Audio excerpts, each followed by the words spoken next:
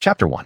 On our wedding night. Are you talking to me about taking a concubine? Yongle 13th year. Prince of Incanfu. Today is Crown Prince Zhu Zhanji's wedding day. However, a little eunuch in the mansion panicked and rushed into the inner hall, falling to his knees with a thud. Master Prince, there is terrible news. Grand Prince has run away. What? Zhu Gaoqi was shocked. His originally calm expression turned serious. Then why are you still kneeling here? Go find him quickly. Master Prince, Grand Prince. Before he left, he said he would go to the palace to see His Majesty. See the Emperor? Zhu Gaoqi looked completely confused. In the imperial study of the palace, Zhu Di leaned back on the royal bed and casually flipped through a memorial scroll. Boy, today is your wedding day. You should be staying obediently with your bride at home. Why have you come to me at this late hour? Zhu Zhanji knelt before Zhu Di's bed, grinning as he revealed his teeth. I came specially to thank grandfather for your concern about my marriage issue. Upon hearing this, Zhu Di gently closed the memorial scroll. Boy, don't try to sweet-talk me. I've watched you grow up since you were little. Do you think I wouldn't know what you're thinking? Zhu Di slowly stood up, his hands behind his back, commanding respect even without anger. But your marriage is not just your personal matter. It's also an affair of state for the Ming Dynasty. There is no room for negotiation when it comes to selecting the Grand Prince Consort. Upon hearing this, Zhu Zhanji's face fell. But grandfather, didn't you promise me that I could choose my own spouse? How can the ruler of an entire country break his word? I haven't broken any promises. Hu Taifei was chosen by me, but Sun Ruowei. She was your choice, wasn't she? Zhu Di chuckled lightly. But my original choice was Sun Ruowei. Then grandfather arranged another one for me. What should I do? And how about the other girls? Other girls? Zhu Di was surprised, obviously not expecting this.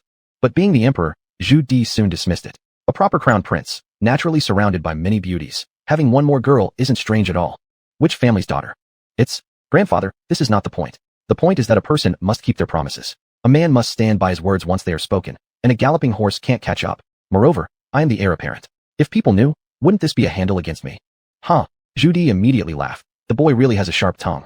Fine, tell me what you want. This is why Zhu Di always liked Zhu Zhanji. This boy had been clever since childhood, very similar to Zhu Di himself. Even though Zhu Di clearly knew that Zhu Zhanji had an ulterior motive for coming here this time, he chose not to expose it. Grandfather, I want to take a concubine. Huh? Take a concubine? Zhu Di was full of surprise. This result was unexpected. In Zhu Di's eyes, Zhu Zhanji should be upset about Sun Ruowei's status and come to throw a tantrum. But who would have thought that this boy would come asking for permission to take a concubine? You're not confused, are you? Today is your grand wedding day. Tonight is your wedding night. And you come here to tell me about taking a concubine. Grandfather, I'm serious. This is something you taught me. We must have consistency and finish what we start. Promises made must be honored. Are these not things grandfather has always emphasized? Zhu Di. All right then, hurry back. Your princess is waiting for you, and soon enough your father will have his grandson. Zhu Di waved his hand helplessly. Thank you, grandfather. May the emperor live 10,000 years. Walking out of the imperial study, the smile on Zhu Zhanji's face couldn't be hidden anymore. 3 years. Finally, the system can work. F***CK. Do you know how I've spent these past 3 years? Zhu Zhanji was not from this era. He came from a few hundred years in the future. For unknown reasons, he became Zhu Zhanji, Zhu Di's most beloved grandson and the 5th emperor of the Ming Dynasty. Lucky to have become a time traveler, the presence of a system naturally couldn't be missing. Zhu Zhanji's awakened system is called the Many Sons, Much Fortune system. For every wife he marries or each descendant he fathers, he will receive rewards, and the more descendants he has, the greater the reward becomes. Unfortunately, 3 years ago, he hadn't reached the age for marriage yet. One must remember that he is the crown prince of the Ming Dynasty. When it came to rituals, Zhu Di had always been very strict and highly valued them. Before reaching the legal age, he absolutely could not touch a woman. It wasn't until today that Zhu Zhanji truly started using the system. If he's going to do it, he'll do it big. People in ancient times can have multiple wives and concubines, which is precisely why Zhu Zhanji ran off to see Zhu Di on his wedding night. If he didn't act this way, would Zhu Di so easily agree to let him take concubines? Chapter 2. Kids are the ones who make choices, adults have to do both. This is how the system works. If you want rewards, you either marry a wife or have a child. Having children, well, naturally no problem. But the issue is, can kids be born every day? Obviously not. So the most stable method right now is to take concubines. Of course, the most direct way is to get Zhu Di's permission. As long as there's an order from grandfather Zhu Di, would his father Zhu Gaoqi dare to say anything? And mother Zhang couldn't say anything either. In this era, who dares to say no to what the emperor says? After receiving permission from grandfather, Zhu Zhanji returned home happily. As soon as he walked into the crown prince's mansion, he heard the voice of mother Zhang. Oh, the eldest grandson knows to come back. I thought the eldest grandson was going to spend the night in the palace tonight. Upon hearing that, Zhu Zhanji felt his heart skip a beat and quickly smiled apologetically. Mother, what are you talking about? It's my wedding night today. How could I spend it in the palace? Upon hearing this, Zhang was instantly both angry and amused. You still know it's your wedding night. I thought His Excellency the eldest grandson had already forgotten. I haven't forgotten. How could I forget something so important? Don't give me any nonsense. Zhang's voice suddenly became louder, startling Zhu Zhanji. No need to talk about it. Mother holds an absolute position at home. Father Zhu Gaoqi is the crown prince, the pillar of the family. Does he get to decide? Fact, he thinks too much. Oftentimes, things at home are decided by Mother Zhang. Who doesn't know that Zhu Gaoqi is famously afraid of both his father and his son, and even chats with his wife when he gets home? On your wedding night, instead of staying in the room to foster feelings with your wife, why did you go find your grandfather in the palace? Mother, you're overthinking it. It wasn't me who went looking for grandfather, it was him who sent for me. Zhang's face stiffened and she asked suspiciously, Grandfather called for you? What for? Mother, didn't you just say before that you mustn't interfere in state affairs? Zhu Zhanji chuckled. Zhang sighed helplessly. All right, I won't ask. Now please, His Excellency the eldest grandson, go back to rest.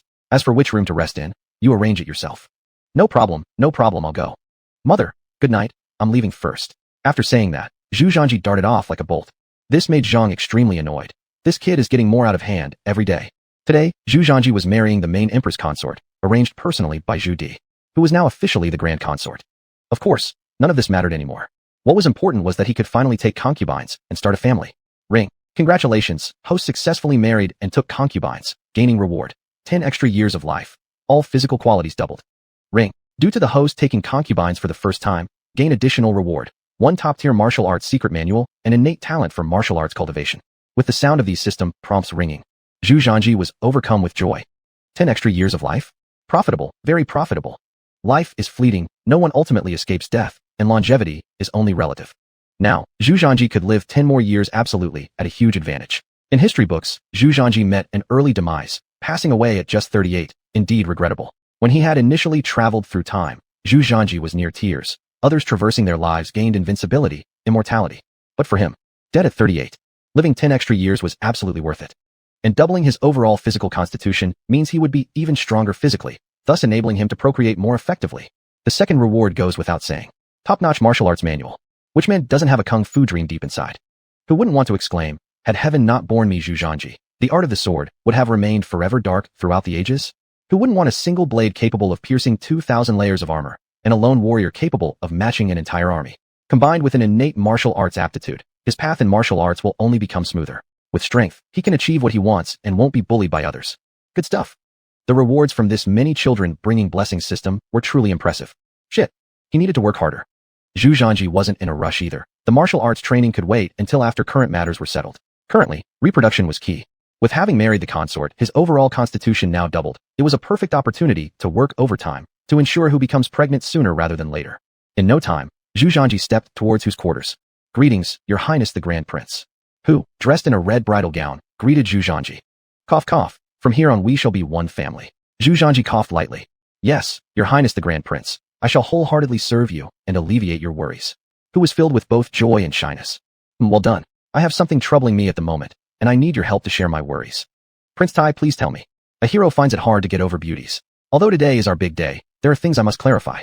Originally, the person chosen for marriage today was not you. If grandfather hadn't insisted on this arrangement, someone else would be with me right now. Upon hearing this, Hushur quickly knelt down. Your servant understands. But you can rest assured, I am not a heartless man. Since we have gone through the wedding ceremony, I will not betray you. In the future, when I take concubines, I hope that you will all live in harmony. After hearing this, Hushur faintly smiled. Your servant will always remember Prince Tai's words. For Hushur, born into an official family, the concept of arranged marriages by parents was deeply ingrained in her mind. She had no choice, no retreat. Men with multiple wives and concubines were commonplace, especially for royal children who often gathered large harems. Zhu Zhanji, as the current heir, would naturally have many consorts in the future.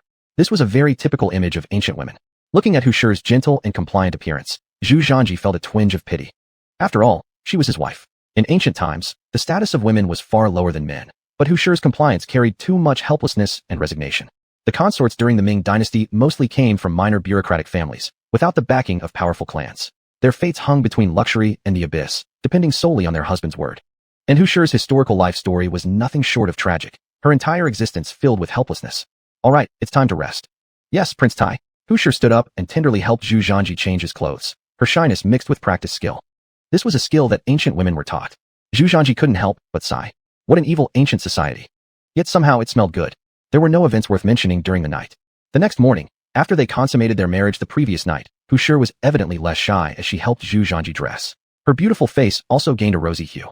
In the future, if you need anything, feel free to command the servants or find me. We're family now, so don't hold back. Recently, the weather has been hot, so I'll send someone later to fetch some ice blocks to keep you cool, Zhu Zhanji said nonchalantly. I dare not. Hu Shi was startled by his favor and hurriedly refused. Ice blocks were luxuries meant only for royalty and nobility. She had never enjoyed such treatment before. TSK, we're one family now. There's no need for reserve. You are the princess consort, so what's stopping you? It's decided.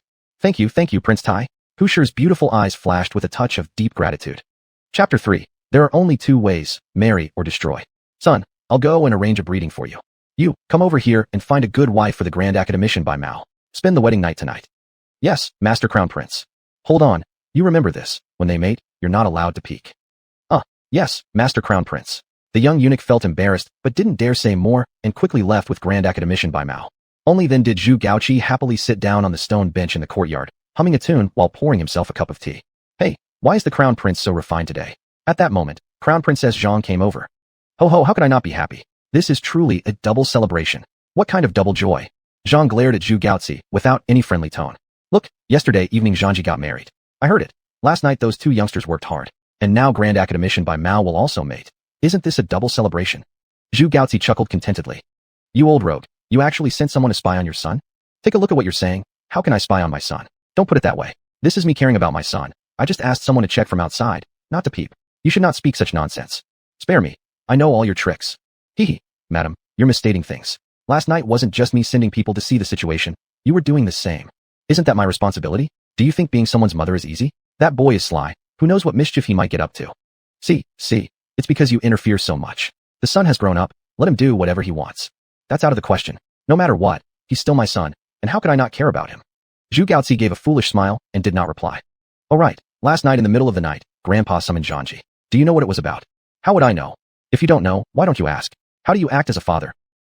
I forgot. This child rushed out early in the morning and hasn't returned yet. How am I supposed to ask? Dad, Mom, if there's anything you want to ask, I've returned already, just ask away. Zhu Zhangji's voice came from outside the door, followed by him appearing before them, a spring in his step. Son, you've come back just in time. Dad has something to ask you. Yesterday was your wedding day, but in the dead of night, Grandfather summoned you into the palace. Why? Seizing the opportunity, Zhu Gaozi hurriedly questioned. What else? Grandfather asked me to take a concubine. Huffed. Cough. Originally, Zhang was drinking tea, but suddenly she started choking fiercely. Zhu Gaozi was quick to pat her back anxiously. After pausing for a long while, Zhang finally recovered and hastily asked, What did you say? Grandfather summoned you in the middle of the night just to make you take a concubine? Of course. What's the problem? Zhu Zhangji said nonchalantly. You brat, what nonsense are you spouting? Who would believe such a tale? Although Zhu Gaozi looked naive, he was no fool. Even if Grandfather was in a hurry, it was impossible for him to summon Zhu Zhangji on his wedding night, simply to make him take a concubine. Father, how could I lie to you about something like this? If you two don't believe me, we can go into the palace right now and confront Grandfather face to face. This. Father Zhu Gaozi fell silent. Mother Zhang was speechless too. Confronting Emperor Zhu Di? This was surely a joke. Even if they had 2 water jars as courage, they wouldn't dare do such a thing. Wouldn't this be tantamount to accusing him of crimes? Well, then why would Grandfather do such a thing? This time, your princess bride was arranged by Grandfather himself. How could he rush for you to take a concubine? Zhang hesitantly questioned. Isn't this quite simple? This chosen princess isn't one I like. I already have someone in mind, and I've told Grandfather and made a commitment to her. Now that I'm married, if it isn't the person I promised to, won't this tarnish the reputation of the royal family? Grandfather deemed this an important matter, thus summoning me late at night into the palace. Isn't this reasonable? Zhang was rendered speechless. It shouldn't be this urgent though. At least it should wait a little longer, not on the wedding night. Father, don't discuss this with me. If you have objections, you need to talk to Grandfather. Zhu Gaozi. Both parents immediately retreated. The descendants of the Zhu family were notoriously afraid of their father. This was the Zhu family's tradition of ancestral suppression. To have Zhu Gaozi oppose Zhu Di's wishes was nothing short of a dream, not to mention confronting Zhu Di directly. And so, both parents remained quiet. Seeing the timing was ripe, Zhu Zhangji grinned, and then joyfully beckoned the couple to sit down. He then filially poured them each a cup of tea. Father, Mother, you know I've always followed your wishes, but His Majesty, my great-grandfather, is the Emperor. We can't dare to go against his wishes. I know this is indeed rather rushed, but Grandfather told me that this matter must be resolved. There are only 2 ways. Either we bring them into the family through marriage, or eliminate their mouths. Hearing this, Lady Zhang instantly widened her eyes. Surely it's not necessary to go that far. Zhu Gaozi remained silent, but Zhu Zhangji knew he wasn't joking. While others might not understand how ruthless the old man could be, Zhu Gaozi understood it all too well. The old man wouldn't hesitate to carry out such an extreme solution. It was completely in character for him. Mother, how could it not be necessary? You should know my current status as the heir apparent to the crown prince. If word gets out about this later and tarnishes the reputation of the royal family, do you think Grandfather would allow it? This sigh. Lady Zhang hesitated.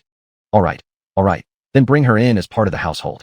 Lady Zhang could only agree, since almost every heir of the imperial family ended up with multiple wives. It was no big deal compared to eliminating someone, so bringing her into the fold was better. Understood, father, mother, let's prepare now. Tomorrow, I will bring her home. Wait, which young lady is it? The daughter of the shopkeeper at the bridgehead in the west. Her surname is Sunday. I'll go make the arrangements and bring her back tomorrow. Saying this, Zhu Zhanji turned around and fled before they could bombard him with more questions. It has to be said, Zhu Zhanji had his parents right where he wanted them. What kind of situation is this? Truly annoying. Lady Zhang sighed. What else can we do? Since the boy said so, there's nothing left but to follow through. Just keep things low-key and invite a few relatives and top ministers over for dinner. Zhu Gaozi responded helplessly. That's all we can do. Night fell. Zhu Zhanji entered Miss Hu's chamber. How's it going? Is the room still stifling? As soon as he stepped in, Zhu Zhanji asked. Chapter 4. Taking a concubine. Thank you, Grand Prince. It's much cooler inside now. Hu sure smiled, though in her heart, she was quite touched. She and Zhu Zhanji were husband and wife, but they didn't have much of an emotional foundation. From their wedding until now, they had only seen each other a few times.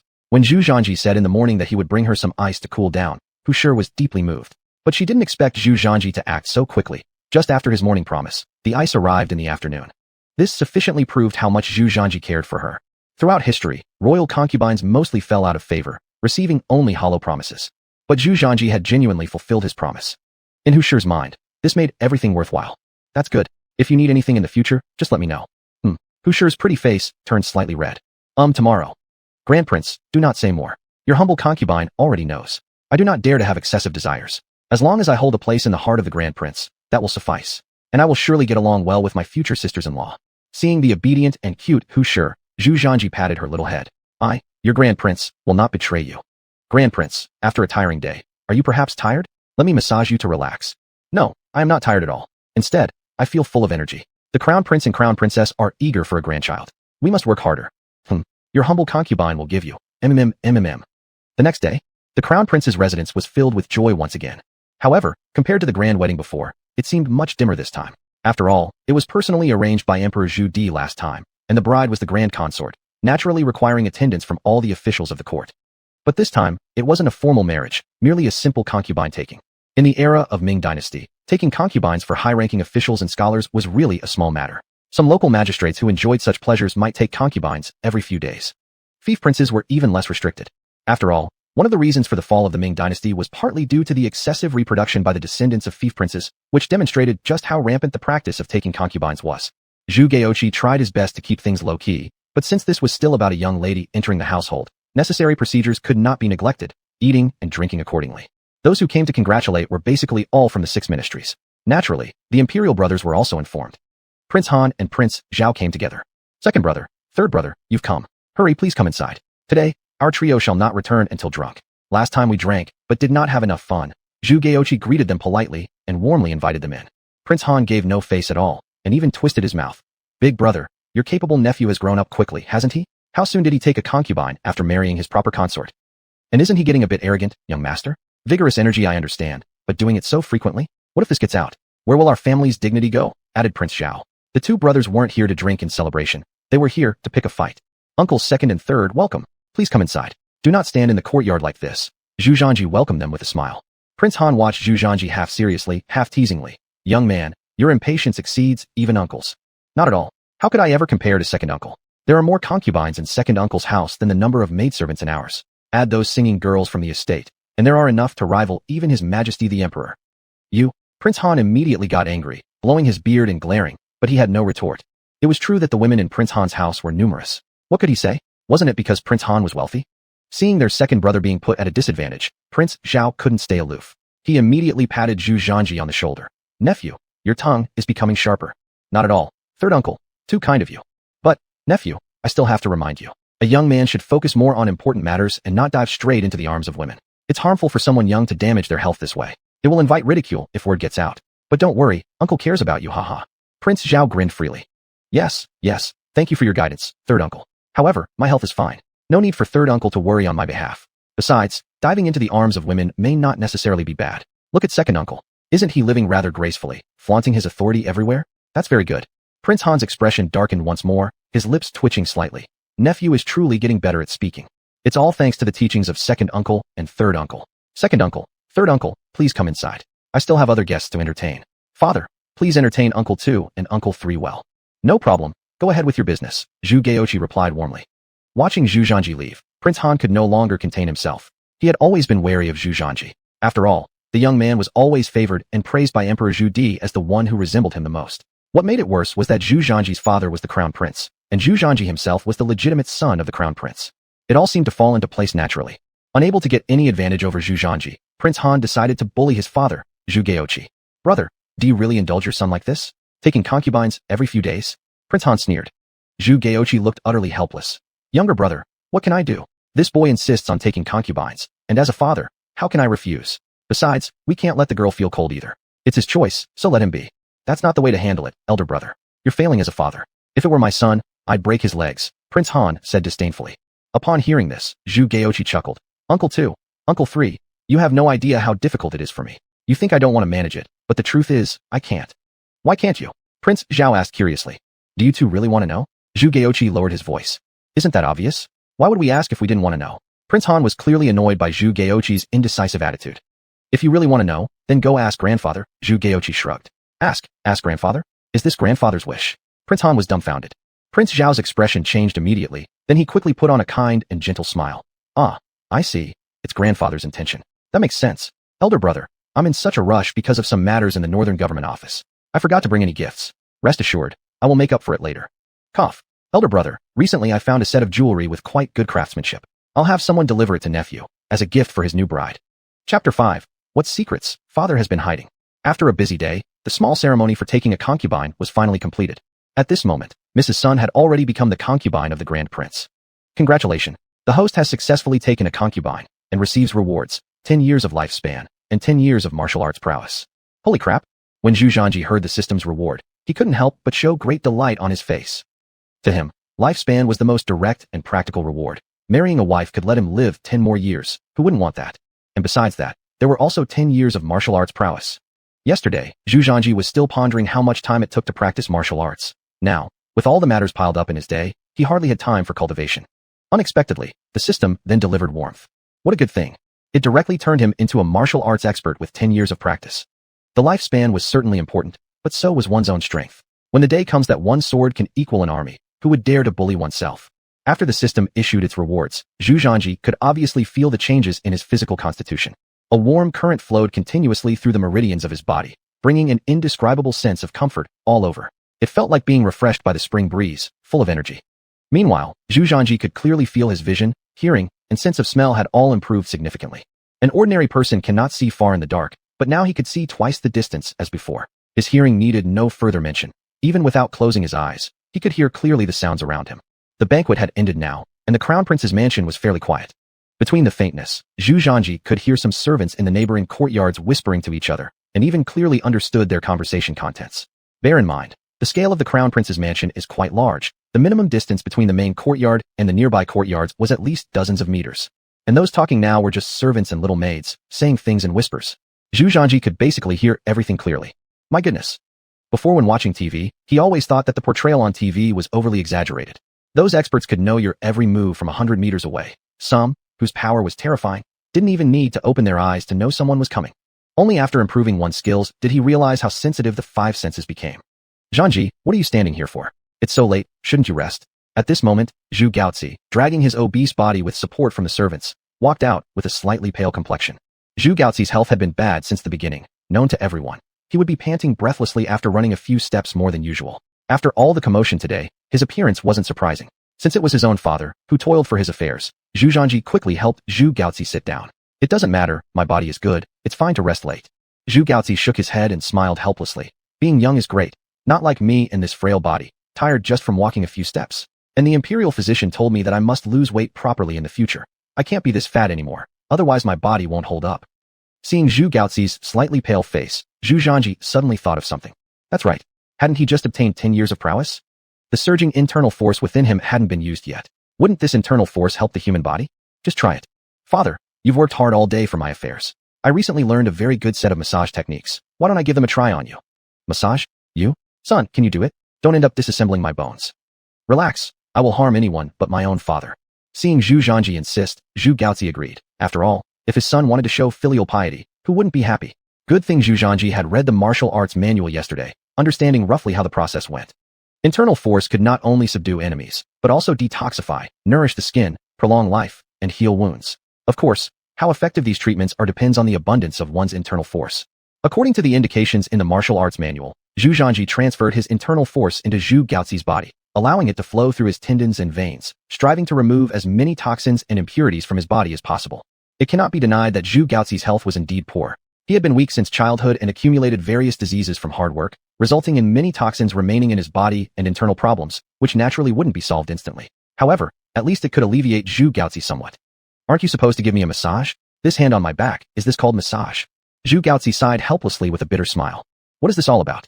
Shouldn't the massage involve relaxing the acupoints all over the body? At least you should pinch the shoulders, right?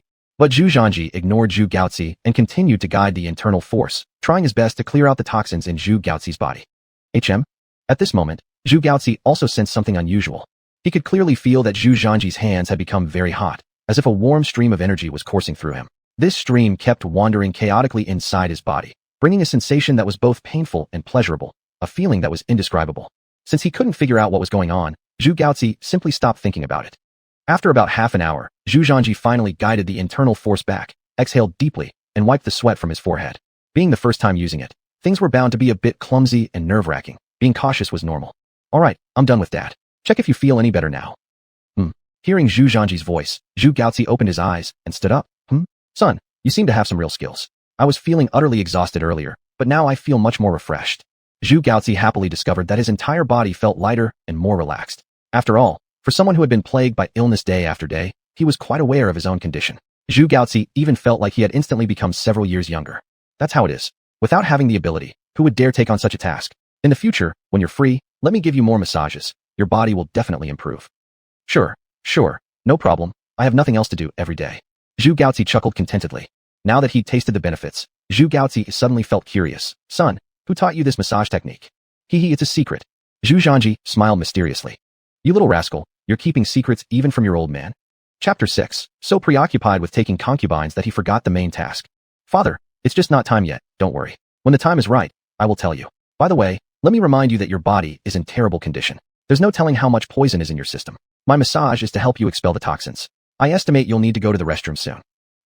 You know what? Now that you mention it, my stomach hurts already. I have to go deal with it quick. Watching Zhu Gaozi walk away hastily, Zhu Zhanji couldn't help but laugh happily. It must be said, this martial way is great. Not only can it defeat enemies, but it can also take care of friends and family around you.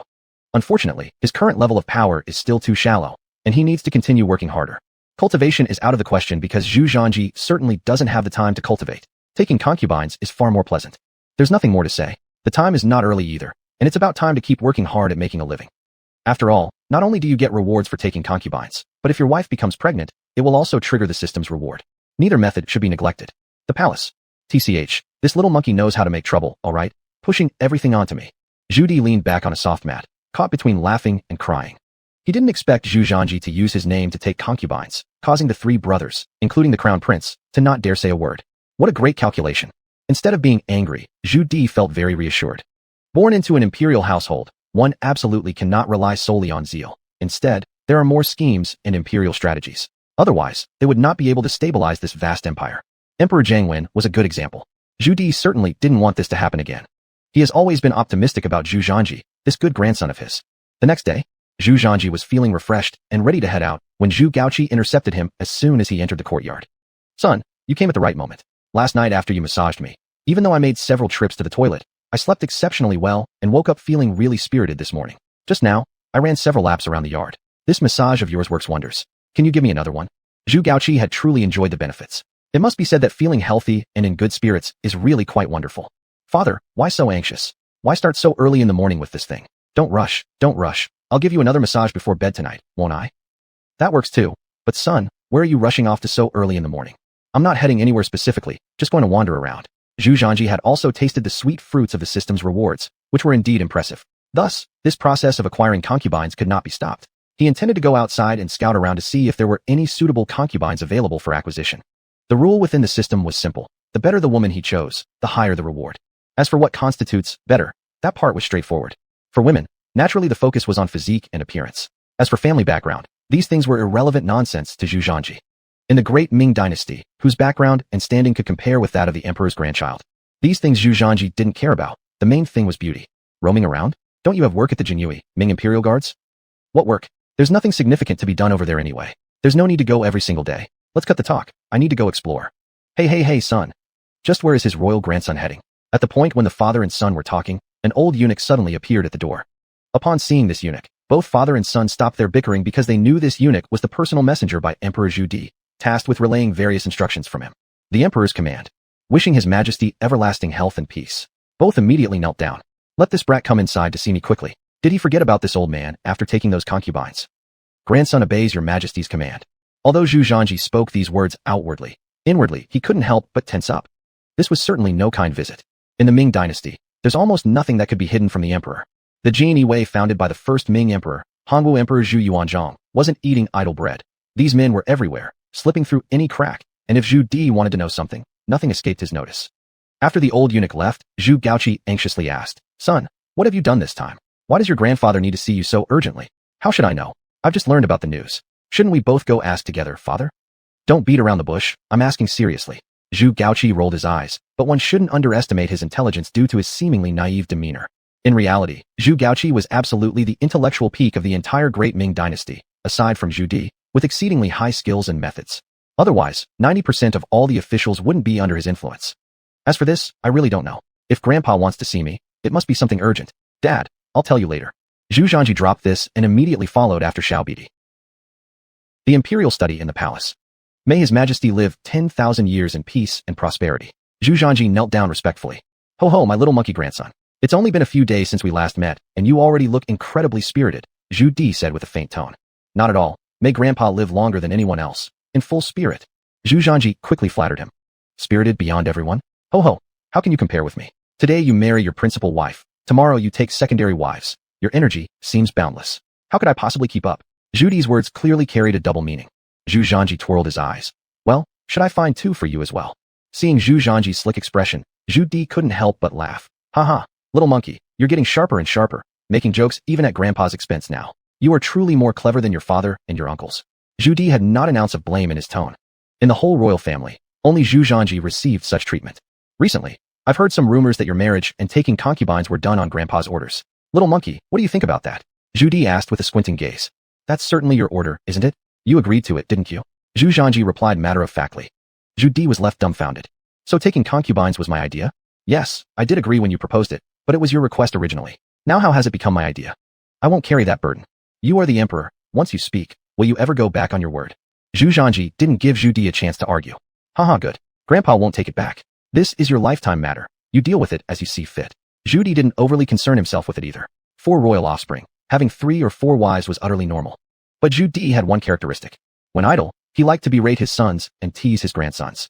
Today he originally intended to have a bit of fun bullying this talented grandson, but the situation had turned around, so Zhu Di decided to let it slide. Then Zhu Di's expression turned solemn. Zhanji, you're not young anymore. Now that you've established a household, take some time to study carefully with your father when you're free. Your grandson follows your orders.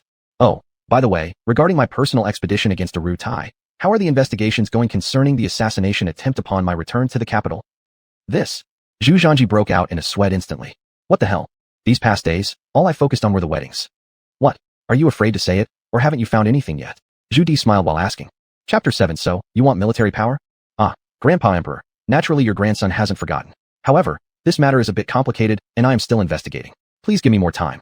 Zhu Zhanji wasn't stupid. Zhu Di's assassination attempt was not as simple as imagined, and it involved some complex people. Zhu Zhanji couldn't say something rashly, otherwise the consequences would be unimaginable. Hearing that, Zhu Di smiled. Kid, you have improved. Suddenly, Zhu Di changed his tone. Don't rush, they will be here soon. Not long after, there were soft footsteps heard outside. Crown Prince Zhu Gaoji, Han King Zhu Gaoshu, and Zhao King Zhu Gaosui walked in together. Long may the emperor live, the three said in unison. Long may the emperor live. Can't wait for me to die, huh? Zhu Di coldly waved his hand. Zhu Gaoji was immediately scared into trembling, having just stood up only to kneel down again. This time I personally led the troops and fought bloody battles for a year, fiercely battling with the Alton department. I never expected such an event to happen upon returning to the capital. Zhu Di's voice suddenly became much heavier. Then he added slowly. If it weren't for the good investigation of number 2, predicting the enemy's movements in advance, wouldn't your visit today be for more than asking about my health? Upon hearing this, Zhu Gaoji's face turned pale. Despite appearing somewhat foolish and timid, Zhu Gaoji could still understand what Zhu Di meant. Han King's face lit up with joy and took the opportunity to say, "Your Majesty, I wish to mobilize the private army's forces, close the city gates, and conduct a thorough search." After saying this, Han King deliberately paused. "Go on," Zhu Di said indifferently. But elder brother refuses to hand over power. Han King glanced at Zhu Gaoji, unable to suppress a sinister laugh in his heart. Zhu Di stared at Zhu Gaoji with his eyes. "So, are you afraid of finding co-conspirators?" "No, Your Majesty, this." Zhu Gaoji clearly didn't know how to respond. With his intelligence, how could he not guess whose hands the assassination attempt came from? Zhu Gaoji could see it. Zhu Di could surely see it too. But Zhu Di blaming him made no sense. "When did the assassin enter the city?" Zhu Di asked again, his tone growing colder. That. Zhu Gaoji was stumped by the question. "If I knew when the assassin entered the city, would you still be interrogating me today?" Zhu Gaoji was now like a mute eating xuanhuan, suffering in silence. "What do you mean by this or that? External worries of strong enemies, internal worries of rebels. How do you supervise the country like this?" Zhu Di's voice suddenly became louder. Zhu Gaoji was immediately scared speechless, unsure of what to say. "This father of mine is unpredictable in temperament." "Speak," Zhu Di angrily said. Aye. Zhu Gaoji was unable to say anything for a long time, truly not knowing what to say. Clearly, Zhu Di was trying to make things difficult for him. Seeing Zhu Gaoji's seemingly wretched demeanor, Zhu Zhanji sighed inwardly. This was why Zhu Di disliked Zhu Gaoji. "Grandpa Emperor, my father ran all the way here. He's still catching his breath. You also know my father's poor health." Zhu Zhanji knew that if he didn't speak up, things would get out of control. Who knows what Zhu Di might do in anger. Upon hearing this, Zhu Di's expression became slightly better. "Stand up, fetch a stool for your father." Zhu Zhanji quickly went over to help Zhu Gaoji stand up. Han King's eyes flickered with disdain. He most despised Zhu Gaoji's apparently compassionate and feeble attitude. "Grandpa Emperor, even though I don't know where the intelligence from Uncle came from, but Your Majesty just returned from a personal campaign. Conducting a citywide manhunt disturbing the peace of the citizens might turn a good thing into a bad one." Zhu Zhanji had no choice. After all, that person was his father. As a son, he had to intercede for his father. Han King became discontent immediately upon hearing this and quickly grabbed the word. "Your Majesty, not only should we carry out a citywide manhunt, but we should also thoroughly investigate all officials big and small, to see if anyone is eating our rice but pining for the Jiangwen Emperor." When Han King mentioned the Jiangwen Emperor, his tone became especially heavy. Clearly, Han King wanted to use the name of Jiangwen to eliminate political opponents. No one understood better than Han King that Zhu Di always had a psychological barrier. This method was tried and tested many times. Upon hearing this, Zhu Gaoji slightly furrowed his eyebrows but quickly recovered. Although he knew what Han King wanted to do, he could only pretend he knew nothing, understanding nothing. To put it bluntly, being clueless kept one alive longer. Of course, Zhu Di was not a fool either. He looked at Han King indifferently. "So, you want military power?" Han King was greatly shocked. Feeling Zhu Di's gaze, he felt uneasy inside. Indeed, nothing could escape Zhu Di's keen eye. However, since the conversation had reached this point, Prince Han had no choice but to move forward and chose to remain silent, implying his consent. The atmosphere in the imperial study immediately became eerily quiet. Soon, Zhu Di's words broke the silence. "I've already summoned the private troops of the 5 city garrisons. You will be responsible for the manhunt. Additionally, the thorough investigation of the ministers will proceed, as you suggested." Upon hearing this, Prince Han was overjoyed and quickly responded, "Thank Your Majesty. I vow to capture the assassins and bring them to justice. Prince of the Crown, I am here. Return home and reflect on your recent actions. Send all the memorials you've reviewed during this time to me." I obey your command." What could Zhu Gaosui say? He could only respond with a bitter smile. Prince Han and Prince Zhao exchanged glances and shared a knowing smile. They had successfully accomplished their mission this time. At the Crown Prince's residence, Xiao Bidi led a group of people moving stacks of memorials. Zhu Gaoji stood nearby watching, his heart heavy with sorrow, though he maintained a forced smile on his face. "Prince, do not take it to heart. The Emperor merely wishes to review the memorials and harbors no ill intentions toward you. Do not dwell on it." "Ah yes, I understand." Zhu Gaoji nodded, laughing lightly despite his inner turmoil. "If there's nothing else, this old servant will take his leave. Safe journey." When Xiao Bidi had finally carted away all the memorials from the Crown Prince's palace, Zhu Gaoji could no longer contain himself. He burst into uncontrollable sobbing. "Father, my son is already exhausted from work. Yet, my grandfather still doesn't trust me. Wah, if this is what being Crown Prince means, then I refuse to continue. Let's return to Shuntian and hunt instead." His weeping was quite a sight, a mix of tears and mucus, rendering him like an unruly child plopped on the floor, losing all semblance of his usual royal demeanor. This scene left Zhu Zhanji utterly speechless, who hurriedly signaled the eunuchs nearby to lift Zhu Gaoji up and seat him back onto a chair. "Father, why take it so seriously? If Grandpa Emperor doesn't trust us, let it be. If it troubles you too much, then we can indeed return to Shuntian and go hunting as you suggest." "Huh." Zhu Gaoji suddenly stopped mid-sob, tears and snot frozen in place. What just happened? Could these really be words coming from his own son? Something felt off. Chapter 8. Hunting in Shunyan. Zhu Gaozi looked at Zhu Zhanji with disbelief. He knew his son very well. His character was very similar to Zhu Di's. ambitious, and with Zhu Di spoiling him so much, plus being the crown prince himself, and Zhu Zhanji being the grandson of the crown prince, the throne was within very close reach for him. And yet he said they should go hunting in Xuanhuan? What's wrong? Did I say something incorrect? Zhu Zhanji shrugged. Ugh, my son, you're right. Let's just go hunting in Xuanhuan. Forget about being a prince. Realizing this, Zhu Gaozi burst into tears again. Then stop crying already. You're an adult now. No need to act like a child. Let's go inside. I'll give you a massage to relax. Supported by Zhu Zhanji, Zhu Gaozi went indoors, shutting all doors and windows. With a sudden thought, Zhu Zhanji carefully listened around to make sure there were no spies from the imperial guards eavesdropping before saying, "Father, your acting is really top-notch. I almost believed it." "You child, what acting?" Your father was truly crying so bitterly. "Relax, nobody's listening." Zhu Zhanji reassured Zhu Gaozi with an assuring look. He knew what Zhu Gaozi was worried about. Don't think that being in the crown prince's mansion made them safe. In fact, everywhere were Zhu Di's spies, since the imperial guards were omnipresent and sneaky. Actually, Zhu Gaozi's prior behavior was a performance staged for Zhu Di. Is there really nobody listening? Zhu Gaozi was still uneasy, lowering his voice. Relax, there isn't. Hee, my son, you played along pretty well just then. Finally you understand father's predicament. Zhu Gaozi chuckled but added with a bitter smile. Of course I do, but father, don't you find living like this exhausting? Let's go hunting in Xuanhuan. Zhu Gaozi stared disbelievingly at Zhu Zhanji and felt his forehead. You don't have a fever. What nonsense are you spouting? Hey, father, maybe it's you who has the fever. My body's fine. This isn't nonsense. Why not be a carefree prince in Xuanhuan? Are you serious? Zhu Gaozi asked, surprised. Absolutely serious. You see, just now the emperor obviously favored uncle. Handing over military power, cleaning up court, he gave uncle a chance. Since grandfather favors him so much, why not give up being crown prince and grandson to crown prince? Zhu Zhanji indeed meant these words sincerely. The reason was simple. As grandson of the crown prince, restrictions were too many. After all, with such an exalted status as the future heir to the throne, everything required careful attention. What Zhu Zhanji wanted most right now was to take concubines and obtain system rewards. As a grandson of the crown prince, if he constantly took concubines, wouldn't Zhu Di cut off his head? Therefore, being a prince was actually a good choice. Who didn't know that princes of the Ming Dynasty enjoyed lifelong freedom and wealth? Their benefits were unmatched. In which dynasty of the Ming did every prince not have a large family? This was after all a rule set by Taizu Zhu Yuanzhang. The court would provide for these princes, the more descendants, the more they'd get. Besides, Zhu Zhanji now had a system of multiple offspring leading to happiness. This identity of Ming prince matched this system perfectly. Instead of engaging in intrigue, why not focus on being a prince, focus on completing system tasks, and collect rewards? Achieve the pinnacle of martial arts? Enter the Tao through martial arts? Attain immortality? And even become the ultimate ruler? Too marvelous. The more Zhu Zhanji thought about it, the more excited he became. After all, every man harbors a dream of martial arts. Son, are you willing to let go of the throne? Zhu Gaozi was still unwilling to believe. Father, just letting go of the position of crown prince or grandson of crown prince isn't a big deal. Besides, emperors throughout history have been ruthless. If we continue fighting, one day we will inevitably end up in battle with second and third uncle. In the end, either we die or they perish. Why create such a mess? Oh, son, it seems you've grown up. But father wonders, have you ever considered, even if you're willing to voluntarily renounce, will grandfather believe it? Will your uncles believe it? Even if we request to resign from our position as crown prince and return to Xuanhuan, they won't feel reassured. And once they ascend the throne, our entire family might face execution or exile. Zhu Gaozi sighed helplessly. Actually, he himself never had thoughts of contending for the throne, but for the sake of his family, he couldn't avoid the fight. Zhu Zhanji stroked his chin. That's easy then. We won't ask to step down. Instead, we'll let grandfather remove us from our positions. Then we'll go to our fiefs. Will this work? Zhu Gaozi doubted. Of course it can be done. Why not?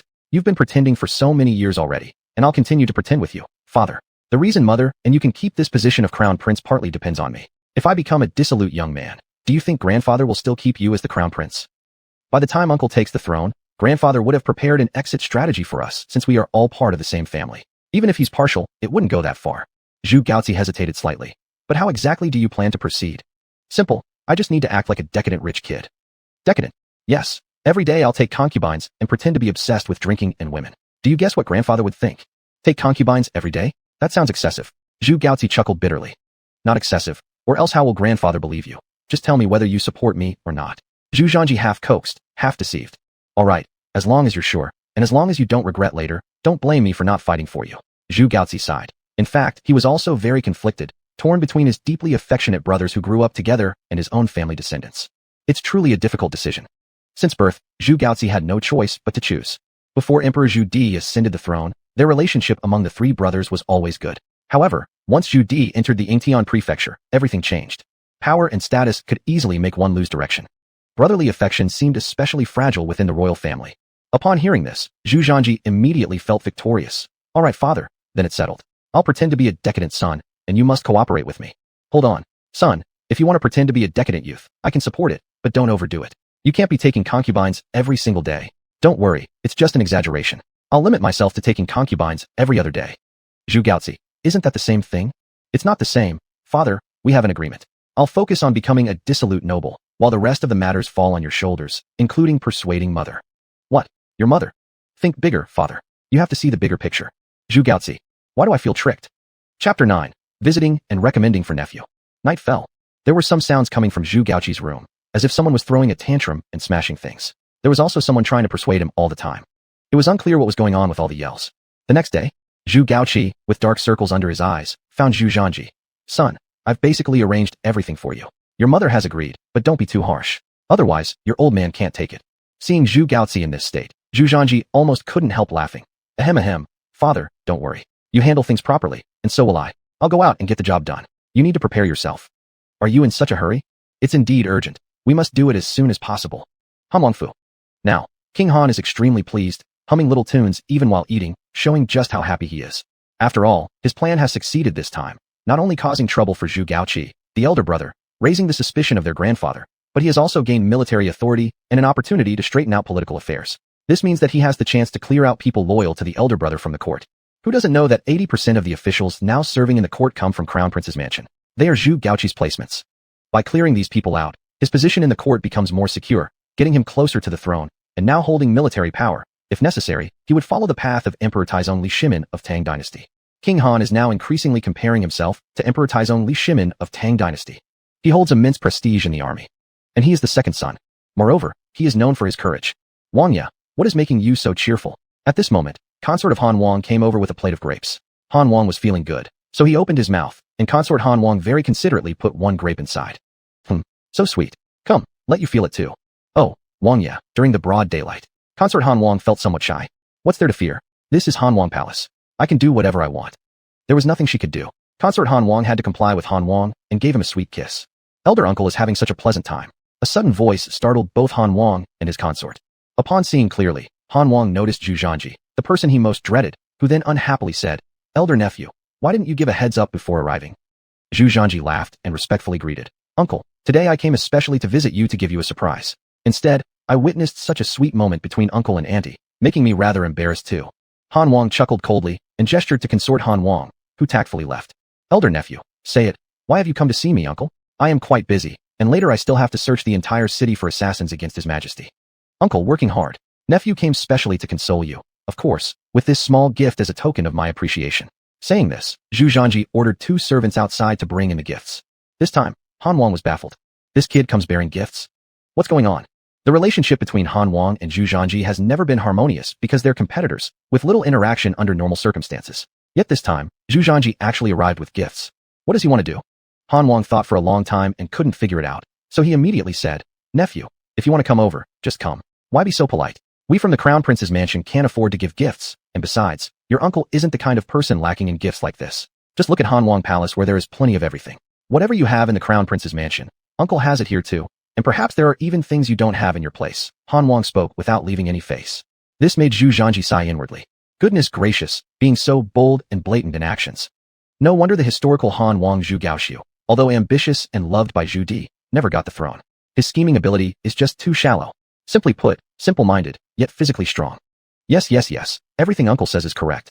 Who in the entire capital doesn't know how generous uncle is? Who else in the entire capital, except uncle, can carry gold beans around and freely distribute them to everyone they meet, unlike my father who is nearly unable to keep food on the table? Zhu Zhanji echoed. I'm telling you what exactly you're here for today, speak plainly. Han Wang really couldn't understand, so he furrowed his brows, watching Zhu Zhanji vigilantly. Zhu Zhanji smiled and said, I like uncle's straightforwardness. Actually, the reason I came today, I heard that uncle's mansion has countless songstresses and acquainted beauties. Therefore, I came to ask uncle to recommend some. Beauties? Recommendation? You came to find me just for this. Han Wang was even more confused. Yes, uncle, I'm not ashamed to tell you this. We're all men, right? Once you've tasted something sweet, your heart feels like it's being scratched by a cat. Recently, I've taken a fancy to a beauty, but you know my old man. He's quite conservative and won't let me bring her home. But if she were recommended by uncle, that would be different.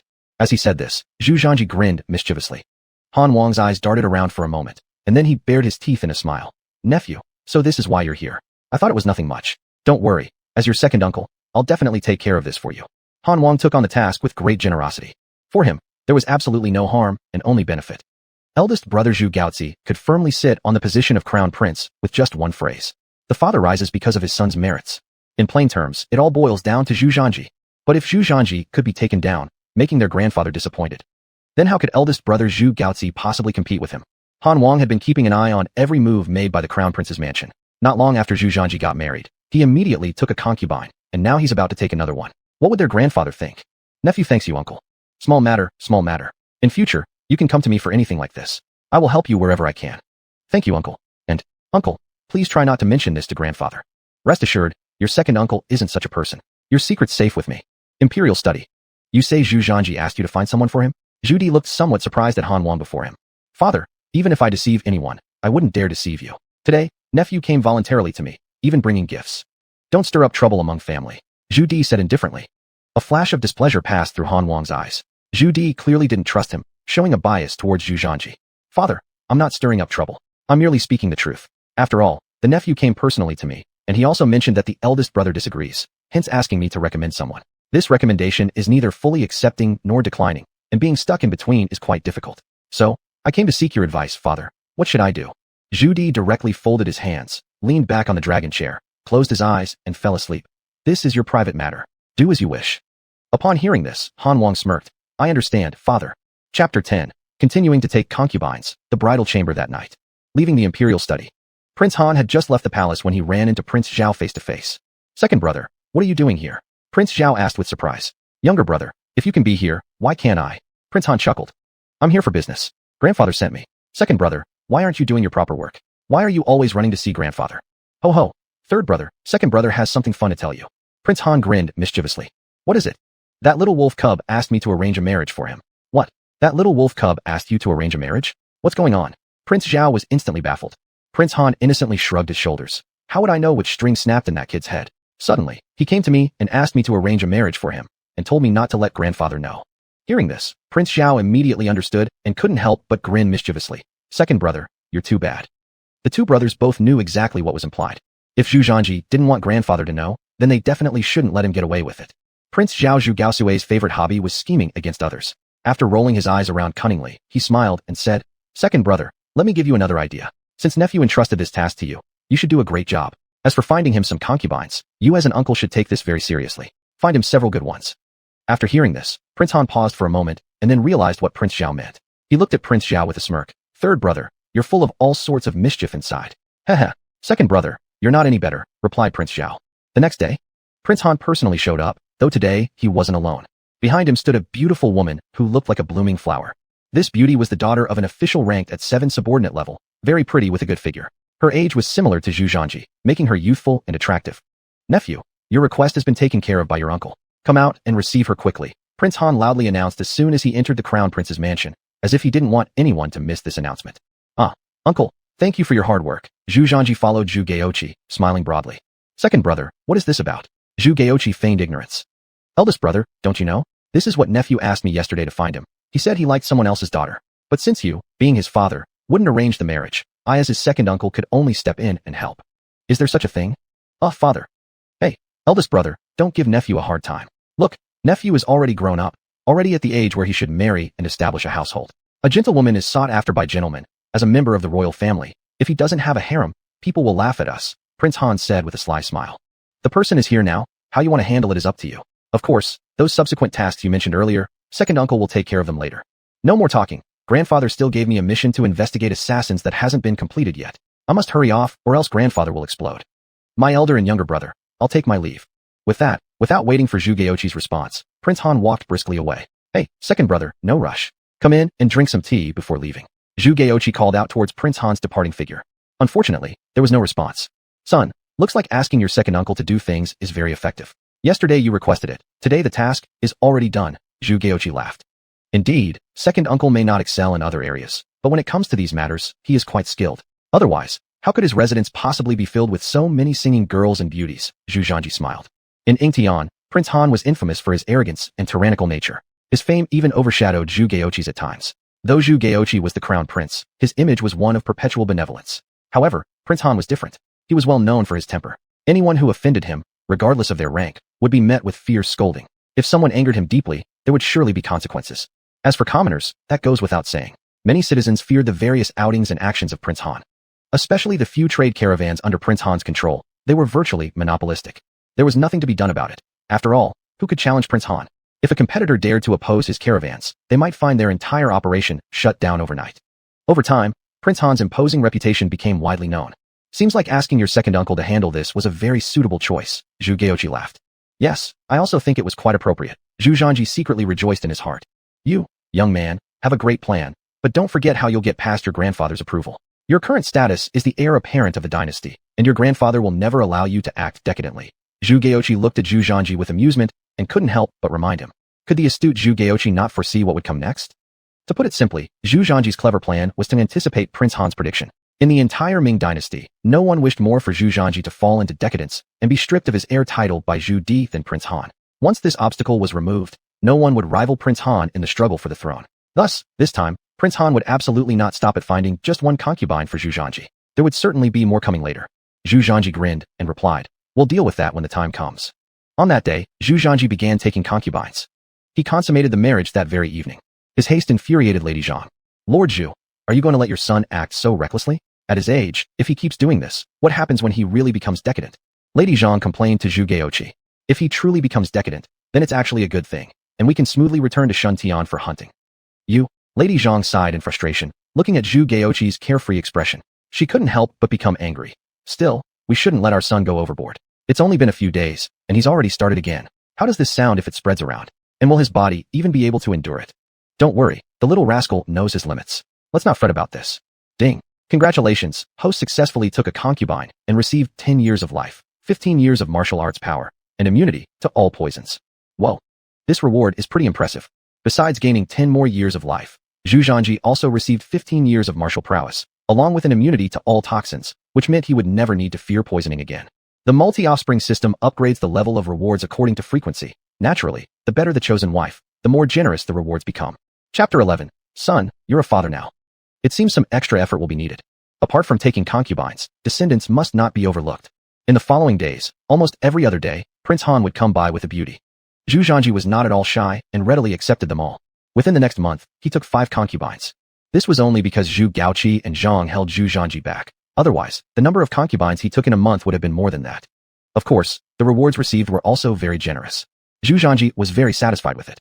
Besides the regular reward of 50 years of life, Zhu Zhanji had already obtained 100 years of cultivation.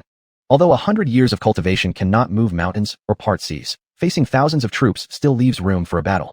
One day, Zhu Zhanji was contemplating how to suggest Zhu Gaoqi take another concubine in a few days. There was nothing he could do. His mother managed strictly, so this matter had to be handled through Zhu Gaoqi. However, at that moment, a voice came into his mind, surprising Zhu Zhanji. Ding. Congratulations, host has obtained a son and received a system reward, detailed production drawings for bolt-action rifles, and fully automated assembly workshops for steam engines. What the hell? System rewards? Obtaining a son? I've become a father? Zhu Zhanji's face lit up with joy. This is absolutely double good news. Detailed production drawings for bolt-action rifles. With these, they can produce bolt-action rifles. Fully automated assembly workshops for steam engines. This means Zhu Zhanji can produce steam engines. With this thing, they can enter the steam age. Good stuff. In this feudal and backward society, whether rifles or steam engines, they are all science and technology miracles. Even though the Ming Dynasty already had trilobite firecrackers and red-coated cannons, their performance is far too different, completely on different levels. Nowadays, firearms on the battlefield can only serve as auxiliary tools, not the main weapons for warfare, and battles still rely on physical combat skills. But if there were bolt-action rifles, that would be a game-changer. And the steam engine. It's a key point for society stepping into the steam age. As everyone knows, hundreds of years later, the science in the East completely lagged behind Western countries, hence creating subsequent tragedies. Since Zhu Zhanji has come to the Ming Dynasty, such a tragedy cannot happen. The necessary changes still need to be made. One cannot follow old paths while wearing new clothes. Son, I have some good news to tell you. At that moment, Zhu Gaoqi ran over full of excitement, the fat face glowing with a smile so big it seemed like it would drown Zhu Gaoqi. Am I a father now? Huh? How did you know? Zhu Gaoqi was surprised. Father, isn't that obvious? I am the person who became a father. I trust my abilities. Zhu Gaoqi was momentarily speechless. This happy report came from Crown Princess Hu, which is why Zhu Gaoqi was so delighted. In ancient times, legitimacy was extremely valued. Children born to chief consorts and concubines did differ. Especially the first child. If it was born to the primary consort, then it was the eldest legitimate child. Just as this family was celebrating, Little Snot suddenly appeared at the Crown Prince's residence. Crown Prince, His Majesty summons you. At the time, the atmosphere in the imperial study was incredibly oppressive. Father and son Zhu Gaoqi and Zhu Zhanji knelt silently before Zhu Di. Zhu Gaoqi trembled nervously, while Zhu Zhanji remained calm. Zhu Di's gaze, sharp as a blade, fixed on the two of them. Speak. Why aren't you speaking? Crown Prince, recently, your skills have grown quite fast. You indulge your son repeatedly to take concubines. Within 1 month, 5 concubines have been taken. Do you know what people outside are saying? The current Grand Prince is merely an indulgent debauchee. How uncouth. The reputation of our dynasty is being ruined by you like this. How are you a proper father? How will others discuss me? And how will future generations evaluate us? I worked hard, rebelled, and snatched the throne from my nephew, yet I established a debauchee as the Crown Prince. If I meet our ancestors in the underworld, how shall I face them? Zhu Di's voice grew colder and colder, his wrinkled face filled with anger. Zhu Di was genuinely enraged. Originally, he thought Zhu Zhanji's taking of concubines was just a fleeting interest. After all, being young and spirited meant having extra energy, so taking a concubine or 2 was no big deal. However, Zhu Zhanji took 5 concubines within a month, making the whole capital city aware of it. This. Zhu Gaoqi stammered half a day without offering a single defense. He clearly knew that Zhu Di was furious. Seeing Zhu Gaoqi's timid behavior, Zhu Di laughed bitterly in anger. All right, don't dare to say anything? Then I'll speak for you. Do you feel that I have deprived you of your rights to oversee the country and granted military power to your second brother, as well as opportunities for him to place his trusted ones in the court? Are you discontented with this, and then protesting to me this way? It's not like that. How could I possibly think that way? It's absolutely not true. Zhu Gaoqi quickly denied. Not? Haha, then tell me what you're thinking. How muddled can a father be? Do you know who this monkey is? He's your son. You indulge him so much. Do you know what consequences this will bring? You're going to ruin him. Zhu Di was so angry that he paced back and forth, hands on his waist, chest heaving continuously. Grandpa, this matter has nothing to do with my father. It's all because I want to act this way. Seeing Zhu Gaoqi sweating coldly, Zhu Zhanji realized this old man couldn't be relied upon, so he had to step up. You, be silent. Zhu Di cast a cold glance at Zhu Zhanji. Speak. I give you the chance to speak. Zhu Di continued to interrogate Zhu Gaoqi, while Zhu Zhanji seized the opportunity to tug at Zhu Gaoqi, signaling him to hurry up and say something. Zhu Gaoqi steeled his heart and bowed deeply to Zhu Di. Your son has disappointed your majesty. Your majesty knows that I've been unwell since childhood. Coupled with daily laboring over state affairs, my health gets worse every day. Now, such a great impact has occurred. I hope your majesty would agree for me to resign from the position of Crown Prince. Resign from the position of Crown Prince. Zhu Di furrowed his eyebrows. Yes, I humbly request your majesty allow me to resign from the position of Crown Prince. Returning to Shuntian for hunting or going to other places to establish myself. I just want to live in peace. Zhu Gaoqi's determination was firm, his head bowing heavily onto the ground. Zhu Di's brows furrowed even deeper. After a few seconds of silence, he suddenly said, Oh, I see. You want to go to other places to establish yourself or return to Shuntian to cultivate your own forces, and then wait for the right time to launch an attack back to the capital and seize the throne? I dare not, father. You know that your son has never had any thoughts of rebellion. I just don't want enmity between brothers. Since the second one likes this imperial throne so much, let him take it. Father, you once told the second one, the crown prince is often ill, you should try hard. Zhu Gaoqi said tearfully. Chapter 12. Take this sword and behead Zhu Gaoyu. Zhu Di was stunned for a moment. Clearly, he had been caught off guard by Zhu Gaoqi's counterattack strategy of retreat before advancing. Big brother, even if you want to leave, would Prince Zhanji agree? Zhu Di said with a cold laugh. Grandfather, I am willing. Zhu Zhanji immediately replied as he knelt down and bowed. Are you really willing? Zhu Di sounded somewhat incredulous. Yes, it's my genuine intention, without any deceit. If grandfather agrees, our family will leave the capital tomorrow. Zhu Zhanji's face was firm and resolved. Zhu Di fell silent. Looking at Zhu Gaoqi kneeling on the ground, then looking at Zhu Zhanji who was also kneeling, and after pacing back and forth a few steps, his tone suddenly softened a bit. That's enough. You two don't need to make a fuss. I know you're upset, but you are the crown prince, and you are the heir apparent. Both of you are future rulers of the dynasty, and I can still distinguish clearly between them. Although Zhu Di favored Prince Han slightly, deep down, he was very clear that while Prince Han was brave in battle, he lacked the qualities necessary to govern during peaceful times. And Zhu Gaoqi was more suited to be emperor. As an emperor who rode into power through military force, one Zhu Di is sufficient. Another one might prove too much for the Ming Dynasty to handle. If the Ming Dynasty were to collapse under Zhu Di's rule, he would regret it deeply. Moreover, Zhu Di had been reading through the memorials that Zhu Gaoqi had revised recently. The content and handling methods in those revisions made even Zhu Di marvel. Zhu Gaoqi's governance skills were so superior that even Zhu Di himself felt inadequate in comparison. Zhu Gaoqi and Zhu Zhanji exchanged glances. Then in unison, they spoke firmly. We earnestly request your majesty's permission to allow us to leave the capital city. Zhu Di sighed, both angry and helpless. Do you think the position of the crown prince is something to be tossed around? Big brother, the eldest son often falls ill. You must strive. Not I said it, but Prince Yin did. Zhu Di waved his hand dismissively. Zhu Gaozi, Zhu Zhanji. Seeing that the father and son pair were not going to budge, Zhu Di's temper flared up again. He called out to Xiao Bidi outside.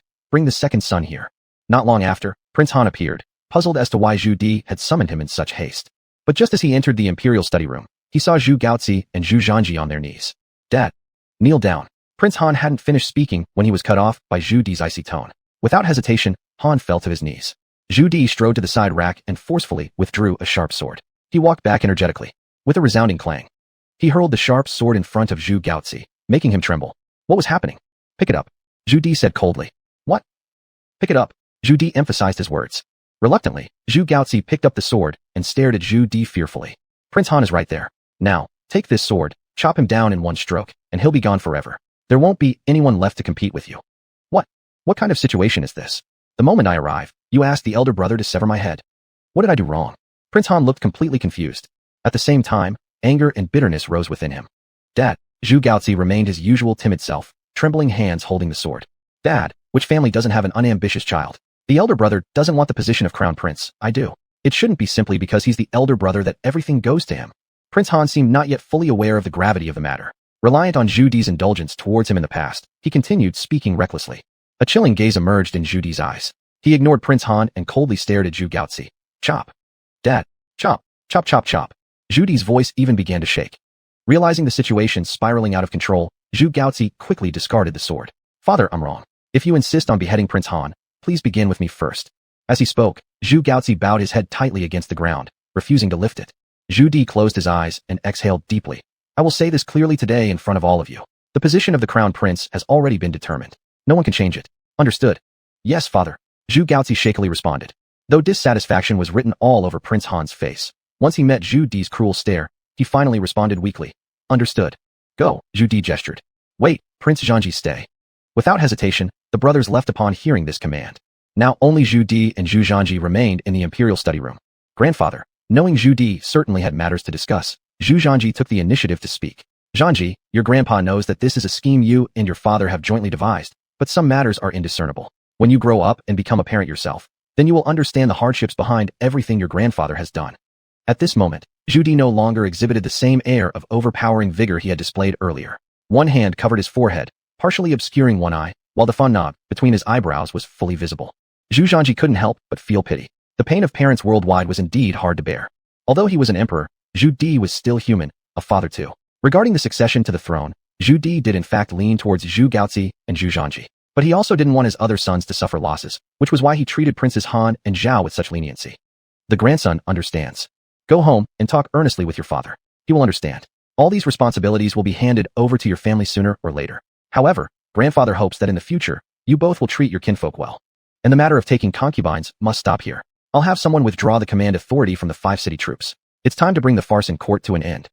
In truth, Zhu Di's heart was as clear as a mirror. He understood full well that the assassination attempts after his return were closely related to Prince Han. But Zhu Di did not want to expose it outright, because he knew there was resentment inside Prince Han's heart. During the Jingnan Rebellion, Prince Han had contributed the most effort, and Zhu Di had made promises at that time. This special cooperation between them could be considered compensation for all Prince Han's efforts. Grandfather, we can talk about everything else, but the matter of taking concubines cannot end. Zhu Zhanji could agree to anything else, but when it came to taking concubines, he simply refused to give in. Where would he find the system rewards if he stopped taking concubines? Zhu Di gave Zhu Zhanji a glare. Boy, now that your grandfather has spoken, are you really unwilling to let this go? Naturally, Zhu Di did not believe that Zhu Zhanji's actions stemmed from personal inclination. He had raised Zhu Zhanji since childhood, treating him as a successor, and even entrusted him to Black Robe Chancellor Yao Guangxiao as a teacher. That showed how high Zhu Di's expectations for Zhu Zhanji had been. He knew Zhu Zhanji was certainly not a lustful individual. Chapter 13. Grandfather Emperor, how about we make a deal? Grandfather Emperor, I'm not throwing a tantrum. I'm serious, Zhu Zhanji bitterly laughed. This was the reason he didn't want to stay in the capital. There were too many restrictions here. Look at other princes, they can do whatever they want, how carefree. No one questions how many wives or concubines they take. But as someone high up, the crown grandson of the dynasty, could Zhu Di really let him do as he wished? Why? If you give me a reasonable explanation, I will leave you be, Zhu Di sighed. This. Zhu Zhanji's mind was racing quickly. He knew that Zhu Di was currently the emperor of the Ming Dynasty. If he said he didn't want concubines, this would definitely not happen. With just one word from the emperor, who would dare to push their daughters into such a predicament? This could easily result in the punishment of exterminating entire families. Grandfather Emperor, how about we make a deal? Zhu Zhanji grinned with crooked teeth. A deal. Zhu Di paused for a moment, and then looked at Zhu Zhanji with great interest. Go on, tell me. I know Grandfather Emperor is very concerned about military affairs in the northern desert. The Wala and Tatar tribes constantly invade our borders, and you've wanted to annihilate them. However, Mongol cavalry is extremely strong. In our multiple engagements, we have only barely come out victorious without much deterrence. I recently invented a weapon that greatly enhances the combat ability and mobility of our troops. When facing Mongol cavalry, it allows us to strike from a distance. Is there really something like that? Zhu Di's eyes lit up. The remnants of power in the northern desert had always been a thorn in Zhu Di's side, something he was quite persistent about. Mongol cavalry excels in horseback combat. Their charges are especially sharp. Multiple times when encountering them, the army must avoid the full force of their charge and disrupt the enemy using the red-coated cannons and triple-barreled fire guns from the Shenji camp to battle effectively. This has always been a pain point for Zhu Di. Now hearing this from Zhu Zhanji, Zhu Di's interest was piqued. In fact, Zhu Di also wanted to prove to the world that even though he had seized the throne from his nephew, the Ming Dynasty under his rule would not decline. On the contrary, his accomplishments for the Ming Dynasty would not be inferior to those of Emperor Jiangwen. Therefore, up until now, Zhu Di had already led 2 campaigns personally to the northern desert. The results of these 2 expeditions were not substantial enough to meet Zhu Di's expectations. During both campaigns, Zhu Di felt the formidable combat power of the Mongolian cavalry. During the first campaign, the results were somewhat satisfactory. But during the second campaign, Zhu Di was not satisfied. With a 500,000-strong Ming army facing 30,000 Wala cavalry, though the Ming forces emerged victorious, the casualties among the Ming forces were significantly higher than those among the Wala cavalry. Bear in mind, this was a 500,000 against 30,000 fight. If not for the assistance of the red-coated cannons and firearms from the Shenji camp, the losses would have been even greater. Of course, Grandfather Emperor, the thing I've developed is called a rifle, Zhu Zhanji said mysteriously. A rifle? What kind of thing is that? Generally speaking, its use is similar to a musket. However, unlike muskets, rifles are more convenient and faster. The loading time is quick, the accuracy is high, and the effective shooting range has greatly improved. Once this rifle is manufactured, it will become the mainstream weapon. Facing Mongol cavalry, we'll be able to attack enemies from hundreds of meters away. Hearing this, Zhu Di smiled. Young rascal, trying to fool your grandfather? No, I'm telling the truth. Would Grandfather Emperor like to make a deal with me? I will produce this, and in return, you won't interfere in my decisions regarding concubines. Fine, if you can indeed create this weapon, then I won't interfere with your decision about taking concubines. Zhu Di responded seriously. Compared to such small matters as taking concubines, weapons are the tools of state power. If Zhu Zhanji truly could invent such a weapon, what's a little compromise like this? Zhu Zhanji was overjoyed. Grandfather Emperor, so we're agreed on this. That's settled, but your time is limited.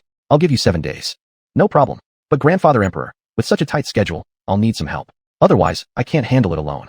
You can choose whoever you want from the Ministry of Works, but we must agree on one thing. If you don't produce this weapon within 7 days, you won't bring up the topic of taking concubines again in the future. After leaving the palace, Zhu Zhanji was secretly happy. Good thing he mentioned the weapons earlier, otherwise this matter would have been hard to resolve. Zhu Di sticks to his word and is stubborn as a bull.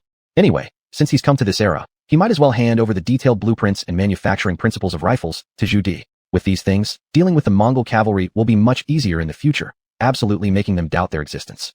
There's no need for anything like the Tumu Fortress incident to happen later on. Of course, this must be clarified beforehand. Although the great war god of the Ming Dynasty is my son, he's also not my son. With Zhu Di's approval, things became much easier. Zhu Zhanji could freely select people from the Ministry of Works. After all, they were manufacturing such advanced muskets, which would certainly require some specialized talents in this field. Fortunately, the Ming Dynasty at this time already had weapons like hand cannons, so the people from the Ministry of Works wouldn't find it hard to understand the blueprints. By now, Zhu Di had already established a specialized factory for making firearms called Wangong Factory. Since they had been dealing with these weapons long-term, they naturally understood their principles. Zhu Zhanji didn't hesitate much and directly picked 10 craftsmen specialized in making firearms from within the factory. The leading figure among these craftsmen was a middle-aged man around 50 years old. Your subordinate Chen Jian pays respects to Grand Prince Zhan. No need for formalities, please rise. Thank you, Grand Prince Zhan. Now, Zhu Zhanji was in a room at Wangong Factory, a place specifically arranged by Zhu Di for him. The 10 people had gathered here. Listen up, over the next few days, you don't have to worry about any other work. Help me craft something. Grand Prince Zhan, please give your orders, Chen Jian replied respectfully. Here are the blueprints. Take them and review them first. If there's anything you don't understand, ask me. I'll be sitting right here nearby while you study them. With that, Zhu Zhanji sat down on a stool beside them. When Chen Jian and others took the blueprints from Zhu Zhanji, there was clearly some puzzlement on their faces. If there's anything you don't understand, just ask. Was this some kind of joke?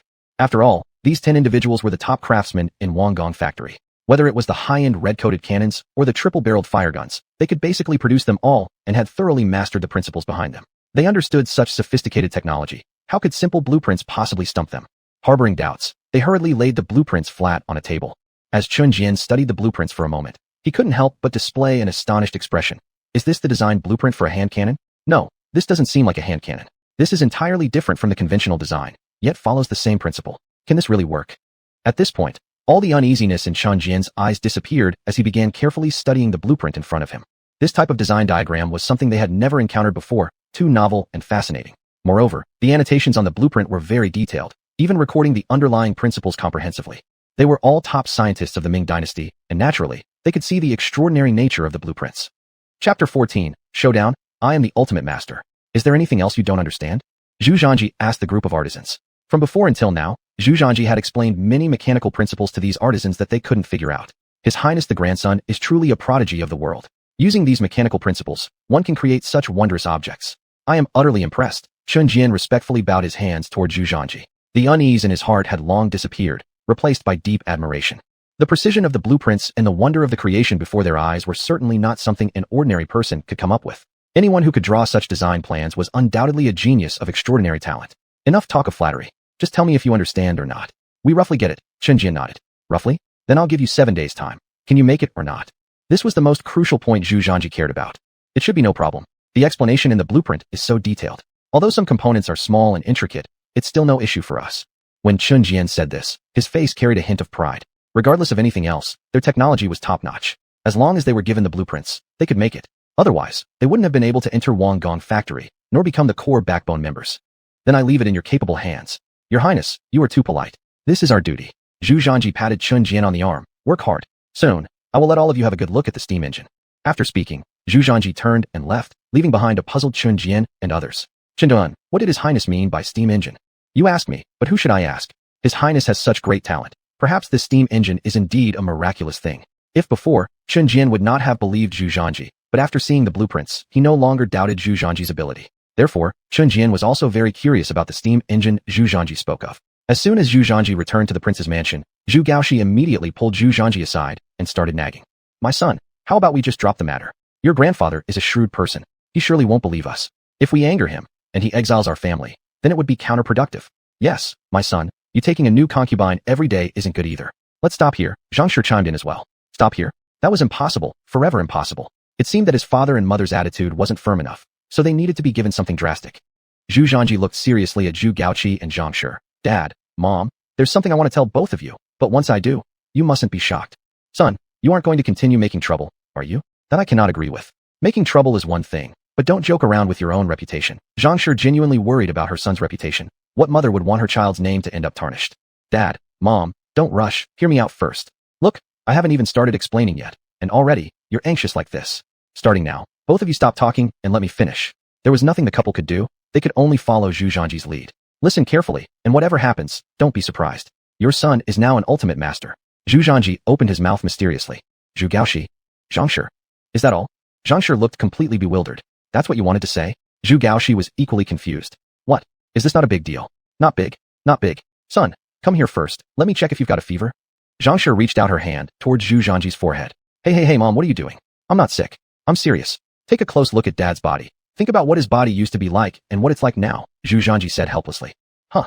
Upon hearing Zhu Zhanji say this, Zhang Shi finally realized that over the past month, Zhu Gaoshi's health had been getting better day by day. His formerly round shape, which always brought some laughter when seen, had obviously slimmed down slightly over the last month. He had lost a few pounds. This would have been a remarkable achievement under normal circumstances.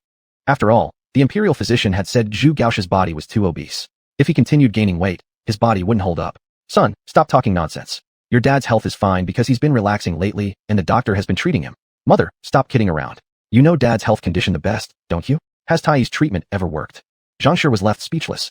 In fact, it's because your son, this supreme master, has been constantly channeling internal power to expel toxins from his body, improving his physical condition, allowing him to live a longer life. Look at how Dad used to be. He would get out of breath just from walking a few steps and needed half a day to recover. Now, after running a small lap, he doesn't even break a sweat or feel his heart race. Do you think results like these could come so quickly only by relying on a few doses of medicine? Zhu Zhanji's sharp words left Zhang Shi and Zhu Gaoshi speechless. It was indeed the truth. As crown prince, Zhu Gaoshi had always been receiving specialized care from the imperial hospital, but there had been no real improvement until recently when Zhu Gaoshi experienced a significant turnaround in health. Zhang Shi had noticed the change herself. Think about before, getting Zhu Gaoshi once a month was already considered a miracle. But this month, Zhu Gaoshi had initiated it several times, each lasting quite a bit longer. This was indeed a strange occurrence. Ahem. Son, though what you say does have some logic, can we really trust this? How about we visit the Imperial Hospital? Zhu Gaoxi awkwardly coughed. In reality, he didn't believe Zhu Zhanji's claims and thought Zhu Zhanji might have some mental issues that required examination by the imperial physicians. All right, I've said all this, and yet the two of you still refuse to believe me. I initially wanted to maintain a normal friendship with both of you, but instead, I receive your distrust. Since that's the case, I won't pretend anymore. I'm going to be honest with you too. I am an ultimate master. As he spoke, Zhu Zhanji channeled his energy to his dantian, releasing inner strength. The 100-pound stone table beside him levitated slowly into the air under the control of Zhu Zhanji's internal power. It followed the movements of his hands, rising and descending accordingly. Zhu Gaoxi and Zhang Shi's mouths gaped wide open in shock. This. Chapter 15. Who dares to stop my son from taking a concubine? I'll go crazy with whoever it is. Seeing the attitude of Zhu Gaoxi and his wife, Zhu Zhanji couldn't help but feel somewhat smug. His demeanor instantly changed. Boom. The stone table weighing 100 caddies immediately shattered. Shards of rock flew everywhere. After the rolling dust settled, only broken stones remained on the ground. This was Zhu Zhanji's current power. A century's worth of skill. Father, mother, this punch carries the strength of 100 years. Who can withstand it? Do you still refuse to believe in me? Believe. Zhu Gaoxi replied foolishly. My son, how did you manage this? Zhang Shi also could not come to terms with it for half a day. Zhu Zhanji then stopped his mystical power. Mother, don't you understand yet? Your son is a martial arts expert. What I just used was inner force. Haven't you read tales about such things before? It's pretty much like that. Son, father has a question for you. Where did these skills of yours come from? When did you start learning? Why didn't we know anything about it? Zhu Gaoxi asked all the questions in his heart at once. I have a master. All my skills are taught by him, but he's very mysterious. He never meets other people. I've been his disciple for 3 years now. As for why you didn't know, it's very normal. My master always keeps a low profile. I haven't disclosed anything about our training externally. After all, affairs within the martial world must remain confidential. Zhu Zhanji lied. Although Zhu Gaoxi found it absurd, there was no way for him not to believe. A stone table weighing 100 caddies could be lifted into the air seemingly out of nowhere. Just that point alone had already upended his entire perception. Zhu Gaoxi also knew there were extraordinary people in the folk. Having someone of this kind wasn't a strange thing. The stronger one's ability, the more eccentric one's temperament became. Being discreet and keeping secrets was an absolutely normal thing. Cough, cough. So now do you two understand? Zhu Zhanji gave a soft cough. More or less understood. But son, your mother wants to ask, being a super expert, what does that have to do with you taking a concubine? You wouldn't think that since your health is good, you're unafraid of taking concubines, would you? That certainly isn't it, mother. Where do your thoughts wander to? Am I the kind of person who would do that? Then why must you take concubines? The reason is quite simple. The cultivation method I practice is somewhat special, requiring union with women to achieve dual cultivation, thereby enhancing my own power more quickly. That's why I need to take concubines. The more concubines I take, the faster my cultivation becomes. Upon hearing this, Zhang Shi finally realized. Is that really true? Of course. When have I ever deceived the two of you? Parents, the reason I'm doing this is for you as well. Why am I desperately improving my strength? Isn't it for protecting the family and friends around me? With enough strength, no one can harm you. Once I reach the realm of entering the way through martial arts, then not only will I ensure both of your long lives, but possibly even guide you towards the path of ascension. Ascension? Son, aren't you speaking too mystically? Zhu Gaoxi laughed bitterly. This isn't mystical at all. It's just stating the truth. Once one enters the way through martial arts, they surpass human limits. By then, the body becomes indestructible steel skin and iron bones, eventually leading to immortality. Tear. Zhu Gaoxi let out a sharp intake of breath. Immortality. At this moment, Zhang Shi suddenly brightened. Son, mother has a question. If you become so powerful, could you make your mother look younger? No woman doesn't care about her age and looks. Although Zhang Shi was a mother, she still cared deeply about her appearance. Zhu Zhanji grinned, showing his teeth. Mother, to say nothing else, if I truly reach the realm of entering the way through martial arts, I can guarantee you'll retain your youthful vigor. Upon hearing youthful vigor, Zhang Shi's eyes sparkled with light. Which woman doesn't desire to retain her youth? For a woman, this was undoubtedly the ultimate dream. Really, how could I deceive you about something like this? Zhu Zhanji said earnestly. He indeed wasn't lying. The system's rewards only got more generous each time, and it was absolutely possible to reach the realm of entering the way through martial arts. Wu and Dao were two distinctions. The former enhanced the body and prolonged life, but the latter transformed the essence of the body. Even a lower-level cultivator could live for several hundred years. They weren't in the same league. If Zhu Zhanji truly reached the realm of entering the way through martial arts, bringing them along would be a minor matter. Once the threshold was crossed, things would become easier. Eternal youth for cultivators was just a matter of moments. As long as one's cultivation was deep enough, rejuvenation wasn't a problem. So it's decided, son, in the future, anyone who dares to block you from taking concubines, mother will confront them. Zhang Shi declared grandly with a wave of her hand. Dad, what do you think? Your mother has agreed, so what can I say? However, son, how about grandpa? Zhu Gaoxi was still obviously worried about Zhu Di. After all, Zhu Di placed quite a bit of importance on Zhu Zhanji. This doesn't matter. I'll handle it myself with grandpa. If necessary, I'll have my master scare him a bit. Zhu Zhanji had already made up his mind, and no one could stop him from taking concubines. But the master he mentioned didn't exist, which Zhu Zhanji clearly knew. Still, now that he possessed a century's worth of skill, scaling walls and flying was no big deal for him. Using this ability, sneaking into the palace at midnight and pretending to be a hermit would be a piece of cake, right? Son, this probably isn't a good idea. No matter what, Grandpa is your royal grandfather. He dotes on you so much. What if something goes wrong? Zhu Gaozi hesitated. After all, Zhu Di was still his father. Relax, Dad. The royal grandpa treats me well, and I naturally wouldn't harm him. I know what I'm doing. That's good. That's good. By the way, son, lately my body has improved a lot, but I still don't feel quite right. Could you use your inner force to unblock my system for me again? Zhu Gaozi smiled widely. Who wouldn't want to have a strong body? Who wouldn't want to live longer? Knowing that his son was a martial arts expert, Zhu Gaozi didn't hold back anymore. All right, come inside, and I'll work on you.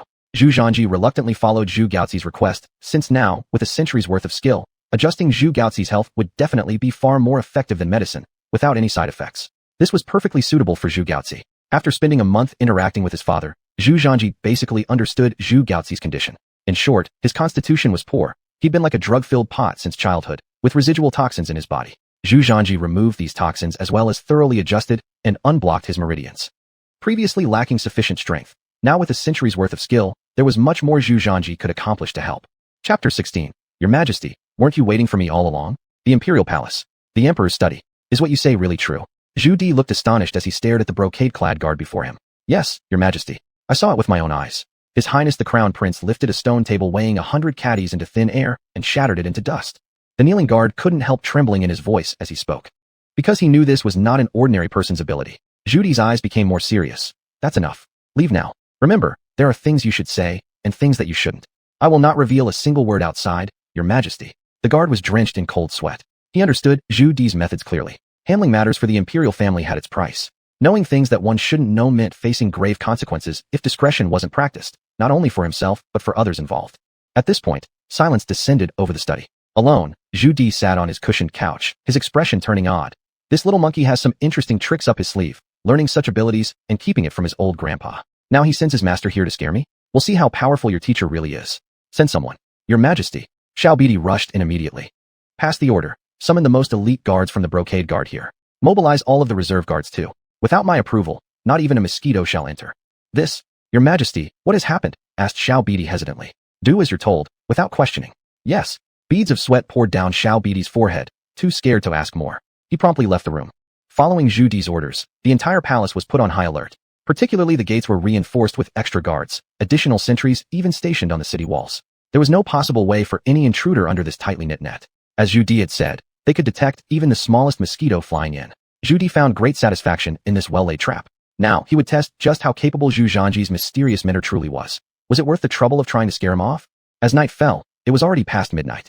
Zhu Di hadn't gone to bed. Instead, he remained in the study revising official documents while occasionally looking out, seemingly awaiting something. Xiao Bidi walked in then. Your Majesty, it's late. Please take care of your health. Upon hearing Xiao Bidi's words, disappointment began creeping into Zhu Di's furrowed brow. Yes, it's late. It seems like that's all there is. Saying so, Zhu Di gave a disdainful smile, set aside the official document he'd been working on, and turned to head toward his bedroom. Despite Xiao Bidi's growing perplexity, he didn't dare ask further. Soon, Zhu Di reached the bedroom, and Xiao Bidi beckoned the maids to come in, helping Zhu Di undress and prepare for sleep. The maids carefully covered Zhu Di with blankets and respectfully exited the room.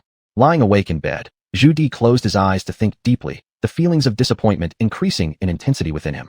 He believed the following day he needed to meet with that rascally grandson and reprimand him soundly. His so-called master wasn't impressive after all. Your Majesty, it seems I have arrived a bit late, came an unexpected voice, startling Zhu Di immensely. Who's there? Zhu Di immediately sprang up, his eyes wide open. From the corner of the room, a figure draped in a black cloak emerged, slowly stepping forward. This individual was extremely peculiar. He was fully concealed, impossible to discern his face or find a trace, except through the deep tone of his voice, suggesting perhaps a middle-aged man. Aren't you, Your Majesty, the one who has been eagerly waiting for me? The robust voice echoed again. Though Zhu Di was the mighty Yongle Emperor, who had faced numerous grand scenes, he soon calmed down and looked straight at the black-cloaked figure before him, unafraid. You're the so-called master of that little monkey? With such tight palace security, how did you manage to get inside? If I lacked even these minimal abilities, how could I ever qualify to take Zhu Zhanji, the crown prince of today, as a disciple? A group of minor guards cannot stop me. The cloaked figure chuckled softly. You seem to have some skill, but regardless of who you are or what your intentions are, if you ever intend harm to my grandson, be assured, I will make sure you die an unpleasant death. At this moment, Zhu Di displayed an innate imperial dignity, his voice icy with a threat. Hee, your majesty truly cares for your esteemed grandson. But if I intended harm to Zhanji, who is my apprentice, why would I go through so much trouble? Zhu Di stood up calmly. You intend to control the crown prince so that when that monkey ascends the throne, you can manipulate him as a puppet emperor. Haha, your majesty overthinks it. There are indeed many people who go mad for royal power and position, but I have no interest in the throne. The black-cloaked man laughed. Naturally, Zhu Di couldn't help but sneer coldly. Do you expect me to believe you after saying such things? A mere frog at the bottom of a well wouldn't understand me. Hearing this, Zhu Di's anger surged uncontrollably. Remember, he was none other than the great Yongle Emperor. How could he endure being called a frog at the bottom of a well? Hadn't he witnessed every grand occasion under heaven? You don't need to waste words on convincing me. Just tell me the purpose of your visit today, Zhu Di said coldly. Whoosh. As soon as the words left his mouth, Zhu Di suddenly felt his entire body stiffen as though bound by something invisible, unable to move even a finger. Zhu Di was shocked beyond measure. He had never encountered such a situation before. Now he truly believed the report from the brocade-clad guard. It seemed Zhu Zhanji's master was no ordinary person. By now Zhu Di was completely restrained. If this individual wanted to kill him, he could do so effortlessly. More importantly, within the heavily fortified palace, this person managed to come and go freely, entering Zhu Di's sleeping chamber without any sound, undetectable and unpreventable. A person with such abilities, how could they be common? Who exactly are you, sir? Even with Zhu Di calming down, his tone softened slightly. I'm just a wretched soul pursuing the zenith of the Great Way, nothing more. The zenith of the Great Way? Zhu Di was astonished. You wouldn't understand anyway. Today, my main purpose here is to discuss something with you. Please speak, sir. Zhu Zhanji is my disciple. His natural talents are outstanding, gifted and exceptional, a promising seed for the pursuit of the Great Way. Perhaps he has even greater opportunities to chase after it. I don't want anything to obstruct him. I've heard that your majesty has quite a few opinions about my disciple marrying additional wives. I hope your majesty will consider it carefully. If Zhanji becomes yours and pursues the Great Way successfully, wouldn't it benefit your majesty as well? That's what you say. Before Zhu Di finished his sentence, he suddenly felt all his limbs loosen, a flash in front of his eyes, and then everything went blank. Chapter 17. Does personal energy cost no money? When Zhu Di woke up, he found that it was already dawn. Recalling the events of last night, Zhu Di broke out in a cold sweat and quickly checked his own condition. After a long while, Zhu Di finally calmed down. Apart from sleeping for a night, his body had no wounds at all. Recollecting what happened last night, Zhu Di even doubted if it was all just a dream. It seemed a little unreal. Could it really have been a dream? As Zhu Di was filled with doubt, his gaze suddenly fell on a candle next to him. That candle had a slanted cut with an extremely smooth edge. It looked quite sleek, and the part that was cut off had already fallen on the ground, with clear signs of being stepped on. Zhu Di hurriedly went over and picked up the candle. No, this wasn't a dream. This was reality. The person indeed appeared last night. At this moment, Zhu Di was almost certain that the events of last night were real. This was the emperor's bedroom. Without special circumstances, no one dared to bring weapons inside, and no one dared to brandish knives here. Moreover, no one entered the bedroom last night except for that man. Someone. Xiao Bidi immediately pushed the door open and came in. Your Majesty. Did anyone come in last night? Report to your Majesty. After you fell asleep last night, no one came in again. Was there anything unusual last night? No, the guards patrolled the whole night in shifts, and they didn't discover any abnormalities. All right, go out. Yes. Now Zhu Di was sure. The person last night was truly there. Zhu Di was now seriously considering the words of the man from last night. He is Zhu Zhanji's master. Though the palace is heavily guarded, that person quietly slipped into the emperor's quarters as though it was unmanned territory, and left silently as well. If such a person wanted to take Zhu Di's life, it would be effortless. This person's strength is terrifying. Pursuing the ultimate way, a flicker of surprise and joy passed through Zhu Di's eyes. Currently, Zhu Di has become the son of heaven, the first person in the entire Ming Dynasty, whose power has reached its limit. Yet, despite being an emperor, he cannot avoid one thing. That is ordinary birth, aging, sickness, and death. Zhu Di has surpassed 50 years old, yet there are still countless unresolved issues in the Ming Empire that worry him greatly, especially the enemies in the north of the desert. They have always been a hidden danger. Zhu Di can suppress them now, but future generations may not be able to do so. That is why Zhu Di personally led the campaign against the northern desert twice, wanting to solve all these potential dangers for his descendants within his lifetime. It is now the 13th year of Yongle, and Zhu Di does not know how many more years he will live. This is the reason for Zhu Di's anxiety. But the words of that person last night sparked deep thoughts in Zhu Di. Yes, if Zhu Zhanji, this kid, follows that person to pursue the ultimate way, it will only benefit him. In books, it often says, when one attains enlightenment, chickens and dogs ascend to heaven. Even if it cannot make Zhu Di immortal, it should at least allow him to prolong his life, right? Someone change clothes. Go fetch the crown prince. Prince's residence. Hurry up, don't delay, forget it, it's fine like this, I need to rush to the palace. Zhu Gaoji had just dressed properly and was anxiously dashing towards the palace, which made Zhang very speechless. Look at your pitiful state. Whenever the old man wants to see you, you act as if you've lost your soul, rushing there to receive scolding. I'm truly impressed by you. Zhang complained at Zhu Gaoji's back unhappily.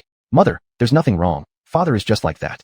Zhu Zhanji, on the other hand, looked completely indifferent, as he roughly guessed the reason why Zhu Di summoned Zhu Gaoji. Son, after you adjusted father's body last night, he actually, got much better. That's natural. His physical condition doesn't know how many toxins remain inside, and how many meridians haven't been unblocked, which is why he's always been in such a sickly state. Recently, I forced the toxins out of his body and unblocked some of his meridians. How could his body not improve? Zhu Zhanji smiled.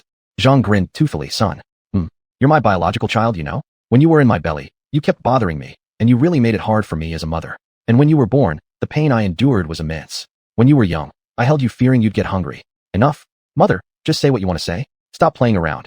Zhu Zhanji quickly interrupted. Zhang grinned smugly. Since you're unblocking your father's meridians, you should do the same for your old mother too. Your father may have exerted effort, but it was your mother who bore the brunt of the pain. Zhu Zhanji chuckled helplessly. But, mother, your health is already fine. Does that mean a fine body doesn't need any more conditioning? Son, I read some tales last night. I heard internal energy has beautifying and rejuvenating effects. Why don't you use your energy on me? Look at my skin recently, worn out from worrying about you. It's all wrinkled. Zhu Zhanji felt embarrassed and awkward. You two are here to exploit my skills. Doesn't internal energy cost anything? Sigh. He had no choice. After all, these two are his parents. Zhu Zhanji knew that if he dared to refuse, the usual threats would come out. I'd rather have been born as fast food than be your son. All right, mother, I'll do it for you. Once Zhang heard Zhu Zhanji's agreement, she immediately lit up with joy. What are you waiting for? Hurry. Oh, can we make it longer? Will it make the skin better? Zhu Zhanji. Inside the imperial study of the palace, Zhu Gaoji hurried in breathlessly. Your son pays respect to the emperor father. Get up. Thank you, Father Emperor. Zhu Di continued to fix his gaze on Zhu Gaoji without speaking, making Zhu Gaoji feel uneasy inside. What's this about? What trick will he pull this time? Zhu Gaoji understood his father well and remained cautious, not knowing what kind of trap his father might dig for him. Your Majesty, did you call me here so urgently for something important? Zhu Gaoji couldn't take Zhu Di's stare anymore and decided to ask. Can't I summon you unless there's an emergency? Sure. Zhu Gaoji hastily agreed. Big son, the royal physician's skills have improved a lot recently. In the past, whenever you came to the palace, you'd always be panting heavily and sweating profusely. Now when you come here, you look completely composed. Yes, recently, I haven't overseen the state. Instead, I've spent every day exercising in the yard, and with the royal physician's meticulous care, my health has indeed improved greatly. Zhu Gaoji laughed. Chapter 18. The Old Man's Test. This big pie I don't eat. Zhu Di chuckled lightly. Is that so? Yes. Older son, sometimes you can't blame father. Father is also helpless. In this world, no father wants to make things difficult for his own son. Zhu Di's tone suddenly became much gentler. Zhu Gaoji immediately became alert. Shit, this is obviously a trap. According to Zhu Gaoji's understanding of Zhu Di, whenever he starts to dig a pit, this attitude will change. However, this trick has worked repeatedly. Isn't it the case? What did the second son get into? The old man once drew a big pie for the second son, and now the second son is still chewing on it. The son understands the father's painstaking efforts. Zhu Gaoji quietly went along. That's right. Father also has good intentions. We are all one family. We shouldn't talk about two families. Between family members, there should be honest communication, right? Right. Do you, the older son, have anything you want to say to me? Yes. I hope father takes care of your health. Your body is the foundation of the great Ming. Zhu Di's mouth corner twitched slightly, then returned to a smile. The older son is thoughtful. Father hasn't wasted love on you. Zhu Gaoji, did you love me? When you scold me, you show no mercy at all. Zhu Di didn't give up. Since Zhu Gaoji was being tight-lipped in this regard, he would approach from another angle. What has this monkey Zhu Zhanji been up to lately? I heard he found some elites from Wang Gong factory to work on some new type of weapon. Yes, this kid has indeed been playing with some new things recently, but this thing hasn't been made yet. I've already sent people to find out. This stuff Zhu Zhanji, this little monkey, is doing is very strange. They say it's quite powerful, and once manufactured, it will be more advanced than our most sophisticated 3-barrel firelock. Do you know where this monkey got it from? This, your son does not know. You live together with him. Haven't you heard any sound? No. I hear that besides this novel weapon, this little monkey also has something called a steam engine. Do you know what it is?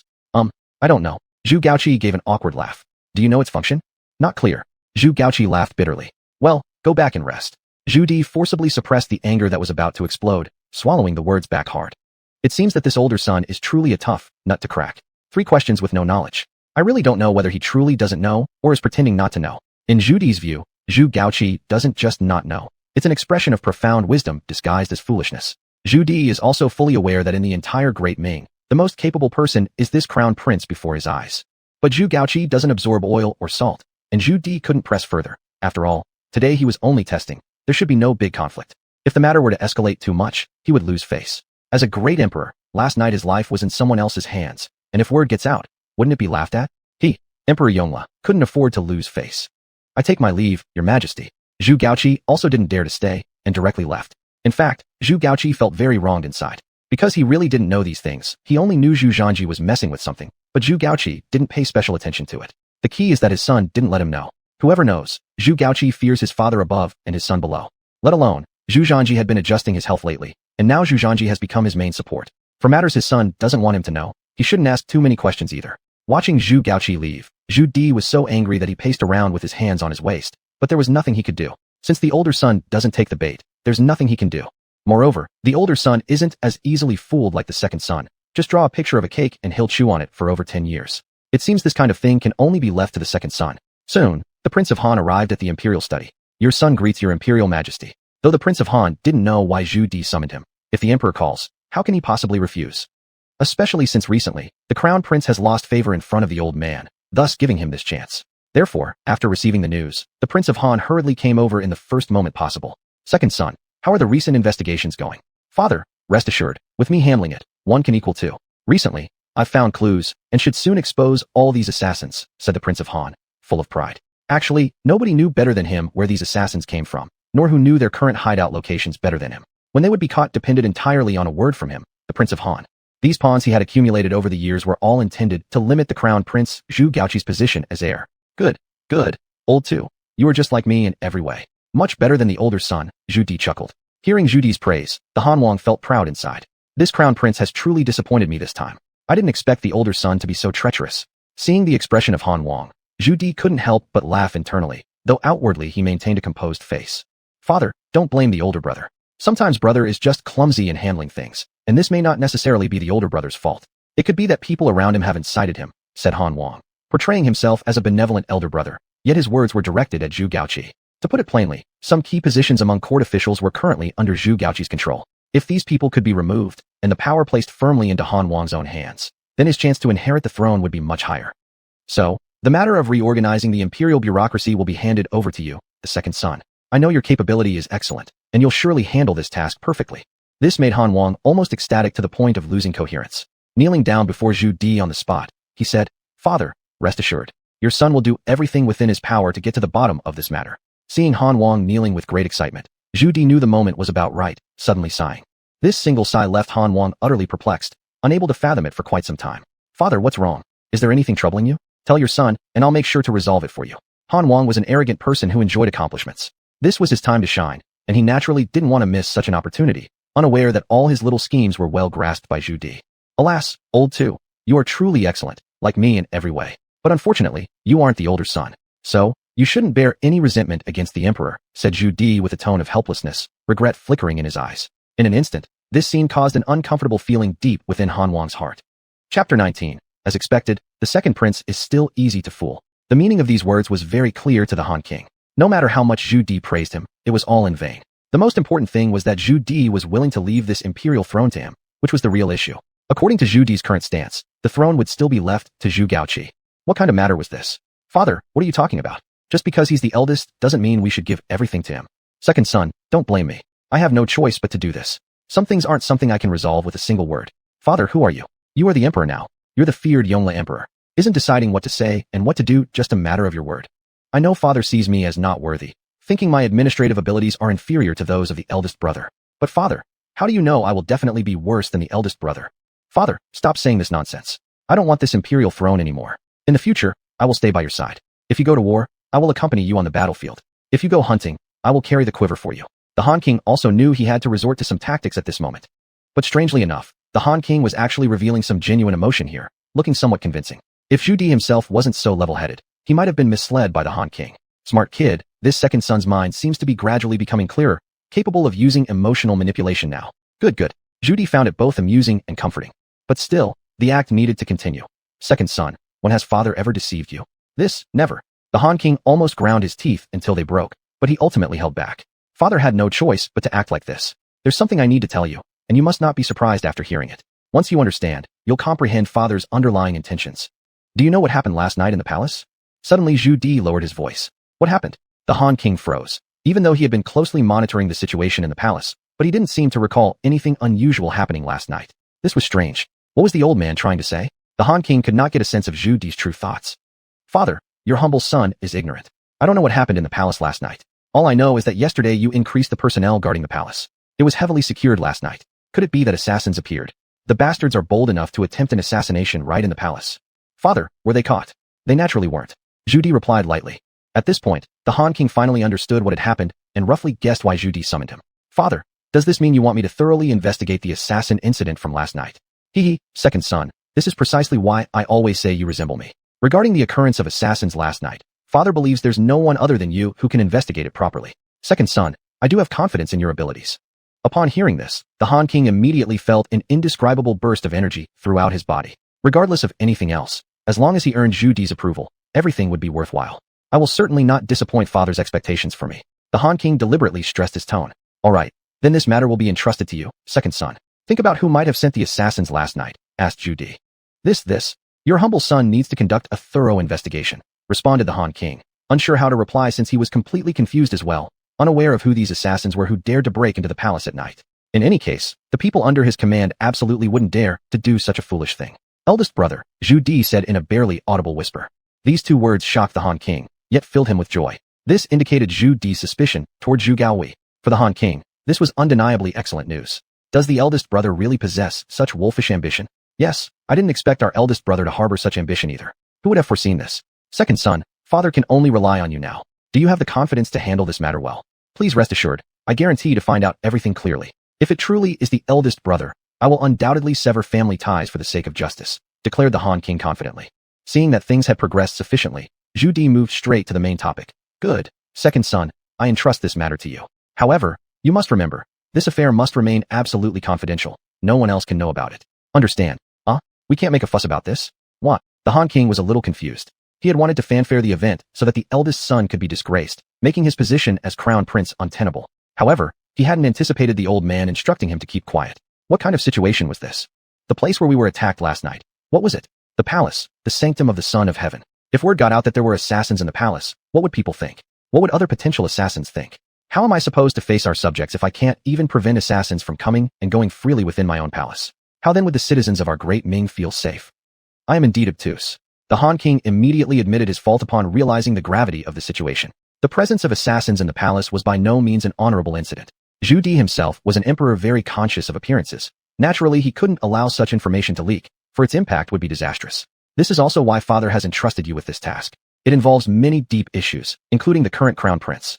If the matter truly concerns the eldest brother, then all of Great Ming will descend into turmoil.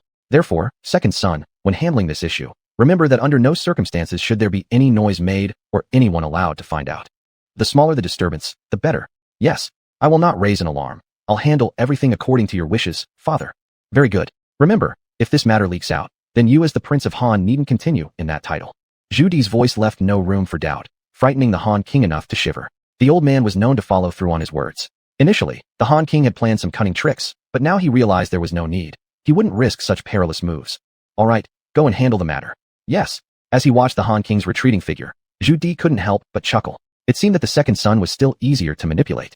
When it came to the first son, he was completely impervious, stolid, and unyielding. Zhu Di felt both powerless and oddly delighted at this. Perhaps the second son can uncover something useful here. Zhu Di muttered softly. He didn't expect the Han King to uncover the entire origin of the matter, but if he could discover some critical points, that would be enough.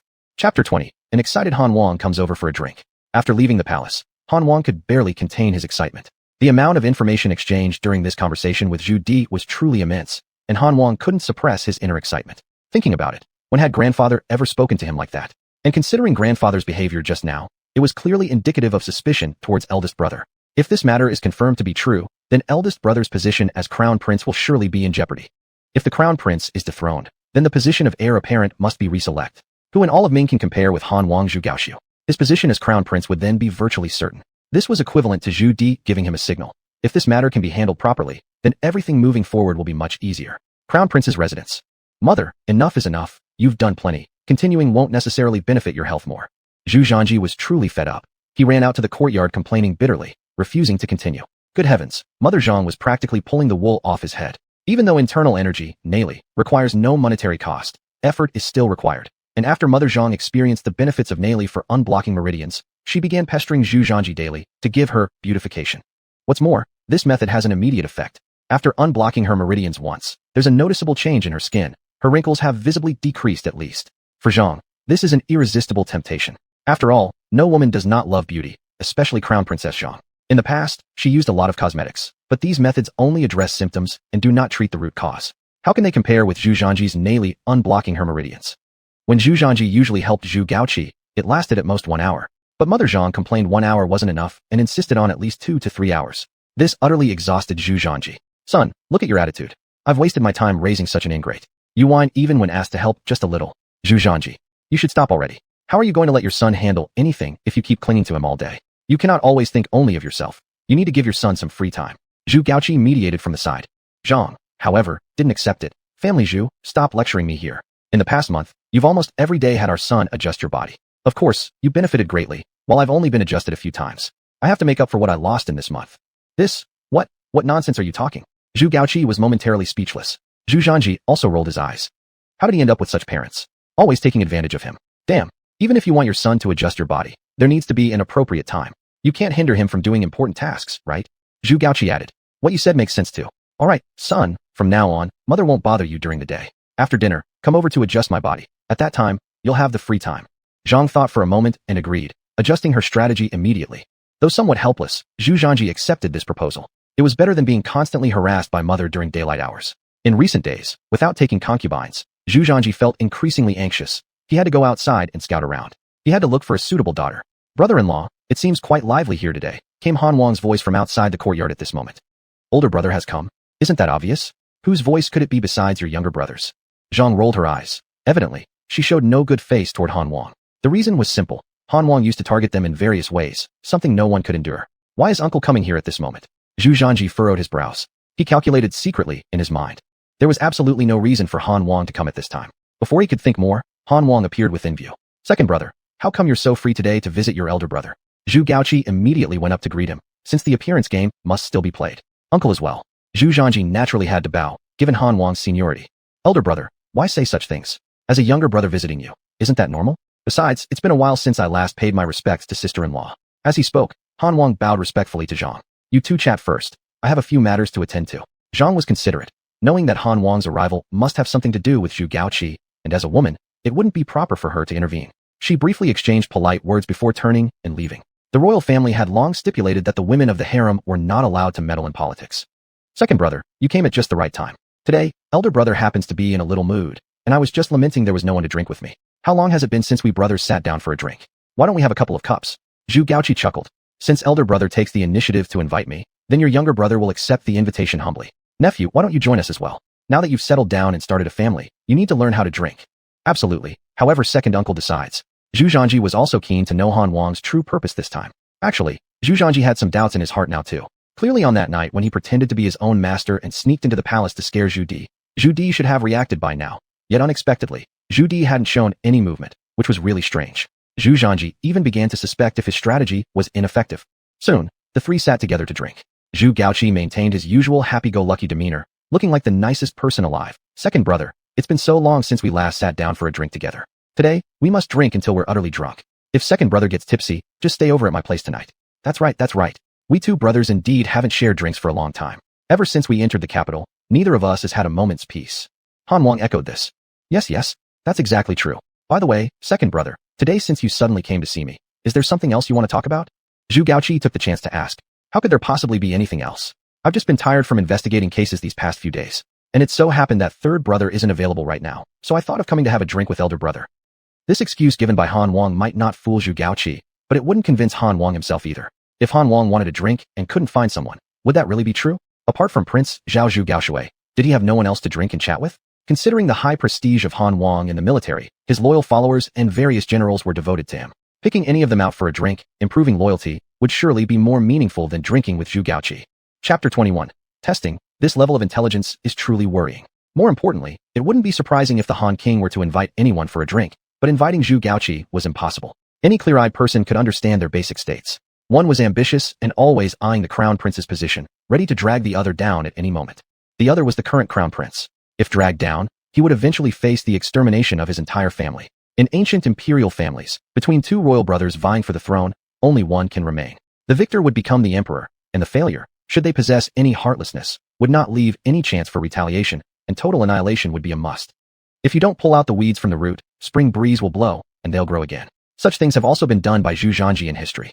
With the Han King's ruthlessness, what kind of consequence this would lead to doesn't need to be said. Thus, the Han King and Zhu Gaoqi chatted aimlessly, their conversation mostly half-hearted, never touching the main topic. Zhu Gaoqi was a very patient person, but the Han King wasn't a patient man. After drinking countless cups of wine, the Han King finally couldn't help himself and asked first, "Big brother, have you heard of something recently?" Zhu Gaoqi's heart stirred, but his surface remained calm, with that usual cheerful expression. "What thing? How could you not know, big brother? Little brother, look at me, I haven't stepped out of the house for so long. Since Grandpa returned, I've handed over all my responsibilities to him. Now I am quite idle every day, either in the room or walking dogs in the yard. Tell me, how could I have heard anything?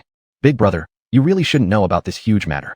But let me tell you, you mustn't tell anyone, otherwise, the matter will get bigger." The Han King's voice was especially low, as if it were an especially confidential affair. Little brother, if it's too confidential, then you don't have to tell me, better avoid trouble." The Han King almost exploded into cursing. "You bloody hell. Are you incapable of understanding human speech, or what? Do you have no bit of curiosity? Do we still have any reason to continue talking today? Big brother, words can't be spoken like that. We are blood brothers after all. How could it be right if I didn't inform you about significant matters?" The Han King feigned sincerity. "Haha, if you say so, there's nothing wrong with it. We are indeed blood brothers, closer than anyone else." Zhu Zhanji sat beside them listening, sweating profusely. "My father speaks such words, hearing them gives me goosebumps. Truly too damn hypocritical. Big brother, I have recently heard that some highly skilled assassins have arrived in our capital city." The Han King said mysteriously. "Highly skilled assassins? How skilled?" "It's heard these assassins can move freely within the heavily guarded palace." "What? Moving freely within the palace? Could they possibly be that capable?" Zhu Gaoqi pretended to be surprised. The Han King kept staring at Zhu Gaoqi, seemingly wanting to see answers on Zhu Gaoqi's face. Unfortunately, apart from surprise, Zhu Gaoqi showed no other emotion on his face, as if he really didn't know about this matter. However, upon hearing this, Zhu Zhanji instantly understood what it was all about. Zhu Zhanji knew that what was done that night had taken effect. Zhu Di wasn't indifferent at all. Instead, he was very concerned about this matter. Zhu Zhanji didn't expect that Zhu Di would handle things so cautiously. He hadn't acted personally, but instead sent the Han King to investigate the situation. No wonder he was the son of Zhu Yuanzhang. His naturally suspicious character has indeed been perfectly inherited. But this Han King's intelligence is indeed quite worrying. Even if you're trying to inquire about the situation, there's no need for you to come in person and rush straight to the point. Can't you be more indirect? Alas, truly worrying. Zhu Zhanji felt both helpless and amused. The person who visited Zhu Di that night was naturally disguised as him. With hundreds of years of skill cultivation and top-tier martial arts secrets, flying over walls and running across roofs was merely a trivial task. Moreover, martial artists can suppress their breaths, combined with the cover of darkness. Infiltrating the palace was effortlessly achievable. Besides, Zhu Zhanji had run around this palace since childhood. No one knows the way through the palace better than him, which greatly increases the success rate. Although this matter cannot be loudly publicized, it must make Zhu Di believe it. So, the Han King absolutely cannot go back empty-handed this time, and he definitely needs to find out something. But it can't be too obvious either, otherwise, given Zhu Di's inherently suspicious nature, there will probably be even more trouble. After probing a few times, the Han King couldn't get any useful information from the old fox Zhu Gaoqi, which made the Han King somewhat angry and caused his wine-drinking manner to become slightly more restless. "Uncle, you all carry on with this talk. I'm not very convenient to stay here, as I have some things to handle, so I'll take my leave." Saying this, Zhu Zhanji saluted respectfully to the Han King, then turned around and left directly. "Hey, big nephew, don't rush to leave just yet. You haven't even drunk your wine." No matter what the Han King said, Zhu Zhanji showed no intention of stopping, immediately drawing the Han King's attention. This kid has some issues. At this point, Zhu Gaoqi also started to wonder. Through their recent contact, he had discovered that his son actually possessed some strategies. Why was his son behaving so poorly today? Isn't this making it obvious for others to see the signs? "Brother-in-law, you shouldn't care about this monkey. He indeed has some things lately. You know he married quite a few concubines, so he is busy every day." Understood. "Oh, elder brother, my thorough investigation into the assassins isn't finished yet. This drinking session is almost over. Let's meet up again when we're free next time for another couple of drinks." After exchanging a few polite sentences with Zhu Gaoqi, the Han King left in a hurry. The matter finally has some direction now. After Zhu Zhanji left, he went straight towards Wang Gong factory. He just wanted to go check on the production progress of the flintlock rifles. He hadn't been there these days because soon he'd need to present results to Zhu Di. Chen Jian was by far the best craftsman in the entire Ministry of Works, skilled and very capable, surpassing Zhu Zhanji's expectations in terms of production speed. The rifle bodies were already manufactured and assembled. They looked quite interesting and exactly like the design drawings. The craftsmanship was pretty good too. Cocking the unloaded gun produced a crisp and smooth sound. Only the bullets aren't finished yet. Since this thing requires a high level of precision in its manufacture, it is somewhat difficult. If they weren't the top craftsmen of this era, they probably wouldn't be able to make it. There are strict dimensional requirements, and without the modern tool's precision, they can only rely on their experience and manual work to create it. Chapter 22. Unsatisfactory results. What went wrong? If you can manage it, then that's already pretty good. His Highness the Crown Prince's grandson, we have disappointed you. We are currently striving to improve this bullet, said Chen Jian with a face full of shame upon Zhu Zhanji's arrival. Improvement? Does that mean you've already produced them? Zhu Zhanji was a little puzzled. Yes, Your Highness, the Crown Prince's grandson. We've already assembled according to the blueprint's requirements, but we don't know whether it's due to an incorrect assembly process or poor control over some other aspect. During our trial, we discovered that the firepower. Chen Jian could only helplessly laugh bitterly. Actually, they had already manufactured the bullets. They just didn't dare to inform Zhu Zhanji prematurely, deciding instead to formally notify him only after confirming successful testing. Unfortunately, an issue arose during their trials. What exactly happened? The power is too weak. Your Highness mentioned that once this kind of bullet is successfully made, its range should be at least 400 meters. However, in our tests, we found the effective range was only 200 meters. Moreover, even when hitting the target, the damage inflicted was rather insignificant. If combined with armor. Let me try one. Quickly bring out the finished bullets. Chen Jian had been researching and pondering all night yesterday. Although he followed the principles Zhu Zhanji told them, he still couldn't figure out why things were not turning out as expected. Not far from Wanggongchang, there was a special shooting range. This place was specifically used to test the power of newly developed muskets and red-coated cannons.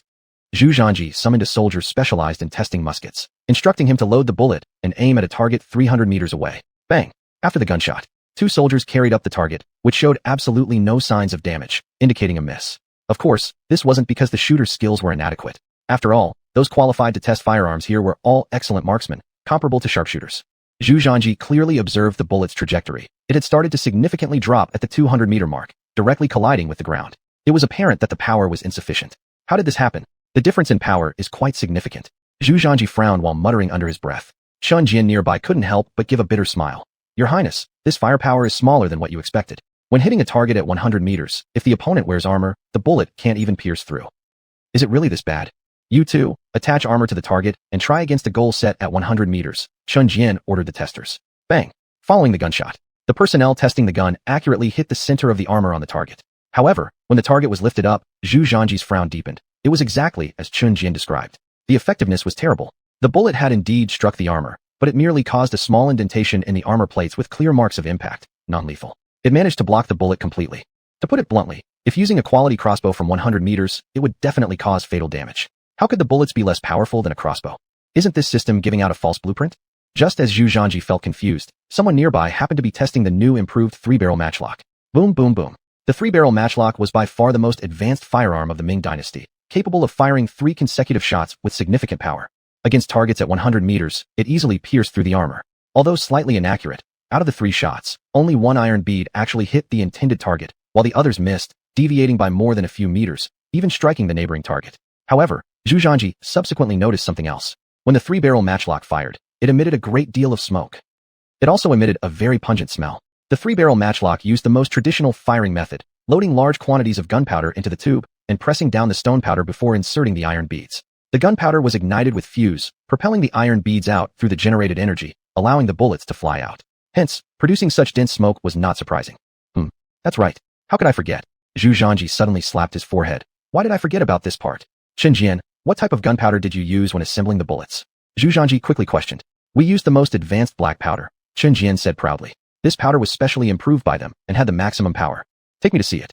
Soon, Zhu Zhanji saw the black powder they were using. After seeing these powders, Zhu Zhanji immediately understood why the power was so small. They were using this most primitive form of black powder.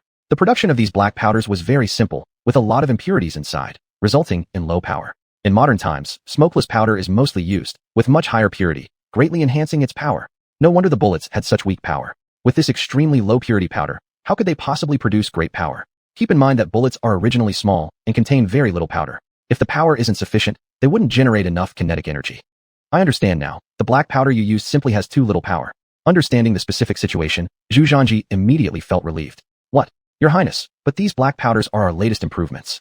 Compared to before, their power is significantly greater, Chen Jian said awkwardly. To you, the power might be much greater, but for me, it's far from enough. The purity of these powders is too low. They should be refined further to enhance their power. The purer the powder, the less smoke it generates, or even none at all, while increasing its power substantially. Huh? No smoke? Chen Jian looked completely baffled. How could this be possible? For anything that uses open flames, how could there be no smoke? The smoke from these black powders burns up more smoke than other substances. All the craftsmen began discussing among themselves, each face marked with bitterness. Zhu Zhanji did not blame them, as smokeless powder for this era was simply non-existent. It was entirely normal for them to not have encountered it yet. It was something from several generations later. Chapter 23. The transformation, the power is absolutely amazing. Let's do this. I will give you some formulas, then go ahead and prepare some for assembly. Later we will test their power. Time was short. Zhu Zhanji couldn't worry too much. After all, gunpowder in modern times isn't a big deal. With a little research, the method of production can be found. Fortunately, Wanggong factory had relatively complete equipment. With Zhu Zhanji's guidance, various materials were pieced together easily, and they finally managed to produce the gunpowder. A group of craftsmen looked at these powder particles with suspicious eyes. They doubted these granular-shaped gunpowders. After all, the gunpowder they used now was all powdery black gunpowder, and they even doubted whether these granular gunpowders could burn. Don't waste time. Hurry up and assemble a few bullets so that I can try them out, Zhu Zhanji urged. So, they could only load the bullets. 20 bullets were soon manufactured. Zhu Zhanji wasn't idle either, and immediately returned to the weapon testing site. The tester, without a word, loaded the bullet, aimed at the armor target 100 meters away. Bang! This shot hit accurately, but the result was completely different from before. Both the armor and the target were penetrated by the bullet, its speed being incomparably faster than before. Heavens! It can actually fire. And the power compared to before has multiplied by several times. The armor has been pierced. Alright, this really works. Congratulations to his grandsonness. Everyone congratulated Zhu Zhanji and gave him an admiring look. That's it. Don't rush to verify. Continue testing. Fire at the target 400 meters away. Zhu Zhanji ordered. Without hesitation, the tester reloaded the bullet. Bang! The bullet accurately hit the target at 400 meters away, and it managed to pierce through the entire target. Such power and range scared even the tester. Continue shooting at the target 600 meters away. Zhu Zhanji continued ordering. The tester didn't overthink it and kept shooting at the target 600 meters away. Bang! This shot did not accurately hit the bullseye. It hit slightly above the center of the target.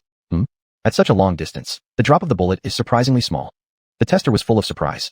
To become a weapons tester here, his shooting skills were naturally top-notch, so he knew that beyond a certain distance, whether it was a matchlock or a bow, there would always be a certain degree of bullet drop. So the tester deliberately adjusted the barrel, but what he hadn't expected was that the bullet drop from this gun was much less than he had imagined. Continue. Zhu Zhanji also understood this point. The tester was merely confirming the bullet's trajectory and drop. Sure enough, when the next bullet was fired, it accurately hit the bullseye and successfully pierced it. Put on a set of armor on the target. Zhu Zhanji, without hesitation, had to confirm the rifle's firepower. A distance more than 600 meters away, still needs to break through armor. Isn't that just too hard? Indeed, at this distance, it's already impressive to hit the target. Breaking through the armor, though, seems somewhat unrealistic. Some craftsmen muttered quietly. They were clearly satisfied with such results. As for whether it could penetrate armor, that was no longer important. For a musket to reach a distance of 600 meters was absolutely impossible, but rifles could achieve it, which was quite impressive. At Zhu Zhanji's request, a suit of armor was placed on the target 600 meters away. The tester was now very interested and carefully aimed before pulling the trigger. Bang!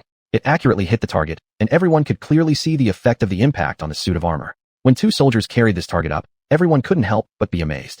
The armor was penetrated, and the inner target also suffered damage. It seemed that even enemies 600 meters away could receive fatal injuries. Not to mention, such striking ability was enough to make them proud, as their main enemies came from the Mongolian cavalry.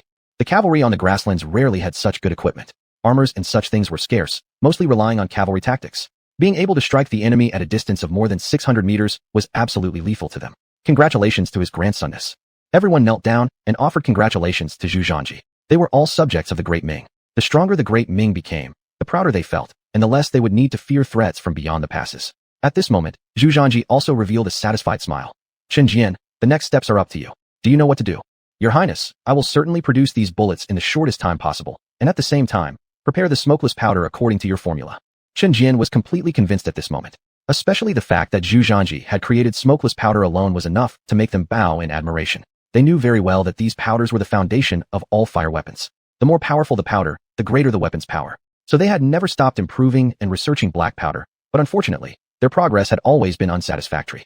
Now Zhu Zhanji had provided guidance and a recipe for creating powders whose power far exceeded their previous black powder by an indescribable margin. The comparison was simple. The amount of powder that could be loaded into a bullet shell was only so much. If their black powder was used, it could only cause appropriate damage to targets within 100 meters, and if the opponent wore armor, it might not even be fatal. However, if this granular powder was used, any enemy beyond 100 meters would be killed with one shot. And even 600 meters away, it could still pierce through armor. There was no need to describe how great the difference was. If these powders could be mass-produced and equipped on muskets and cannons, how many times would their power increase? They could hardly imagine just how much of a blessing this would bring to the Great Ming. After resolving the issues regarding bolt-action rifles, Zhu Zhanji was in a great mood. Seeing that it was already late, Zhu Zhanji did not intend to linger, and directly headed back to the Crown Prince's mansion. Wanggong Factory was, after all, a firearm factory. Naturally, it could not be located in the bustling city center, but rather in a relatively remote suburban area, as it needed to produce gunpowder and could not be too close to urban areas. Otherwise, if something went wrong, the number of affected people would drastically increase. Chapter 24. Ambushed. Tell me where my uncle is. So, when Zhu Zhanji was on his way back, he had to pass through an official road in the wild. As he walked, Zhu Zhanji suddenly furrowed his brows and stopped involuntarily. The current Zhu Zhanji already possessed a century of martial arts skills. With his deep internal power, his senses had reached an extremely terrifying level. He could clearly sense the faint breathing sounds around the road, as well as some other relatively subtle noises. Although they were quite small, Zhu Zhanji still heard them. Rustle, rustle, rustle. At this moment, these noises suddenly became louder, coming from all directions of the official road. Soon, Zhu Zhanji found himself surrounded by a group of black-clad men. They were completely dressed in night clothing, with their faces covered tightly, and only their eyes visible. Each of them held a sharp sword. An unfriendly bunch indeed. Prince Taishan, there's a path to heaven, but you won't take it. No way to hell, but you insist on entering it.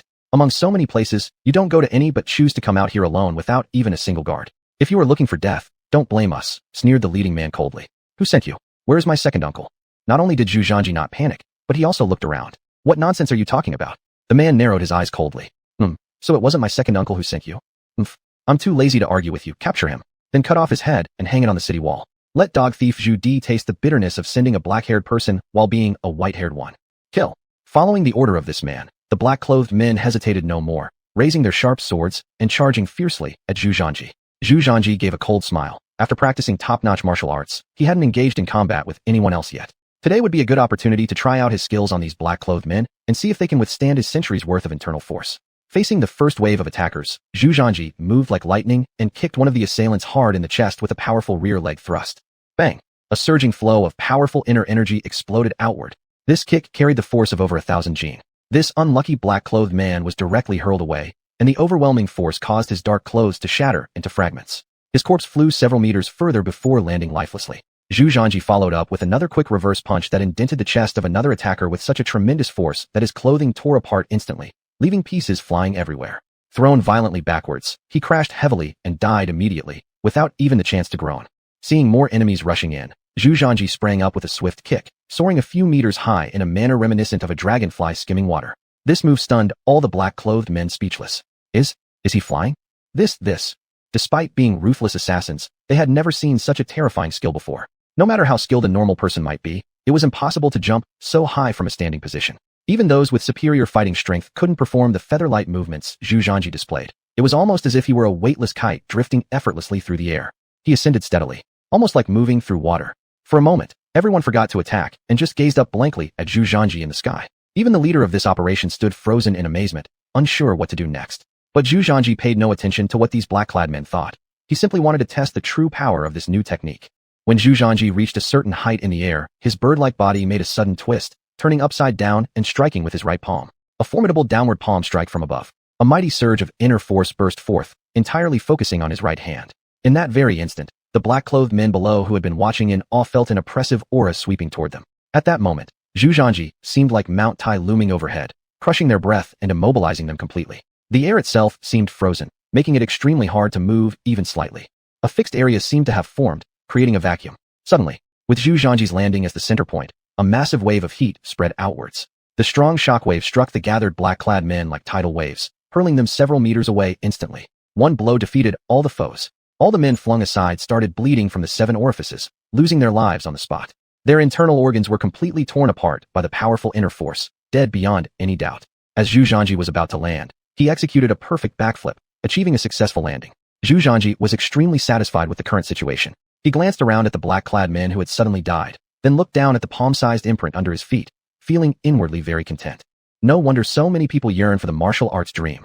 This scene was just too exhilarating. There were at least 30 to 40 people on the field, all of whom had died instantly under Zhu Zhanji's single move. It seemed that after practicing martial arts to a certain peak level, it truly was possible for one person to match 1,000 soldiers. One sword breaking through 2,000 armor wasn't just an empty phrase. This was merely Zhu Zhanji's first time using this technique, and he wasn't very familiar with it yet. His control over power and other aspects still needed improvement. If only he became more adept, he'd be able to achieve precise control. But even so, it already looked pretty cool. Apparently, this century-long internal power was still not enough to satisfy him. He had to push himself further and enhance his power again. After experiencing the joy brought by strength, Zhu Zhanji's desire for it only grew stronger. Pulling his thoughts back, Zhu Zhanji's eyes landed on the leading black-clad man. This individual was the one Zhu Zhanji had particularly controlled to remain alive, while all the other black-clad men were already dead.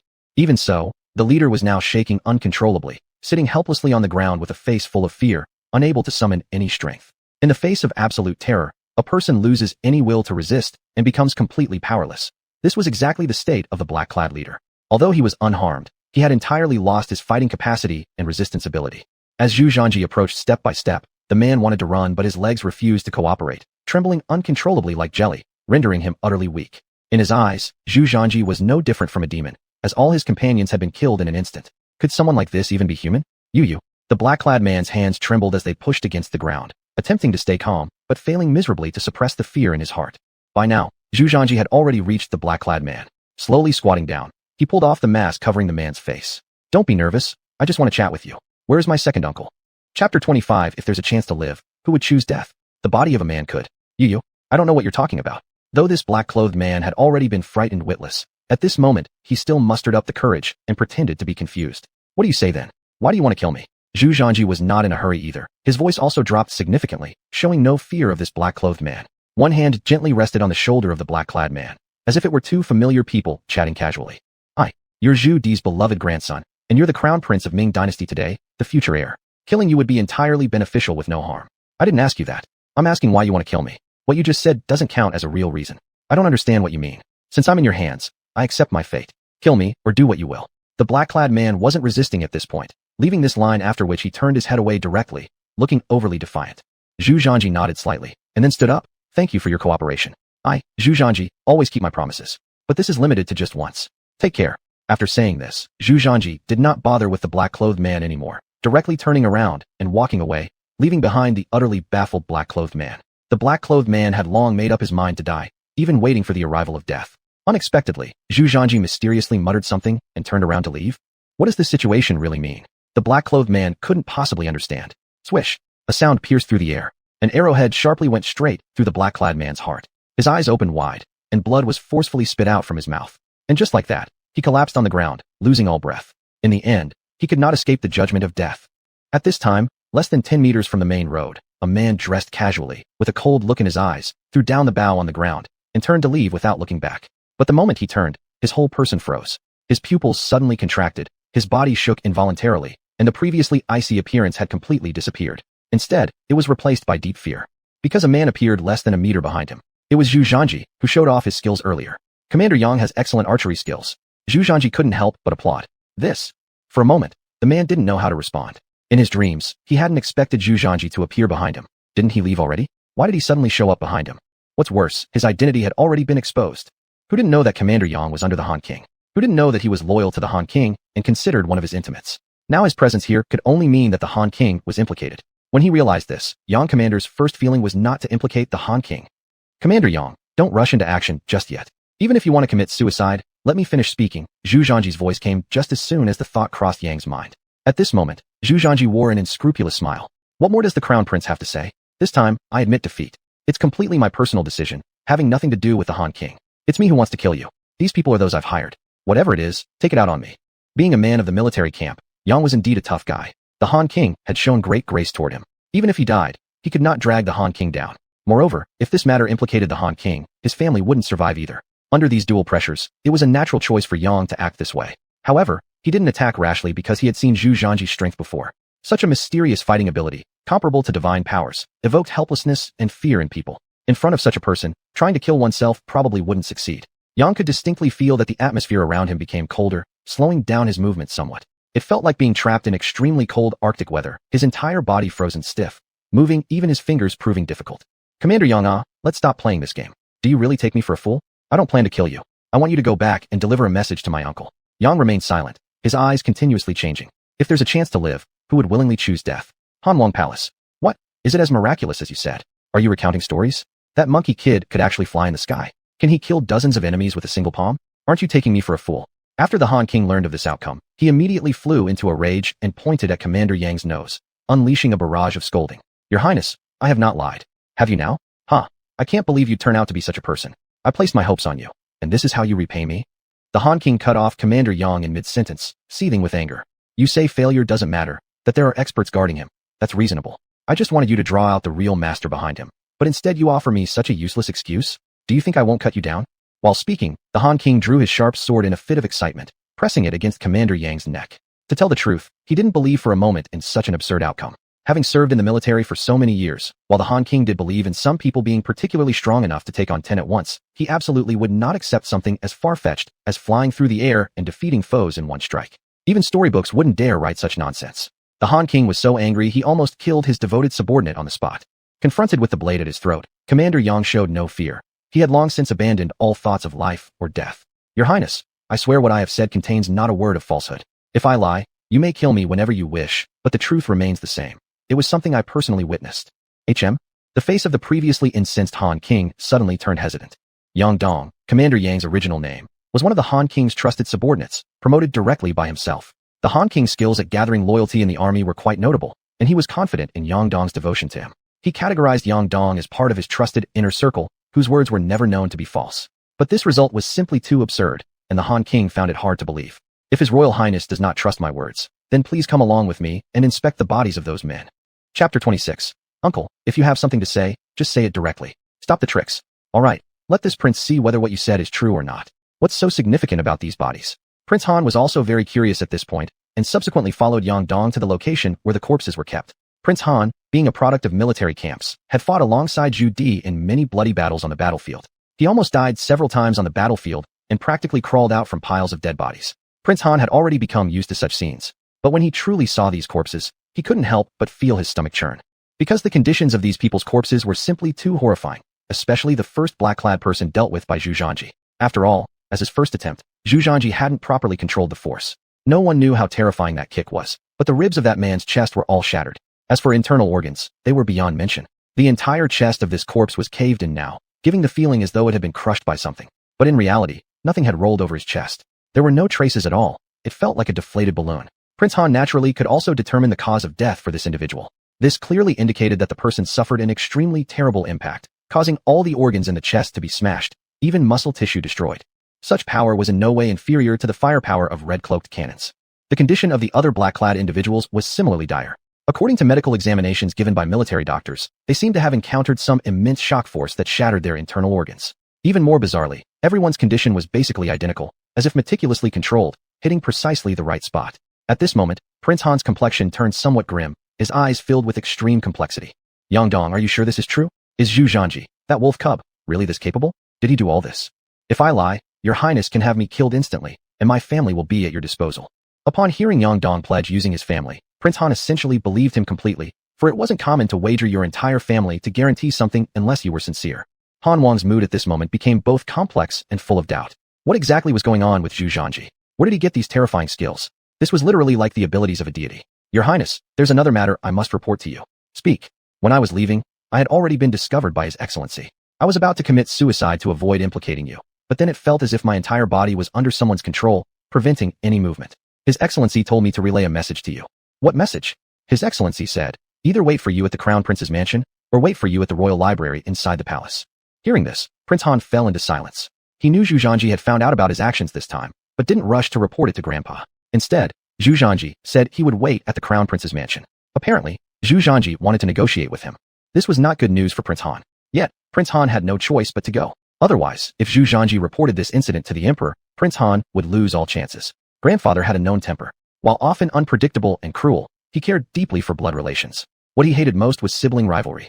If not absolutely necessary, Zhu Di would never harm his own kin. If Grandfather found out that Han Wang attempted to move against Zhu Zhanji, Han Wang would lose all chance of succeeding the throne and might possibly be exiled. Well, there was no room for choice anymore. Prince Han, appearing like a deflated ball, although unsure what Zhu Zhanji intended to do, understood that Zhu Zhanji was clever enough and was definitely going to squeeze something out of him.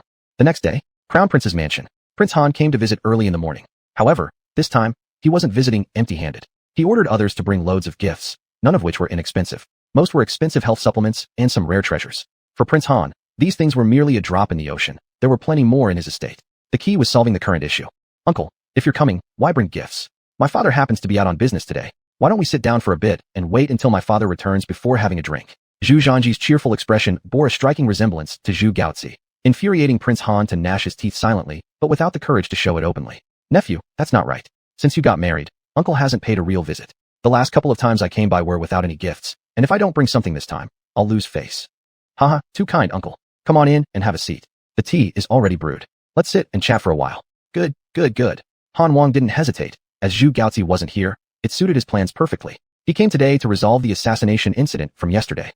Han Wang knew he had a weakness in Zhu Zhanji's hands, so he naturally needed to be careful in what he said and did. As long as this matter could be concealed, Han Wang could continue vying for the throne. After they sat down, Zhu Zhanji leisurely poured the tea. But Han Wang was an impatient man. Seeing that Zhu Zhanji didn't speak first, he couldn't help himself. Big nephew, you know who your second uncle is. I don't like all these tricky games. So, just come out and say it. What do you want from me? In response, Zhu Zhanji handed Han Wang a cup of tea. Uncle, there's no need for this severity. Have I ever said what I wanted from you? Today I just wanted to tell Uncle something. There's nothing we can't discuss openly. We're family. Why should there be anything unspeakable? There's also no need for these sneaky moves behind our backs. If it causes any harm to our harmony, wouldn't that be bad? What do you mean? Nothing much. I really didn't expect you'd play such tricks behind my back. What if I told Grandpa about this? What do you think would happen then? Big nephew, stop pulling this act with your old uncle. You know better than anyone what kind of person the old man is. Even if this matter reaches him, at most I'll get yelled at, placed under house arrest. Once his anger subsides, everything will return to normal. Chapter 27. The deal, cousin is still too young. That's not certain, uncle. This time the people we're dealing with are somewhat special. These assassins are no ordinary ones. They were all loyal to the deposed Jiangwen emperor. If grandfather finds out that you, uncle, have ties with Jiangwen's old loyalists, can you guess what he would do? Of course, given grandfather's nature, he probably wouldn't kill you, uncle. However, your reassignment to a distant region would be unavoidable. The Han King's face instantly changed. Indeed, those assassins back then were actually the orphan survivors of the Jingnan campaign whom he had sheltered. The Jingnan campaign has always been the hardest obstacle for Zhu Di to overcome. Well, stop talking about these things now. Tell me what you want. The Han King forcibly suppressed his inner anger. Originally, his plan was to bring Zhu Zhanji back and let these assassins interrogate him, hoping to find solid information from Zhu Zhanji's mouth. What the Han King didn't expect was that this operation failed, and it even got himself entangled in it. Uncle, I hear that you know a lot of people in the capital city, and you've seen many beautiful women. Recently, my father built me several new mansions. Since they're empty anyway, and since you're also idle, why don't you help me take care of this matter? Zhu Zhanji laughed. Is it that simple? The Han King was utterly baffled by the outcome, clearly unprepared for it. He had already braced himself for heavy losses and devised multiple response strategies, but none were needed. He understood Zhu Zhanji's meaning. Isn't it just sending him a few beautiful women? So could the issue be resolved like this? If uncle is willing to give me a few handfuls of golden beans as well, I would be more than happy to take care of this. No problem, it's such a small matter. If cousin wants golden beans, then uncle will give them to you. The Han King immediately took out a handful of gold beans from his pocket and handed them over directly to Zhu Zhanji. For him, anything that can be solved with money isn't really an issue. Moreover, if sending a few beauties could solve the problem, this was exactly what the Han King most hoped for, and he secretly smiled inside. Cousin is still too young. One thing, uncle, I need to clarify. Lately, my tastes have gotten higher. If it's just ordinary women, I wouldn't be interested. I hope uncle can choose carefully for me. Don't worry, I will make sure you are satisfied. But cousin, we need to set the terms. After I deal with this matter for you, let's not bring up this thing again. Is that okay? Deal. Zhu Zhanji accepted without hesitation. In fact, the drama yesterday was just a performance. Zhu Zhanji also wanted to test his own abilities on the sly and intimidate the Han King at the same time. Actually, Zhu Zhanji knew that the Han King acted under Zhu Di's orders. Otherwise, there's no way he would have mentioned the palace assassins. It was Zhu Di's way of testing him. The Han King was merely an unfortunate pawn manipulated by Zhu Di. Zhu Zhanji's goal was to ensure Zhu Di believed in his strength, thereby facilitating his plans for concubines. Even if Zhu Zhanji told Zhu Di about the incident, Zhu Di wouldn't likely do anything to the Han King. Therefore, Zhu Zhanji decided to seize this opportunity and get the Han King to work for him. Beautiful women. The Han King did indeed possess commendable skills in handling such matters. After leaving the Crown Prince's residence, the Han King's smile became increasingly vibrant.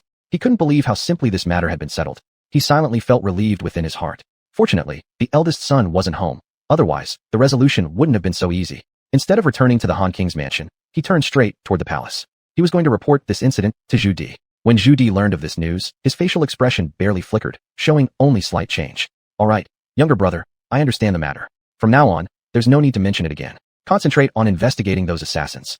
Zhu Di's words confused the Han King greatly. Father, didn't you tell me to probe the eldest brother's stance? I haven't fully uncovered the situation yet. Humph. Zhu Di snorted coldly. If you continue probing, who knows what chaos it may stir up. Just focus on your own duties. There's no need for you to concern yourself with this anymore. Yes, yes. The Han King dared not argue and responded quickly before retreating. After the Han King left, a hint of joy emerged on Zhu Di's face. This little monkey, who would have thought his luck would be so good, finding favor with such an extraordinary person, and never even informing me, his grandfather. Fine, since you're unwilling to speak, then I, your majesty, will take a good look at how long you can keep this up. In fact, regarding the assassination attempt on Zhu Zhanji yesterday, Zhu Di was fully aware of everything. However, he chose not to reveal it. Although the Han King's actions were unexpected, they still achieved the desired effect. The Jin Yi guards surrounding Zhu Di are all elite forces and naturally paid close attention to the battle that day. Zhu Di has now basically determined that his grandson Zhu Zhanji is no longer an ordinary person. Perhaps he really can follow an extraordinary mentor in search of a wondrous path. This presented quite a good opportunity for Zhu Di. Regardless of ancient emperors or Zhu Di himself, none of them would object to living longer, especially those who stand at higher levels, as they value their own lives even more. Take Qin Shi Huang for example. Despite being tricked by Su Fu, he still sought the elixir of immortality without hesitation. His only goal was to live long enough to ensure the eternal reign of the Qin dynasty. Throughout history, many emperors blindly trusted alchemists and Taoist priests. As for Zhu Di, he shared this desire too. With age came the greater longing to prolong his time, thereby securing better conditions for future generations. When young, Zhu Di could wield an 80-pound great sword and gallop into battle fearlessly. He could draw a bow capable of firing arrows over 5 stones. But with the passage of years, Zhu Di could no longer lift such a heavy sword nor manage a bow of such strength. His health deteriorated each day, and Zhu Di knew his time was limited. During this period, Zhu Di had also sent people secretly to look for certain masters, asking them to create medicinal pills. Though Zhu Di didn't believe in immortality, he hoped these pill makers could extend his lifespan. He tried them with a mixture of belief and skepticism, yet whether it would work or not remained uncertain in his heart. But now, presented with such a great opportunity, Zhu Di couldn't help but take it seriously. If his grandson were on the path towards the peak of life's philosophy, wouldn't that mean that he, Zhu Di, could potentially tread the same road? Even if it failed entirely, wouldn't it still be possible to add a few more years to his life? Chapter 28. Xuanhuan's Analysis, Divine Skills. Zhu Di had already consulted the royal physician about Crown Prince Zhu Gaoqi's health. The physician's response filled Zhu Di with immense joy. Even the royal physician was quite astonished. Zhu Gaoqi's constitution had originally been weak, compounded by excessive overwork which had strained his body heavily. However, in recent days, Zhu Gaoqi's condition was getting better day by day, as was his physical strength. The plumpness that once made him look like a ball had diminished significantly. The royal physician also mentioned that based on Zhu Gaoqi's current situation, it would take only a few years for his constitution to recover to the level of an ordinary person. All these signs indicated that Zhu Gaoqi had received help from Zhu Zhanji. Otherwise, his recovery could not have happened so swiftly. Zhu Di felt both happiness and anger.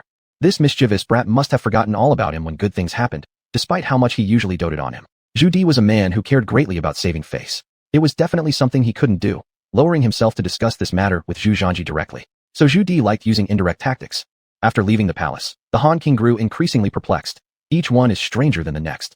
The eldest nephew acts strangely, and so does the old man. I can't understand what's going on. The Han King really couldn't figure out the situation clearly. There was a vague sense of unease growing within him. So eventually, he called Zhao Wang to his mansion to drink wine together and also to hear his younger brother's opinion.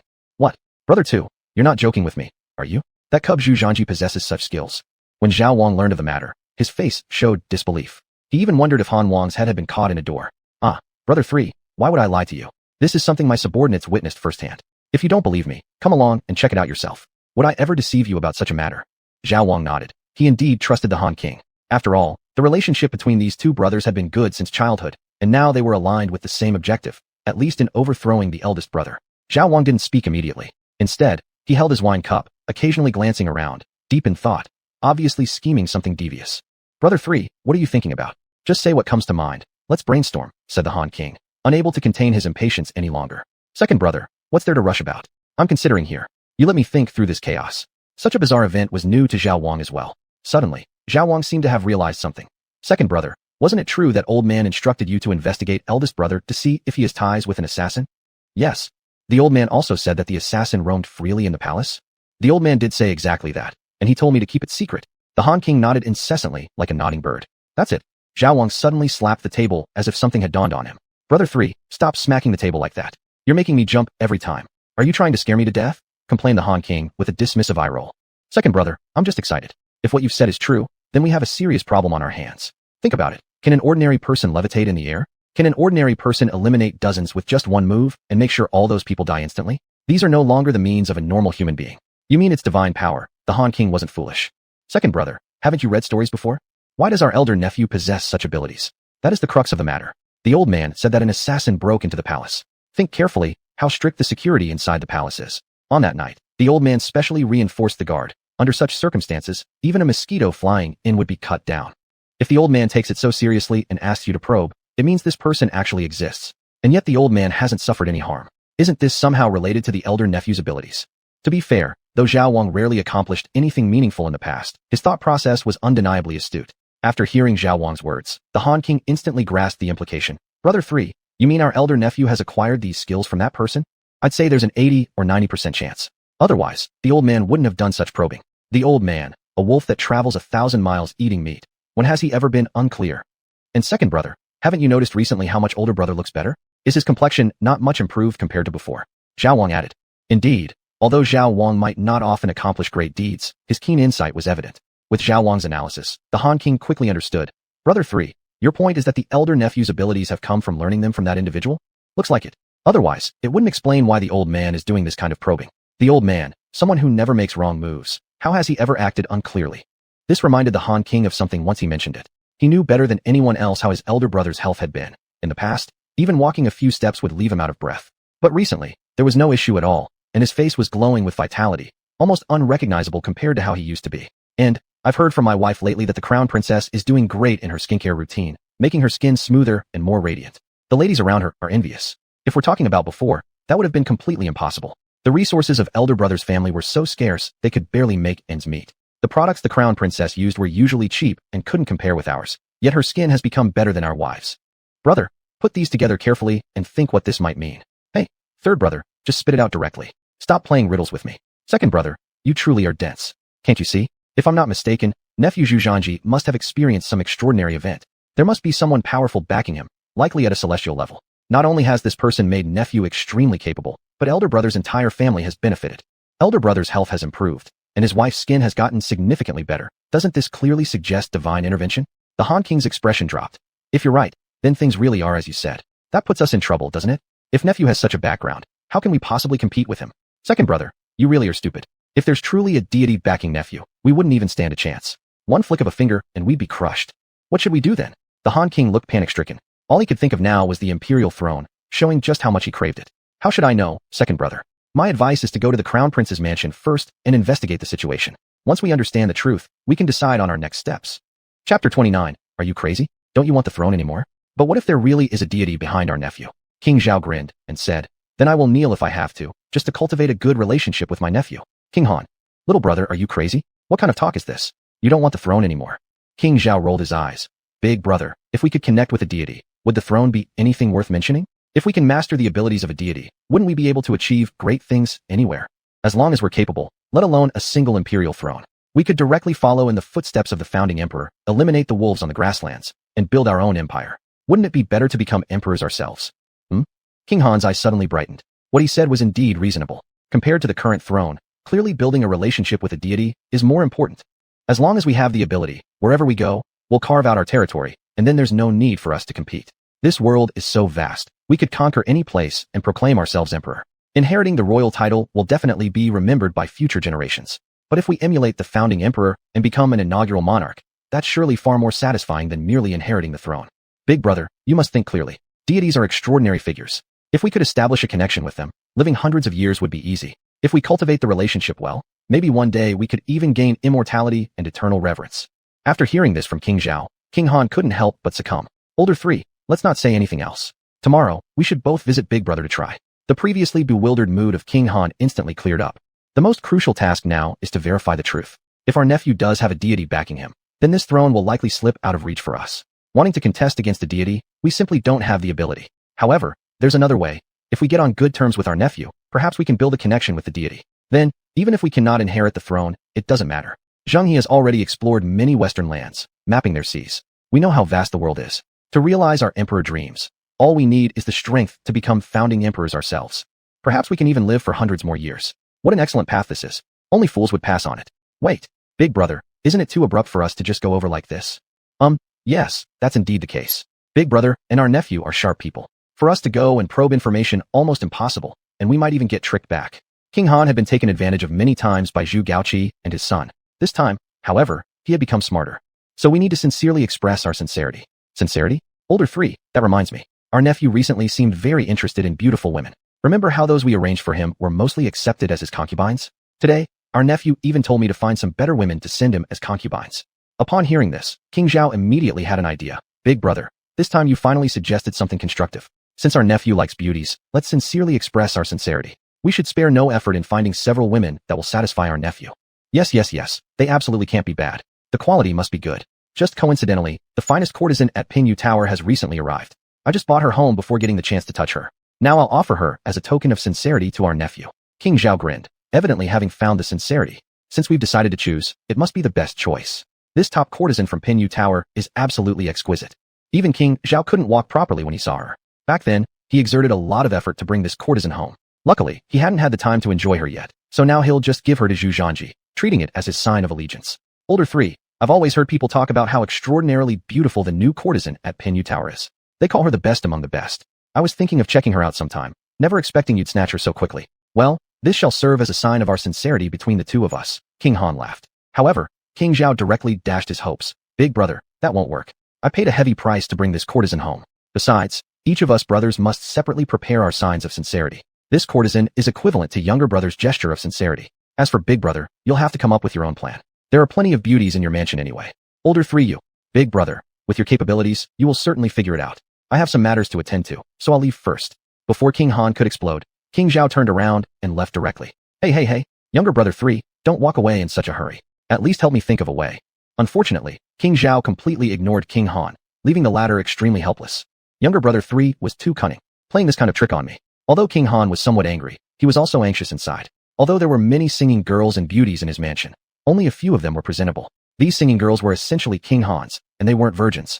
Sending these women over wouldn't show any sincerity. Instead, it might make him appear to be causing trouble. The situation was different now. King Han had to proceed cautiously. After all, this was about the path he would take for the rest of his life, so he definitely had to be careful. The next day, son, have you finished with everything? Zhu Gaoshi sat in the courtyard drinking tea, his leg crossed as he asked Zhu Zhanji. Zhu Gaoshi had recently been feeling more relaxed than ever. Without mentioning anything else, the health issues with his body were getting better day by day, which was crucial for restoring his manly vigor. This was simply a tremendous piece of good news for Zhu Gaoshi. In the past, due to his poor health, he hadn't even considered reviving his vigor. Just walking a few steps left him out of breath, with no interest whatsoever in those aspects. Though Lady Zhang hadn't said anything, Zhu Gaoshi felt quite disheartened inside. Now, with his improving health, Zhu Gaoshi was becoming stronger and stronger. Thus, he grew fonder of his son Zhu Zhanji, supporting whatever his son did. Father, rest assured, everything is ready. Although there hasn't been much reaction from grandfather, I believe he must already know the situation and will likely not hinder me. Zhu Zhanji smiled. Son, I always feel that what you're doing isn't entirely appropriate. You shouldn't reveal your skills to Uncle too. Won't this put us at a disadvantage? Zhu Gaoshi expressed his concerns.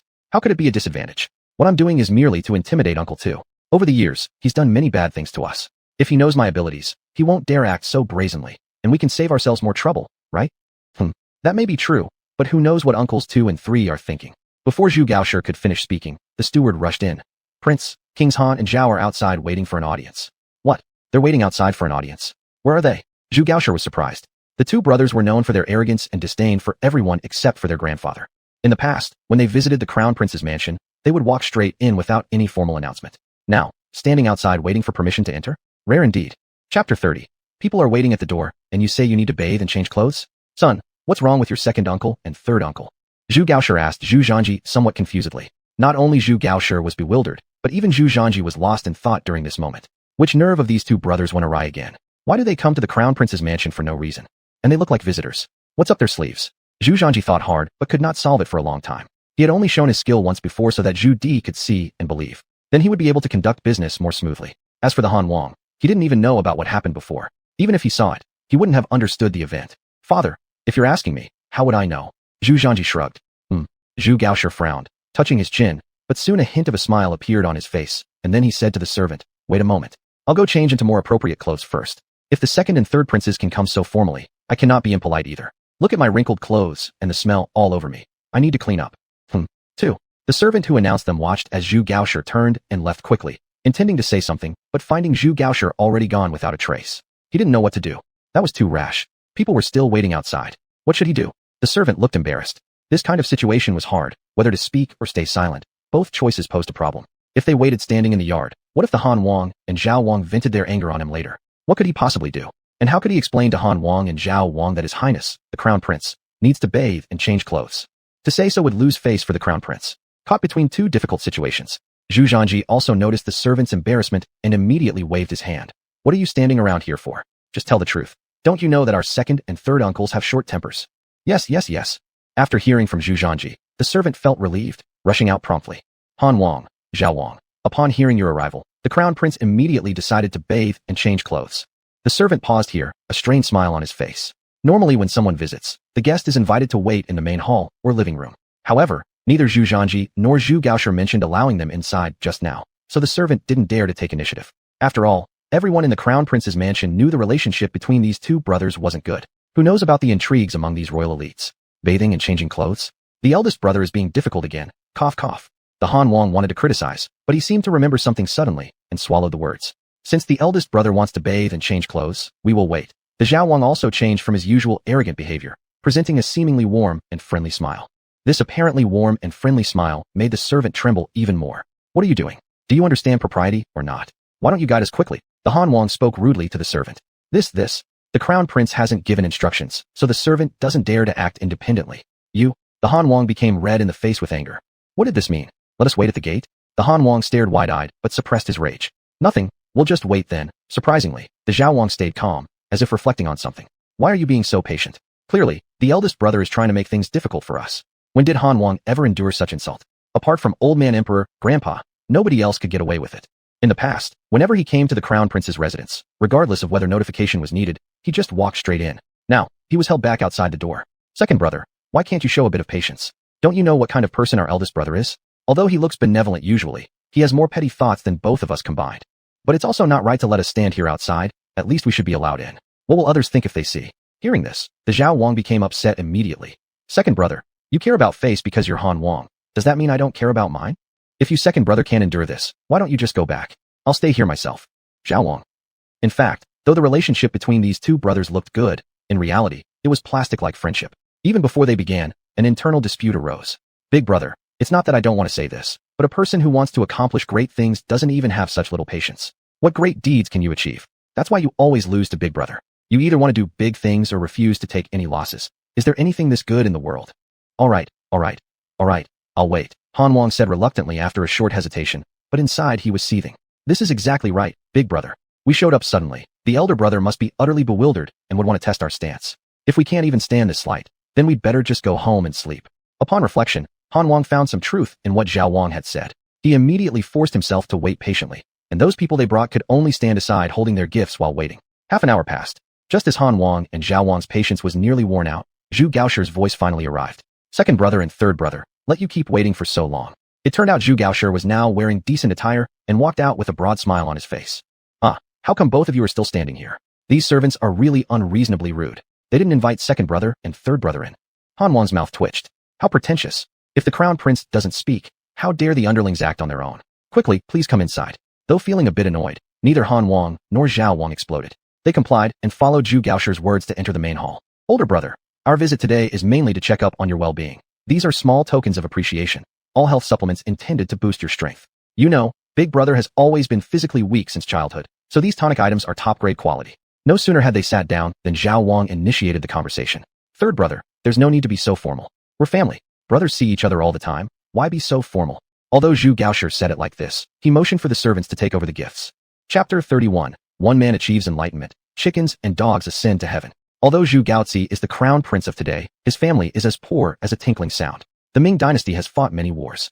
Every time they move, tens of thousands of troops are required. Regardless of the consumption on the battlefield, even just for the horses and provisions alone, that already sums up to an astronomical amount.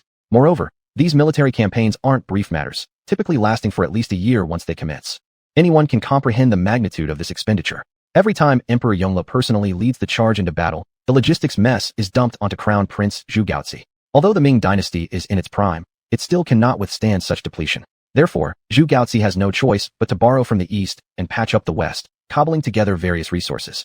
Additionally, court affairs are complicated. If you want everyone to wholeheartedly raise military funds, the person leading the effort must set an example first.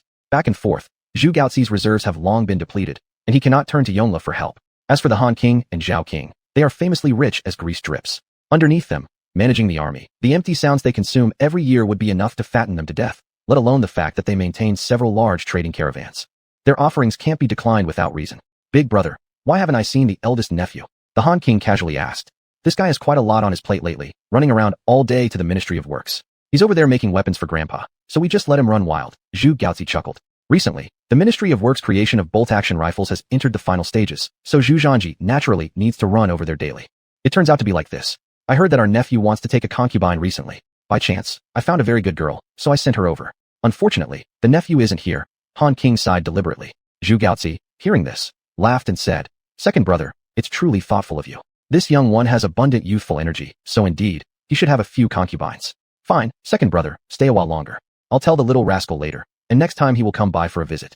Regarding Zhu Zhanji taking concubines, Zhu Gaozi was particularly concerned. Zhu Zhanji had already mentioned that the cultivation techniques he practices are somewhat special, sometimes requiring dual cultivation to adjust his methods. Women with better aptitude benefit him more significantly. The stronger Zhu Zhanji becomes, the better it is for Zhu Gaozi. His body not only gets better day by day, but Zhu Zhanji has also painted him a grand picture. If he reaches a certain level of strength, it's likely Zhu Gaozi could live for hundreds of years. Isn't this the story of one man ascending and everything else following suit? Currently, Zhu Gaozi not only does not oppose Zhu Zhanji taking concubines, but also strongly supports it. How could he refuse when Han Wang actively sends people over? Older brother, third brother has been extremely busy with official duties lately. You know, things at the Northern Investigative Office pile up beyond what I can manage. However, regarding the eldest nephew's matter, I've always been mindful of it. I heard the courtesan leader of Pinyu Tower is especially elegant, so I went through great trouble to arrange her for the eldest nephew. I think her grace absolutely matches the standards of the eldest nephew's concubine. Courtesan leader of Pinyu Tower. Zhu Gaozi paused, having heard of this name before. Seeing Zhu Gaozi furrowing his brows, King Zhao hurriedly reassured. Big brother, don't worry, she's utterly clean and won't cause any complications. If anything goes wrong, big brother, you can chop off my head anytime. King Zhao slapped his chest in guarantee. Not at all, younger brother. How could big brother possibly not trust your recommendation? It's just that elder brother feels overly generous from both of you, Zhu Gaozi joked. He was originally worried about the complications or uncleanliness that could stem from such a place as courtesan. But with King Zhao's assurance, that made all the difference. Pinyu Tower, the largest entertainment venue in the capital city. It houses countless singing girls and dancing maids. Many high-ranking officials and nobles in the capital enjoy going there for leisure. Although Zhu Gaozi hasn't visited, he has certainly heard of it. While others may not know the background of Pinyu Tower, Zhu Gaozi knows it all too well. It's actually owned by King Zhao. Without the reputation of King Zhao behind it, it would definitely not be able to hold its ground. Which of the current nobility and royal offspring doesn't walk around with their nose in the air? If they fancy someone, they need only utter a word, whether you're willing or not. They'll directly bring you home to become a concubine. Yet, this kind of incident has never occurred at Pinyu Tower. All because of King Zhao. King Zhao's fame rivals that of King Han. Aside from Old Master, there's nothing he fears and no one he hesitates to confront. Nobility, wealth, none of it matters to him. Therefore, if Prince Han dares to guarantee something like this, it must be problem-free. Besides, this is for Zhu Zhanji to take a concubine. If the old man finds out that the Flower Queen has an impure identity, he will definitely fly into a rage. The royal family values these things the most. Too kind, too kind. Younger brothers number 2 and 3, your sudden politeness makes me, as the elder brother, feel somewhat unaccustomed. Zhu Gaozi chuckled faintly. What nonsense. We are blood brothers. Elder brother, don't talk like that. It's making us angry. Yes, we're all brothers. No need for such formality.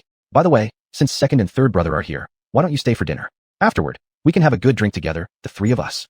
Zhu Gaozi suggested proactively. Zhu Gaozi always appeared outwardly simple-minded, seemingly indifferent to everything, but in reality, he was a person with deep scheming.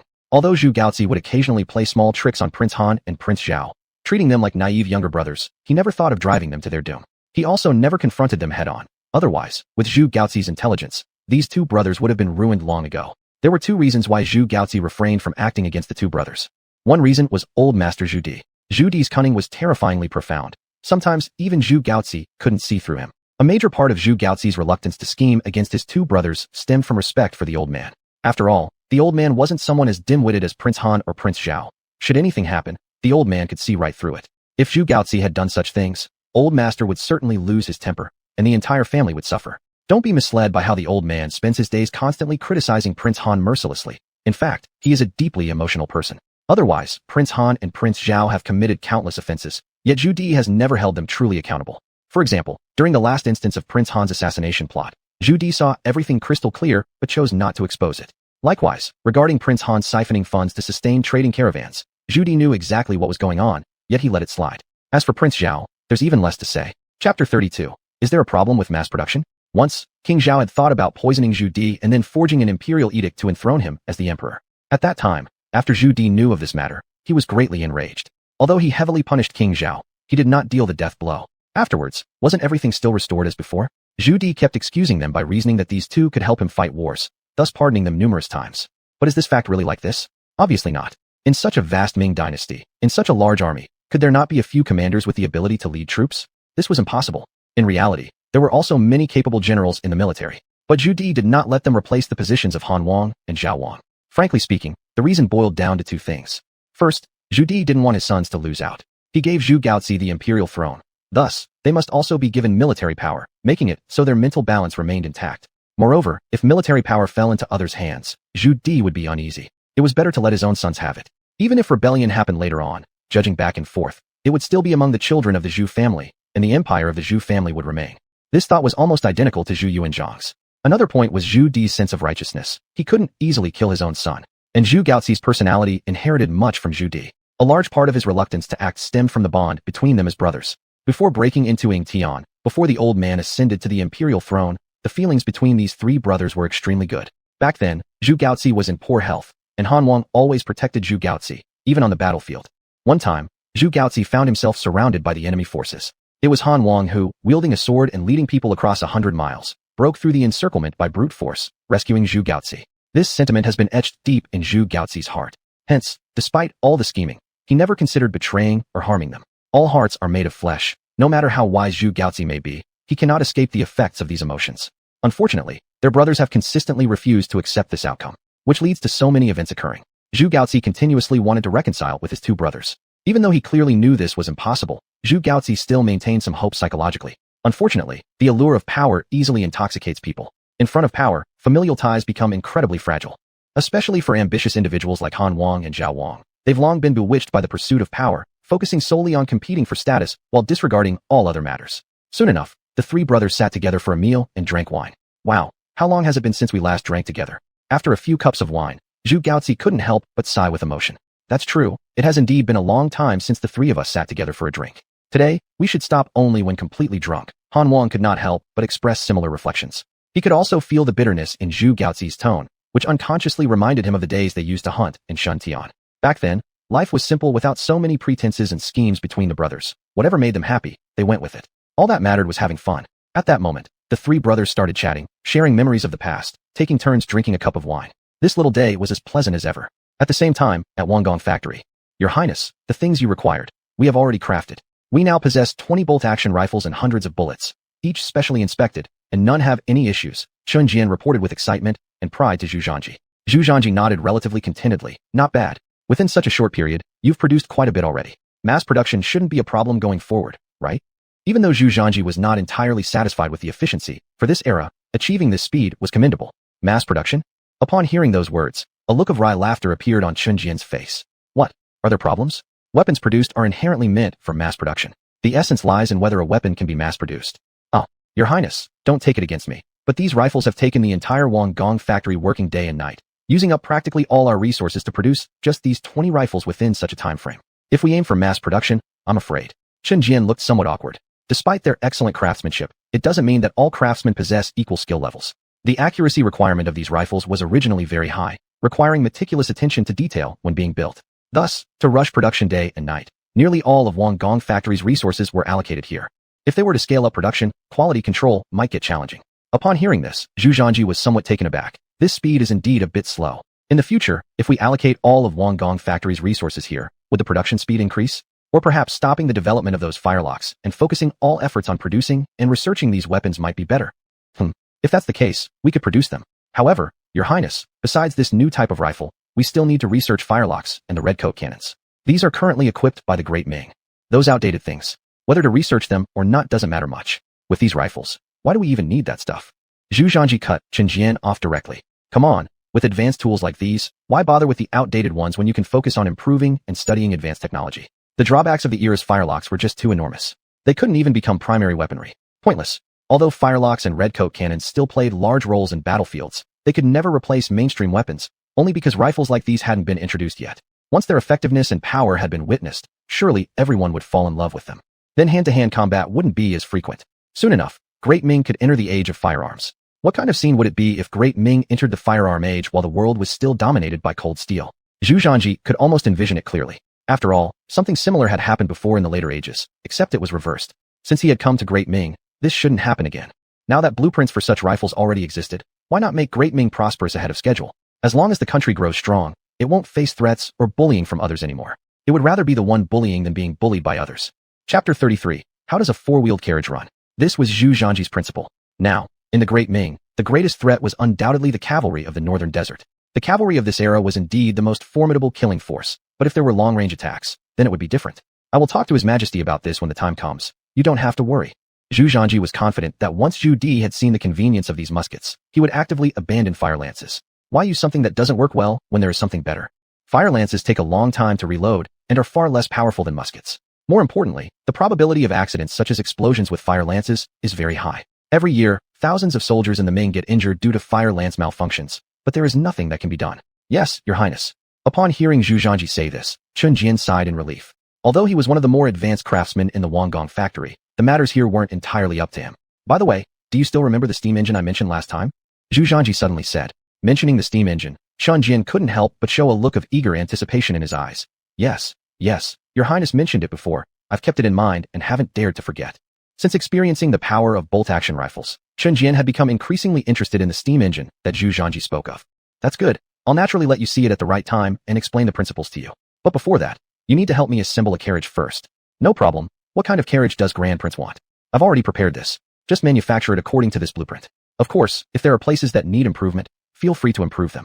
Zhu Zhanji took out a drawing that he had painstakingly prepared for a long time. In reality, this wasn't an ordinary carriage design. It looked more like a cart.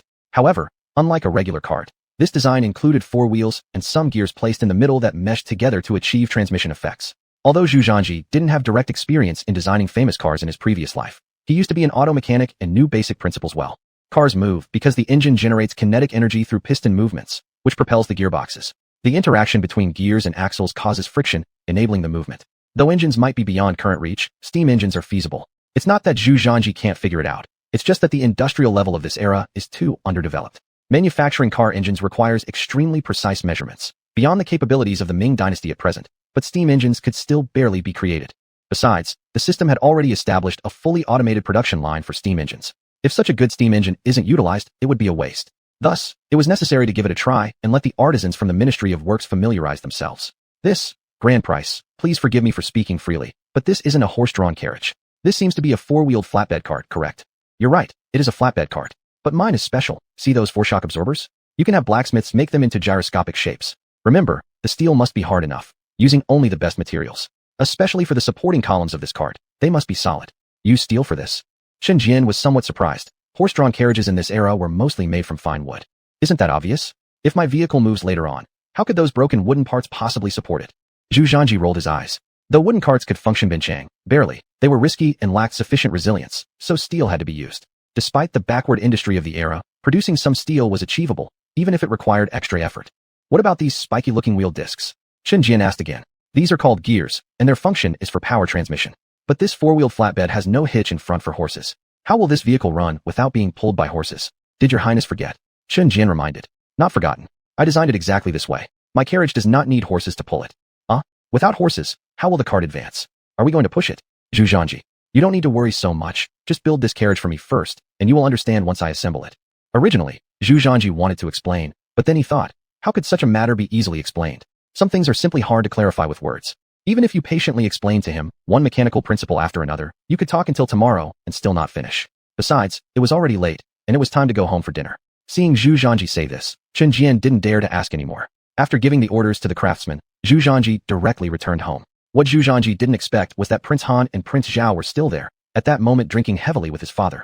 The 3 of them, drunk, looked like they had consumed a lot of alcohol. The moment Zhu Zhanji returned, his mother, Lady Zhang, pulled him aside and said, Son, your second uncle and third uncle don't know what they're up to. Today, they actually came over and drank till everything was in chaos with your father. I wonder what schemes they're concocting behind the scenes. Mother, let them scheme all they want. Father is no pushover. He can handle it, Zhu Zhanji replied, without any concern. He knew Zhu Gaoqi's nature well. Though seemingly kind and straightforward on the surface, in reality, he was quite scheming. It would be impossible for those 2 brothers to deceive Zhu Gaoqi. With the way your father looks, it would be strange if he could handle it, Lady Zhang remarked irritably. Mother, stop worrying. We'll take care of this matter. Well, it's your business with your father. Deal with it yourselves. I'm tired of meddling. But son, today your second and third uncles brought over 2 beautiful young ladies as gifts, saying they should be your concubines. They're now in the sitting room of your courtyard. Do you want to check them out? Really? Zhu Zhanji's eyes lit up. Look at your lack of ambition. You get so happy just because 2 girls were sent over to you. Chapter 34 can take another concubine. Exciting. Mother, isn't this for everyone's benefit? Mother, do you still want to stay young forever? At the mention of staying young forever, Lady Zhang immediately gave in. All right, go take a look. You're impossible. I have to prepare for your concubine taking again. All my private savings are almost spent on your marriages. Zhu Zhanji. In the crown prince's mansion, Zhu Gaoqi was as poor as a church mouse, but his mother Lady Zhang had her own means. Over the years, she had hidden away quite some private savings. Whenever Zhu Gaoqi or Zhu Zhanji wanted a small feast, it would be financed by their mother Lady Zhang. Even the money used to take a concubine recently came from Lady Zhang's private savings. This is also why Zhu Zhanji wanted his father to persuade his mother. Besides agreeing, he needed to convince his mother to provide the funds. It wouldn't be right to ask Zhu Di for help regarding the matter of taking another concubine. Zhu Di might slap him for that. However, Zhu Zhanji was indeed excited at the moment because it had been days since he last took a concubine and didn't receive any system rewards. It was about time to take those rewards. Just then, the Han King and Zhao King sent over 2 women. What better than to have exactly what he desired? Zhu Zhanji returned to his separate courtyard and, following a maid's guidance, arrived in front of a room. As soon as he pushed the door open, Zhu Zhanji saw 2 girls dressed differently sitting inside the room. One girl was relatively more flamboyant in attire and appearance, giving off a strong impression of beauty with an exceptionally good figure. The other one was no less stylishly dressed, and she had an attractive appearance and physique, albeit slightly inferior to the former. Upon seeing Zhu Zhanji enter, both women greeted him with respect. However, there were added streaks of surprise and joy in their eyes. One of these women was the Flower Queen of Pingyue Building, a place that officials in the capital loved to visit. The women there would eventually fall into a life of prostitution, although initially, they often teased people by performing arts without selling themselves. However, as prices increased, things could not always remain certain. Originally thinking she'd end up like that, she unexpectedly received good news that King Zhao, the mastermind behind Pingyue Building, personally found her and declared that she would be sent to become the crown grandson's concubine. For the Flower Queen, this was incredibly great news. The current crown grandson was royal nobility, holding even greater status. The future crown prince could give her such honor if she became his concubine. Once he ascended the throne, wouldn't she become one of the empresses? This kind of opportunity did not come along very often, instantly lifting her from despair to euphoria. Upon seeing Zhu Zhanji, the Flower Queen's worries dissipated, leaving her slightly nervous and bashful. Who knew the crown grandson could be so handsome? A definite high-flying rich bachelor. The other woman felt the same way. She was someone selected by the Han King, having no background whatsoever and coming from a common household. To be chosen by the Han King was an incredible stroke of luck. Setting aside Zhu Zhanji's identity, his handsome looks alone made marriage to him highly favorable. You were brought here by my second and third uncles, but his grandson won't force either of you. If any of you unwilling, I'll personally arrange to send you back home without any obstruction. I guarantee that no one will cause you trouble. Zhu Zhanji needed to ensure the necessary formalities were followed before proceeding. This wasn't stipulated by the system, as the system simply mandated rewards for taking concubines. But Zhu Zhanji had his rules. Taking a concubine must involve mutual willingness, otherwise it would be unpleasant. We, the female subjects, willingly serve the crown grandson. Both women replied simultaneously. Zhu Zhanji's words undoubtedly left them with a better impression. In this era, a woman's marriage usually relied on parents' commands, leaving them entirely powerless. Some nobles took concubines without needing their consent, simply claiming them for themselves. By allowing them to choose to stay or leave and promising there'd be no repercussions, Zhu Zhanji showed them ample respect. Their goodwill towards him increased, naturally making them reluctant to leave. Given their lowly status, staying here as the crown grandson's concubine was absolutely the best option. Otherwise, given their backgrounds, who knows if the next time they'd have this sort of luck. If they were lucky, they might be taken home by some nobles to be their concubines. Don't think that being a concubine of these nobles is a good thing. Some of them have terrible tempers, and lots of concubines who are treated as objects rather than people, frequently beaten without any qualms, and this has long been a common sight. If they were unlucky, they might be sold into the brothel, which was something every woman would be unwilling to accept.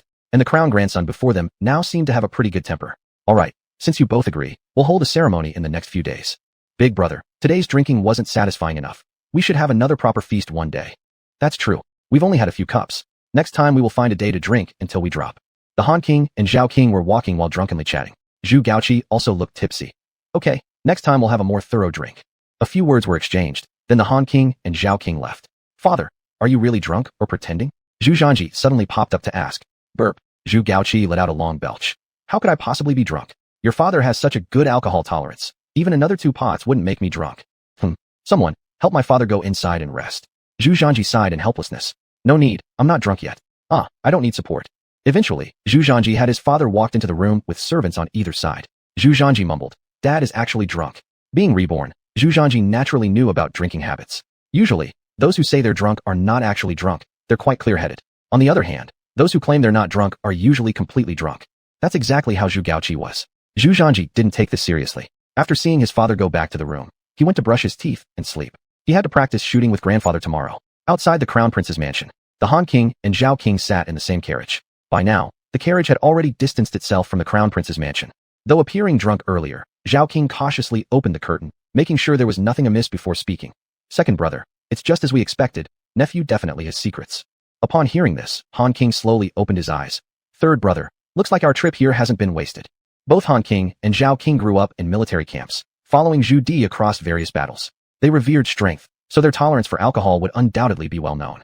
Chapter 35. No chance for the throne, but always a wise man. Exactly, this round of drinking was not in vain. There are indeed issues in the elder brother's family. At this point, Prince Zhao replied solemnly. Actually, neither of the two brothers was drunk. They both knew their own limits, and usually drank the strongest liquor in the army. Now, the wine at Zhu Gaoqi's house was relatively mild. To exaggerate, even if they drank several more jars, they wouldn't feel any intoxication. It was just that they were pretending earlier. Third brother, I think our mission to investigate doesn't necessarily have to involve getting elder brother completely drunk, does it? Prince Han felt it wasn't necessary. The last round of drinks didn't sit well with him, since they had been talking about past memories. Prince Zhao smirked. Second brother, I don't know whether you're truly dense or just pretending. How heavy is elder brother's mind? You know as well as I do. When have we ever gained an advantage over him? If we hadn't gotten him drunk, you wouldn't have been able to pry any information from elder brother. Upon hearing this, although Prince Han was somewhat dissatisfied in his heart, he did not object. Upon reflection, they indeed hadn't managed to gain any advantage over Zhu Gaoqi, though they could always suppress Zhu Gaoqi and seem to take advantage of him. In reality, the ones who ended up suffering losses were the two of them. When Zhu Gaoqi was sober, he spoke very cautiously, making it virtually impossible to learn anything from him. But after a few drinks, things were different. No matter how wise and thoughtful Zhu Gaoqi might be, under the anesthesia of alcohol, there would always be some loosening, especially when the two of them kept discussing old matters. Not only Zhu Gaoqi, even someone as ambitious as Prince Han couldn't resist stirring feelings of family connection. Precisely because of this, Zhu Gaoqi inadvertently revealed some clues during their drinking session that hinted at what they wanted to know. Now, Prince Zhao was almost certain that there must be something extraordinary about the Crown Prince's mansion, and this matter probably had something to do with Zhu Zhanji, their eldest nephew. Otherwise, considering Zhu Gaoqi's cautious nature, there's no way he would allow Zhu Zhanji to behave so recklessly. The reason why Zhu Gaoqi has remained firm in his position as Crown Prince stems not only from his personal ability, but also partially due to Zhu Zhanji. Everyone knows that his son brought prestige to the family. Generally speaking, Zhu Gaoqi has high hopes for Zhu Zhanji, and even the old master values him highly. Any bad behavior on Zhu Zhanji's part would immediately invite corrective measures. But now Zhu Zhanji keeps taking concubines, severely tarnishing his reputation. Yet, surprisingly, Zhu Gaoqi hasn't opposed this, but instead supports it wholeheartedly, which is indeed strange. Although taking concubines in the royal family isn't particularly odd, doing so too frequently can easily damage one's reputation. A normal person wouldn't dare risk such a foolish act. However, Zhu Gaoqi seems entirely unfazed, offering full support. This was evident even during the recent conversation when both Prince Han and Prince Zhao asked about this matter. Zhu Gaoqi reacted quite calmly, simply saying, when children grow up, let them do what they want. Even fathers cannot control everything anymore. This sufficiently indicated Zhu Gaoqi's attitude. Also, second brother, have you noticed how much elder brother's health has improved compared to before? I've noticed that too. Elder brother's physical condition now is much better than it used to be. In the past, he needed two people to help him walk. Now, he moves lightly on his feet. When he came out to welcome us earlier, he ran briskly. It was faster than even we were. Prince Han was someone who revered martial prowess. He clearly understood that a person's physical condition could often be judged by their gait. In the past, Zhu Gaoqi's walking posture was almost unsteady. Now, it had become stable, even showing strength, indicating a qualitative change in his health. This proves it, right? Everyone knows elder brother's health used to be poor. Even renowned doctors couldn't help him. But lately, his body condition has drastically improved. I absolutely refuse to believe there aren't some special circumstances going on within elder brother's household. Prince Zhao insisted. That's true. Based on nephew's previous battle against assassins, I'm certain there must be a powerful mentor behind him. By now, both Prince Han and Prince Zhao were confident about this deduction. As the saying goes, 3 ordinary people can surpass Zhuge Liang when their ideas combine. Despite being clever individually, when combined, their brains added up to a significant insight. Third brother, then what should we do now? What else can we do? We have to find a way to get on good terms with the elder brother, otherwise, how could we possibly get connected to the great master behind all this? Anyway, I no longer have any expectations for the crown prince or emperor positions. If we can somehow establish a relationship with the great master, the benefits will be endless. I've heard that such masters often live for hundreds or even thousands of years. If we manage to get even a bit of their attention and gain another 100 years of life, I'd be overjoyed. As Zhao Wang spoke, he grinned widely. In truth, among the 3 brothers, Zhao Wang was the most frustrated one. He appeared to be very close to the throne, but in reality, it was extremely distant. Speaking of wisdom, he couldn't match Zhu Gaoqi. Speaking of martial prowess, he couldn't match his second brother Han Wang. Their grandfather always remarked that he had never accomplished anything significant. Actually, Han Wang also realized he indeed hadn't accomplished much. Though he had meticulous thoughts and was good at scheming against others, he lacked many things, particularly wisdom. While he was busy scheming against others, they were scheming against him too. This was why Zhao Wang failed so often. Live for another 100 years. Han Wang instinctively touched his beard as a deep contemplative expression emerged in his eyes. Second brother, let's stop here. Even before, it was hard for us to contend with elder brother. Now there's a great master backing him. Do you think we two brothers can still compete? Seeing Han Wang's stubborn refusal to give up, Zhao Wang poured cold water on his enthusiasm. But just giving up like this, I can't bear it. Han Wang was a man filled with ambition, so letting go of the royal throne right before his eyes was clearly something he wouldn't be able to do. Alright, if second brother insists on thinking this way, then by all means, follow your own path. I'm not going along with you. Frankly, I have no desire for the throne. I'd rather try to get closer to the great master. Who knows, maybe I'll benefit from it. Zhao Wang had already made up his mind. The emperor position was out of reach for him anyway, so getting acquainted with the master seemed more feasible. If there's even a chance to extend my life by 100 years, then I'll enjoy 100 more years of happiness. Why not go for it? Chapter 36, The Shooting Range, Testing Weapons. Anyway, for someone like this world-class expert, it's always right to stay close to him. Third brother, do you mean you're going to join eldest brother's team? Han Wang frowned instantly. I didn't say that. Second brother, I won't get involved in what's between you and eldest brother. I just want to hang out with the expert. From now on, don't involve me in such scheming things anymore, so people won't call me part of team second brother. Han Wang's mouth twitched, but he was unable to utter a word. For him, as long as Zhao Wang doesn't join eldest brother's side, it's fine. Whether Zhao Wang helps him or not is no longer important. These two brothers often clash, and they sometimes get tricked by Zhao Wang. Han Wang has long been used to it. The next day, son, come help me. My head hurts so much. I drank too much yesterday. Early in the morning, Zhu Gaoqi was already pulling Zhu Zhanji, asking him to dispel his alcohol fumes. Dad, do you think my internal force is free? You want me to dispel the alcohol with my energy? Zhu Zhanji said helplessly. Well, I'm not feeling good. Anyway, you're idle anyway. Zhu Gaoqi smiled and replied. Son, ignore your father. He's always like this. Who made him drink so much yesterday? Let him suffer alone. At this moment, Zhang Shi walked over with an unhappy face. Wife, look at what you're saying. I'm feeling so bad. I just want my son to help me out. Isn't this something he can do easily? Zhu Gaoqi chuckled nervously. You deserve it. When someone accompanies you drinking, you go all out. I find you're getting more arrogant recently. As soon as your health gets slightly better, you start binge drinking. This isn't binge drinking. I don't know how long it's been since I last had such a great drinking session. Anyway, it's not happening. Your son's internal force isn't free either. He needs to save his energy. Tonight when he comes back, he still has to give me beauty treatments. This alcohol thing is not a big deal. It will pass soon. Little flower, go prepare a sober-up soup for His Royal Highness the Crown Prince. Zhu Gaoqi, Zhu Zhanji. Dad, after a while you should get ready to accompany me into the palace to see Grandpa. Today we are going with Grandpa to test weapons. In the end, Zhu Zhanji placed his hand on Zhu Gaoqi's shoulder, sending a thread of internal force into his body, which quickly dissipated all the alcohol from within him. With his current level of skill, dispersing the alcohol residue takes merely an instant and doesn't require much effort. Originally, Zhu Gaoqi felt dizzy and disoriented, but once his son touched him, a warm flow surged through his body, immediately erasing the foggy sensation. He suddenly felt extremely energetic. Zhu Gaoqi couldn't help but marvel. It really was wonderful to have internal power. Today was a very special day, as it was the agreed-upon time between Zhu Zhanji and Zhu Di. Today, Zhu Di would personally try out the weapons Zhu Zhanji had created for him. When Zhu Zhanji and Zhu Gaoqi arrived at the palace, they found both Han Wang and Zhao Wang were already there. Eldest brother, nephew, you've arrived. Seeing Zhu Gaoqi and Zhu Zhanji, Zhao Wang greeted them smilingly. As for Han Wang, he acted normally as usual, yet a slight hesitation was evident in his gaze toward Zhu Gaoqi and Zhu Zhanji. No one knew why. Since everyone is here, let's head to the shooting range together. Seeing everyone had arrived, Zhu Di commanded and then headed towards the range. Very soon, 20 rifles were brought up, neatly lined up before them. When Zhu Di saw these neat bolt-action rifles, a touch of amazement flickered in his eyes. Though he had received intelligence reports indicating that these rifles had been successfully tested with terrifying power, he was still genuinely impressed by their appearance. After all, firearms of this era were basically tubes filled with gunpowder and iron beads, so the hole needed to be a certain size to fit the bead inside. However, the lead barrels of these rifles before him were extraordinarily small, even smaller than a little finger. Their slender form looked rather peculiar. Moreover, some non-essential parts of the rifles were decorated with wooden trims. Monkey brat, is this the weapon you made for me?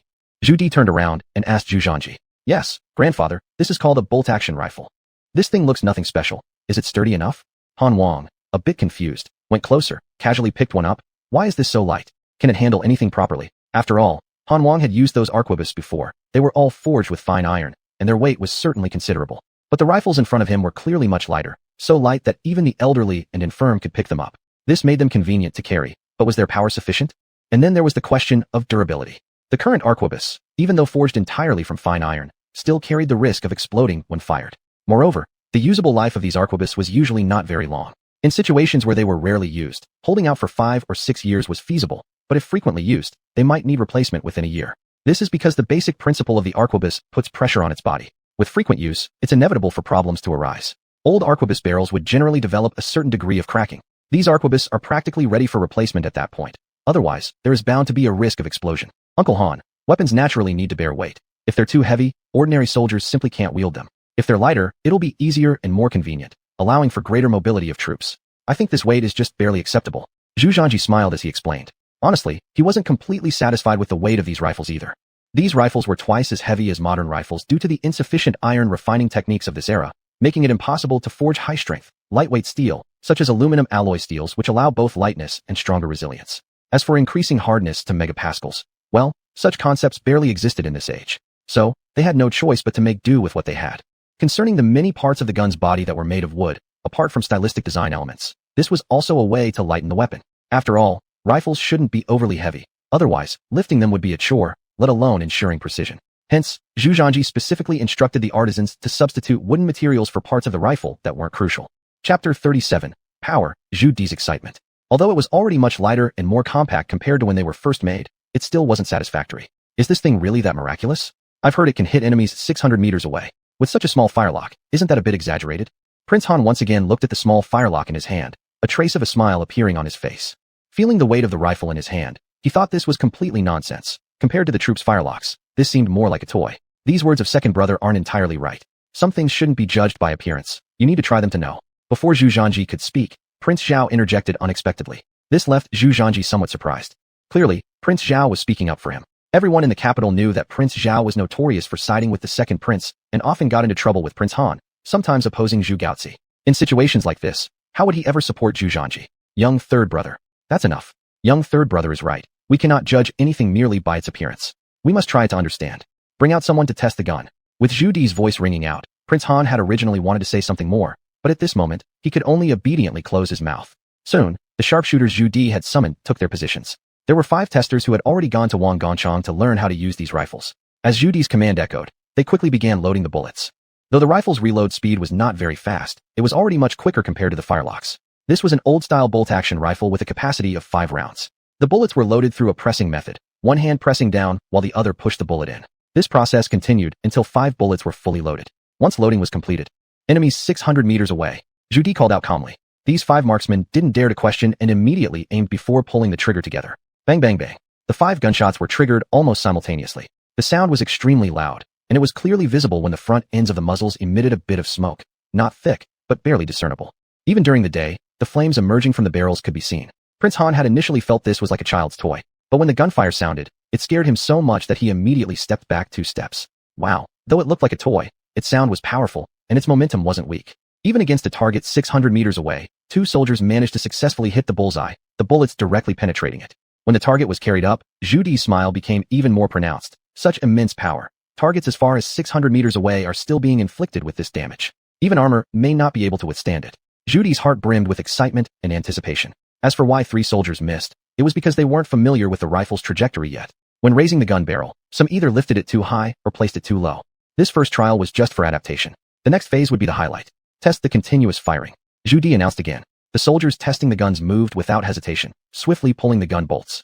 Click. The crisp sound of bullets loading was pleasing to hear. Bang bang bang. Next, several soft sounds rang out. After all, this was a continuous firing test. They immediately reloaded bullets after firing, then pulled the triggers again.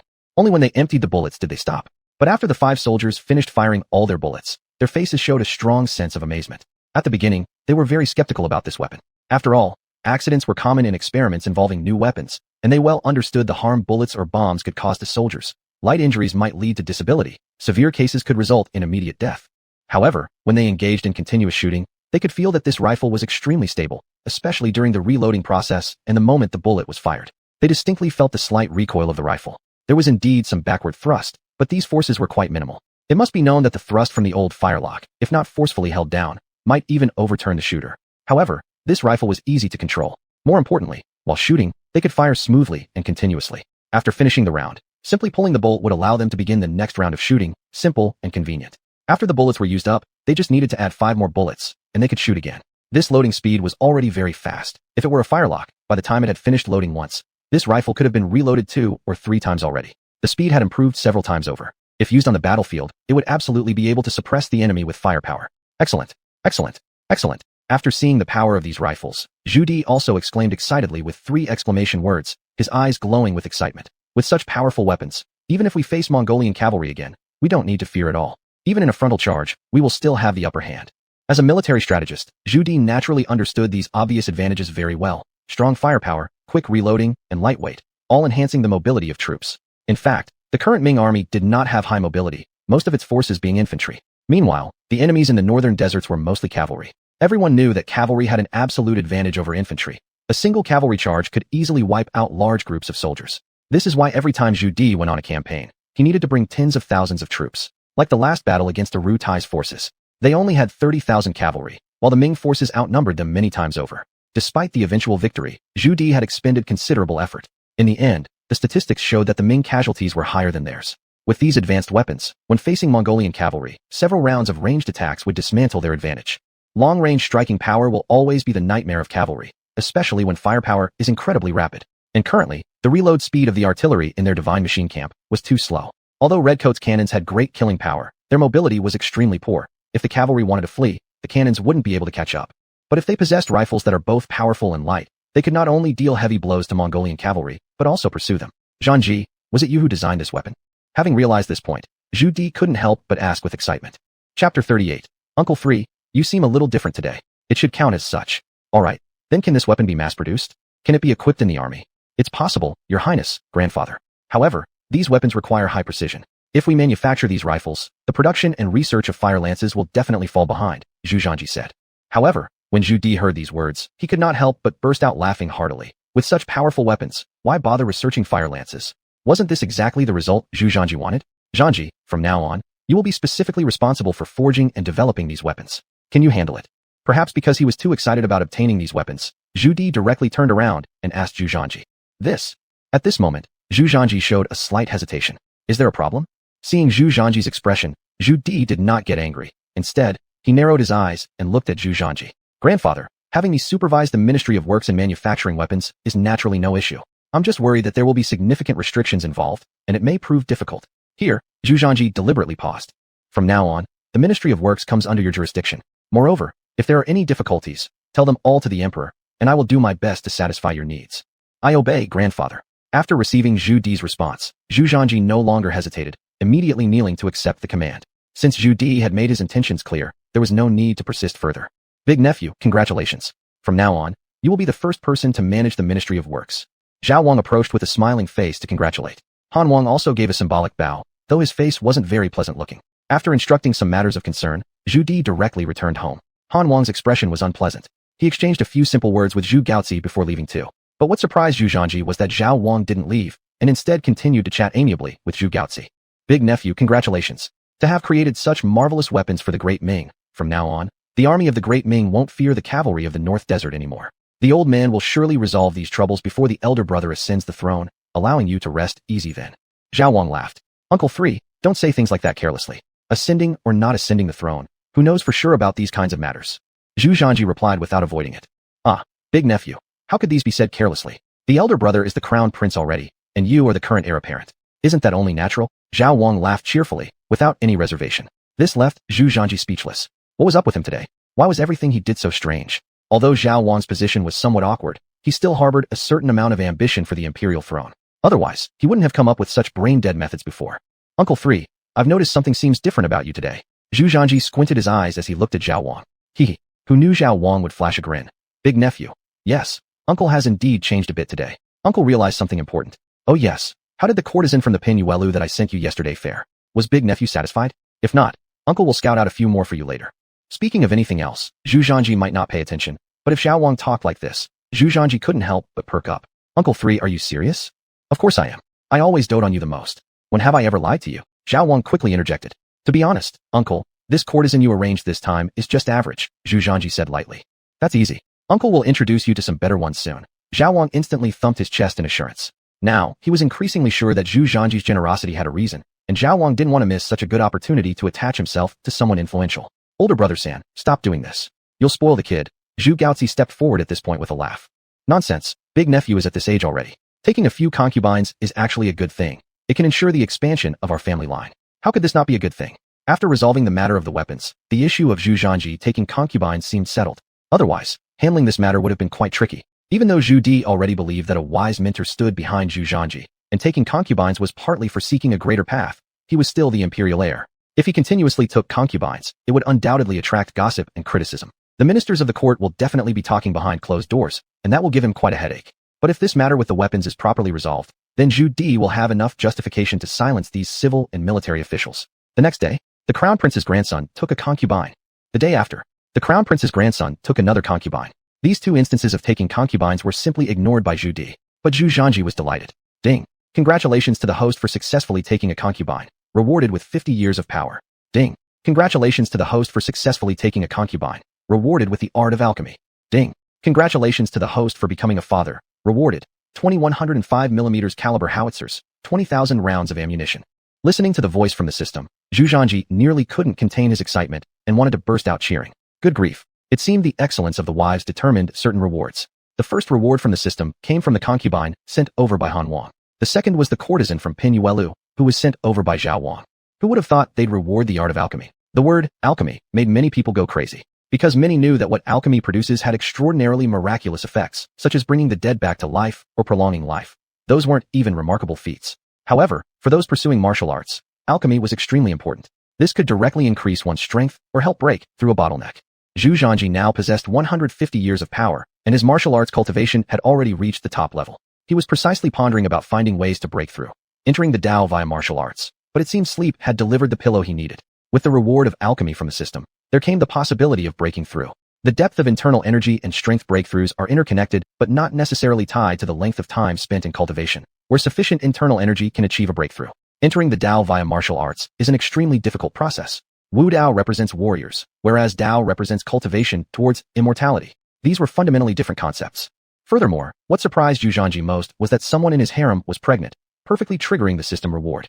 2105mm caliber howitzers. What does 105mm caliber mean?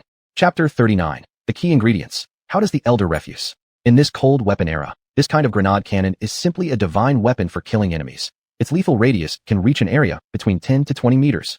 Actually, this already counts as conservative. When the grenade lands on the ground, some grenades might even fly 50 meters away.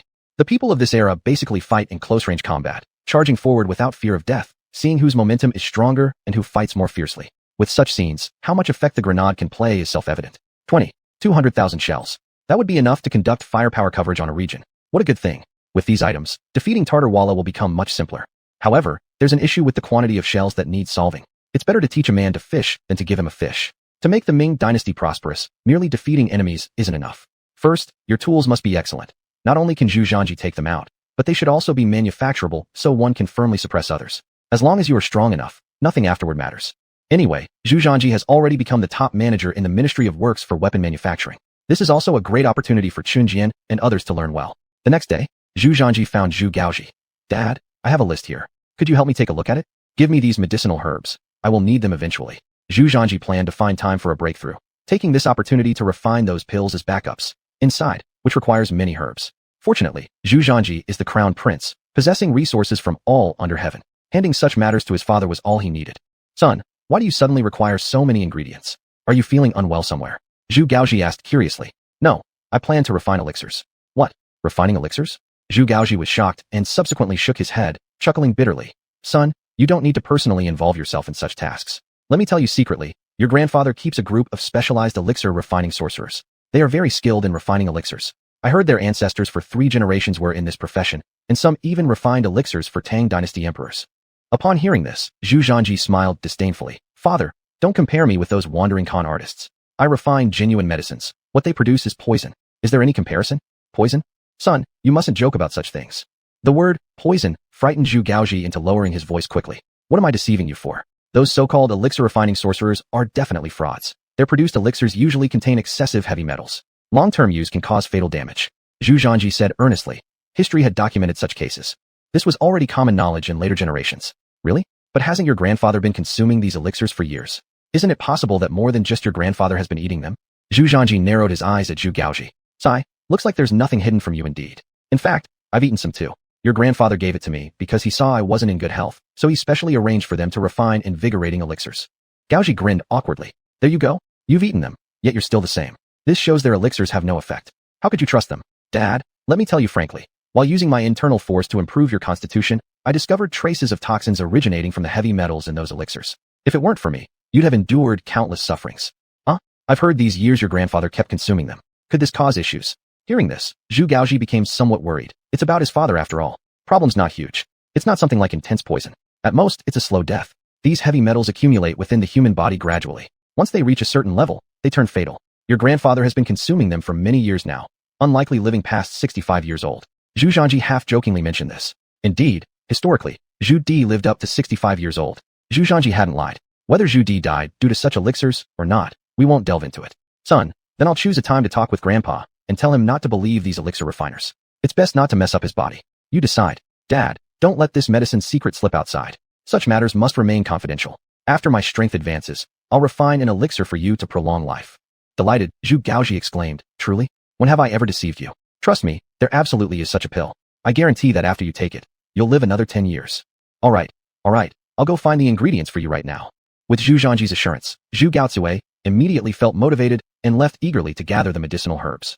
No need to mention further. With Zhu Zhanji's status as the crown prince, he could order people to search for these ingredients. The national treasury of the Ming Dynasty contained plenty of valuable medicinal herbs, and now Zhu Gaoji had to find a way to obtain them by asking Zhu Di. Generally speaking, if Zhu Gaoji asked for some medicinal herbs, Zhu Di would never refuse. This wasn't a big issue at all. Zhu Gaoji indeed had good luck. Almost all the herbs Zhu Zhanji required were soon gathered, including a small portion purchased from outside sources.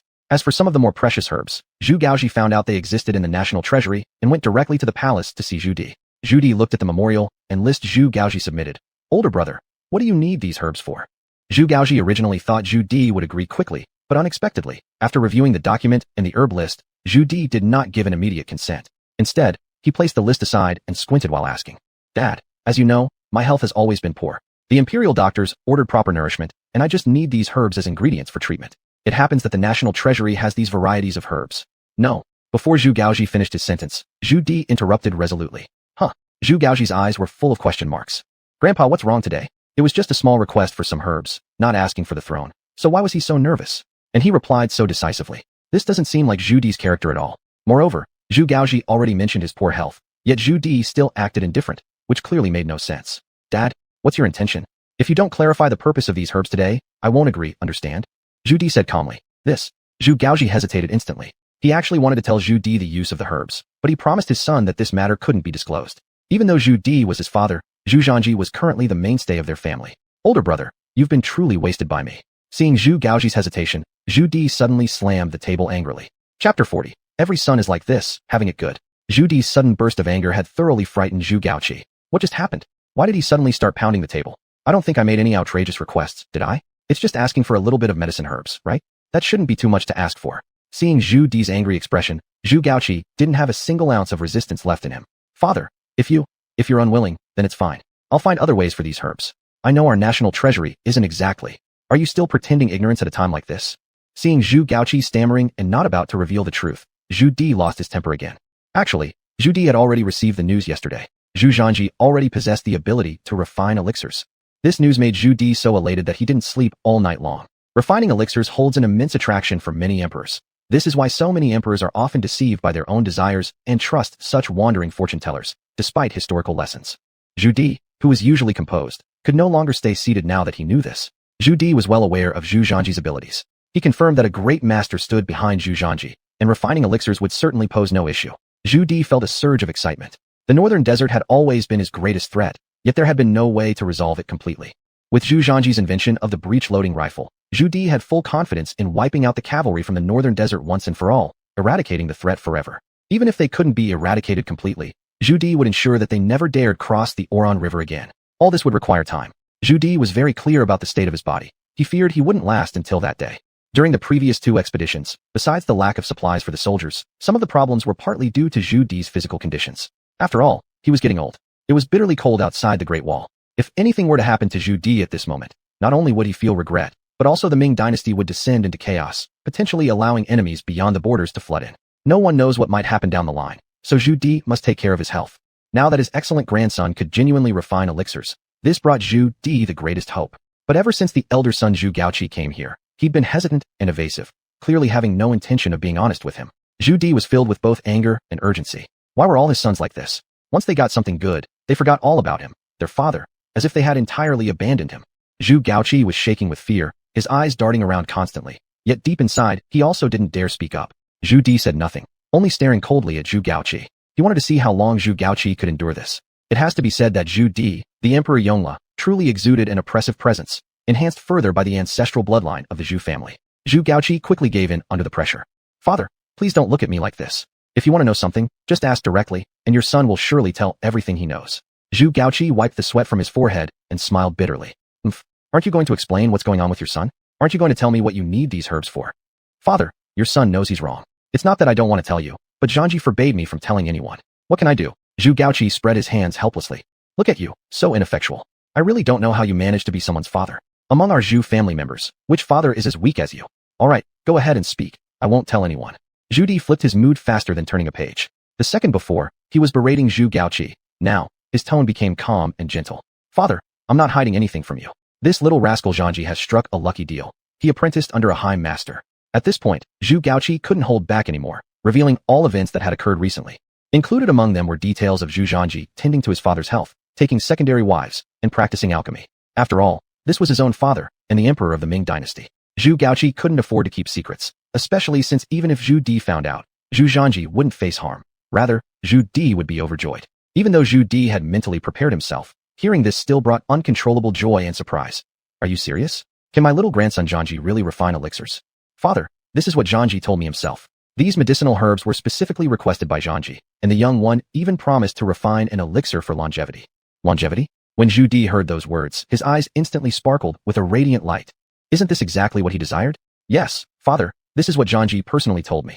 Zhu Gaoqi nodded with utter certainty. Well, eldest son, don't think your father is always so fierce with you. It's all for your own good. Zhu Di's expression suddenly softened as he spoke more gently. Zhu Gaoqi was at a loss for words, merely scratching his head and forcing out an awkward smile. Goodness, this is being nice to me. He's normally so fierce he looks like he wants to eat me alive. As much as Zhu Gaoqi thought this, he knew better than to say it out loud. Zhu Di was still his father, after all. Even if Zhu Di pulled out a knife and held it to his throat, Zhu Gaoqi wouldn't dare utter a word. So, my son, I'm also strict because I want to make steel from iron. Zhu Di went on speaking. How clever was Zhu Gaoqi? Could he possibly not understand Zhu Di's intentions? Father, rest assured. When I go back, I'll let Zhangji know to refine a pill of longevity for you. Zhu Gaoqi asked tentatively. Son, you know that those pills made by alchemists that I used to take could potentially harm my body? Zhu Di asked again. That's simple. Once I return, I'll consult Zhangji about ways to resolve this issue. Zhu Gaoqi could only reply truthfully. Upon hearing this, Zhu Di immediately lit up. Eldest son, if you need any herbs, just take them from the national treasury. I will fully support you. If anything is missing or hard to find, tell me and I will procure it for you, even if we have to search the entire Ming Dynasty. Zhu Gaoqi. Also, under no circumstances should you tell anyone about what Zhangji has been doing. You know what might happen if word gets out. I understand. Even if Zhu Di hadn't warned him, Zhu Gaoqi would never let this secret slip out. After all, Zhu Zhangji had specifically instructed them not to disclose such matters. It could incite unforeseen calamities. Although they were the lords of the Ming Dynasty, they needed to remain cautious in order to avoid stirring chaos. In no time, Zhu Gaoqi hastily selected many precious medicinal herbs from the national treasury before heading home. Chapter 41. What? Your grandpa can't live past 60? Is he coming back so soon? Zhu Zhangji was somewhat surprised. Zhu Gaoqi had only been in the palace for a short while before returning quickly with many bags, an unusual speed indeed. According to reason, shouldn't he have taken more time to negotiate with the old man? Son, these herbs are specially permitted by your grandpa. Zhu Gaoqi coughed awkwardly and stressed the words specially permitted. Specially permitted? Dad, what are you trying to express? Zhu Zhangji rolled his eyes. He had roughly guessed what Zhu Gaoqi wanted to say. Zhu Gaoqi's face, full of fat, forced out an obviously ugly smile. Son, you know that as the grandfather gets older, his health hasn't been good. He has also taken the elixirs made by those wandering alchemists in the past. Just come out and say it. Stop circling around. It's not such a big deal. The matter of you refining pills, your grandpa knows about it. Zhu Gaoqi deliberately lowered his voice here. Grandpa knows. Zhu Zhangji frowned. This was a result he hadn't anticipated. When he and Zhu Gaoqi spoke, they were basically always inside a room, and after checking that there was no one outside, he still didn't understand why Zhu Di would know. Son, your grandpa is the emperor of the Ming Dynasty. The secret service agents of the Imperial Guard Corps are everywhere. How could he not know? Upon being reminded by Zhu Gaoqi, Zhu Zhangji suddenly understood. Of course, in the Ming Dynasty, the secret police known as Jin Wei were an incredibly powerful force, belonging to the top-tier departments. Their ability to collect intelligence reached a terrifying level. Set up by Emperor Taizu Zhuyanzhang, the Jin Wei were spread throughout various areas of the Ming Dynasty, be it the crown prince's mansion or any feudal lords or even high-ranking officials within the court. Basically, the Jin Wei were embedded everywhere. These guards usually hid under various identities, waiting to gather information, which would then be sent to the emperor. Their identities were mutually kept secret, unknown even to each other. Once their identity was revealed, they would commit suicide. This was the most terrifying aspect of the Genie Way. Not only were the intelligence they provided accurate, but they received multiple sources of information from different angles, ensuring the acquisition of the most authentic data. With Zhu Di's suspicious nature, no one knew how many members of the Genie Way resided in Taizi Palace. Forget it. Since he already knew, let him be. Anyway, this was something Zhu Di would find out sooner or later. Otherwise, Zhu Zhanji wouldn't dare take a concubine. Son, your grandpa's health isn't actually very good. Don't think because he went to war twice that he's fine. In fact, he has old wounds. You know how stubborn he is, like an ox. Once set on something, he can't be swayed. Although he seems heroic leading the army personally, in truth, your grandpa's health has been deteriorating day by day. In his younger days, he used to wield an 80-pound heavy blade and shoot a 5-stone large bow. Now your grandpa can't lift the blade anymore and can't use the bow either. Got it, I get it. When I refine longevity pills for you next time, I'll include 2 for grandpa as well. Hearing this, Zhu Gaoshu bared his teeth in a grin. This is how a family should behave harmoniously. However, son, your grandpa has also taken pills refined by some alchemists in the past. Is this problematic? Zhu Zhanji stroked his chin. We'll need to see how long he took them and in what quantity. If it's a large amount, the heavy metal toxins grown in his body would be much more significant. If it's small, it should just be simple regulation, nothing too serious.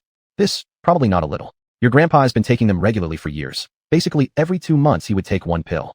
So frequent. Damn, I really doubt if grandpa can live past 65 years old. Zhu Zhanji said in astonishment. What? Your grandpa can only live until 65 years. Zhu Gaoqi was shocked. Zhu Zhanji realized he slipped up. Ignore these details.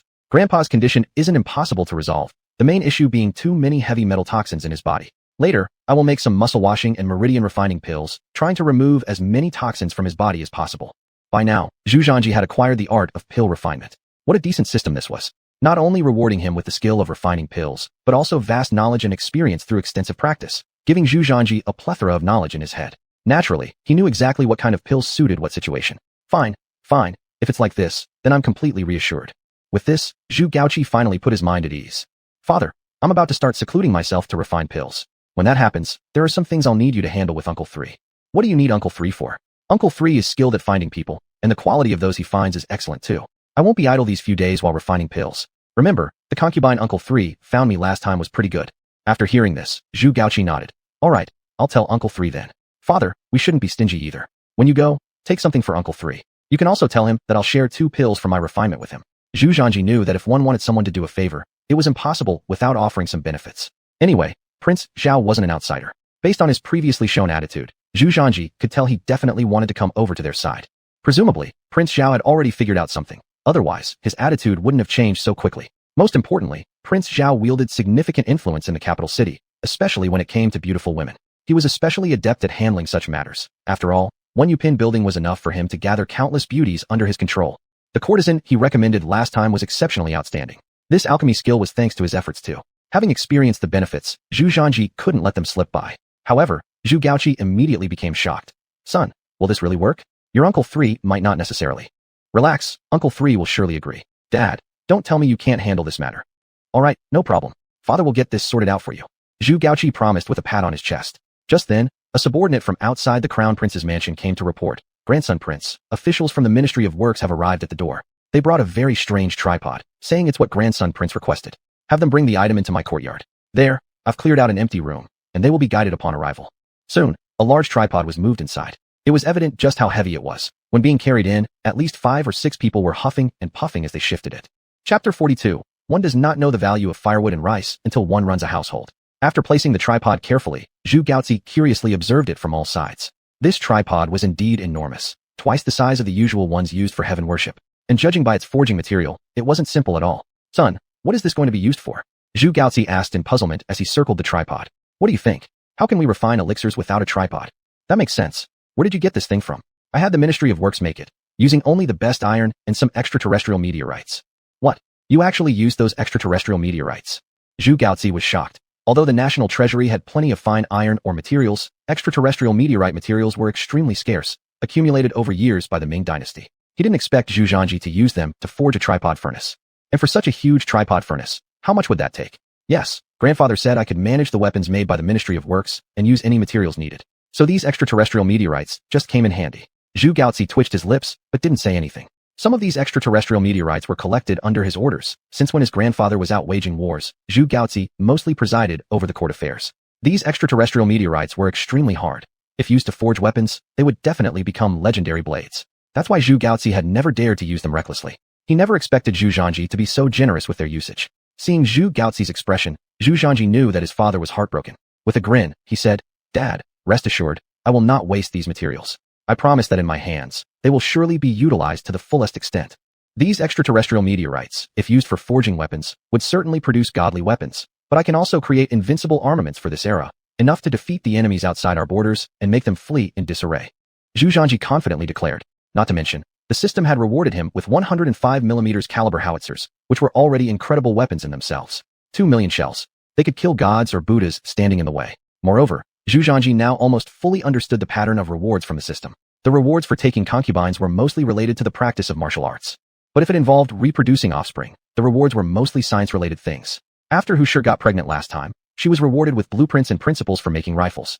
And this time, the reward was a 105mm caliber howitzer. Everything was crystal clear now. In the imperial study of the palace. Someone. Yes, sir. Execute all 9 generations of those alchemists from the Jianghu. Yes. A member of the embroidered uniform guard bowed and quickly left. Next, the alchemist sorcerers held captive by Zhu Di were about to suffer dire consequences. Zhu Di was full of rage and deeply regretful. How foolish he had been earlier to believe those Jianghu alchemists, allowing himself to ingest poisons into his body, a crime worthy of exterminating their entire clans. In this era, serving beside the emperor was like living beside a tiger. No one knows when misfortune may strike. One second you're enjoying high office and generous stipends, the next second your entire family could be executed. Zhu Di showed no mercy for such incidents. When the imperial study quieted down, Zhu Di touched his beard thoughtfully. If I don't have the help of those longevity pills, am I destined to live only until the age of 65? No, I now have a wonderful grandson. I can live longer. Zhu Di tightly clenched his fists, unsure whether he was moved or excited.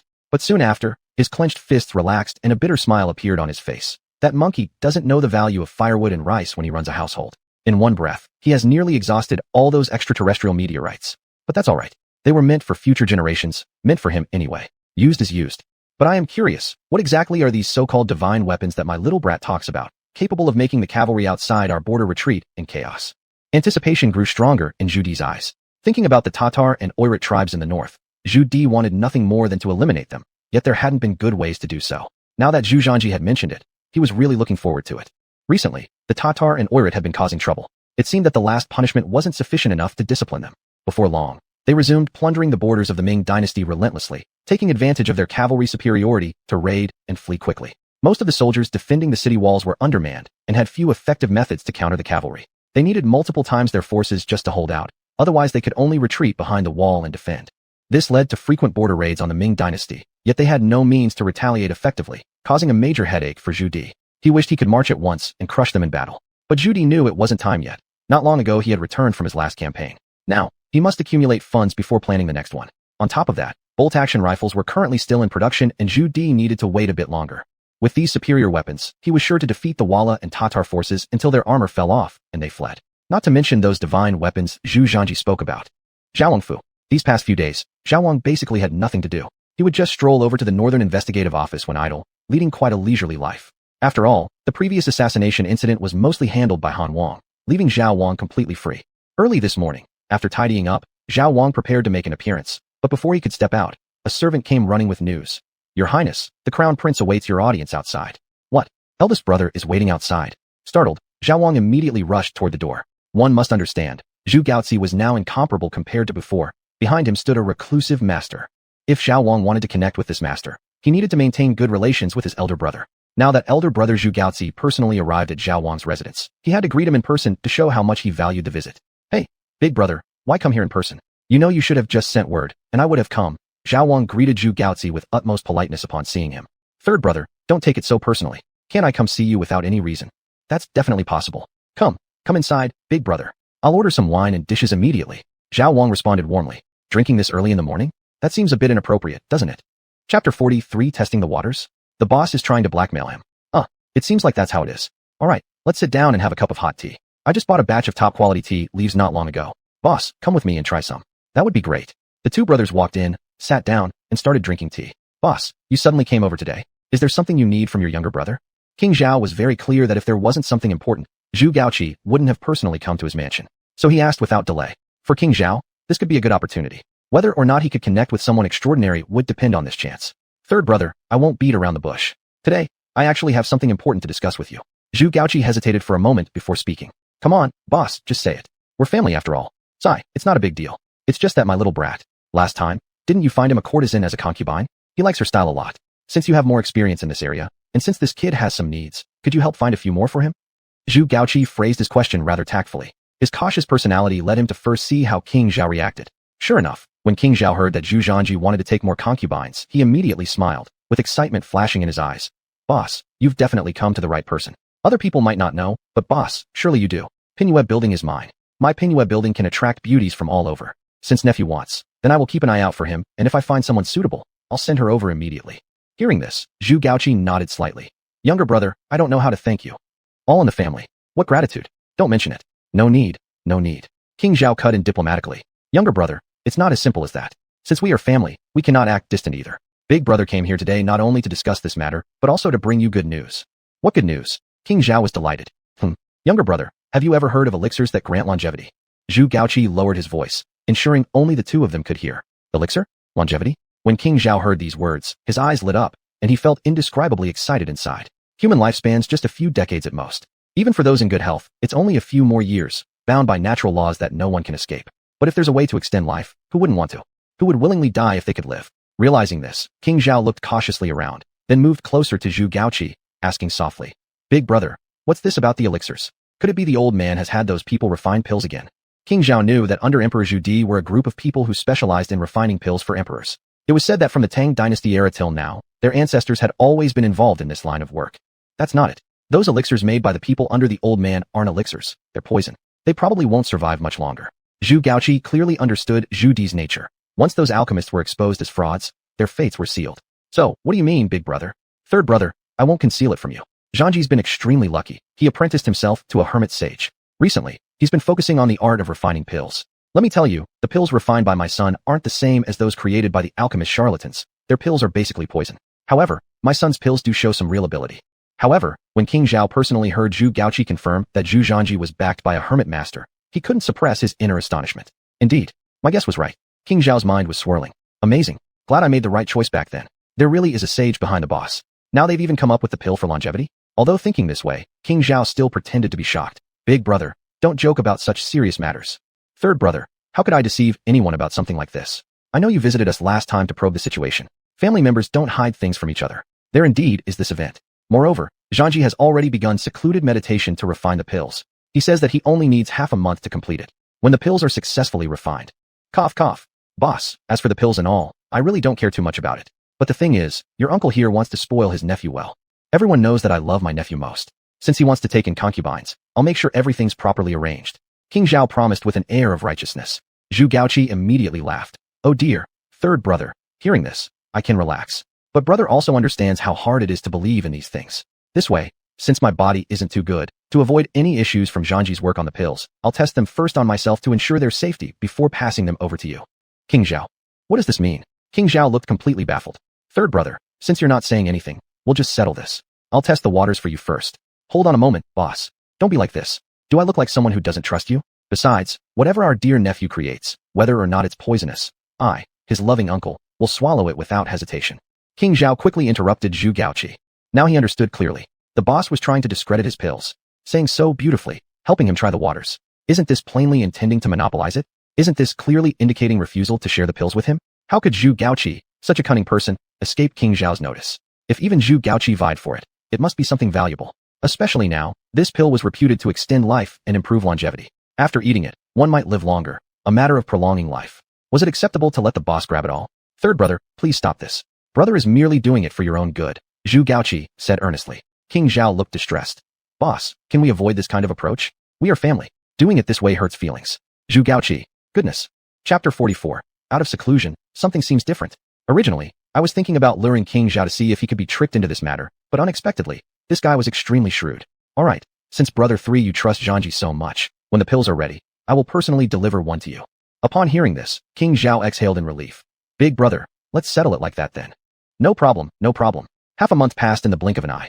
Zhu Zhanji had been secluding himself in the room for the past half-month to refine elixirs. The pill he was refining now was the most fundamental foundation-building pill. What was known as the foundation-building pill would help him succeed in entering the realm of cultivation through martial arts. Once he entered the cultivation stage, his strength would double as if entering a new level. Both his physical body and various attributes would undergo qualitative changes. No matter what, starting out is always very difficult. Cultivation itself has a very high threshold.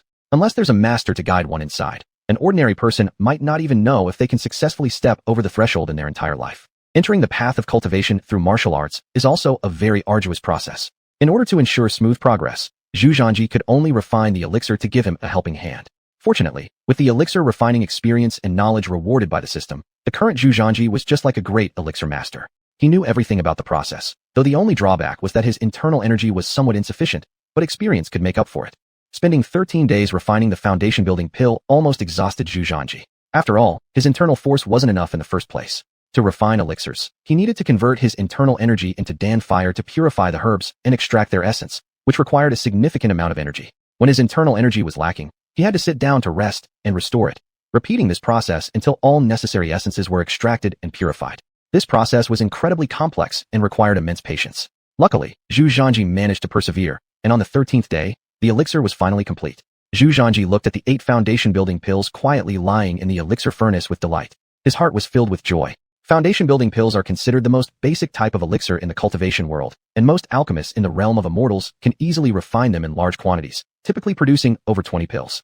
However, Zhu Zhanji's batch produced only 8 pills, which was fewer than expected, but still acceptable. Given his relatively low cultivation level and being a novice in refining pills, this quantity was quite satisfactory. At this point, Zhu Zhanji did not continue refining pills. Instead, he adjusted his state, restored his internal energy to its peak condition, sat cross-legged, and swallowed 1 foundation-building pill. He began advancing his realm. Though it was merely entering, martial arts and cultivation were completely different matters. Zhu Zhanji could feel an intense pain continuously radiating from within. His skin felt like it was on fire, and an excruciating sensation kept tormenting his various meridians. Just after a brief while, Zhu Zhanji's back was drenched in sweat. Although this process was challenging and painful, Zhu Zhanji gritted his teeth and endured it. An unknown amount of time passed. Zhu Zhanji suddenly felt the overwhelming sensation vanish, leaving him feeling extraordinarily light. Within his dantian, a vast ocean of inner energy emerged abruptly, seemingly endless. I succeeded, Zhu Zhanji exclaimed with delight. He had finally succeeded in laying the foundation. This meant that from now on, he was a cultivator, or more accurately, a transcendent cultivator. Zhu Zhanji could clearly sense the earth-shaking change in his inner energy compared to before. The power was incomparable. Of course, it couldn't be called inner energy anymore. It should be referred to as true essence. Zhu Zhanji could feel a sticky sensation all over his body due to the impurities expelled after succeeding in his foundation laying. Fortunately, he had prepared a bucket of water nearby, diving right in to clean himself. After washing off the filth from his body, Zhu Zhanji looked at his reflection in the copper mirror and couldn't help but marvel inwardly.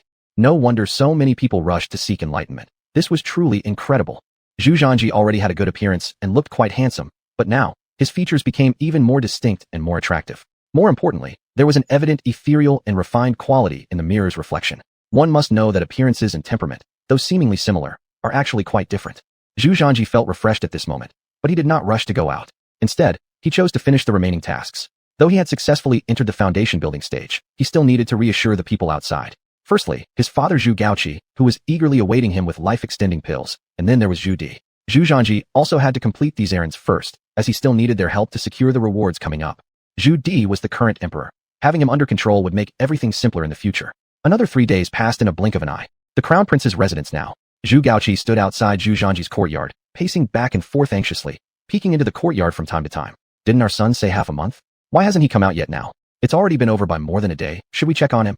Zhang Shi gripped her hands tightly and looked into the courtyard anxiously. The crown prince's estate included Zhu Zhanji's dedicated courtyard. Normally, they would have rushed in, but now they didn't dare because Zhu Zhanji had specifically ordered them not to enter before he came out, lest he be interrupted during his pill refining, which could lead to dire consequences. So despite their anxiety, they dared not step inside. We should wait. If our son hasn't come out by tomorrow, then we will go check. Though anxious, Zhu Gaoqi remained relatively calm. I'm going to be driven crazy waiting. What is wrong with our son? Zhang Shi became increasingly worried. Crack. At this moment, a sound suddenly echoed from within the courtyard. Clearly, it was the sound of the door opening. Is he out? With excitement and joy etched on his face, Zhu Gaoqi could no longer hold himself back and pushed open the courtyard gate. Sure enough, just as he pushed the door, Zhu Zhanji appeared standing relaxed in the yard. My dear child, are you alright? Come here quickly and let your mother check you for injuries. Zhang Shi couldn't contain herself anymore. She rushed forward and circled around Zhu Zhanji, inspecting him up and down until she was certain that nothing was amiss with him. Mother, rest assured, nothing is wrong with me. Not only am I unharmed, but I am feeling better than ever, Zhu Zhanji said, touched and amused. Son, when you mention it, you do seem a bit different. Zhu Gaoqi's keen eyes immediately spotted something unusual about Zhu Zhanji, but he could not put his finger on exactly what it was. Chapter 45. Instead of harvesting wool, it's better to cultivate yourself. How is it different? Isn't it all the same? Zhu Zhanji laughed. Son, let's not talk about others. You seem to have really changed, Zhang Shi said while observing Zhu Zhanji with much puzzlement. She felt that Zhu Zhanji had become somewhat different, but she couldn't quite pinpoint exactly how. Haha, Mom and Dad. I can now seriously and responsibly tell you that I've successfully broken through into becoming a martial artist who has stepped into the Tao. Now your son is genuinely a cultivator. Since it was his parents, Zhu Zhanji didn't plan on hiding anything. After all, they knew him inside out. A cultivator? Zhu Gaozi's face was filled with countless waves of excitement. Though it was just 3 simple words, for ordinary people, this was something they could only long for but never achieve. Even someone like Emperor Zhu Di, faced with these words, cultivator, would feel powerless. And now Zhu Zhanji had already become a cultivator. What did this mean? Cultivation. This meant possessing godlike abilities. With just a wave of a hand or a step, one could move mountains and part seas. More importantly, immortals lived for hundreds of years, and the stronger their power, the longer they lived. Immortals were beings that everyone looked up to. Son, are you telling the truth? Zhang Shi was also extremely excited and couldn't help but pull Zhu Zhanji as she asked. Of course it's the truth. Son wouldn't lie to you too. That's wonderful, son. With your current strength, when you beautify me, will it be faster and better? Zhang Shi asked excitedly. Zhu Zhanji immediately became speechless. Mother, what are you talking about? Am I your real son? Why do you feel like you're exploiting me? As soon as Zhu Zhanji thought of Zhang Shi nagging him to improve her health and treat her like a beauty regimen, Zhu Zhanji felt utterly speechless. There was nothing he could do. Who made my own mother treat me so nicely from a young age? Who gave me pocket money before? Zhu Zhanji always preferred soft tactics over hard ones. If he refused, those classic old phrases would appear. What use is raising a son so big? A roasted pork belly might have been a better idea. Mom, don't get too excited. Though I give you treatments for good results, if you personally cultivate, you will stay youthful forever. In order to avoid hearing those classic words in the future, Zhu Zhanji could only deceive his mother and suggest she cultivates herself. Let her cultivate herself, to save her constantly harassing him like she was taking advantage, pulling at his resources. Cultivate. Can I do that? Zhang Shi was surprised. Of course, Mom. If I say it's fine, then it's absolutely no problem. Although you started late, with me around, we'll make elixirs as if they're candies. Even if you cannot cultivate, I will find ways for you to do it. Zhu Zhanji patted his chest and assured her. Not to mention other things. With his current ability, producing basic elixirs wasn't much of an issue as long as materials were available. Besides, Zhu Zhanji had already thought of letting his family members also cultivate when he came out of seclusion, especially his parents, whom he certainly didn't want to leave behind. Even though there was a certain age limit for cultivation, wealth could overcome most obstacles. Otherwise, children of noble families who lacked talent for cultivation could still rely on medicine pills to climb higher. If necessary, Zhu Zhanji would push them up using medicine pills. But isn't this going to be too difficult? Zhang Shi hesitated a little. What's difficult about this? Mom, once you start cultivating, it can become addictive. Once you experience it, you'll know its taste. Haven't you read novels? Of course, I've read everything. Even those about cultivation. That's right. Then, you should know that cultivation ignores time. Some people cultivate for hundreds of years. Do you think it's such a boring process? Actually, you see your strength increasing within yourself, your physical condition becoming stronger, and your appearance becoming younger. It feels so comforting. What you say makes sense, so when will we start cultivating? Zhang Shi urged, asking curiously. Not in a hurry. I've just broken through, so let me stabilize my power first, then I'll refine elixirs for Mom. Zhu Zhanji smiled. Son, don't forget about Dad. Zhu Gaozi got anxious upon realizing his son hadn't mentioned him yet, and rushed to inquire. Who wouldn't want to cultivate? After all, it was genuine cultivation, and opportunities like this might not come by in 10 lifetimes. How could Zhu Gaozi miss it? Moreover, if his wife was starting to cultivate, how could he fall behind? If Lady Zhang were to successfully cultivate, she would forever stay youthful and continue living longer, while Zhu Gaozi would only get worse off and eventually pass away, leaving his wife to burn incense for him. This was something that absolutely couldn't happen. Father, rest assured, you're definitely included in this. The materials I gave you earlier, can you prepare another set for me? I'll use them later to refine Zujiden, foundation building pills. No problem, no problem. I'll go straight to the old master for it. Zhu Gaozi immediately broke into joyous laughter. Oh, by the way, these are all pills that extend life. I've calculated that a regular person eating one pill can gain an extra 10 years of life. Zhu Zhanji took out a jade vial and handed it to Zhu Gaozi. These pills were specifically prepared beforehand, as Zhu Zhanji knew that the efficacy of the medicine had to be preserved to the greatest extent using a jade vial. Upon hearing that one pill could extend life by 10 years, Zhu Gaozi instantly handled the jade vial with extreme caution. Father, remember, these pills can extend life by at most 50 years. More is useless, so don't waste them. Zhu Zhanji reminded.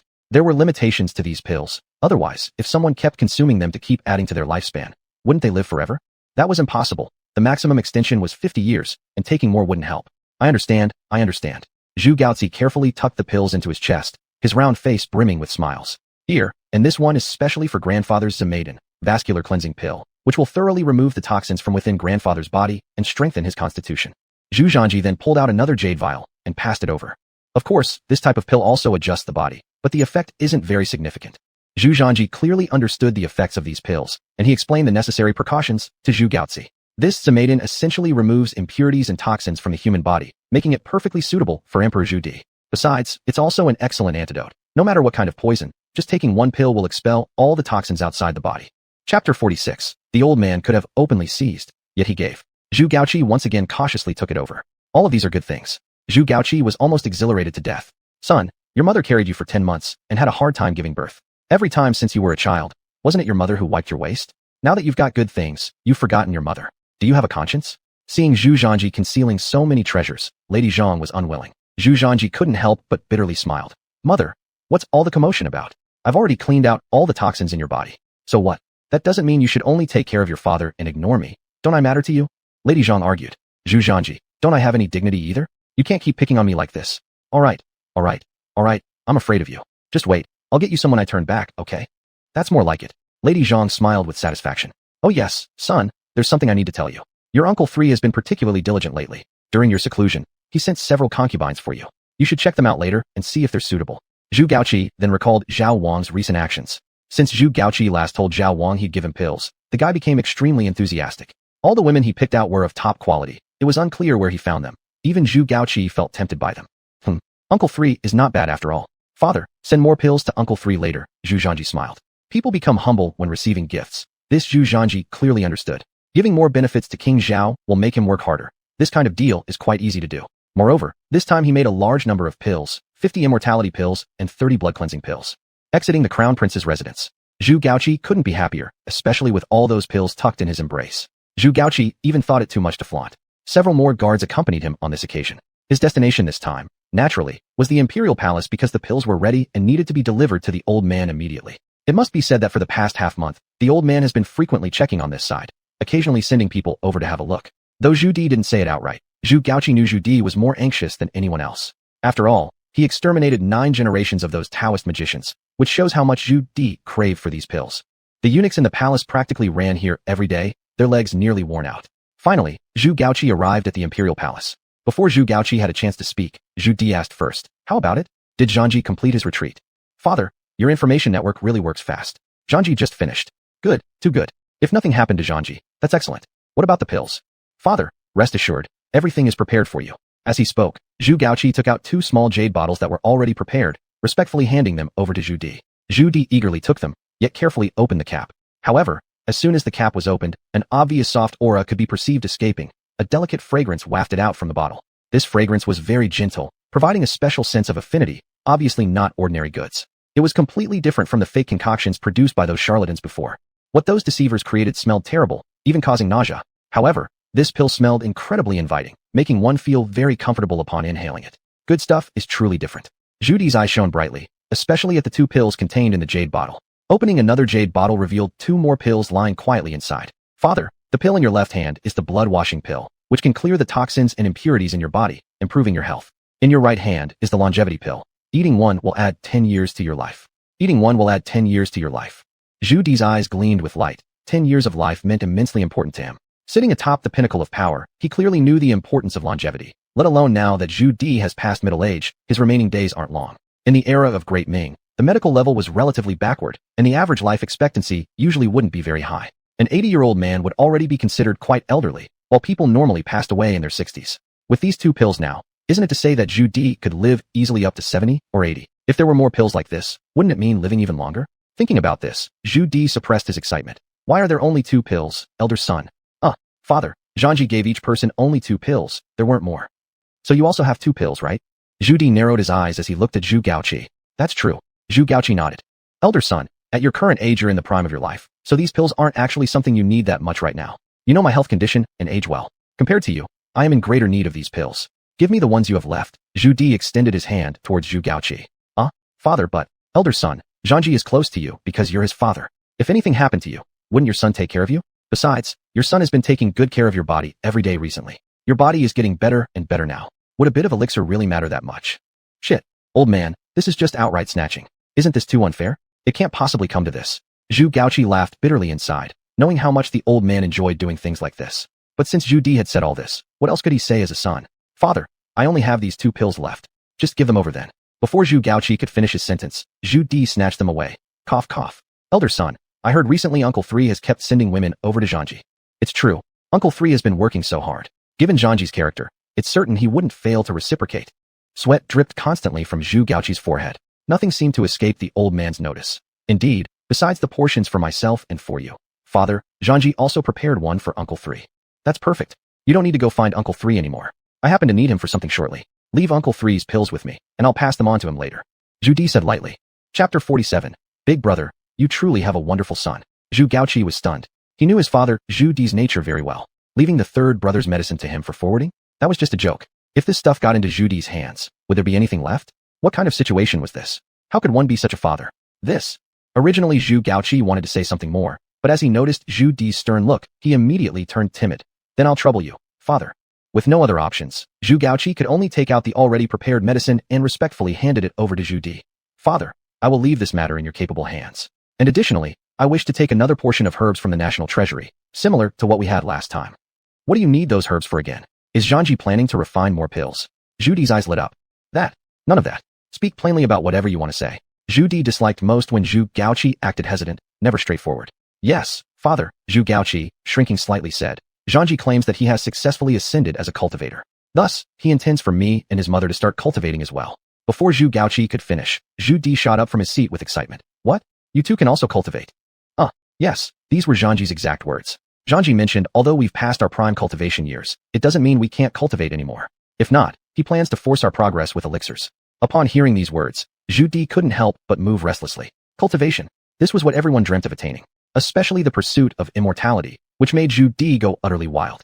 At present, Zhu Di was at the height of his imperial powers. Whatever he wished, the entire Ming Dynasty followed. Such was the power of an ancient emperor. But despite having immense authority, even emperors couldn't escape natural life processes like aging and death.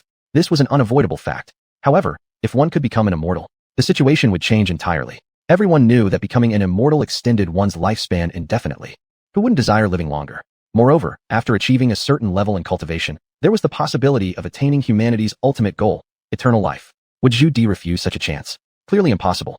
Zhu Di tried to speak, but faltered mid-sentence. Even so, as a monarch, Zhu Di knew Zhanji had only offered the proposal of cultivation to Zhu Gaoqi and his wife. Nothing was mentioned about him. The idea of begging his grandson felt disgraceful to his pride.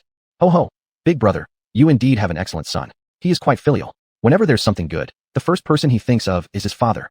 Zhu Di smiled faintly. How could Zhu Gaoqi fail to understand the implications behind Zhu Di's statement? Indeed, it was a subtle criticism.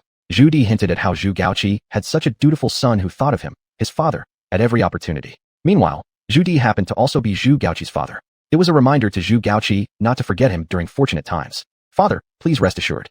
Once Zhanji allows my cultivation, I'll certainly pass on the methods to you and divide the elixirs equally between us. Though Zhu Gaoqi understood Zhu Di's underlying intent, under such circumstances, he could only grit his teeth and agree. Helpless, Zhu Di was a man who loved saving face. As a son, Zhu Gaoqi couldn't ignore his father's wishes and could only cater to the old man's desires. Haha, big brother, I was right about you. My decision to choose you as crown prince against all opposition turned out splendidly. Zhu Di patted Zhu Gaoqi's shoulder lightly, making Zhu Gaoqi feel exceedingly frustrated. As for the medicinal materials needed for alchemy, you are free to take them from the national treasury. Should there be any shortage, let me know. Joke aside, in such a situation, how could Zhu Di possibly decline? Should the materials in the national treasury prove insufficient, Zhu Di would mobilize resources to find more. After all, this pertained directly to Zhu Di's cultivation process. If he lived longer, if Zhu Di were given more time, he could thoroughly resolve issues with the northern tribes. All enemies posing a threat to the Ming Dynasty would be eliminated entirely, leaving future generations unbothered. After retiring, Zhu Di would dedicate himself to cultivation, chasing immortality. Wouldn't that be perfect? By now, Zhu Di had meticulously planned his future days ahead. Next, they'd see whether his son proved effective or not. After coming out of the imperial study, Zhu Gaoqi was also murmuring complaints. The old man really is ridiculous. All his life has been about saving face while suffering in silence. If he wants to cultivate, why doesn't he just ask Zhanji properly? Instead, he meddles with me. Does he think I'm easier to bully? Sigh. Forget it, forget it. He is, after all, my father. Zhu Gaoqi helplessly shook his head and could only head towards the national treasury. After all, the most important thing right now were the medicinal herbs inside the treasury. Whether he could cultivate or not depended entirely on whether this batch of herbs would be sufficient. Zhu Gaoqi didn't dare make any mistakes. When Zhu Di saw Zhu Gaoqi leave, he immediately burst into a joyous laughter. His mood at this moment was extremely good. Looking at the pills placed in front of him, Zhu Di almost couldn't suppress his current emotions and wanted to swallow all the pills in one go. However, Zhu Di ultimately managed to control this impulse. He knew that if too many pills were consumed, they would only have the opposite effect. You can't rush things like fattening someone up in one meal. But now Zhu Di faced a dilemma. Besides Zhu Di's portion of pills, there was also Prince Zhao's portion. This time, Zhu Gaoqi wasn't stingy either. The pills prepared for Prince Zhao consisted of 2 washing pulse pills and 2 longevity pills. Now Zhu Di was pondering how to allocate them. After all, Prince Zhao was his son, so he couldn't treat him too unfairly. No, the third brother is in the prime of his youth. With an excellent physique, he doesn't need these. Never mind, I'll still keep some for him. Ultimately, Zhu Di made up his mind and took out 1 pill from each of his 2 portions, placing them into his own jade bottle. Anyway, Prince Zhao was in good health and young, so these pills wouldn't have a significant effect on him. Taking half his share should not cause much impact. If Zhu Di knew that apart from these pills, Zhu Zhanji actually had dozens more in his pocket, he would surely have exploded in anger. Truly, like father, like son. Zhu Di wasn't in a hurry to summon Prince Zhao over, but instead chose to first test the effects of these pills. After all, Prince Zhao didn't need to rush. However, what Zhu Di didn't know was that Prince Zhao was pacing back and forth inside the Zhao mansion, looking anxious. His eyes frequently glanced toward the entrance of the Zhao mansion as though he was waiting for someone. Chapter 48. If your own son can be exploited, why not? What's going on? It's already so late. Why hasn't the elder brother come over yet? Didn't you say that our nephew has completed his training? This is truly driving me crazy. Prince Zhao could barely contain his excitement. If it weren't for considering Zhu Zhanji's feelings, he might have already rushed to the Crown Prince's mansion. The Crown Prince's residence now was not the same as in the past. Behind them stood a true master who could even produce elixirs that extend life. Prince Zhao couldn't help but be careful. If he were to accidentally anger this high-ranking person, it would spell doom. So no matter how anxious he felt, Prince Zhao had to patiently stay at home and wait. Your Highness, just as Prince Zhao was burning with impatience, one of the servants suddenly ran in from outside. You get out of my way. Before the servant could finish speaking, Prince Zhao pushed him aside and quickly walked toward the entrance. His joy was unstoppable. He hadn't even reached the gate when his voice already began talking. Elder brother, your younger brother who are you? That highly excited expression immediately froze on his face. This time, it wasn't Zhu Gaoqi, the person he longed for so much, who had arrived, but a small eunuch from the palace. I humbly report to your excellency Prince Zhao. His Majesty has issued an edict ordering his excellency to go into the palace urgently for an important discussion. What? The old man wants to see me now? I've got other plans soon. Can it wait a bit longer? Hearing that the old man wanted to see him, Prince Zhao immediately became worried. Now, it wasn't the emperor he was waiting for. Your excellency Prince Zhao, what do you think? This. After weighing the pros and cons, Prince Zhao finally sighed helplessly and then followed the little eunuch to the imperial palace. Father, what did you call me for? After bowing in respect, Prince Zhao hastily asked Emperor Zhu Di. His thoughts were entirely on Zhu Gaoqi. Even his father didn't hold as much importance right now. Elder brother 3, why are you so nervous? The recent Northern Investigation Bureau seems quite idle, doesn't it? It's been idle all right, but I'm waiting for elder brother to tell me some things. Prince Zhao said in a rush. I know what you're waiting for, don't I? Zhu Di wasted no time and took out 2 jade bottles that he had prepared and placed them on the table. When Prince Zhao saw these jade bottles, his eyes lit up like they glowed. Even if someone hadn't tasted pork, surely they'd have seen pigs run before, right? Elixirs were usually preserved in pure jade containers. Bottles made entirely of jade were most suitable for preserving elixirs. Are these elixirs? If it weren't for Zhu Di being present, perhaps Prince Zhao would have already pounced forward. These were sent by elder brother through me to pass on to you. Zhu Di said calmly. Upon hearing this, Prince Zhao immediately became speechless. He also had a general idea about what was happening. There was no doubt, the old man had cut him off. What? Are you refusing them? Zhu Di lightly questioned. No, this was something agreed upon between me and the elder brother. Prince Zhao quickly denied. After all, who wouldn't want something that prolongs life? To reject such a thing, one would certainly be foolish. Take it. Remember, assist your older brother properly in the future. Don't scheme too much and give me peace of mind. Yes. In Prince Zhao's mind, everything revolved around the elixir now. After receiving the jade bottles from Zhu Di, his focus was completely on the pills inside. To confirm the authenticity of these elixirs, Prince Zhao directly opened the lid. Instantly, the refreshing aroma of the pill wafted into his nostrils, giving him a feeling of immense clarity. Truly wonderful. Truly wonderful. Elder brother didn't deceive me. However, isn't the quantity a little less than expected? Prince Zhao looked curiously at the single pill lying silently in the bottle. This kind of elixir has the function of extending one's lifespan. A commoner eating just 1 pill can extend their life by 10 years. How many of this thing do you expect? Extend life by 10 years? Prince Zhao was even more excited. That's correct, indeed. This good stuff should not exist in large quantities. Thank father. By the way, what exactly is this 1 pill? Prince Zhao asked curiously. Shimai Dan. Washing Meridian's pill, originally intended for use by the elder brother, but given the fact that you previously consumed those elixirs concocted by wandering charlatans, leaving some toxins in your body, I decided to share this with you to cleanse your body. Zhu Di smiled. Is that so? Then I thank Father. Hehe, you're my son. How can I, your father, let you suffer from heavy metal poisoning? Zhu Di shamelessly grinned with exposed teeth. Correct, correct. Those traveling alchemists are truly abominable. They dare to create toxic elixirs to harm us. Later, I will chop them all up. This issue need not trouble you. Father has already exterminated their entire families.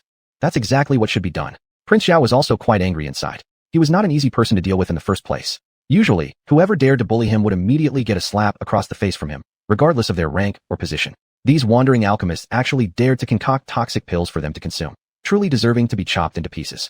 Father, if there is nothing else, I will take my leave. After obtaining the pills, Prince Zhao had lost all interest in staying and chit-chatting with the old man. He was already eager to go home and try out the efficacy of these pills. No rush, third son. Apart from the matter of these pills, I have other things to discuss with you today. Zhu Di's expression grew serious at this moment. All right, whatever it is, just say it, father. Zhu Di did not speak, but instead took out a memorial from beside him and handed it over to Prince Zhao. Prince Zhao glanced at it, and his eyebrows instantly furrowed. What audacity. Looks like they didn't feel enough pain last time. They really think our Ming warriors are soft targets, don't they? This memorial originated from the northern frontier. Recently, the Tatars and the Oirats had been extremely active, repeatedly launching attacks and probing attempts on the borders of the Ming Dynasty. Moreover, they were also carrying out plundering raids against some towns and villages in the area. In just a few days, several villages had been entirely wiped out by these invasions. Such extermination-style pillaging meant taking away every last bit of stored grain and valuables from their homes, killing all adult males, and abducting women and children alike. Essentially, any place that they plundered ended up without any survivors. This was something Zhu Di absolutely could not tolerate, and it was also the reason why Zhu Di repeatedly launched campaigns against the Tatars and the Oirats. Zhu Di's temperament was very similar to Zhu Yuanzhang's. The dignity of the Ming Dynasty was absolutely not to be violated, especially as the Tatars and the Oirats continued to act recklessly and plunder Ming civilians. We failed to give them a thorough beating last time. Our preparation wasn't adequate back then. They naturally assumed we couldn't keep up with them and so acted outrageously, provoking us constantly. Moreover, this time, both the Tatars and the Oirats seem to be taking turns to provoke and plunder us, dividing their tasks clearly. It seems like they're preparing to unite, Zhu Di said coldly. Chapter 49. You fell in the latrine, and your whole family fell in the latrine. King Zhao's face turned deadly serious with a strong, murderous intent. These ungrateful wolves, they deserve to be wiped out. Dad, there's nothing more to say. If you're going to lead an expedition, I will gladly carry your great banner. King Zhao was raised in the military since childhood and naturally had his share of courage. He could not tolerate the provocation from Tatar Vara. Third son, your words are very reassuring, but you should know clearly about the current situation of Ming Dynasty. Try discussing more with your elder brother when you have time. This was the purpose of Zhu Di inviting King Zhao today, to find another person to help persuade Zhu Gaoqi. Zhu Di, Han Wang, and Zhao Wang were all advocates for war, whereas the crown prince Zhu Gaoqi alone advocated for peace. Of course, it cannot be said who is right or wrong. The reason why Zhu Di wanted a big war was to solve the issue once and for all so that the people of Ming could live peacefully and develop without disturbances. And Zhu Gaoqi's thoughts were also correct. War is brutal. War is about consumption. Tens of thousands of soldiers require massive amounts of food and fodder. It's extremely costly, both in terms of resources like weapons and supplies as well as financially for the state treasury. Furthermore, compensating the families of those who lost their lives in battle would be a tremendous financial burden. All of these need support from the national treasury of the Ming Dynasty. If Zhu Di had not led expeditions twice before, Ming's national strength would certainly still be strong now. However, after 2 continuous wars, the Ming treasury was almost depleted. If they insisted on embarking on another expedition, it would damage the economy of Ming, resulting in a government deficit, a burdensome decision for the citizens. Both sides had some reasonable logic. It can't simply be said who was right or wrong. It depends on who convinced whom. Zhu Di felt quite conflicted precisely because he understood this. Certainly, if Crown Prince Zhu Gaoqi supported him, then the entire nation would be of one heart, allowing Zhu Di to firmly believe in his idea. Unfortunately, things went against his wishes. Last time during the expedition, Zhu Gaoqi had already brought up full advice from the civil and military officials, which caused Zhu Di much headache. Now, it seems this wouldn't be any easier. Although Zhu Di was an emperor, sometimes even emperors must listen to suggestions from the civil and military officials. Acting solely on personal will isn't feasible either. Zhao Wang hesitated somewhat. If it were in the past, he would definitely support Zhu Di fully. But now things were different. Since obtaining the pills, Zhao Wang no longer wanted to oppose elder brother. If he irritated the hidden wise man behind elder brother, wouldn't it be meaningless?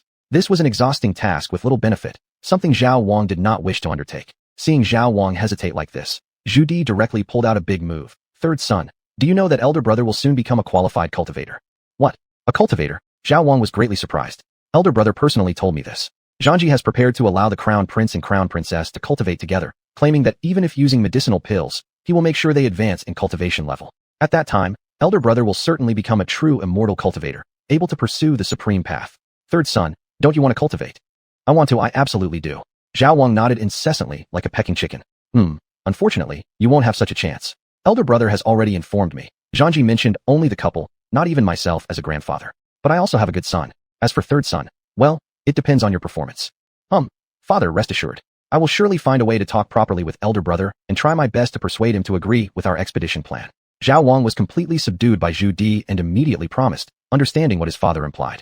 If you also wish to cultivate, then you'll need to assist me. Otherwise, you'll have to manage it yourself. For Xuanhuan, this wasn't a piece of good news. Cultivation was an incredible opportunity. Due to poor relations with Zhu Zhangji's family, Xuanhuan may not get the chance. However, the old man was different. The old man originally favored Zhu Zhangji immensely, let alone being separated by a layer of Zhu Gaoyi. There was always a difference between fathers and sons. Perhaps, the old man might truly achieve cultivation. Then couldn't I also join in? Cultivation. It was what Xuanhuan yearned for deeply. Especially Zhu Di's statement about pursuing the supreme path.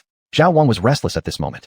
After returning to the Xuanhuan palace, Xuanhuan immediately went back into the room, confirmed there was no problem afterward, and took the vein-washing pill. Xuanhuan had no reservations since this thing passed through the hands of the old man. After all, it was his biological father. There's no way the old man would harm him. However, not long after, King Zhao began to feel extremely uncomfortable all over his body, an indescribably unpleasant sensation. Soon, his entire body started feeling restless, and a severe pain emerged within him as if something was moving back and forth inside his meridians, making him very uneasy. Could this be poisoning? Shit.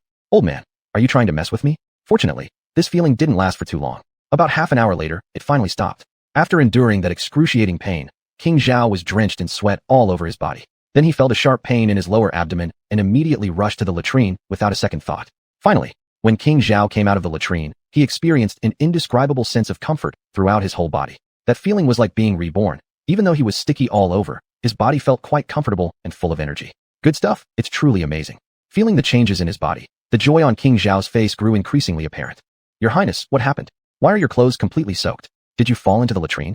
The noise from King Zhao's room earlier had already attracted some maids and Lady Xuanhuan. But previously, King Zhao hadn't paid any attention to them. Now that he was fine, Lady Xuanhuan hurried over and asked, who fell into the latrine? You're the one who fell into the latrine. Do you know how to talk? But Your Highness, the smell on you is really unbearable. You don't know? Never mind, just quickly prepare a bucket of water for me. I want to bathe and change my clothes. In no time, King Zhao had washed up cleanly. To his surprise, he discovered that the scars on his body had faded significantly, especially the one on his left shoulder, which was once slashed by an enemy's blade. That scar had always remained, but now it had become very light, resembling a small scar that could barely be noticed unless carefully observed. Your Highness, I seem to notice your skin looking much better today, Lady Xuanhuan said in astonishment while helping King Zhao change his clothes. Chapter 50. Sensing the changes in his body, Xuanhuan's urgency. Upon hearing this, Xuanhuan also noticed that his skin had undergone some subtle changes. In the past, he often fought outside the border and mixed around with his troops, so his skin was mostly a dark bronze color. However, after taking the pills, Xuanhuan was surprised to find that his skin was not as dark as before, and the appearance of his skin was many times better than it used to be. Your Highness, what exactly is going on? How did your skin become even better than mine? Asked Consort Xuanhuan, who was both envious and curious. Where do all these words come from? Is it impossible for my skin to get a little better? That's definitely possible. I'm just curious. It's strange how your skin suddenly became so good, like Crown Princess. How does this relate to the Crown Princess?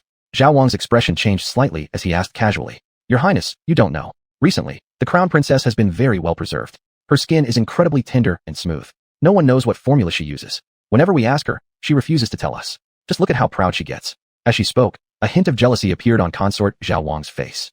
Xuanhuan, Hanhuang, and the Crown Prince have always been at odds with each other, and naturally, their concubines didn't have good relations either. In this era, it was usually a husband leading and wife following. Therefore, since Xuanhuan and the Crown Prince were at odds, Consort Xuanhuan certainly couldn't have good relations with the Crown Princess. This was nothing unusual. However, this time Xuanhuan's attitude completely took Consort Xuanhuan by surprise. Shut up, let me tell you. From now on, when you meet the Crown Princess, you must get along well with her. She is your elder sister-in-law after all. If you provoke the Crown Prince and his wife, I will punish you myself. In response to Xuanhuan's changed attitude, Consort Xuanhuan was momentarily caught off guard. What was this all about? In the past, whenever Xuanhuan talked about the Crown Prince or the Crown Princess, there was often a dismissive expression on his face. There was always a bit of rivalry and friction between women. Xuanhuan generally turned a blind eye to the open and hidden conflicts between Consort Xuanhuan and the Crown Princess. Now why was Xuanhuan acting as if he had changed into someone else? What are you talking about? Haven't you heard what I said? Remember, from now on, when you see the elder sister-in-law, you must treat her well. Don't cause any trouble for me, or else I won't be able to protect you. Zhao Wang ordered Consort Zhao Wang. Yes, everything will follow your highness's orders. Zhao Wang's mansion and the crown prince's mansion were quite different. In Zhao Wang's mansion, he was undoubtedly the ultimate authority. Since Zhao Wang had said this, Consort Zhao Wang naturally dared not say anything more. Soon, after finishing washing up and changing into a neat set of clothes, Zhao Wang felt even fresher. He also deliberately looked at himself in the bronze mirror. Zhao Wang discovered that he had gained an extra few points of elegance now compared to before, and no longer looked as fierce as before. This made Zhao Wang even more determined in his decision to establish a good relationship with his older nephew. This small action they had done brought unexpected feedback. In the future, if they could receive any benefits, who knew what else might happen? More importantly, the old master had revealed a piece of news to Zhao Wang. Cultivation. These two words meant something that Zhao Wang yearned for day and night. With such a prospect ahead, Zhao Wang would absolutely avoid offending Zhu Gaoqi's family. It was impossible anyway for him to fight for the throne from his two elder brothers. Instead of that, it would be better to peacefully go along and try to obtain some guidance from higher-level individuals. Maybe he would get some scraps from their table. If he could cultivate, Zhao Wang was even willing to give up his pursuit of the imperial throne. What was the point if he ascended to the throne? Life was but a few decades long, eventually turning into a pile of dust. But cultivating was a different story altogether. Lifespan would increase alongside power, and with strength of one's own, one would not have to worry about too much in the future. Being free and easy would be much more comfortable than being an emperor. Since Zhao Wang had already made up his mind, whether or not to ascend to the imperial throne is secondary. It simply can't compare with cultivation. So whoever dares to move against the eldest son, he'll confront them. He couldn't let his wife mess things up either. I order you, from now on, do not disturb anyone from the elder brother's household. If I find out anyone has disturbed people from the elder brother's house, I will beat them to death. Yes. At this point, Consort Zhao Wang dared not say anything and could only nod repeatedly. Brother 3, what you're saying is a bit excessive. A familiar voice came from outside the door at this moment. Upon hearing this voice, Zhao Wang immediately knew who it was. Who else could it be besides his second elder brother, Han Wang? Second brother. Consort Zhao hurriedly paid her respects to Han Wang. You shouldn't listen to what younger brother says here. He's always like that, just all talk and nothing else, Han Wang said with a smiling face to Consort Zhao. All right, you can go on with your business. Zhao Wang waved at his consort. Now only the two brothers were left in the room. The relationship between Han Wang and Zhao Wang had always been very close. They basically did not need to announce their visits when going to each other's residences, feeling as if they were at home, which was why Han Wang had overheard those words earlier. Second brother, why didn't you let me know you were coming? Zhao Wang immediately flashed a smile. If I had let you know, then I wouldn't have heard what you just said. Speaking, Han Wang sat down on the nearby stool, casually poured himself a cup of tea, and sipped leisurely, though a deep sense of displeasure was evident on his face. Zhao Wang's words had already clearly demonstrated Zhao Wang's position, which was far from good news for Han Wang. Everyone knew Han Wang was an ambitious man who had long set his eyes on the position of crown prince and even Emperor Zhu Di's throne. Han Wang had always publicly opposed the crown prince, while Zhao Wang, practically everyone in the court knew, belonged firmly to the second brother faction. Together, these two brothers truly had the potential to bring down Zhu Gaoqi. But now, Zhao Wang clearly seemed to have changed his mind, showing preference towards Crown Prince Zhu Gaoqi. Feeling the unpleasant expression on Han Wang's face, Zhao Wang grinned and teased. Second brother, look at your little temper. Why do you get angry so easily? How dare I get angry? You're not like you used to be, third brother. Even if I'm upset, I've got to think twice about it. After all, since you've climbed aboard the Crown Prince's ship, your future will surely be bright, Han Wang said sarcastically. Chapter 51. Aren't you part of the second prince's faction? Why are you running off course? Seeing that King Han was so impolite, King Zhao also got upset. Second brother, if you want to, you could also rise to prominence. It's just that your highness has high aspirations and doesn't wish to do so. Who can we blame for this? You. King Han wanted to lose his temper, but the words got stuck in his throat. He hadn't come here today to argue with King Zhao. He came here to check on King Zhao's current state, and to draw him into his camp while offering a few tempting prospects, hoping to get his help to pull Zhu Gaoqi off his horse. At this moment, King Han couldn't afford to show hostility. Younger brother, don't look at me like you're harboring resentment. I know what you're thinking about. These days, you've been sending concubines to Zhu, that wolf cub. Don't think I don't know. If you know, then what are you going to do about it? It's my choice.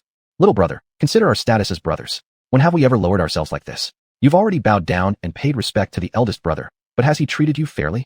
When have we ever fallen short in terms of achievements on the battlefield? Regardless of other things, half of the Ming Dynasty's territory was conquered by us two brothers. How can we simply hand it over to the eldest brother without resistance? Are you content with this arrangement? Little brother, elder brother knows your ambitions. We fight hard to conquer this kingdom while the eldest sits back and reaps the rewards. Do you think we can accept this? Cooperate with me loyally, and once we dethrone the eldest, the throne is yours, isn't it the same?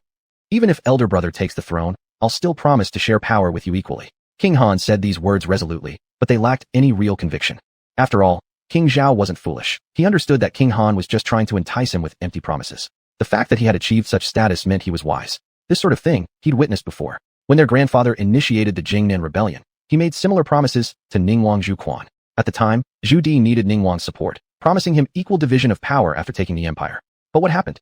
Zhuquan received nothing, now having been stripped of his position. If he dared harbor any doubts or said one word against it, he would have been executed immediately. King Han right now resembles Zhu Di, but his methods fall far short of Zhu Di's. Older brother, there's no need to play these tricks with me. I don't care about these matters anymore. King Zhao had already made up his mind and merely smirked disdainfully at King Han's attempts. Little brother, why are you so stubborn? The whole city knows you're part of the second prince's faction. Does the eldest trust you? Have you gained anything from lowering yourself and serving them?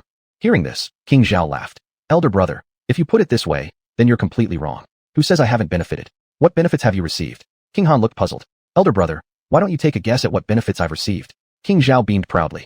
King Han was indeed confused and deeply curious. Looking at King Zhao, he was certain that he must have received some benefit, yet he couldn't figure it out. Standing up, he paced around King Zhao. Upon closer inspection, King Han did notice something different. Little brother, I've discovered something strange about you lately. It seems like you've become paler over the past period, and there's something different about you overall.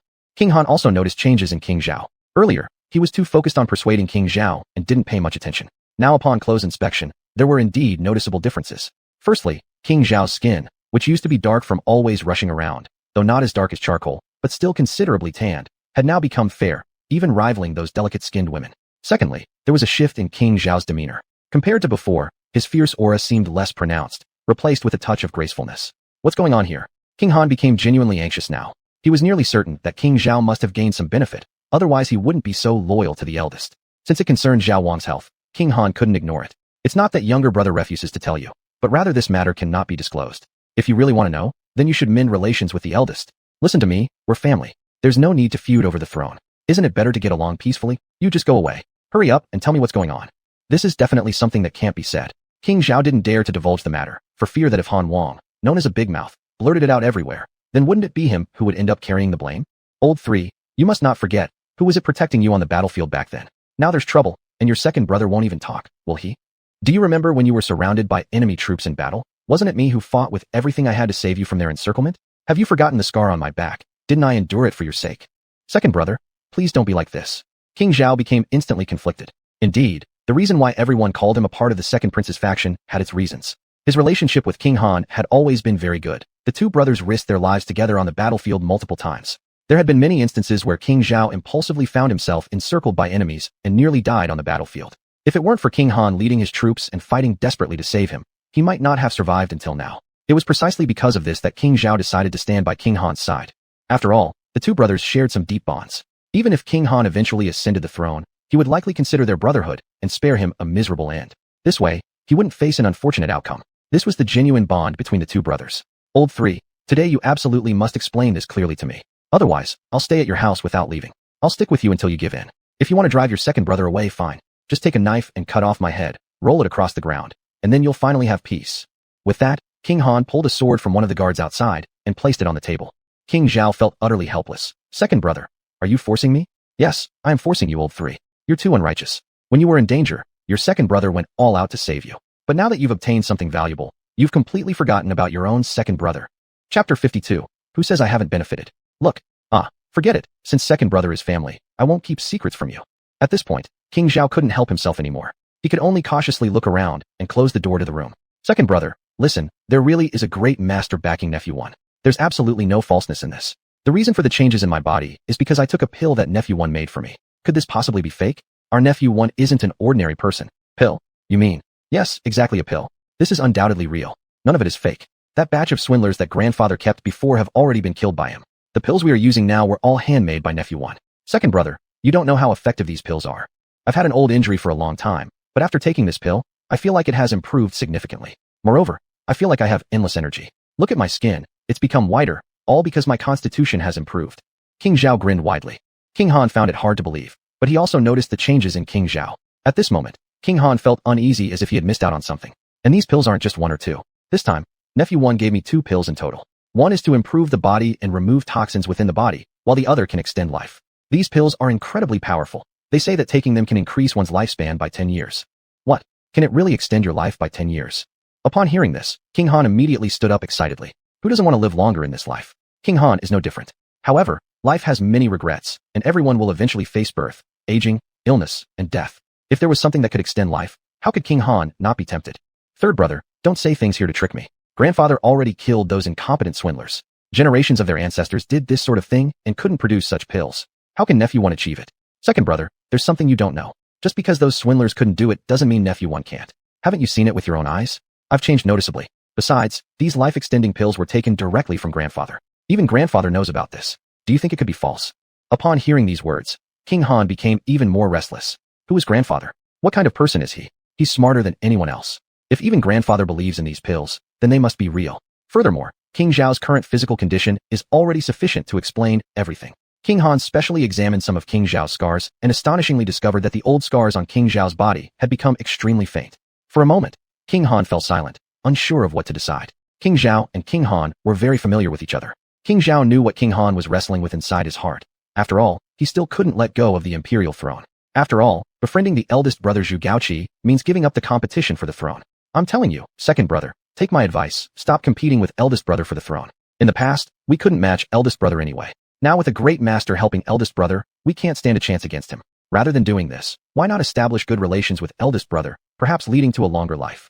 That's true, but who knows if these life-extending pills actually work? If they don't work, what then? Aren't you afraid it's a trick set up by eldest brother? King Han remained cautious, worried that there might be deception. Second brother, what you choose and what you do are entirely up to you. Anyway, everything I should say has been said, and everything I should do has been done. If you don't believe me, there's nothing much I can do. But rest assured, second brother, after you reach the end of your life, I will definitely come to pay my respects to you. King Han. That's right. If these pills are genuine, King Zhao would definitely live longer, and so would grandfather. According to this trend, even if King Han dies first, Emperor Zhu Di might not pass away yet. In this case, if he dies but King Zhao is still alive, wouldn't it be a huge loss? Considering this, what use is fighting for the position of crown prince? Cough cough. Third brother, tell me, are these life-extending pills really as effective as you claim? Why don't you show me one? Showing it to you shouldn't be a problem. But second brother, I must make it clear. These pills are mine, and after you see them, you shouldn't harbor any ill intentions. King Zhao, with a face full of vigilance, said that it wouldn't be a problem to show the pill to King Han, but the concern was that if King Han saw it, he might claim it as his own, and that would lead to significant loss.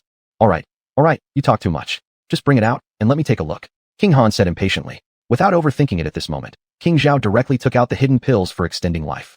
Third brother, look at your incompetence. Just one pill like this, and you hide it so tightly. King Han could not help feeling extremely exasperated. The way King Zhao hid things truly had its tricks. First, he moved his bookshelf aside, where there was a hidden compartment. Inside, there were various treasures made of gold and silver. As King Zhao took all these valuables out, underneath them was another hidden compartment. When opened, it contained a locked box. It was indeed well concealed. Second brother, this is something that can make a person live longer. How could I not care about it? King Zhao chuckled. So is this what you have? Let me take a look. King Han snatched the little jade bottle from King Zhao's hand, which scared King Zhao half to death. Second brother, be careful, don't break my bottle. King Han paid no attention to King Zhao and directly opened the cap on top. As soon as the cap was opened, a refreshing chill emanated from inside. A faint aroma of medicinal pills also spread out, making anyone who smelled it feel a sense of comfort and ease. This scent gave off an exceptionally pleasant sense of warmth. This is definitely good stuff. King Han could immediately tell that the pill quietly lying in the bottle was undoubtedly valuable, or it wouldn't have such a remarkable state. Cough. Third brother, about your pill. No way. King Zhao outright rejected the suggestion. I haven't even finished speaking, and you already say no. Do you know what I'm going to say? King Han felt helpless. Whatever, absolutely no way. Any attempt to get my pills will be denied. King Zhao quickly grabbed back the pills from King Han's hand, carefully closed the lid, and tucked it into his bosom, watching King Han vigilantly with great caution. This was his precious treasure for extending his life. He certainly couldn't let his second brother get any ideas about it. Chapter 53. I'm not competing for this throne anymore. At this moment, Prince Han's mind was filled with both jealousy and urgency. How could he not be interested in this elixir which promised to prolong life? Brother 3, what's worrying you? I just want to help verify the authenticity of this elixir. That won't do. If we damage it, how will we fix it? Such an item is rare and precious. Come on now, how could I ruin something so important? Use your brain for a second. The more of these life-extending elixirs, the better. If our two brothers can thoroughly study its composition, then wouldn't we get more of these pills, living even longer? As though suddenly enlightened, Prince Han launched into his convincing mode. It seemed to make sense. Prince Zhao hesitated immediately. That's right, Brother 3. As you know, there are people in my palace who specialize in researching elixirs. If we let them study this pill, once they deduce the formula, we'll have unlimited quantities later. At that point, would we need to worry like we do now? It probably isn't right. What if they fail? Prince Zhao remained indecisive. How so? Even if they don't succeed, the components of the elixir won't be damaged. You'd still be able to take it, whether you consume it whole or grind it into powder, it's the same result. Don't worry, if Ergus succeeds, I'll give you 10 pills. Well, alright. But Brother 2, remember this. I'll at most lend it to you for 3 days, not more. If you can't figure it out within 3 days, you must return it. Otherwise, don't blame me for being unfriendly. Alright, we're set for 3 days. If research doesn't yield results within 3 days, I'll return it to you voluntarily. Rest assured, my word is good. Seeing Prince Han thump his chest in assurance, Prince Zhao finally reluctantly handed over the little jade bottle in his arms to him. After leaving the Zhao residence, Prince Han rushed straight onto his carriage and kicked the footman. Go back quickly. There's urgent business. If you delay me, I'll have you severely punished. The faster, the better. The prince's carriage galloped at full speed towards his own palace. Upon returning to his mansion, Prince Han immediately ran to his chambers. He sealed all doors and windows and ordered the guards outside that no one should enter without his permission. Once everything was secured, Prince Han carefully pulled the elixir out from inside his robes. Research? Study my ass. Such treasures are far too rare. Thank heavens I left swiftly, otherwise Brother 3 might have regretted it. Prince Han couldn't stop laughing. What a fool. So gullible, really believing my lies. Actually, there were no experts in elixir making in his estate. Even if there had been a few in the past, when the old master had executed all those charlatans, Prince Han had dealt with them all in turn. Why did Prince Han do this? Simple. He planned to deceive Prince Zhao. If he hadn't tricked Prince Zhao, how could he possibly get his hands on the pill? That's why, while returning home, Prince Han traveled at full speed, afraid Prince Zhao might change his mind. Brother 3, don't blame Brother 2. Brother 2 has no choice either. After all, Brother 2 has saved your life several times. Consider this my repayment. Murmuring to himself, Prince Han immediately poured the elixir into his mouth. The moment it touched his tongue, the elixir dissolved, turning into a warm stream coursing through his body chaotically. The sensation was strange indeed, both pleasurable and painful, impossible to describe fully. This feeling persisted for nearly half an hour before vanishing entirely. Prince Han clearly felt that his entire body had become comfortable, lighter, as though he had grown 10 years younger. He was astonished. Initially, he approached this with skepticism, yet this longevity elixir's effect was far more evident than he'd anticipated. Immediately, he started experimenting, but the results only made him increasingly ecstatic. His body truly felt like it had reverted by 10 years. Whether reaction speed or other aspects, everything resembled the young version of him again. With this, Prince Han was basically certain that the longevity elixir was genuinely effective. Damn, looks like the grandnephew has already received the instruction of some sage. And competing with him for the throne. Isn't that just seeking death? This cannot continue. Absolutely not. This time, he's lost for sure. Since the battle is already lost. Forget about it. The throne. I renounce it.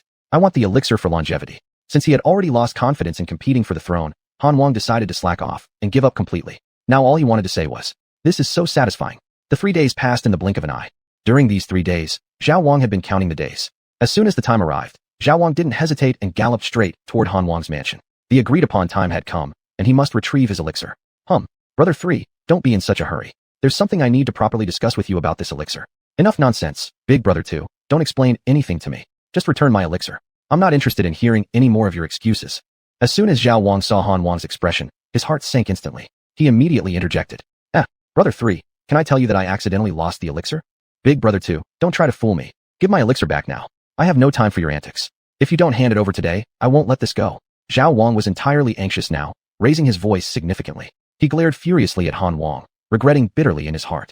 Shit, if I'd known this would happen, I shouldn't have believed him. Seeing Zhao Wang's resolute attitude, Han Wang no longer hid anything. He spread his hands wide and declared, Brother 3, the truth is, I did lose the elixir. Now, I've sent people to look for it. If we find it, you'll get it first thing. Even if you demand it right now, I simply cannot produce it for you. If it comes down to it, then I'll just offer you my life as compensation. At the sight of Han Wang behaving like a complete scoundrel, Zhao Wang felt on the verge of tears. Big Brother 2, please don't play games with me. Brother 3, don't panic. I know how important this pill is to you. But since our grandnephew could produce one once, surely he can do it again. Why not ask him for another one? If things don't work out, I'll personally plead with elder brother and the grandnephew for another pill and return it to you. You? Big Brother 2, did I hear that correctly? You asking elder brother and the grandnephew? Zhao Wang was thoroughly baffled. Chapter 54, moved, the car moved. The words of King Han meant he would have to bow down to Zhu Gaoqi and Zhu Zhanji, which was not like his usual way of doing things. King Han sat on the stool indifferently. What can I do? My eldest nephew can even refine this kind of elixir for prolonging life, so the wise man behind him must be all-powerful. There's no doubt that I can't compete with the eldest brother. In this case, it's better to follow what the third brother suggested, to build a good relationship with the eldest brother. Maybe this way, we could live a little longer. Second brother, if you had thought about this earlier, wouldn't that have been better? What is the throne important? Compared to living longer, even if someone offered me the throne, I wouldn't want it. Zhao Wang's eyes shifted around, and immediately a smile appeared. The previous look of life or death disappeared entirely.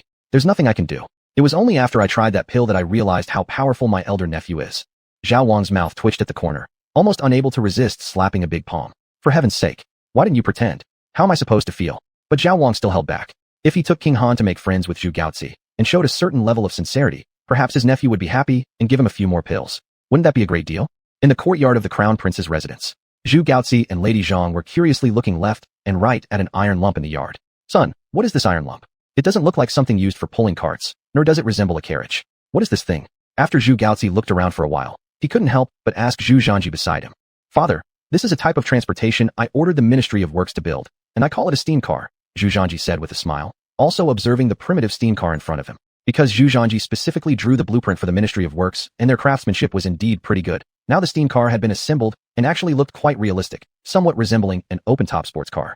However, the paint technology of this era was far too backward, so there were no beautiful painted patterns or colors on its surface. It just looked like a lump of iron.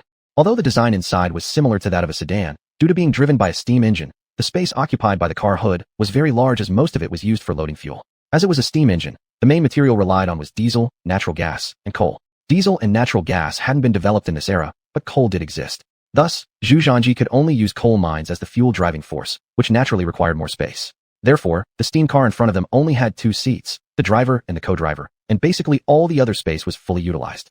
As for the coal inside, there was no need for manual intervention. Zhu Zhanji specially designed a funnel-like filling method. Inside the car were 2 buttons to open the funnel outlet. Once opened, coal would automatically fall into the combustion chamber to burn, which was very convenient. Only the issue of endurance needed further testing. Steam car? What is this used for? Zhu Gaozi asked, confused. Your Highness, following the instructions of his royal grandson, the principle of operation of this steam car relies on the burning of these coal mines, which enables the vehicle to move on the road. Chen Jian explained from the side. Actually, Chen Jian himself was nervous. He wasn't sure if this lump of iron could really run. After all, it hadn't been tested yet. It was pulled over as soon as it was assembled. Son, can this really work? To know whether it works, we have to try it out. Come, father, why don't you come with me and test it together? Zhu Zhanji smiled. Zhu Gaozi quickly shook his head, refusing adamantly. No, son, don't involve your old father in this. At my age, I can't afford such adventures. Indeed, Zhu Gaozi was a sly old fox. For such untested new modes of transportation, he dared not risk trying them out carelessly. What if something went wrong? How would he deal with that? It was with great difficulty that he had restored his health and managed to lead a comfortable life. If something unexpected happened now, who could he complain to? While his son Zhu Zhanji had already started cultivating under the help of a great person, possessing impressive strength and naturally immune to accidents, Zhu Gaozi had none of those advantages. There was simply no comparison. You coward. Since my father doesn't want to, then Chen Jian, why don't you join me for this trial? Huh? Emmy? Chen Jian's expression stiffened. Is there any problem? This car was put together by you. You, as the head responsible for the first test, how can you possibly stay outside of it? Cough, Crown Prince, this thing has just been made and hasn't been tested yet. No one knows if there might be any safety hazards inside. How about letting someone else try it first? Chen Jian responded hesitantly. Clearly, he didn't have much confidence in the car in front of him. After all, the entire surface was a lump of iron, which looked rather unsafe. If they hit or bumped into something, it could lead to serious trouble. What kind of safety hazard could there possibly be? Even if there is one, it's something you must take responsibility for. Stop talking nonsense and get on the car immediately. Zhu Zhanji ordered. Yes. Chen Jian forced out a bitter smile, but dared not defy the command. He had no choice but to follow Zhu Zhanji's instructions and sit directly in the passenger seat. Zhu Zhanji wasted no time either. As soon as he sat in the driver's seat, he started the steam engine without delay. There was one flaw with the steam engine. The noise level was extremely high. The moment it was turned on, a deafening sound filled the air. At this time in the Ming Dynasty, glass hadn't been invented yet. It was still considered a luxury item. Thus, there were no car windows or windshields. Seeing this, Zhu Zhanji couldn't help but shake his head. My goodness, this noise alone was enough to drive someone mad. But now that he was already seated in the car, Zhu Zhanji had no time to dwell on such matters anymore. He needed to test whether the car would actually move. Inside the vehicle, there was a specific transmission design. The principle behind this transmission design was quite simple, ancient and basic engineering techniques. Once the transmission settings were activated, click, click, click, the unmistakable sound of gears turning could clearly be heard, startling Chen Jian, who sat in the passenger seat. Goodness, why is the noise so loud? Will it even work? Zhu Gaozi asked doubtfully. Who knows? But since this is my son's creation, we can give it a look anyway. Whether it works or not doesn't matter too much, Zhang Shi replied indifferently. She wasn't overly concerned about whether the contraption would succeed. What mattered was her son putting effort into it. Click, click, click. As the gear sounds continued, Chen Jian distinctly felt some vibrations through the car body, followed by a slow forward movement. Such an occurrence left Chen Jian ecstatic. It moved. It moved. Your Highness, this car really moved. My God, I've lived for more than half my life, and I've never seen a carriage move by itself without human or horsepower. Chapter 55. Still not good enough. Needs more improvement. When Chen Jian realized the car could really move without any human or horsepower, he immediately became incoherent. Having lived for most of his life, this was the first time he saw such a miraculous thing. Initially, he had no confidence in this car, but now he was completely shocked. It could actually move. Enough is enough, stop yelling. The engine is already loud enough, and you're shouting here like there's nothing strange about it, said Zhu Zhanji as he heard the excited voice of Chun Jian ringing in his ears. My goodness, look at how excited he is. If someone didn't know better, they would think he met a living deity. Is it really necessary? In the future world, this kind of technology belongs to the industrial era, and humans will eventually reach this level. Besides, he himself is one of the top researchers in the Ming Dynasty. How can someone be so excited over something trivial like this? It's simply unacceptable. Your Highness, I apologize for being too excited. It's just my first time witnessing such a magical event, said Chun Jian with an awkward smile, trying to contain his excitement as he quietly shut his mouth. At this moment, the steam car was still slowly moving forward, but its speed was relatively slow since this was just the simplest transmission device without even basic gear shifting, which means it only had one gear. It would accelerate when stepping on the gas pedal and maintain its original speed when not stepped on, moving slowly. This was far from satisfactory for Zhu Zhanji. Having seen cars in the future, he knew that vehicles must have gear shift options. For instance, using high gears for highways and different gears for various scenarios. This was the bare minimum. Otherwise, relying solely on one gear not only limits the distance the car can travel, but also consumes a lot of fuel. Cars like this usually have poor endurance. Soon, Zhu Zhanji stopped the steam car and turned off the engine. Extraordinary, absolutely extraordinary. Your Highness managed to create such a marvelous invention. I am truly impressed, exclaimed Chun Jian after getting out of the car, starting his flattery. However, these were words he sincerely believed after today's incredible experience. You'll see even more astonishing things in the future. This car is just newly made, and it's in its most primitive form. From now on, your Ministry of Works will take charge of improving it. Zhu Zhanji understood that producing such a vehicle wouldn't make it immediately usable. Continuous improvements were necessary. To put it plainly, the purpose of this car was for the Ministry of Works to study it. If they hadn't experienced such a vehicle, they might not believe it was possible, but after trying it, they would not only believe but also conduct deeper research. As experts in this field, Zhu Zhanji believed that eventually, they would discover even more advanced technologies. Yes. Your Highness values us greatly. We'll surely exert all our efforts upon returning to improve the steam car to its best state, said Chun Jian hastily. He had already tested the magic of the steam car earlier and was fully prepared to conduct in-depth studies even if Zhu Zhanji hadn't mentioned it. Before this, he had merely followed the blueprints to assemble it. Go back and study it thoroughly. And about this wheel, honestly, I have much to say. The durability and functionality of these wooden wheels are far from ideal, Zhu Zhanji commented as he scrutinized the wooden wheels more carefully. Wheels in this era were basically limited to the wooden wheels used by horse-drawn carts. Although structurally developed, their durability was insufficient. If the speed increased even slightly, there was a possibility of them breaking apart, which is why scenes in TV dramas often show horse carts losing wheels while hurrying on a journey. Your Highness, these wheels are the latest product of our research on carriage wheels. Their durability surpasses ordinary horse cart wheels by several multiples, Chun Jian explained confidently. True enough, the wheels currently used are indeed the best available, but they're still not sufficient. What I need is steel-made wheels with strong practicality, lasting decades without problems. Additionally, the comfort is extremely lacking. They're so rigid that they're almost unusable. You must seriously think of covering the tire tread with a material that's relatively softer yet resilient. Zhu Zhanji originally wanted to mention rubber tires, but quickly reconsidered because rubber didn't exist in this era, and the technology couldn't process it either. You're right, Your Highness. I shall conduct thorough research upon returning. Chun Jian responded respectfully. Zhu Zhanji just nodded slightly. He knew that industrial development had to come step by step, and it was impossible to achieve everything all at once. At the moment, the Ministry of Works only had a superficial understanding of industry, and many things were still in a vague state. But they could gradually work on it, and eventually figure things out. Zhu Zhanji was now considering whether he should take them to see the fully automated steam engine workshop. This was a reward given to Zhu Zhanji by the system. It was a fully automated production line where steam engines were entirely manufactured by automated machines from creation to completion. As long as sufficient materials were provided, steam engines could be produced. Zhu Zhanji had arranged for this fully automated workshop to be placed in a secluded suburban area, with guards stationed around it. It seemed like he needed to find some time to bring them over there, so they could experience it firsthand, and allow their thinking to become more flexible. When people haven't witnessed advanced technology, their minds don't suddenly open up. However, after seeing it, their brains slowly expand, leading to creative ideas. Hence, they still needed exposure, and couldn't remain confined and unaware forever. Alright, you can first take this steam car back, and let them study it. One day, when you have gathered the elite members of the Ministry of Works, I'll take you to see something, but remember this, the people you bring must be absolutely loyal. If anyone dares to leak this matter, their entire clan will be exterminated. Zhu Zhanji coldly stated. He was no soft-hearted person. Those who deserved death would still be executed, without hesitation. The importance of the Industrial Revolution was clear to Zhu Zhanji. In the future, because they missed this Industrial Revolution, they remained backward, and backwardness meant only accepting defeat. The painful lessons taught Zhu Zhanji that this time, they absolutely could not lag behind. He would rather they dominated others than allow others to dominate them. Yes. Chun Jian immediately became excited upon hearing that Zhu Zhanji planned to show them something.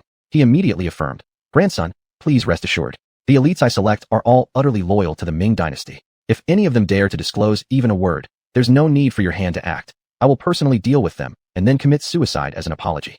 Chapter 56. Second brother, when did you? Go ahead, take it back and let them study it carefully. Chen Jian led his team, cheerfully pushing the steam car away. Son, what's the use of this thing you've been working on? After the Ministry of Works people left, Zhu Gaozi couldn't help but ask curiously. Father, isn't that just common sense? Would I waste my time on something useless? You should have seen it just now. This is a vehicle powered by fuel alone. If we can mass-produce these vehicles, they will greatly improve our current transportation in the Great Ming Dynasty, and communication methods will be better than ever before. But the Great Ming's current transportation isn't bad, is it? My goodness, are you serious? Father, messengers from the border stations run for days and nights without rest, changing horses but not riders, and almost every trip ends up killing several horses. Are you telling me this kind of situation is not bad? What exactly would count as bad then? Zhu Zhanji sounded exasperated. Though he knew ancient carriages were slow, since he had come here, his mission was to change this reality. Well, that already counts as very fast. An ordinary person would take months to travel from the border to the capital. Zhu Gaozi seemed quite satisfied with the speed of messengers. That's exactly right. Once this thing is developed, not only will army mobility increase, transportation will also become much more convenient. Messengers won't need to keep switching horses. Then if we build a highway, we'll reach places within hours. Zhu Zhanji smiled. What's this highway thing? Zhu Gaozi looked completely baffled. Forget it. You wouldn't understand even if I explain it now. You'll know later. Zhu Zhanji decided against elaborating further. They'd only understand its full effect when they saw the real thing. Prince D, Crown Prince, Prince Han and Prince Zhao are outside asking to be received. Shall we bring them in? Oh, uncles 2 and 3 have come. Zhu Zhanji was somewhat surprised. Take them to the main hall. Zhu Gaozi gestured to the servant who had delivered the message. Father, do you think why uncles 2 and 3 have come at this moment? Could be about what else? Of course, it's about grandfather's plans. Zhu Gaozi chuckled humorlessly. What is grandfather planning to do? And why are uncle 2 and uncle 3 coming here as intermediaries? I've received reports that lately our frontier has been favored by Tatars and Wana tribes, who are mercilessly burning, massacring, and looting our frontier villages. Their actions have been exceedingly cruel. Grandfather is furious and during this time has consulted me many times regarding leading a campaign. So isn't that good? No one offends us, and we offend no one. But if they do, we retaliate. Zhu Zhanji expressed confidently. Are you really blind to the situation? Your grandfather hasn't done anything other than fight these wars over the years, leaving all major and minor governmental affairs to me. Don't forget how costly war supplies are. The treasury of the Great Ming Dynasty has long been depleted. Every single expedition involves mobilizing tens of thousands of soldiers. Do you know how much military funding that costs? It's truly difficult for your father here. Year after year, I've had to scrape resources together from everywhere. Otherwise, how could grandfather lead these campaigns so smoothly? The first 2 expeditions had some positive effects, but now the treasury simply can't support another campaign. What the Great Ming needs now is a period of peace for its citizens to recuperate. Zhu Gaozi sighed bitterly. Then this sounds simple. Why don't we send fewer troops, reducing the cost of military expenditure?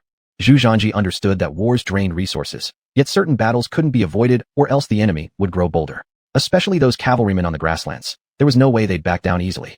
Throughout history, Zhu Di personally led 5 campaigns against the Tatars and Wala tribes, with results that while limited still struck fear into their hearts. Similarly, future Zhu Zhanji subdued them again, but these nomads remained unrepentant despite being beaten. For such people, Zhu Zhanji believed the only option was to utterly annihilate them. Son, warfare isn't as simple as you think. People of the steppes excel in horseback combat. Their cavalry possesses strong fighting capabilities. Although we have our own elite force of 3,000, our cavalry forces remain relatively small compared to theirs, leaving us at a disadvantage.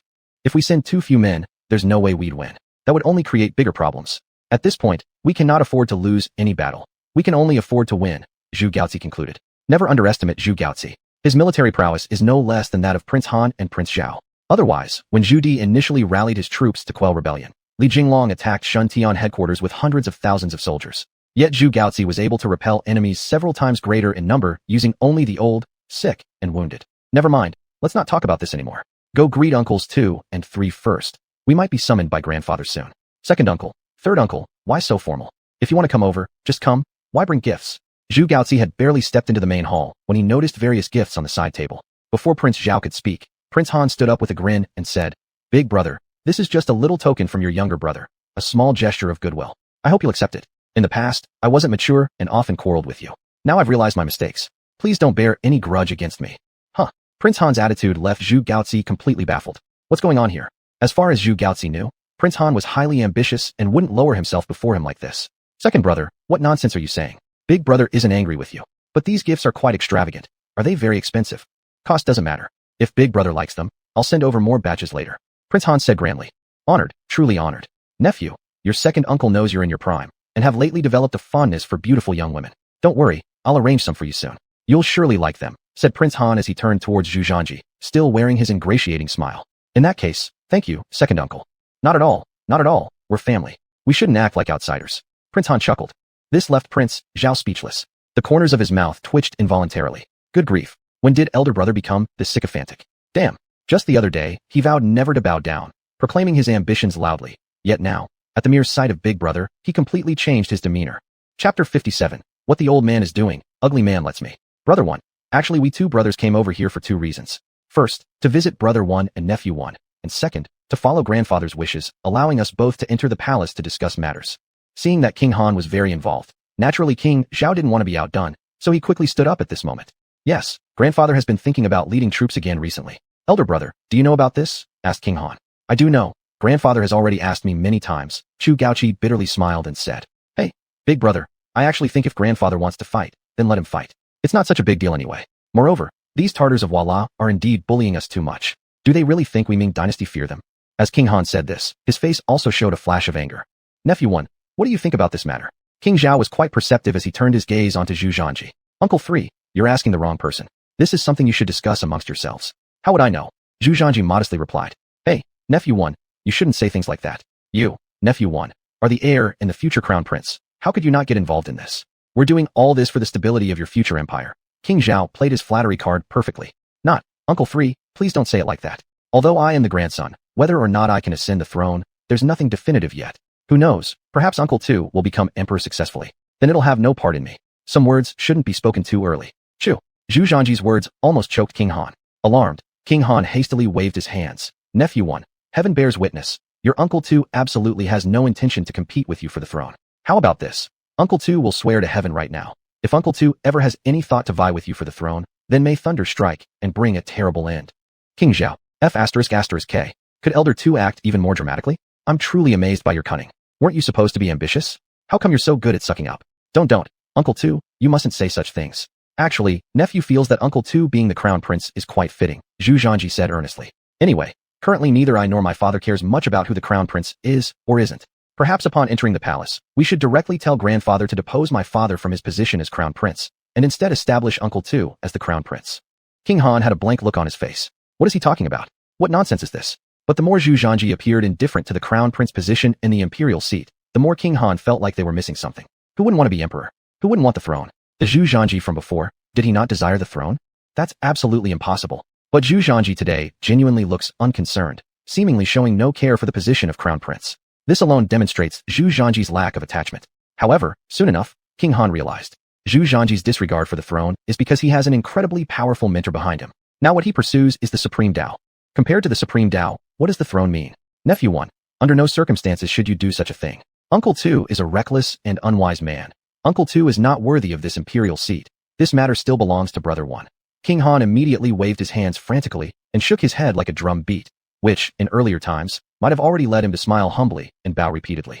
As for the King Zhao sitting nearby, seeing King Han's appearance made him want to laugh, but he didn't dare. That's settled then. Let's stop discussing these matters now. Since grandfather has summoned us, let's hurry and go. In the end, it was Chu Gaoqi who mediated, and the group moved towards the palace. Soon the 5 of them sat together drinking tea and discussing the upcoming campaign. All these are military reports transmitted from the border. Look them over carefully. In this time frame, the Tartars and Wala have collectively plundered more than 50 small villages on our Ming borderlands, affecting a total of 5,000 commoners, with incalculable loss of property. How do you feel about this? Just as they sat down, Emperor Qingzu Zhudi immediately threw a pile of memorials onto the table, with his face revealing intense anger and murderous intent. F***K, they've gone too far. They really see us as soft pears ready for squeezing, don't they? I'll take charge, leading the troops straight into Xuanhuan River. This time, they must receive a harsh lesson that they will never dare to cross the Xuanhuan River again. King Han, originally a short-tempered individual, exploded once hearing that the Tartars and Wala continued to test their patience with various provocations. I agree with striking back too, those pups. Zhao Wang's face also carried a cold aura. Only Zhu Gaoqi and Zhu Zhanji sat silently on the side. Big brother, what do you say? At this moment, Zhu Di directed his gaze at Zhu Gaoqi. After all, Zhu Gaoqi's status was now different from before, and Zhu Di needed to ask for his opinion.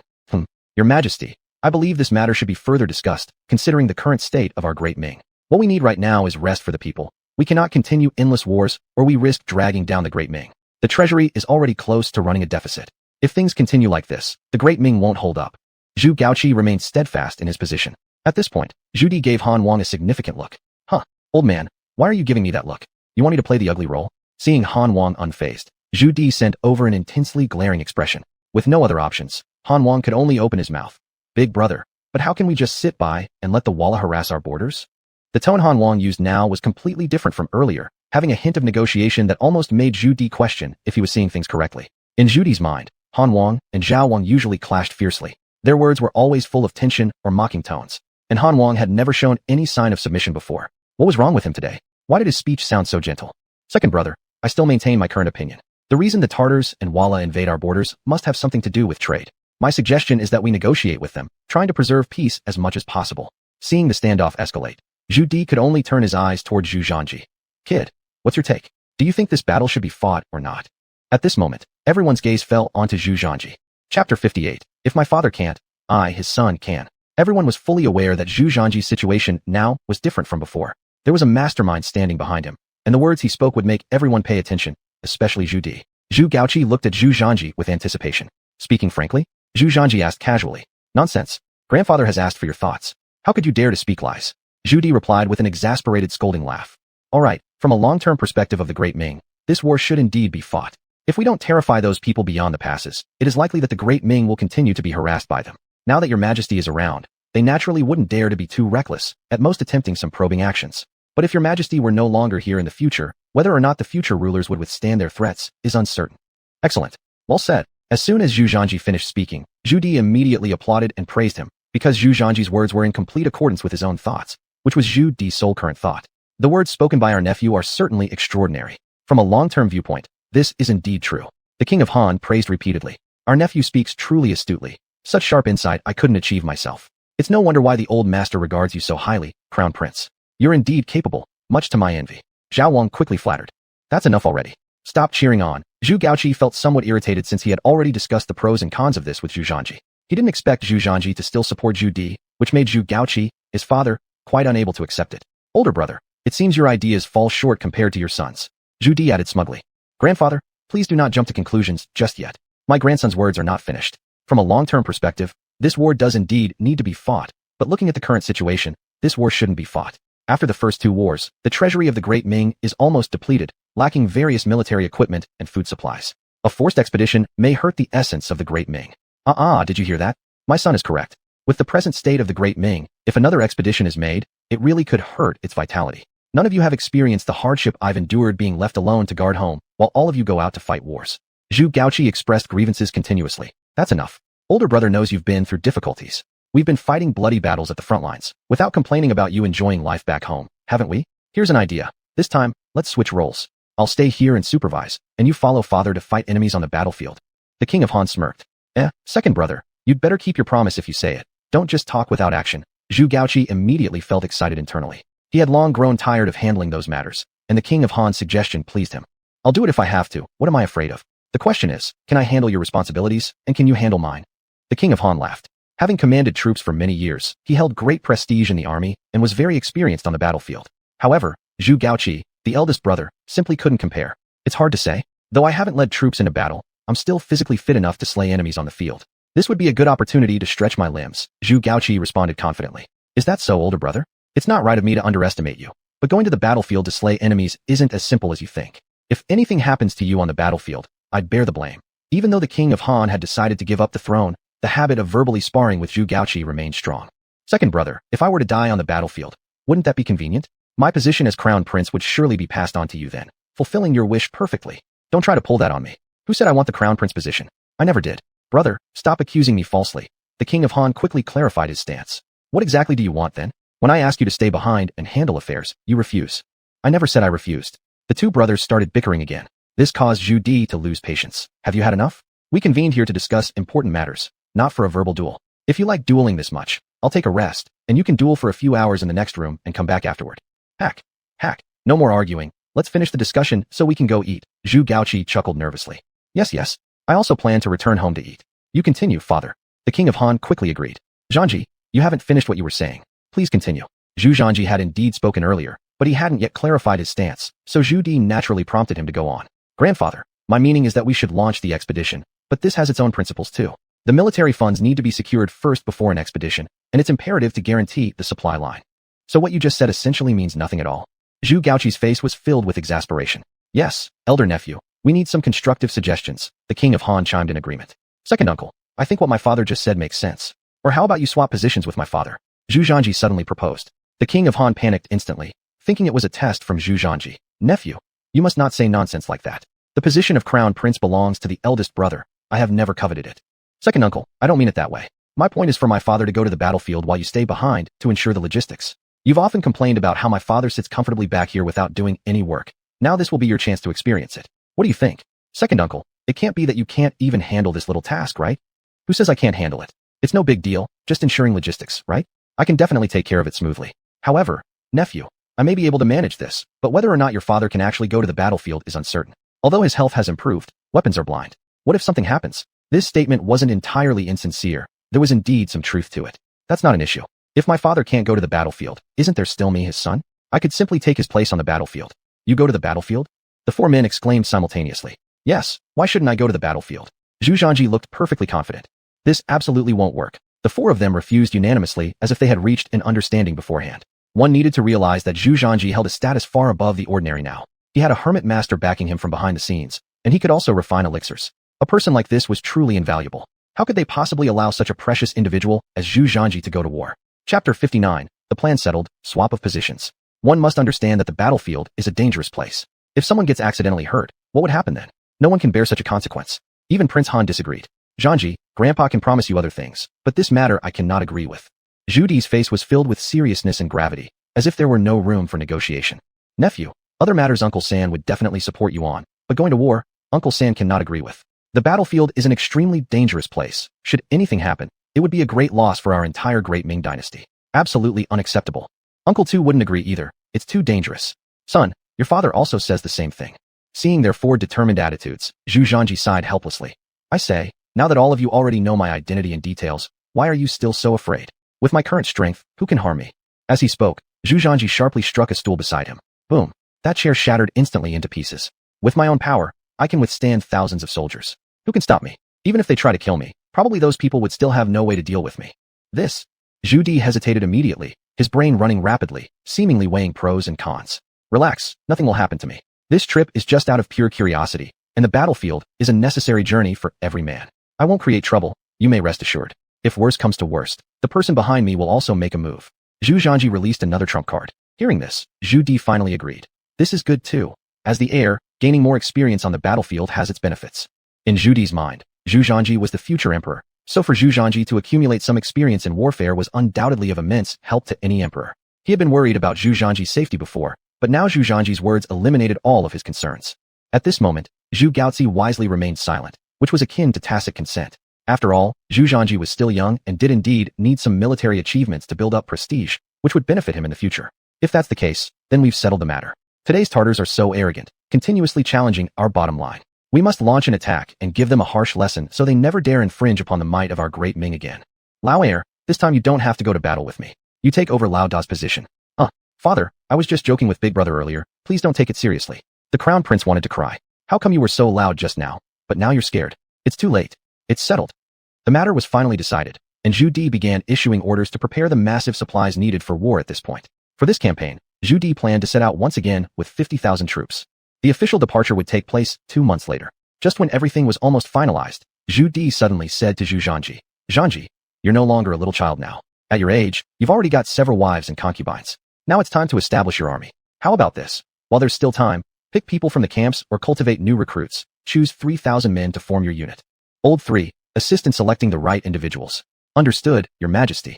Oolong naturally happily accepted this wonderful task. When Zhu Zhanji heard about forming his personal army, he touched his chin thoughtfully. It was clear Zhu Di wanted Zhu Zhanji to build a team entirely loyal to himself.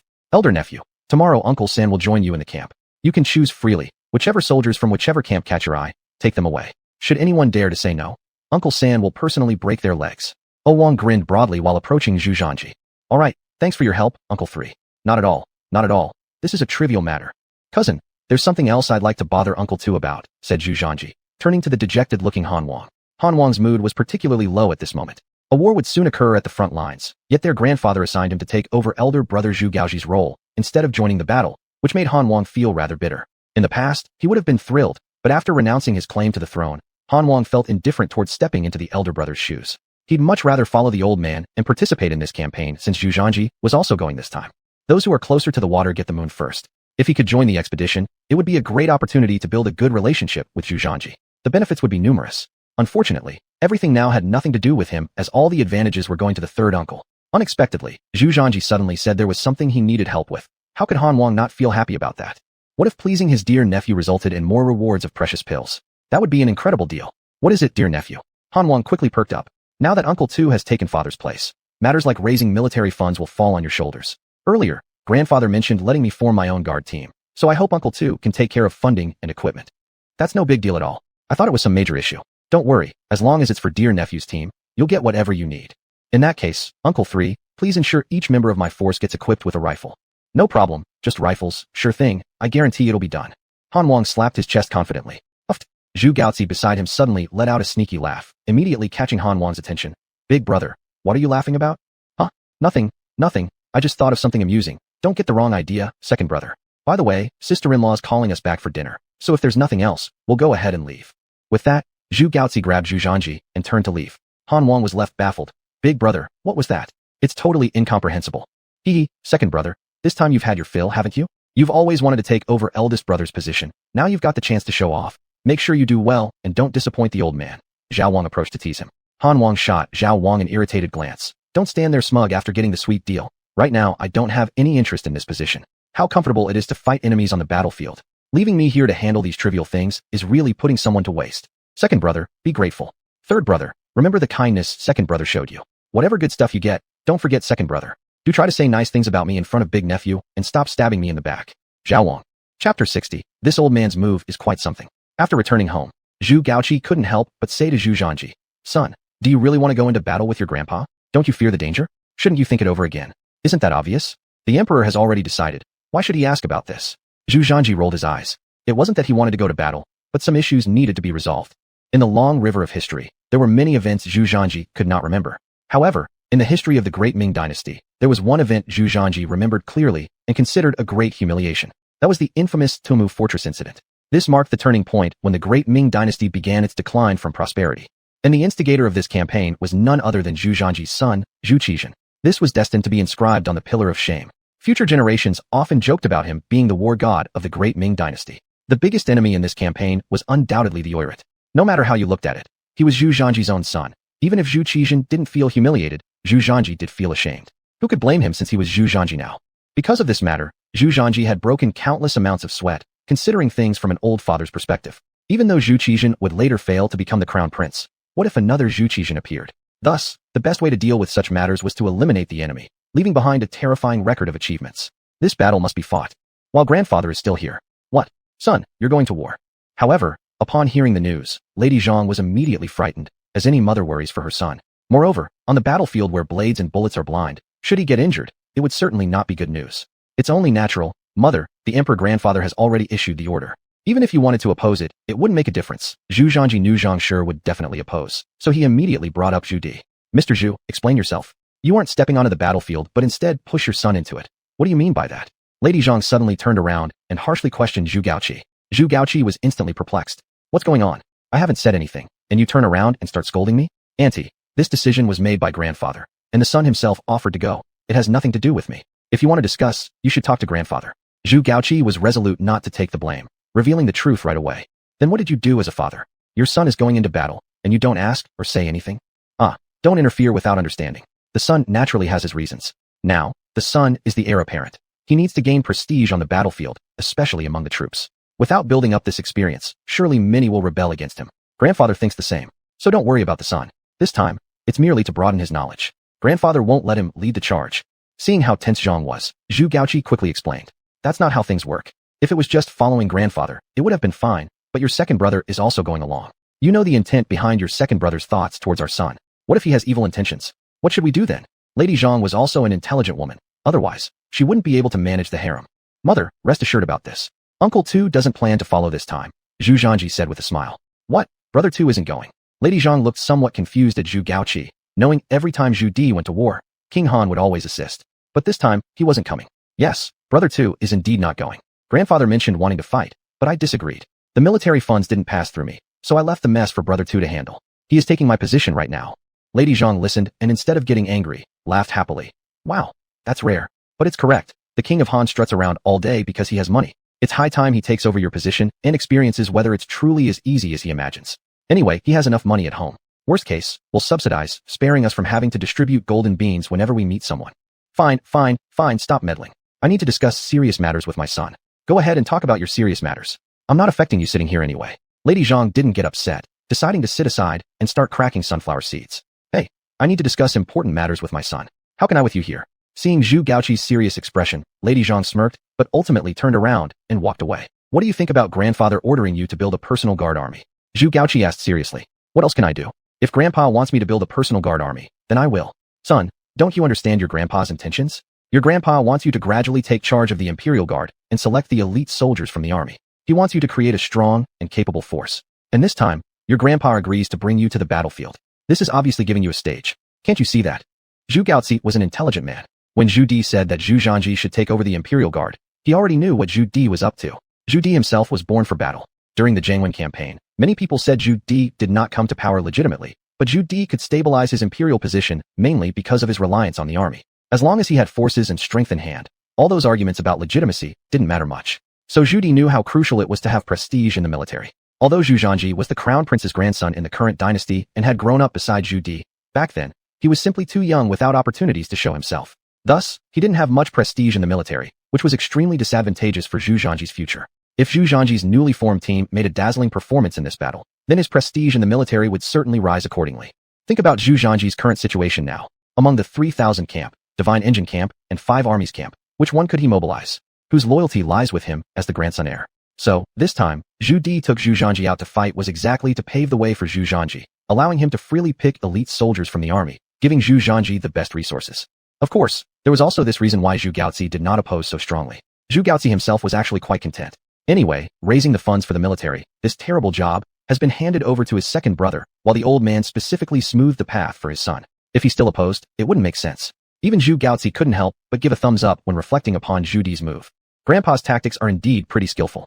Chapter 61. The throne is indeed tempting, but eternal life is more valuable. It's no problem. Let the Emperor Grandpa arrange as he pleases. It's merely about establishing a royal guard army, which isn't an issue. Zhu Zhanji confidently patted his chest. Leaving aside the weapons rewarded by the system last time, rifles would definitely be involved in this battle, and combat capability would surely be greatly enhanced.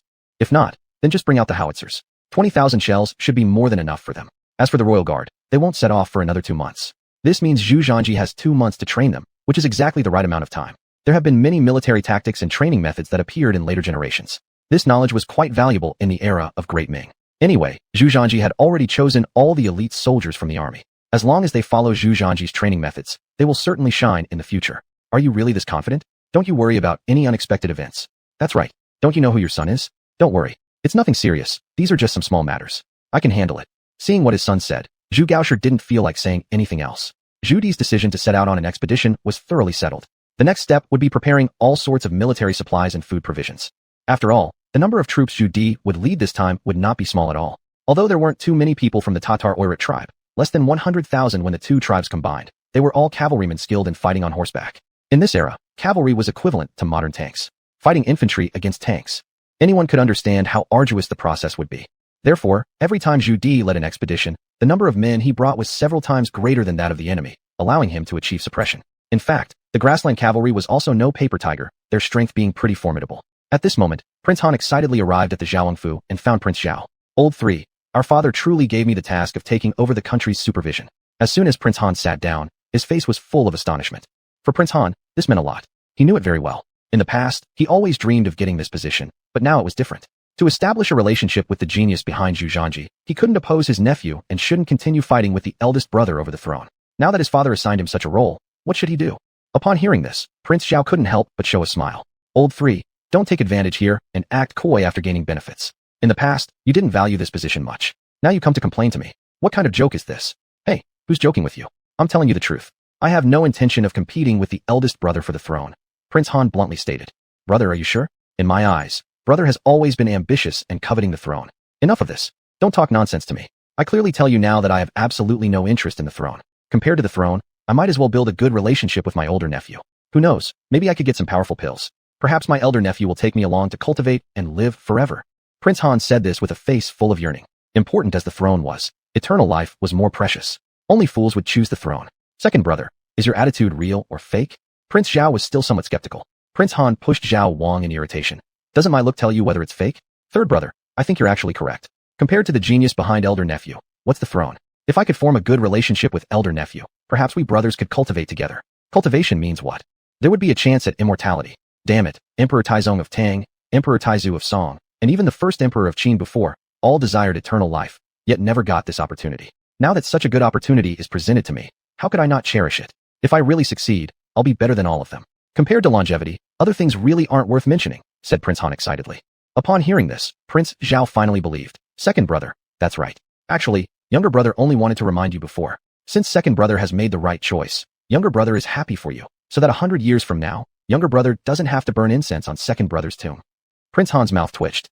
So what should I do now? Father really intends for me to take on this position. If I accept, won't the eldest brother be upset? Second brother, you needn't worry about this. Can't you see that? See what? Prince Han couldn't figure it out. Prince Zhao couldn't help but laugh and said, when we discussed the expedition, our eldest brother was 100 times unwilling. The reason is very simple, there's no money. Military expenses cannot be approved under eldest brother's supervision. But it may not be the same for second brother. Eldest brother's intention is to have you, second brother, take over the position of regent and gather enough military funds. Grandfather thinks this way too. What kind of thing is this? Eldest brother really shouldn't be this worried about such an insignificant sum of military funding. It's not that big a deal. After understanding everything, Prince Han became full of indifference. After all, Prince Han had confidence. Who didn't know that among all people in the great Ming Dynasty, Prince Han possessed the thickest resources? Prince Han really didn't care about this military fund. Without mentioning anything else, the salary he received each year from non-existent soldiers was already an astronomical number. With Prince Han's resources, even if this time he had to cover the entire cost by himself, he could still afford it. After all, the caravans under his control had developed into large-scale trading guilds, with enormous annual turnovers. Prince Han could be considered as rich as a country.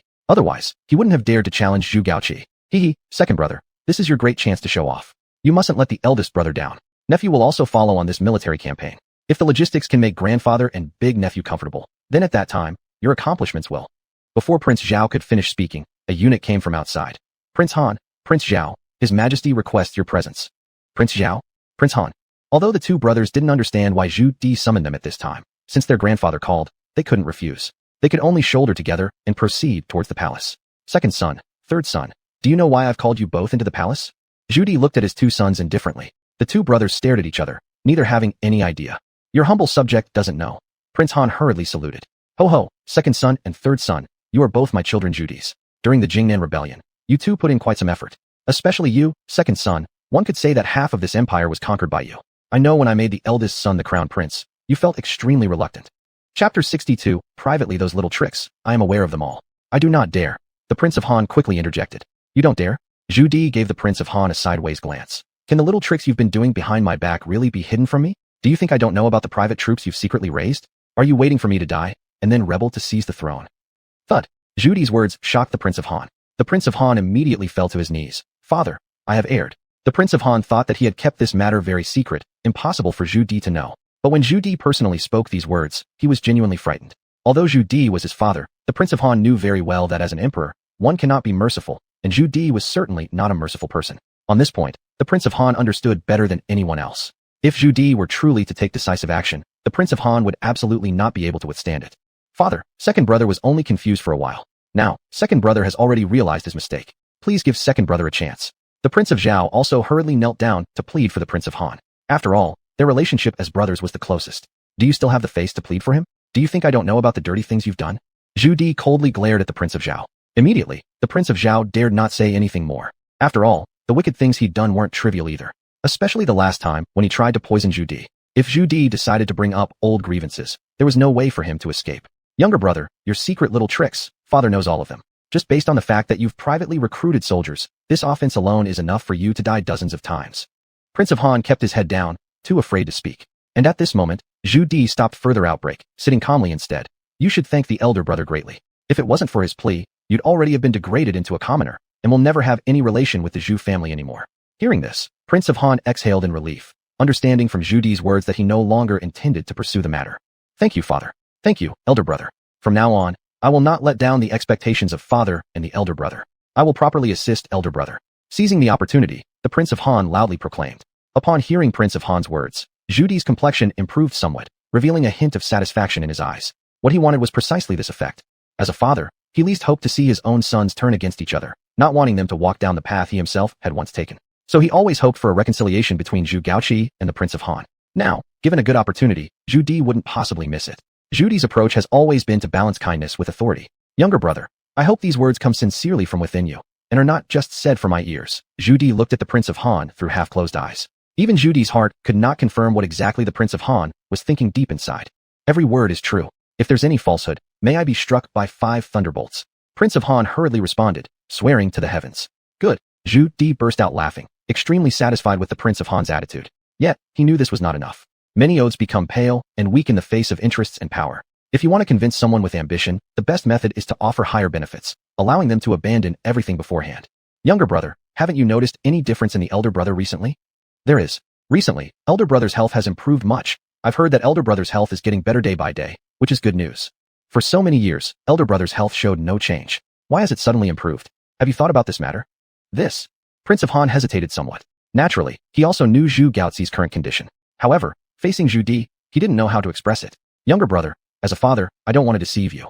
I don't wish for you two brothers to become enemies, leading to mutual destruction. Listen to me, properly assist the elder brother. The elder brother won't treat you poorly. Do you know what unusual fortune Zhu, that young man, has encountered lately? Father, no hesitation needed. Just tell me what you know. Do you think your little schemes can be hidden from your father? Zhu Di scoffed in disdain. Father, recently, I did hear some special events. Grandnephew seems to have encountered something extraordinary. At this point, the Prince of Han refrained from elaborating further, directly disclosing what he knew since Zhu Di was already aware. It had little meaning left for him to hide or withhold such information. So you already know? Since that's the case, I don't have to beat around the bush either. All this is true. Zhangji has already become an immortal cultivator and promised to take elder brother along on the path of cultivation soon, in pursuit of the supreme Tao. Speaking here, a hint of excitement and anticipation appeared on Zhu Di's face. Upon hearing this, both Prince of Han and Prince of Zhao felt somewhat excited as well. The two brothers exchanged glances, each seeing the yearning in the other's eyes. You two mustn't have any improper ideas. If you anger the great expert behind Zhangji, then you two will be traitors throughout history. At that point, you would be not only traitors to our Zhu family, but also traitors to the Ming Dynasty. Your deaths won't even make up for it. Zhu Di reminded them coldly. Rest assured, father, we're not that stupid. Yeah, recently, my brother and I have been trying to get closer to the elder brother. The two brothers smiled craftily as they said this. I naturally have noticed this as well. Otherwise, I wouldn't have summoned you today. Your attitude of correcting your past behavior gives me much satisfaction. Elder brother made me a promise. When he practices cultivation, he will give me a copy of his technique so that I can practice it with him. As for you two, Zhu Di intentionally paused here, looking at the expressions of Prince of Han and Prince of Zhao. Hearing that Zhu Di might start cultivating himself, the two immediately became incredibly agitated. Father, you can't do this. If you're going to cultivate, you must bring us two brothers along. After all, we are your own sons. The Prince of Han almost couldn't help himself from jumping up to declare his stance. That's right, father. Whenever you went to war in the past, our two brothers were always on the front lines, never once disobeying you. Father, if you are to cultivate, you absolutely must bring us two brothers along. Otherwise, when you pay respect to us in the afterlife, people might mock it. Moreover, losing children while still alive brings nothing but sadness. Each sentence came one after another, leaving Zhu Di highly amused. All right, stop flattering me with your lips now. I understand all your little tricks. Whether or not you'll be allowed to practice cultivation will depend entirely on your attitudes, and whether elder brother agrees. So you'd better decide carefully. Having seen his goal achieved, Zhu Di dismissed the two brothers with a wave of his hand. Chapter 63.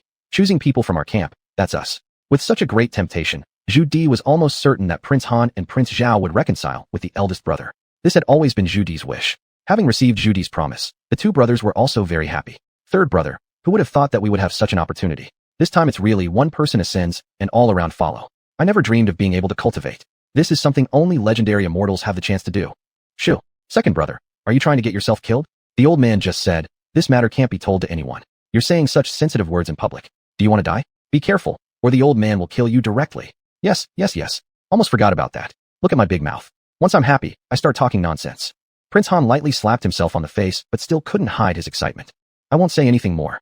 I need to go back and prepare quickly. Tomorrow, I must accompany our nephew to the camp to select his personal guards. I need to warn those young rascals so they don't cause any trouble. Prince Zhao understood clearly that whether they could cultivate didn't depend on Zhu Di, but on Zhu Gaoqi and Zhu Zhangji. Now that there was finally an opportunity to build a good relationship with Zhu Zhangji, how could he miss it?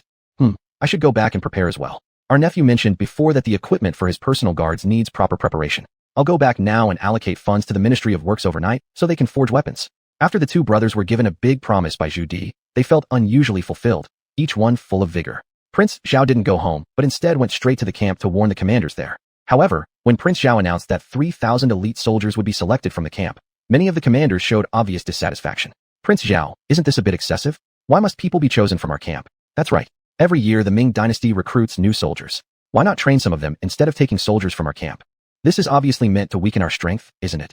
If it were anyone else, it wouldn't matter so much. But the crown grandson? What kind of thing is this? The generals all revealed expressions of deep frustration. After all, during regular military operations, both Prince Zhao and Prince Han usually saw the crown prince, Zhu Gaoqi, as their opponent. As subordinates, the generals naturally knew this. Hence they bore a certain resistance toward Crown Prince Zhu Gaoqi and Zhu Zhanji. This atmosphere had been intentionally cultivated by Prince Zhao and Prince Han, precisely to secure more loyal generals in the future if they were to rebel. Shut up, all of you. What are you complaining about?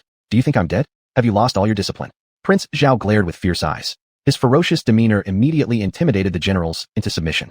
Your Highness, we just feel it's unfair for you. There's no other meaning behind it. Yes, Your Highness, please don't be angry.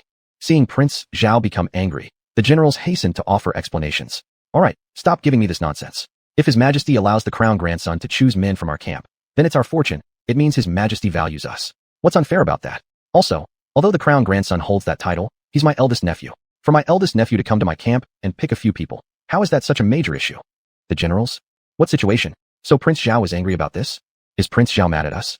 Not really, right? Isn't Prince Zhao always on bad terms with the crown prince? Why is he suddenly so protective of the crown grandson? Looking at the confused generals, Prince Zhao sighed helplessly in his heart. It seemed like his actions from the past had been too conspicuous. Cough, cough. Listen up. From now on, we're not going to think about who opposes whom anymore. We all serve the Ming Dynasty. We all serve His Majesty. Whatever His Majesty says, that's what we do. Also, regarding the crown prince and crown grandson, if I ever hear anyone deliberately making things difficult for them, don't blame me for being unforgiving. Are you clear? Yes. At this point, what could the generals say? They could only nod in agreement. With Prince Zhao having informed them in advance, the next day, when Zhu Zhanji came to select people from the camp, many of the generals came out warmly and courteously to welcome him. Prince Zhao naturally smiled and followed closely beside Zhu Zhanji, continuously explaining things to him. Nephew, basically all the warriors in our military camp have been through countless battles. Their combat power is very strong. Of course, Uncle here also has some very capable cavalry. If you like them, nephew, then Uncle will arrange it for you.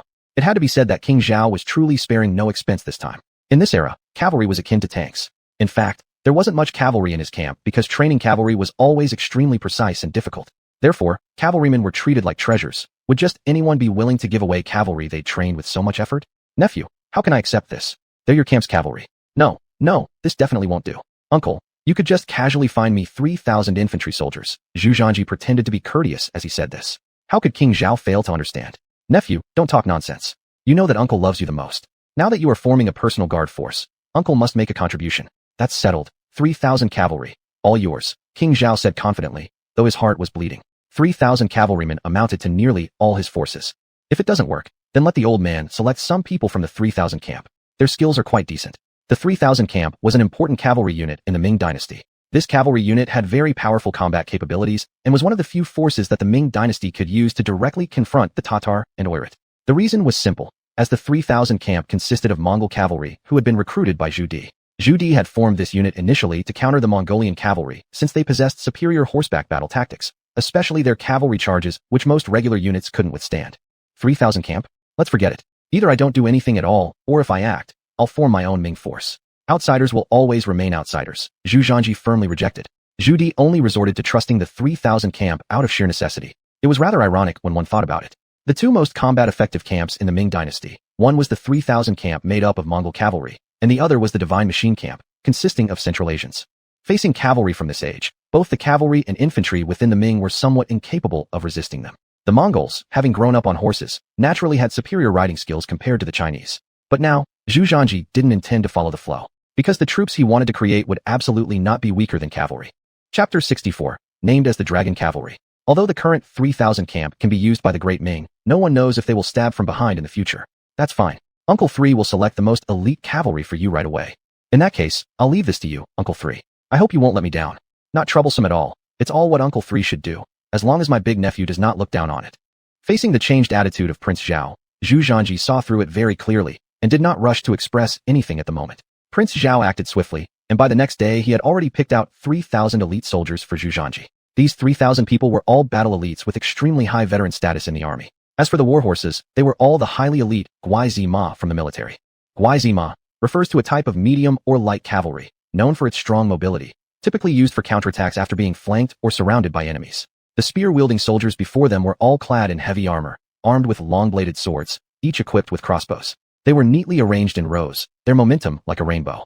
You mustn't underestimate these 3,000 soldiers. Individually, their numbers certainly cannot compare with armies of several hundred thousand, but when 3,000 soldiers truly appear before you, only then can you feel the overwhelming aura. They were orderly arranged into squares, each square containing 300 men, forming a total of 10 squares, all with uniform equipment. The visual impact was significant. To be honest, Zhujiangji was also seeing such a scene for the first time, deeply touched internally, which couldn't be helped. Prince Zhao, on the other hand, felt nothing much. After years spent rolling around on the battlefield, leading troops into battle, Prince Zhao had long grown accustomed to this sight. Your Highness the Crown Prince. With a general kneeling before Zhujiangji, the soldiers below knelt down in unison, shouting loudly, in chorus. The sound was deafening like a muffled thunderclap. Next came the time for Zhujiangji to name his personal guard force. Fellow soldiers of the Great Ming, I know, bringing you out from your old units has made some of you feel dissatisfied. You are all chosen by Prince Zhao from among the army's finest veterans. Each of you has been through countless battles. Among you may be those who believe this unit created by this crown prince is just a pretense, a show meant for others to see. But today, this crown prince tells you all, the establishment of this force is certainly not just for show. You need to mentally prepare yourselves. Once you join the army of this crown prince, I absolutely do not allow retreating or shrinking back in the face of battle. Otherwise, there will be no mercy. We are in the capital, as soldiers of the Great Ming. Our duty is to protect home and country. Foreign foes constantly provoke our borders and plunder the people beyond our passes. I think everyone has seen that more and more commoners are losing their homes, broken families, and orphaned children, all due to the enemies beyond our border. This crown prince is now creating a force ready to face head-on with the grassland cavalry. Today, this crown prince names it the Dragon Cavalry. What I want is a troop willing to fight fiercely. If anyone is afraid of death and cowardice, they can step out and return to their old units. Anyone wanting to regret joining now can go. After saying this, Zhujiangji began examining the soldiers of the military camp. However, no one left. The lead commander shouted loudly. Commander Lu Jun swears undying allegiance to His Highness the Grandson. Swear undying allegiance to His Highness the Grandson. The soldiers shouted in unison. With this, Zhujiangji's personal guard force officially declared its formation, named the Dragon Cavalry. Of course, the Dragon Cavalry's current scale was only 3,000 people. Whether it could expand in the future would depend on gaining merit on the battlefield. Though Zhujiangji was somewhat excited, he also knew that cultivating a powerful army was not an easy task. He immediately summoned Commander Lu Jun. Your subordinate pays respect to Your Highness the Grandson. What orders do you have? Lu Jun kneeled down on one knee, his voice loud and clear. Lu Jun, since you're now the leader of the Dragon Cavalry, the responsibility for training the troops and coordinating combat falls on you. I've called you here to ask about the situation. Report to Your Highness. Regular military drills in the camp are still ongoing without any abnormalities. Is that so? Take me to see. Yes. Under Lu Jun's guidance, Zhujiangji gradually became familiar with the troops' training regimen. However, the training methods caused Zhujiangji some dissatisfaction. Aside from basic physical fitness, most of the focus was on certain charge-and-slash techniques and arraying formations, clearly indicating that they didn't value actual combat skills as much. After all, in this era, military leaders placed greater importance on battlefield formations. When engaging enemy forces, the effect of formations was obviously better. This is not enough. Besides the daily training of military formations, we need to pay extra attention to individual combat capabilities, Zhujiangji said indifferently. Lu Jun was taken aback. Originally, he thought Zhujiangji would be very satisfied with such training results. But unexpectedly, Zhujiangji said it wasn't good enough. One must realize that these 3,000 soldiers selected were all elites of the army. Lu Jun was proud and excited to be appointed as the commander of the Dragon Cavalry, but he didn't expect Zhujiangji to be so dissatisfied upon inspection. Prince Grandson, individual combat skills are indeed important, but deploying formations is the first choice on the battlefield. Lu Jun seemed to disagree with Zhujiangji's claim. Individual combat skills were merely the bravery of one man. Battles were always large-scale encounters where deployment of troops was essential. Zhujiangji turned and looked at Lu Jun. The troops I intend to create this time will naturally not be ordinary troops. The Emperor emphasizes 5 parts for archery, 3 parts for spear and sword practice, and 2 parts for firearms. However, I advocate 5 parts for firearms and 5 parts for spear and sword practice. Of course, on the battlefield, try to avoid direct engagements with enemy camps. What I want is ultra-long-range capability to kill enemies. Do you understand? Upon hearing this, Lu Jun hurriedly knelt down to admit his mistake. I know my fault. Please forgive me, Prince Grandson. Lu Jun then realized his previous attitude, knowing fully well that the person he faced now was none other than the crown grandson of the dynasty, the commander-in-chief of the Dragon Cavalry. Even though Lu Jun was a military officer, his life was merely a word from Zhujiangji. Pass it down. Prepare the soldiers to discard their original crossbows and replace them with the latest bolt-action rifles. For the next 2 months, the rifle training will be prioritized. Yes. Lu Jun dared not hesitate. Also, find another 50 men in the army for redcoat cannon training. Zhu Zhanji also hadn't forgotten about the howitzers he still possessed. After all, the firepower of 105 caliber howitzers was quite substantial, absolutely capable of achieving surprising victories on the battlefield. This equipment had been rewarded by the system, but never used until this campaign. Redcoat cannons? Prince Grandson, should our unit be equipped with redcoat cannons? Lu Jun was somewhat surprised. Chapter 65. Worthy of being the grandson, a luxurious lineup. You must know that basically everyone in their army now is cavalry. These heavy firearms are generally operated by the Divine Mechanism Camp. It's not just equipment. I need these 50 people to be able to operate and aim them for contingencies. Underling will arrange it right away. Lu Jun's expression was slightly excited. He also was from the cavalry of the Ming Dynasty. He knew very well how much destructive power the redcoat cannons had and how much impact they could have on cavalry, even though they were a cavalry unit equipped with agile turning horses. If they were to be armed with these redcoat cannons capable of long-range strikes, it would provide some assistance during their charges as well. This news quickly spread throughout the military, leaving many soldiers puzzled. What's going on? We're cavalry, but we're asked to put down our bows and crossbows and use fire muskets instead. Haven't we already tried equipping handguns before? Didn't they withdraw them all later? Indeed, Zhu Di had once thought about pairing cavalry with handguns. However, due to poor effects, the decision was reversed. The reason was simple. The loading speed of these improved handguns was extremely slow. Though the firepower was stronger than bow and crossbow, the loading process was its biggest flaw. Moreover, the craftsmanship of these handguns wasn't reliable enough, often posing an explosion risk. The regulation was cancelled afterward, so no one expected Zhu Zhanji to establish such a rule again, confusing many soldiers. That's enough. All of you be quiet. Seeing many soldiers showing signs of confusion in the military camp, Lu Jun couldn't help but step forward to explain.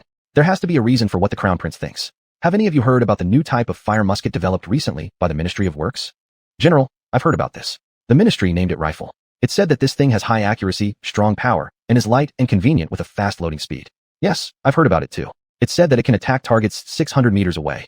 Won't our troops be equipped with this kind of musket? Upon hearing about this new musket, the soldiers became excited immediately. After all, since the bolt-action rifle experiments, almost everyone in the military knew about it, and its legendary performance. Not only does it have high precision and great power, but most importantly, the loading speed is extremely fast, much faster compared to previous muskets. While muskets certainly had strong firepower, their biggest drawback was the slow loading time. Now, overcoming this problem makes this quite a sought-after item among the soldiers. Hearing this, Lu Jun laughed heartily.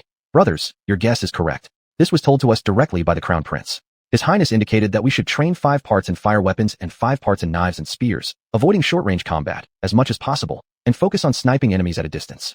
In addition, the Crown Prince suggests emphasizing individual combat capabilities, and there will be a specific set of training provided for everyone. Everyone should mentally prepare themselves for that. Of course, besides this, I have another piece of good news to share with everyone. Our Dragon Cavalry camp will be equipped with redcoat cannons. We need to select 50 soldiers from the army to learn the launch technique of the redcoat cannons. Those who are interested can sign up. After a series of announcements by Lu Jun, the camp exploded with excitement.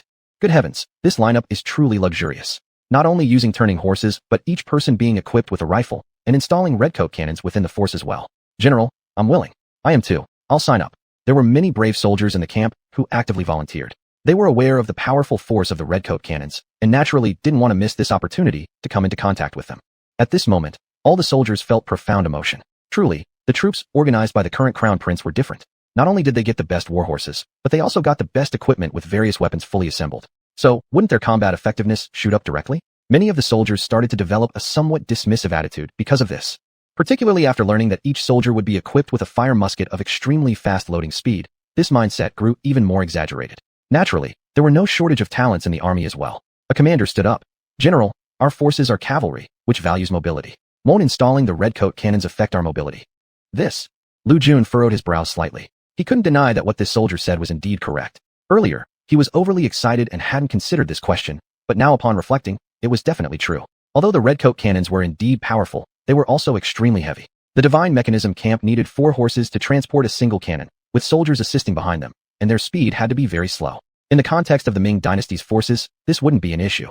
After all, the Ming cavalry was scarce, with most being infantry-based, resulting in slower marching speeds. However, for a cavalry unit, it would be quite out of place. I will report the issue you raised to His Highness the Grand Prince. Ministry of Works. No, this still isn't sufficient. Xinjian, your current transmission system does have gear levels, but it is not durable enough. Only 2 gears, what's this about?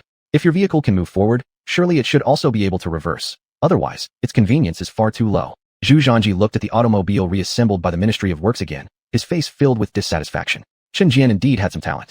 After understanding some diagrams and principles, he worked tirelessly day and night, and he really succeeded in developing a relatively appropriate gearbox with variable differential ratios. This so-called gearbox was one of the 3 essential components of a car. Everyone knew that the 3 essential parts of a car are the engine, gearbox, and chassis. The technology for the engine exists now since there's the steam engine available. As for the chassis, although the current one may not be very comfortable, it is still usable, and we don't need to worry much about improving it yet. The most pressing concern at the moment is the gearbox. Previously, Zhu Zhanji had criticized that the gearbox only had 1 gear level, making it highly inconvenient and incapable of long-distance travel. So now, Chen Jian had managed to develop a gearbox with 2 different gear ratios. Unfortunately, while it had 2 gears, it lacked a reverse gear. How could such a large vehicle only move forward and not reverse? His Highness the Grand Prince speaks wisely. It is my own inadequacy. Chen Jian scratched his head somewhat awkwardly. Nevertheless, these 2 gears can be used normally for the time being. Just work harder on researching the reverse gear. When you figure it out, it'll be ready to use. You have 2 months to study it further, and then produce 20 vehicles for me. Chapter 66, still unfeasible, touring automated production. You also know that in 2 months, His Majesty will be heading off to war, and I'll be there too. I need these 20 cars. Grand Prince, if we can manage to develop them while working day and night, producing 20 shouldn't be an issue. It's just this steam engine. We haven't found the right approach yet. We probably won't be able to build it. Chen Jian's face was full of embarrassment. I know this. You just get me these components ready, and I'll provide you with the steam engine. Zhu Zhanji didn't seem worried at all. After all, he had a production line for steam engines. As long as this production line was supplied with enough materials, it could automatically produce them. In that case, there should be no problem. Upon hearing this, Chen Jian immediately thumped his chest in guarantee. The current gearbox he had already managed to develop had 2 speeds. Adding 1 reverse gear, naturally, wasn't much of an issue. After all, the so-called reverse gear only required the addition of a device to reverse the gears, achieving the backward motion with some slight modifications. The most important aspect was the technology of the steam engine. To research how to make the steam engine operational truly wasn't a simple task. Although they had been continuously studying and learning, they still hadn't completely grasped it. Even though the basic principles were known, being able to control it was a different matter altogether. At least in the short term, it was impossible. Chen Jian, one must be flexible in thinking, especially when it comes to industrial research. One's mind must learn to pivot quickly. Yes, Your Highness, your teaching is well taken. All right, I don't think you would understand this right now. Let's go. I'll take you somewhere and bring along the key personnel from the Ministry of Works. Zhu Zhanji had promised before to show Chen Jian their fully automated production line. Just as they began researching steam engines, showing them more advanced techniques was timely. With broadened horizons, their minds would become more flexible, which would benefit their future research and development greatly. Since the last time Chen Jian heard Zhu Zhanji mention he'd show them something, he had been excited but also impatient. Now, finally, the moment had come. In his excitement, he quickly returned to gather people. Hurry, drop what you're doing and come out with me. There's an important matter. At that time, Chen Jian resembled a child who was excitedly calling the people in the lab. We're in the middle of work. Yeah, my research isn't done yet. Master, although we've understood the principle of the steam engine, there are still many technical aspects worth researching currently.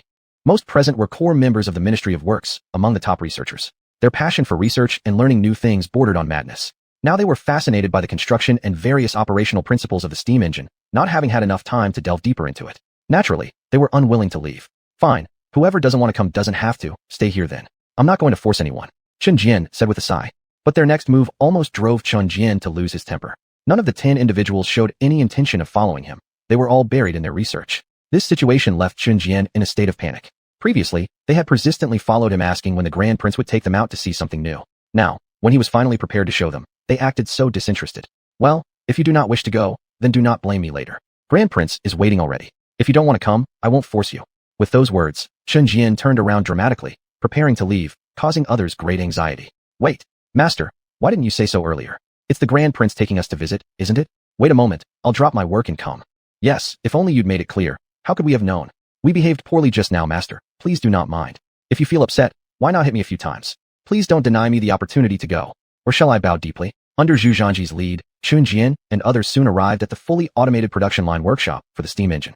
This fully automated production line workshop was part of the system rewards, and neither Zhu Di nor Zhu Gaoqi had ever come here. After all, the existence of this workshop equated to the pinnacle of technology for this era. More importantly, the workshop could be moved around at will.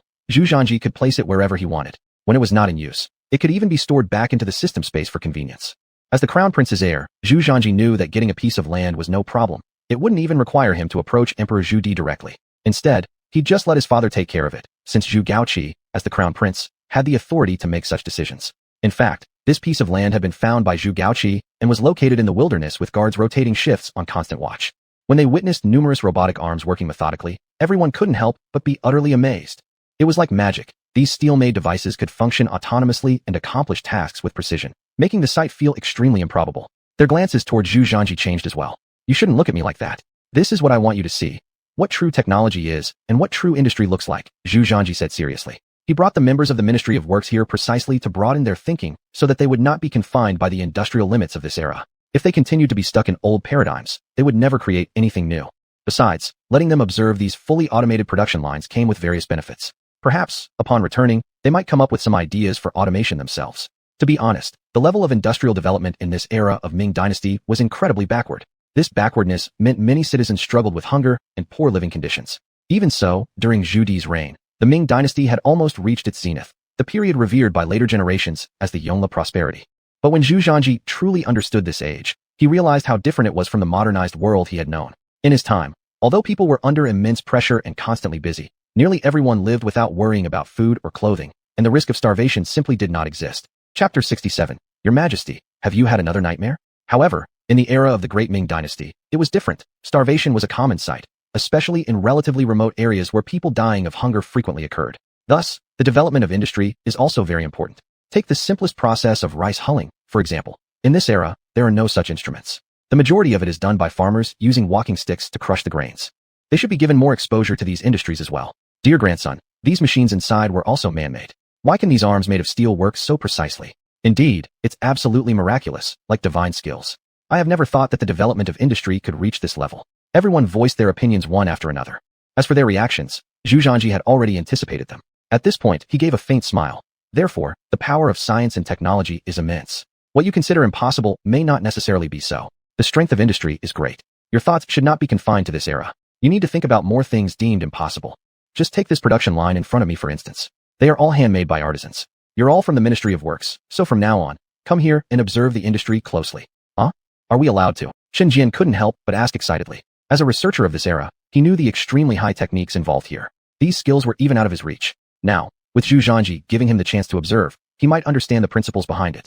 That goes without saying, but I must make something clear beforehand. I'm letting you study here for the benefit of the people. Once our industrialization prospers, the common folks will lead good lives. All of this is for the development of the Great Ming. Whoever leaks this knowledge or uses it for personal gain and prosperity, Our Highness won't be lenient. Saying this, Zhu Zhanji couldn't help but reveal a trace of menace on his face. Startled, everyone quickly knelt down, shouting in unison, "We shall serve your majesty wholeheartedly and bring welfare to all beings." Actually, almost everyone present hailed from humble backgrounds. After all, the Ministry of Works managed civil engineering and water conservancy, and technicians wouldn't originate from aristocratic families. Any wealthy household would never involve themselves in such affairs. Only children of the common folk would willingly learn these skills. Through their talents, they had gradually become core members of the Ministry of Works. Naturally, they hoped for the Great Ming's industry to prosper further so the people could live better lives. Good. Then focus on your studies and prove yourselves. In addition, there will be the production of 20 steam engines here soon. You can observe them carefully, but the project to manufacture cars cannot be delayed either. Arrange your time reasonably. Yes. The reason Zhu Zhanji wanted the Ministry of Works to produce cars was because of the cannon artillery. Even though these cannons and ammunition can be stored in the system space, taking them out in public would indeed be too dazzling. The soldiers needed to familiarize themselves with the use of cannon artillery on the battlefield. Driving these heavy cannons purely by human effort is impossible, thus requiring cars for transportation. Steam-powered automobiles serve an excellent purpose here, resolving the mobility issue of howitzer cannons. At Jiming Temple. Currently, Jiming Temple was unlike its usual days. Though it typically remained heavily guarded, there were now several times the amount of guards compared to before. Below the mountain, 5,000 imperial guards stood defense, so much so that not even a mosquito could enter. This was entirely due to one additional guest at Jiming Temple. Zhu Di. Snap. Haha. Old monk, your basket-throwing ability isn't as good as mine. After Zhu Di accurately threw an arrow into the bamboo tube in front, a delighted smile graced his face. Yao Guangxiao smiled gently beside him. Your poor servant is merely a monk incapable of accomplishing anything. My skills cannot compare to the emperor's. Old monk, you resort to this again. Although your throwing technique isn't as good as mine, my tightrope walking skills aren't stronger than yours. Zhu Di couldn't help but joke around. Of course, everyone has their strengths and weaknesses. There cannot be absolute perfection in the world, Yao Guangxiao replied still with a gentle smile. However, during his interactions with Zhu Di, he showed no nervousness, behaving as if they were old friends. Likewise, Zhu Di treated Yao Guangxiao without excessive authority, completely viewing him as an old friend. Indeed, if it weren't for you, old monk, promising to give me a white hat back then, I might not have had the courage to make this decision. Zhu Di couldn't help but sigh. Your Majesty jests. You were born to be an emperor, with heaven on your side. All of this was predestined. Even without my words, no one could have stopped your majesty from reaching your current status. Old monk, when did you also learn to flatter so skillfully? Yao Guangxiao gave a faint smile, but offered no explanation. Old monk, I rarely find such leisure time, so let me disturb you for a few days. Surely, you don't mind having me, an old man, around, do you? Zhu Di seemed to have tired of playing as he slowly sat down on the stool. I think there's more to it than that. Has your majesty had another nightmare? Though his thoughts were exposed, Zhu Di wasn't angry. He tilted his head upward and looked at the ceiling. Recently, I've been dreaming frequently. I dreamt about Xuanhuan, about my father, and in the dream, my father was holding a sword ready to strike me. For years, Zhu Di has almost always suffered from nightmares, and the contents of these dreams are basically the same. In his dreams, his father, xuanhuan, is seen wielding a sword against him, and every time, Zhu Di wakes up frightened. Hence, these years, he has made countless visits to Jiming Temple to ask Yao Guangxiao, the Black-Robed Chancellor, to chant sutras for him. To put it plainly, this is Zhu Di's inner demon, a mental barrier he has never been able to overcome. The Jingnan campaign. Even though he successfully ascended the throne, he left behind a reputation for usurping the rightful position. Though Zhu Di consistently tried to deny it, he himself knew it was an undeniable fact that would be recorded by historians in later generations. What's even more significant is that Zhu Di has always had someone on his mind. Emperor Xuanhuan, xuanhuan. From the moment Zhu Di reached the palace, Xuanhuan Emperor disappeared, and his whereabouts remain unknown ever since. This is Zhu Di's persistent concern. Over the years, Zhu Di has exerted great efforts to search for Xuanhuan Emperor, yet there has been no word. As Zhu Di grew older, he became increasingly fearful for the instability of his descendants' reign. That's why Zhu Di kept looking for Xuanhuan, aiming to remove him completely. Born into the imperial family, he could not afford to overlook these matters. Your majesty worries too much. Yao Guangxiao, the black-robed chancellor, cast a calm glance at Zhu Di, then suddenly smiled lightly, closed his eyes, and continued chanting the sutra. What do you mean? Zhu Di sharply turned his gaze toward Yao Guangxiao. Chapter 68. Fate has changed. Zhu Di was very familiar with Yao Guangxiao, knowing that Yao Guangxiao never spoke nonsense. Every word he said had profound meaning. As for what the meaning was, it depended on whether Yao Guangxiao would bother to explain it to you. If he wanted to say, even if you didn't ask, he still would. But if he was unwilling, then you could only try to understand it yourself. Yao Guangxiao looked at Zhu Di with a faint smile and said, since the day your majesty's army invaded Nanjing City, you asked me to predict the fate of your country, and you haven't forgotten this matter, have you? Of course not. I've urged you several times about this, but alas, you have never given me an answer. Zhu Di responded with great interest. Ho ho, your majesty. Actually, the prediction of the fate of the great Ming has already been calculated by me long ago, but I've never handed it over to you. Old monk, why do you keep things from me after completing them? A shade of excitement flashed across Zhu Di's face. In fact, he placed absolute trust in Yao Guangxiao's divination techniques. During the Jiangwen rebellion, Zhu Di encountered dire situations multiple times, unsure how to proceed. At those moments, Yao Guangxiao provided him guidance and told him to act without restraint. In reality, events turned out exactly as Yao Guangxiao had foretold. Despite facing many dangers, Zhu Di eventually won, achieving victory precisely as Yao Guangxiao had predicted. As Yao Guangxiao once put it, Zhu Di was fated to become emperor. Your majesty, revealing celestial secrets is forbidden by heaven. But recently, while observing the stars at night, I noticed a subtle change, so I recalculated the future of your country, and the results have shocked me greatly. What are the results? Zhu Di curiously asked. The massacre within the Zhu family will never cease. The hands of your descendants will also be stained with the blood of their relatives. Nonsense. As soon as the words were spoken, Zhu Di's expression suddenly changed, his tone becoming agitated. My descendants, they will not shed more blood. Looking at Zhu Di's furious appearance, Yao Guangxiao remained silent, maintaining his smile. But the more calm Yao Guangxiao appeared, the angrier Zhu Di became. He knew well what it meant to have one's hands soaked in the blood of his own kin. Why did Zhu Di suffer from nightmares daily? Why couldn't he forget about the matters of Emperor Jiangwen? Simply put, it was all because of the guilt gnawing away at him inside. Despite being Emperor Yongle, despite possessing the heart of an emperor, how was that any different? Even the most ruthless people still have emotions, still experience guilt.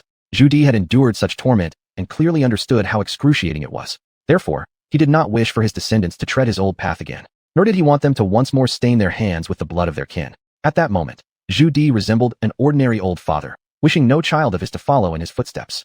Though he knew all too well that imperial families throughout history were devoid of sentiment, he still believed that his descendants wouldn't perpetrate such actions. Could my lifetime of accomplishments not wash away my sins? Zhu Di asked knowingly. Merit is merit, fault is fault. They cannot be lumped together, Yao Guangxiao said. At that moment, Zhu Di rose abruptly, as though hit where it hurt the most, shouting, I have spent my whole life warring for the greater Ming. I have worked tirelessly my entire life. I am not wrong. I haven't made a mistake. I will not accept this charge. With these words, Zhu Di kicked over the incense burner next to him, venting his disagreement. Your majesty need not be alarmed. I haven't finished speaking yet. Yao Guangxiao laughed suddenly upon seeing Zhu Di's rage. A clearly surprised Zhu Di paused mid-anger. If we speculate, this outcome remains just a prior speculation. Have you forgotten what I just said about stargazing and the inherent transformations within destiny? You mean this ending can be reversed? Zhu Di's heart leapt with joy, and he quickly asked. The massacres of the Zhu family end here. Future generations will not quarrel among themselves, nor will there be bloodshed within the palace. The true dragon will preside over the great Ming. The son of heaven will truly become a dragon. There should have been a monumental change over 300 years, but now all these have disappeared. From now on, I cannot divine any further. Upon saying this, Yao Guangxiao focused his gaze on Zhu Di. There must be some extraordinary person assisting your majesty, I imagine. Upon hearing these words, Zhu Di's expression immediately turned solemn.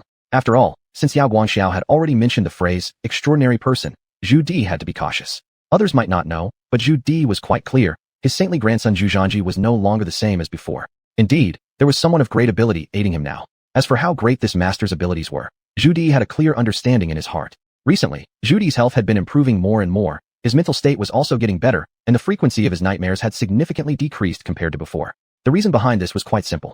In the past, Zhu Di fought frequently in battles and neglected his own health, which led to an accumulation of hidden ailments over time. However, after taking the cleansing pulse pills given to him by Zhu Zhanji, these latent ailments in Zhu Di's body gradually disappeared. He now felt more energetic each day, and he even had access to life-prolonging pills.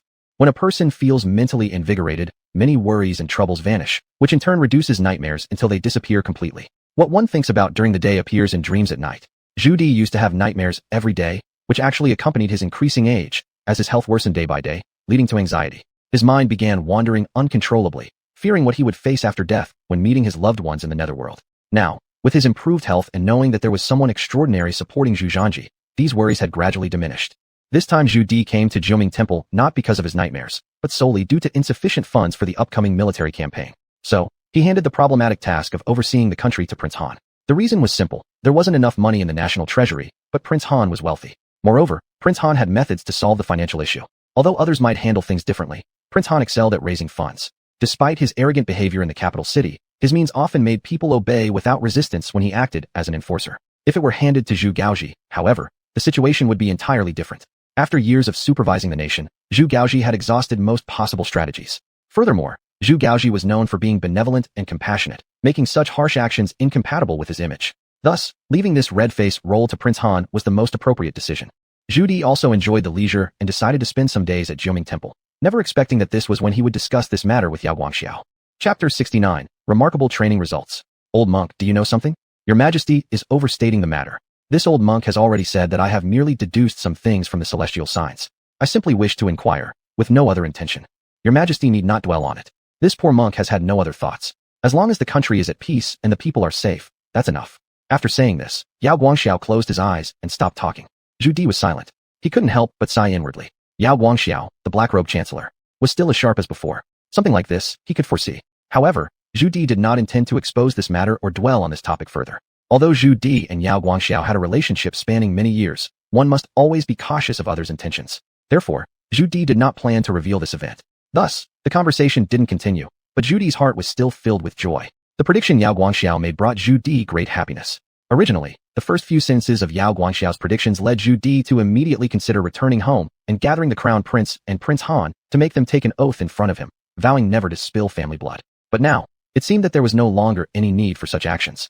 Zhu Di had immense trust in Yao Guangxiao's deductions. He believed that nothing of this nature would ever happen within the Zhu family again in the future, and Zhu Di could also foresee some events from Yao Guangxiao's predictions. The true dragon suppresses. The son of heaven becomes a true dragon. What does this mean? Zhu Di understood this better than anyone else. Currently, Zhu Zhanji has become a disciple of a master and is pursuing the supreme way. Does this mean that Zhu Zhanji is about to successfully achieve the pursuit of the supreme way? 3 dragons reigning together. This implies yet another thing. After pondering these words, Zhu Di's heart couldn't help but surge with excitement and agitation. Could this mean that from now on he can also cultivate, also pursue the supreme way, and step onto the path of seeking immortality and eternal life? Facing this moment ahead, Zhu Di's anticipation grows increasingly stronger in his heart, and simultaneously, Zhu Zhanji's position in his heart becomes even more significant. Zhu Di swore that whatever resources Zhu Zhanji might need in the future, he would certainly go all out to assist. The entire Zhu family's hope now rests upon Zhu Zhanji. As the emperor, Zhu Di had once thought about matters of future generations, but despite how valiant he might be, there was no way to prepare directly for these distant events. Even the former Taizu emperor, Zhu Yuanzhang, once worried about this issue. Future generations have not experienced the hardships of war, they do not understand how hard-earned their empire is, and inevitably, tyrannical rulers may emerge. Once a tyrant appears, the Ming Dynasty will fall into chaos and gradually decline towards eventual ruin. History has provided too many examples of such occurrences, so he couldn't help but worry. In the past, the Qin kingdom unified all under heaven, its power flourishing temporarily, but fell after 2 generations due to the foolishness and cruelty of Qin heir Shi. During the prosperous Tang era, the grandeur of the Great Tang radiated far beyond the borders, becoming the center of world trade, where myriad nations came to pay homage. This was the Grand Age created by Emperor Taizong Li Shimin. But later, the Ungshi rebellion and various reasons arose due to the incompetence of the emperors, leading to its downfall. How could Zhu Di not share similar concerns? Unfortunately, no matter how much he worries, it serves no purpose since everyone undergoes birth, aging, sickness, and death. Now it is different. He has a virtuous grandson who can lead him on the journey to seek the supreme way and achieve eternal life. If indeed it were so, then Zhu Di would surely not sit idly by and watch the Ming Dynasty slide into decline. He could remain hidden behind the scenes. If there were incompetent rulers, directly replace them with new ones, allowing the Ming Dynasty to endure forever. At this moment, Longqi Military Camp. Although this is the newest army established, the resources and priority given by the court are extremely high. Prince Han is very supportive, ensuring rifles manufactured by the Ministry of Works are delivered preferentially to the Longqi soldiers for training purposes. Meanwhile, the Ministry of Works continues to work tirelessly day and night producing rifles. Regarding military expenses, that's an even smaller concern. Who doesn't know that Prince Han is fabulously wealthy? Though the national treasury may be somewhat depleted, Prince Han himself can cover all expenses without issue, especially since right now he eagerly wishes to show off in front of his nephew. To him, this so-called money is merely a number. If he could earn his nephew's approval, then he too would be able to seek the supreme way, thereby achieving immortality and enjoying life eternally. Isn't this a delightful existence? Therefore, currently, the Longqi army enjoys the best treatment in terms of both provisions and training regiments. Even the armor and weapons used are of the highest quality. However, because Zhu Zhanji is the commander-in-chief of the Longqi army, the troops are mainly executing his orders, focusing on rifle training with close combat as a secondary focus. This has led to the Longqi army spending most of their time practicing with rifles. Nevertheless, they haven't neglected their physical training. Zhu Zhanji specially designed a modern physical fitness regimen for them. Besides carrying weight during cross-country runs each day, there were many other modern exercises aimed at significantly enhancing individual combat capabilities. In just a few short days, the results were already quite remarkable, especially for the soldiers in the Longqi army, whose marksmanship was improving continuously. Today, Zhu Zhanji came to the unit to inspect the training outcomes of the soldiers. It must be said that the results satisfied him greatly. Although these soldiers had never used rifles before, their archery skills were at a certain level. When it comes to shooting, their accuracy is actually quite good. Your Highness, the soldiers' rifle training has improved very quickly. Following your requirements, their target hit rate has already reached 75%. Lu Jun respectfully reported.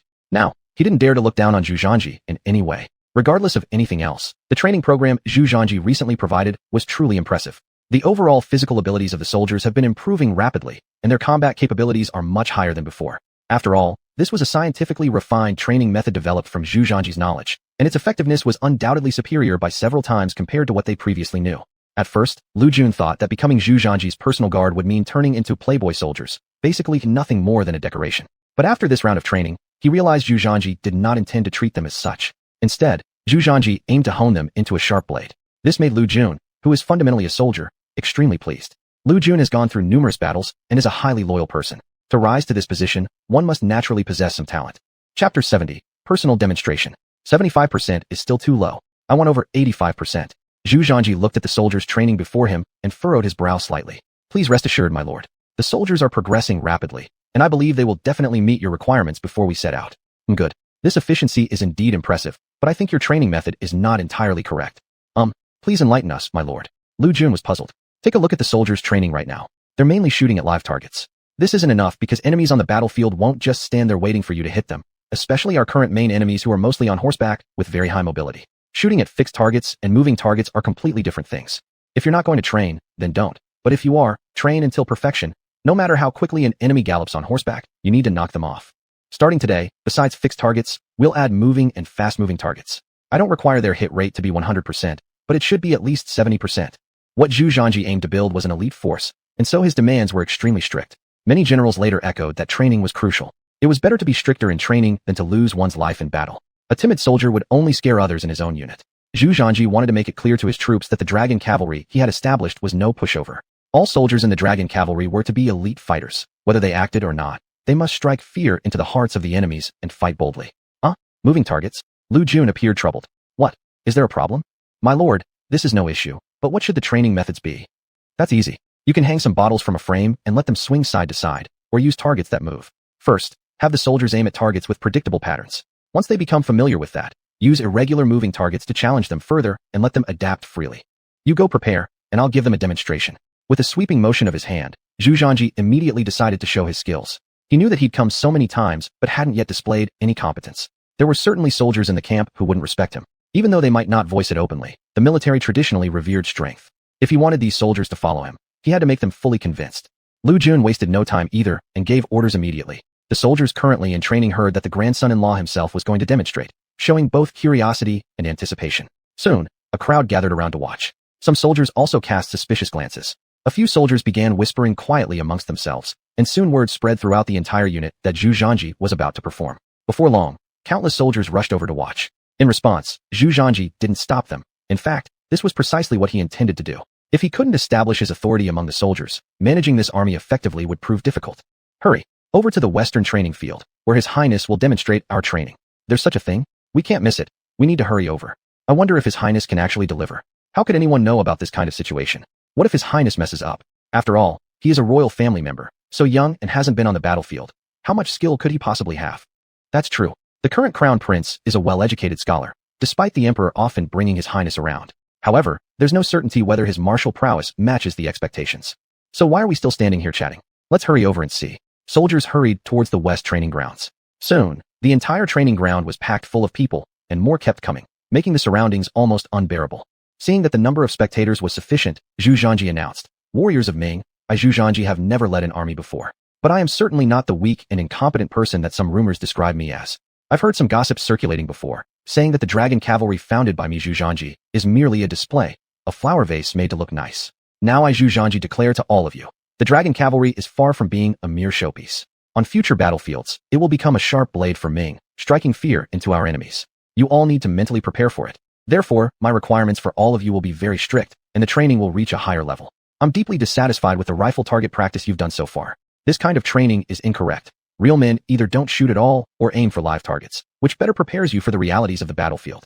His Majesty told me before forming the dragon cavalry, it's better to be harsher on the soldiers in camp than see them lose their lives on the battlefield because all of you are citizens of the Ming Dynasty. You are the pillars of the Ming Dynasty. Without you there would be no Ming as we know today. If you grow strong, the nation grows strong." As Zhu Zhanji spoke fervently, the emotions of the soldiers were instantly ignited. How right he was. Many soldiers felt his words had struck a chord deep within their hearts. So, next, this grandson-in-law will test the results of such training for you. Bring me a rifle. If this were the old Zhu Zhanji, perhaps he wouldn't have been confident about succeeding, but the present Zhu Zhanji had full confidence. He'd already tested his skills, and his marksmanship could be described as infallible. After all, Zhu Zhanji had now successfully achieved mastery through martial arts and had become a true cultivator, and his current power was at the qi refining stage. All aspects of his physical abilities had undergone a transformation, making him incomparable to ordinary people. His sensory acuity of his five senses had even reached a terrifying degree. For Zhu Zhanji, mastering rifle shooting was just a piece of cake. Zhu Zhanji took hold of the bolt-action rifle, skillfully chambered the bullet, and adopted a perfectly standard posture while resolutely aiming at a bottle swaying rapidly from side to side 200 meters away. Bang! The swaying water bottle instantly shattered. Splash! A perfect hit on the moving target from 200 meters away. Excellent! The surrounding soldiers couldn't help but burst into applause and cheers.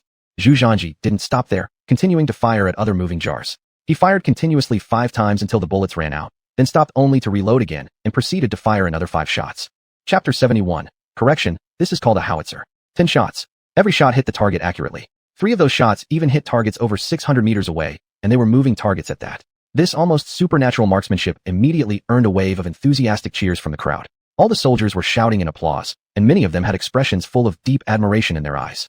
In their hearts, Zhu Zhanji was a member of the royal family, growing up with abundant clothing and food. He didn't need to train like they did. He only needed to follow a set path to ascend the throne. Even if he never became emperor, he could live as a leisurely prince with lifelong abundance. As for his abilities and martial prowess, it simply didn't matter. Many soldiers previously thought this was all for show, believing there was a high chance things would go awry. However, after seeing Zhu Zhanji's miraculous accuracy, all their perceptions changed instantly. This crown prince, Zhu Zhanji, wasn't just an heir to the throne. His martial skill matched or exceeded theirs. He hit all 10 targets consecutively, and most of the soldiers present couldn't even match this performance. Even the army's famed archers only managed around an 80% hit rate. Do you all see? Practice makes perfect. I don't demand that everyone's shooting accuracy be at 100%, but I do require your major success rates reach 80%. I'm not making things difficult for you because the battles ahead will be arduous. I hope you all can have more skills to survive. That's why I'd rather be strict with you than lose any lives on the battlefield. Each of you soldiers is a national treasure of our great Ming Dynasty. Thud! All the soldiers present fell to their knees. Your Highness, long live. Lu Jun, at this moment, was completely convinced by Zhu Zhanji's prowess. He had already been impressed when Zhu Zhanji invented such weapons, but now with these incredibly accurate shots, Lu Jun felt an even deeper sense of respect towards him. Today's visit to the troops by Zhu Zhanji had clearly served its purpose, and he was very satisfied with the current situation. The reason Zhu Zhanji was so strict with his soldiers stems from the third personally led expedition by Emperor Zhu Di. Seizing this opportunity to launch a campaign, they intended to utterly defeat the Tatar and Oirat forces.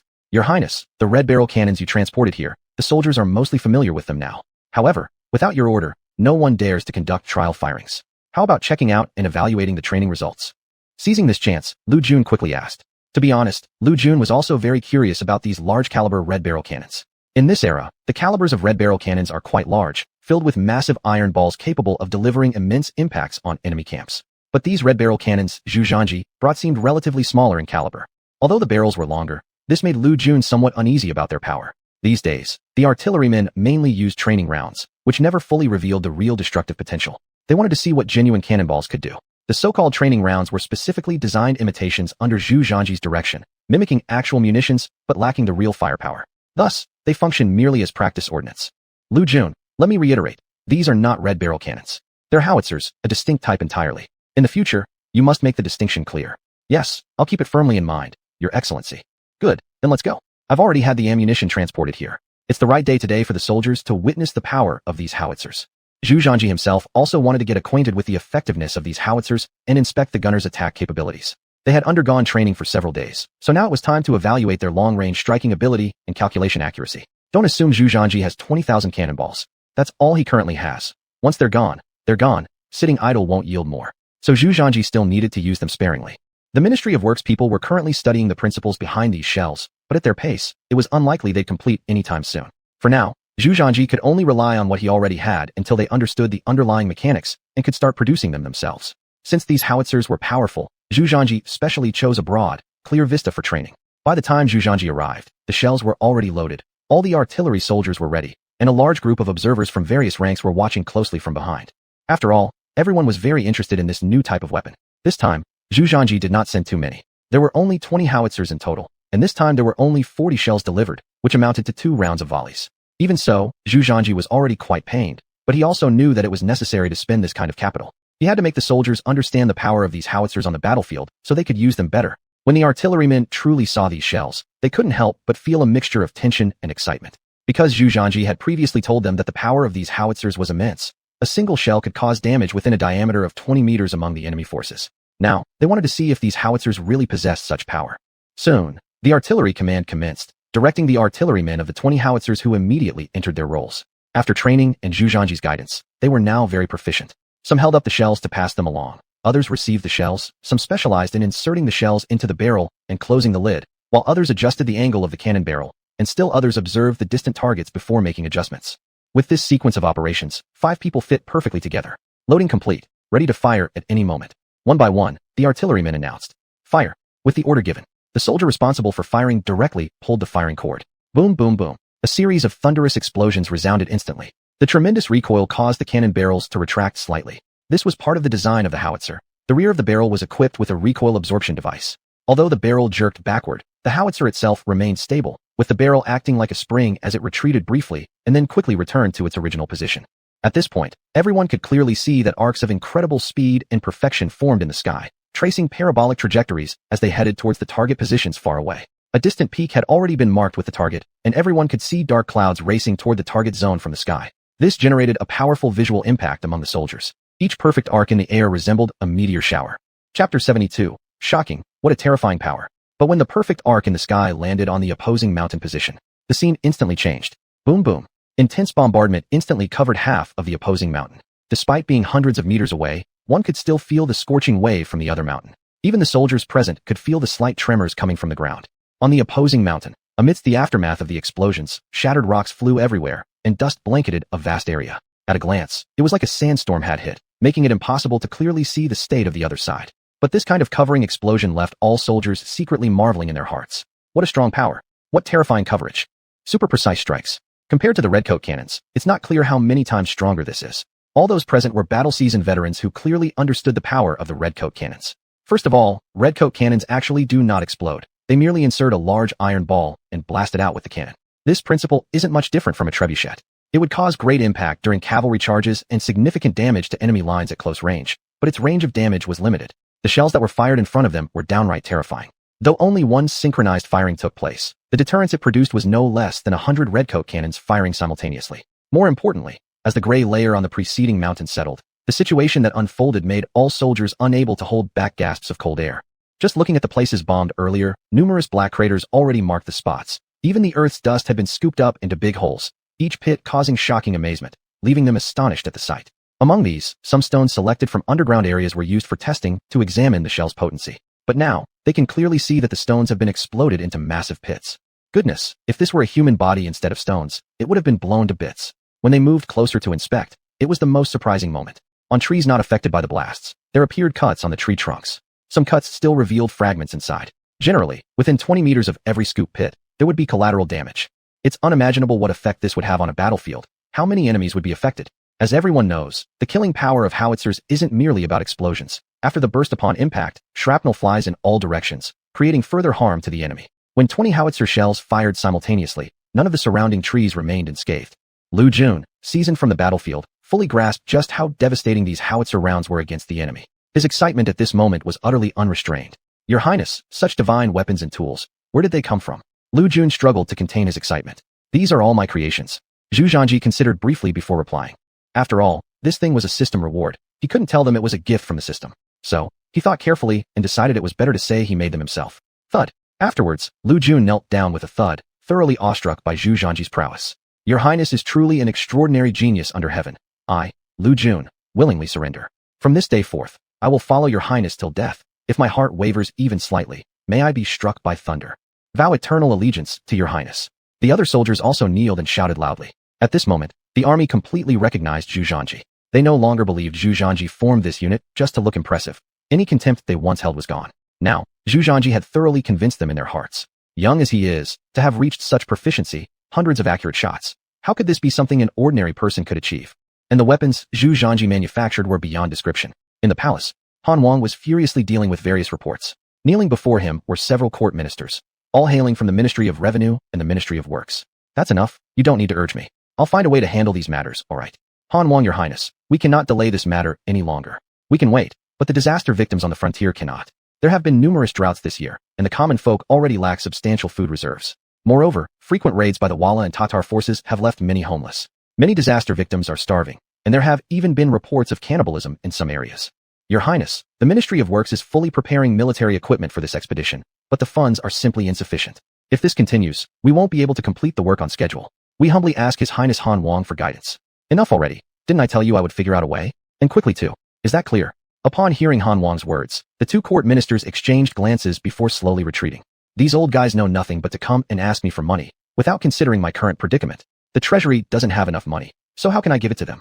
xuanhuan muttered with distress etched all over his face. He had been overseeing the state for just a month, yet he was already overwhelmed by the governmental affairs. xuanhuan could no longer endure it. Initially, he thought taking over this position would be fun, requiring him to do little while still wielding significant power, but once seated in the position, he realized the challenges ahead.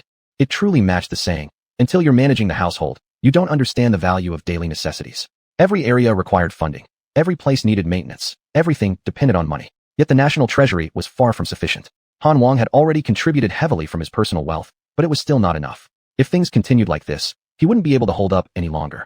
Though xuanhuan was wealthy, such a massive expense even he couldn't sustain, especially the huge amount needed for the upcoming military expenditure for the campaign led by the emperor himself. Shit.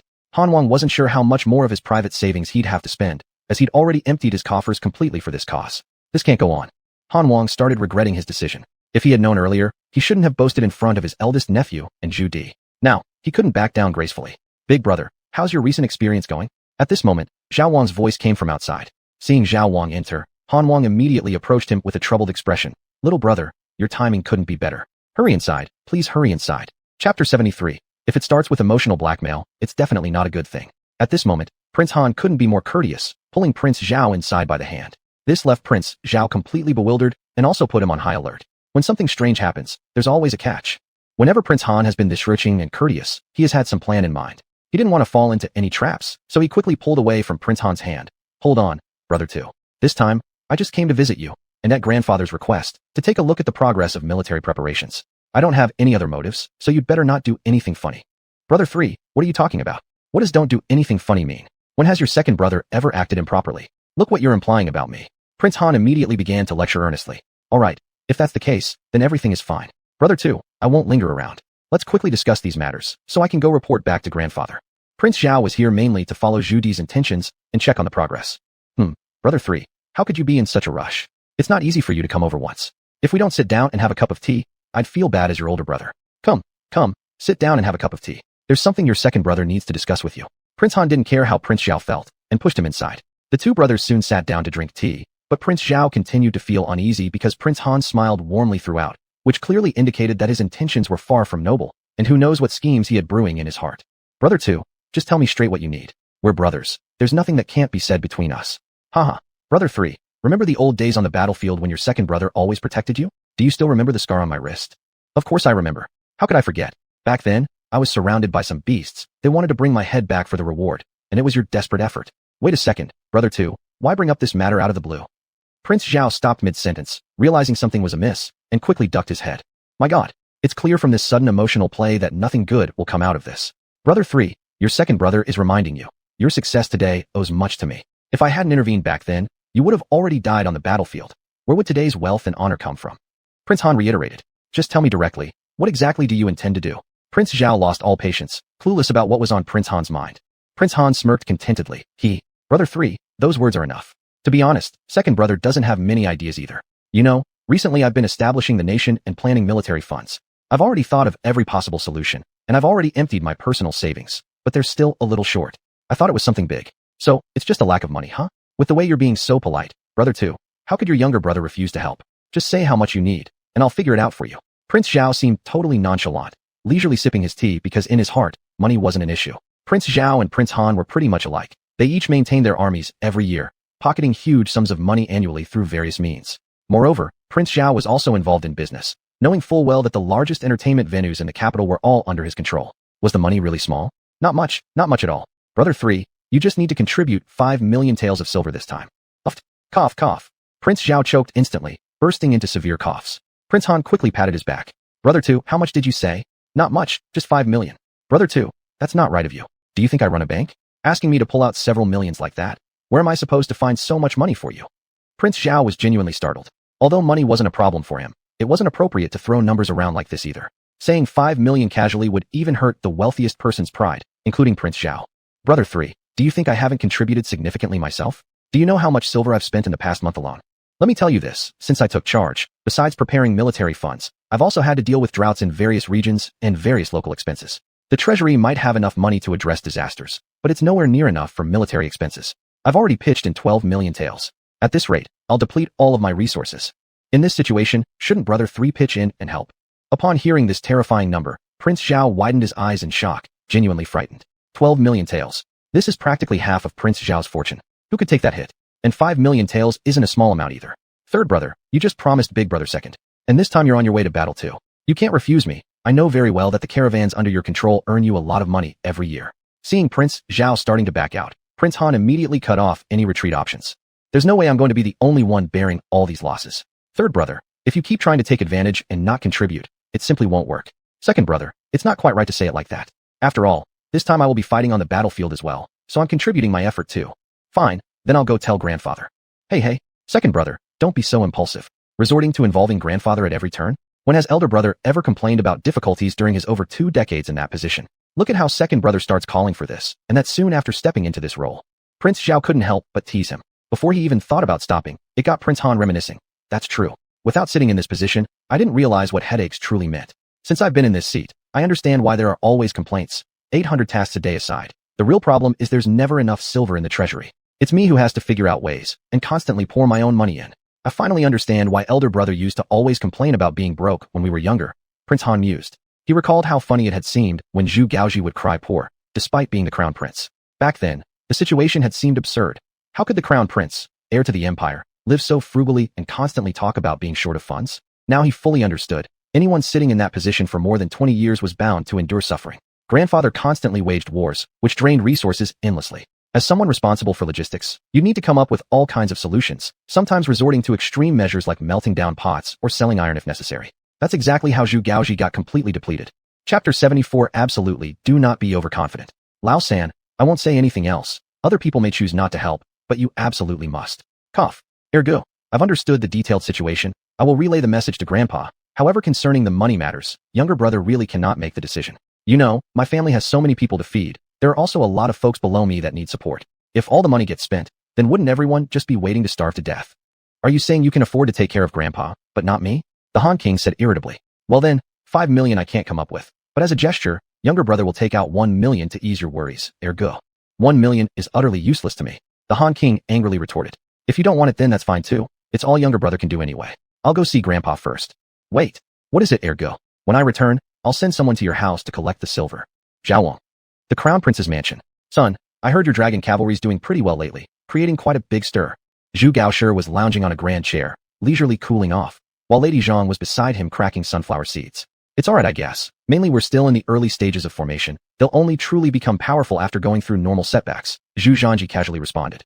Although Zhu Zhanji did not understand war well, in the later era, he had learned a lot of related knowledge. He knew, even in this era with absolute firepower suppression, to make an army powerful, it must have faith, discipline, and vigor. An army that dares to fight and endure is truly invincible under heaven. Wow, son, didn't think you'd be so skilled at forming an army. The noise made is indeed something impressive. I thought this kid couldn't pull it off, Lady Zhang teased. Mother, what sort of talk is that? Don't you know who your son is? How could such a trivial matter stump me? Zhu Zhanji proudly declared. Don't be overconfident here. Yes, mother's guidance is always correct. Zhu Zhanji didn't dare to argue with Lady Zhang. His mom was notoriously sharp. If she dropped some famous quotes later on, Zhu Zhanji would not be able to withstand her. Hey son, I need to remind you of something. I heard rumors circulating among the troops recently about your newly formed dragon cavalry. They claim your force gets the best resources, their weapons are treasures, armor and horses are all top tier. It's like they're nothing more than decorated vases. Many people within the army express dissatisfaction. This does create some influence, and you need to handle it properly. Although Zhu Gaoshi had recently handed over power, his confidants were everywhere, even in the military. Naturally, Zhu Gaoshi was aware of the murmurs rising in the ranks recently. Some people felt envious because the unit established by Zhu Zhanji enjoyed absolute priority. Whether it was for weapons and equipment or recruitment and various supplies of horses and grain, everything was given priority status, equivalent to using the finest resources and best combat equipment available in the forces. If the achievements on the battlefield fall short, it will amount to resource waste, leading more people to question Zhu Zhanji, impacting his future path. As for what Zhu Gaoshi had stated, Zhu Zhanji had been fully aware. Father, please rest assured, let them speak their minds freely. I simply pretend not to hear.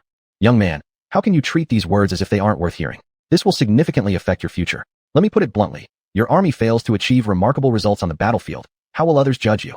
With the best equipment, yet displaying the worst courage. What kind of nonsense is that? Zhu Gaoshi immediately sat upright, reminding once again.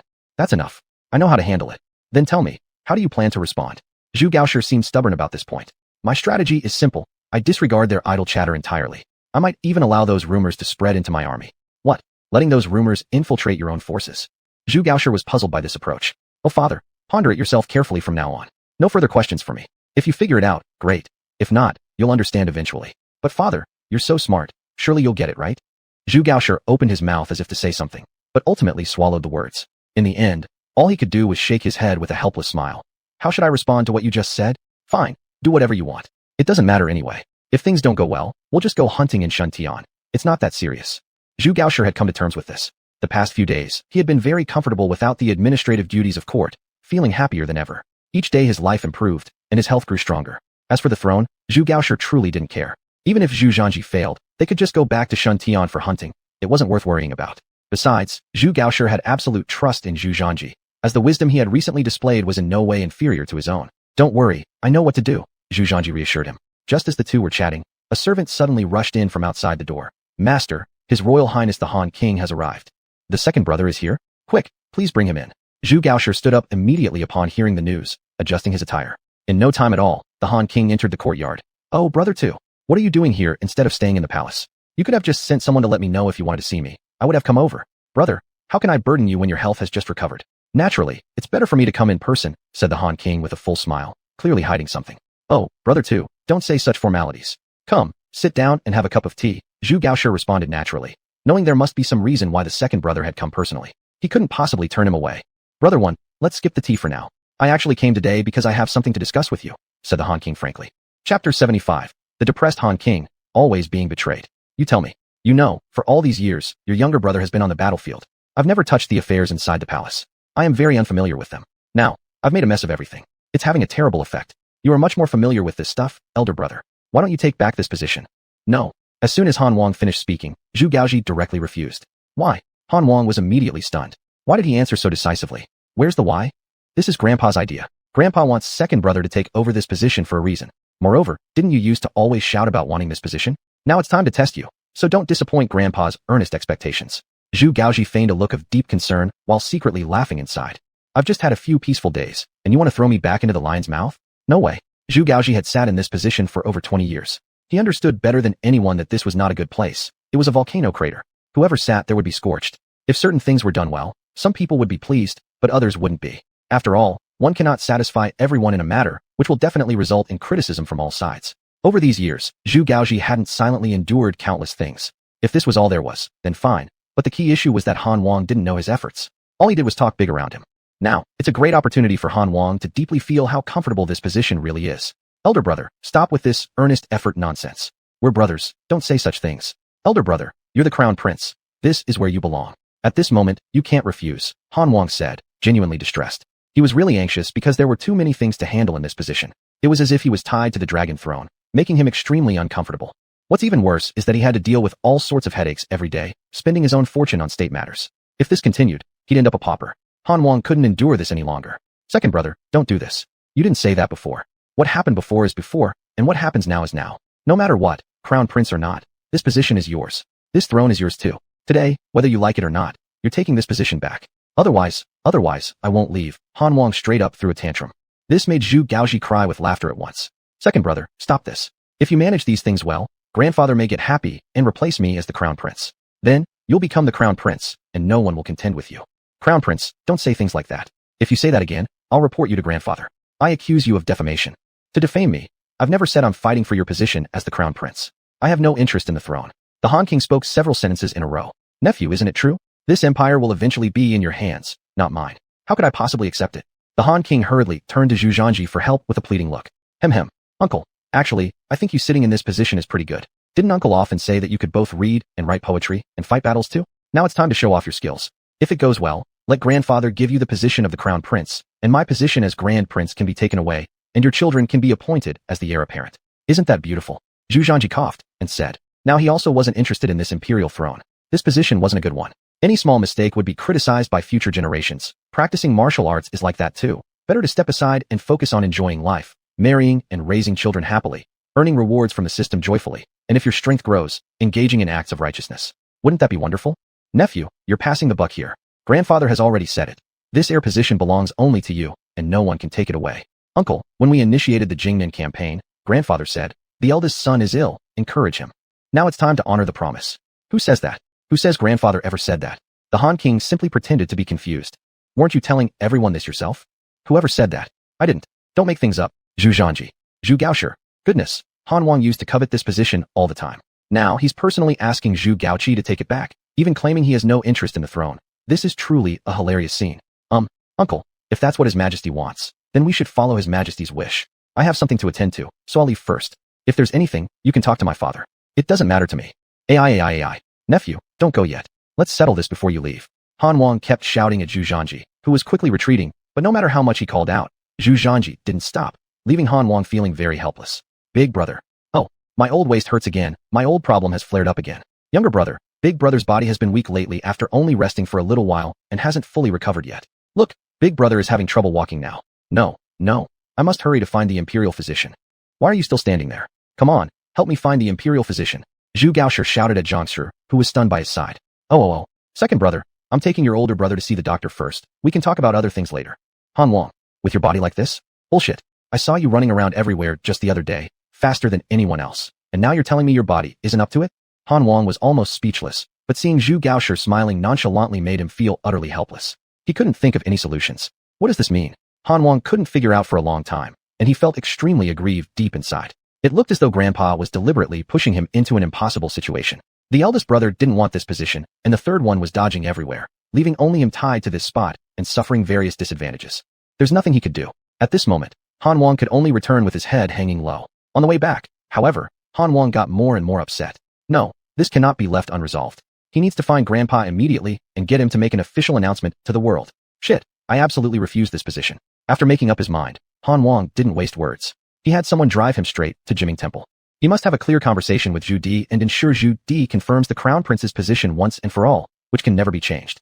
Chapter 76. The Unfortunate Han King. This account can't be settled. In Jiming Temple. Second son, instead of staying in the palace to handle matters, why have you come here? Zhu Di looked at the Han King kneeling on the ground and asked somewhat perplexedly. Father, I came today mainly to discuss something with you. The Han King bit his lips and finally decided to say it outright. What is it? Speak up. Zhu Di didn't seem too concerned.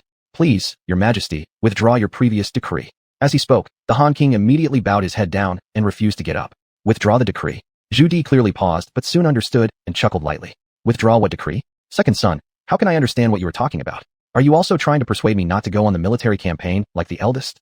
Father, that's not what I mean. What I mean is, the position of regent is not suitable for me. Please retract the command and let the elder brother continue as regent. Let me keep accompanying you to fight battles outside. You know I am accustomed to wielding weapons. A day without handling them makes me uncomfortable. The Han King said bitterly, now unable to hide anything. Actually, Zhu Di had already fully grasped the situation the moment the Han King came. But Zhu Di was feigning ignorance all along. Now that the Han King had already spoken so clearly, how could Zhu Di continue pretending? But still, Zhu Di really couldn't allow the Han King to step down from this position right now. First, he needed the Han King to understand exactly what Zhu Gaoqi had been doing all these years. In the past, the Han King was always whispering into his ear, claiming that what the elder brother could do, he could do just as well. Even saying they were working tirelessly outside, while the elder brother stayed home and reaped the benefits effortlessly. This time, Zhu Di wanted to make the Han King realize that Zhu Gaoqi staying at home was an effortless gain. It might even be more important than the actions they took at the front lines.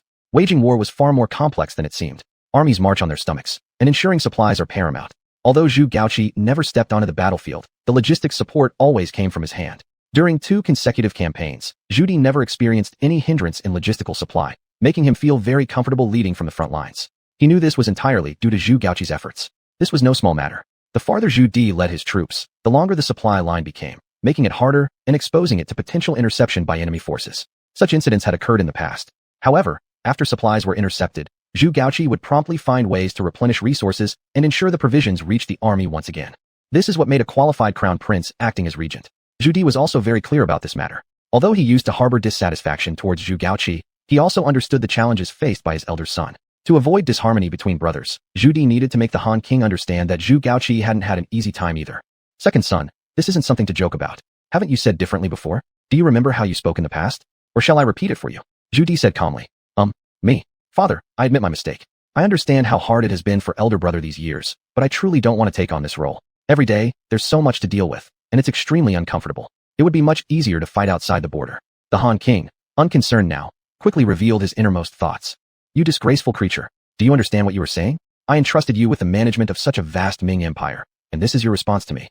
Zhu Di's voice suddenly grew louder. The Han King was frightened into silence. However, the Han King knew that today the truth must be spoken plainly. Otherwise, he would be stuck in this position, burdened with endless tasks and feeling physically unwell. The Han King had endured enough and could not keep on supporting this charade. Since Zhu Di hadn't yet embarked on his campaign, this was a chance to talk things over properly. Anyway, he no longer cared to compete with the elder brother for the throne. Whoever wants to rule the country may do so. Father, I simply lack the ability. I cannot bear it anymore. Tell me, the total annual revenue of the Ming Empire is only 75 million taels of silver. Just the Yongle Encyclopedia alone cost 25 million taels. Adding the military expenditures and disasters across regions, this account simply doesn't add up. If the accounts don't add up, then why are you supervising the state? Open your eyes wide and look at what good deeds you have done. And remind me, what did you used to say? Didn't you often boast that whatever the elder brother can do, so can you?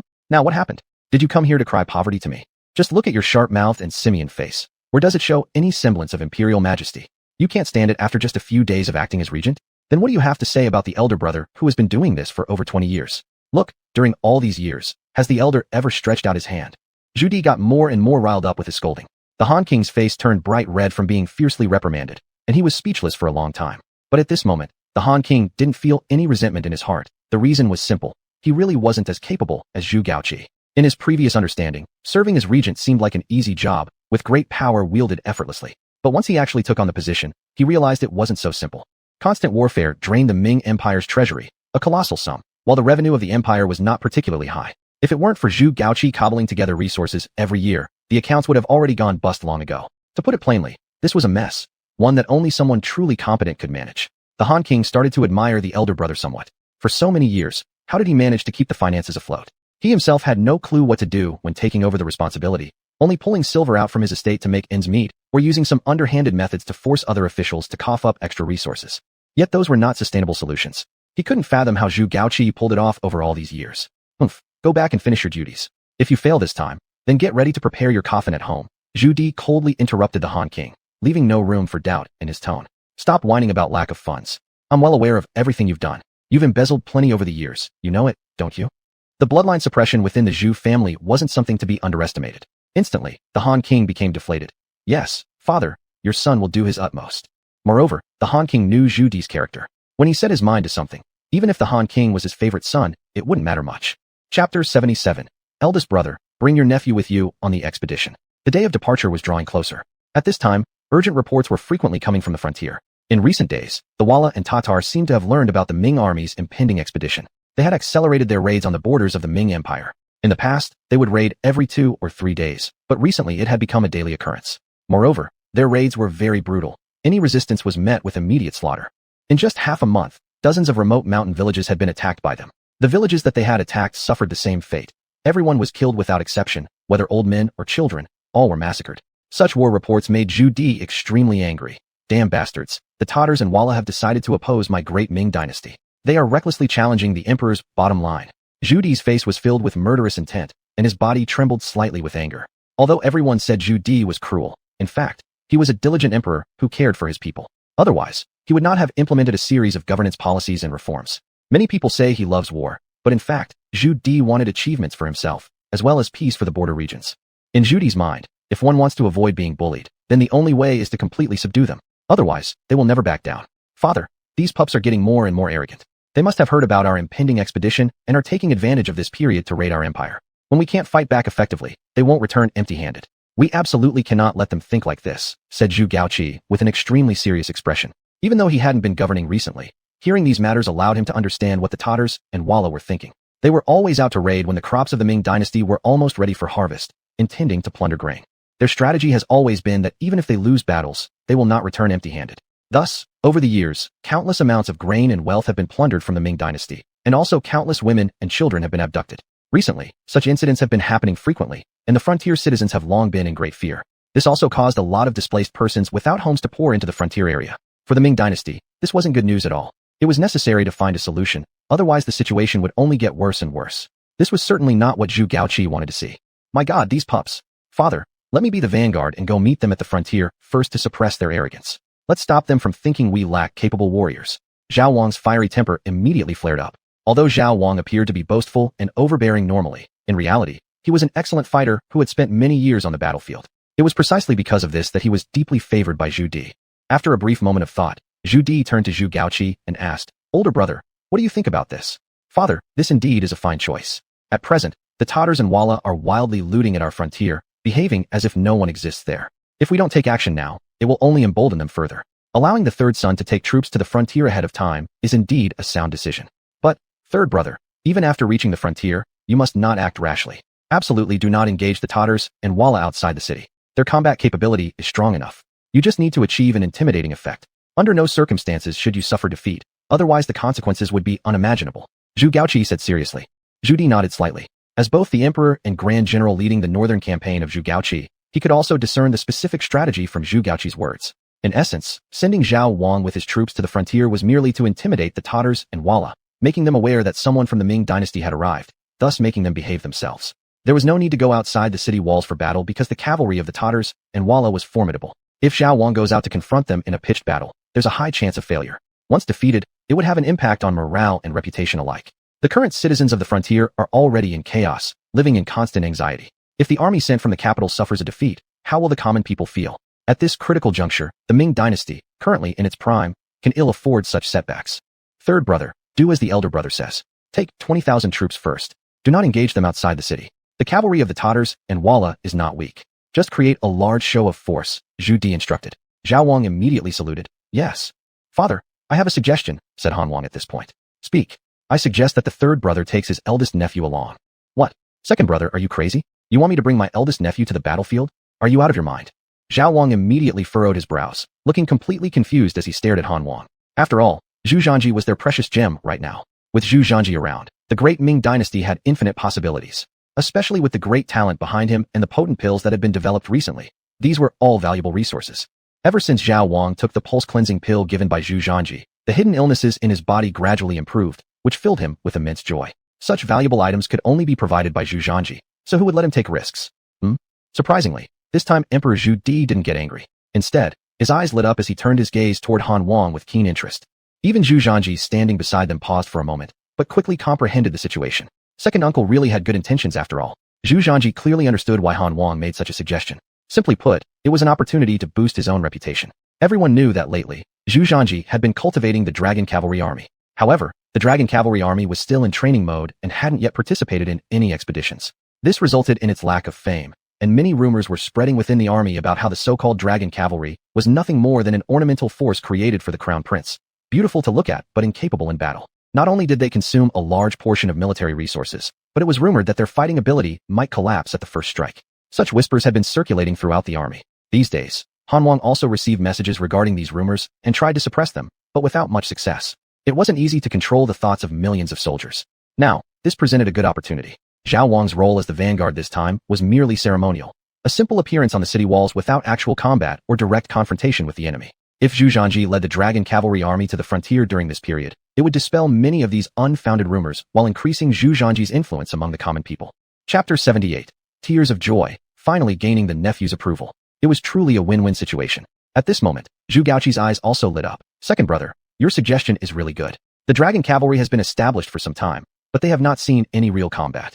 Now it is indeed a very good time to send them.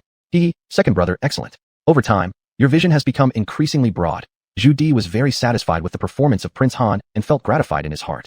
If Prince Han could say such things, it meant that the discord between him and the eldest son had been completely eliminated, and Prince Han no longer coveted the imperial throne. Zhu Di, who was originally suspicious by nature, still harbored a certain amount of suspicion towards Prince Han's attitude. He thought his son was extremely ambitious and wouldn't easily give up on the throne. He might be using a strategy of retreat as an advance. But now, Zhu Di's suspicions had decreased by half. Thank you, father, for your praise. I've handled more government affairs recently, gradually understanding the hardships elder brother faced in the past. In the past, I often said that what elder brother could do, I could do too. I used to frequently claim that I would never be worse than elder brother. Now I realize I am indeed not as good as him. Prince Han said with deep emotion. Second brother, don't say that. Elder brother actually thinks you're not inferior to him. Haven't you handled recent matters quite well? Wait, elder brother, stop saying these things. We're brothers. You can't always play tricks on me. Seeing Zhu Gaoqi's smirking face, Prince Han immediately sensed trouble and quickly interrupted him. Every time elder brother showed this kind of expression, he was trying to trap someone. He dared not let Zhu Gaoqi continue, afraid that somewhere along the way, a pitfall might emerge. After overseeing the country for this period, Prince Han was utterly exhausted. He decided that once this war ended, he would absolutely not take such a position again, or he might go insane. What if Zhu Gaoqi stirred things up and Zhu Di got happy and asked him to hold this position again? Prince Han had thoroughly realized that instead of being emperor, it was better to be a long-lived and carefree prince, maybe even uncovering the secrets of immortality. Isn't this more comfortable than being emperor? What if I end up like Zhu Gaoqi, overly strained? Wouldn't that be counterproductive? Life was paramount. Big nephew, what do you think? Are you willing to go with your third uncle? If you are unwilling, consider it as if your second uncle never mentioned it. Prince Han turned his head to look at Zhu Zhanji, asking kindly. Now, Prince Han's gaze towards Zhu Zhanji no longer held the previous gloominess and disdain, but rather a knee love from an elder to a junior. Since the suggestion came from second uncle, everything will be left to your discretion. Zhu Zhanji smiled and saluted respectfully. Big nephew, please don't say that. Your second uncle merely proposed a suggestion. If big nephew disagrees, your second uncle will not force you. Prince Han explained hastily, as if deeply fearing Zhu Zhanji would misunderstand. Then, as a nephew, I thank second uncle in advance. You're welcome, you're welcome. We're family, so we don't need formalities. Your second uncle did many wrongs in the past. Your second uncle will try to make up for them, hoping big nephew will give me this chance to compensate. Prince Han sighed. Second uncle speaks too harshly. Actually, in the past, second uncle treated me rather well, though strict, it was for my growth. These things I have all remembered. During this period, second uncle has worked hard. I remember I didn't share a portion of the last batch of pills with you. Next time, I'll ask father to send some over. Since Prince Han had already reached out to him, Zhu Zhanji definitely couldn't be too stingy. Anyway, the pile of pills from the last alchemy session were all placed with Zhu Gaoqi, so he just asked Zhu Gaoqi to deliver them. The moment Zhu Zhanji said this, Prince Han almost couldn't contain his excitement, and tears welled up in his eyes. My goodness, what has he been striving for this whole time? Isn't it to gain the approval of his grandnephew? Now, Zhu Zhanji actively says he'll give him the elixirs. Isn't that exactly what Prince Han wanted most? This directly indicated Zhu Zhanji's initial recognition of him. This preliminary recognition was more important than anything else because in the past, Prince Han and Zhu Zhanji have never gotten along well. At first, Prince Han worried that Zhu Zhanji still had doubts about him. Now, since Zhu Zhanji is willing to actively give him pills, it means everything. Big nephew, thank you. Be rest assured that when we go out to fight, I can guarantee that there won't be problems with our logistics later on, even if it costs me all my wealth. This operation will ensure the army won't run into difficulties. Prince Han expressed heartfelt gratitude. And to the third brother, I say this now. You have to watch over the big nephew carefully on this campaign. If he comes back missing even a single hair, I'll never forgive you. Second brother, your words are out of place. I am going on the campaign with the big nephew.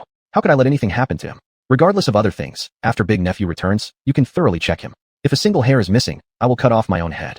Seeing Prince Han's seriousness, Prince Xiao didn't want to be left behind either and quickly promised by patting his chest. Zhanji, have you considered well? This time, do you want to go on the expedition with your third uncle? Zhu Di then asked Zhu Zhanji for his opinion. Zhu Di also thought Prince Han's proposal was good. He had been training Zhu Zhanji as his successor, and this golden opportunity to gain experience should not be missed. In war, there are no safe places, weapons cannot discern. Actually, Zhu Di was afraid of any losses Zhu Zhanji might encounter on the battlefield. Right now, Zhu Zhanji cannot afford even the smallest mistakes, but this opportunity was particularly special. I don't mind. Zhu Zhanji naturally wouldn't refuse. He knew that both Prince Han and Zhu Di were providing him an opportunity to gain recognition and credibility. Given the familial bond and their heartfelt intentions, how could he miss this chance? Good. So it's decided. Zhu Di ultimately confirmed and decided that in 2 days' time, Prince Zhao would depart with his troops, pass through Tumu Fortress, head directly to Xuanhuan for assembly, and then send reinforcements to Datong. But before Zhu Gaoqi managed to leave the palace, he was held back by Prince Han. Brother second, what are you doing? I said, big brother, what do you think I'm doing? Haven't you forgotten? What did our big nephew just say? He told me to ask you for some elixirs, right? So, you have to give them to me. Prince Han didn't forget these words at all. Who uses these elixirs without knowing their value? How could he not covet such excellent goods? Had Zhu Zhanji not been present earlier, perhaps he would have already reached out to Zhu Gaoqi right then and there. Chapter 79. If the old man wants to rob, what can the son do?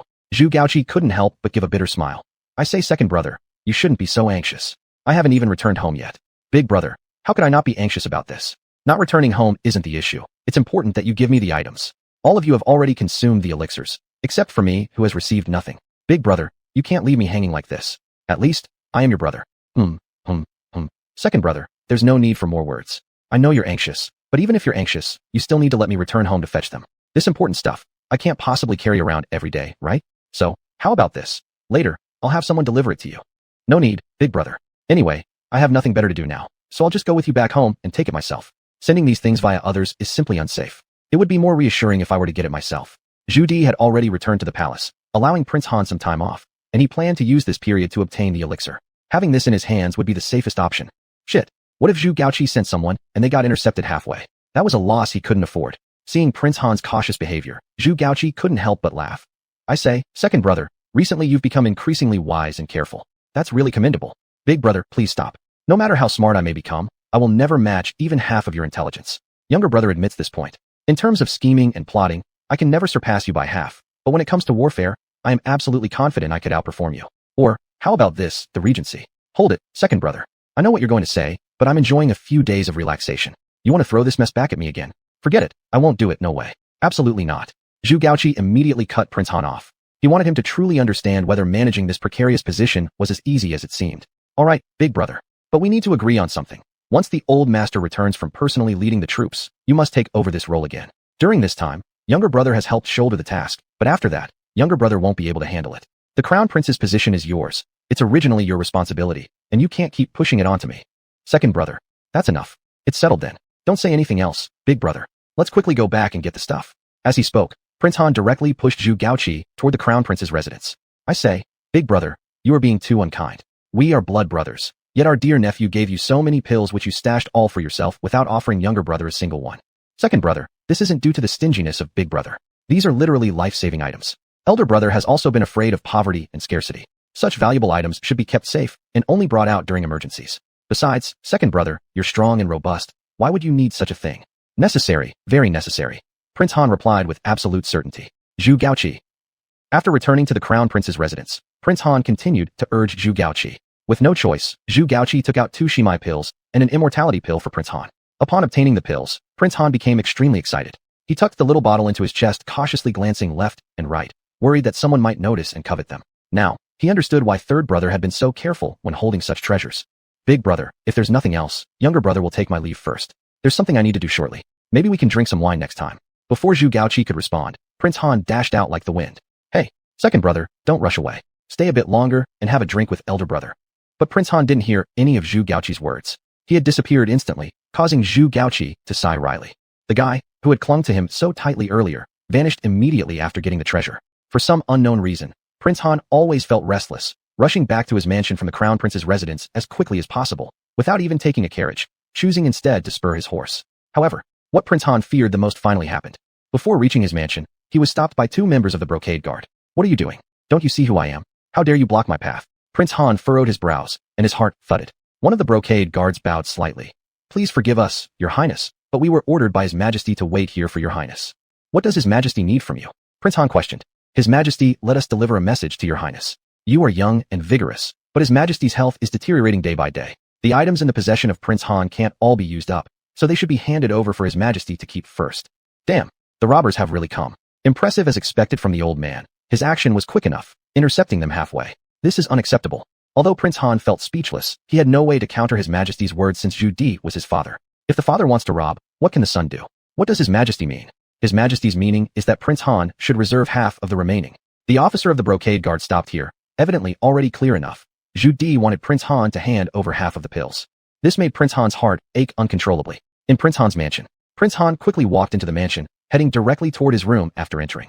But unexpectedly, just stepping into the courtyard, he heard a voice he least wanted to hear. I say, second brother, why did it take you so long to return this time? That doesn't seem like your style. I heard second brother galloped back at top speed. Why only now?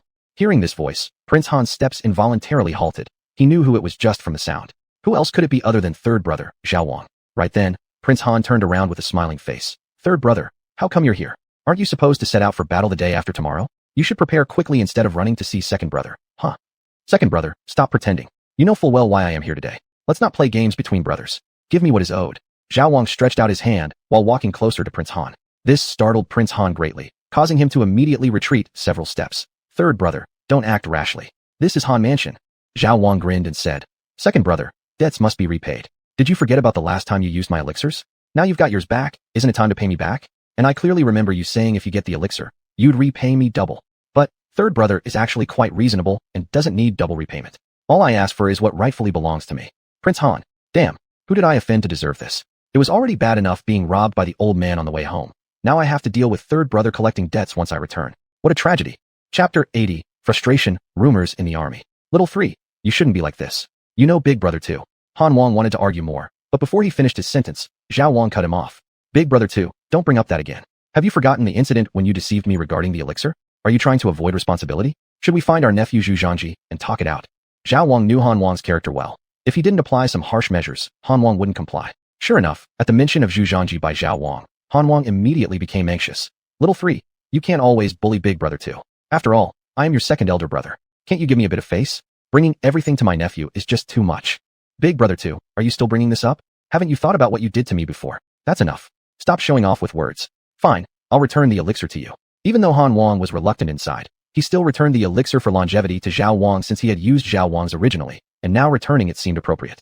At this moment, news of Zhao Wang and Zhu Zhangji jointly heading to the frontier had already spread widely throughout the army. Many generals in the army were quite dissatisfied. What kind of situation is this? This unit isn't here for gaining glory, and now they're going to the frontier to gain glory as well.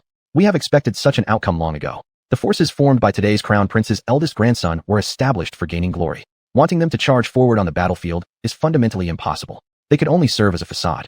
But how can they occupy all the resources? All sorts of good things in the military have been taken by them. When fighting occurs, they remain absent. Isn't this the behavior of someone who occupies a toilet stall without using it? Brother, trouble comes from one's mouth. We shouldn't be speaking these words recklessly, otherwise, even His Highness Han Wang won't be able to protect you. Beware, beware. These generals chatting mostly followed Han Wang. In the past, Han Wang opposed the Crown Prince, which they all knew. So, they were quite unhappy with the Crown Prince's family. Now, Zhu Zhangji was establishing his personal guard force, which was not good news for these generals. After all, they all hoped Han Wang would ascend to the throne so their positions as generals would rise accordingly, easily obtaining noble titles like Duke. However, if the Crown Prince Zhu Gaoqi ascended the throne, their fate would be uncertain. Therefore, they resisted Zhu Zhangji in their hearts. Especially after the recent establishment of the Dragon Cavalry, they were even more displeased. During this time, they sought Han Wang for instructions, but Han Wang chose to ignore them, leaving these generals utterly confused, unsure of what Han Wang intended to do. In reality, if they knew Han Wang's current thoughts, they wouldn't dare say such things. It was because Zhu Zhangji had informed Han Wang beforehand. People in the army could let the rumors spread freely, so Han Wang did not deliberately suppress them. Thus, for these discussions among the generals, Han Wang turned a blind eye. At this moment, Lu Jun's voice was heard outside the tent. Allow me to greet all the generals. These generals had all followed Han Wang through battles and enjoyed high prestige within the army. With the imminent campaign, Lu Jun, being a general of the Dragon Cavalry, naturally came here to prepare and also collect provisions and supplies for the campaign. General Lu, no need for such grand ceremony. We cannot afford to bear it, said one of the generals somewhat sarcastically. Yes, General Lu has a different status now. Being close to the current grandson of the emperor, there is infinite promise ahead for you. How can we compare with you? Now it's you bowing to us, but perhaps in the future, it will be us bowing to you. Another general joined in with a sly tone. Lu Jun paused, but soon understood. He realized that recently, the Dragon Cavalry had made significant noise, enjoying priority over everyone else in the army, which has caused discontent among many, especially among Han Wang's subordinates. Dear generals are joking. You all are battle-hardened commanders, whereas I'm just a humble officer. No matter what, you will still need to acknowledge my rank whenever you see me. Lu Jun replied calmly, though he too felt uncomfortable within. Not at all, not at all. I believe after this expedition, the reputation of your Dragon Cavalry will once again soar. I believe then, throughout the Ming Dynasty, almost nobody will not know you all. By then, your Dragon Cavalry will be truly formidable, perhaps even surpassing the power currently held by His Majesty's personal bodyguards, the embroidered uniform guard.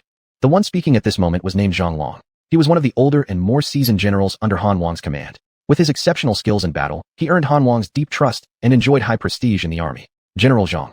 All right, time's almost up. Let's quickly head to training. Our troops aren't like the Dragon Cavalry. We have to train every day. The main task of our unit is to protect and defend the country. How can we compare with them? Our destiny isn't so fortunate. Holding such great resources but not putting them to use properly, it's simply wasteful. Zhang Long didn't give Lu Jun any chance to respond. After saying that, he left with the other generals, effectively isolating Lu Jun. At this moment, Lu Jun felt an immense sense of grievance, clenching his fists tightly. He was also a seasoned veteran, having followed Zhao Wang for many years. From being an unknown common soldier to later becoming a commander of 1,000 men, and now as a general of the Dragon Cavalry, he had accomplished much in the past. As a man of honor, Lu Jun was deeply affected by the constant ridicule and mockery within the army these days, although he dared not show his inner anger outwardly.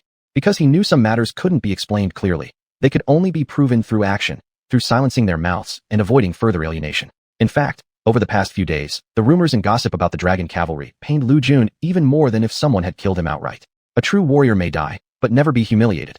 But with the current complex situation within the army, Lu Jun didn't dare act rashly, knowing it might lead to trouble. After returning to the Dragon Cavalry camp, the moment he stepped into the tent, all the 100-man and 1,000-man commanders were gathered together in heated arguments, their faces filled with anger. What is going on? Raising such a ruckus inside the military camp. Do you know what kind of example this sets? Do you think this is some place for frivolous behavior? Lu Jun frowned as he reprimanded them sternly. General Lu. The bickering officers immediately fell silent upon seeing Lu Jun arrive. Chapter 81. Descent. They can do what we can. Now, you're about to head out on the campaign, and instead of focusing on your duties as centurions or decurions, you're surrounding me here making a ruckus. Are you trying to neglect your duties? Or do you think this is a marketplace where you can haggle? Lu Jun's mood was already foul after being upset earlier. General, we're not neglecting our duties or trying to bargain. It's just that what they said was infuriating. One decurion stepped forward angrily. Well, usually we could ignore their talk, but the issue is that our troops are about to march. I intended to inform my old unit, but then they started saying things that were really frustrating. They mentioned that our Longxi army is unmatched in the Great Ming, our reputation is a treasure, and so are our troops. This expedition is just for us to gild ourselves. Why make it such a big deal? Close enough will do. And some even suggested that since we're here to gild ourselves, we don't need much supplies. Soldiers should conserve resources. After all, this is just a formality. When the main army departs, the provisions we save will count as a war merit. General, how can anyone endure hearing such things? This decurion, an upright man, had turned green from anger. General, we can't let them keep talking like this. They practice regularly, and so do we. Our training isn't less than theirs. Why do they speak of us this way? Although we're a newly formed army under Crown Prince Taiju, that doesn't mean we cannot fight. If their armies can wage war, so can ours. The other centurions also chimed in, everyone seething inside. Hearing these words, Lu Jun became angrier, but as a general, he couldn't lose his composure. He suppressed his fury. You're all centurions and decurions, leaders in the army, and yet your minds are so narrow. You've let a few words throw you off balance. How does that look? General, we simply can't take it anymore. We're all soldiers of the Great Ming. Why must they mock us with disdain simply because we're from the Taiju's unit? If they can fight, so can we. Just because we've received more resources, does that justify them speaking of us like this? Yes, we can't stand it. We can fight just like them. Let them kill us if they wish, but they can't insult us like this. So what if we die? All of us have survived battles of life and death. Why should we be treated differently? Our drills are more intense than theirs anyway. Why is it that when they go to battle, it's about slaying enemies and achieving fame? while our time at the battlefield is only seen as an opportunity to polish our image. The officers became increasingly impassioned. In a military culture that values strength, nothing irked them more than sarcastic comments. The majority of them were straightforward men who could tolerate mockery from foes, but never from their own ranks. Initially, Lu Jun intended to calm them down, but their arguments fueled his anger even more. But just as everyone was incensed by the matter, a soldier rushed in to report, "General Lu, Crown Prince Taizhu has arrived." They quickly composed themselves to welcome him. Over these days, they had come to realize that Zhu Zhanji was no pushover. At first, they had believed his establishment of the army was purely ceremonial, but after adjustments and interaction over time, they found their initial judgment mistaken. Crown Prince Zhu Zhanji wasn't a soft target. He had introduced scientific training methods that dramatically improved many soldiers' stamina and combat skills. Moreover, Zhu Zhanji's 5-part bayonet technique and his knife/gun training proved extremely effective. Now, many soldiers were adept at using the bolt-action rifles. From 100 paces away, they could eliminate enemies without giving them a chance to close in. Not even against enemy cavalry would they falter. Even if confronted by the main enemy force, they still held confidence in victory, especially given the support of horse archers. Their mobility was exceptional, matching up well against any enemy cavalry. Naturally, they resented these rumors. "What's wrong? Do you have grievances?" Upon seeing these commanders, Zhu Zhanji immediately noticed something was amiss. Despite their polite welcome, each officer wore an expression of discontent. "We have no objections," Lu Jun quickly interjected. "Is that so? I sense something amiss with your demeanor. If there's an issue, speak up. I don't appreciate people beating around the bush," Zhu Zhanji said plainly as he sat down in the commander's seat, his tone calm but firm, as if he had anticipated this all along. "Your Highness, I, Geng Zhong, am a blunt man of war and not one for subterfuge. Even if you punish me today, I cannot hold my tongue any longer." "Geng Zhong, what are you saying? Don't speak rashly," Lu Jun immediately rebuked sharply. "Lu Jun, what are you doing? If Geng Qianhu wishes to speak, let him say it. In the army, everyone should be free to voice their opinions." Zhu Zhanji cast a stern glance at Lu Jun. Lu Jun promptly fell silent.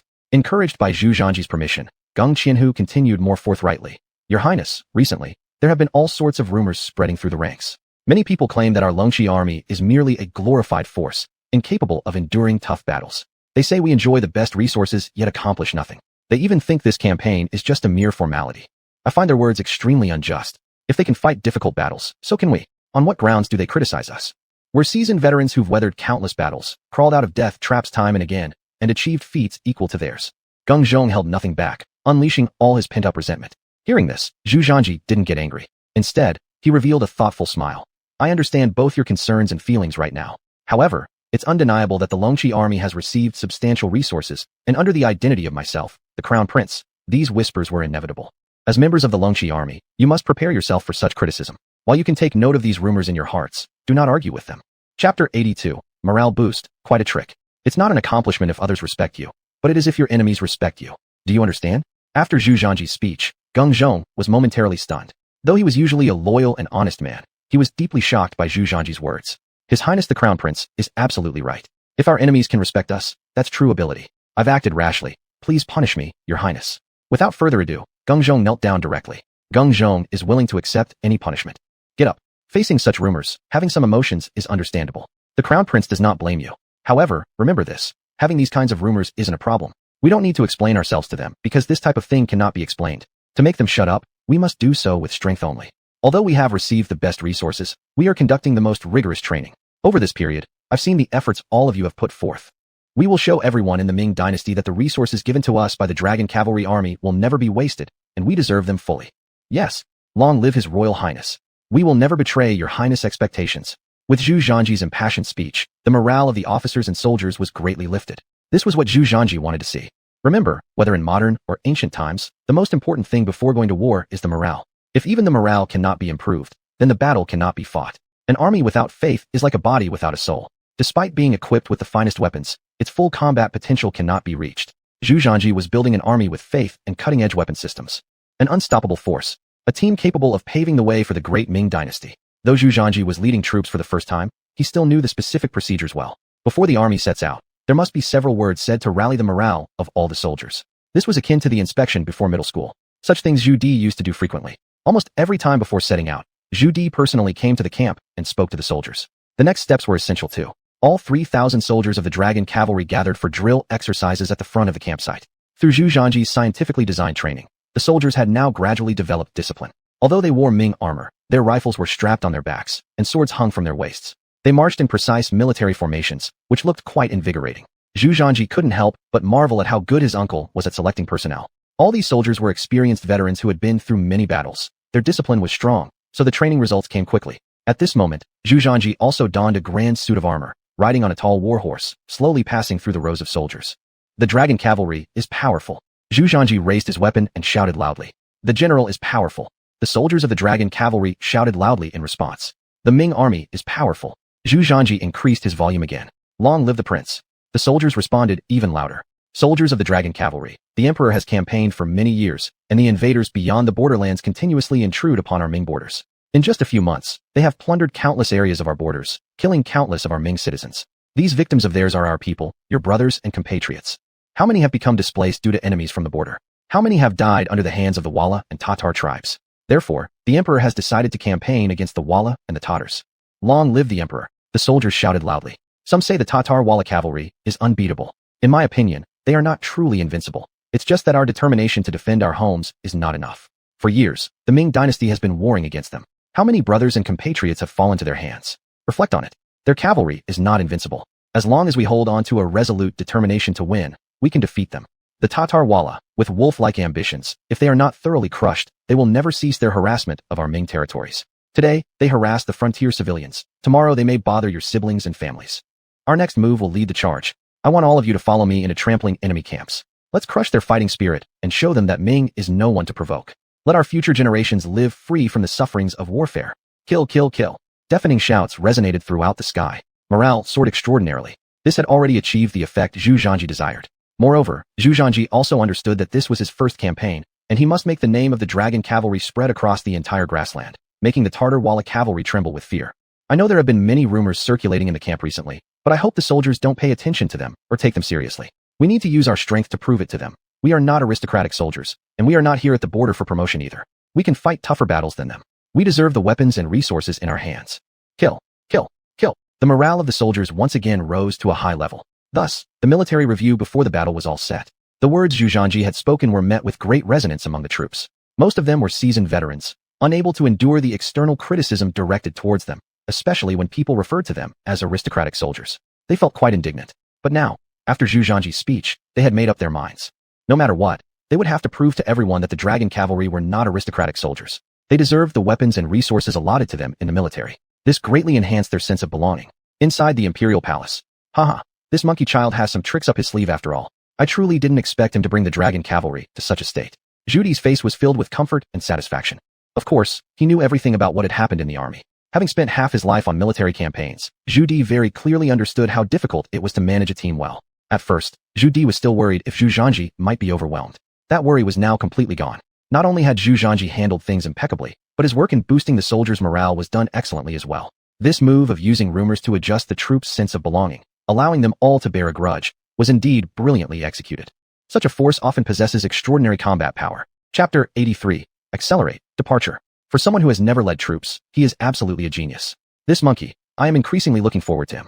No wonder the master behind him was willing to take him in as a disciple. As he spoke, Zhu Di's look of pride became increasingly evident.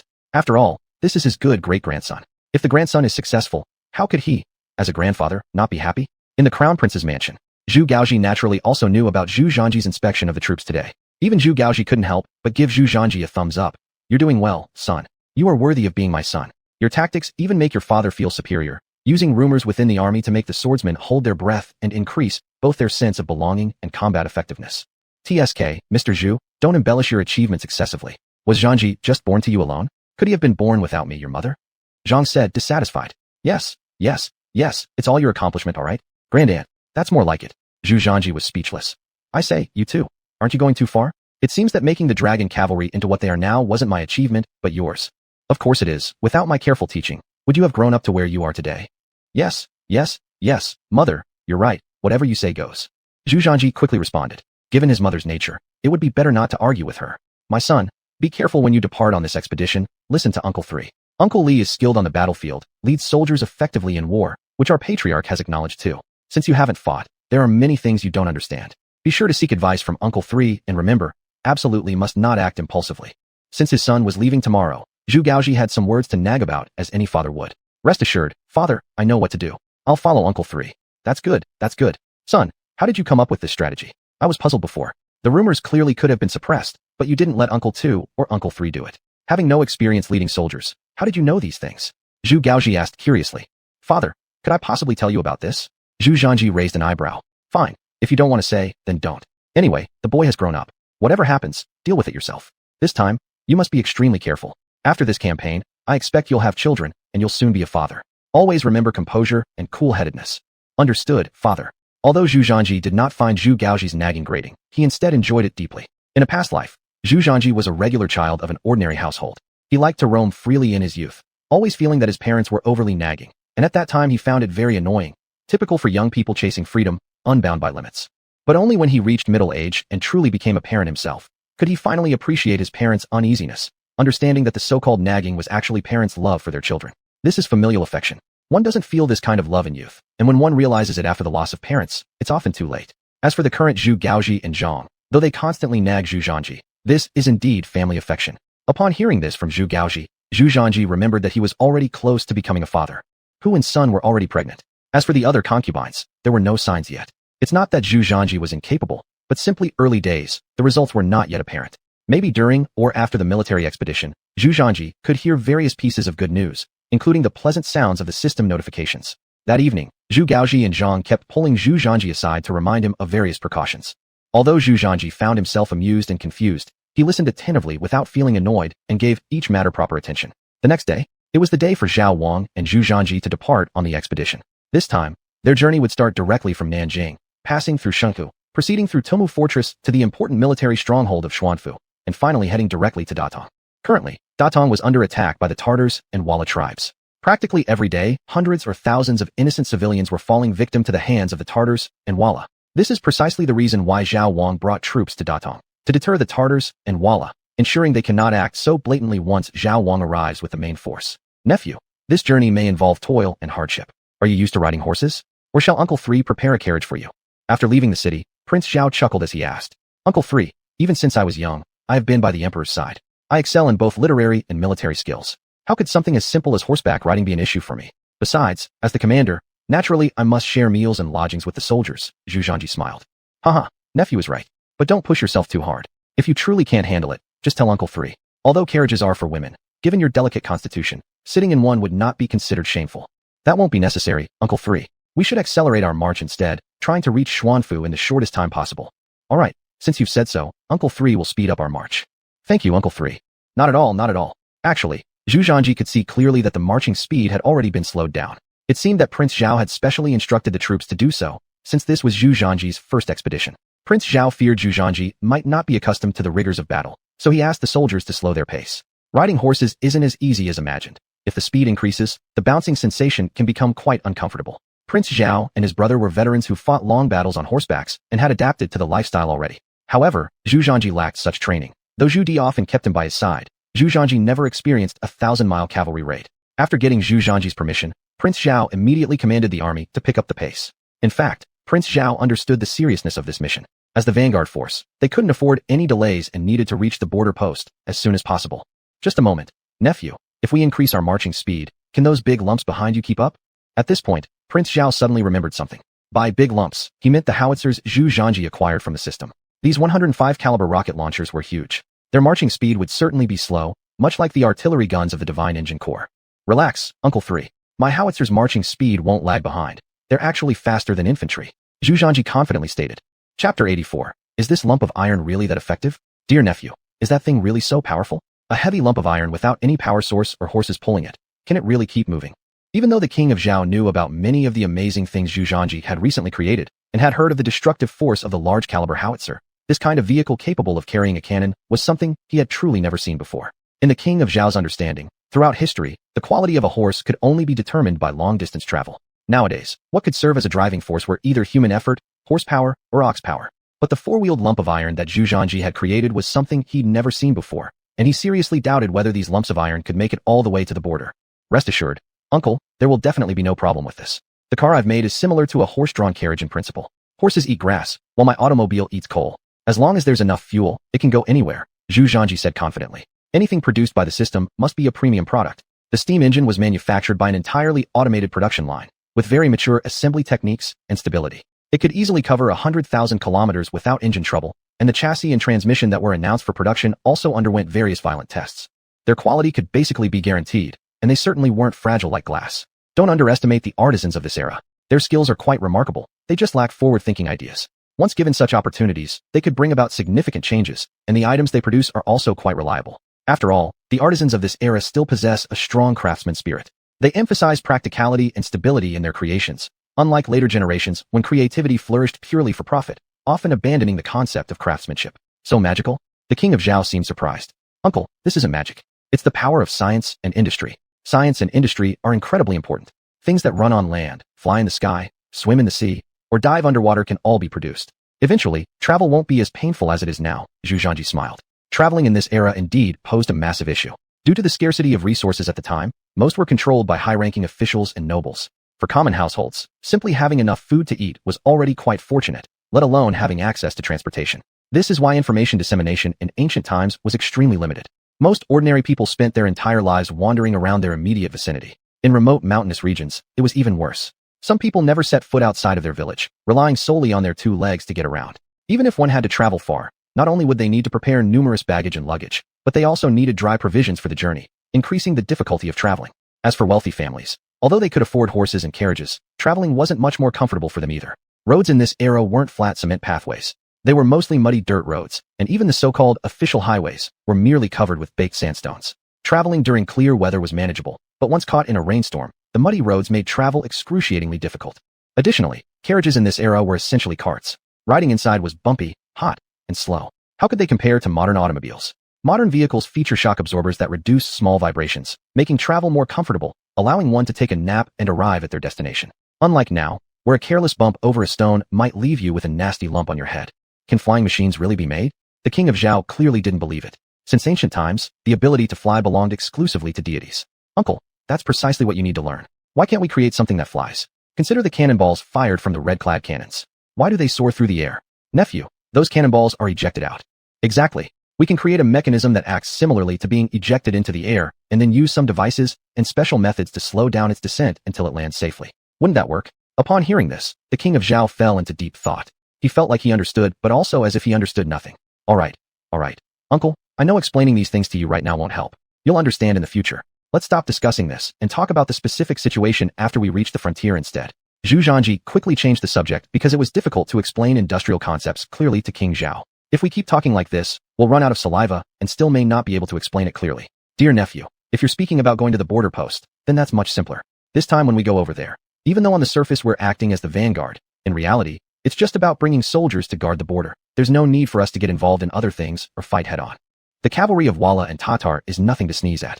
The troops we bring are mostly foot soldiers, and engaging them directly will put us at a severe disadvantage. Don't think our 20,000 army is strong. A single charge from their side could result in thousands of casualties on ours. All we can do is bear and endure. We'll wait until the old master makes all the arrangements. Then the main force will come and launch an attack outside the city, striking hard against Tatar Walla. Don't underestimate King Zhao. Although he seems cunning in everyday life, in truth, he's a skilled fighter. Over these years, he's had many confrontations with the Tatar and Walla forces. He knows better than anyone how formidable the cavalry from the grasslands can be. That's why he won't risk attacking first this time, let alone with Zhu right by his side. Before setting off, the old master had already reiterated his orders multiple times to him. Absolutely no impulsiveness. If anything happens to Zhu, I'll flay your skin. Zhu nodded thoughtfully, but didn't say much else. After all, King Zhao's combat experience far surpassed his own. Let's decide once the situation becomes clearer. Dear nephew, speaking of which, I'm still more curious about that flying thing you mentioned earlier. Is it really possible to create such a device? After discussing matters related to the battle, King Zhao shifted the topic back to the previous one, evidently very interested. After all, there isn't a man who doesn't dream of flying in the sky. Uncle, if you talk about whether it's possible, it definitely is. However, the technology required is a bit more sophisticated. At this point, Zhu also had no choice but to improvise since there was nothing much else to do during the journey anyway. So he decided to treat it like boasting casually. Chapter 85. Uncle 3's skills are quite something. Don't be fooled by Prince Zhao's burly appearance. In reality, he's like a curious child. Throughout the journey, he almost questioned everything he didn't understand and showed great interest in any new and fascinating thing he heard about, to the point where the heavens seemed to be decorated with countless questions. This directly left the generals who accompanied him utterly stunned. However, the wondrous things that Zhu described also sparked their admiration and longing. Zhu was indeed bored now. After all, traveling in ancient times isn't like sitting in a car in modern times, casually crossing your legs while playing on your phone, watching videos, or gaming. Here, there was no form of entertainment at all, just sitting on a horse and moving forward without much else to do. The only enjoyment was finding someone to chat with, reminiscing about the past as a way to pass the time. After several days, Prince Zhao had learned quite a bit about the aura of modernization and gained knowledge of many high-tech products. He understood far more than before, making him increasingly astonished at this nephew of his. As they continued their journey, the distance to Xuanhuan became shorter. Today, the entire army camped out in the wilderness. "You few come with me. There's a forest nearby. Let's go inside for some hunting." As the soldiers paused to set up camp, Prince Zhao called a few trusted assistants, grabbed their crossbows, and rode into the neighboring woods. Zhu Zhanji originally intended to follow, but Prince Zhao instructed him to stay in the military camp. There was nothing Zhu Zhanji could do. He knew that Prince Zhao was worried about his safety. In fact, these days, Prince Zhao had become increasingly protective of him. Especially after Zhu Zhanji had explained so many amazing things, Prince Zhao regarded him more like a treasured pearl. At the slightest hint of danger, Zhu Zhanji would never be allowed near it, leaving him quite speechless. But what could he do? His third uncle cared so much about his safety that Zhu Zhanji, as the nephew, couldn't possibly show discontent, right? So Zhu Zhanji could only sit idly in the tent waiting. Not long after, loud and cheerful laughter came from outside. "Haha, my dear nephew, tonight you're in for a treat. We had fantastic luck. Look at what uncle brought you." Soon, Prince Zhao walked in carrying a young deer, a wide grin on his face. "Uncle, such a big deer, it's really impressive." Zhu Zhanji couldn't help but marvel at how abundant the resources were in this era. A casual hunting trip could result in dragging back such a large animal. Outside, several other generals were holding various rabbits they'd caught. "Yes, uncle's luck was exceptionally good today. As soon as we entered the small woods, I spotted this deer. It's an incredibly smart creature. Uncle chased it for 3 li and fired 20 arrows before finally capturing it. Tonight, nephew, let me showcase my skills." No exaggeration, the meat of this young deer is absolutely fragrant. "Really? Then I must truly taste uncle's craftsmanship. All right then, uncle will personally handle it this time. Back when I was in the army, your second uncle always loved eating the venison I prepared myself." Prince Zhao confidently proclaimed. "All right, let me wait here. Uncle can go start preparing it now. I'll get started." Saying that, Prince Zhao lifted the deer and turned to leave. "I'll help you carry it." No need for that, nephew. You don't have to bother. I'll take care of this so you won't dirty your hands." "There's no harm in getting dirty anyway. Since I have nothing better to do, I'll assist you in handling this." Through the period of interaction, Zhu Zhanji realized that actually, Prince Zhao was a very easygoing person. That's why he enjoyed such prestige within the army. Previously, on the court, one could only see a small glimpse of who Prince Zhao was, because living among troops versus functioning in court involved entirely different dynamics. Within the army, people are mostly straightforward and genuine, unlike in the court where complex intrigue thrives. Without learning the art of power plays, you might end up destroyed entirely. Therefore, in normal circumstances, Prince Zhao appeared arrogant and ruthless, employing all sorts of vicious tactics and calculating minds. These changes were deliberate so that he could maintain his position in the court. Before long, the deer was thoroughly cleaned and hung over a fire to roast. As Prince Zhao turned the deer, he sprinkled fragrant spices onto it. Very quickly, the aroma wafted into Zhu Zhanji's nose. "Uncle, your cooking skills really seem impressive. Now I fully believe what you said before." "Haha, my dear nephew, you're quite the smooth talker. But to be honest, your second uncle really does enjoy the venison I prepare. My skills in controlling the heat are top-notch as well. It's all thanks to the spices contributed from the western regions. Just a sprinkle of these spices makes the flavor far superior." Upon hearing this, Zhu Zhanji nodded in agreement. In reality, meals in this era rarely used many spices. Even having fine salt was already considered quite good. As for these exotic spices, they were essentially exclusive to the royal family and nobility, expensive items that common households could never afford. As the two relatives exchanged words, their relationship deepened unknowingly over time. Soon enough, the little deer was fully roasted. Prince Zhao wasted no time, directly tearing off a leg of the deer and passing it to Zhu Zhanji. "Big nephew, come on and try it quickly." "No, Uncle 3, you've worked so hard roasting this, you should have the first taste." "That simply won't do. This deer was specifically roasted for the big nephew. The first bite must definitely go to you. Eat up while it's hot. That's when it tastes the best. Once it cools down, it won't be nearly as appetizing." Hearing Prince Zhao's words, Zhu Zhanji couldn't refuse further and reluctantly took the leg, biting into it. To his surprise, the taste was indeed quite excellent. "How about it? Is Uncle 3's craftsmanship up to par?" Prince Zhao asked expectantly. "It truly is delicious, Uncle 3. Now I understand why Uncle 2 loves eating your roasted meat. It's certainly top-tier craftsmanship." "Haha, if you like it, eat more. All 4 legs belong to my big nephew."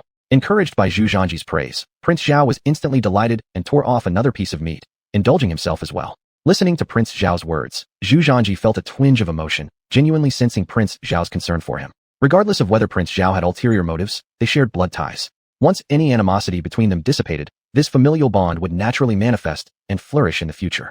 Chapter 86. We have a very good future. Moreover, Prince Zhao went into the forest specially to hunt for him this time. The reason was very simple. After days of marching, Zhu Zhanji's mouth felt dry from eating only dry rations. Since campaigning and fighting battles basically meant eating dry rations nonstop, it had become rather unbearable over several days. In his previous life, he lived in a place where supplies were abundant. There was no lack of food or drink, and anything he wanted to eat was readily available. There was hardly any hunger. After coming to the Great Ming, he became the crown grandson, which meant not having endured hardships either. Now, after continuous days of eating similar things, his diet had grown monotonous and somewhat uncomfortable. When Prince Zhao learned about this matter, at the first moment when the camp settled down, he rushed into the forest to hunt with the intention of improving Zhu Zhanji's taste and meal conditions. Just this heartfelt gesture made Zhu Zhanji deeply moved. Uncle 3, you must be cautious on the battlefield this time because we do have a very good future ahead. Zhu Zhanji's sudden words caused Prince Zhao's body to shake momentarily, followed by a surge of overwhelming joy that rose within him. Instantly, he understood the meaning implied in Zhu Zhanji's statement. We do indeed have a very good future. This meant Zhu Zhanji had fully recognized him already. He would also get the same opportunities as his elder brother Zhu Gaoqi moving forward. Big nephew, rest assured. Uncle 3 has been galloping through battlefields for many years now. These are minor scenes for me, and those wolves finding ways to take my life won't be easy, Prince Zhao said confidently. Having fought so many wars, his martial prowess was certainly high. At this point, Prince Zhao's heart was extremely stirred up with emotion. Everything was truly worth it. Through all these years of effort and work, wasn't it all for Big Nephew's affirmation? Now it seemed like a goal achieved. Prince Zhao's excitement and elation were beyond words. He vowed silently in his heart not to let harm come even slightly close to his nephew during the battles. After 2 more days of swift marching, the troops finally arrived at Xuanfu. Xuanfu is an important military stronghold of the Great Ming. Its military defense was highly sufficient here. Staying was absolutely secure without worrying about attacks from Wala and Tatar. Prince Zhao stood with Zhu Zhanji on the city walls of Xuanfu, proudly gazing into the distance. Big nephew, here lies our key military stronghold. Remember this well. Our military defenses are very substantial here, and we don't fear strong enemy assaults. If any danger arises, simply retreat back inside. Even if they attack furiously, they might still fail to break through. Do we have weapons? We have them. Do we have soldiers? We have them. Do we have provisions? We also have those here. And look at our defenses. Aren't they impressive? It's indeed excellent. Such defenses really do make us unfearful against the cavalry forces of Wala and Tatar. Zhu Zhanji was equally satisfied with the layout of Xuanfu. It was evident that Emperor Zhu Di put significant efforts into securing Xuanfu. First, its walls weren't just tall, but solid too. The fortifications here included ample defensive setups, various obstacles, and many weapons stored on the city walls alongside backup resources. It could be said their preparations were ample. In the case of enemy sieges, these defenses were sure to hold out for a long period. Siege warfare in this era was challenging enough, but Xuanfu's defenses needed little mention. To breach it would surely require enemies outnumbering them manyfold. Big nephew, we'll rest here for a day before departing for Datong. Once we reach there, hand your troops over to me. I will lead them ahead while you remain in Xuanfu. Here, you won't face any harm, Prince Zhao mentioned. How could that work? Uncle 3, how can I sit idly by here while you go off to fight? Besides, I am the commander-in-chief of the Long Ride Army. How does it look for me, the commanding officer, to stay behind and not partake in the campaign? If word gets out, it might create some unfavorable remarks. Who dares speak? Just watch me cut down those bastards. Uncle 3, some matters cannot be covered up forever. You may block one person's mouth, but can you silence the entire army's voices? Such news is bound to spread sooner or later, so your plan doesn't hold. Let me join you. Isn't this just laughable? Zhu Zhanji has always stayed safely within the capital, seldom venturing outside. This rare chance at visiting the border should allow him to experience and observe local customs personally. In his past life, Zhu Zhanji was someone who loved traveling. Scenic spots such as the original ecosystem landscapes, if missed, it would undoubtedly be regrettable. Alright then, since Big Nephew insists on coming along, I will take you. But understand this, matters concerning the war effort must follow my commands. There's no room for impulsiveness in this area. No problem. Then I will heed your guidance, uncle. New paragraph starts here. Then there's no problem. We have at least over 20,000 people here after all. This is almost our territory, so we will hardly encounter any danger. If real danger comes up, Uncle 3 can fight a bloody way out for you, nephew. Once we return to Xuanfu, it'll be safe. Then we'll set off after a day of rest. On the way, we'll pass through Tumu Fort and let you take a look at our most advanced fortress in the Great Ming. Tumu Fort. Zhu Zhanji's face was full of surprise, his eyes looking strange. What's wrong? Is there something amiss with Tumu Fort? Prince Zhao looked puzzled. Big nephew, let me tell you, Tumu Fort is one line of defense for our Great Ming, an extremely important one. The old master has done much work on this defensive line. Look at its geographical position. If the enemy ever breaks through Tumu Fort, they can bypass it and rush straight toward the capital. Uncle 3 merely wanted you to observe the defenses that were laid out around Tumu Fort. How could that possibly be wrong? Prince Zhao naturally noticed Zhu Zhanji's look of astonishment, as well as the peculiar expression in his eyes. Immediately, he felt somewhat curious. There's nothing, Uncle 3, I didn't say it was wrong. I only thought Tumu Fort had a geographical advantage granted by heaven. If enemies ever breach it, what do you think would happen? How should I put it? If Tumu Fort is breached, the enemy could directly charge towards Shuntian then, and that wouldn't be good. The old master already considered moving the capital to Shuntian, though it's nearly impossible. He stationed many troops at Tumu Fort. Uncle 3, don't worry. I'm just saying what if this really happens, the capital will be in danger. Prince Zhao sighed. Then, If future emperors don't pay enough attention to Tumu Fort and it gets broken by enemies, how should we turn the situation around? Zhu Zhanji asked. New paragraph starts here. Chapter 87. Could it be that the red-clad cannon was dismantled? If Tumu Fortress is breached, then this emperor of his wouldn't last long either. He might as well commit suicide. Zhao Wang abruptly said with frustration. Zhu Zhanji immediately fell silent, a bitter taste filling his heart. It was known in history that the Ming Emperor Ingzong Zhu Qizhen was his son. This wasteful son squandered all the wealth accumulated over several generations, and even became a captured emperor, ironically hailed by others as the war god of Great Ming and the Son of Heaven. Zhu Zhanji silently reflected, realizing some strategies must be devised. Otherwise, if such a tragedy occurred again, wouldn't he lose everything? The next day, accompanied by Zhao Wang, Zhu Zhanji once again set off, heading directly to Datong. Datong's situation was not at all calm. For years it had been targeted by Walla and Tartar attacks. This time, the Tartars launched repeated incursions, plundering the residents on Datong's borders repeatedly, causing widespread panic in Datong. Zhao Wang proceeded with extreme caution, maintaining vigilance along the journey towards Datong. Scouts went ahead while soldiers escorted behind. It was their own land after all, yet Zhao Wang's prudence showed his concern, which stemmed from his long-term combat experience against the grassland cavalry. Although the grassland cavalry were fierce warriors, their numbers were few, insufficient to match Ming forces, yet they had their advantages in mobility. Surprise attacks were no stranger here. To protect his nephew, Zhao Wang naturally wouldn't let this happen. He had to ensure Zhu Zhanji's safety. Fortunately, the trip passed without significant issues, free from Tartar ambushes, and they quickly arrived at Datong. 50 li outside the pass at the encampment. The Tartar cavalry were stationed here. This expedition was quite an expense for the Tartar Grand Master Alutai, who brought along 50,000 cavalrymen. This force represented half of the Tartars' entire strength. At the moment, Alutai was in the tent strategizing with other tribal chieftains. Grand Master, reinforcements from Ming have arrived. According to scouts, leading the vanguard is the third son of Zhu Di, Zhao Wang Zhu Gaosui, accompanied by Crown Prince Zhu Zhanji leading the newly established 3,000 dragon cavalry. What nonsense of a dragon cavalry. It's nothing but a facade created by Ming. Alutai scoffed. In his view, the current Crown Prince's army was merely ornamental, devoid of any true combat prowess despite its impressive name. How could Ming's cavalry compare to theirs? In Alutai's mind, these were entirely different levels of warfare. Haha, so loud-sounding names like dragon cavalry, fitting for those Chinese. One of the tribal leaders laughed.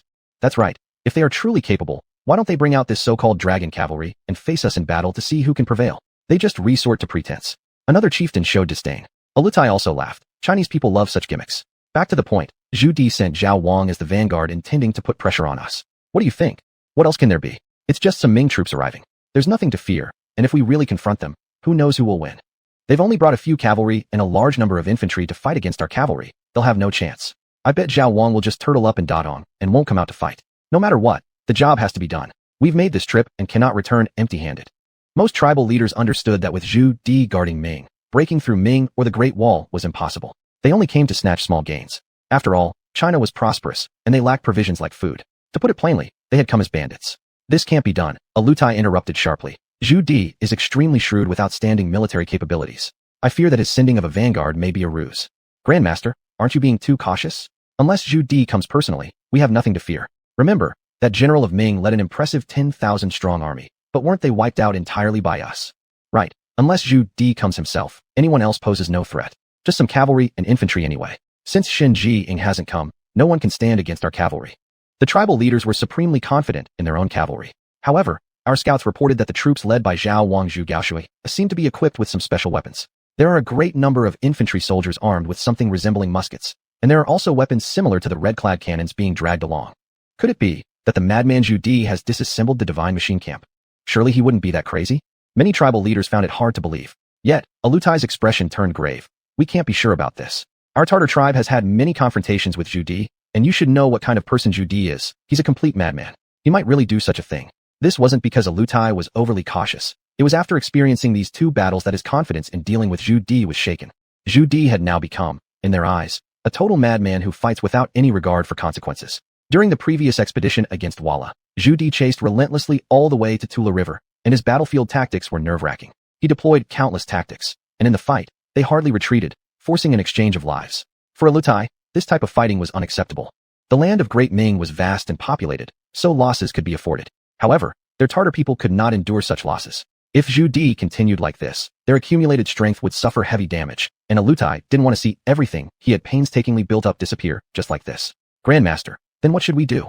No problem. Let's just give it a try. Alutai smirked insidiously.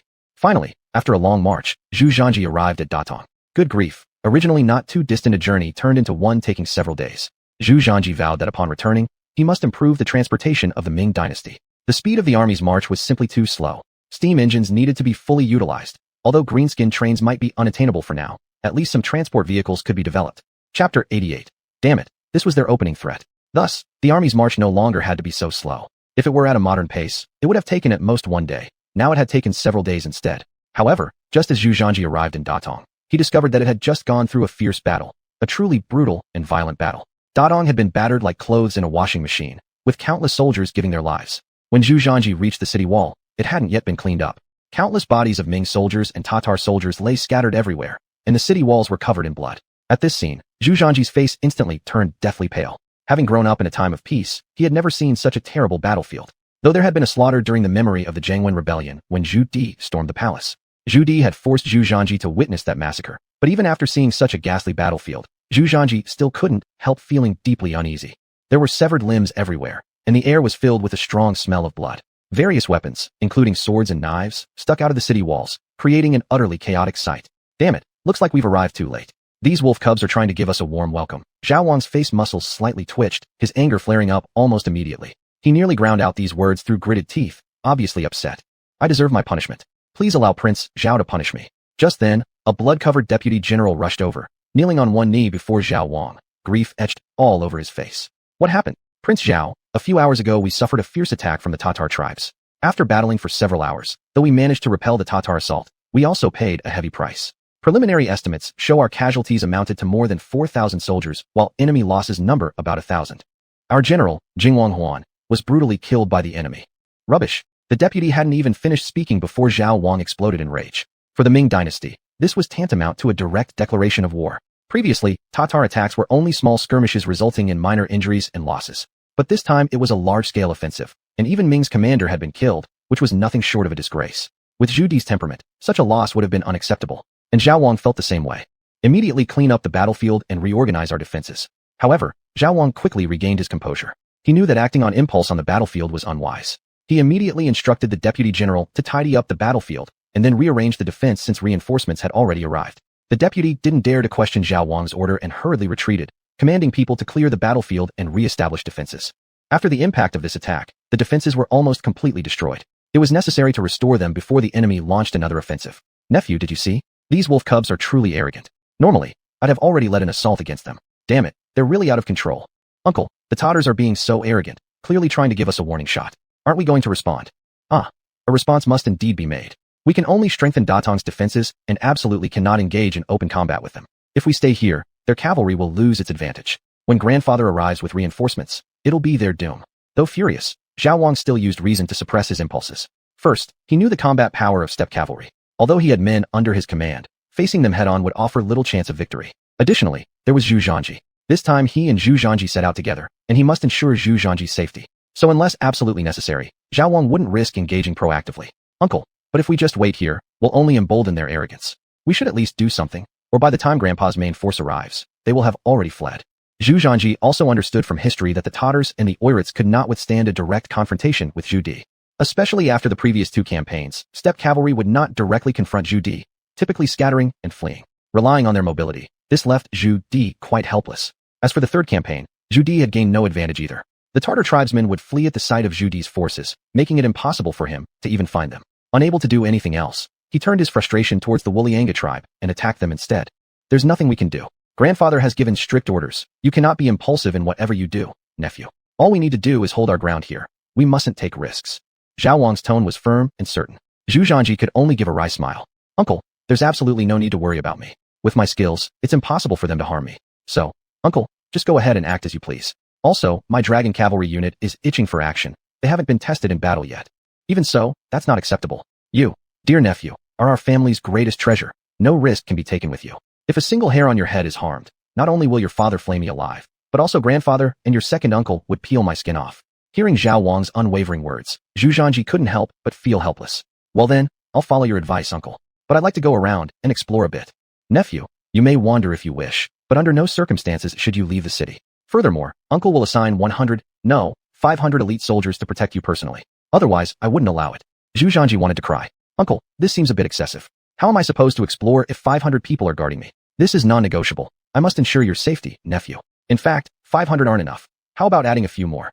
No, no, no, uncle. I just want to look around. That's all. If you send hundreds of guards with me, how could I possibly roam freely? Besides, this is a border town. Walking around with hundreds of bodyguards would attract too much attention. It would be like advertising my intentions. I'll just take a few personal guards. Uncle, don't worry about my safety. You know my capabilities. Indeed, with Zhu Zhanji's current level of skill, who could possibly kill him alone? Even if surrounded by the Tartars or the Oirats, Zhu Zhanji still had the confidence to escape, let alone being on his own territory. Initially, Zhao Wang refused to agree, but after Zhu Zhanji's repeated persuasion, Zhao Wang reluctantly consented, though he remained uneasy and decided to secretly send some people to protect Zhu Zhanji. Chapter 89. Just call me young master. Zhu Zhanji simply wanted to look around, without any other intentions. After all, these past few days had mostly been spent marching on the road with nothing to do, and he was about to die of boredom. Since he had already arrived in Datong, shouldn't he take a good look around? He could consider this as coming to empathize with the people. However, Zhu Zhanji did not plan to make a big fuss. Since this was a frontier area where situations were relatively mixed and unpredictable, no one knew if there were Tartar or Walla spies among the civilians here. If he were too ostentatious, trouble would surely arise. But if he pretended to be the son of a wealthy family, that would definitely pose no problems. Don't underestimate the present appearance of the great Ming. There were plenty of noble young men who came to the frontier to gild their lilies. This so-called gilding referred to these noble young men without achievements, coming to the frontier to casually mix up military exploits. With the help of their family's influence, they naturally and smoothly earned ennoblement. For those noble young men, it was an already routine procedure. The next day, Zhu Zhanji changed into civilian clothes and walked out of the camp with Lu Jun and Geng Zhong, heading toward a relatively lively market in Datong. As soon as they stepped out, Lu Jun looked uneasy. Grand Prince, we may be a little rash by just going out like this. Why don't we bring more guards? What did you call me? Zhu Zhanji squinted his eyes at Lu Jun. When they went out, he specifically ordered them not to reveal his identity in such a mixed border area, because doing so might cause a lot of trouble. Young master, shouldn't we bring more people for safety? If something happens to young master, we couldn't possibly take the blame. Lu Jun quickly corrected himself. No problem. The more people we bring, the more dangerous it is. Don't forget, our current identity is an ordinary young master from a slightly wealthy family, nothing more. This kind of identity won't draw attention. If we bring too many people, instead, it will provoke suspicion and envy. This is called reverse thinking, understand? Zhu Zhanji did not punish Lu Jun. After all, he understood Lu Jun's concern for his safety, which was quite reasonable. Lu General. Cough. Lu Butler. I actually think what young master said makes perfect sense. It's just a simple walk outside, not a huge matter. Do you really believe they have magical abilities to see through young master's real identity? Despite his roughness, Geng Zhong had fought many battles and knew that the more nervous you are, the more mistakes you make. Lu Jun glared at Geng Zhong. It seems you know everything. If something happens to young master, can you bear the responsibility? If someone wants to harm young master, they'll have to step over my corpse first. If anything happens to young master, I will commit suicide right then. Geng Zhong made a solemn promise. That's well said. Your straightforward character appeals to me. From now on, you should follow me. I prefer dealing with direct people without unnecessary constraints or worries. Zhu Zhanji gave Geng Zhong a thumbs up. All right, it's settled. Let's go. Zhu Zhanji paid no heed to Lu Jun's thoughts and directly headed out of the camp. Lu Jun sighed helplessly and followed hurriedly. Inside Datong, there were several bustling markets. Zhu Zhanji chose the closest one to visit and see the local customs and habits while looking out for some local specialty snacks, which he craved the most. Though the snacks of the previous life were numerous and tasty, they weren't authentic enough. To enjoy the most authentic snacks, one had to come to this era. However, the result left Zhu Zhanji somewhat disappointed. In this lively market, although there were a few stalls selling specialty snacks, they weren't many, and none of them were famous. Most of them were just regular food stalls aimed to fill bellies. As for the taste, it was bland but serviceable, just to keep hunger away. Finally, Zhu Zhanji realized that, after all, this was a border city, and no one would choose to sell snacks here. The border area was frequently affected by war. It was already remarkable that the residents could survive. Nobody cared about eating snacks, nor did anyone wish to pursue such endeavors. More importantly, the consumption capacity here couldn't support such luxuries. In the busy market, the basic commodities sold were mostly daily necessities and snacks. Shops offering high-quality luxury items were extremely rare, almost negligible. This couldn't help but make Zhu Zhanji feel somewhat let down. Indeed, a miscalculation. Even without special snacks, Zhu Zhanji decided to stroll around thoroughly, as these days had been incredibly dull. In this bustling market, apart from some basic daily necessities, Zhu Zhanji noticed that there were also people selling their labor. Speaking of selling one's labor, it wasn't really a strange phenomenon. After all, this was a border city where sometimes the construction of military equipment required manual labor. Therefore, there were generally specific labor markets here, and officials could come to make direct selections. What puzzled Zhu Zhanji was that at this labor market, not only were there strong-bodied men, but also elderly, weak women, and children. The oldest worker was nearly 70 years old, a frail-looking woman, while the youngest child was no more than 13 or 14. Most of the sturdy men had their shirts off, their skin dark and rugged, giving off an impression of explosive strength. They were often involved in heavy-duty work, so their physical appearance made sense, much like day laborers in later generations. As for the elderly, the frail women and children, their clothing was extremely plain, patched together with pieces of cloth. As soon as someone entered, they swarmed forward. Sir, are you looking for workers? I can do anything. Cooking, farming, sewing, spinning threads, you name it. Sir, pick me. My strength is great. Don't underestimate me because I'm a woman. My strength surpasses those of many men. Anything they can do, I can too. Even building houses. Sir, pick me. I'm cheap. I'll do any dirty or tiring work. I only ask for 10 coins per day. I'll accept 8 coins and a meal every day. Seeing Zhu Zhanji and his companions arrive, the group of laborers rushed forward immediately. Lu Jun and Geng Zhong quickly intervened, shouting loudly to push them back. What are you doing? Step back, all of you. If anyone hurts our young master, we will not hesitate to kill. Chapter 90. Has the situation here always been like this? Sensing the intimidating stance of Geng Zhong, the laborers all stepped back one by one. However, they each watched Zhu Zhanji with great anticipation, hoping to be chosen by him. In their labor market, there were often people coming to select laborers, and the authorities had also come here frequently. But usually, it was overcrowded with workers. Someone like Zhu Zhanji, who looked from afar to be a rich young master, was typically very popular here because wealthy families could pay higher wages. Most people were happy to work for such households, which explained why the laborers reacted so strongly. Master, are you alright? Lu Jun hurriedly asked, fearing that Zhu Zhanji might have been startled. I'm fine. Zhu Zhanji naturally wouldn't care about these small things. However, he was now somewhat puzzled in his heart. Why are there so many laborers here, and why are their wages so cheap? Keep in mind that in Yingtian Prefecture, the wages for laborers weren't low at all. Usually, each worker would receive 2 meals per day with a daily wage of 20 coins. Here, though, the pay was not only cut in half, but some even volunteered to lower their demands down to 1 meal. Master, you may not know, but there has been continuous warfare at the border regions. The common folk frequently endure raids by enemies beyond the frontier, and many dare not farm here. Most choose to become laborers, Lu Jun explained. After all, as a military commander, he knew a lot about what was happening near the borders. Especially in areas like the frontier region, they regularly suffered enemy incursions. Just like this recent raid by the Tatar tribes, countless border residents have been displaced, and their goal is always food. Most farmers' grain stocks end up in their hands. Every year during harvest time, farming families live in fear, dreading attacks from enemies across the border. Indeed, the Tartars and Walla tribes usually invade right before harvest season. They come for the grain. Besides this, if they find adult women in a home, they'll abduct them. Anyone daring to resist will face certain death. As a result, for a long time, much of the land near the border remains uncultivated, and no one wants to farm there.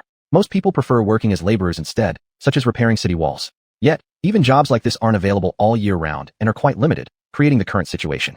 The court has indeed implemented many policies, such as lowering taxes for residents near the border to encourage more people to farm. But despite this effort, the number of farmers is still relatively small, because everyone knows that whenever harvest time approaches, enemies from outside the frontier will come to plunder. If anything goes wrong, an entire year's hard work can be lost, leading to starvation or worse, losing one's life. For this reason, although taxes at the border have been significantly reduced, few are willing to farm there. This explains why there are so many laborers around. Moreover, recently the frequency of Tatar raids has increased along with the scale, resulting in farmers seeing zero returns from planting. With no choice, they must come to the labor market seeking ways to survive. During this period, there are twice as many people in the labor market compared to normal, which led to the situation earlier. As for the elderly, weak, and women, they're also forced to seek survival options here. There are usually managers overseeing the labor market, but when it comes to the elderly, children, and women, they tend to look the other way unless something outrageous happens. If nothing major occurs, they generally do not interfere. Some large households at the border require part-time workers, and occasionally, these vulnerable groups can help out.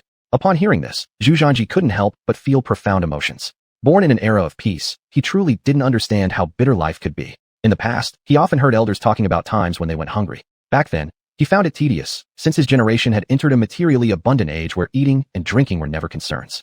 Few people experienced hunger anymore. Yet in ancient times, there were many who endured starvation. Although Ming Dynasty under the rule of Emperor Yongle reached its peak state, domestically there were still many without proper clothing or food. There was no way around it. This era's productivity levels were extremely low, and resources were unevenly distributed, thus leading to this situation. Let's continue walking, Zhu Zhanji sighed, and continued looking around the labor market. Though labor markets existed in the last era too, none were as tragic as this one. After all, in the labor markets of his previous life, most people seeking work didn't worry about clothing or food. They were developing their careers for the future, and even if they failed to find a job, starvation was not an issue. Back then, many people looked down on certain jobs. Some even said arrogantly that they could earn more by collecting trash than accepting those low-paying positions. However, the workers at the Ming labor market had no such ambitions. Their sole purpose was to survive and fill their stomachs, making this group entirely different from those in the modern world. Here, either burly, rough-looking men with dark skin and scars or frail elderly, women, and children lingered. Every single one of them wore patched-up clothes. For these old, weak, and female laborers, their clothing served only as a modest covering. Looking presentable wasn't a priority. If they managed to wear clothes that kept them warm, it already counted as a blessing. Has the situation here always been like this? Zhu Zhanji asked Lu Jun as he continued walking and turned his head. Not as severe as now, but the situation here is typically like this, Lu Jun explained. A lot of farmland isn't cultivated, and every year, many die of hunger. Lu Jun knew all too well, having come from humble origins. Especially during times when the Tartars and Walla raid us, the situation worsens dramatically, Geng Zhong added from the side. Zhu Zhanji nodded thoughtfully, now understanding the situation. It boiled down to one thing. The existence of the cavalry from the steppes posed a constant threat to survival, preventing people from farming. In this agrarian society, grain was hard currency. Farmers who owned land would never go hungry, and their lives would gradually improve. However, the border areas suffered long-term warfare, repeatedly being ravaged by Tartar and Walla cavalry raids. As a result, many commoners dared not farm the land. Although some still tried to cultivate the fields, the majority inevitably fell victim to plundering by the Tartars and Walla, ending up with nothing. This was why the current situation was so dire. Each year, countless amounts of grain were stolen from the borders of the Ming Dynasty by the Tartars and Walla. Chapter 91. The person behind this turns out to be her uncle. The common people living in the border cities were originally ordinary civilians. Even if they wanted to leave, there was no way for them to go anywhere else. After all, in ancient times, carriages and horses moved very slowly. Moving house for even wealthy families took a great deal of effort, let alone for ordinary households. Besides, these people are starving. How can they talk about moving? Moreover, the court wouldn't allow a large number of residents at the border to migrate. For many reasons, they could only remain here. Although every day was lived in anxiety, they were still struggling to survive. This is the helplessness of ordinary people. So, the real culprit is the Tatar Walla. If they were thoroughly dealt with, the common people on the border would be able to live peaceful lives. Now Zhu Zhanji finally understood why Zhu Di repeatedly led military campaigns. Apart from clearing his own name and using merits to overshadow sins, he also wanted to ensure that the Ming Dynasty could completely stabilize. To ensure future generations of the Ming Dynasty would never suffer from war, the only method was to utterly destroy the Tatar Walla. This way, the border residents wouldn't be plundered anymore, allowing them to farm in peace. It wasn't necessarily that Zhu Zhanji had a compassionate heart, but rather this situation indeed made one's heart ache when observed closely. Having grown up during peacetime, when had he ever seen such a situation? Children around 10 or so wear dirty clothes, yet their faces appear unusually clean, as though they feared being rejected by their masters. An old woman nearing 70, her hair already gray, at her age should have been at home raising grandchildren, enjoying the joy of family life. But instead, she sits by the roadside on a rock, clutching a wooden block found somewhere, engraved with 7 coins.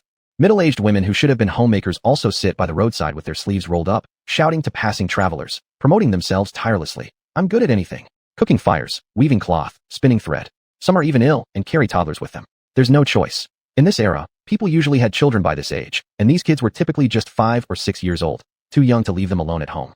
Kids this young don't understand much. If left at home, they might disappear who knows where. Especially in the border region, enemy attacks could happen anytime, so it was unthinkable to leave the children behind. Hence, even while working, they dragged their entire families along. However, these children, though only 5 or 6, exhibit exceptional understanding. They sit obediently by their mother's sides, find a stone, look around without making a sound, spending an entire day like that. The entire street is filled with the cries of these voices, truly making one's heart sink. If Zhu Zhanji were an ordinary person, that would be fine. He wouldn't have the ability to change this predicament. However, as a member of the royal family, as the crown prince in waiting, essentially the future heir, seeing such scenes, how could he not be touched? Hey, girl, you must think carefully. Once gone, this opportunity won't come again. Were it not for your pretty face, you wouldn't even qualify for this position. Not far ahead, a man dressed in rough hemp fabric, with a somewhat thuggish demeanor, spoke with obvious dissatisfaction. In front of him, sat a young woman in her early 20s, her appearance quite delicate despite wearing patched-up hemp clothing. Yet, even under such conditions, her excellent figure couldn't be concealed. I'm afraid I cannot accept this work. Her voice, though weak, carried resolute determination. Wow, do you know what you're doing? Would I willingly give you such an opportunity if I didn't pity you? You're now overstepping your boundaries, aren't you? Do you even know what I do or who I am? The thug-eyed man exclaimed angrily. The young girl seemed frightened. I won't do it. Please find someone else. Hell, are you really underestimating me? Let me tell you, whether you want to or not, you will take this job. Otherwise, you won't survive in this area. Wait until you starve to death at home. The man threatened. At this moment, a nearby woman quickly stepped forward to defuse the situation. Brother, she's a young girl, still naive about the hardships of life. If she refuses, then maybe I can take it? You? The man inspected her up and down, then rudely pushed her aside. Get lost. Don't make me embarrassed by presenting yourself to anyone. Your looks are too embarrassing. I'd feel ashamed giving you away. I'm telling you all now, these spots aren't available to just anyone. We undergo careful selection. Age, appearance, and physique must meet certain standards. We can't tarnish Prince's image. Upon hearing this, Zhu Zhanji's eyes narrowed. If the man had been talking about something else, he might have ignored it. However, since the man mentioned his father Zhu Gaoqi, Zhu Zhanji couldn't let it go. Hey, what nonsense are you spouting? Lu Jun noticed the change in Zhu Zhanji's expression and immediately gave a cold rebuke. The thuggish man turned around to glance at Lu Jun and Zhu Zhanji, but showed no fear. Who do you think you are? Mind your own business. It's none of your concern. Go cool off somewhere else. Geng Zhong's explosive temper flared up instantly. He stepped forward, grabbed the man by the collar, and threw him to the ground. The man was hurled several meters away and landed with a hard thud, causing him to grit his teeth in pain. Ouch. People like him were usually bullies who only prey on the weak. Faced with someone who didn't hesitate to throw punches, he immediately cowered. What are you doing? Do you dare speak to my young master this way? Are you asking for trouble? I could snap your neck if you don't shut up, Geng Zhong growled menacingly. The man realized he had encountered someone not to be trifled with, and hastily apologized. Sorry. It's my fault. Please, young master, don't hold it against me. Help him up, Zhu Zhanji ordered. Without hesitation, Geng Zhong yanked the man back up by his collar. Behave yourself. Answer whatever questions my young master has. If there's a single lie, I'll knock out all your teeth. Yes. The man nodded rapidly like a woodpecker. What did you just say about the crown prince? Zhu Zhanji leaned closer, squinting his eyes and asked. Well, I was indeed working for the crown prince. Smack. Geng Zhong slapped him hard across the face. Young master, I'm telling the truth. I really am handling tasks for Master Zhang of the crown prince's residence, the man cried sorrowfully. Master Zhang, does the young master not know? He is Wang Di, the younger brother of the crown princess. His mother's younger brother? Holy crap. Isn't that his good-for-nothing uncle Zhang Kejin? Chapter 92. Selling oneself to bury one's father. Zhu Zhanji was instantly stunned. He didn't expect to be involved with Zhang Kejin here. In the past, Zhu Zhanji often heard his father and mother arguing about Zhang Kejin. In simple terms, Zhang Kejin is nothing but a lazy, good-for-nothing, and outright wastrel. If it weren't for his sister who is the crown princess, he might have been killed long ago. Zhang Kejin is utterly unreliable, always setting unattainable goals, constantly doing all sorts of nonsense. He had caused Zhu Gaoqi much trouble many times.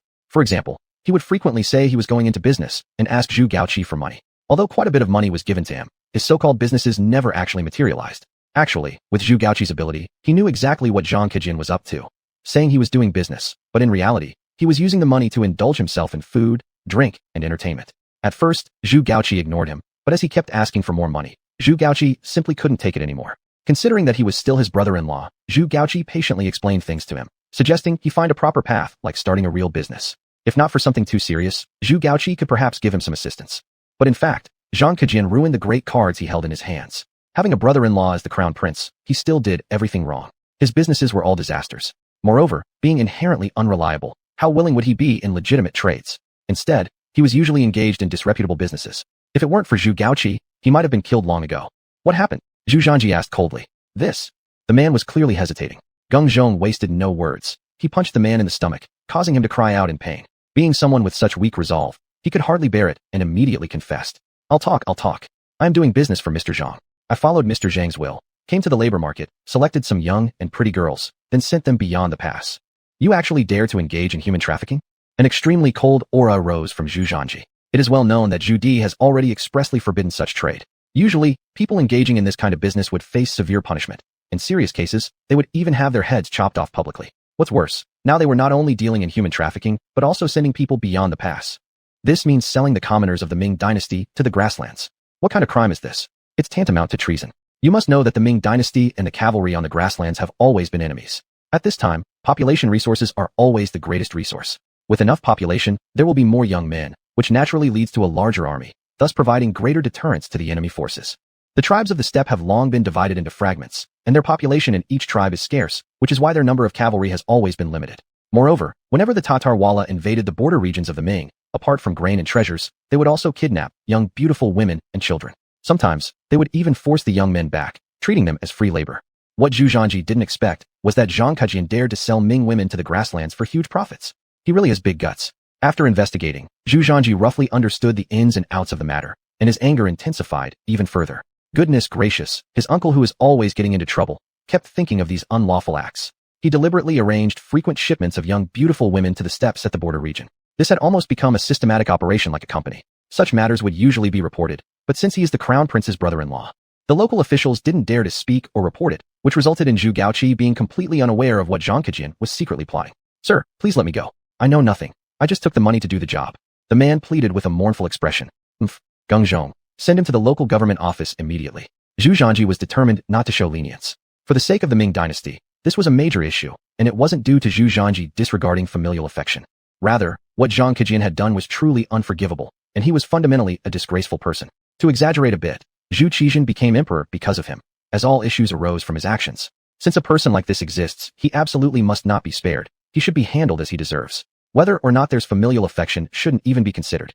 Yes, Geng Zhong has never liked such matters. Hearing Zhu Zhanji say this, he immediately took the man to the local government office. At the same time, Zhu Zhanji sighed inwardly. Information in the feudal era was far too backward, which was why so many people dared to break the law and do wrong. They all harbored one thought. With high mountains far from the emperor, as long as what they did wasn't outrageous, no one would know. As long as a person had some power and identity locally, if they didn't do it too ostentatiously, the local officials wouldn't dare to say anything, because none of them were willing to offend others recklessly. Besides, in such an era, human lives themselves were not worth much. Master, thank you. At this moment, the little girl who had been threatened earlier quickly knelt down and thanked Zhu Zhanji. There's no need for gratitude, but I'm very curious. What does it say on your wooden sign? Zhu Zhanji looked with interest at the wooden lump in front of the little girl. It read, selling oneself to bury one's father. Master, my family lived in Xinsuan village. Not long ago, our home was ravaged by Mongol cavalry. My father hid me in the cellar, sparing me from disaster, but he himself was cruelly killed by the enemy. My mother passed away long ago, leaving only my father and me to rely on each other. Now that my father has died such a tragic death, I have no means to give him a proper burial. I can't even afford a decent coffin, so I am selling myself to bury my father. Master, if you're willing, please buy me. I've done farm work since I was young, and I learned how to read and write from the village teacher. Whether it's working in the fields, cooking, or copying texts, I can handle it. It just costs 5 taels of silver, the little girl said through gritted teeth. Master, please kindly buy her. This girl is filial. Her home was raided by the enemy, not only losing all their grain, but also having her father killed.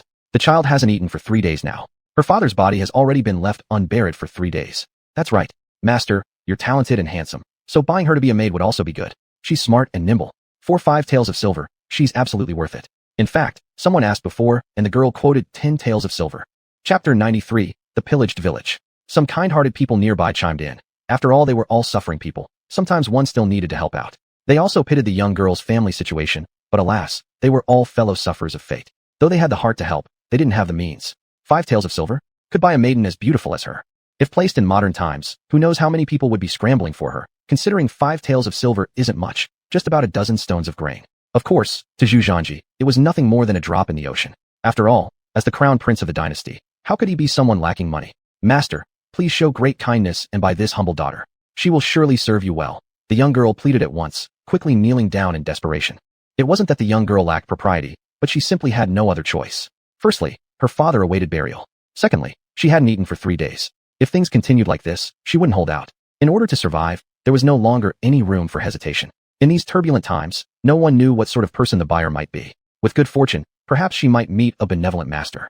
But if fate turned unfavorable, heaven only knows what outcome awaited her. A handsome gentleman like Zhu Zhanji was truly rare. And earlier when Zhu Zhanji had acted with righteousness, it made the young girl believe he was a good man. Following him would certainly be better than following others. What is your name? Asked Zhu Zhanji. Ling Lin. The young girl hurriedly responded, her face brimming with anticipation. Raise your head, and let me take a look. During their conversation, the young girl had kept her head low the entire time, so not much could be clearly seen. The young girl didn't bother about being bashful or not. She immediately raised her head to allow Zhu Zhanji a clear view. However, upon seeing Zhu Zhanji's features clearly, her fair cheeks involuntarily flushed slightly. What a handsome master. Indeed, Zhu Zhanji was not just handsome, he was a suave gentleman. Otherwise, during the talent selection process, why would so many women break through barriers just to get in? One reason was Zhu Zhanji's identity, and the other was that Zhu Zhanji himself had an excellent appearance. At this moment, Zhu Zhanji was carefully observing the young girl. Due to working in the fields for long periods, her skin tone was a bit dull, which was purely natural. Although she didn't have a fresh and dewy complexion, she looked genuinely pretty and pleasant. Furthermore, this young girl possessed very delicate features, hinting at a certain gracefulness even among the subtlest expressions. Just with a little grooming, her demeanor would immediately improve. Definitely a beauty, a hidden gem of a girl. Zhu Zhanji couldn't help but marvel inwardly. Were this set in modern times, she would undoubtedly be a goddess-level existence, likely attracting hordes of crazy fans. Zhu Zhanji touched his chin, thinking this young girl was attractive, and her figure was quite decent. It had been quite some time since he last took a concubine, and she seemed quite qualified. This was indeed a good choice. Zhu Zhanji was a straightforward person. He never engaged in unnecessary formalities. So he bluntly stated, I can buy you, but I don't lack servants. If I purchase you, I'll take you as my concubine. What do you think? A concubine? Ling Lin was immediately stunned. She had never imagined Zhu Zhanji saying such words. In fact, she had already prepared herself mentally, expecting to be bought and made into a housemaid or even a personal servant, which, under bad circumstances, could end tragically. Often, becoming a maid was the best possible outcome for her. Even though being a maid was hard and tiring work, it guaranteed a full stomach, something she had considered as the best result possible for her current situation. However, Zhu Zhanji now said that he would buy her and take her on as a concubine. Heaven. For her, this was undoubtedly a heavenly gift. One must know that the position of a concubine and a maid were entirely different entities. Plainly put, a maid was essentially a servant performing arduous labor. If her employer was in a foul mood, scolding and beating her were allowed without resistance. Worse yet, if her employer developed inappropriate feelings towards her, there was nothing to stop it from happening. But being a concubine was different. Although it couldn't match the status of a lawful wife, it was incomparably higher than that of a maid. To be a servant meant merely being a tool used and discarded whenever convenient. There was neither title nor dignity, and she could even be gifted to another person at whim. Yet becoming a concubine brought with it a recognized place. If you refuse, then forget about it, Zhu Zhanji said, looking at the dazed young girl. I accept, I do, master. Are you truly saying this? The young girl eagerly nodded. My word is as solid as gold, Zhu Zhanji solemnly affirmed. Zhu Zhanji didn't waste time explaining further, and directly pulled out some silver pieces from his pocket to hand over to the young girl. Master, there's too much here.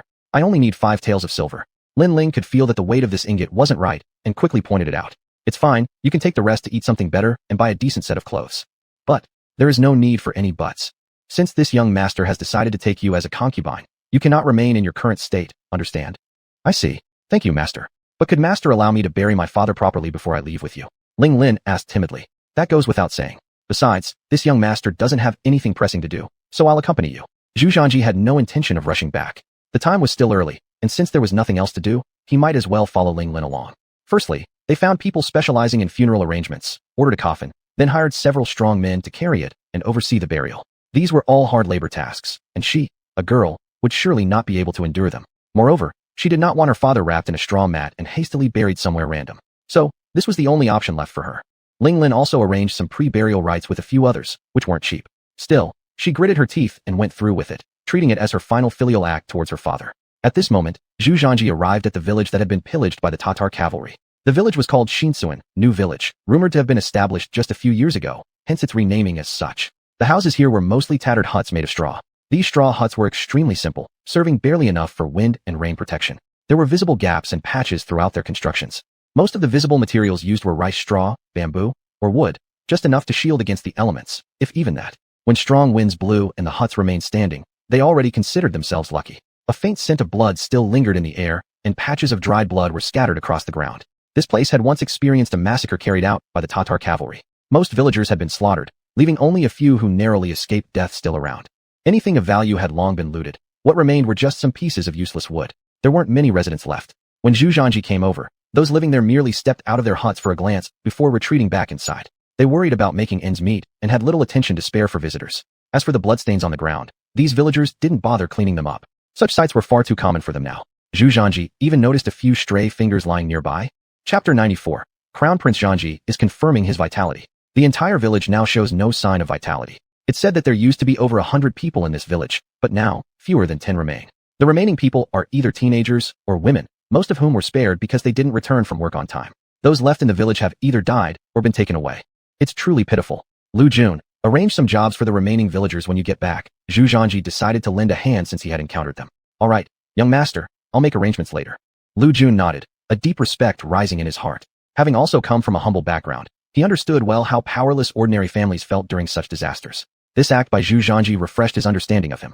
It's a known fact that living in a family free of worry about food and clothing makes it hard to understand the hardships of the common folk. Even more so for royalty. Most royal children don't know the difficulties faced by the common people. However, Zhu Zhanji's decision to step in at this moment moved Lu Jun deeply. Just as the little girl was arranging for her father's burial, Geng Zhong returned. Is everything settled? Asked Zhu Zhanji. Young master, that man has been sent to the local government office, and all details were explained to them. However, the outcome remains unknown, answered Geng Zhong. Nice job. Let's see their reaction next.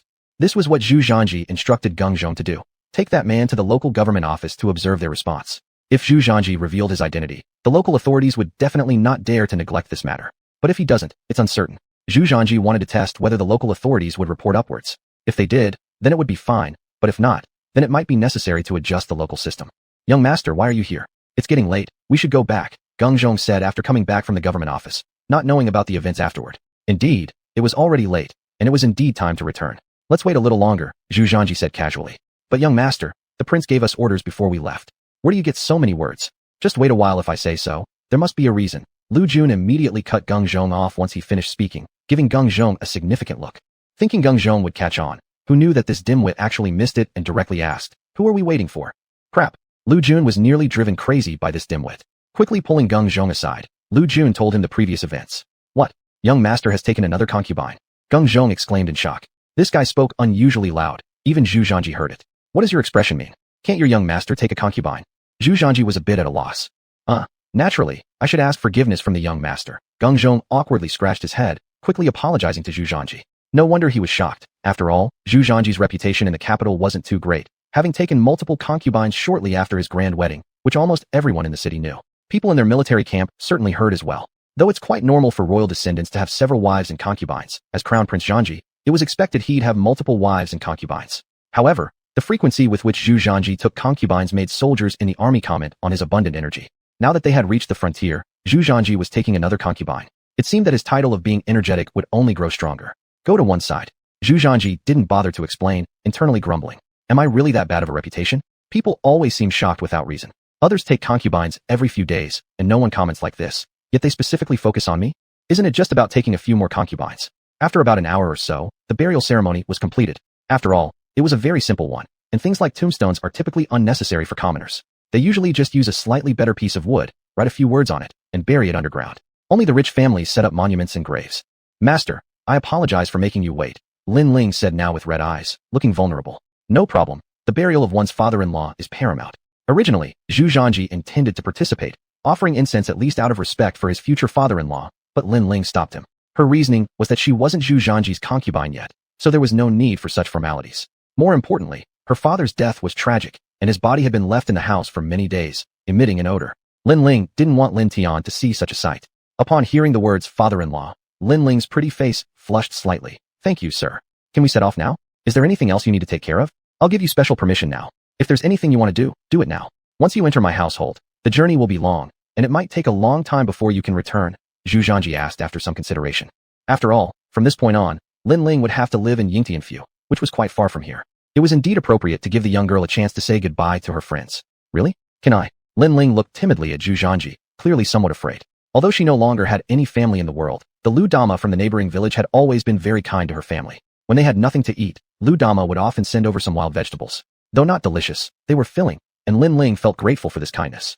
Lin Ling had already buried her father, and she still had some silver coins left. She wanted to give them to Lu Dama, but Zhu Zhanji had already waited so long, so she didn't dare to bring it up. Of course you can. Whoever you want to bid farewell to, I'll accompany you. Thank you, sir. Xiao Ling has nothing with which to repay you, but I will definitely serve you well in the future. Saying this, Lin Ling, with red-rimmed eyes, attempted to kneel and bow to Zhu Zhanji in gratitude. After all, Zhu Zhanji's kindness toward her was immense and beyond description. Zhu Zhanji stopped Lin Ling. Don't waste time. Let's set off immediately. It'll be harder to travel once it gets dark. Yes, I will follow your instructions, sir. Chapter 95 Farewell, Unexpected Discovery. Lin Ling was heading to the neighboring village. Though it was described as a neighboring village, it was several miles away. If she walked, it would take at least an hour. Zhu Zhanji could only ask Lu Jun to fetch a few horses, which would be faster. But when Lin Ling saw the tall horses, her pretty face showed signs of both urgency and panic. Young master. I don't know how to ride a horse. Born into a humble family, being able to have enough food was already something to thank heaven for, let alone riding a horse. In this era, a horse was not cheap at all, and usually only wealthy families could afford to ride them. Commoners might be able to buy one, but could never afford to keep one. Not knowing how to ride doesn't matter. Come up here. I'll take you with me. Zhu Zhanji smiled and extended his hand to Lin Ling. Lin Ling's beautiful face turned red down to her neck. Riding on the same horse? Considering the horseback wasn't originally very wide, sitting two together would naturally mean they were incredibly close. Lin Ling had never experienced any romance before and was as pure as a blank sheet of paper. Although she had agreed to be Zhu Zhanji's concubine, wasn't this developing too quickly? Moreover, there would be many people coming and going along the way. As a girl, she naturally had a thin skin. How about this? Do you want to walk instead? It's several miles. Without riding a horse, it will be dark by the time we get there. Then I bother young master. Lin Ling's voice was particularly soft, but considering the distance between the two villages, she finally clenched her teeth, pulled Zhu Zhanji's hand, and jumped onto the horse. At that moment, their posture was extremely intimate. There wasn't much space on the horseback. Sitting together made them feel crowded. Lin Ling leaned entirely against Zhu Zhanji's chest, and Zhu Zhanji's arms passed around her waist, holding the reins. Lin Ling hadn't ridden a horse before and didn't even have stirrups to help her stay balanced on the horse's back. To maintain balance, she could only lean as much as possible against Zhu Zhanji's chest. The strong, male aura and the warmth from his back made Lin Ling's beautiful face turn even redder. Go! Zhu Zhanji didn't say more and spurred the horse forward directly. He could also feel the beauty in his arms. This position was almost equivalent to embracing her tightly. Zhu Zhanji suddenly felt quite content, as if he was dating in a modern way. In this era, love is simple and modest, without too many frills. The harmony of feelings between two people just required mutual parental agreement to marry and did not need excessive contact. For the royal children, it goes without saying, their marriage matters are usually not within their control. They are generally arranged by elders in the family. Regarding taking a concubine, even if they don't do it themselves, others will offer one automatically. Basically, such arrangements are made once. It is hard to experience the feeling of dating in modern times. Actually, what people enjoy in a relationship isn't just the result, but also this process, which is equally sweet. Since coming here, Zhu Zhanji had not experienced this before. Now he actually felt a sense of dating, similar to when a couple shares a bike and enjoys sightseeing together, an indescribable comfort. Zhu Zhanji no longer cared about other people's looks. Anyway, he held the beauty in his arms and rode the horse, moving forward without delay. On the way, there were quite a few passers-by who couldn't help but notice a man and a woman riding a horse together. Because Lin Ling was rather shy, she had long been bashfully lowering her head, unwilling to speak. "Isn't it too fast for you? Are you not used to it?" Zhu Zhanji asked. "It's not that, young master. I'm just kinda not used to it." Lin Ling whispered softly. "Haha, it's fine, you'll get used to it gradually." Zhu Zhanji laughed heartily. Although Lu Jun and Geng Zhong were also following behind, they dared not get too close and kept a certain distance. "General Lu, Crown Prince, Zhu Zhanji knows how to play. It seems so wonderful. When I find my future wife later, I must definitely make her try this and see if this feeling is good or not," Geng Zhong said while riding his horse. "Haha, you young fellows still need to worry about your own head. You'd better watch your mouth and not talk nonsense. Otherwise, who knows if you'll live long enough to find a wife," Lu Jun replied, clearly bemused. Actually, he was quite touched inside. Crown Prince Zhu Zhanji really knew how to have fun. It seemed very romantic. He should definitely try it out with his wife when he has time. The three horses galloped swiftly on the road towards the nearby West Village. West Village was about the same size as New Village, except that West Village had been established for many years, so it had a larger population. The whole village had a scale of around 300 to 400 people. However, just as Zhu Zhanji was about to reach the entrance of West Village, he suddenly stopped in his tracks.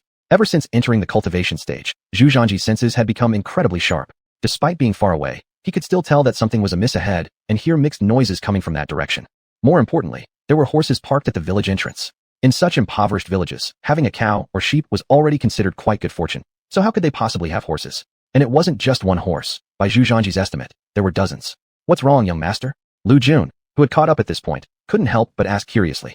"Lu Jun, go up quietly and see what's happening. Why are there so many horses near the front village? And why is it so noisy?" Zhu Zhanji was cautious. "Horses up front? You can see them clearly from this distance." Lu Jun was surprised, knowing that the range of human vision is limited. The distance between their current location and the village entrance still left much to be desired. They could only vaguely make out the size of a village. Anything else was invisible, just appearing as small dots. "Don't waste time asking so many questions, just go check it out." "Yes, young master." Lu Jun dared not delay and quickly spurred his horse forward. As a soldier, Lu Jun naturally harbored a certain level of vigilance. When he rode to a certain distance, he dismounted and left his horse by the side of the road, then climbed up a nearby hillock for observation. Not long after, Lu Jun returned, his expression extremely grave. "Young master, something serious has happened." A group of Tatar cavalry appeared dozens of miles ahead of West Village. "What? The Tatars have moved again?" Geng Zhong's eyes narrowed sharply. "They must be raiding West Village." As Lu Jun spoke, his fists clenched tightly. "Ah, the grassland people have come again." Lin Ling's pretty face immediately turned deathly pale, her delicate body trembling slightly, unsure whether out of fear or anger. Chapter 96. Unable to endure it anymore, hand over the knife to me. "How many of them are there?" Zhu Zhanji asked coldly. "The exact number is unclear, but there are at least over 200 men, all lightly armed cavalry. They probably broke through from the north." Lu Jun had also roughly measured the situation just now. "Master, you go first, we'll keep watch here." "Damn it, these little brats, I'll fight them." In anger, Geng Zhong pulled out the saber at his waist. "Yes, master, you retreat first, we'll cover your retreat." Lu Jun was now also vigilantly watching the surroundings. No one expected the Walla cavalry to reappear, and they were only a few hundred meters away. If they discovered them and charged, they would be in danger. "What retreat? This is our territory, they should be the ones afraid. Are you going to let them rampage, plunder, and slaughter on our land? What kind of joke is that?" Zhu Zhanji had no intention of leaving. He was already angry after seeing that village earlier. Now these cavalrymen showed no signs of restraint, so Zhu Zhanji decided not to hold back anymore. "Master, don't act rashly. There are too many of them, and only 3 of us. It's not wise to engage them directly. Let's observe them from here. Master, please hurry back and inform His Highness immediately," Lu Jun hurriedly said. As Zhu Zhanji's guard, he had to ensure Zhu Zhanji's safety. "It's too late. By the time we notify the main force and they get here, the Tatar cavalry will have long run off. If we don't figure out a plan, the villagers of Shi village will be in grave danger. But, stop talking. Quickly move closer to assess the situation and then make a decision." Zhu Zhanji ignored Lu Jun's advice and urged his horse forward. However, Zhu Zhanji did not reveal himself but instead went to a relatively secluded place. After tying the horse by the roadside, he climbed onto a hidden small hill nearby. from where he could clearly see the conditions of the distant village. At this moment, Zhu Zhanji could clearly see a dense mass of Tatar cavalry looting the village. The villagers were crouching with their heads down, completely unable to resist. On the ground lay several scattered corpses, which seemed to be the villagers who resisted. With the current number visible, there must be at least 300 people.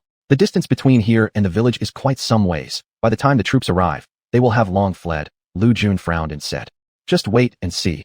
Zhu Zhanji furrowed his brows, no longer planning to conceal his abilities. If necessary, he would step in. The situation in Shi village was now dire. The Tatar elite soldiers were raiding the grains stored by the villagers. Each of them wielded sharp weapons, and most villagers dared not resist, huddling on the ground covering their heads. Almost all the villagers had been herded into an open square surrounded by the Tatar cavalry unit. What are they up to? Geng Zhong wondered. There is indeed something peculiar. Normally, the Tatar cavalry quickly plunders what they want, then turn back. Why are they gathering these villagers together? Lu Jun was also puzzled and could not figure out their intent. At this moment, Lin Ling, standing nearby, suddenly began to sob in terror. They're going to kill everyone in the village. What? Zhu Zhanji was shocked.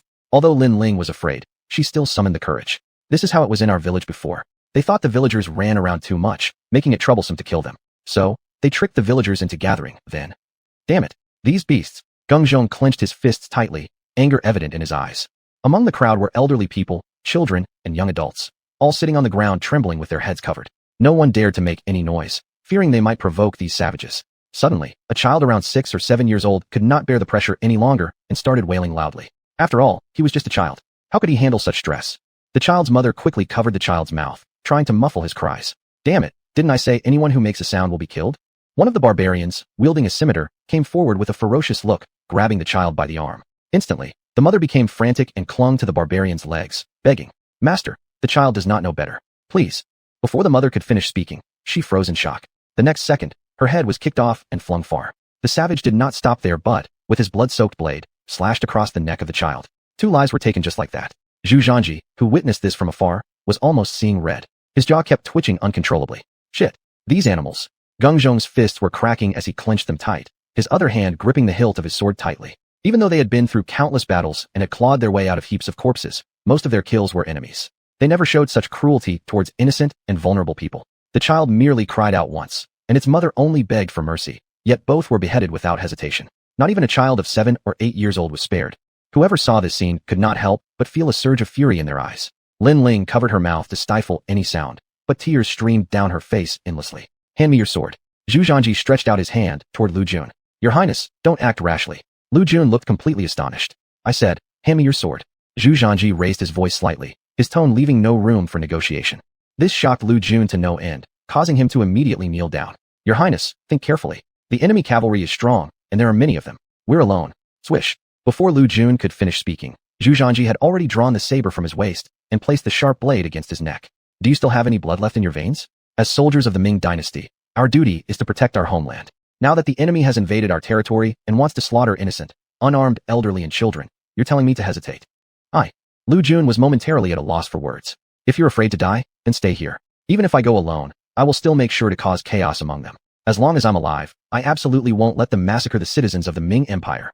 Saying that, Zhu Zhanji held the sword with one hand, hurriedly climbed up the small hill, and then quickly galloped on his horse toward Shi village. Geng Zhong had already been unable to endure it.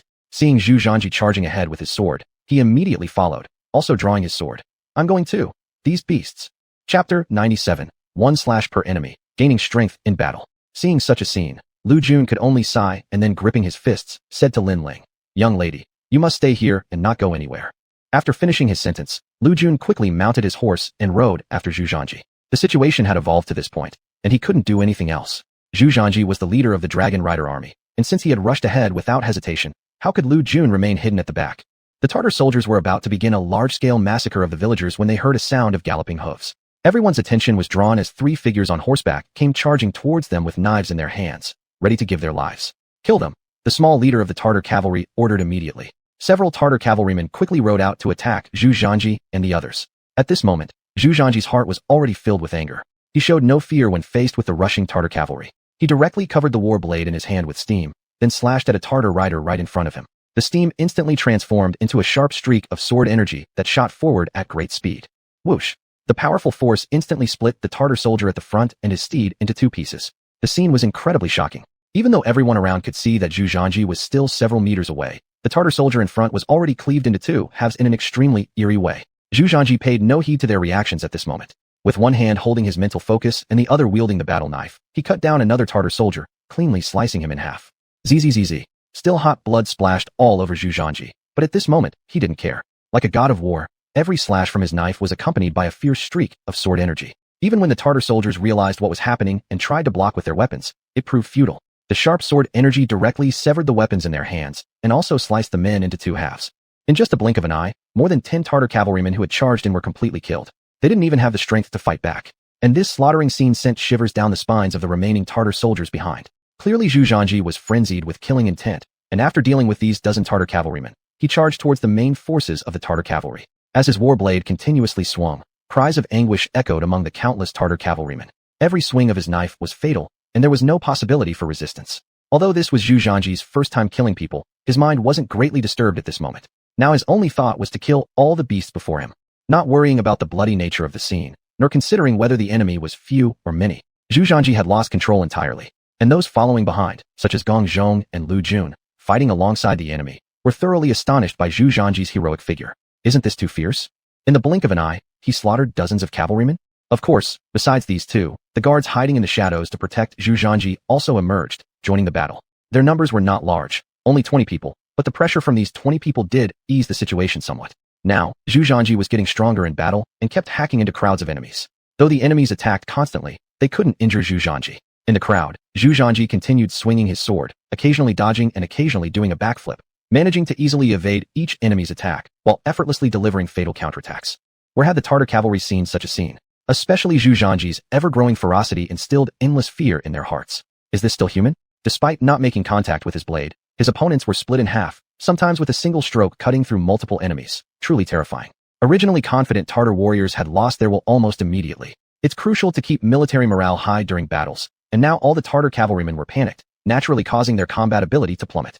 Additionally, many of the horses of the Tartar cavalry were frightened, moving erratically left and right, further creating chaos. The junior commander of the Tartar cavalry also sensed that something was amiss, yelling loudly, "Retreat! All retreat!" However, before he could finish his sentence, a streak of sword energy from Zhu Zhanji suddenly cut him in half. Even the cry of anguish didn't have time to escape from the cavalry leader's mouth as he fell to the ground. With the death of their young leader, the Tartar cavalry became even more chaotic. They no longer cared about tactics, formation, or deployment. Everything was in disarray. Even though these were experienced soldiers from the battlefield, none of them could find a way to counter Zhu Zhanji's godlike attacks. Many Tartar cavalrymen began to think of retreating as soon as the first rider did, which triggered a chain reaction of panicked escape among the others. Chase them. Not a single one should be spared. Kill them all.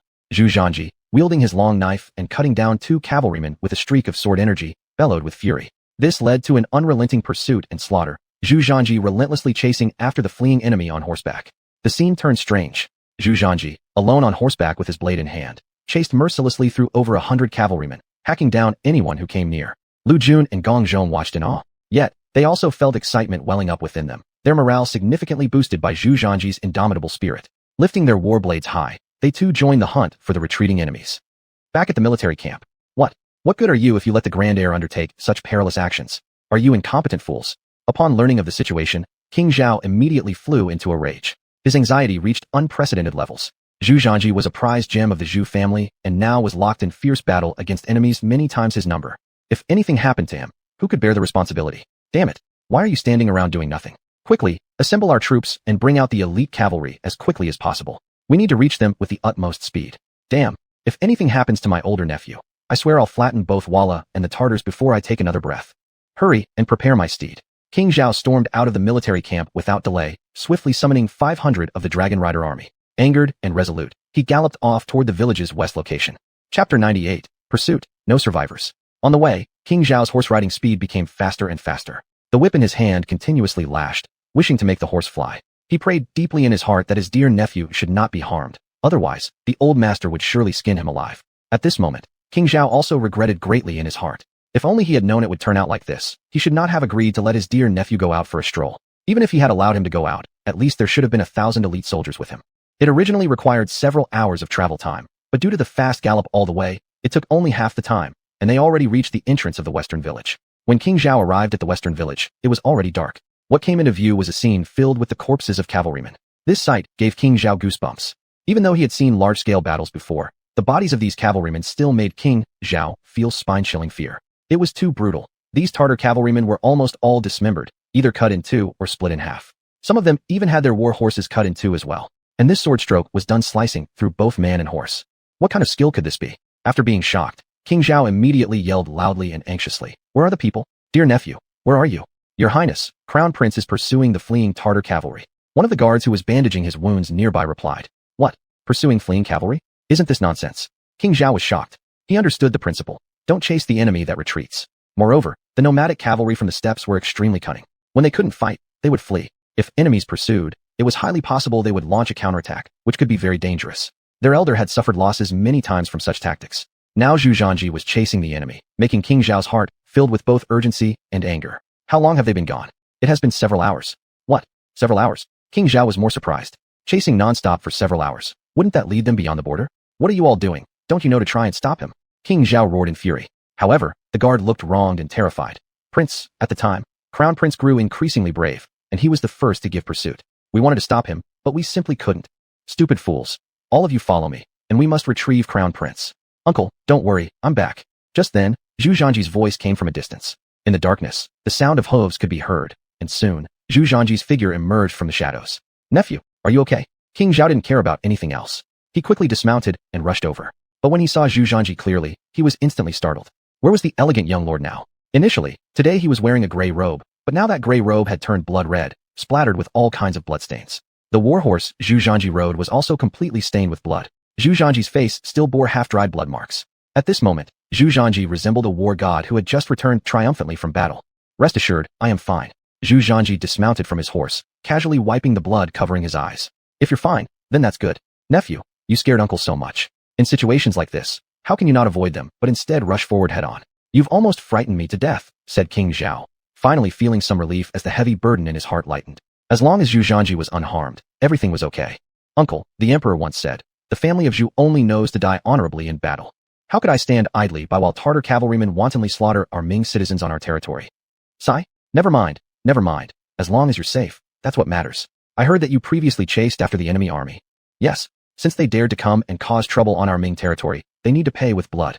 I want to tell them, daring to come and stir up trouble on Ming territory means no return once they come, Zhu Zhanji said seriously.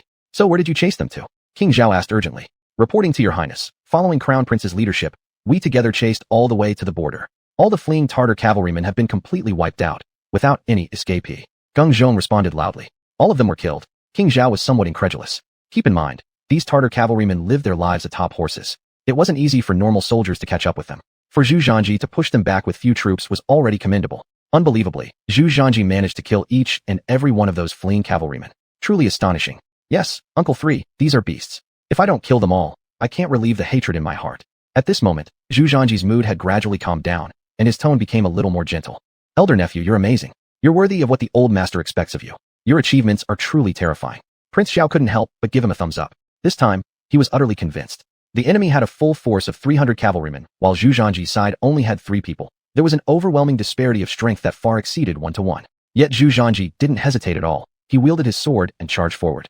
Not only did he win, but he also killed every single member of the enemy force. This achievement alone was worth boasting about for a whole year. At this point, Geng Zhong couldn't help but shout loudly. Your Highness, you wouldn't believe how valiant his imperial grandson was. Among the 300 cavalrymen of the enemy, at least 200 died by the hands of his imperial grandson. The martial prowess of his imperial grandson is simply something I admire endlessly. This battle has been so satisfying. Never would I have imagined that just our small group could chase and massacre an enemy many times our number. Lu Jun chimed in with delight. Haha, isn't it? Look whose bloodline this is. My elder nephew is the best. Knowing Zhu Zhanji was safe and had accomplished such a significant deed, Prince Xiao's joy couldn't be contained, and he immediately laughed loudly toward the sky. His imperial grandson is mighty. Long live his imperial grandson. The long riders who came with Prince Xiao couldn't help but raise their voices in a loud cheer. Their eyes were filled with deep admiration. In this moment, Zhu Zhanji had firmly established himself as a hero in their hearts. After all, in the military camp, strength always garnered respect and worship, and Zhu Zhanji's performance this time had sufficiently earned the respect and reverence of every soldier in the Long Rider army. To kill 200 enemies by one's own hands, such a horrifying achievement was undoubtedly rare in history. To kill 200 enemies by one's own hands, such a horrifying achievement was undoubtedly rare in history. And the opponent was none other than the nomadic cavalry from the steppe. With this kind of power, it was enough to gain their acknowledgement. All right, Uncle 3, the matter is over now. Let's leave the cleaning up to you. Although Zhu Zhanji had been furious all along, rushing tirelessly to pursue and kill the Tartar cavalrymen, he hadn't felt tired during the pursuit. But afterward, he started to feel somewhat fatigued. After all, this was Zhu Zhanji's first time on the battlefield, and this time he killed so many enemies. While he hadn't felt anything at the time, after everything was over, Zhu Zhanji indeed felt slightly uneasy. Moreover, he had continuously used steam energy on the way, which left his resources drained. Now it was indeed time for him to take a proper rest. Thank you, Your Imperial Highness, for saving our lives. At this moment, the villagers from the western village all rushed forward, knelt before Zhu Zhanji with a thud, and stood up shouting. Chapter 99. Those who offend our great Ming, no matter how far away, must be punished. Even though Zhu Zhanji is now covered in blood, with an appearance like a demon, and ruthless tactics in battle that make anyone's scalp tingle, it does not affect his tall and respected image in everyone's mind. The common people of this era are very simple. In their eyes, whoever is good to them, whoever comes to their aid in times of danger, that person is a good person, worthy of their worship. Zhu Zhanji is the current crown grandson, a member of the royal family. His brave performance just now has already impressed the villagers of Xuanhuan. In the minds of the common people, members of the royal family all cherish their lives greatly. The majority of officials and nobles' descendants come to the frontier areas only to plate guild or earn military merits. Faced with situations like the one just now, they would avoid it as much as possible. Who would fight single-handedly? But Zhu Zhanji has achieved this. Faced with more than hundreds of enemies, he not only did not fear, but raised his battle saber to fight the enemies.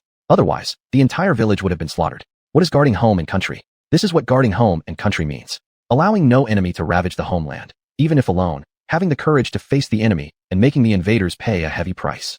This is the royal family they trust. They all know how significant the status of the crown grandson is. He will be the future crown prince. Zhu Zhanji didn't need to take such risks just now. If something happened, his bright future would end. This is the reason why the common people admire him. Everyone get up. These are things the Zhu family should do. With today's world under the reign of our family, I, Zhu Zhanji, as the crown grandson, will absolutely not allow enemies to plunder within the territory of our great Ming. Whoever offends our great Ming, no matter how far away, must be eliminated. Good. Couldn't be better said. Crown grandson lives long. 10,000 years, 10,000 years. The common people couldn't help shouting loudly, signifying that Zhu Zhanji's image will once again rise high in the minds of the people. Zhu Zhanji has completely become the great hero in their hearts. From now on, in the border areas, there will be tales spreading about the crown grandson fighting against 100 riders alone, chasing them for 100 miles. Facing such a situation, Zhao Wang feels both happy and bitter. Yingtianfu. Understood, understood. If you keep nagging, I'm going to be late. Let's talk when I come back. Zhu Gaohui hastily walked out of the crown prince's palace, adjusting his clothes while walking, heading toward the palace. Lady Zhang personally saw him off at the door. Go quick and come back fast. Make sure to ask Grandpa clearly if our son is all right. Seriously, can you at least let me finish my sentence? You're worried as a father, but don't I, as a mother, feel the same? Lady Zhang complained. Just now, Zhu Gaohui received a summons from the old man asking him to come to the palace quickly for important discussions. Zhu Gaohui and Lady Zhang anticipated that this matter was definitely related to their son Zhu Zhanji, but they did not know specifically what. Lady Zhang wished she could accompany Zhu Gaohui into the palace to meet Emperor Zhu Di and inquire about Zhu Zhanji's condition. Unfortunately, the Zhu family has strict rules. The inner court may never interfere in politics. No matter how anxious Lady Zhang is, she can only wait until Zhu Gaohui returns before asking. When Zhu Gaohui arrived at the palace full of anticipation, he found that Xuanhuan and Zhu Di were already waiting for him. Father, brother too, I am late, keeping you waiting. Huh. However, Zhu Di suddenly burst out laughing at this moment, seemingly knowing some extremely happy news. Big brother, you have a remarkable son. Our nephew has really gained prestige this time. Xuanhuan smiled broadly and came beside Zhu Gaohui, placing a hand on his shoulder. What exactly happened? Seeing Xuanhuan and Zhu Di's expressions, the stone in Zhu Gaohui's heart finally fell. He is a smart man. Judging by Zhu Di and Xuanhuan's expressions now, Zhu Zhanji is surely safe, and he must have established merit. Big brother, father may not like your soft character, but you must have done something right because you gave birth to an excellent son. Do you know that Monkey has won a great victory on the battlefield? Zhu Di's smile cannot be concealed. His tone carries deep joy. After all, Zhu Zhanji was originally the best grandson that Zhu Di looked forward to. When Zhu Zhanji was born, Zhu Di had already decided to rebel, indicating how high his expectations were for Zhu Zhanji. This time, the good news from the border area made Zhu Di how could he not be delighted? Single-handedly resisting 300 enemy cavalrymen, chasing the enemies until they fled across the border, killing them relentlessly, and not ending the battle until every last one was completely eliminated. Could such prowess fail to make Zhu Di joyful? Zhu Di has always esteemed martial prowess. Zhu Zhanji's valorous display has fully satisfied his inner expectations, and Zhu Di understands better than anyone the importance of this campaign. Although Zhu Zhanji merely saved a small, ordinary village, his reputation won't be confined to just that small village. Instead, it will spread far and wide. From now on, everyone will know that Zhu Zhanji is a man of courage. Even if alone, with enemy forces many times his number, he dares to wield his sword against them. Any who dare disturb the peace of Great Ming must pay a bloody price. Even if they flee beyond Great Ming's borders, Zhu Zhanji will chase after them for retribution. This is the strategy's purpose achieved. Anyone who offends our Great Ming, no matter how far away, must be punished. Upon hearing of his son Zhu Zhanji's victory, Zhu Gaoqi felt genuine joy in his heart, and was also very clear about how much this campaign would benefit his son. Wonderful, wonderful. At least our son is safe. I'll let his mother know as soon as I get home. She will definitely be very happy. Zhu Gaoqi exclaimed excitedly. I never expected old three to have such audacity. When he reached the frontier, he actually dared to let our eldest nephew wander out by himself. Thankfully, there was no danger, otherwise, I would definitely skin him alive. After his joy, the xuanhuan reacted. Actually, when they first heard the news, they were alarmed. After all, at the time, Zhu Zhanji only had a few men, while the enemy numbered hundreds, all cavalrymen. Remember, infantry faced with cavalry are often easily overwhelmed. Fortunately, nothing went wrong. If anything happened, what could they do? They finally had hope. If something were to happen to Zhu Zhanji, their situation would turn tragic. Chapter 100. No worries. The concubine issue is supported by a high-level mentor behind the scenes. Upon hearing this, Zhu Di also calmed down. The third prince's actions this time were indeed a bit hasty. Although he established great merit, his approach this time was somewhat reckless. I will tell the third prince to stop doing such dangerous things. Even though Zhu Di knew that Zhu Zhanji was no longer an ordinary person, he still did not want Zhu Zhanji to take risks.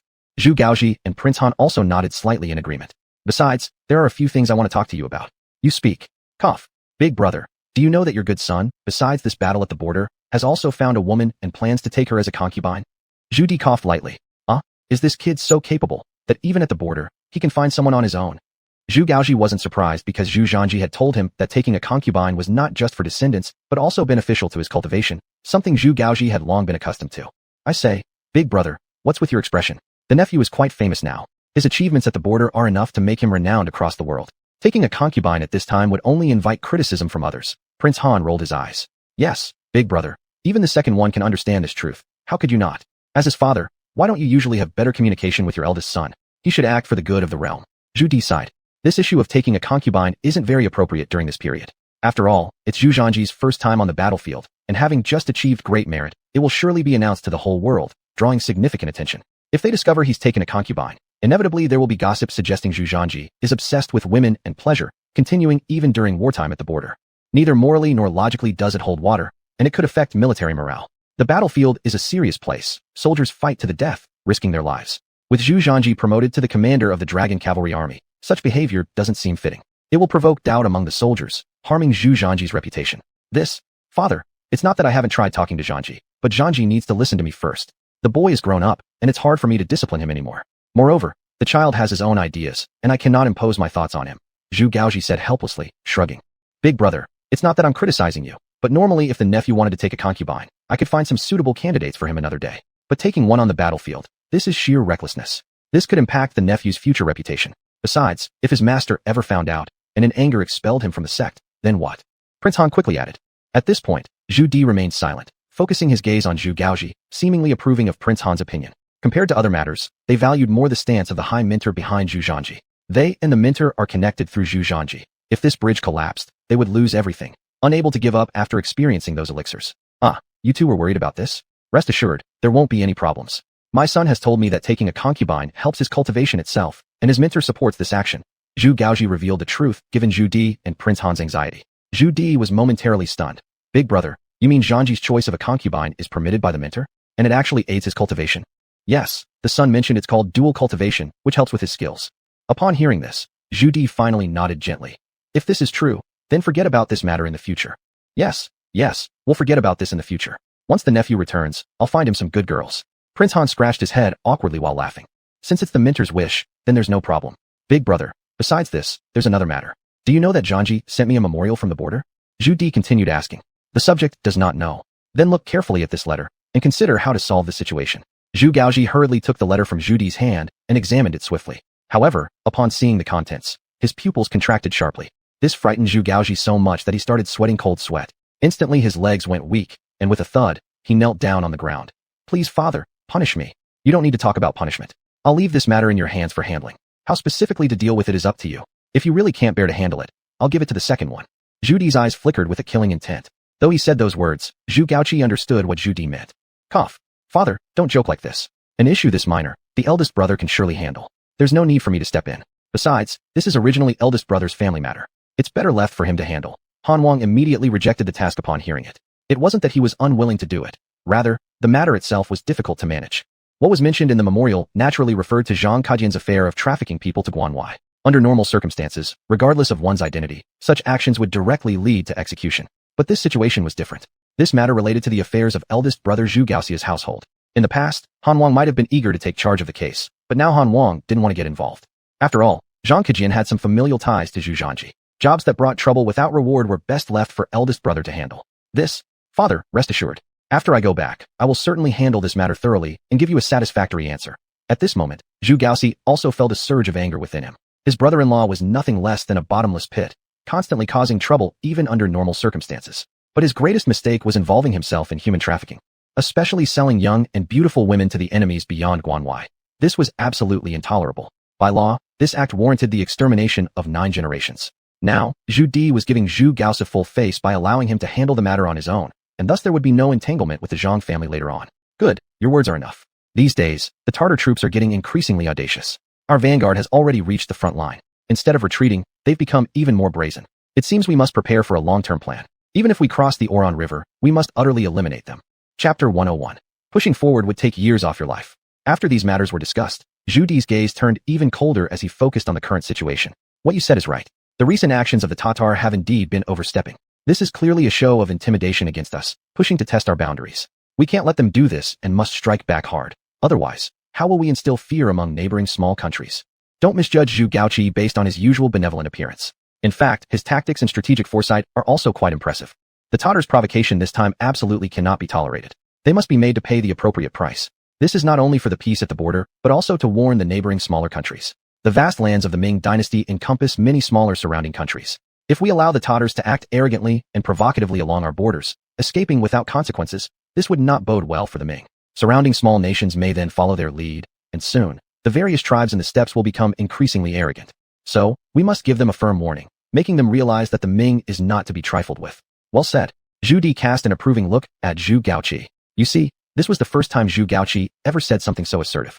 In the past, whenever war-related topics were mentioned, Zhu Gaoqi would always oppose them first, advocating rest and recuperation regardless of the situation. But this time, Zhu Gaoqi changed his stance and aligned with Zhu Di.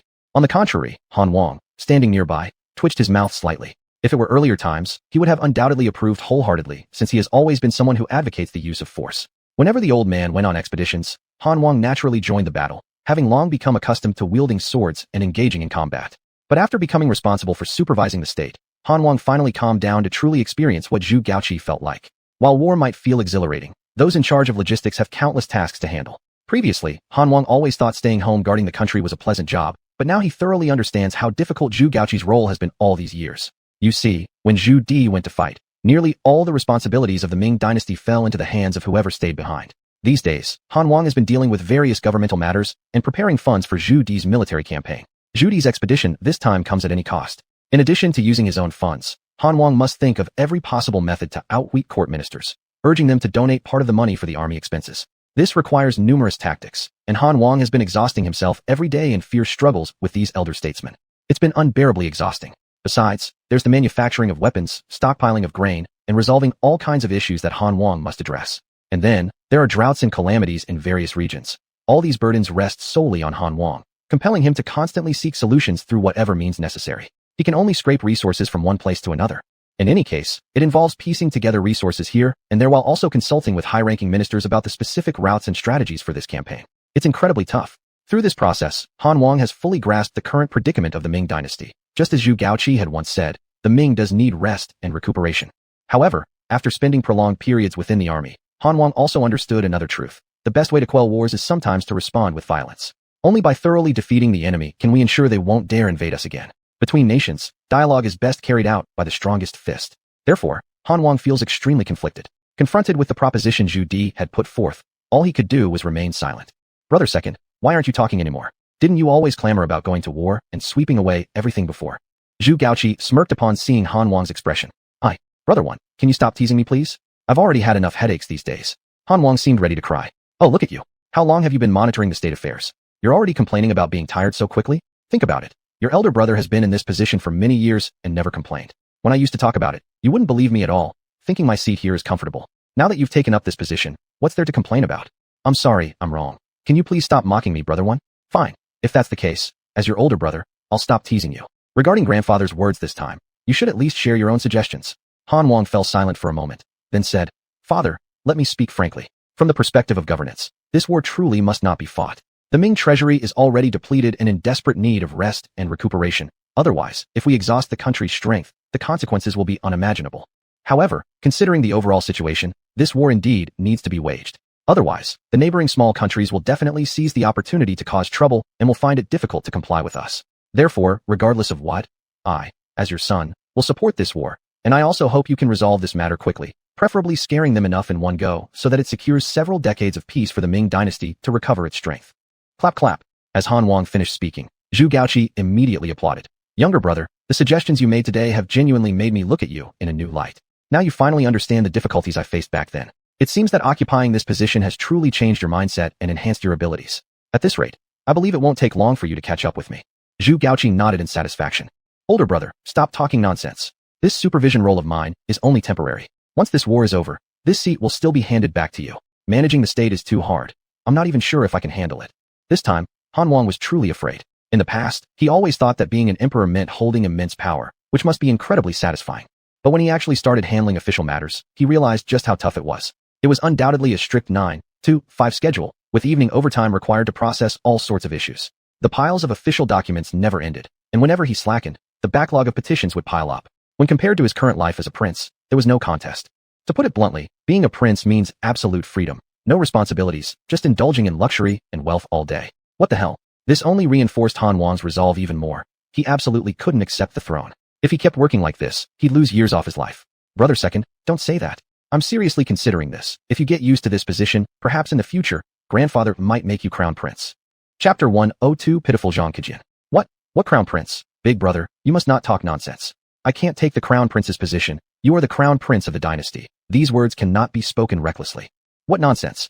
Second brother, haven't you always liked the position of the crown prince before? Otherwise, I, as your elder brother, will give this position to you.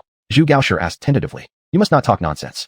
I have never had any intention towards your position as crown prince. If you continue to say such things, then I will accuse you of defamation. Father, big brother defamed me. He defamed me. Zhu Di. That's enough. The two of you stop fooling around. We still have important matters to handle.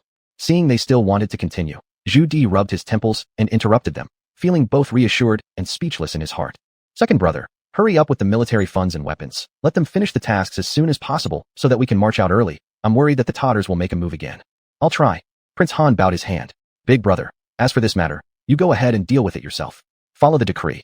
The crown prince's mansion. After learning that her son was safe and had accomplished great feats, Lady Zhang immediately showed a smile, but quickly, when she learned that her younger brother Zhang Kejin had committed a capital offense, she was startled. As the crown princess, she fully understood how serious this crime was. Now that Zhu Di had found out, this could lead to the execution of all 9 families. However, Zhu Di had delegated the decision-making power to Zhu Gaoshi, and she was currently overwhelmed with worry. Although Zhang Kejin was indeed a reckless younger brother, he was still of the Zhang family bloodline after all, and if he were to be killed just like that, then how would she explain it to her parents? For a moment, Lady Zhang hesitated and was unsure. She did consider appealing to Zhu Gaoshi for mercy, but given the gravity of the situation, she couldn't bring herself to speak. At present, the atmosphere was somewhat quiet, and Zhu Gaoshi remained silent, allowing Lady Zhang to ponder alone. After a long time, Lady Zhang couldn't utter a single word. Suddenly, Zhu Gaoshi sighed. All right, since you can't make up your mind, then we'll just directly release your younger brother. Can Grandpa really agree to that? Lady Zhang was shocked. Grandpa has handed this matter over to me, meaning the decision lies in my hands. It's no big deal. At worst, our whole family will return to Shuntian for hunting. If things turn out poorly, we might end up in exile, but it's not a big deal either. Lady Zhang. Exile wasn't considered a big deal? Lady Zhang had no choice but to carefully consider this matter. Though Zhang Kejin was her younger brother, this guy was truly a pitfall. The actions he had taken truly deserved heavenly punishment. Despite their blood ties, Lady Zhang couldn't protect him in every situation. After all, she wasn't alone. She was the current crown princess. Not only did she have her husband, but she also had her own sons. How could she possibly sacrifice the glory and wealth of her sons because of Zhang Kejin?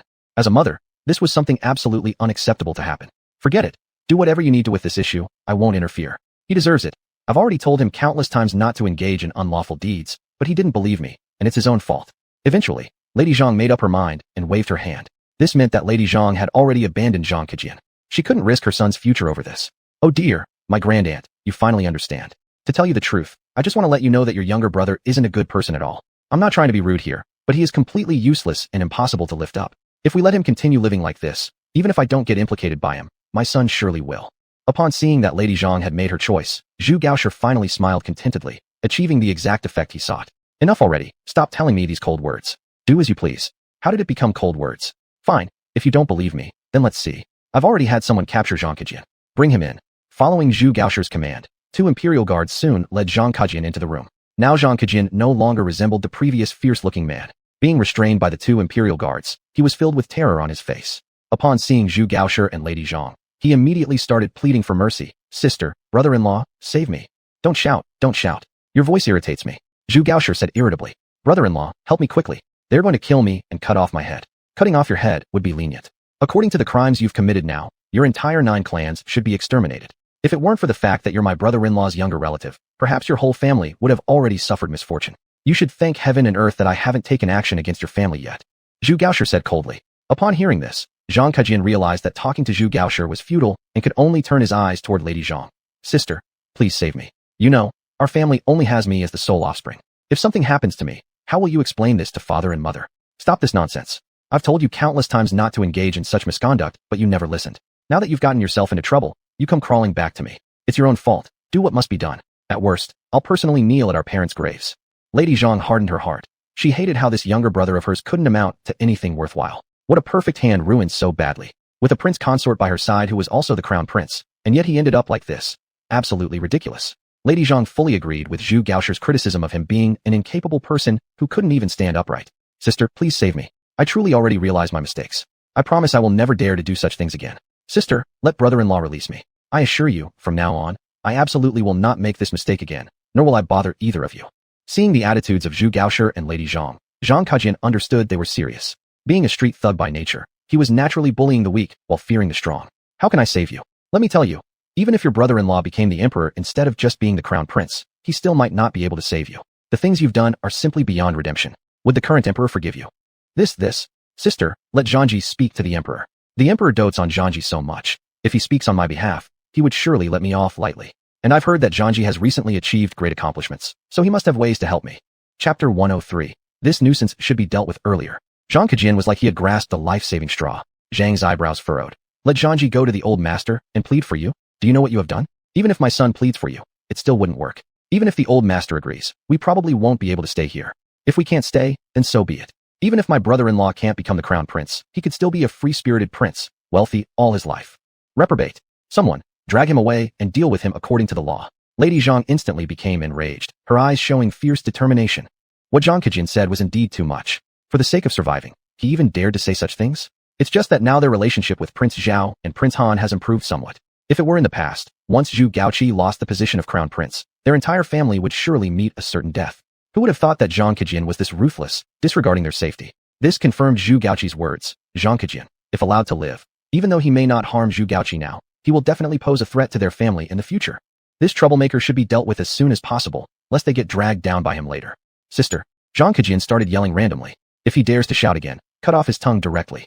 Zhu Gaoqi roared coldly. Zhang Kejian immediately stopped talking, allowing the brocade-clad guards to drag him away without resistance. Finally, the courtyard quieted down. Wife, am I not right? Yes, you're absolutely right. I don't want to deal with this matter anymore. Do as you please. Lady Zhang sighed helplessly, then turned around and left. If she had to choose between her younger brother and her son, there would be no doubt. Zhu Zhangji would certainly be her first choice. Datong. At this time, Zhu Zhangji was not staying in the military camp. Prince Zhao specially arranged a courtyard for Zhu Zhangji. Although it was not luxurious, it was at least clean and comfortable. Compared to living in tents inside the military camp, it was already very good treatment. After this incident, Prince Zhao realized even more the importance of Zhu Zhangji. Even though Zhu Zhangji's power is strong, he still didn't feel at ease. Heavy troops were stationed outside the yard. Now, Zhu Zhangji was lying in a wooden tub washing himself. After all, after a day of battle, he was very tired, and his body was full of the smell of blood. Zhu Zhangji felt extremely uncomfortable with it. The whole stench must be washed away. This was already the 3rd bucket of water used, and only now had all traces of blood and odors been thoroughly cleaned from his body. Zhu Zhangji was currently soaking in hot water. He closed his eyes, recalling today's battles. This was the 2nd time Zhu Zhangji used steam in combat. There was no denying how effective this method was. Just attaching steam to weapons produced sharp sword qi, achieving significant killing effects. The one drawback was the immense consumption. It almost completely depleted all his internal energy, fighting with just 300 cavalrymen. To put it simply, it was because he did not have any fixed techniques. All emitted sword qi purely transformed through brute force, consuming a lot of resources. But with sword moves, a small amount of internal energy could be converted into powerful sword chi. At the highest level, there might be a chance to pierce 2,000 pieces of armor with one strike. Martial arts techniques and spells were also crucial in martial studies. Zhu Zhanji couldn't help but marvel at this internally, but there was no doubt that the feeling of slaying enemies was truly exhilarating, especially using internal energy, which felt just like spending money. Bang bang bang. Your Highness the grandson, may I come in? A soft knocking came from outside. Lin Ling's bashful voice rang out from outside. If you want to come in, then come in. Zhu Zhanji, who was fully immersed in the wooden tub, naturally didn't care about these minor proprieties. Soon, Lin Ling shyly walked in from outside. Her little face remained flushed red as she hesitated to look at Zhu Zhanji, yet her eyes wanted to glance at him, making her seem rather awkward. What's the matter? Speak. Your Highness the grandson, would master require me to rub your back? Lin Ling obviously seemed somewhat uneasy. This made Zhu Zhanji laugh heartily as he turned his head to look at Lin Ling. Wow. Upon seeing her closely, he couldn't help but be surprised. After all, Lin Ling was someone Zhu Zhanji brought back. Naturally, she was treated well. Not only was a separate room arranged for her, but new clothes for changing were also prepared. These clothes belonged to noble family's attire, unlike the patched hemp cloth she wore previously. As the saying goes, people rely on clothing, while Buddhas rely on gold attire. Lin Ling had a good foundation to begin with, and after putting on pretty clothes, she instantly seemed like a completely different person. Even her demeanor changed. Clearly, her hair had been combed as well, making her look very sweet. Although Lin Ling did not have that water-like charm, she was incredibly pleasant to look at. From the first glance, she looked comfortable and beautiful, and one would be continuously drawn in the more they stared. Not bad at all. You're totally different when you wear new clothes. Does grandson your highness like it? Lin Ling asked with great shyness. In truth, Lin Ling was also confused. After pondering for a long while, she finally understood her current situation. She originally thought Zhu Zhanji was just the son of a wealthy household. It was already an immense fortune for her that Zhu Zhanji accepted her as a concubine.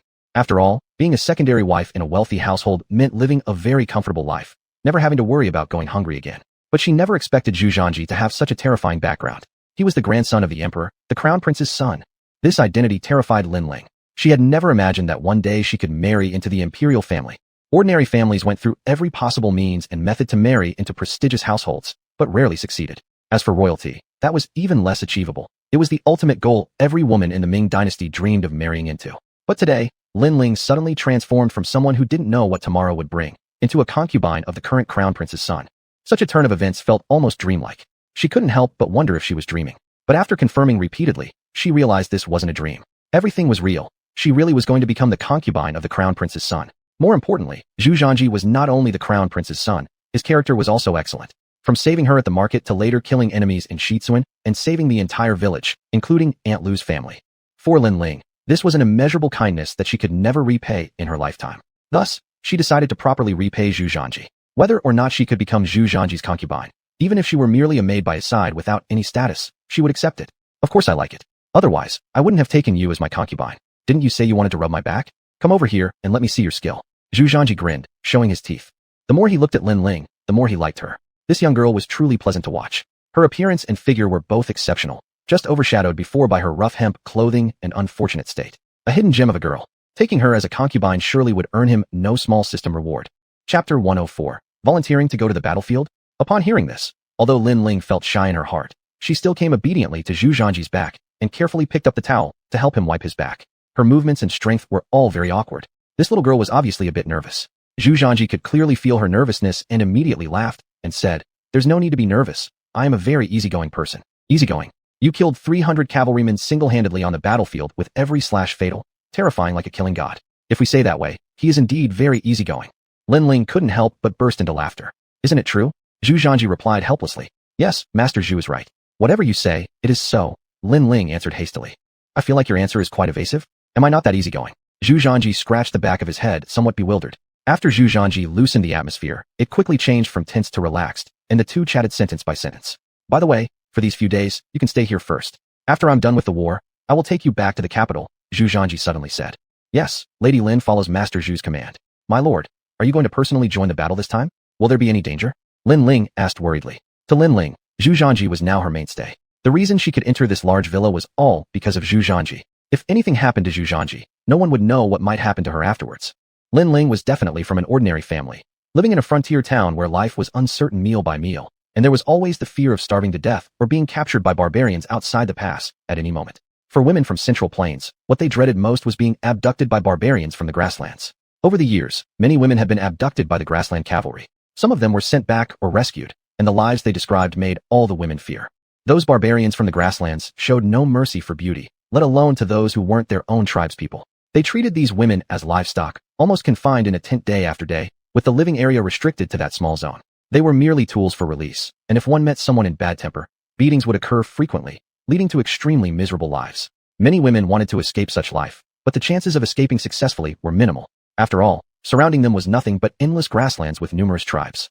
Even if you escaped one tribe, you might run into another tribe that would capture you again. And even if by extreme luck you avoided other tribes, without food or water, how could you possibly return to Central Plains just on foot? Furthermore, those who were caught after failed escape attempts faced tragic ends.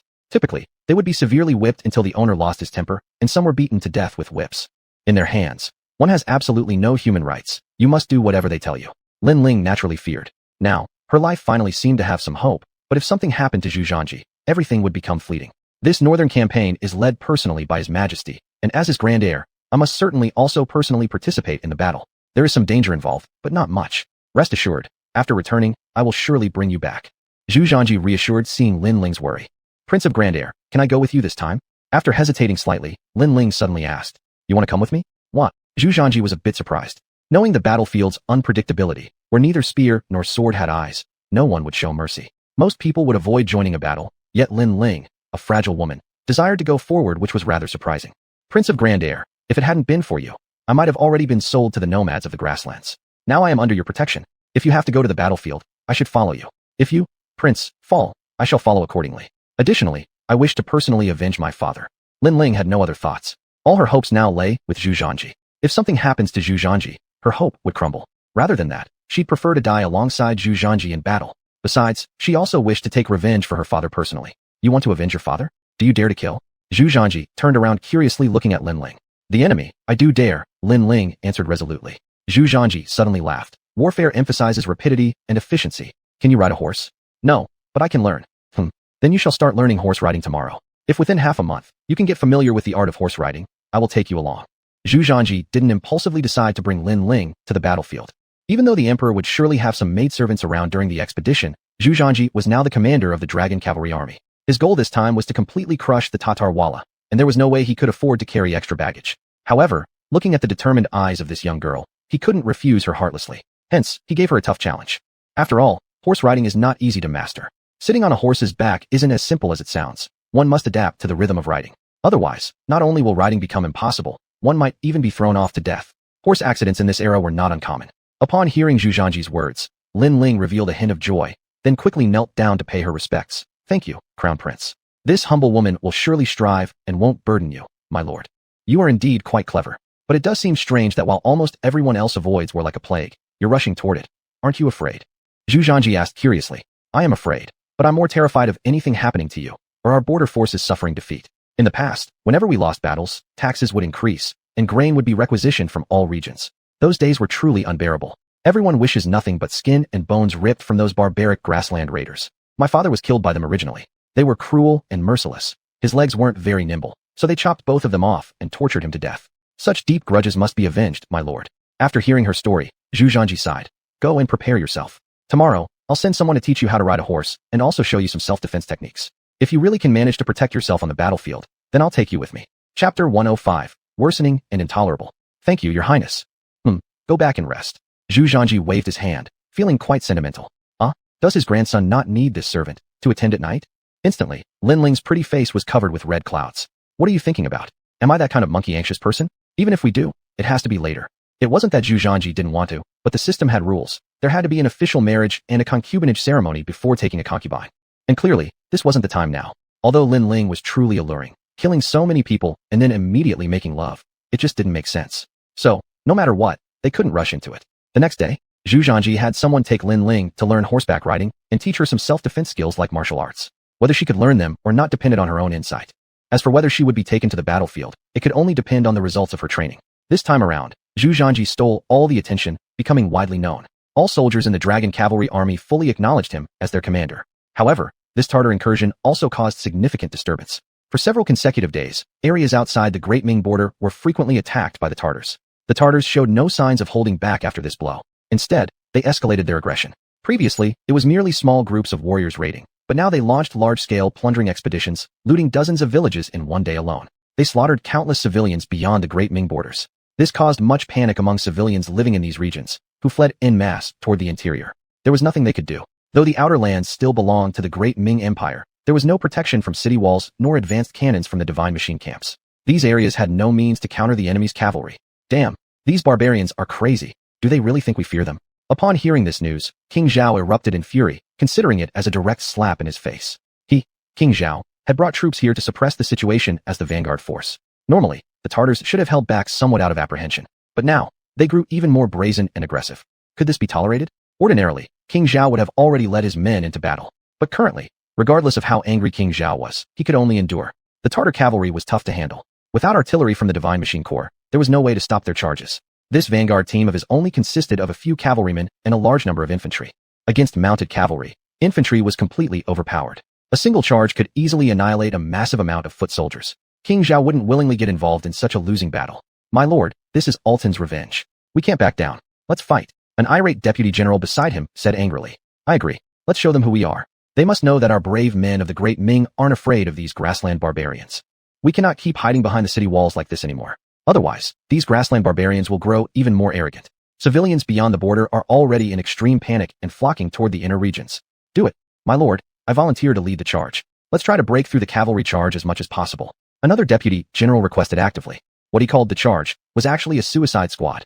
Simply put, using lives to block the enemy's assault. After hearing this, King Zhao fell silent momentarily. Being a military commander, he understood the importance of morale and the necessity of strategy in warfare.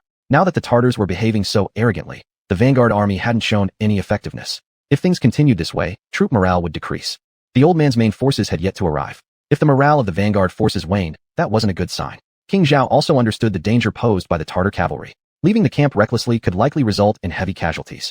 If the vanguard force lost a battle, the consequences would be unimaginable. The old man had specifically ordered him to stay fortified within the city. How many Tartars have come beyond the pass? After hesitating a moment, King Zhao asked. Your Excellency, according to reports from scouts, there are about 3,000 Tartar cavalrymen in total, divided into 10 small units heading in different directions for pillaging. This might be a great opportunity. Their forces are scattered, while ours have a distinct advantage. We can encircle and annihilate them unit by unit. A general suggested. King Zhao wasn't in a hurry either. After studying the map for a while, he thought this plan might work. Shit, we can't hesitate anymore. If we don't give them a taste of their own medicine, they won't know when to stop. Lin Ming. Yes, General. Divide the troops into 10 groups, each with 1,000 men. Hide and advance along the enemy's inevitable paths and try to eliminate them entirely. King Zhao was very experienced on the battlefield. Just by observing the routes the enemy took to plunder, he could understand their strategies and even guess their next targets. To put it plainly, the Tartars' pillaging was for food. There were indeed several places beyond the border that had grain, but the quantities there were relatively small. The areas closer to the city walls had more crops. They would surely delve deeper. Thus, King Zhao's idea was to launch an ambush. Uncle, my dragon cavalry army has 3,000 men. They can be placed in ambush at 3 different locations. At this moment, Zhu Zhanji, who was standing beside him, spoke up. This was a great opportunity for Zhu Zhanji to put his plans into practice. After all, the dragon cavalry army had been formed for some time now, yet it lacked actual combat experience and was due for some real action to refine its capabilities. Though the soldiers in the dragon cavalry army were seasoned veterans from countless battles, since joining the dragon cavalry army, they had been using tactics and strategies entirely different from before. Their coordination with each other had also changed as their primary weapon was now rifles. The integration of these new elements required experience. Such ambush battles were precisely their best type of battlefield. The elder nephew, it's not that Uncle 3 is unwilling to agree with you, but this is the first battle, and we cannot afford any slip-ups. King Zhao replied hesitantly, clearly having doubts about the dragon cavalry army's combat effectiveness. After all, this was a newly formed unit, one that had yet to undergo thorough integration, making its fighting power unable to compare with veteran armies. Moreover, such a dangerous ambush mission naturally should not have Zhu Zhanji take unnecessary risks. Uncle 3, precisely because this is our first battle, the soldiers are fully aware of the importance of this fight, so they will not dare to look down on it. The dragon cavalry army will certainly accomplish the task. Zhu Zhanji naturally did not want to miss out on this opportunity. This, King Zhao hesitated slightly. Very well then, the dragon cavalry army does need a chance for actual combat training. Here's what I'll do. Assign this location to the dragon cavalry army. You only need to successfully ambush this small group. Chapter 106. Battle Plan, Follow Orders. Prince Zhao pointed at the position farthest to the side on the map. Uncle, are you asking me to ambush 300 men with 3,000 soldiers? Isn't that a bit too much? Zhu Zhanji said helplessly. Big nephew, you must understand, Uncle. Uncle has to prepare for the whole situation and can't afford any mistakes. To let you go to this place to ambush is already a big compromise from Uncle's part. Do you believe me? If Grandpa were here, he would never let you take such a risk. Indeed, Zhu Zhanji was Zhu Di's precious gem, the hope of the Zhu family. If it were Zhu Di, he would never let Zhu Zhanji take any risks. I obey your orders, Zhu Zhanji could only say as he accepted the command from Prince Zhao. Dragon Cavalry Encampment. The various generals of the Dragon Cavalry anxiously awaited news inside their tents.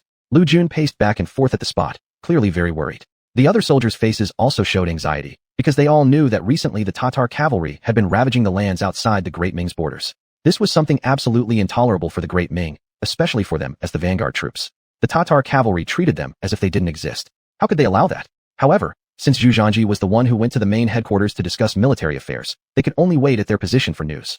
Finally, after waiting anxiously, Zhu Zhanji finally returned. He's back. He's back. The Crown Prince's grandson is back. Crown Prince's grandson.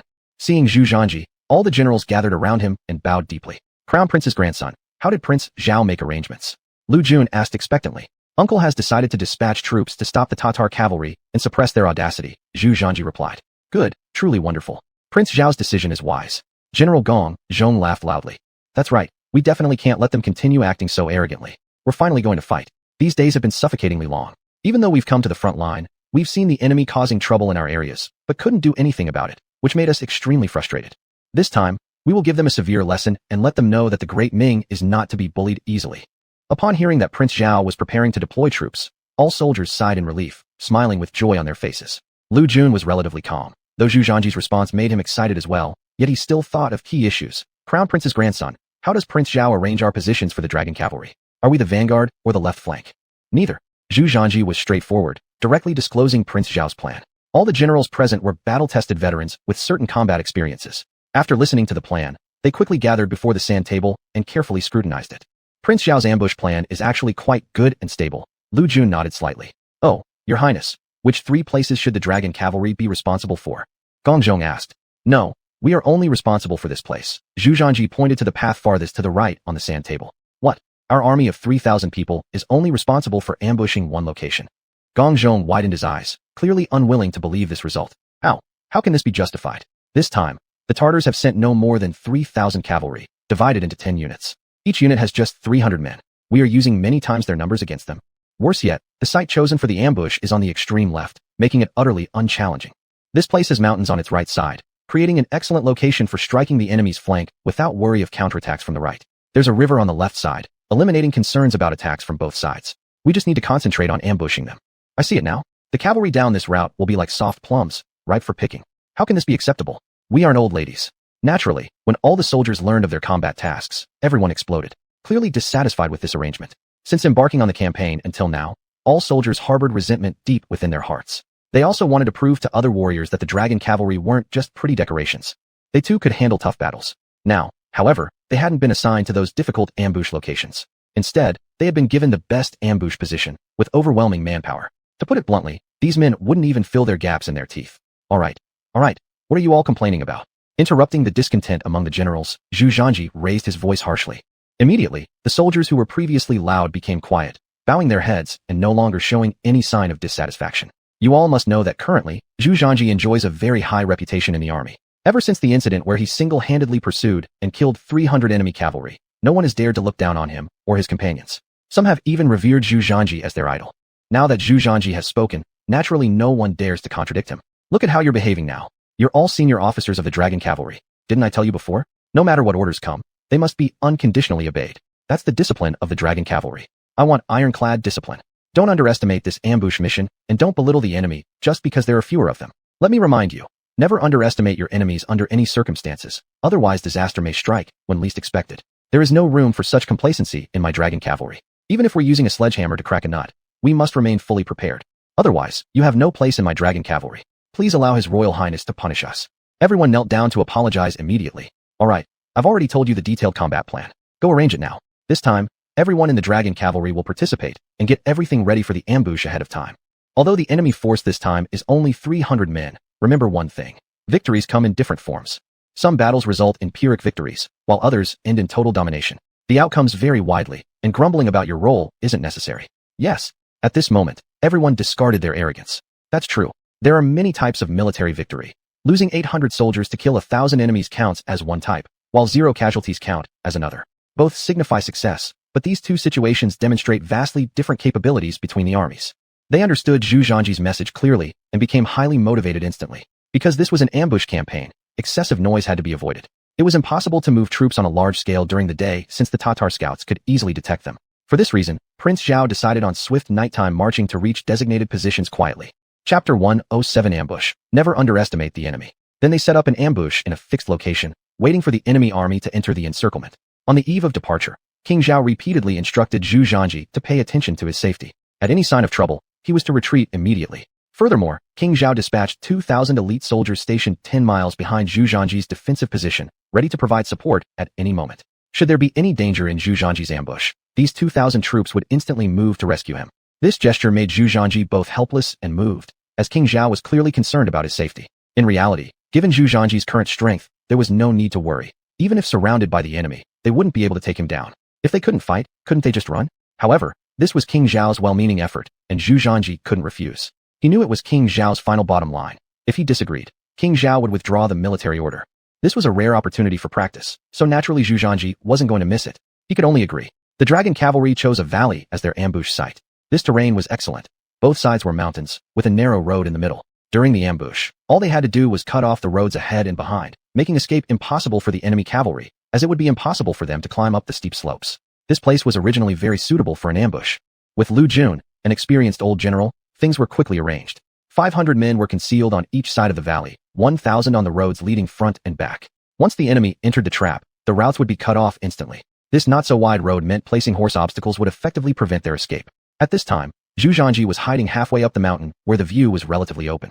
This vantage point allowed him to overlook the battlefield below clearly. The advantage of higher ground meant that those above could easily see what was below, while it was much harder for those below to see what was above. That was the benefit of higher elevation. Your Highness, everything has been arranged. We now wait until tomorrow for the enemy to step into our trap, reported Lu Jun. Excellent. Tell the soldiers, since we're planning an ambush, it must look like one. Everyone stays in their original positions without a single movement. Whoever exposes us will be dealt with according to military law. Yes, Your Highness, there is one thing I'm unclear about. We have already placed scouts dozens of miles away. If we see the enemy's silhouette, deploying defenses then wouldn't be too late. Why arrange for our brothers to hide here in advance? Wouldn't that affect the morale and condition of the soldiers? Lu Jun hesitated for a moment, but ultimately voiced his doubt. Zhu Zhanji smiled faintly. A soldier isn't someone who enjoys luxury. I want the soldiers to know that in the dragon cavalry, they must adapt to various kinds of environments. I want them to understand the discipline of iron, and when performing an ambush, it must look like an ambush. In the future, whenever they encounter harsh conditions or desperate situations, they can still deal with them calmly. Regardless of whether it's fire burning their bodies or climbing through ice and snow, as long as the mission is not over, they cannot leave their posts. Such a force often achieves unexpected victories. If they can't endure such minor hardships, how can they fight tough battles? Zhu Zhanji, being from the future, naturally understood that in order to make the army stronger, not only did they need faith, but also iron discipline.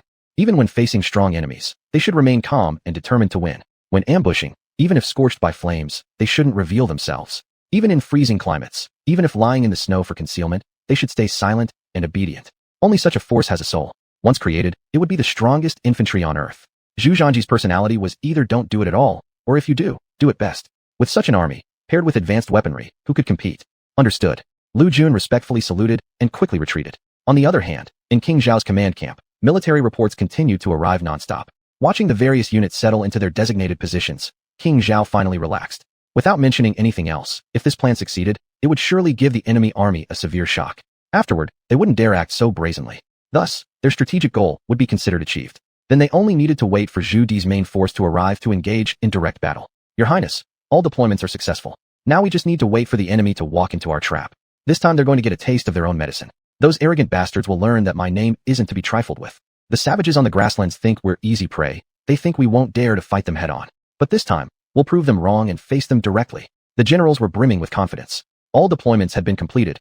All they needed to do was wait for the enemy to fall into their encirclement. We cannot afford to relax. Are the outer scouts in position? King Zhao, calmer than the other generals, knew that as the commander-in-chief, he bore responsibility for the entire army. Report to His Highness. Everything has been arranged at the border. Many eyes have been placed there, so any movement of their large forces will not escape our notice. Good. King Zhao finally nodded, relieved. Isn't His Highness being overly cautious? Even though the Tatars sent tens of thousands of troops, it's unlikely they would all attack at once. Even if they did, could they really break through our city wall defenses? Asked the deputy general. You know nothing about warfare. How can one ever underestimate the enemy? Any lack of caution can lead to disastrous consequences. Haven't we suffered enough lessons like this in the past? Yes, please forgive me, Your Highness. That's enough. Go back to your duties. Ensure your subordinates keep an eye out. The moment there's any significant movement from the Tatar cavalry, report it immediately. If their main force begins to move, you needn't wait for my orders. Retreat immediately. King Zhao feared a potential deception, and to avoid being surrounded, he decided to keep an eye on the main force of the Tatars. If the main Tatar force moved out, the current plan must be abandoned. After all, a defeat like this he couldn't afford. Now all preparations were set, and the only thing left to do was to wait for the Tatar cavalry to walk into their trap. Chapter 108. First Battle of the Dragon Cavalry, Firing. The next day, they had not seen the shadow of the Tatar cavalry all day. The soldiers of the Dragon Cavalry had been hiding in ambush positions without moving. They carried 3 days' worth of dry rations and had been lying in wait since the night before. Not a single person left their post without permission. This was because Zhu Zhanji's order was simple. No one could leave or expose themselves until the mission was complete. Eating and drinking had to be done in place, even at night when it was time to sleep. Finally, in the evening, Lu Jun rushed to find Zhu Zhanji. Your Highness, the scouts reported that the Tatar cavalry unit is here. Upon hearing this, Zhu Zhanji's eyes lit up. In fact, Zhu Zhanji had been nervous too. He had decided that if the Tatar forces did not appear by tonight, he would first let the soldiers retreat to rest. Otherwise, they couldn't hold on any longer. Though achieving such training results was necessary, if the training was excessive, it would only backfire. Doing it just right was enough. Otherwise, it would only make things worse. Unexpectedly, the Tatar soldiers appeared at this moment. How many? Zhu Zhanji asked quickly. About 300. Pass the order down. Prepare for battle at any time. Follow the original ambush plan. Yes. Not long after, a sound of hooves could be heard from afar. As the sound of hooves grew louder, everyone became fully alert. They all knew the enemy had arrived. Soon, a cavalry unit came into view. It was the Tatar soldiers. With scarce resources on the grasslands, they were a nomadic people with few crafts. What they wore mainly consisted of cowhide and sheep wool, and their hairstyles were quite distinctive. Most of them just had a small braid hanging on their heads, holding light, curved knives in their hands. But they were tall and strong, with very robust physiques. Zhu Zhanji had been watching the cavalry below from the high platform. When their formation fully entered the encirclement, he immediately gave the order. Move. The first round of firing must eliminate half of the enemies. Boom, boom, boom. The drummer immediately struck the war drums. Charge. Kill. At that moment, the soldiers lying in wait at the front and rear immediately left their hidden spots and came to the road ahead and behind, directly letting loose huge horses to block the enemy's path forward and retreat. The Tatar soldiers galloping freely were startled by the sudden sound of the war drums. They hastily commanded the troops to stop, only to realize they had already been surrounded, both their advance and retreat routes having been cut off. Before they could react, the soldiers lying in wait on both sides of the valley immediately pulled the trigger, starting the first round of long-distance firing. Bang, bang, bang. Whoosh, whoosh, whoosh. The dense gunshots echoed continuously through the valley. The entire mountain peak instantly became a scene of flying bullets. There were about 1,000 soldiers hidden on both sides, and those shooting from the front and rear totaled 2,000 people. During the first round of firing, there were at least 2,000 shooters.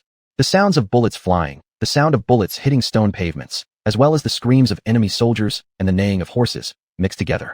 The Tatar cavalry quickly fell into chaos. What's going on? Could it be the divine mechanism camp of the Great Ming? The young leader leading the team could clearly sense something wasn't right. The weapons they used weren't bows and arrows, but cannons. It was known that most of the cannons of the Great Ming were concentrated in the divine mechanism camp, and other armies basically didn't have them equipped. They harbored some degree of fear deep within their hearts toward firelocks and cannons. The first round of firing passed in the blink of an eye. By now, the Tatar soldiers had suffered heavy casualties. There were less than 100 cavalrymen still standing. Bang, bang, bang. The second round of firing began. It should be noted that while rifle magazines could only hold 5 spare bullets, if preloaded with 1 bullet, they could carry 6 bullets altogether. The speed of loading the bullets was very fast, naturally something these over 100 cavalrymen couldn't respond to. Bang, bang, bang. Another string of gunfire erupted. Another round of bullets flew everywhere. After the second round of firing ended, the gunfire ceased. It wasn't that the Dragon cavalry soldiers weren't following orders, but simply because there were no Tatar soldiers left standing on the battlefield. The Dragon cavalry outnumbered the enemy, and this was also such an excellent ambush site, plus modern weapons. The second volley had already ended the fight. 300 enemy soldiers were eliminated directly. Seeing this scene, Zhu Zhanji couldn't help but marvel inwardly. It seems I underestimated the power of modern weapons. At such a close distance, and without armor on their bodies, some bullets could even pierce through 2 soldiers at once. Moreover, after this special training period, the soldiers' marksmanship had greatly improved. Combined with their disciplined nature, the battle was over as soon as it started. At this moment, the frontline soldiers who were already prepared immediately drew their sabers and moved forward quickly to check the enemy's condition and clean up the battlefield. Is it over already? Lu Jun seemed somewhat surprised by this result. Even though they outnumbered the enemy, how could they have crushed the enemy so easily? In the past, it would have taken at least half an hour to end the fight, but now 2 rounds of volleys were all it took, and there were no casualties on their side. Did you see that? This is the power of modern weapons. We can end the battle without shedding blood. Zhu Zhanji chuckled. Your Highness is wise. Such rifles are truly miraculous. Their combat effectiveness far exceeds imagination. If the entire army is equipped with them, we will no longer need to fear the cavalry of the grasslands. Lu Jun said excitedly. This isn't always the case.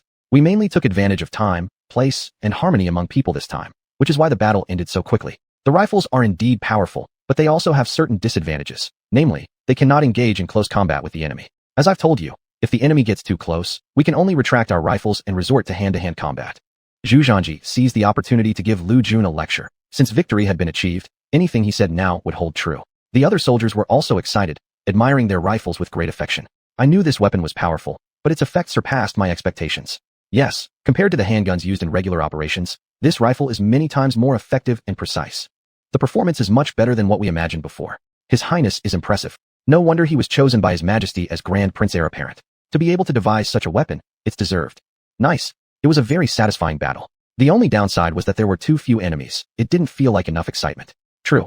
I still have 50 reserve bullets in my pocket. Report. Big trouble ahead. A large group of cavalry is coming towards us. At that moment, a scout riding a warhorse galloped fiercely towards their location.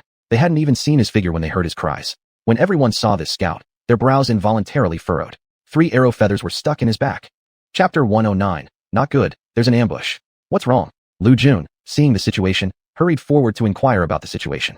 At this point, all the soldiers were very puzzled. After all, they had just won a great victory. Everyone was immersed in joy. How could something like this suddenly happen? Report to the general. 10 miles away, a large number of enemy cavalry has appeared. They are rapidly marching this way. After finishing his words, the scout directly fell to the ground, losing consciousness.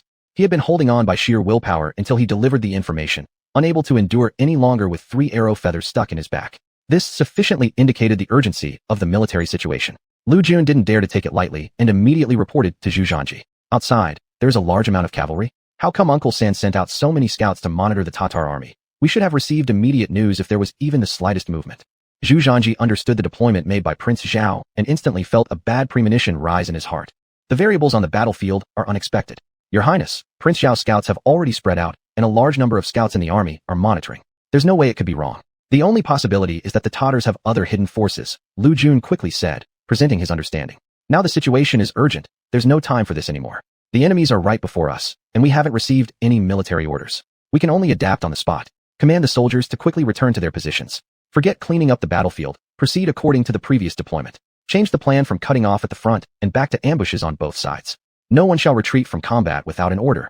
Zhu Zhanji acted decisively, immediately issuing orders for battle. He knew opportunities in battle were fleeting, especially when dealing with such variables, and greater caution was required. The scouts came to report on a large amount of enemy cavalry, but the specific number was unclear. Furthermore, he hadn't finished speaking before he perished.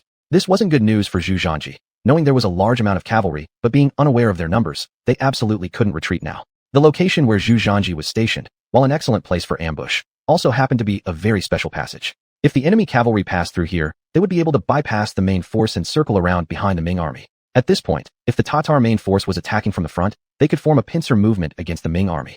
That would make the Ming army's position very dangerous. After all, these were veteran generals selected from battlefields, and the Long Riders reacted very quickly. After receiving the orders, they began preparing for their ambush immediately. Zhu Zhanji and a group of commanders also returned to the previous observation platform to begin discussing tactics. Your Highness, I guess this action by the Tartars was certainly premeditated. It's a trap set by them. Yes, they must have anticipated we would attempt this ambush, deliberately throwing out bait, then dispatching a major force from this side to encircle us and try to form a pincer move against us. At this moment, some soldiers pulled out maps from their chests that had already been prepared and laid them flat on the ground. When the crowd saw the map, they were even more startled. Through the warriors' explanations, Zhu Zhanji was able to basically understand the strategic intentions of the enemy. The cavalry ambushed on this hill was merely bait they had thrown out. No wonder they previously dared to conduct large-scale plundering among civilians beyond the pass. It seems everything was pre-planned. They probably figured out that the Ming army would either launch an ambush or pursue the raiding cavalry, so they simply used these cavalry as bait, allowing the Ming army to go beyond the frontier and lay in wait. Everyone knows the cavalry of the steppes is fierce in battle, and most of the troops in the Ming army are infantry. Cavalry is absolutely the bane of infantry. Unless numerically superior in overwhelming terms or equipped with weapons like cannons and firearms capable of restraining cavalry. Otherwise, once fighting ensues, the cavalry unit can easily hold its own against 100 men. Their goal was to use the flank-cutting route guarded by Zhu Zhanji from the farthest right, thereby blocking the retreat of the Ming army back into the interior, aiming to wipe out the 10,000-strong Ming army in one swoop. They sure do have huge appetites. Lu Jun frowned and coldly said, Your Highness, under no circumstances can we let them get past us, or else the main force will be in danger, Gong Zhong seriously said. But this time, we don't know how many enemies there are. Judging from the manner in which the scout conducted himself, The enemy's numbers must be at least over 5,000, another commander analyzed.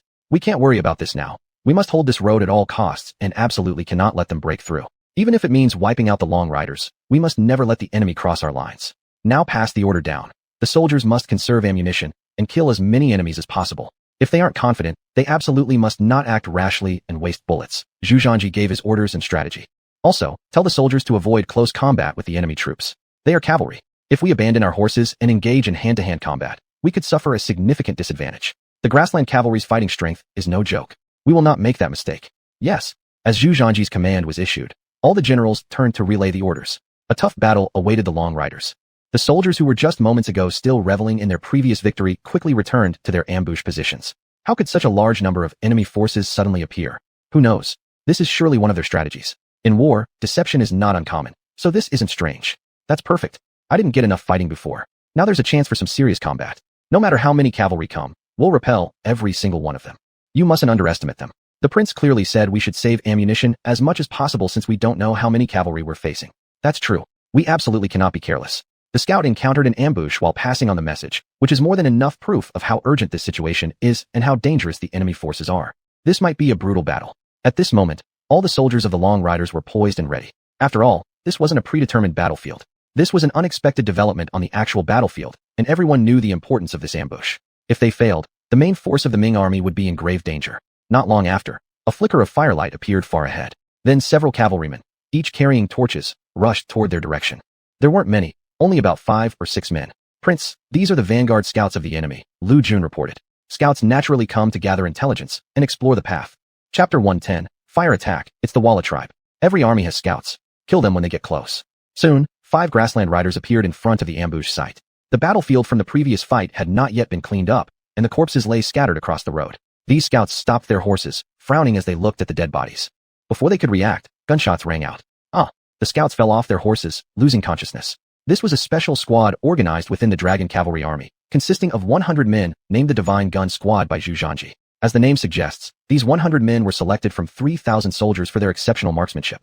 They were specially trained with great natural talent and were tasked not only with normal combat, but also with eliminating key targets like these scouts during battles. 5 miles away, a large enemy force held torches, staying in place. The leader, a rugged-looking grassland man, frowned as he looked at the road ahead. What's going on? It's already been half an hour. Why haven't the scouts returned? Xuanhuan chief, it seems the scouts have run into trouble. There must be Ming troops lying in ambush, a cavalryman beside him replied. The Ming army must have discovered us already. Speed is crucial. Pass the order, don't worry about the scouts anymore. Advance at full speed and break through the Ming army's ambush position. This road is our chance to bypass the main Ming forces and flank them from behind. We cannot miss this opportunity. Xuanhuan shouted loudly. Subsequently, a large cavalry unit rapidly advanced forward. The road wasn't very wide, allowing perhaps a dozen cavalrymen to ride side by side. Although it was nighttime, they carried torches and marched quickly. Ahead, the vanguard camp of 300 soldiers paved the way. Soon, their vanguard arrived at the scene where the Tartar cavalry corpses had been left after being ambushed. Bang, bang, bang. As soon as they stopped, gunfire echoed from both sides of the road. Even in the dark night, one could see long streaks of fire that seemed to originate from halfway up the peaks on both sides.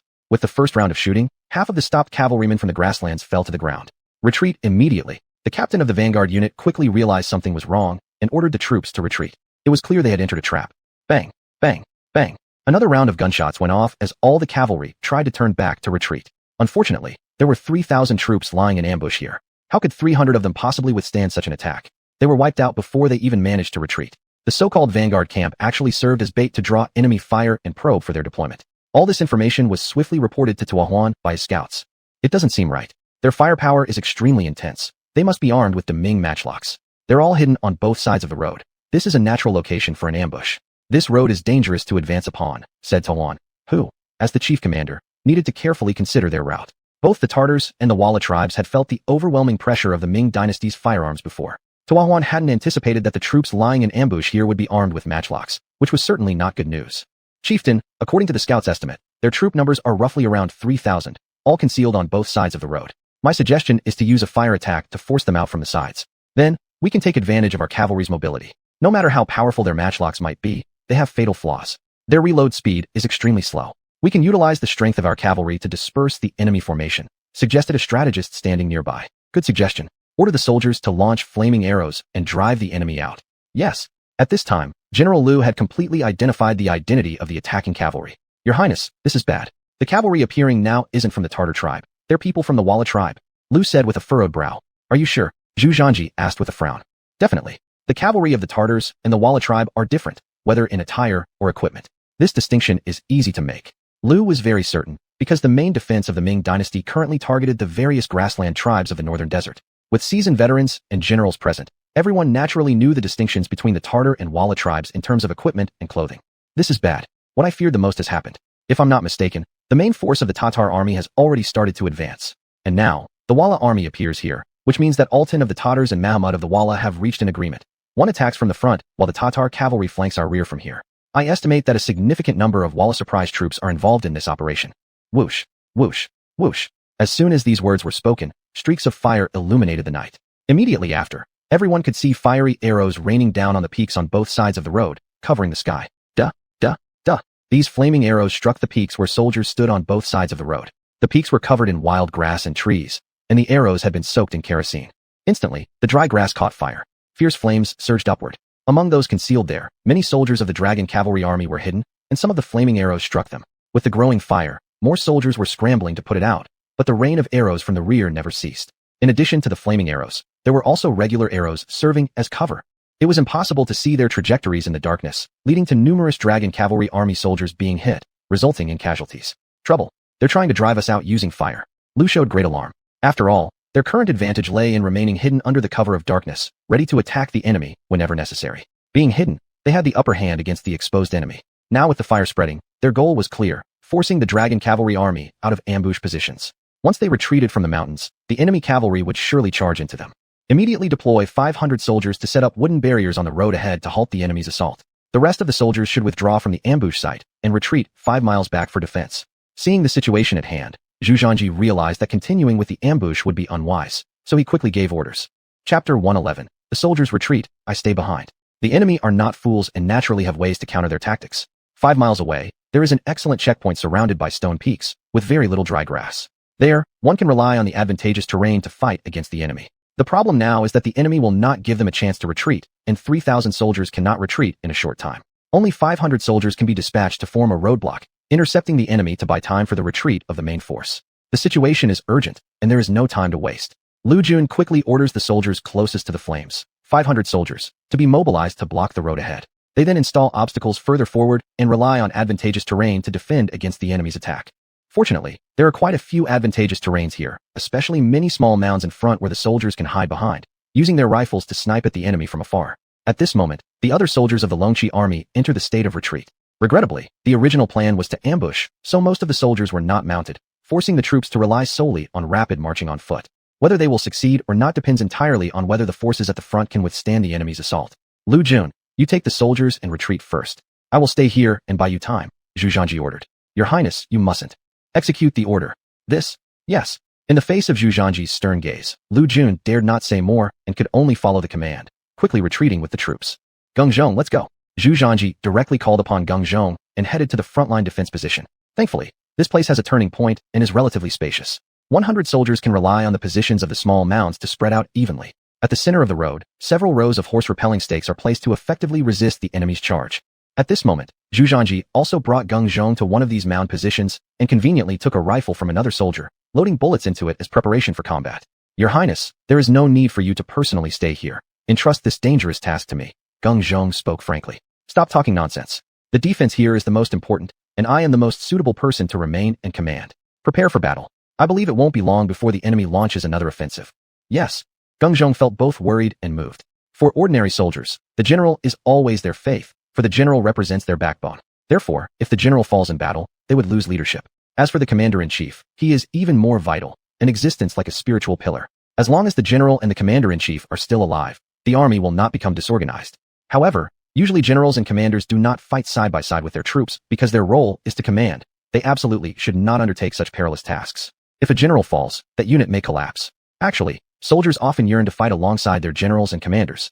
The reason is simple, it is a special psychology. If even the commander-in-chief or the general fights alongside you, how can you, as a soldier, not exert all your strength in fighting the enemy? Facts show that soldiers who fight alongside their generals or commanders become much braver than usual, which is why so many ancient generals personally went into battle. Zhu Zhanji naturally understands this, so he stays behind to fight alongside the soldiers. as this line of defense is crucial and absolutely cannot fall. If this line of defense collapses, the Longxi army may face complete annihilation. Although rifles in this era are absolutely bug-like in power, they also have a fatal flaw. They cannot engage in close combat. Otherwise, they lose their importance as a weapon. For ultra-long-range attacks, they can definitely make enemies feel terrified. Even enemies outnumbering them multiple times could be defeated without bloodshed. Now, the massive number of enemies that appear has led Zhu Zhanji to basically confirm that the enemy's troop count far exceeds theirs. He needs to use the advantageous terrain to gradually resist the enemy, relying on the advantage of the rifle's range. No matter how numerous they may be, he can still hold them off from the path. Only now, vigilance cannot slacken. They must secure some time for the rear forces to retreat and deploy properly. Frontline. The cavalry of the Walla tribe filled the open road densely. Almost every soldier held a torch, waiting for the order to charge. Chief, we've succeeded. The enemy has been forced out, and now their troops are retreating en masse. They've only left 500 soldiers to face certain death. A Tatar deputy general laughed excitedly. Xuanhuan's face also broke into a satisfied smile. Brothers, we cannot give them a moment to catch their breath. This time, we must annihilate the enemy completely. Whether or not we can break through the Great Wall depends on this battle. Kill. The Walla cavalry instantly erupted in a thunderous roar that shook the heavens and earth. Following the massive cavalry charge, even though it was nighttime, every soldier held a torch, combined with the earlier launched rockets. The grass and trees along the road had already caught fire. Now the road was exceptionally bright, making it very suitable for their charge. There's no denying that the momentum of a grassland cavalry charge is indeed formidable. The warhorses under them were not only tall and fierce, but when charging forward, their overwhelming momentum seemed unstoppable. With the dust rising around them, the soldiers could even feel the ground tremble slightly. The angry roars of the Walla cavalry echoed endlessly across the dark night sky. The overwhelming momentum of their charge made many soldiers tremble in fear, especially given the vast numbers of cavalry now visibly rushing toward them. Dense waves of horsemen continued to advance relentlessly. Hold your spirits high, follow the previous plan, and don't rush to attack just yet. Wait until the enemy camp is 200 meters away before opening fire, Zhu Zhanji commanded. Your Highness, isn't this too risky? Our rifles have a range of 600 meters, and there's no need for them to get so close. Given their large numbers, if they do get too near, it could be dangerous. Geng Zhong expressed his concern. Relax.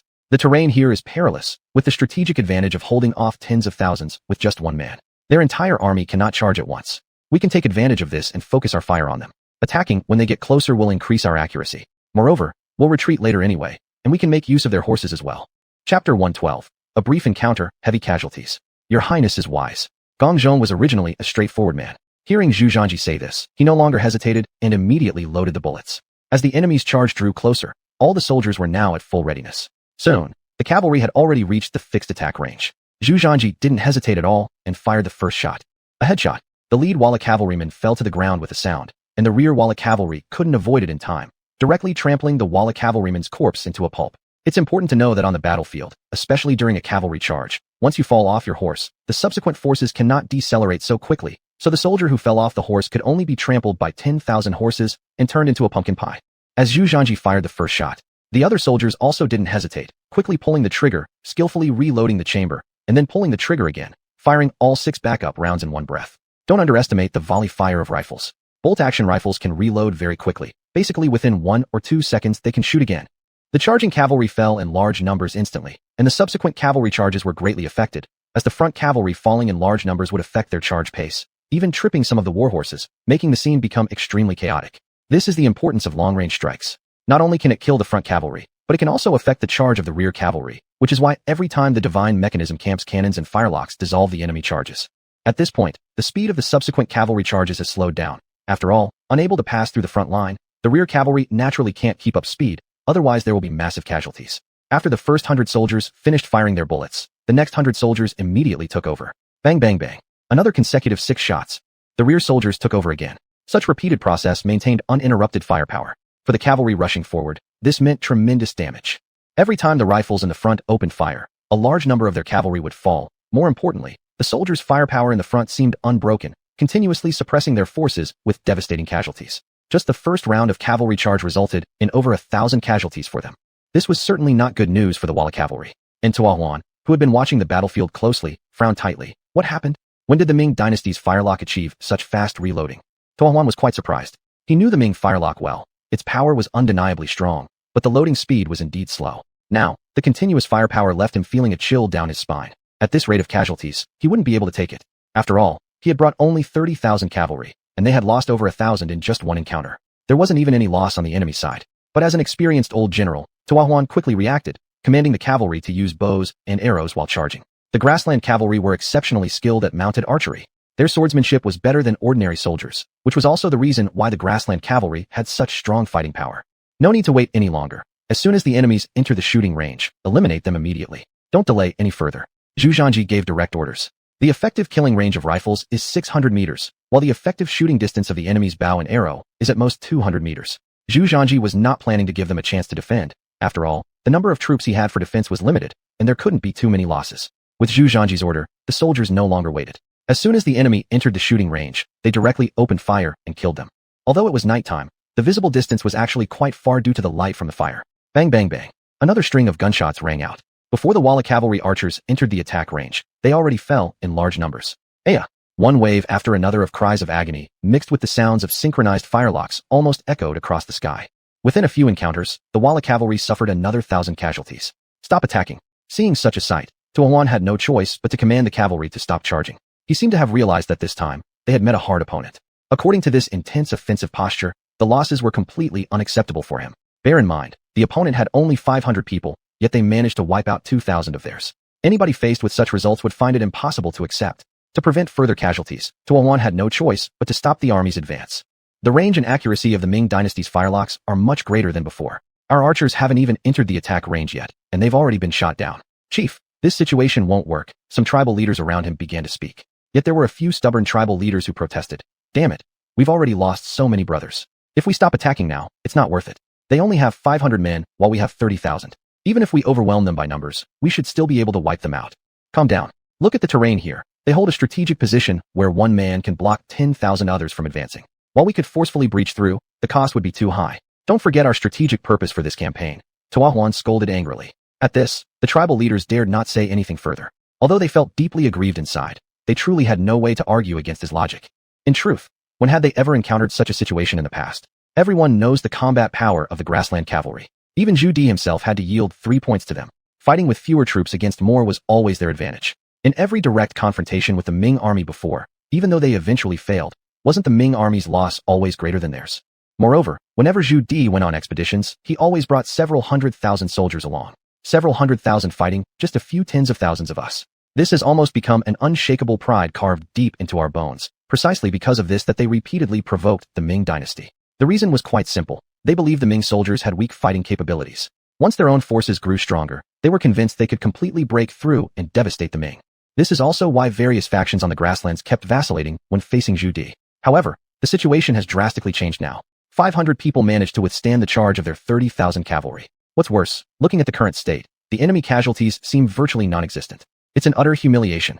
When did the Ming army become this powerful? Bear in mind, the only Ming unit capable of directly confronting them was the 3,000 camp and the Divine Mechanism camp.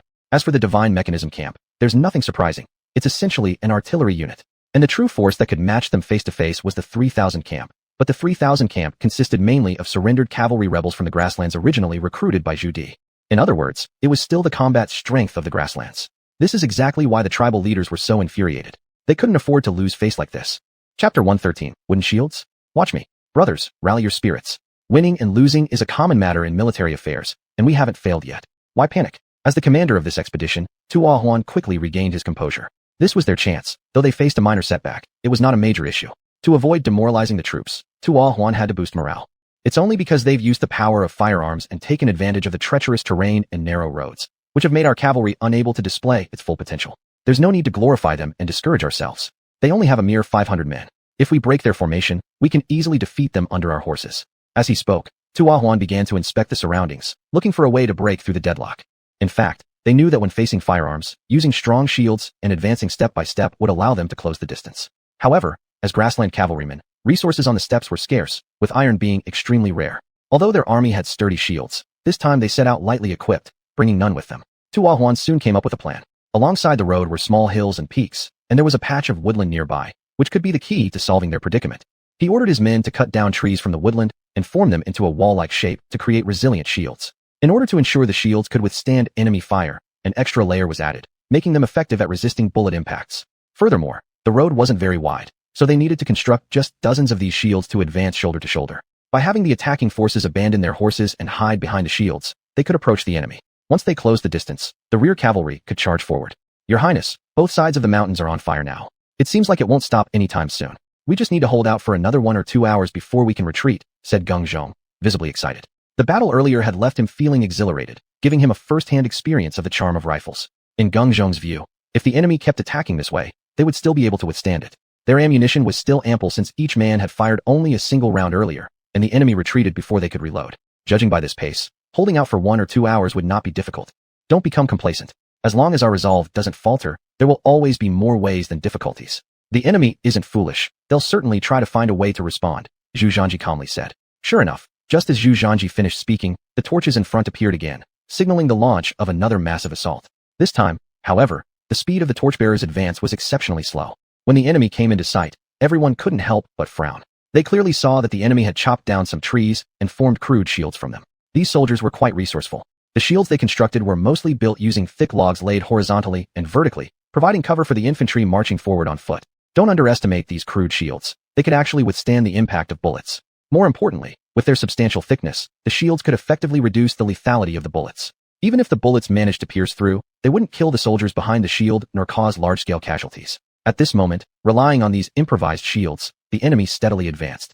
After 1 round of gunfire, there were no tangible losses among the enemy ranks. Zhu Zhanji then ordered the soldiers to cease firing. After all, their current supply of ammunition was limited, and they needed to conserve it strategically. If bullets were abundant, they could simply destroy these simple shields outright. Unfortunately, this ambush operation carried insufficient ammunition for such a task. What should we do? They absolutely cannot get close. Once they do, our rifles lose their advantage, and our defense will surely collapse. Geng Zhong, an experienced veteran, knew well the consequences of allowing the enemy to close in. There's no problem. I've already said it. As long as our minds don't falter, there will always be more ways than difficulties. Bring out the kerosene and throw it with all your might when they get close. If they could start a fire before, why shouldn't Zhu Zhanji do the same now? The enemy possessed a limited number of improvised shields arranged side by side. Though these shields could block the bullets' attacks, they were made of wood and couldn't resist burning flames. Since the enemy wanted to rely on these shields, Zhu Zhanji decided to give them a taste of a fire attack against wooden, armor-clad warriors. As the enemies approached closer and closer, the Walla soldiers hiding behind the shields were already sharpening their knives, ready to charge forward without hesitation and slaughter the enemies as soon as they got close. But they could never have imagined that, just when they were about to get close to the enemy tossed something into their ranks. Splashing sounds could be clearly heard. It was obvious that the sound of jars breaking had been heard. However, these jars did not hit any of their soldiers, but almost all of them smashed directly onto the wooden shields. Bang, bang, bang. After the sound of breaking jars came, the sound of gunshots followed immediately. Whistling sounds filled the air. Dense bullet attacks struck the wooden shields. Although the wooden shields resisted the bullets' attack, what they hadn't expected was that the shields caught fire in the next second. Wow, it's on fire. They just threw kerosene. The soldiers holding the shields instantly realized it. But by this moment it was already too late, as the shields themselves were flammable, compounded by the fact that the kerosene bottles had smashed onto the shields, drenching them thoroughly with kerosene. The flames on the shields blazed fiercely, quickly covering the entire shield. The scorching heat made the soldiers holding the shields scream in agony, one after another unconsciously dropping their shields. However, once they dropped their shields, they became completely exposed before Zhu Zhanji. Open fire. Zhu Zhanji gave a calm order. A headshot immediately followed. Bang, bang, bang. A series of gunshots rang out. The Walla soldiers lost their wooden shields and had now become live targets. With every round of firing from the dragon cavalry, a large number of them fell instantly, their blood splashing all over the scene. Among them, some Walla soldiers attempted to rush forward to break through the defense of the dragon cavalry, but unfortunately, no matter how fast they were, they couldn't outrun bullets. Zhu Zhanji had already planned well for the soldiers. The reloading speed of the rifles was originally fast, and after firing a round, there would be another 100 soldiers taking over immediately. Such an endless cycle enabled absolute firepower suppression, thereby ensuring that no enemy could break through the line. Chapter 114, Lead the horses back, retreat. The soldiers in the rear had long been scattered and were retreating in disorder. This also meant that their offensive this time had failed again, and Walla lost more than 500 people in this attack. Such a result made xuanhuan gnash his teeth with anger, yet he could do nothing about it. Although wooden shields could withstand the bullet impact from enemy troops, they couldn't stand up to their arson plan. This strategy wasn't working. xuanhuan's brain was working at high speed, and his heart was very anxious. This time, they were supposed to catch Ming army off guard and perform a grand tactical flanking maneuver to eliminate the vanguard force of the Ming army. Tatar had already given its promise. If they eliminated the Ming army's vanguard force, half of the land outside the pass would be used by them for plundering. One must know that there is a lot of land outside the Great Wall under Ming control, and the amount of food resources to be plundered is also very much substantial. Such a big piece of cake. Naturally, Walla did not want to miss out on it. They thought, originally, it was a huge bargain. They just came over to encircle the vanguard force of the Ming army and take the plundered resources outside the passes back home. Unexpectedly, as soon as they arrived here, they encountered tough resistance, being pushed back 3 times by 500 Ming soldiers. It was truly frustrating. More importantly, the enemies suffered no casualties while their casualties had almost reached 3,000. But at this point, xuanhuan dared not launch another reckless offensive. A way to counteract must be devised, otherwise, it would be a waste of life. The terrain here is treacherous. It's a place where one man can hold off 10,000. Cavalry won't have any advantages here. Even if they were worn down entirely, it might not be possible to break through. Adding oil to fuel tactics is a great taboo in warfare. Your Highness is wise. Thus the enemy's offensive method has been dismantled. Geng Zhong looked at Zhu Zhanji with an even greater admiration and fervor. Stop flattering me. I think the time is about right now. Send someone to bring back all the horses still able to run outside. Such good horses should not be wasted like this. Zhu Zhanji looked towards the war horses scattered along the roadside ahead. These war horses were from the prairies, large in size and physically robust. They made quite good steeds. Bring the horses back. Yes, let 100 men make a few trips to bring back the horses. Other brothers will provide cover. Bring as many as we can. Don't worry, they won't come to attack us for the time being. Before finding a solution, they will not dare to attack. Zhu Zhanji confidently stated. Actually, there's something, my lord, that I don't quite understand. The ambush location has perilous terrain. Here, guarding against the enemy gives the impression of one man holds the pass. 10,000 cannot get through. So why withdraw the main force? If we take turns defending, they definitely won't be able to push through. Zhu Zhanji looked at the valleys on either side of the road. You're wrong on this one. The reason they haven't found a solution is only temporary. We cannot wait too long. Now, the fire in the 2 surrounding valleys has almost died out. When the time comes, they will certainly send 2 assault teams quietly through the valleys on both sides while pretending to attack frontally. What would you do then? Upon hearing this, Geng Zhong felt startled and turned around to look at the valleys on either side of the road. Indeed, these valleys weren't impassable for military purposes. Just now they lit fires which hadn't extinguished fully yet.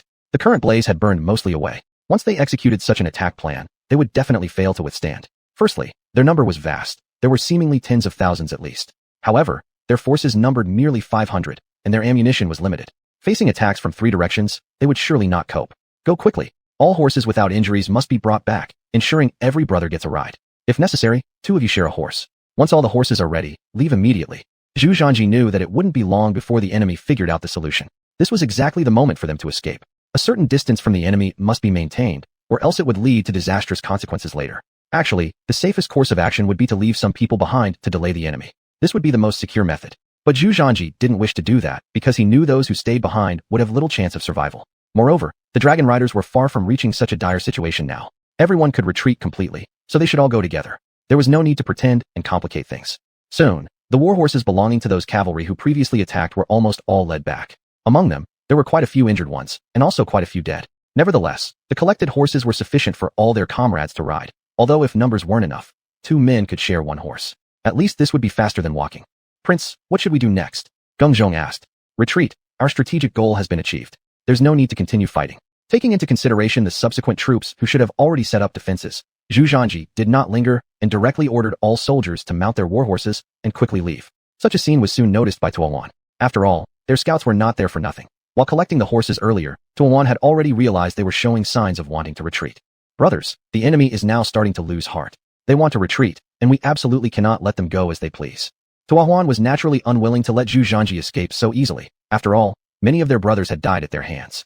This score needed to be settled properly, let alone the fact that such an enemy force could not be left unchecked. xuanhuan immediately ordered the army to start chasing swiftly. However, compared to Zhu Zhanji's group, their steps were bound to be somewhat slower. This was because where Zhu Zhanji had previously set up defenses, there were still some barriers blocking the way, which allowed them to buy some time. All along the way, Zhu Zhanji and the dragon riders were advancing at full speed. Hurry everyone, don't let the enemy catch up, otherwise it will be dangerous. Zhu Zhanji gave the order. Their horse riding speed was fast enough now. As long as they kept going full speed ahead, the enemy wouldn't be able to catch up, let alone that further ahead Lu Jun had already positioned the main force as well. After all, they were cavalry from the prairies. Although they were behind, their speed was rapid, and at this moment the distance between them and the dragon riders was getting closer and closer. It looked like it wouldn't take long before they caught up. Such a sight made those cavalrymen of Walla extremely excited. Brothers, give it one more push, revenge for our fallen brothers. They killed so many of our brothers and still plan to escape? No chance. Charge, brothers. We must chop off their heads to avenge our comrades. With the encouragement from the Walla officers, the attack speed of the Walla cavalry became faster, their morale high. After all, with all the frustration built up over such a long period of time, they now wanted to vent it fully. Chapter 115. Can't advance, can't retreat either. At this point, their distance to the Longqi army was getting closer and closer, and they were about to catch up. But at this moment, the Walla general suddenly noticed that the 500 Longqi soldiers who had fled earlier stopped ahead. Such a scene made the Walla general feel something was amiss. instinctively making all his soldiers stop in their tracks. They had already been tricked once before, and now they learned from it, not being as reckless as before, but rather assessing the situation first before deciding on any action. Xuanhuan's subsequent forces soon caught up. Xuanhuan was the son of Mahamu, the leader of the Tatar tribe, and also an experienced veteran on the battlefield. At this time, Xuanhuan also paid attention to the terrain ahead. It must be said that compared to the previous ambush site, the terrain here was much more dangerous. It was akin to the existence of a checkpoint, with cliffs on both sides that could not be passed through, let alone for cavalry. Even if a person wanted to climb up, it might not be possible, and any slightest mistake would result in falling off the cliff. This was a natural checkpoint. With no passage on both sides, one could only pass through the central pathway. The entrance to this path wasn't wide, roughly just 4 or 5 meters. This naturally caused Xuanhuan to become somewhat cautious. The 500 Ming soldiers had already cost them greatly before, where there was still a way to counterattack. As long as the fire on the 2 mountain peaks was extinguished, they could completely send troops to go around, then encircle the Ming army in a 3-line pincer movement. But at the current terrain, if the enemy chose to ambush or hold ground here, that would be perilous. This was the worst-case scenario Xuanhuan wished to avoid. But soon enough, scouts returned with information, the very news Xuanhuan least wanted to hear. There was an interception set by the Ming army on the road ahead. The 500 soldiers who retreated earlier also joined in.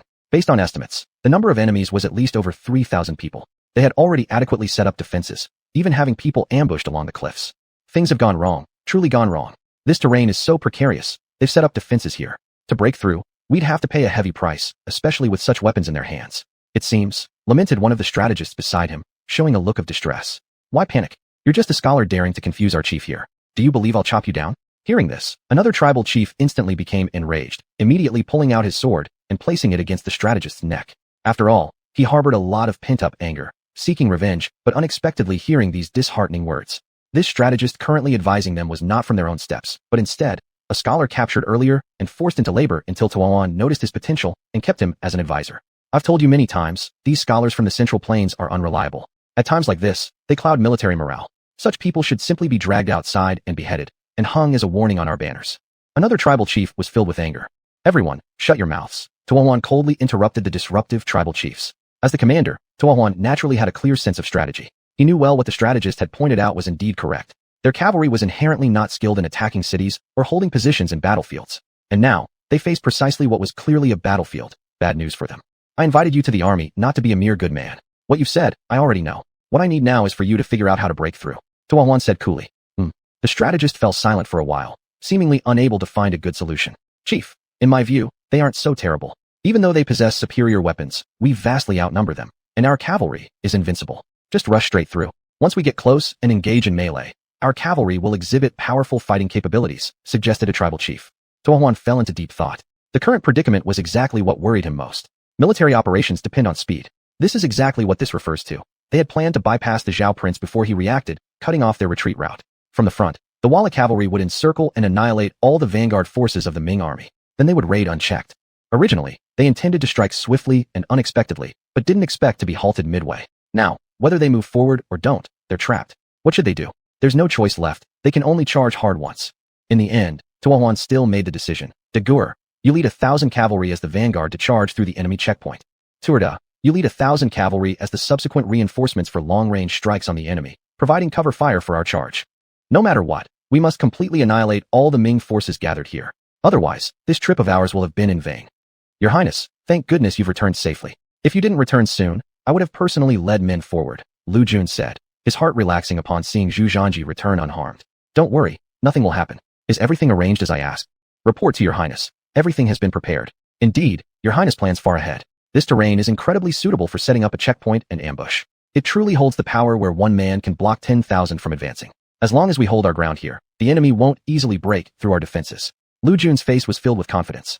In the past, the enemy might have pushed through by sheer numbers, but the situation now was different. They had muskets, these highly lethal weapons that allowed them to strike at a distance. Distances unreachable by bows and crossbows could be easily reached by their muskets. Moreover, Zhu Zhanji's previous deployment was meticulous. Even the steep cliffs on both sides had been defended, and the paths leading up the mountain had been completely sealed off. No matter which path they took, the enemy would pay a heavy price. That was the advantage of this terrain. So let's get ready immediately. I believe the enemy's attack will arrive soon. Zhu Zhanji had already anticipated the strategic purpose of the opposing side. By blocking the Walla cavalry here, the enemy was bound to launch a fierce assault, which meant there was definitely going to be a fierce battle ahead. Indeed, it wasn't long before the sound of hooves was heard from afar. The cavalry from the grasslands rode towards this area accompanied by clouds of dust. Leading the charge was about 1,000 cavalrymen, with another 1,000 following as rear support. The leading cavalry held sharp war sabers, raising them high when charging, while shouting loudly, their momentum almost unstoppable. The rear cavalrymen wielded bows and crossbows, clearly forming the backup covering force. Chapter 116, Force Charge, Casualties. They're coming. Lu Jun squinted his eyes as he looked into the distance. If it were in the past, Lu Jun would have already panicked by now, but they had already made full preparations this time. This place was truly invincible. No matter how fierce the cavalry from the grasslands might be, they wouldn't be able to break through their defense. The defenses set up here were absolutely unbreakable. Everyone prepare for battle. Fight with all your strength for me. De Guer was also a seasoned veteran who had endured countless battlefield trials and was renowned for his courageous fighting. He had repeatedly inflicted heavy blows on enemy forces, and he had already made full preparations for this charge. In his belief, as long as they were ferocious enough, the enemy would not stand a chance against them. As long as they charged forward without fear, they would surely break through the enemy's lines. There must be brave men under generous rewards. Brothers, let's all charge. Whoever breaks through the enemy's line first will be promoted to Deputy General. Whoever kills the most enemies in this battle will receive 100 taels of gold. Promotion and wealth awaited them. This was what everyone aspired to. Such desires existed within the Walla army as well. At this moment, all Walla soldiers in the ranks carried a fervent passion. They wildly brandished their war sabers and fearlessly rushed toward the Longqi army's defensive positions, each eager to claim this reward. For many soldiers, being the one to kill the most enemies wasn't something they could guarantee, but breaking through the enemy's front lines was much more achievable. Cavalry charges were inherently swift. Many were highly confident that they could exploit any momentary oversight by the enemy, passing through their defenses. Soldiers believed that once even one soldier breached the enemy's defense, the entire enemy force would fall into disarray, allowing the rest to swiftly follow. For a time, the morale of the Walla soldiers reached great heights. Their charging speed only increased. However, just as they approached the Longqi army's position, 300 meters away, the first row of cavalrymen suddenly toppled off their horses. Bang bang bang. A volley of gunshots rang out from the Ming army's formations. Whoosh whoosh whoosh. Bloody holes erupted across the bodies of the leading soldiers, accompanied by groans of pain. Before the charging soldiers could react, another barrage of gunfire followed. These consecutive volleys of gunfire became ominous portents for the Walla cavalry. After all, it was a full 300 meters. Their bows and crossbows were yet outside their optimal range, whereas the Ming army's muskets were already inflicting lethal damage. More importantly, this group of Ming soldiers obviously possessed advanced training, continuous gunfire, without interruption. The Walla cavalrymen could only helplessly watch as their comrades fell one after another, with no way to retaliate. There was nothing left to do now except to charge forward at any cost. As the main general commanding this charge, de Guer understood this all too well. He also noticed the retreat tendencies growing among many cavalrymen. Their momentum had clearly dropped significantly since before. Brothers, don't be afraid. The Central Plains forces have only 2 tricks up their sleeves, and when they run out, it'll be our turn. Once we break through their defenses, we can avenge our fallen brothers. Charge. Saying this, de Guer raised his war saber high, but before he could act, in the next second, his eyes contracted sharply. A bloody hole then mysteriously appeared on his forehead. It was completely unexpected for de Guer to meet such an ignoble death, shot straight through the head during the charge. With de Guer's fall, the Walla cavalrymen's morale plummeted even further. The commander was their soul on the battlefield. Now, with their leader killed, the army grew restless, and the determination of many to continue the charge wavered. Those further back saw this, and already considered retreating. After all, if their own commander was dead, how were they supposed to proceed? And even worse, the enemy's weapons were so powerful, they could kill at a distance of 300 meters. Such distant strikes were terrifying indeed. Even as cavalrymen, there was no way for them to outrun these bullets. Since earlier until now, the distance they'd covered while charging remained unchanged. This stretch of 300 meters felt like a red line they couldn't cross. Any who dared approach would be immediately cut down. Zoom. One Walla cavalryman at the very rear turned his horse to flee, but he was instantly struck through the heart by an arrow flying from behind. Cowards who dare to retreat will be shown no mercy. Behind came shouts from other Walla soldiers. The cavalry, in full charge, had no way out under such coercion. They could only rush forward without regard for their lives. It was a matter of dying either way, so they might as well take a gamble and possibly carve out a path to survival. In many instances, it is this kind of burning the boats mentality on the battlefield that leads to victory. Unfortunately, this time they were not up against ordinary soldiers, but rather the Longqi army armed with superlative weaponry. Zhu Zhanji had already given orders to his troops. There was a special marker at exactly 300 meters away, and he told the soldiers to aim carefully. Any enemy who dared approach would be annihilated without exception. The firing order within the Longqi army was also highly organized. It usually started from the bottom upward in sequence, with a dedicated squad leader directing operations. Each time, 50 men would fire their guns before handing over to the next small squad, ensuring an uninterrupted flow of firepower without error. With 3,000 men taking turns firing, the suppression would never falter. Moreover, this place was originally a narrow pass. 50 men firing simultaneously created a complete firepower blanket. It didn't matter whether it was cavalry or war horses charging, they'd all be killed instantly. The battle lasted nearly an hour. The cavalry wave attacking was entirely wiped out. The passage ahead was littered with dead bodies, both horizontal and vertical, corpses of Walla soldiers and Walla horses alike, creating a truly horrifying scene. But strangely, there were no bodies within the 300-meter zone, because not a single soldier could cross that line of demarcation. Further beyond the special mark, a large rock, no one could surpass that spot. Corpses there were piled up almost like a small mountain. The first assault of the Walla forces was utterly dismantled. They lost another 1,000 men. Xuanhuan had by now become absolutely infuriated. I won't believe it. That with merely 3,000 men you think you can intercept the road for my army of 30,000. What nonsense. No matter what methods you use, and no matter how many times you attack, you must completely wipe out these 3,000 men for me. Chapter 117. Your Highness, stay calm. The enemies are encircling us. Attack now? I want all efforts spent on this. Their ammunition is limited. Xuanhuan watched as time passed second by second, his anxiety growing stronger. This battle wasn't just about reaping substantial rewards for them, but also about boosting the reputation of the Walla tribe. The Mongolian steppe to the north had long been divided into three parts: the Tatar, the Walla, and the Wulianga. None of the three tribes would submit to each other, each desiring to annex the others, yet unable to do so. This time they were joining forces in a joint campaign, and the Walla's sudden attack was crucial. If they were stopped here, it would not only miss this chance, but would bring enormous negative impacts to the Walla. After all, the Walla's fighting power has always been formidable. If their army of 30,000 was blocked by the Ming army of nearly 3,000, they would surely become a laughingstock. Such a result he simply could not afford. So Xuanhuan decided that even if they needed to advance through human wave tactics, they had to overcome the enemy. It turned out that this was the most humiliating campaign the Walla had ever fought. In the past, when facing the large Ming armies, their cavalry might have numbered just a few tens of thousands, while their enemies numbered hundreds of thousands, yet they dared to confront them head-on. Now the situation had reversed. 3,000 against 30,000. They still had to risk their lives in an assault. But Xuanhuan had no choice at this point. The paths available to him were either retreat or press forward with utmost force. Undoubtedly, Xuanhuan chose the latter. This was destined to be a fiercely brutal battle. At this moment, the Datong command post was already in chaos. The Tatars have launched a full-scale offensive from 3 different directions towards us. Their goal is crystal clear. They want to use the mobility of their cavalry to encircle us. If we don't retreat quickly, we'll face the danger of total annihilation. But how can legs running stand any chance against hooves? Their speed is extremely fast, and our defenses can hardly withstand the charges of the cavalry. What are we going to do? All the generals looked worried, deeply concerned, continuously thinking about ways to break through the enemy lines. The Xuanhuan frowned deeply. He was staring intently at the sand table, his mind racing at high speed. There's no way out now. At this point, the troops can only retreat. We'll send reinforcements out from Datong. Xuanhuan never expected that the Tatars would resort to such a tactic. This was obviously bait laid down to lure them, yet the Xuanhuan had no choice but to fall for it. The Tatar raiders kept plundering outside the pass, and every day the situation grew more severe. As the vanguard of their forces, if they didn't act in the face of such circumstances, they would undoubtedly invite ridicule from others. Alutai saw this point, which was why he released these baits and carried out this grand strategy. Currently, there's no other way, the generals echoed. Report. A major issue has arisen. His Highness the Crown Prince is under massive attack from Walla forces, and now His Highness is leading his troops to repel the enemy. Just then, a scout rushed in and reported. Xuanhuan was shocked. What?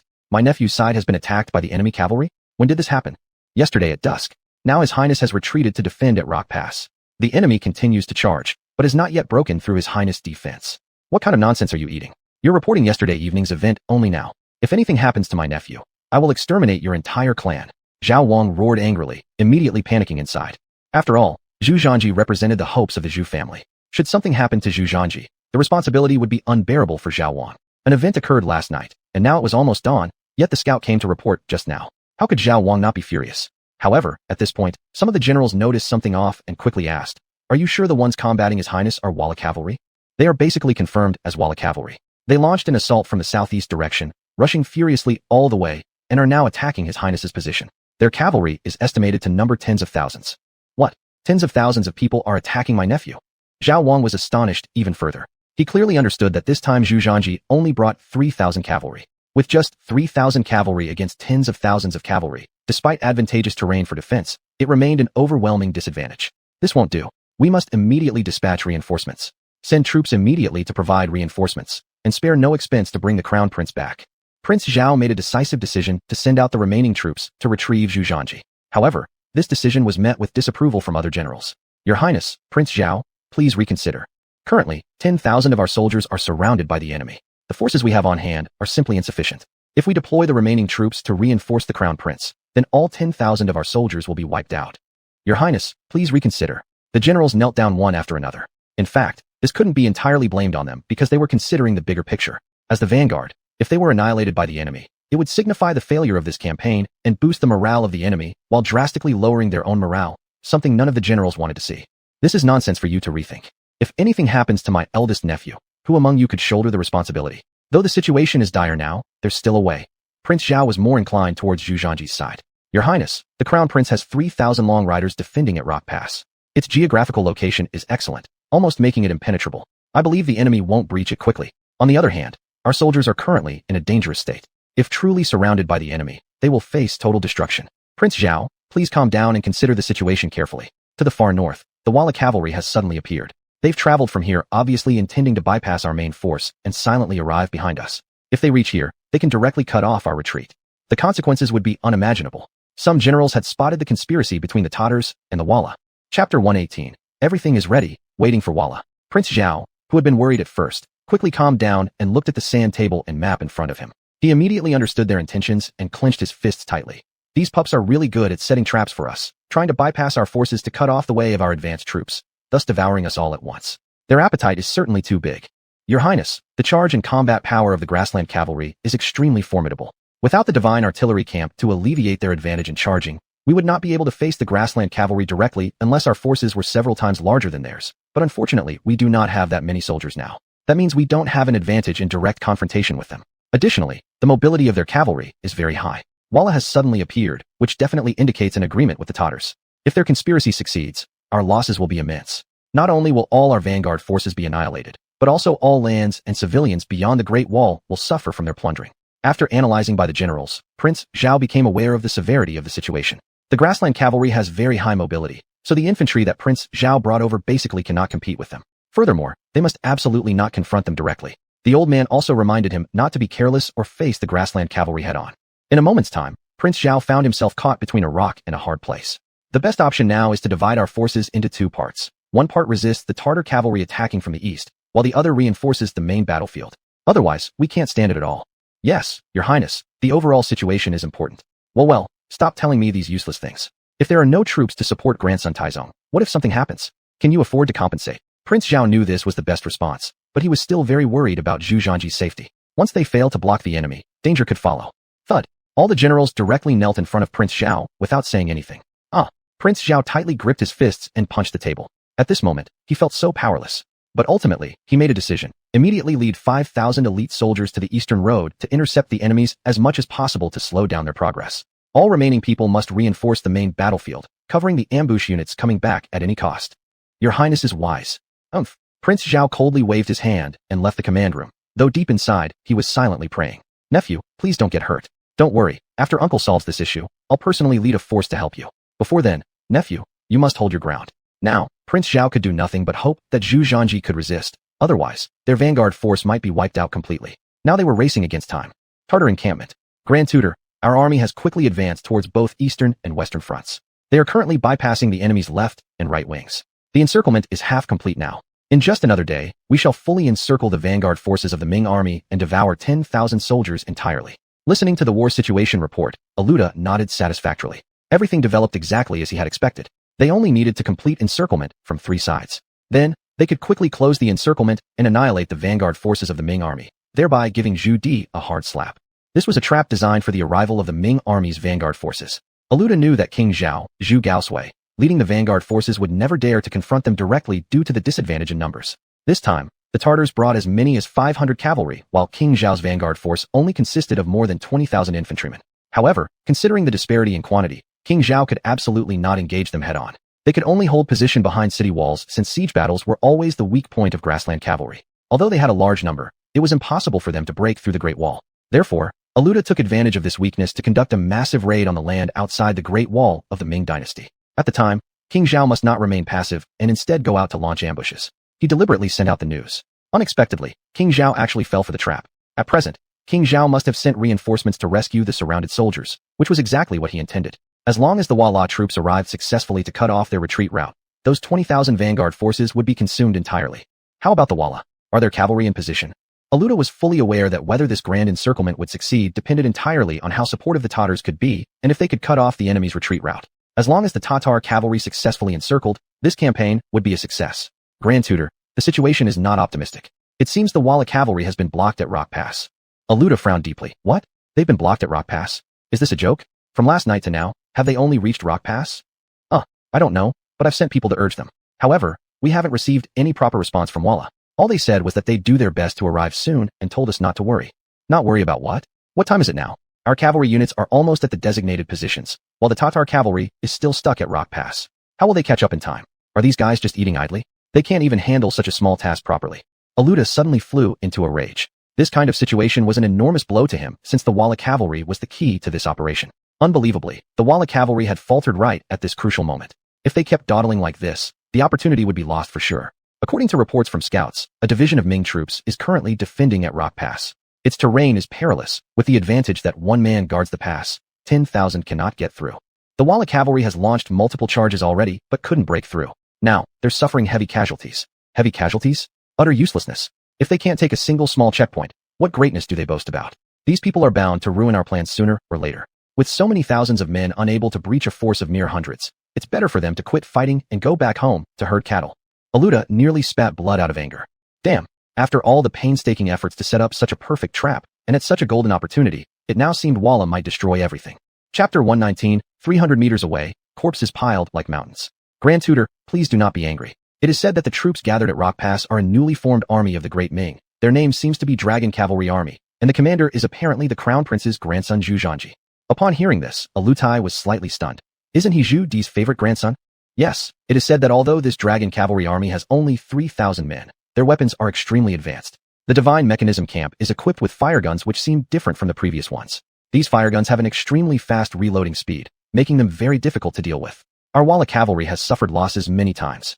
Oh no, if things continue like this, it will certainly ruin everything. Alutai paced back and forth anxiously. Such a rare opportunity did not come often. You need to send someone now to clearly explain to the Walla cavalry and make them break through the enemy positions as soon as possible and ensure they get into position quickly. Otherwise, we will miss this chance for battle, and if so, all the promises we made before will no longer count. Alutai had also paid a great price for this plan in order to reach an agreement with the Walla. At this point, he could only keep pressuring the Walla, urging them to reach the designated location as quickly as possible, cutting off the enemy's head and tail. Rock Pass. From last night until now, they have already been fighting for 5 full hours. The scene was once extremely brutal.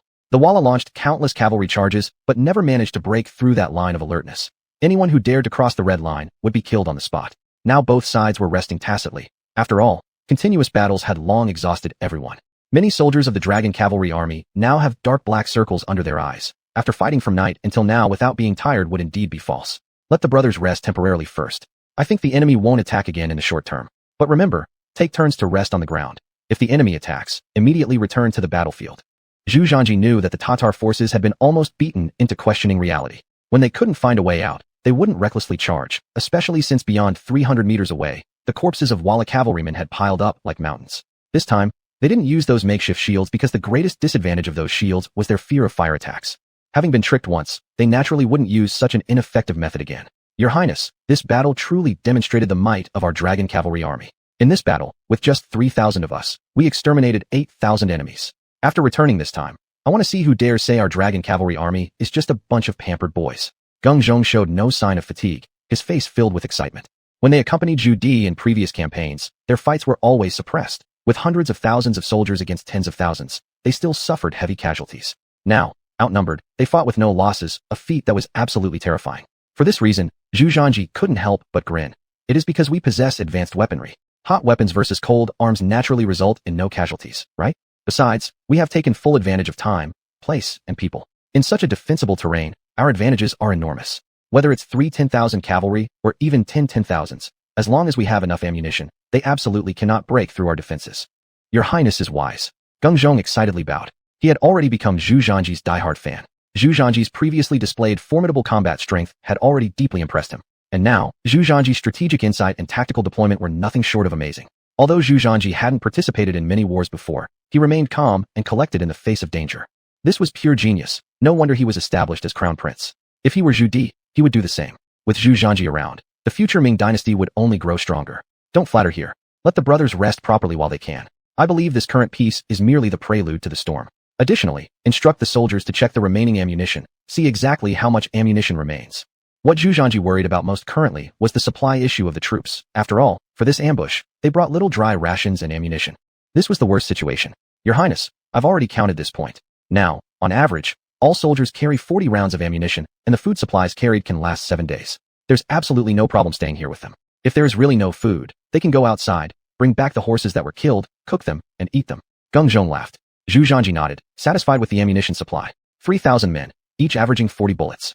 That was no weak combat capability. Even when facing an army of 100,000, they could still rely on advantageous terrain to continuously resist. What Zhu Zhanji most worried about was the lack of ammunition. These were all veteran generals from the battlefield. If the enemies kept rushing forward, pushing their numbers relentlessly, there would inevitably come a time when they couldn't hold out anymore. Human strength, after all, was limited. If only they had ample ammunition, guarding this position would be entirely feasible. Tell the brothers to aim carefully and conserve their ammunition. Each bullet must hit the enemy if possible. I don't expect them to shoot straight for the head every time, but at least it should wound the enemy. Best case is a kill shot. If not, hitting the hands or legs will do. Yes. Xuanhuan's temporary command camp. At this point, Xuanhuan was already trembling in anger. After hours of continuous charges, they had failed to take the enemy's defensive position. Worse still, they hadn't even seen the shadow of the enemy. The enemy had not suffered a single casualty so far, while they had lost over 8,000 brothers. Now, their forces were down to just over 20,000 cavalrymen, and in reality, only fewer than 20,000 could still fight, since a large portion belonged to logistics units. Xuanhuan's face was frighteningly dark, and the other tribal leaders lowered their heads, silent. At this moment, they had been completely defeated. They had never encountered such a battle before. They were utterly dazed by it. That distance of 300 meters felt like a red line they could never cross, and for 5 hours, not a single person had crossed it. It was terrifying. What army is it across from us? At this point, Xuanhuan finally realized how absurd it was to have fought for so long without knowing who their opponent was. At this moment, a tribal leader stood up. Chief, this route might be impassable. Perhaps we should find another way. Swoosh. Before the tribal leader could finish his sentence, Xuanhuan drew his war sword and placed it against his neck. Whoever shakes the morale of our army shall be executed immediately. Chapter 120. Anxious and reluctant Hua. Pooh. The next second, blood spurted everywhere. The leader's head hit the ground. This scene immediately stunned all the other soldiers, especially those tribal leaders who had just wanted to bypass the route. They were secretly relieved that these words hadn't come from their mouths. Otherwise, it would have been their heads rolling. Xuanhuan's current actions are also to intimidate all tribal leaders who want to retreat. As the main general, he clearly knows that they are already in too deep. If last night they had chosen to bypass early, they might have still achieved a strategic goal, but now they no longer have a way back.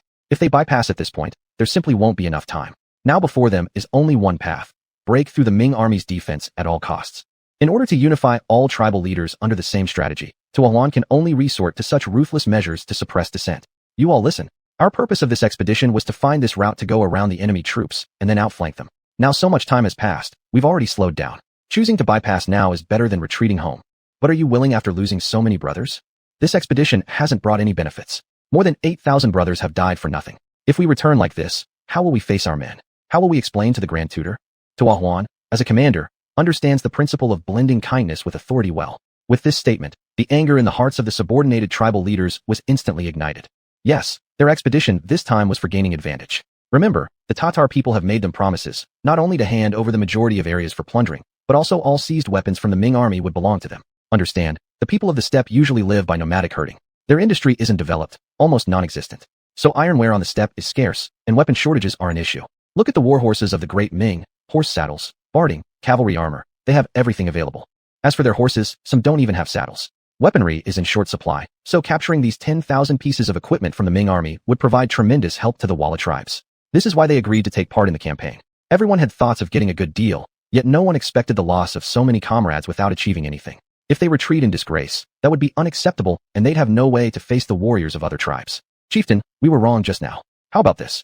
Going back is impossible. Anyway, we've already lost so many brothers. Let's fight them outright. They only have 3,000 men, while we still have over 20,000.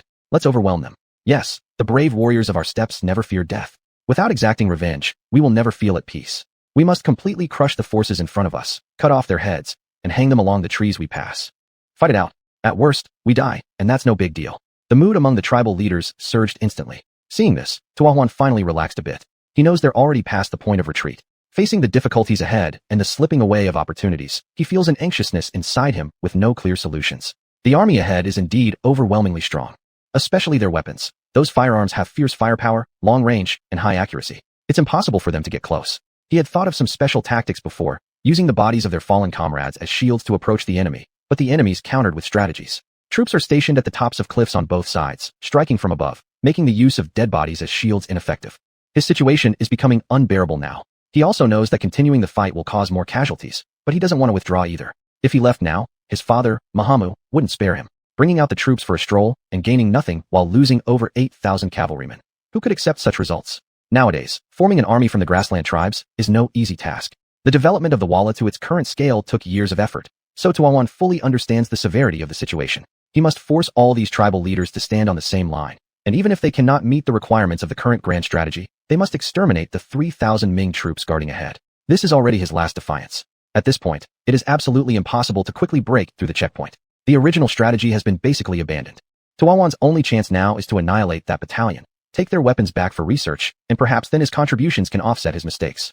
Brothers, none of us expected such setbacks, but in battle, setbacks often happen. The Ming troops ahead have inflicted so much damage on our brothers. We must avenge them. My plan is to eliminate this group of Ming troops at any cost. Kill, kill, kill. The Walla cavalry were shouting loudly. This means they are about to go into a frenzied state. What Zhu will face next is a storm-like attack. It was already getting slightly bright. The vision was becoming increasingly clear. The dragon cavalry soldiers remained steadfast in their positions, not a single person retreating. Despite having fought all night, no one showed signs of fatigue. They were all soldiers who had undergone special training. In the past, when facing steppe cavalry, they mostly avoided direct confrontation. But this time around, this fight truly made them feel invigorated. They hadn't fought such an exhilarating battle in a long time. Therefore, despite battling all night, the morale of all the soldiers remained extremely high. Do these Walla cavalry still intend to continue their attack? I don't know. Looks like they won't. From last night until now, how many men have they lost? We've had 0 casualties here. Unless their heads are really as hard as iron. This is hard to say. Those barbarians from the steppe, they don't have many skills, but they sure have tough heads. You should know that. That's true. If they weren't so stubborn, they wouldn't have provoked us multiple times. Chapter 121. I bet they'll charge again. I actually hope his head is tough enough. This kind of battle, I haven't tried it for a long time. Damn, it's exhilarating. Yeah, in the past when we fought them, the cavalry charge always had the upper hand over us. Every time we clashed, our sides suffered heavy casualties. So many brothers died under their horse charges, and there was nothing we could do about it. But now things are different. After fighting all night, they've lost several thousand men, while none of us has even been scratched. This is thanks to His Highness the Grand Prince's foresight in choosing such a good battlefield. We have taken out thousands of enemies without any losses ourselves. But I'm not satisfied yet. I still have 38 bullets left in my pouch. I have a bit more than you. I have 39. I have fewer, only 35. Damn it, if my gun hadn't jammed for a moment last night, I guarantee I would have wiped them out completely. The snipers stationed above are truly lucky, firing from a height with such precision, each shot hitting its mark. It must be very comfortable to be in such a good position. You should join the sniper team if you're so capable. Do you think I need your advice? If I were better at shooting, why would I need you to say that? I'd already be up there. Don't talk anymore. I have to prepare. When the Walla attack again, we must give them a lesson. One of my brothers fell to them before. This time I must make them pay for him as well. It cannot be denied that the morale of the Longqi army is now high. They are quite satisfied with their weapons, using them more and more fluently and getting used to them. Before, they could only fight at close range, making their combat disadvantageous against the barbarians on the steppe. After all, those nomadic tribes have always been large-framed, not only physically strong, but also combat effective. This battle gave them confidence, allowing them to raise their heads proudly. Who wouldn't like a one-sided situation like this? Especially the ultra-long-range sniping. It has captivated them. And the marksmen stationed atop the cliffs now hold a high status within the army. The reason is simple. Their accurate marksmanship enables precise strikes against enemies. As soon as orders are given, they can accurately eliminate targets in the enemy's camp, which is also the reason why the leaders of every charge end up being killed by sniper fire. They are specially trained after all, highly precise, and carry ample ammunition. Each person is provided with a minimum of 100 rounds. But this time, they've brought 200 rounds per person. That allows them to shoot freely. Absolutely satisfying. Thus, many soldiers envy the sniper team, who stand high, see far, and enjoy excellent positions and equipment. It is rumored that their rifles are equipped with special sights invented by Zhu. Of course, these are not high-powered scopes. Actually, they are basic sighting tools Zhu simply manufactured. In essence, just red dot sights. But even though they're red dot sights, they're much better than having no sight at all, greatly enhancing their shooting accuracy. Zhu invested significant effort in training these sharpshooters, and now, their value is being realized. Your Highness, we've repelled them so many times already. Will they continue attacking?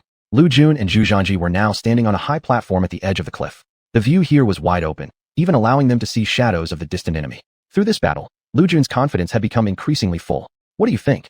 Zhu counter-asked. I believe they won't attack further. Lu Jun smiled. Why do you think that? Isn't that obvious? Last night they lost thousands of men. Such losses are massive for Walla and cannot be sustained. Moreover, their strategy was to quickly flank around behind our forces, but it's too late now. The opportunity has passed. Even if they break through our defenses, they will not achieve the strategic objective of this campaign. And besides, breaking through this checkpoint with the number of troops they have will hardly succeed. Lu Jun was confident, as after the trials of the previous night, the coordination between units has become stronger. Besides, they still have sufficient ammunition, Even if all their troops rushed forward, it would be hard to defeat them. Lu Jun, your analysis is indeed logical, but I think they will continue to attack. Zhu Zhanji did not agree with Lu Jun's assumption. Your Highness, why do you think so? They have clearly lost their opportunity for an advantageous attack. Zhu Zhanji smiled. It's simple. I bet they'll lose their heads and become too emotional. We're stationed here, blocking their way forward, severing their strategic opportunities, and inflicting losses of thousands of men on them. Do you think they would retreat in disgrace like that? Lu Jun couldn't come up with a response for a moment. Zhu Zhanji's argument made sense. But Your Highness, with how tightly we're guarding the checkpoint now, if they attempt to take it from us, they'll surely pay a heavy price. Moreover, they might not even succeed. Wouldn't their commander consider this? After all, Lu Jun was a seasoned veteran who remained calm and level-headed, always thinking in terms of the bigger picture. Otherwise, he wouldn't have risen to his current position. Lu Jun, while you maintain such composure, our enemies may not possess the same clarity of thought. Otherwise, they would have already retreated instead of waiting until now. The opportunity for a decisive action was missed an hour ago, and yet they didn't withdraw then. This shows their dissatisfaction. For years, the grasslands have harassed our great Ming Dynasty countless times, yet they've never caused us significant damage or shaken our foundation. The biggest reason lies within their internal conflicts, which have weakened their strategic vision. If they were rational, when 500 of us blocked them last night, they should have bypassed us and gone another way. There was still enough time to make that decision back then. But they didn't, meaning their commander has some plans but lacks a broad understanding of strategy. They will definitely act rashly. Listening to Zhu Zhanji's reasoning, Lu Jun couldn't help but be deeply impressed. Your Highness truly possesses exceptional wisdom to be able to see through the enemy's thoughts like this. Chapter 122. The warplane is gone, Alutai's anger. This is what we call knowing yourself and your enemy well, leading to 100 victories in 100 battles. Sometimes fighting isn't just about appearances, it's also about calmly analyzing your opponent. Isn't this like playing Go with you? His Highness is wise. Let the brothers prepare well. There will be a tough battle ahead. If I'm not mistaken, they will resort to desperation soon. Then there will be a large-scale attack. Good, let them come then. Right now, the morale of our comrades is still very high. Kill one if they come alone, and kill two if they come as a pair. Lu Jun's face was full of confidence. He knew that the scholars haven't had their fill of fighting yet. If the enemies were to charge at all costs, it would fit their intentions perfectly. You must know, this is the first campaign since the establishment of the Dragon Cavalry Army. It's very important for us. The more glorious our achievements, the more others will shut up. The Dragon Cavalry Army has always been criticized in the military before, which caused discontent among many comrades. Now, they aren't only thinking of getting a hand on yin, but also want to keep expanding their achievements. The more brilliant, the higher their prestige in the army will be in the future. To make those in the army who look down on them close their mouths. Sure enough, the result was exactly the same as Zhu Zhanji had anticipated. In less than half an hour, the enemy launched another fierce assault. This fierce assault now is completely different from the previous ones. They seem to have thrown all caution to the wind. Cavalry after cavalry charged straight towards here. Now, the scale of the offensive is larger than any other time last night. The small path is covered with cavalry. You can hear the sound of hooves far away, along with the dust stirred by the charging cavalry. Far away, you can feel the ground shaking. You should know that during the night, the cavalry charge is naturally not as fierce. Considering the low visibility, they dare not rush too fast. But now it's daytime. It's completely different. The cavalry could charge freely in broad daylight, and their horses' speed becomes faster. Plus, the number of enemy troops on expedition is quite large. You can't see the beginning or end. Looks like a strong attack. It seems they've made up their mind, wanting to break through this checkpoint at all costs, regardless of the losses. But the Dragon Cavalry Army was not afraid at all. All soldiers were ready. Their spirit was high. Their cooperation has become increasingly familiar. In every round of shooting, there are only 50 people participating, and they would continuously fire. After using up their bullets, they changed to another 50 people for actual firepower suppression. The enemy cavalry fell one after another during their charges, presenting a scene of immense awe. On the front battlefield, Alutai stood angrily in a temporary command camp. Alutai's face looked terrible right now. These cursed Walla people, always bragging about how strong their combat power is, how brave their soldiers are. Now they can't even take down 3,000 enemies. It's truly laughable, being stopped by 3,000 people while they have 30,000, and couldn't move forward even a single step all night. It's truly detestable. Such a great opportunity, and it's about to slip through our fingers. At this moment, Alutai already knew the current situation, and his heart was filled with regret. For him, this was a once-in-a-lifetime opportunity to plunder. He already knew about Zhu Di's plan to embark on another personal campaign, and he also knew that his own forces could not possibly stand against Zhu Di directly, so he wanted to snatch some advantages and run away. With much effort set up such a trap, it seemed that they were going to succeed, and yet it ended up being missed due to the cavalry of Walla. It was extremely infuriating. Grandmaster, the war chance is gone now. The Ming army has successfully retreated to Datong. Some of the strategists beside him shook their heads helplessly. Opportunities are fleeting. They referred precisely to this kind of situation, meaning that these days of planning had all been wasted. Damn it. Are these damn Walla deliberately causing trouble, dropping the ball on me at this critical moment? Alutai's anger reached its peak. A tribal chief nearby hurriedly said, "Master, please calm down. We all know how powerful the Walla cavalry is. Our army has fought multiple times against the Walla, Neither side has an advantage over the other, but this time the Walla cavalry got held back. A big reason for that is because they met a formidable foe. Strong enemy? What kind of strong enemy? Does the Ming army have any force capable of matching our cavalry head-on? Could Zhu Di have called over those traitors? Grandmaster, we received news that the force which blocked the Walla's great army is called the Dragon Cavalry Army. It seems it's the newest army of the great Ming Dynasty, under the command of the current grandson, Xuanhuan. The Ming Dynasty's grandson, Xuanhuan's troops? How is this possible? I remember this Xuanhuan as merely a spearhead youth, never having fought in battles. How could his forces possess such formidable combat power? Alutai clearly did not believe this news. Grandmaster, we don't want to believe this fact either, but the reality is as such. These pieces of information we obtained from the Ming army prisoners. Allegedly, this Dragon Cavalry army is the result of meticulous crafting by the current grandson of the Ming Dynasty, Xuanhuan. Their weapons are incredibly advanced, improved versions of firelocks, and all selected military personnel are elite soldiers of the Ming army. We also dispatched someone to observe that night's battle. Indeed, their combat power was terrifying. They were positioned at Rock Pass, and no matter how hard the cavalry of Walla charged, they simply could not break through because of their powerful long-range striking capabilities, which completely counter our strengths. Our cavalry can't even get close. More importantly, the commanding officer of this team has extraordinary insight. The objectives and various deployments are perfect. As far as I know, it was Xuanhuan who personally commanded. Upon hearing this, Alutai immediately fell silent, his brows furrowed into a frown. At this moment, his mind was filled with unknown thoughts. After much time had passed, Alutai accepted this truth, as he knew the cavalry of Walla wasn't that weak. Otherwise, they would have been annexed long ago. Moreover, both parties' interests in this cooperation were very substantial, so Mahamu would not neglect this opportunity for battle. So there was only one possibility. This newly formed force was indeed a strong unit capable of holding its ground against enemies many times its size by utilizing geographical advantages. Truly an awe-inspiring squad. It seems Zhu Di's grandson isn't any ordinary person either, possessing such strength at this young age. What will happen if left unchecked? Chapter 123. Mobilize troops, surround the Dragon Cavalry. Yes, Grand Tutor, this Xuanhuan is the current Crown Prince's grandson. His father is the Crown Prince of the dynasty. Sooner or later, he will inherit the throne. If he exists, he will definitely pose a huge threat to us. A nearby Tartar strategist also realized that Xuanhuan posed a major threat. What do you mean? Alutai asked with furrowed brows. Grand Tutor, my point is that Xuanhuan must not be left alive. The Dragon Cavalry just established and already has such combat capability. If we let him grow stronger, it will definitely be a catastrophe for our grasslands. We have to nip it in the bud, otherwise, it will surely become a great trouble in the future. The strategist beside Alutai did have a certain strategic insight, but this doesn't mean other tribal leaders share this foresight. Grand Tutor, this matter absolutely cannot happen.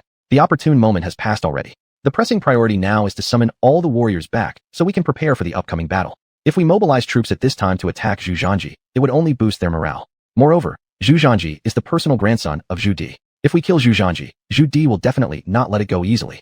That's right. Zhu Di is a madman who once raged, could do anything. Although the Ming army's mobility is not high, if Zhu Di truly resolves to take revenge mercilessly, the outcome may lead to relentless conflict. Some tribal leaders saw some drawbacks in this course of action. Zhu Di had led 2 successive campaigns personally. In their eyes, Zhu Di was a madman who fights in an unpredictable manner, sometimes even beyond their expectations. But there were also others with different perspectives. What nonsense! Are we afraid of Zhu Di, the dog thief? The grasslands belong to us, we know every inch of it. Even if his Ming army scale is large, if they can't beat us, can't they just flee? Exactly, our hard-earned plan was ruined by them. This debt must be settled. I suggest we completely annihilate this so-called Dragon Cavalry unit. Cut off Xuanhuan's head and hang it on their city wall. Let Zhu Di, that madman, feel the sorrow of burying his child prematurely. I think it's unnecessary to kill Xuanhuan. As long as we capture him alive, he will be our treasure chest. Who wouldn't want to keep a treasure chest? Hearing the remarks from these tribal leaders, the strategist with considerable insight stood up. Grand Tutor, what Leader Pure said makes sense. We must eliminate the Dragon Cavalry, otherwise, they will surely become a great problem later on. But we shouldn't go too far, or else Zhu Di will definitely not give up easily. The Great Ming has strong national power. If Zhu Di spares no effort nationwide to chase us, our days won't be easy either. But if done appropriately, it could not only alleviate these crises, but possibly bring significant benefits. Capturing Xuanhuan alive could make him our bargaining chip. Upon hearing this, Alutai's eyes immediately lit up. There's no denying the strategist made sense. This method achieves 2 goals. As long as we capture Xuanhuan alive, Zhu Di will not go mad over it, and we can use Xuanhuan to suppress Zhu Di's anger. Even more, we can obtain significant advantages from Zhu Di. Xuanhuan in hand means having another treasure chest. Why pass it up? Anyway, the battle layout opportunity has been missed, so no matter how much we argue about it, it's useless now. The only way to make up for the loss is 1. Capture the Crown Prince's grandson, Xuanhuan. Correct, Xuanhuan is Zhu Di's beloved grandson. If we can capture Xuanhuan, then we can threaten Zhu Di to retreat, obtaining more things from Zhu Di. It's even possible to let him cede land outside the pass to us. Moreover, we now have absolute advantages. The main Ming army hasn't arrived yet, and King Zhao will confront us directly. At this time, we can target Zhu. From our current position, we can encircle Zhu from both sides. Alutai was analyzing the battlefield at this moment. You must understand that their previous deployment was three-sided encirclement. Although the Ming army has retreated back to Datong, their strategic arrangement remains. They just need to carry out a counter-encirclement on the right side cavalry. By doing so, they can completely trap Zhu in Yanshiga Pass, which would benefit them in numerous ways without any harm. Not only could they capture Zhu alive, but they could also cause Crown Prince Zhu Gaosui to worry, achieving the effect of surrounding points to attract reinforcements. Of course, if the Ming army hides inside Datong and dares not come out, they still have Zhu. What was originally a defeat suddenly had a major turning point. Alutai's expression was no longer unpleasant. Instead, he revealed a wide smile. Good. It's absolutely wonderful. As the Central Plain people would say, it's a blessing in disguise. Pass down the orders. All cavalry must quickly head to Yanshiga Pass. The right-wing forces will maneuver around to the rear of Yanshiga Pass and cut off Zhu retreat. Loyal cavalry should be ambushed along the way. If the Ming army dares to leave the city for rescue, it will be their doom. It has to be said that Alutai, who could develop to this scale today, indeed has his outstanding abilities. At least his deployment and various judgments of the battle situation are very accurate. Now they have changed their strategy, truly playing an excellent hand. No matter what choice King Zhao makes, he will end up at a disadvantage. At this moment, the battlefield situation rapidly changed. The Tartar cavalry, which had already prepared for retreat, began to swiftly flank to the right wing. Such news was naturally discovered by the Ming army scouts. At this time, King Zhao was also in the command room analyzing the battle conditions with a group of generals. Strange, their encirclement tactics have failed already. Why haven't they retreated? And why are their troops marching rapidly toward this direction? What is this supposed to be? What is their intention? They've already failed, so what do they mean by moving in that direction? Do they want to raid one last time before they leave? There's no need for that. When they retreat, they can plunder directly without making such large-scale actions, as doing so easily exposes their weaknesses. I think there must be some other conspiracy on their part. Hold on, if they're heading in this direction. While listening to these generals' analysis, King Zhao suddenly widened his eyes as if he realized something. He hurriedly examined the sand table. The moment King Zhao truly realized Alutai's strategic intent, his expression immediately turned grim. They are planning to surround the dragon cavalry. What? The other generals were greatly shocked and rushed to analyze the battle situation according to King Zhao's thought process. Sure enough, everyone present could now see Alutai's intention. They wanted to surround the dragon cavalry. Chapter 124. Anybody who dares to mention this idea again will be dealt with. Disaster. Disaster. Their target is my nephew. Hurry. We need to confirm their location right now. I want the most precise information. In an instant, King Zhao was overwhelmed with anxiety. To him, Zhu absolutely must not encounter any harm. King Zhao was drenched in cold sweat and immediately instructed his soldiers to gather the most accurate intelligence and pinpoint the exact location of the enemy. My lord, at present all units are swiftly maneuvering and have already formed a pincer around Crown Prince's grandson. We realize their intention too late. Now, the main enemy forces are already in position. Even if we make a move now, we can't match their speed. Yes, the enemy is a light infantry, highly mobile. Our army is mostly foot soldiers. 2 legs cannot compete with 4. Moreover, they've already surrounded us from all sides. It's too late now. Worried expressions appeared on everyone's faces. This made King Zhao extremely anxious as he paced back and forth. No. Under no circumstances can anything happen to my nephew. They can't encircle my nephew. We must devise a way to assist him in breaking out. Hurry, send reinforcements immediately. Even if it means tearing open a gap with our teeth, it has to be done to meet them for rescue. After calming down, King Zhao went directly to analyze the sand table map. Nowadays, the Tartars and Walla had basically formed a siege, encircling the rock pass tightly without a single drop of water seeping through. More crucially, the rock pass was originally surrounded by mountains on both sides. There was only one road leading through from start to end. Although sniping enemies would certainly work, once the retreat routes were cut off, they would be truly surrounded. My lord, please consider carefully. According to reports, the main force of the Tartars has set up ambushes along the roads leading to Rock Pass. If we dispatch reinforcements, we'll face relentless attacks and traps from the Tartar cavalry, which will be highly disadvantageous to our army. Yes, in terms of manpower, we're already at a disadvantage. This time, the Tartars have deployed 5,000 cavalries, plus 3,000 cavalries from Walla. The total number of enemy troops approaches 80,000. If they set up ambushes along the roads, our army might very well have no return. This way, not only will Crown Prince's grandson not be rescued, but we might also get ourselves killed in the process.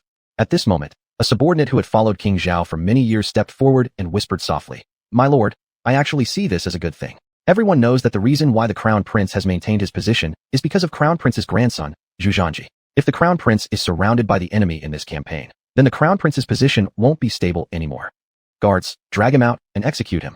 Before the person finished speaking, he was cut off by King Zhao's angry face. What? All the generals were suddenly confused, looking at each other without reacting properly for quite a while. What? Can't you understand me, or are you unwilling to follow my orders? King Zhao cast a cold glance over everyone. Thud. All the generals fell to their knees. My lord, please calm down. The general who spoke earlier immediately knelt down trembling. He never imagined that King Zhao's reaction would be so intense. He hadn't even finished his sentence when King Zhao ordered his execution. He had been by King Zhao's side for more than 10 years and could be considered a trusted aide. Calm down? How am I supposed to calm down? My nephew is trapped, and you're not helping me find a solution to save him. Instead, you're saying this is good for me. Who gave you the audacity to say such things? I tell you, my nephew is my real nephew. He's of the Zhu family's lineage, and he's the future emperor. From now on, anyone who dares to mention this kind of talk will be executed without exception. Understood. Strictly adhered. All the generals responded. This amounted to a warning from King Zhao. They would absolutely dare not entertain such thoughts again, because King Zhao's attitude had already clarified everything. In the past, King Zhao didn't get along well with Zhu Gaoqi, and even worse with Zhu Zhanji. But now, the relationship between King Zhao and Zhu Zhanji seemed to have become extremely subtle, making them fully realize that King Zhao wasn't pretending, but genuinely wanted to protect Zhu Zhanji. King Zhao glanced coldly at the subordinate who had spoken earlier. This is the last time. If next time you act cleverly again, don't blame me for disregarding our old ties. Go and receive 50 lashes of military punishment, and your salary will be halved. Thank you, my lord, for sparing my life. For him, his back was already soaked in cold sweat. He knew that King Zhao was ruthless. Once angered, King Zhao was capable of doing anything. Though he had been with King Zhao for over a decade, if King Zhao wanted to kill him, it was just a matter of a single word. Now, though punished, at least his life was spared. All right, now you can go ahead and come up with ideas for me without hesitation. I don't care what method is used. We must save my nephew at all costs. Yes, all the generals no longer dared to have a second thought and hurriedly began to devise a plan. But after discussing for half a day, they still couldn't come up with a useful strategy, which greatly agitated King Zhao. Do you have any appropriate plans? My nephew has already been surrounded by the enemy. At any moment, his position could be breached. Can we afford to sit here, waiting idly? If there's no other way, then let's just bring the army for reinforcements. I cannot believe we won't be able to tear open a gap. King Zhao had completely lost his composure. Lord, please calm down. Based on the current situation, Aru Tai has clearly made detailed preparations this time. He has thoroughly sealed off the roads to Rock Pass and heavily fortified them to prevent us from sending reinforcements, all in order to implement the encircle the point strategy. Yes, if we were to send troops blindly now, it would fall right into their trap. What are we supposed to do then? Are we just going to watch my nephew being surrounded and do nothing about it? King Zhao was so furious that he almost smashed the nearby table with one blow. My lord, this subordinate humbly suggests that we first dispatch a 1,000-strong cavalry unit as reinforcements to see if they can break through the enemy lines and make contact with the Crown Prince's grandson. That sounds like a good plan. We can use this opportunity to probe the path. If possible, we may even test the enemy's exact deployment. Once this suggestion was made, everyone readily agreed. After considering briefly, King Zhao felt that this plan was indeed feasible. He immediately gave the order. Select a contingent of elite cavalry without delay and send them to reinforce Rock Pass. I refuse to believe in this misfortune. If anything happens to my nephew, even if I die, I will dig up Aru Tai's ancestral graves. Rock Pass. Outside, King Zhao was pacing anxiously, desperately trying to devise ways for Zhu Zhanji to break out of the encirclement. However, Zhu Zhanji himself, at this very moment, was calmly planning a counter-ambush instead of panicking. Chapter 125. You'd better not be too happy, Part 1.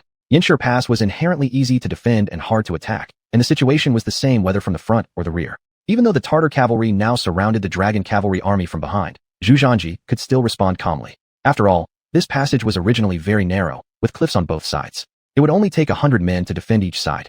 Besides, Zhu Zhanji now had 3,000 men at his command, along with advanced weapons that gave them absolute range and firepower superiority. No matter how powerful they were, they couldn't break through in a short time.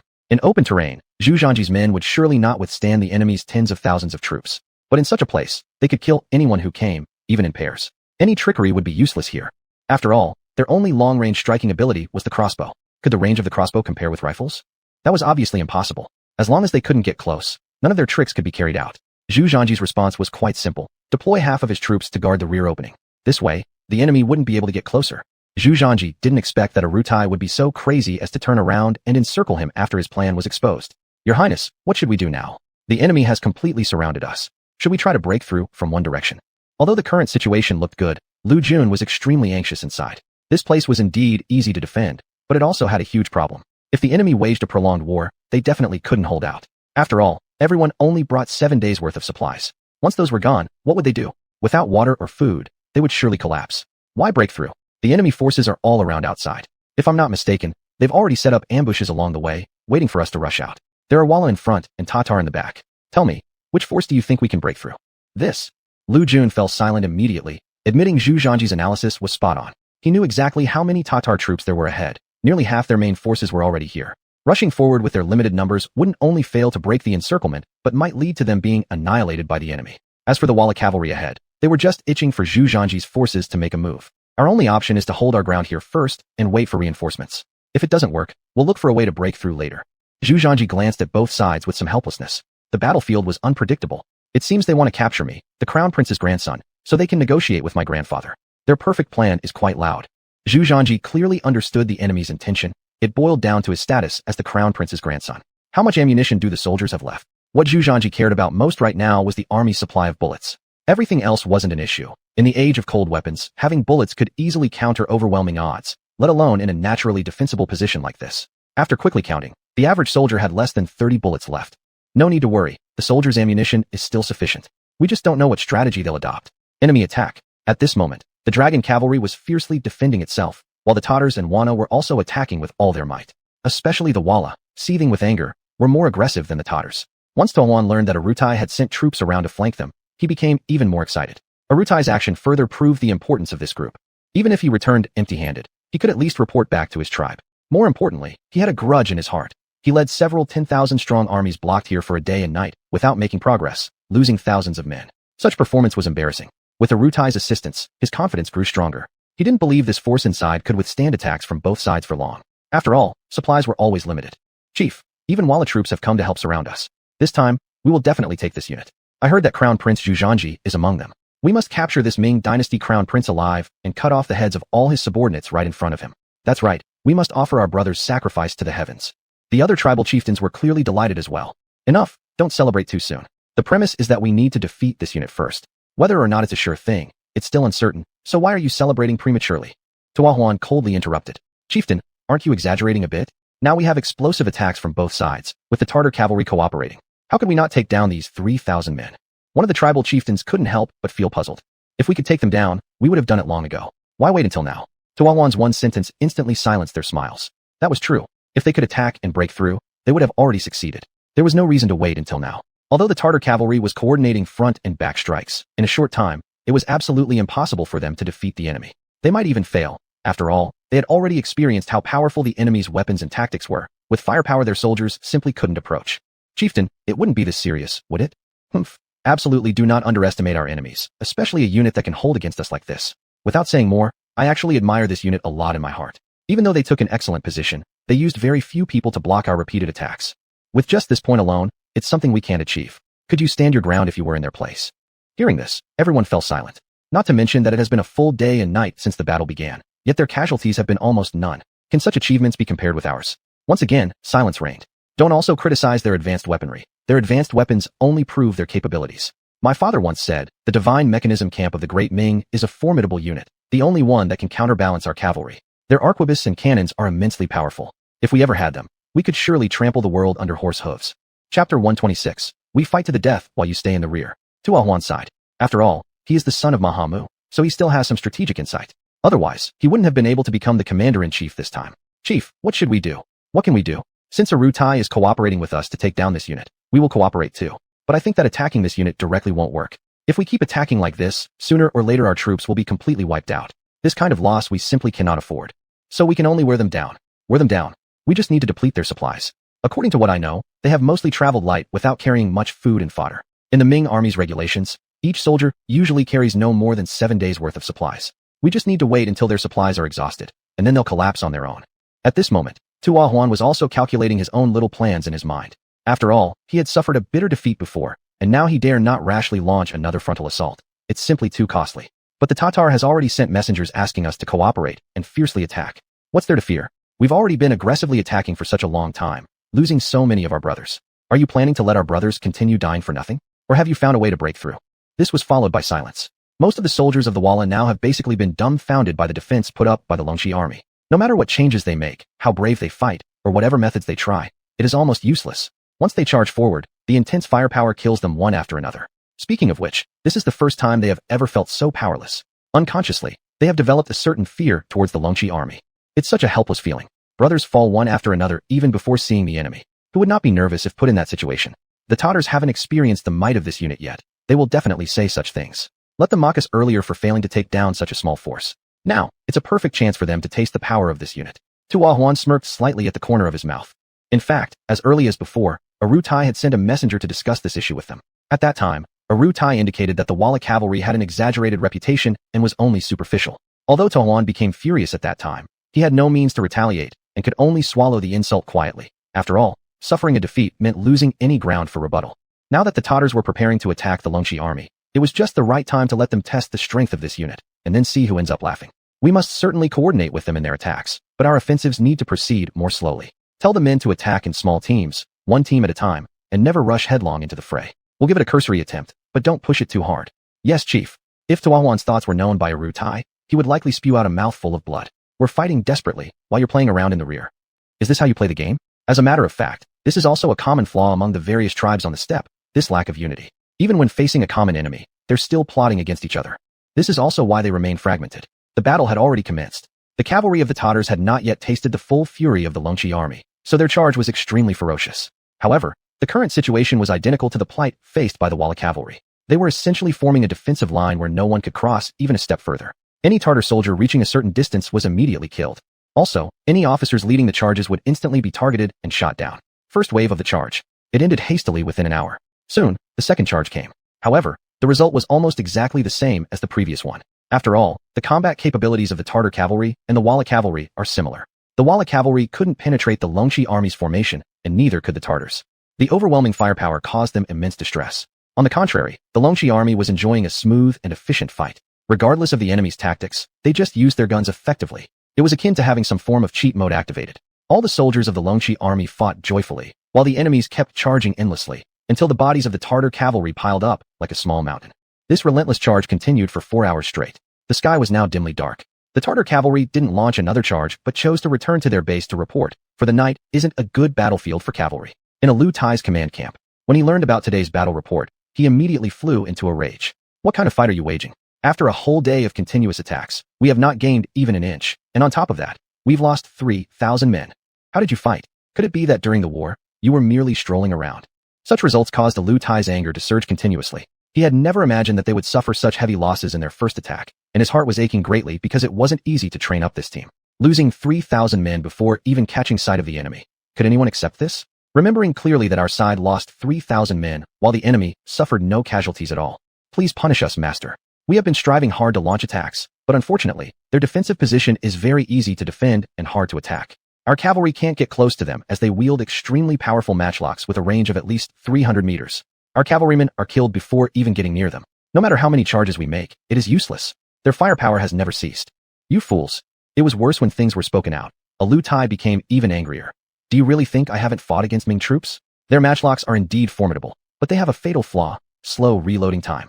As long as our speed is fast enough, and we send sufficient numbers, they will definitely be unable to keep up unless there are plenty of their matchlocks. There are only 3,000 people defending Yinjiang Pass right now, and half of them need to take turns manning the defenses. How can these 1,500 people have such fierce firepower? Aru Tai was shaking all over with anger. Please calm down, Master. This matter is indeed mysterious. There must be some special reasons. Either the enemy's matchlocks have been improved, or the number of the enemy soldiers in Yinjiang Pass has been wrongly reported. The military advisor quickly stepped forward to analyze the situation. He was truly afraid that in his anger, Aru Tai might make some wrong decisions. Chapter 127. Aru Tai's anger, continue. Moreover, this military strategist also understood how strong the cavalry power of the Tatar was. In theory, such intense fierce attacks should not result in such heavy losses. And with these huge losses, they couldn't make any progress, which was quite bizarre. Yes, it must be so. The enemy army within the Yanshi Pass absolutely isn't just 3,000 people. In my opinion, there are at least 10,000 people inside. Otherwise, their firepower wouldn't be so fierce. The tribal chief who came to report the battle conditions hurriedly concurred. Even if there are over 10,000, so what? Our cavalry is so fierce. How can we fail to break through? They are already surrounded now. As long as we attack, we will win. Next, whatever conditions we propose will be under our control. Aru Tai still found it hard to calm down the anger in his heart at this time. Grand Tutor, if the enemy has weapons like muskets, it really poses a disadvantage for our charge. In my view, this army must be extraordinary. After all, this is the grandson of Zhu Di's team. Their equipment must be the best of Ming Dynasty. Otherwise, the cavalry of Wala would not have been stopped at Yanshi Pass without making any progress. Don't talk to me like that. I don't believe it. With so few people, I can't penetrate.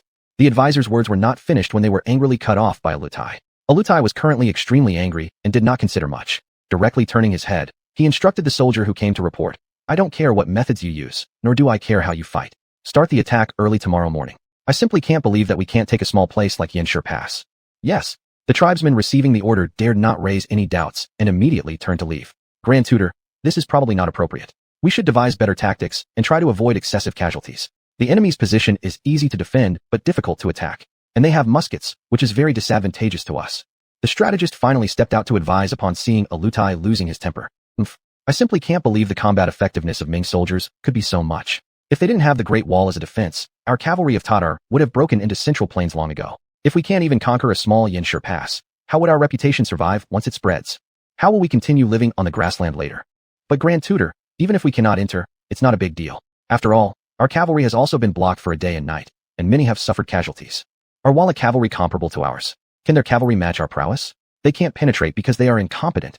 There is no need to say more, it is decided. Alutai waved his hand directly, making up his mind to launch another fierce attack on Yanshi Pass. The strategist could only sigh upon hearing this, knowing that Alutai had completely lost his cool at this moment. He would listen to no one's advice. It would be futile to persuade him at this time. Only after he stumbles can he start listening to others. The next day, the fierce attack of the Tatars began again. This time, the Tatars' fierce attack was evidently stronger than before. The Tatar cavalry almost rushed forward one after another. A glance showed no end or beginning. You could see that this time the Tatars were prepared to take the Long Riders' forces in one breath. One more round. This thing really works well. Yes, unfortunately, everyone's shooting time is too short. After 5 bullets, we have to switch turns. I don't know when the next round will be our turn.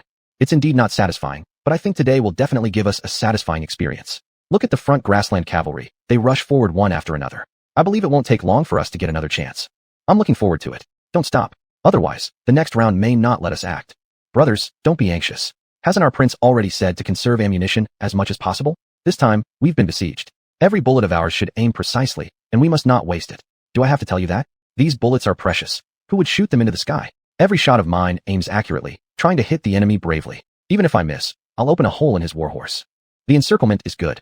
Let's be besieged. Let them keep rushing towards us. Then, our brothers will surely have an exciting battle. Now, the morale of the dragon cavalry was exceptionally high. All soldiers had a combative mentality. After all, they had never fought such exhilarating battles. Until now, there had not been a single casualty among them. Those continuously charging cavalry seemed like firewood sticks, allowing them to freely attack. Anyone who has played shooting games knows how exhilarating it is to take down opponents from a favorable position. Not a single soldier felt any fear because of being surrounded by the enemy. Instead, they grew more and more excited. Earlier, they had even complained that the enemy's numbers weren't sufficient. Now that they were surrounded, and the enemy was abundant, they could freely attack as they pleased. It should be noted that the current Ming army adopted a system of small teams taking turns in attacks. 1,500 men were divided into 15 small squads. In response to the enemy's offensive, one squad at a time would move forward. After firing all their bullets, another squad would immediately take over while they reloaded, ensuring an uninterrupted flow of firepower. As for those marksmen stationed on the cliff tops, they had an even easier job. They carried ample ammunition and fired freely, targeting enemies who either hadn't been hit or were charging ahead. They especially focused on the officers leading the charges, achieving pinpoint accuracy. Despite the Tatars' relentless attacks, they gained no advantage and couldn't advance a single step. On the other side, things were different. The warriors here seemed somewhat bored. Didn't these Walla cavalrymen always show off their strength before? Why are they hesitant to charge now? For heaven's sake, I've heard that there's intense fighting happening behind us, but we're stuck with nothing happening here. I'm about to die of boredom. These guys are smart. Even though they're making a lot of noise, they're not attacking. They won't enter our shooting range, so there's nothing we can do. What can we do at this moment? The only ones who can act are the sharpshooters. Alas, if I had known this would happen, I should have gone to defend the rear. That would have been far more exciting. Chapter 128, Consecutive Failures, Low Morale. The battle situation remained deadlocked. The Tatar cavalry commander seemed to have lost his cool. Seeing that Rockfort couldn't be captured after prolonged attacks, he became increasingly anxious. Earlier, Altai had already issued an order that Rockfort must be taken at all costs today, or the commanders would face him with their heads in hand. This was the pressure that Altai put on them. It was meant to make all soldiers fight bravely and seize Rockfort as soon as possible. Under this immense pressure, the explosive power of the soldiers could be released. Unfortunately, they faced the dragon cavalry equipped with firearms this time. No matter how crazy or relentless their charges were, they could not advance even a bit. However, the bodies of the Tatar cavalry covered the ground, almost blocking the charging path. Thus, a dramatic scene appeared on the battlefield. While guarding the fallen comrades' bodies, the Tatar cavalry launched another charge. In just one day, the Tatar cavalry had charged dozens of times, showing how intense this war truly was. By evening, the Tatar cavalry stopped their charges and began tallying up casualties. Report to General Altai. Today our army attacked Rockfort for a total of more than 68 times, but failed to capture it. Our total casualty count for today is over 5,000. As Altai listened to the messenger's report, the muscles in his face twitched uncontrollably. Drag out the main general in command this time and kill him. If he can't handle such a small task, what use do I have for him? General Altai, please calm down. The morale is already low right now. If you execute the main general at this moment, it will only lower the morale even further. Please reconsider, General. Seeing Altai wanting to kill the attacking main general, the military advisor quickly intervened and persuaded. In fact, the military advisor knew better than anyone else that the responsibility didn't lie with the main general. Rather, it lay with Altai's stubbornness. Grassland cavalry are extremely capable when fighting on the grasslands, but when it comes to sieges and taking strongholds, they have their greatest weakness. This time, the enemy took advantage of the difficult terrain for defense and had ranged firepower from firearms. Their failure was inevitable. Moreover, their crushing defeat earlier today has already caused the morale to drop. If the main general were executed at this moment, it would only provoke more discontent among the soldiers, making the morale even worse. After hearing the military advisor's words, Altai gradually calmed down. Have the main general responsible for this offensive receive 30 lashes? Yes. The messenger dared not hesitate and quickly left. After the messenger left, Altai sat down in a huff and rubbed his slightly aching temples. After calming down, he began to regret slightly. Advisor, do you think I was impulsive earlier? General, if faced with such a situation, anyone would get angry. Moreover, battles change in the blink of an eye, and no one knows what might happen next second. To avoid complications, capturing Rockfort as soon as possible and capturing Xuanhuan is the primary goal. Actually, what General did is not wrong. Upon hearing this, Altai's complexion improved somewhat. Although it may seem we have the upper hand in terms of achievements now, encircling Xuanhuan, remember that we're on Ming territory. With our backs against the Great Wall, there's always a possibility of being attacked by the Ming army. Naturally, I want to take Xuanhuan as soon as possible, avoiding unnecessary complications. But who would have thought? A mere Rockfort with only 3,000 people resisted us so hard and inflicted a loss of several thousands of men. General, this is probably closely related to their firearms. Your subordinate has investigated Ming's equipment. Their firearms are extraordinarily powerful. Our cavalry simply can't get close. As a result, none of our tactics and strategies work.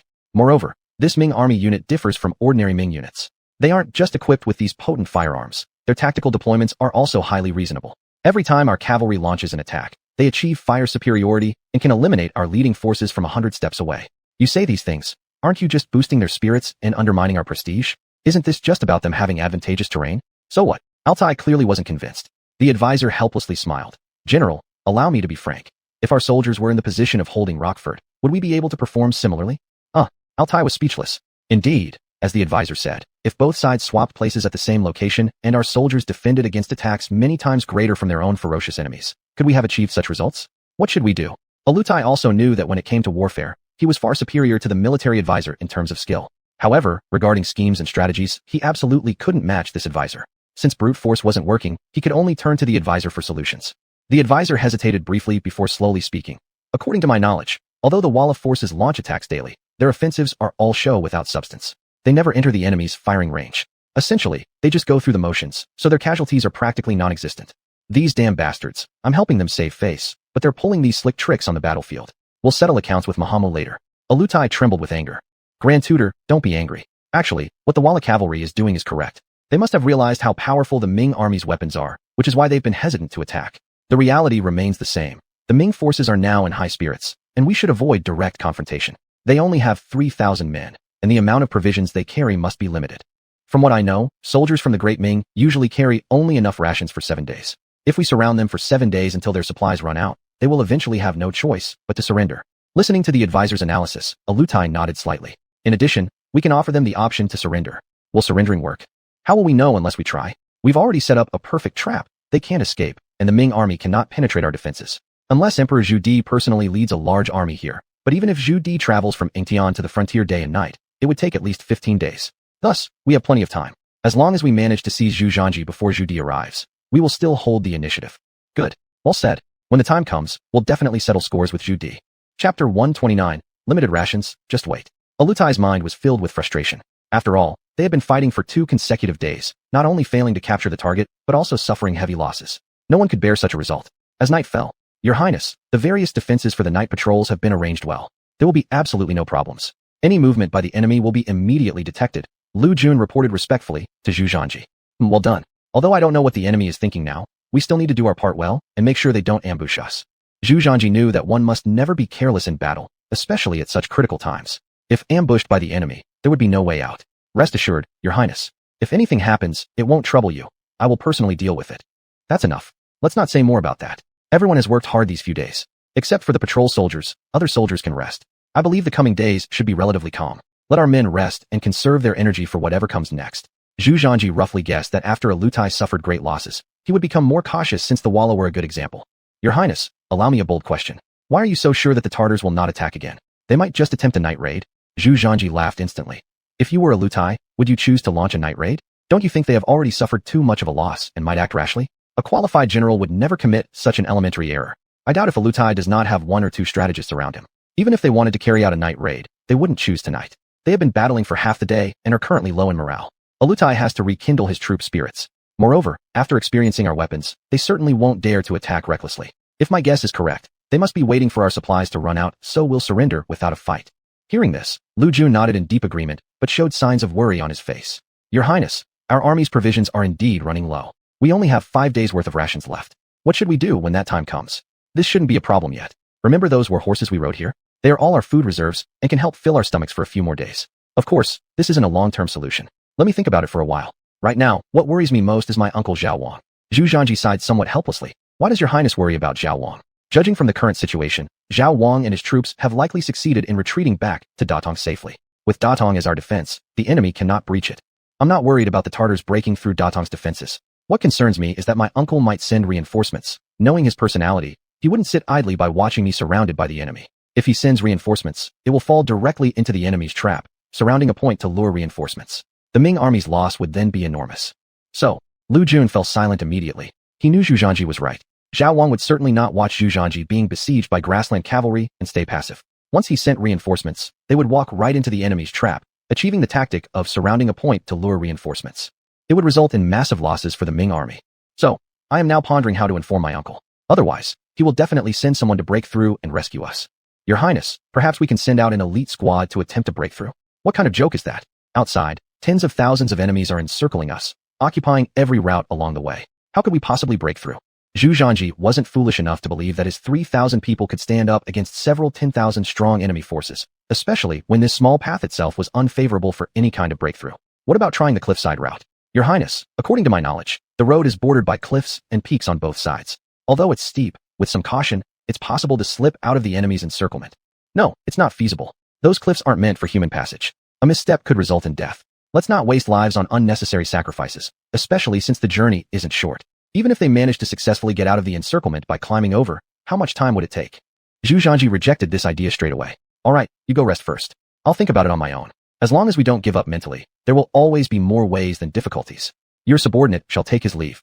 After Lu Jun left, Zhu Zhanji fell into silence. The current situation seemed advantageous for the Dragon Cavalry Army, but in reality, it was fraught with danger since they would soon run out of water and food supplies. Even though the soldiers still had 5 days worth of rations, this wouldn't last long. The war horses could sustain them for a few more days, but horse meat is difficult to preserve without fridges or similar devices, so it would rot within days. Therefore, Zhu Zhanji's forces could hold out at most for 8 days before their supplies ran out. However, these 8 days weren't nearly enough given the current situation. The enemy must have also realized this point. Hence, resolving the food problem was urgent. The rocky stronghold where they were stationed was originally a cliffside area, making hunting wild animals impossible. Moreover, relying on that wasn't sustainable in the long term. This had always been Zhu Zhanji's greatest concern. Of course, Zhu Zhanji had thought about breaking through the encirclement, but considering their current predicament, he dismissed the idea instantly. He was well aware of the length of the road ahead. Everywhere along the route, Tartar ambushes lay waiting. The walla in the front was even worse. They'd already completely sealed off all exits. Breaking through would be utterly impossible, so attempting a breakout now was simply not an option. The only solution was to stand their ground until Zhu Di arrived. At that point, the Tartar forces would surely retreat or face being surrounded from both fronts and annihilated. But how could he endure until then under the present circumstances? Even if Zhu Di hurried here without delay, it would take over half a month. With their current condition, they'd likely starve to death long before holding out for that long. The next day, the situation unfolded exactly as Zhu Zhanji had imagined. This time around, the Tartar cavalry didn't recklessly charge as they had the previous day. Instead, they remained unusually calm, with none of the enemy daring to approach, and the battlefield suddenly fell silent. Chapter 130, Surrender? Don't be ridiculous. However, at this moment, Zhu Zhanji suddenly received a piece of news. The Tatars had sent an envoy over. Wow, I didn't expect that Altan would send an envoy over to talk with me. Fine, then I will see what sort of tricks he is trying to pull. Zhu Zhanji became interested, as he wanted to see what Altan intended to say. But just as Zhu Zhanji turned around, it seemed like he remembered something, and then suddenly turned back. Why haven't I thought of this? Lu Jun, come here and help me with something. Check how many burlap bags we have in the army, and find more soldiers. Fill those bags up for me. Fill the burlap bags? With what? Lu Jun was completely confused. Are you stupid or what? What else can we fill them with now? Can't you see the dirt over there? Go ahead and fill all the burlap bags with it, then place them deep inside the granary. Moreover, find some soldiers and move the grain out of the granary, circle around, and bring it back. Lu Jun was even more confused now. He couldn't understand what Zhu Zhanji was trying to do. However, since it was an order from Zhu Zhanji, he dared not say anything. Inside the tent hastily set up, Zhu Zhanji met the messenger sent by Alton. Tua Tonai Hua greets the crown prince of the Great Ming. The person who arrived appeared to be a rather burly man. His body was very robust, a bit overweight and pompous. He was covered with various kinds of wool and cowhide, but when he paid his respects to Zhu Zhanji, he seemed quite respectful, showing no contempt whatsoever. After all, on the grasslands, strength was always respected. The fighting capability displayed by Zhu Zhanji's troops this time, although it angered them, it was undeniable that Zhu Zhanji was indeed a good commander, able to beat them so badly, worthy of respect. At this moment, why did your grand tutor send you over? Just say what you have to say. I'm not the kind of person who likes beating around the bush. The crown prince of the Great Ming speaks frankly, so I might as well be straightforward too. By the grand tutor's command, I specially came to invite the crown prince of the Great Ming to surrender. Your highness is truly commendable, managing to hold us off with only this number of people. Our grand tutor has always enjoyed making friends with talented individuals. The crown prince of the Great Ming has such military prowess, and your future achievements are boundless. But right now, the crown prince has fallen into a situation akin to a trapped animal. Why struggle in vain? Tua Tonai Hua went straight to the point, though his tone of voice carried a touch of pride. Gengzhong almost couldn't restrain himself from drawing his sword and killing him right there. If Zhu Zhanji hadn't given him a meaningful look, this hot-headed fellow might have really drawn his sword and cut him down. What do you mean by struggle in vain? I don't understand what you're talking about, Zhu Zhanji replied calmly, squinting at Tua Tonai Hua. Crown Prince, please stop pretending to be ignorant. Everyone knows that your provisions are running low and won't last long. You're waiting for reinforcements from the Emperor of the Great Ming, but you'll never make it to that day. We may not be able to attack inside, but you also can't break out. We have plenty of supplies while you'll soon be starving. In the end, you'll still have to surrender. If that's the case, why not surrender gracefully? Given the current situation, you have nowhere to run, and your reinforcements can't get through either. Over these few days, we've already wiped out more than 3,000 soldiers from the Ming reinforcements. They didn't even manage to break through our first line of defense. Just accept your fate. All we want is some supplies from Zhu Di. Want supplies from my royal grandfather? Are you joking? That's extortion, Zhu Zhanji said coldly with a sneer. Don't put it so harshly. The Central Plains are rich in resources, while our grasslands are lacking. Isn't it reasonable to give us some materials evenly? Don't you dare talk nonsense here. I'll chop your head off today. Gengzhong's fiery temper immediately couldn't bear it anymore, and he instantly drew his knife. But Tua Tonai Hua wasn't afraid at all. Since ancient times, there has been an unwritten rule. In war between two armies, one does not kill messengers. He knew that Gengzhong was merely trying to scare him and wouldn't actually wield his blade. What do you mean by reasonable? If the area of Mo North were part of the Great Ming's territory, sending resources would definitely not be an issue. Unfortunately, because you don't obey orders, we can't possibly be giving you candy, can we? What kind of joke is this? As soon as these words were spoken, Tua Tonai Hua's expression instantly changed. The implications of Zhu Zhanji's words were numerous, and his intentions were crystal clear. Reaching out to Zhu Di for supplies was simply impossible unless the steppes submitted to the Great Ming. After all, their cavalry from the grasslands had its own pride. Their ancestors were none other than Genghis Khan, who once trampled the world underfoot. Now, expecting them to submit to the Great Ming was unimaginable. Grand Prince of the Great Ming, are you being obstinate? This is not obstinacy. I am merely curious. On what grounds do you have such a misconception? Who told you our provisions are insufficient? A mocking smile appeared on Zhu Zhanji's face. I tell you this, if you wish to fight, I'll be ready at any time. If you choose to drag it out, we'll just keep dragging. Let's see in the end who will suffer the consequences. You, very well. Since you insist on your way, then let's wait and see. We shall see who suffers in the end. However, we need to make things clear beforehand. Our Grand Tutor says that if you surrender ahead of time, we will treat you with the best hospitality. But if it has to go down to the last day, there won't be any room for negotiation then. At that time, you will regret your actions today, and all the dragon cavalry soldiers you've trained will pay a heavy price. Tua Tonai Hua directly threw out some tough talk. Then let's see who wins in the end. Zhu Zhanji's face remained relaxed, showing no sign of worry. Humph. Tua Tonai Hua gave a cold snort and turned around to leave. Wait a moment. What else is there? Don't rush off so quickly. My grandfather always tells me, even when business fails, one must uphold propriety. Since you've come here, I should properly receive you, although I'm currently at Rock Pass without much to offer. In this case, let me invite you for a good meal before you go. One who passes through my door is still a guest. Lu Jun, arrange it. Our guest should experience the culinary artistry of our army. Chapter 131. A guest requires hospitality. Yes.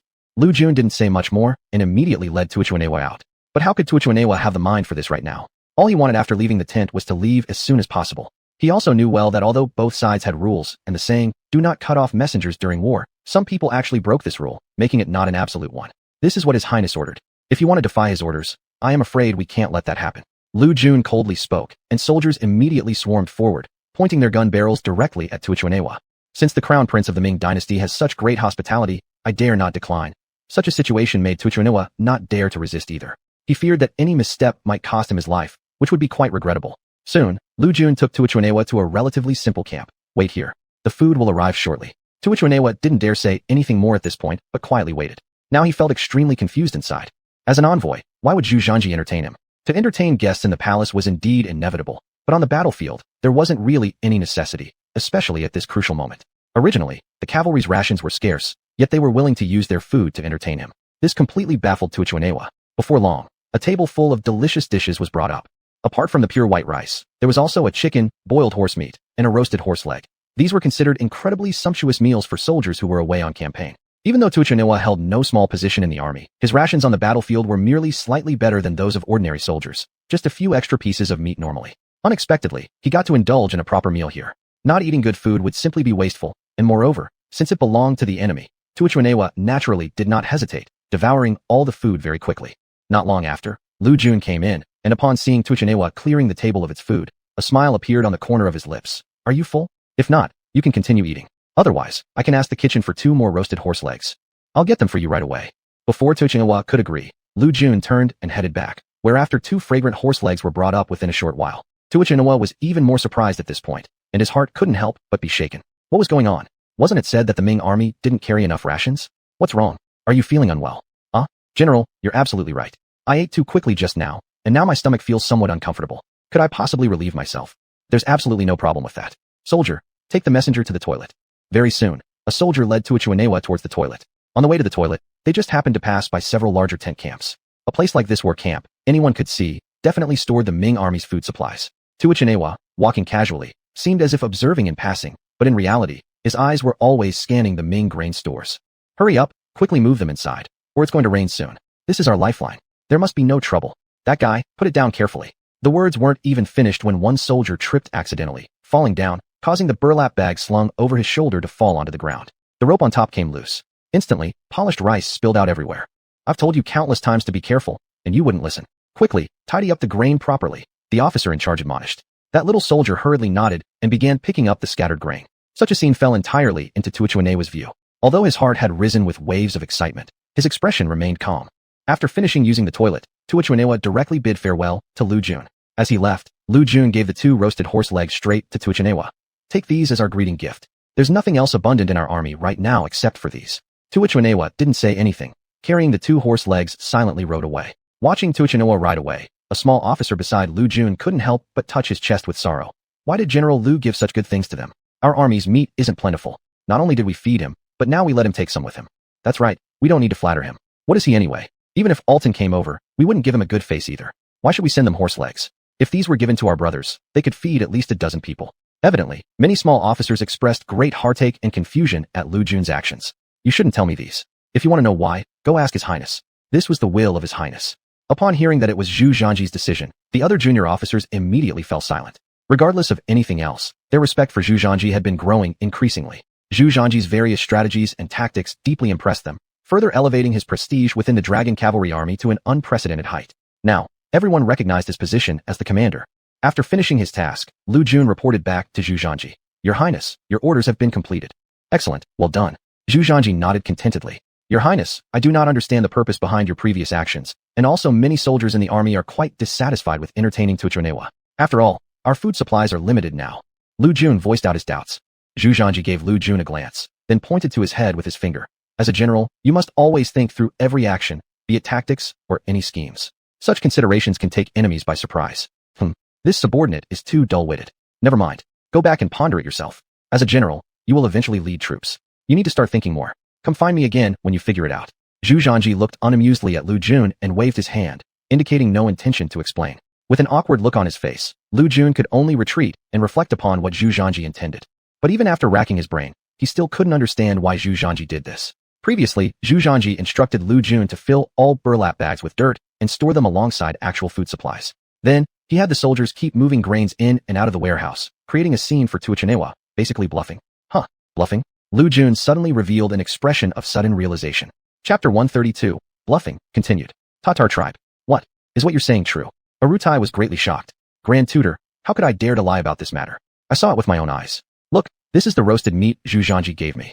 Xuanhuan hurriedly had his men bring in the roasted meat that Zhu Zhanji had gifted. Everyone in the entire camp fell silent. They looked at each other, unsure of what to do for a moment. It was then that Arutai's military strategist Lien walked forward, examined the 2 roasted horse legs closely, leaned in to sniff them, and even ate a small piece of meat, putting it into his mouth to savor it carefully. Afterward, he furrowed his eyebrows slightly. The meat is tender and full of spices. It's clear that the Ming army's kitchen has quite some expertise. How can you say such things at a time like this? What should we do now? Tuatobahua was one of the tribal khans of the Tatar tribe. He was so anxious that he nearly jumped up and down, having no time to care about the taste of the roasted meat. Arutai also became quiet momentarily, his face constantly shifting in expression. No one knew what he was thinking at the moment. Your Majesty, don't be worried. My tasting just now wasn't merely for the sake of trying out the flavor of the roasted meat, but to test the reality of the Ming army. The strategist quickly explained. One must know that his actions earlier had already upset many tribal leaders. So, Grand Tutor, what did you manage to taste out? Tuatuabuhua's expression turned somewhat unpleasant. He had always harbored resentment towards this strategist, because traditionally the steppe revered physical strength, whereas a Rutai strategist was an utterly helpless person who could do nothing but scheme plots. Exactly the kind of person Tuatuabuhua despised the most. Therefore, Tuatuabuhua didn't show much goodwill to the strategist. To speak plainly, I tasted a different kind of flavor. Do any of you know the purpose behind the Ming army's move? What else could it be? Besides boasting to us, what else could they possibly do? Sending us roasted meat. There are countless cattle and sheep on our grassland. If we want roasted meat, why would we need their gifts? One of the tribal leaders replied angrily. In fact, it's not like that. The strategist helplessly shook his head.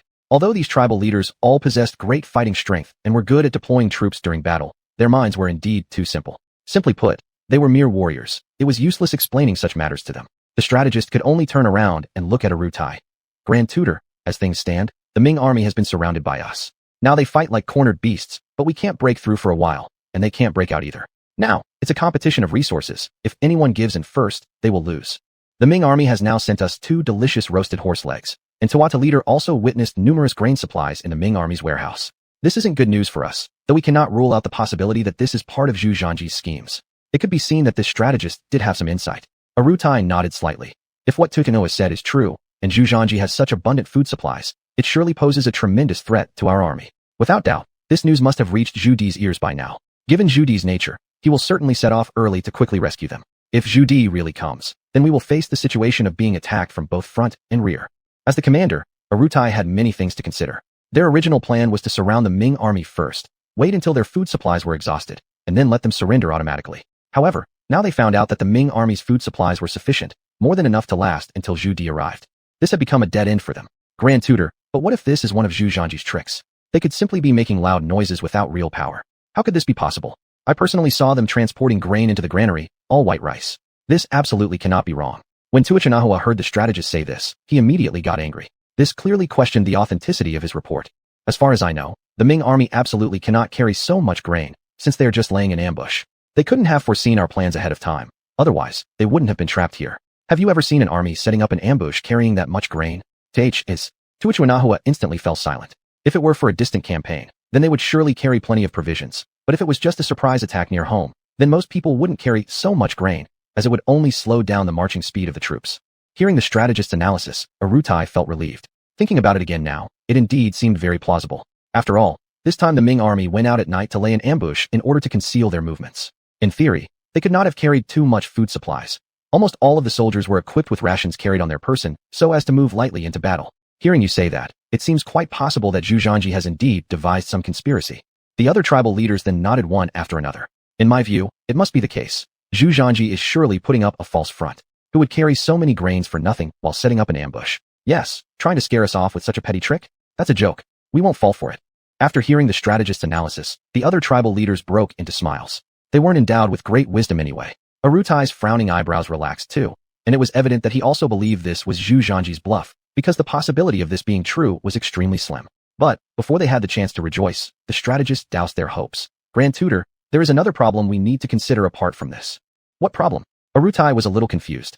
Wasn't it already determined that this was Zhu Zhangji's scheme? Grand Tutor, what I mentioned earlier are all based on my conjectures. There is a great probability they're just pretending strength, but there is also a small probability it's real. Although this likelihood is minuscule, we still have to contemplate one thing. Given our current situation, we simply cannot break through. What if Zhu Zhangji's provisions are sufficient enough to last until Zhu Di's army arrives? What should we do then? Upon uttering these words, Arutai's face turned serious instantly. This was indeed a question that required deep contemplation. Indeed, even though all of them thought Zhu Zhangji was merely posturing, there was a tiny chance it might be true. But what about that very slight possibility? Even though it was extraordinarily low, what could they do about it? Chapter 133, 10 days, the final deadline. If Zhu Zhangji could hold out until Zhu Di's army arrived, what kind of result would that be? By then, the Tatar would be in complete passivity. Never underestimate Zhu Di. Zhu Di has personally led the troops twice so far, and almost always crushed them thoroughly. Every time, they didn't dare to confront Zhu Di's army head-on. But this time is different. If Zhu Di's army really has arrived, they might be completely annihilated by Zhu Di. Being attacked from both front and rear is no joke. Even though the probability is small, Alutai still has to take it into serious consideration. If they guessed right, then everything would be fine. But if they were wrong, then the several 10,000 men led by Alutai would be entirely wiped out, which was a consequence that Alutai couldn't accept. He dared not gamble, nor could he afford to. To bet an army of tens of thousands for a mere 3,000 people? Who would agree to such a losing trade? Now the problem arises. On one side, there's a huge temptation. On the other, an invisible threat. How should Alutai make his decision? I don't think it's possible. How could they have so much grain? Don't be timid, just go all out. Are we scared of Zhu Di? It's just a matter of life or death, nothing big. The brave warriors of our grassland do not fear death. If Zhu Di is really here, then let's fight them head on. Many tribal leaders opened their mouths one after another to express their own thoughts and suggestions. They were only the leaders of some tribes and didn't care about the overall situation too much, nor would they contemplate too many issues. But Alutai couldn't be like that. No, it's too risky. I can't do that. I must be responsible for my brothers. To lose tens of thousands of soldiers for Zhu Zhanji alone is not worth it. Alutai's face became extraordinarily cautious. He feared making a move that would end up with losses on both fronts. This time was originally to gain some advantage. If they ended up leaving without achieving anything and also left all their soldiers behind, who would they complain to? Grandmaster, actually, we do have ways. At worst, we wait 10 days. If the Ming army can still hold out, then we retreat, said Tuachuo Buhua, offering a constructive suggestion. 10 days is neither long nor short, but at least Zhu Di wouldn't arrive in time. Alutai nodded slightly. This is indeed a good choice. Strategist, what do you think? In the room, apart from Alutai, the strategist had the highest intelligence, naturally requiring consultation for his opinion. The strategist bowed towards Alutai. This is indeed a good option. We can test Zhu Zhanji's strength. But if Zhu Zhanji really holds out for 10 days, we must retreat no matter what. Because the timing for action will have passed. Strategist, what you say seems overconfident. Not to mention 10 days. Even if we stay for 15 days, Zhu Di still won't come. Tuachuo Buhua was somewhat discontented. You shut up. Alutai interrupted Tuachuo Buhua severely. What the strategist says is correct. 10 days is the final deadline. If Zhu Zhanji can hold out until then, whatever the result may be, we can only retreat. Even though Zhu Di will likely still be on his way during that period, our troop withdrawal preparation requires time. Not to mention, the battlefield is changeable at every moment. If something unexpected happens at that time, who among you could bear the responsibility? Alutai's consideration is right. After all, they have tens of thousands of soldiers. Even an orderly retreat would require several days' time, let alone the fact that the passage through Yanshi Pass would inevitably stretch their forces quite thin, necessitating more time to withdraw. If all these retreat times are taken into account, the time probably wouldn't be enough. Once Zhu Di arrives, it would mean catastrophic damage to them. After all, Zhu Zhanji is now blocking the road through Yanshi Pass. If they fail to break through, they will have no way past it, and their retreat would only need to circle around a great distance, which again would require more time. If Zhu Di catches this opportunity, the losses incurred would be substantial. That's settled. If Zhu Zhanji can hold out for 10 days, we'll retreat.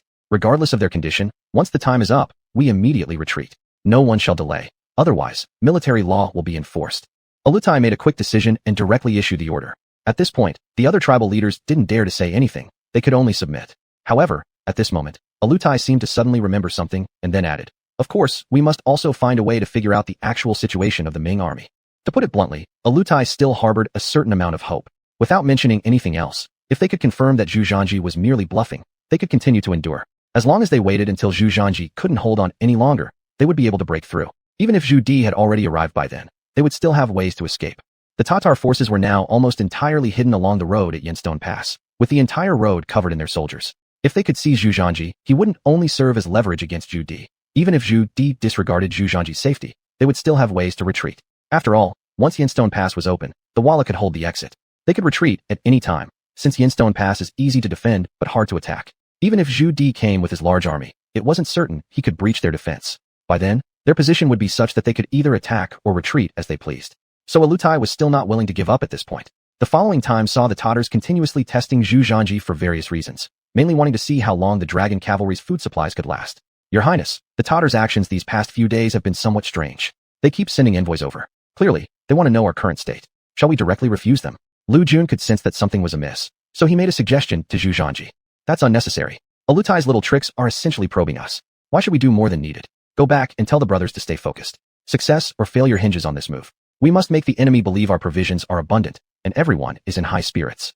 Zhu Zhanji had anticipated Alutai's current thoughts, so these envoys couldn't be refused. Let them come as they wished. Chapter 134. This is the prediction of the enemy's prediction.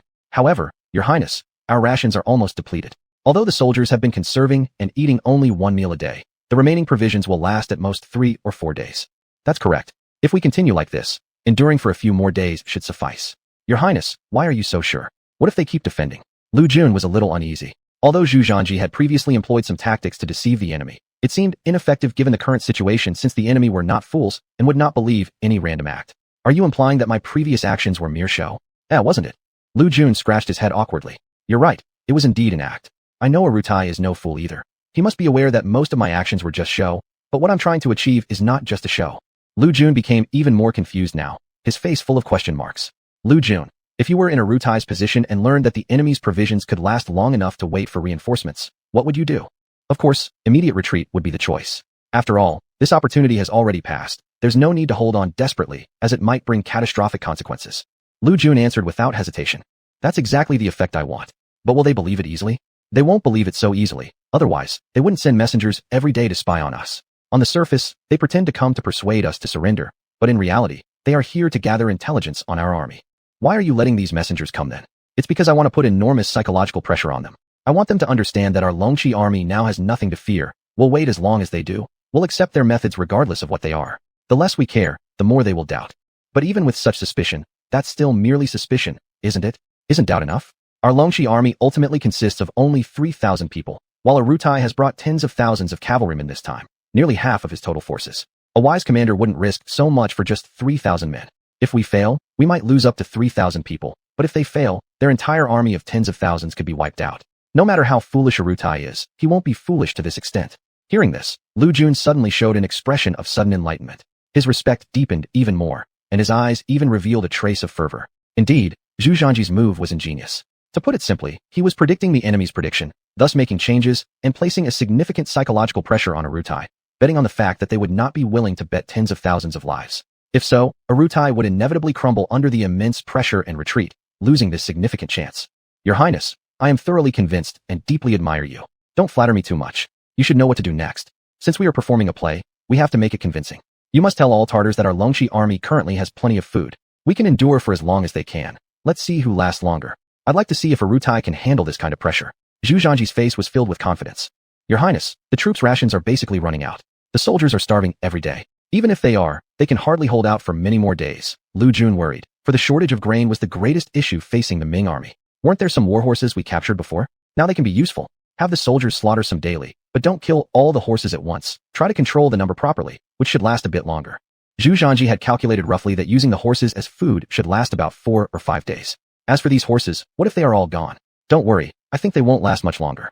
I predict they will retreat within 15 days. As for the exact day, that depends on their decision.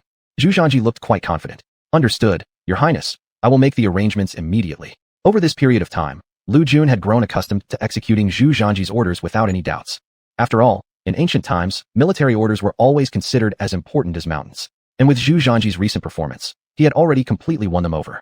Now, Zhu Zhanji was undoubtedly an authoritative presence within the ranks, his words absolute and unchallenged. At this moment, Prince Zhao and Datong was pacing back and forth anxiously in the command tent, his worried expression never fading. It's been days now, no news at all. Our men can't break through. What are we going to do? Prince Zhao was on the verge of hysteria, walking around the battlefield camp while other generals could only look at him and sigh inwardly. Your Highness, you should actually feel relieved. Reports indicate that there has not been much movement at Rock Pass, and the Walla cavalry hasn't advanced even a step. This clearly means they have not yet breached Crown Prince's defenses. We still stand a chance. Do you have a plan? No, I don't. The general immediately blushed and lowered his head. Without a solution, what exactly are you saying here? Are you suggesting things aren't chaotic enough yet? Or is the situation not desperate enough for you? Prince Zhao's temper flared up instantly, shouting fiercely at the general who dared not utter another word. He knew very well that he had to handle Prince Zhao carefully. After cursing for a bit, Prince Zhao seemed to grow tired and plopped down into a chair angrily. All right, anyone got ideas on how to rescue my dear nephew? Your Highness, this situation is incredibly difficult. Our forces are insufficient. Our combat strength can't even compare with the Tartar cavalry in the first place.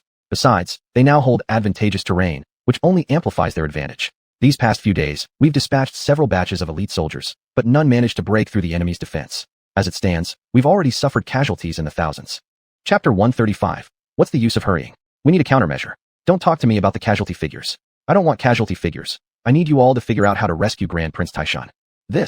Not a single person spoke. The situation was dire indeed. I don't care what you say, but you must find a good way. If my dear nephew doesn't get rescued and something happens to him, you will wait until you accompany me in death. The old man will peel your skins, and when it comes to punishing 9 generations of your family, do not blame me for not helping." The words of King Zhao frightened all the generals, making them kneel down hastily on the ground. But despite their urgency, they really couldn't think of any feasible methods. "Hurry up and try to think of a plan, otherwise we're all going to die." These days, King Zhao had been so anxious that he hadn't slept a wink, his eyes now bearing 2 large dark circles, yet no one dared to utter a single word of advice. After all, the situation was extremely urgent. King Zhao regretted it deeply in his heart. Had he known it would be like this, he shouldn't have let Zhu Zhanji go set up an ambush, otherwise things wouldn't have come to such a sorry end. But regardless, King Zhao had to save Zhu Zhanji. Otherwise, he could never rest easy, and both the old man and big brother as well as second brother would tear him apart. The imperial palace. What is third brother eating? Was his head kicked by a donkey? How could he let my dear nephew do something so dangerous, now being surrounded by the Tatar? Third brother's brain is getting worse day by day.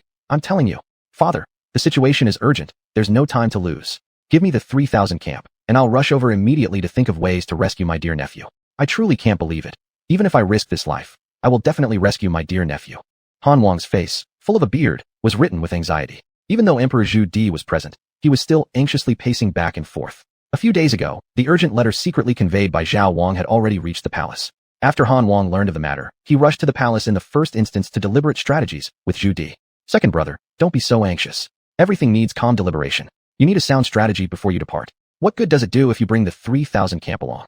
Compared to the explosive anger of Han Wang, Zhu Gaoqi remained rather calm. Although Zhu Gaoqi also knew that his son was currently surrounded by Tatar cavalry and could fall into the hands of Tatar soldiers at any moment, Zhu Gaoqi was still confident in his heart. His son Zhu Zhanji had skills beyond comprehension. Even if Zhu Zhanji really could not hold out, he would surely find a way to escape. I said, "Big brother, what's wrong with you? Your excellent eldest son is surrounded by the Tatar cavalry and may die on the battlefield at any moment. But as his father, you show no sign of anxiety. As for you, being a father like this is certainly sufficient." Upon seeing Zhu Gaoqi's tranquil appearance, Han Wang immediately became displeased, his tone becoming more agitated. "I am so anxious as an uncle, while you, as the father, show absolutely no reaction. This is quite excessive. Second brother, worrying won't help at this moment. One should calmly think during incidents. Worrying serves no use. The more worried one gets, the more prone to error," Zhu Gaoqi advised. "Second brother, eldest brother is right. In times of trouble, impatience isn't helpful. On the contrary, calm reflection on the issue is needed, else confusion will lead to more problems." Zhu Di opened his mouth with a solemn face. Though his eyes were filled with murderous intent, Zhu Di was still calm, as an emperor who had experienced many major upheavals. "Father, how can I not worry? The one besieged is my dear nephew. If it were third brother this time, it would be manageable. But it happens to be my dear nephew. This matter cannot drag on. Besides, my dear nephew has already been surrounded for several days." According to third brother's words in the letter, the dear nephew will likely not hold out much longer, as the food supplies they carry are insufficient. If anything really happens, our good days will be over soon. Do I have to tell you that? Zhu Di coldly shot a glance at Han Wang. The initially irritable Han Wang immediately calmed down, daring not to rashly speak nonsense anymore. The bloodline suppression of the Zhu family was still terrifying. "Second brother, I understand your feelings, but I, this old man, am more anxious than you. This time, I called you all here just to discuss countermeasures for this matter." Saying this, Zhu Di cast his gaze onto Zhu Gaoqi. "Big brother, state your opinion. I know you must have something to say." "Father, now Zhanji has been besieged, and distant water cannot help the nearby fire. My suggestion is that you can set out early despite everything, heading straight to the frontier. The reason the Tatars haven't retreated yet is because our main force hasn't moved. Once our main force successfully arrives at the border, they will surely retreat early. What we need to consider now is how to march swiftly." After Zhu Gaoqi learned of this news, he had already come up with a strategy and calmly analyzed the current battle situation. Zhu Di slightly nodded. Although he didn't like this eldest son very much, it had to be admitted that his methods and thinking were quite clear. "Second son, you should learn from your elder brother. Put forward constructive suggestions. Being anxious won't work." "You're right, father. I will definitely learn from my elder brother in the future." Han Wang didn't dare to act rashly at this moment, only respectfully responding to Zhu Di. "Do you have any specific arrangements in mind, elder brother?" My idea is to reorganize the army, then set off as quickly as possible. Let our cavalry rush to the border as the vanguard, making a bit more noise to let the enemy know that we've set out and are getting closer.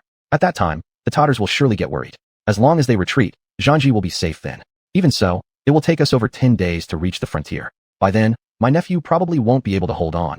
Han Wang, aware of matters on the battlefield, hurriedly said, "I'm working on solutions here, but I haven't thought of anything yet. Let me think for a moment." Zhu Gaoqi rubbed his temples somewhat troubled. "First, go prepare things well. Second son, you enjoy relatively higher prestige in the army. Immediately gather the main forces now and accompany me to embark on an expedition together. You'll first lead the 3,000 camp and other cavalries to hurry to the battlefield, and I'll catch up soon. Remember, do just as elder brother said, make a lot of noise."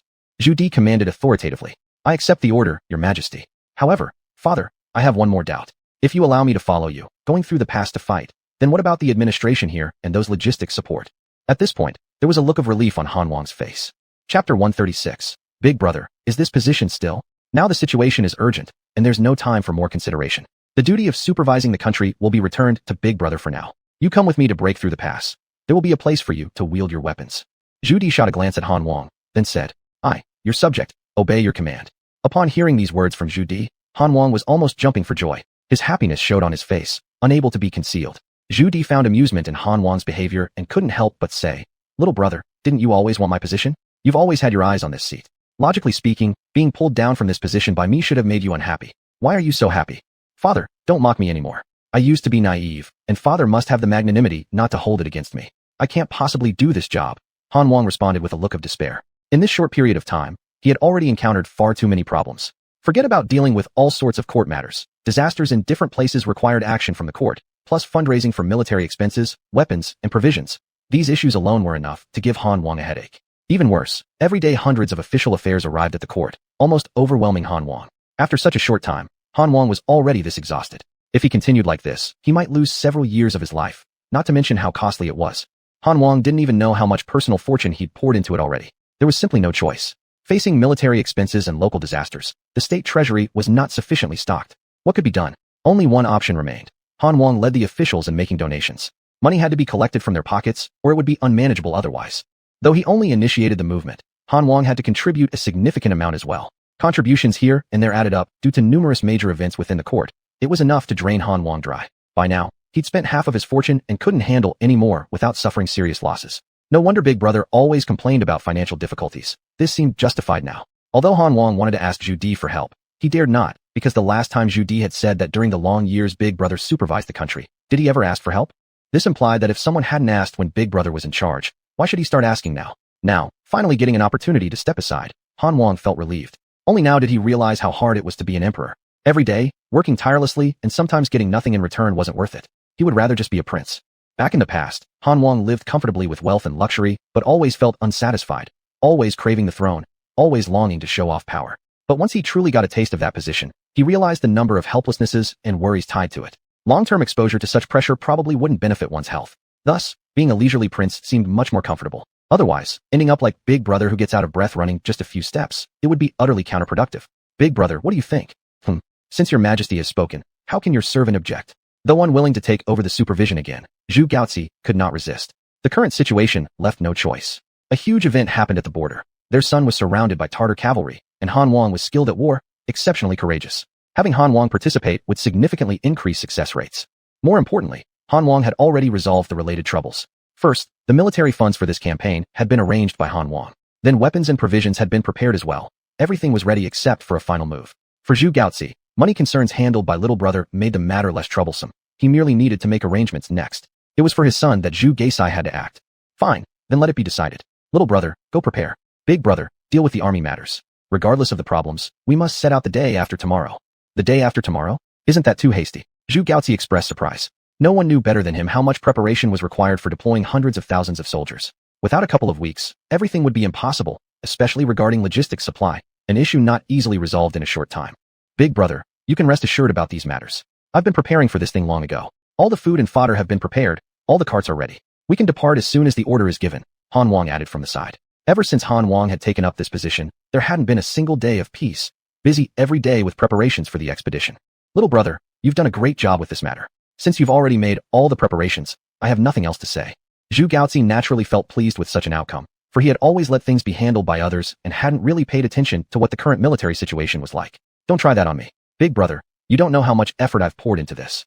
My nerves are almost shot. If I keep going like this, I'll go crazy. In the future, you continue to take over this position. Don't ask me for help with such things anymore. I can't handle it. Han Wang hurriedly distanced himself from any association with the role, truly not wanting to do this job again. It cost too much money and energy. Well, we won't talk about this matter anymore. The most pressing task now is to set out on the expedition and bring little Zhangji back. This cannot just be overlooked. Alutai's audacity has grown far too large. They surely think our valiant army is easy to bully. This time, even if we exhaust the nation's resources, we must punish them. Zhu Di's words signaled his resolve to launch this campaign. And indeed, Alutai had crossed the line this time. In previous times, Zhu Di might not have acted so recklessly. Intimidating them would have sufficed. But this was different now. They dared to plot against Zhu Zhanji, so they shouldn't expect to survive. This time, no matter whether it meant chasing them to the Orkhon River or fighting their way to the Golden Family, Zhu Di wouldn't hesitate. Father, have you seen the battle reports from the frontier? These days, Han Wang had been managing state affairs. He certainly knew about the reports coming from the border. Chapter 137, The Alliance of Three Departments, the Backstory. I know that this time, in addition to Alutai, the Walla also participated. I never would have guessed that Mahamu would be involved in this matter and set such a big trap for us. If it weren't for Zhanji blocking the path of the Walla cavalry, our vanguard team might very well have been completely wiped out. Zhu Di's expression became colder. Mahamu has always been deceitful, but now he actually teams up with Alutai to scheme against us. This is something that must not be let go of easily by the great Ming. After dealing with Alutai, we should conveniently take care of Mahamu as well. The Prince of Han also harbored resentment in his heart. He had been pinned up these days, and now finally able to get some movement. He didn't plan to let it pass just like that. Older brother, you don't rush into things. In situations like these, we need to think carefully. Even though I haven't paid much attention to these matters these past few days, I still understand the specific situation. Don't you find it strange? The three grassland tribes usually don't get along. It's even more impossible for them to stand on the same side. Yet, now both the Walla and Tatar are joining forces against us, meaning they've reached some sort of agreement. This is the most alarming part. Zhu Gaoji's face grew serious as he considered matters further ahead. In response to Zhu Gaoji's analysis, Zhu Di approvingly nodded his head. Although he did not like Zhu Gaoji personally, Zhu Gaoji's far-sighted vision, thinking ability, and judgment power were indeed commendable. Zhu Gaoji and the Prince of Han analyzed problems at vastly different levels. Actually, Zhu Di has always employed balancing tactics regarding the three grassland tribes. Their internal conflicts were severe, and Zhu Di skillfully mediated among them without outright supporting anyone. Behind the scenes, however, he subtly supported all, maintaining a state of balance so none could become overly dominant. Thus, Zhu Di could maintain the stability of the borderlands and ensure that the grassland cavalry would not unify. Once, Genghis Khan unified the grasslands and then led the Iron Horsemen across a vast empire. Zhu Di was acutely aware of the threat posed by the grassland cavalry, hence why Zhu Di would support whoever was weaker and suppress whoever was stronger between the tribes. As long as they were not unified, everything could be manageable. And yet, the current situation is clearly different. The alliance of Tatar and Walla together targeting the Great Ming is far from a positive development. Father, haven't you noticed? This time, the actions of Tatar and Walla were almost flawless, starting from Alutai's layout to the unexpected attack of the Walla cavalry. This process was executed perfectly, the timing precise. It's as if someone was commanding it all. After hearing this, Zhu Di nodded. Indeed, I've thought about this matter too. The cooperation between Tatar and Walla this time was almost seamless. Without someone directing it, it definitely wouldn't have achieved this effect. What do you mean by this, older brother? It seems like there is a new overlord rising in the grasslands. Haven't you noticed, father? This overlord can seemingly command the various factions of the grasslands, orchestrating their movements and coordination. As to who specifically this person is, your subject does not know. Whoever it is, we absolutely cannot let them continue to live in this world. This campaign must utterly annihilate both Tatar and Walla. If we can't achieve that, then we at least need to cripple them so that they cannot recover within several decades, buying the Great Ming several decades of peace. Sighing, Zhu Di replied, having already made his decision. The world often says that Zhu Di loves grand achievements and indulges in wars without restraint, but they do not know that if he could avoid it, Zhu Di wouldn't want war either. He knows that each battle consumes an immense amount of the Great Ming's strength and countless soldiers' lives. Each loss depletes the lifeblood of the Great Ming. But Zhu Di also knows that some wars simply can't be avoided. Peace isn't something one can talk into existence. True peace can only come through force. 10,000 words are less effective than when the Iron Horsemen of the Great Ming march through the passes. If I'm challenged, then I will respond with violence. We'll fight until you dare not offend the Great Ming ever again. Father, you must consider carefully. Although we've prepared thoroughly, the national treasury isn't sufficient at the moment. These bombs were painstakingly put together by the second prince. Although they can sustain this expedition, we cannot endure prolonged conflict like this. Otherwise, the common people will suffer greatly, and even the Great Ming cannot bear it. Seeing the look on Zhu Di's face, Zhu Gaoji quickly poured a bucket of cold water over him. Knowing Zhu Di's character, if he didn't pour that cold water, Zhu Di might directly cross the Oron River and continue fighting. However, this wasn't Zhu Gaoji opposing Zhu Di, but recognizing the reality that while the Great Ming appeared prosperous, in fact, many commoners were living in hardship. Constant warfare would only waste resources and strain the people. Older brother, you don't need to say it. I know my limits. Second brother, don't you think so too? Clearly, Zhu Di wanted to shift the focus on Han Wang, hoping Han Wang would stand by his side since minority should obey the majority. Unfortunately for Zhu Di, his calculation was off. If it were the previous Han Wang, he would definitely support Zhu Di because being born on the battlefield himself, he would believe in handling situations with violence against violence. But recently, as the regent, Han Wang had come to understand the actual condition of the Great Ming. As such, his perspectives and thoughts had changed greatly from before. Father, your majesty, actually your humble son finds older brother's words reasonable as well. This war indeed needs to be fought, but just enough is perfect. If the scale becomes too large, it will really strain the people and drain our resources, especially when our national treasury isn't abundant at present. Listening to Han Wang's words, Zhu Di felt both comforted and helpless. He was comforted by the fact that Han Wang no longer viewed matters like he used to, which clearly showed that he had grown up, something that made Zhu Di very pleased. On the other hand, what made Zhu Di feel helpless was that Han Wang was now siding with older brother. Thus, he lost one supporter, truly leaving him in an awkward position. Well then, we'll discuss this later. The situation on the battlefield changes rapidly. No one knows what could happen. After we set out on the campaign, logistics supply will be left to your care, older brother. Isn't that troubling me? Zhu Gaoqi muttered under his breath. What did you say? No. Your humble son meant to say that your humble son will ensure the logistics are in place. Father, please rest assured. Zhu Gaoqi quickly responded with a pleasant smile. After receiving Zhu Gaoqi's confirmation, Zhu Di finally smiled satisfactorily. Regardless of anything else, Zhu Di trusted Zhu Gaoqi's capabilities. Chapter 138. Preparation for departure the next day. After all, Zhu Gaoqi had been responsible for logistics supply during the previous 2 campaigns. Zhu Di enjoyed fighting on the front lines while still having adequate logistical support from behind. Zhu Di acknowledged Zhu Gaoqi's competence since danger in battle is ever present, and supplies are extremely crucial. The enemy cannot simply sit by as you transport your supplies. Sometimes before reaching the Ming army, they have already been destroyed by the enemy. In such situations, it falls to Zhu Gaoqi to procure more food and send it back to the frontline troops. Since ancient times, logistics have always been vital. Given that Zhu Gaoqi had managed logistics exceptionally well during the prior consecutive missions, Zhu Di naturally trusted him again. Older brother, prepare yourself. Tomorrow, lead the 3,000-strong camp as the vanguard unit and rush to Datong. Once the decision was made, after discussing some specific details, Prince of Han and Zhu Gaoqi left the palace together to make their preparations. Older brother, truly sorry about this matter. I didn't expect something like this would happen. Therefore, regarding overseeing the nation during my absence, it looks like I'll need to trouble you, brother, said Prince Han with a hand on Zhu Gaoqi's shoulder, smiling broadly. Younger brother, I truly didn't foresee events happening so suddenly. It was only recently that I managed to relax a bit, but now it seems I must get back to work. I really wasn't cut out for this leisure, Zhu Gaoqi replied wryly. Older brother, what do you mean? Once you ascend the throne, why wouldn't you be able to enjoy leisure? Younger brother, if you consider being emperor a form of leisure, how about we ask father to depose me as crown prince after this matter is resolved, and install you as crown prince instead? Hearing this, Prince Han's expression changed abruptly. He laughed nervously. Brother-in-law, let's not do this. We're family here. You shouldn't always bring up the issue of crown princehood. I admit I was wrong in the past, but you should forgive and forget, right? Looking at the prince's demeanor, Zhu Gaoqi decided not to tease him further. Younger brother, don't worry. We are family. There's no question of reckoning with each other. Joking around between brothers is normal, isn't it? But indeed, I am tired. As you know, I've overseen the state affairs for many years. You must understand just how taxing it is. I plan to take some time off. You, elder brother, have certainly worked hard. I can appreciate this. But this task, this role, is truly beyond me. I much prefer wielding swords and practicing martial skills. When you ascend the throne, if you need to fight, or you tell me whom to fight, I will secure victory for you. As for the rest, brother, please don't burden me. Truly, I cannot handle that kind of responsibility. The Prince of Han clearly expressed his own thoughts. Zhu Gaoqi could only shake his head bitterly and smiled without dwelling too much on the topic. Younger brother, this expedition truly falls heavily on your shoulders. After all, Zhani is young, merely a child who has not long stepped onto the battlefield. There are still many things he doesn't understand. As an uncle, you need to supervise him closely. Sure thing, there's absolutely no problem. Even if you hadn't mentioned it, I'd still act thusly. But this time around, nephew Zhani's achievements were extraordinary. With merely 3,000 soldiers, he repelled the attack of several 10,000s of enemies, preventing them from advancing even one step. Despite being besieged, the Tartars haven't breached our defenses yet. Prince Han also marveled at Zhani's accomplishments this time, especially in holding off the Oirat cavalry, which was almost unbelievable. Even though they held advantageous positions, fending off the attacks of so many cavalrymen wasn't easy, yet Zhu Zhani accomplished it successfully, something utterly unexpected from a royal scion on their first sortie into war. Initially, Prince Han only intended for Zhu Zhani to be trained and gain experience on the battlefield.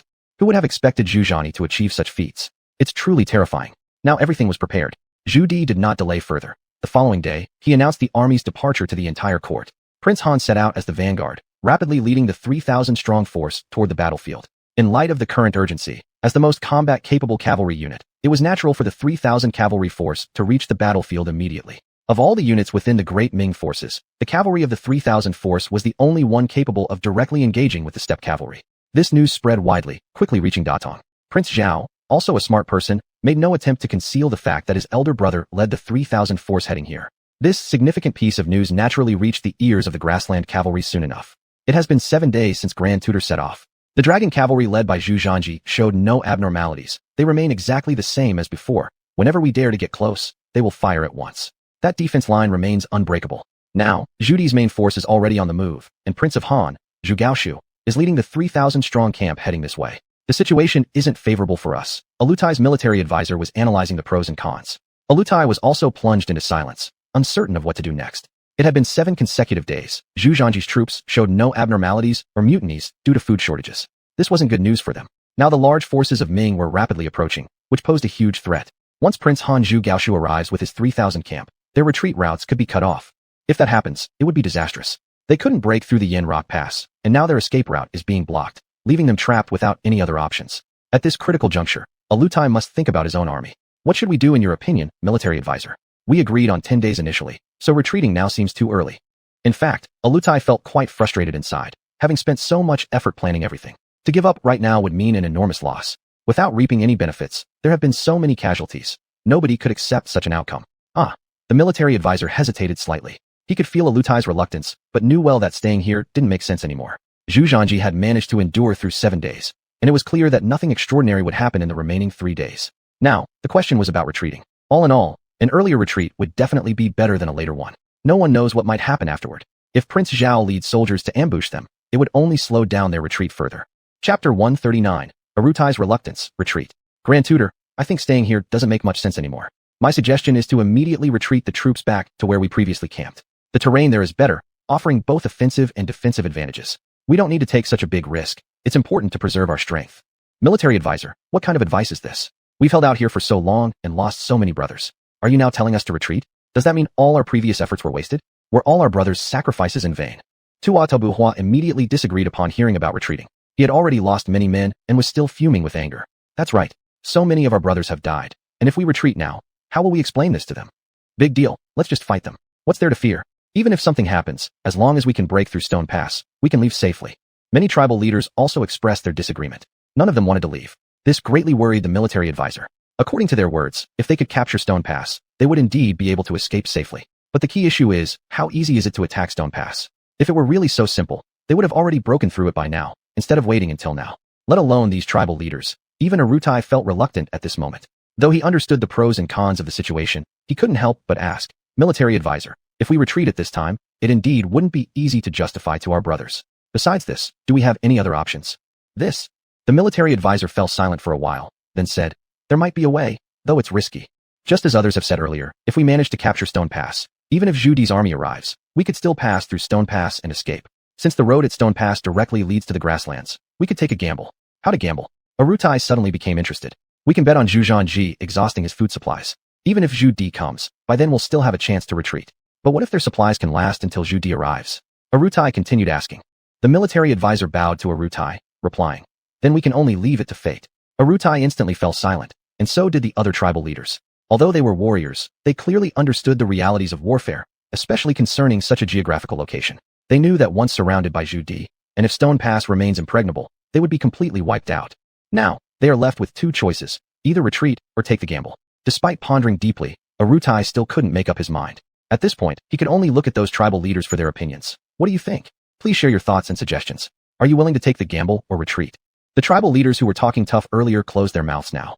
After all, they hadn't realized the severity of the problem earlier. When they finally grasped the situation, they understood just how dangerous this predicament was. Tuatawa, tell me what to do. Arutai turned to Tuatabuhua. If I have to choose, I'd rather retreat. Tuatabuhua glanced at the other tribal leaders before finally deciding to voice his true thoughts. Why? Your attitude wasn't like this before. Why did you change suddenly? Grand Tutor, as the military advisor said, we only have 2 choices, either retreat early or take a gamble. Personally, I believe there's no need to take this risk. After all, we mobilized tens of thousands of soldiers, and using the lives of so many people to gamble is not a good calculation. Better to preserve our strength than burn it all. There'll be plenty more chances. If necessary, we can find ways from other places and reclaim what we've lost. The other tribal leaders began nodding in agreement at this point. Seeing that all the tribal leaders agreed, Arutai could only sigh and reluctantly issued a command that he didn't want to give. Tell the brothers to retreat. Stone Pass. Your Highness, according to intelligence from my informants, the enemy's subsequent forces have already started withdrawing from Stone Pass. Does this mean they're about to give up? Lu Jun's face was filled with joy, yet his complexion appeared somewhat pale, and his lips were dry and chapped. In fact, the Dragon Cavalry army was also in a difficult situation. All the dry rations they had brought along were already gone. As for the warhorses they had seized from the enemy, they were mostly consumed as well. More importantly, there was the issue of water sources. The water they carried wasn't much, and they could only ration it carefully. But even with careful rationing, the water would eventually run out. Now, the soldiers hadn't had any water for a day and night. This was not good news for the troops. Even Zhu Zhanji hadn't drunk water for a day and night. However, his current cultivation allowed him to endure such hunger and thirst without being affected. Even if he went hungry for several more days, he wouldn't experience any issues. But the other brothers couldn't withstand it. At this moment, the dragon cavalry army was basically at the end of its endurance. Everyone was struggling hard, relying on the faith Zhu Zhanji gave them to sustain them. Zhu Zhanji had told them that as long as they held on for 10 days, they would be able to break through afterward. Now, there were only 3 days left until the 10-day mark, and everyone was still hanging on. This included Lu Jun, and the news that the enemy forces had begun retreating was indeed a good sign. Many soldiers and officers celebrated joyfully at this development. I knew they wouldn't last and weren't willing to take the risk. Zhu Zhanji sighed heavily in relief at the result. In reality, he was also taking a gamble, though he was fairly confident. Still, no one could predict whether the enemy would suddenly act irrationally and choose to fight a prolonged battle. If that happened, it would have been disastrous. Your Highness is truly wise. Lu Jun saluted with excitement. How are the morale and conditions of our soldiers? After calming down, Zhu Zhanji asked Lu Jun. The situation isn't good. Our soldiers only have an extremely small amount of food left. Many of them are reluctant to eat it and want to save the food until the final day when we attempt to break through. Lu Jun reported with a bitter smile. It's fine. Tell the brothers to consume all the remaining food and keep their spirits up. Eat all the food. Aren't you talking nonsense? How can they fight without eating enough?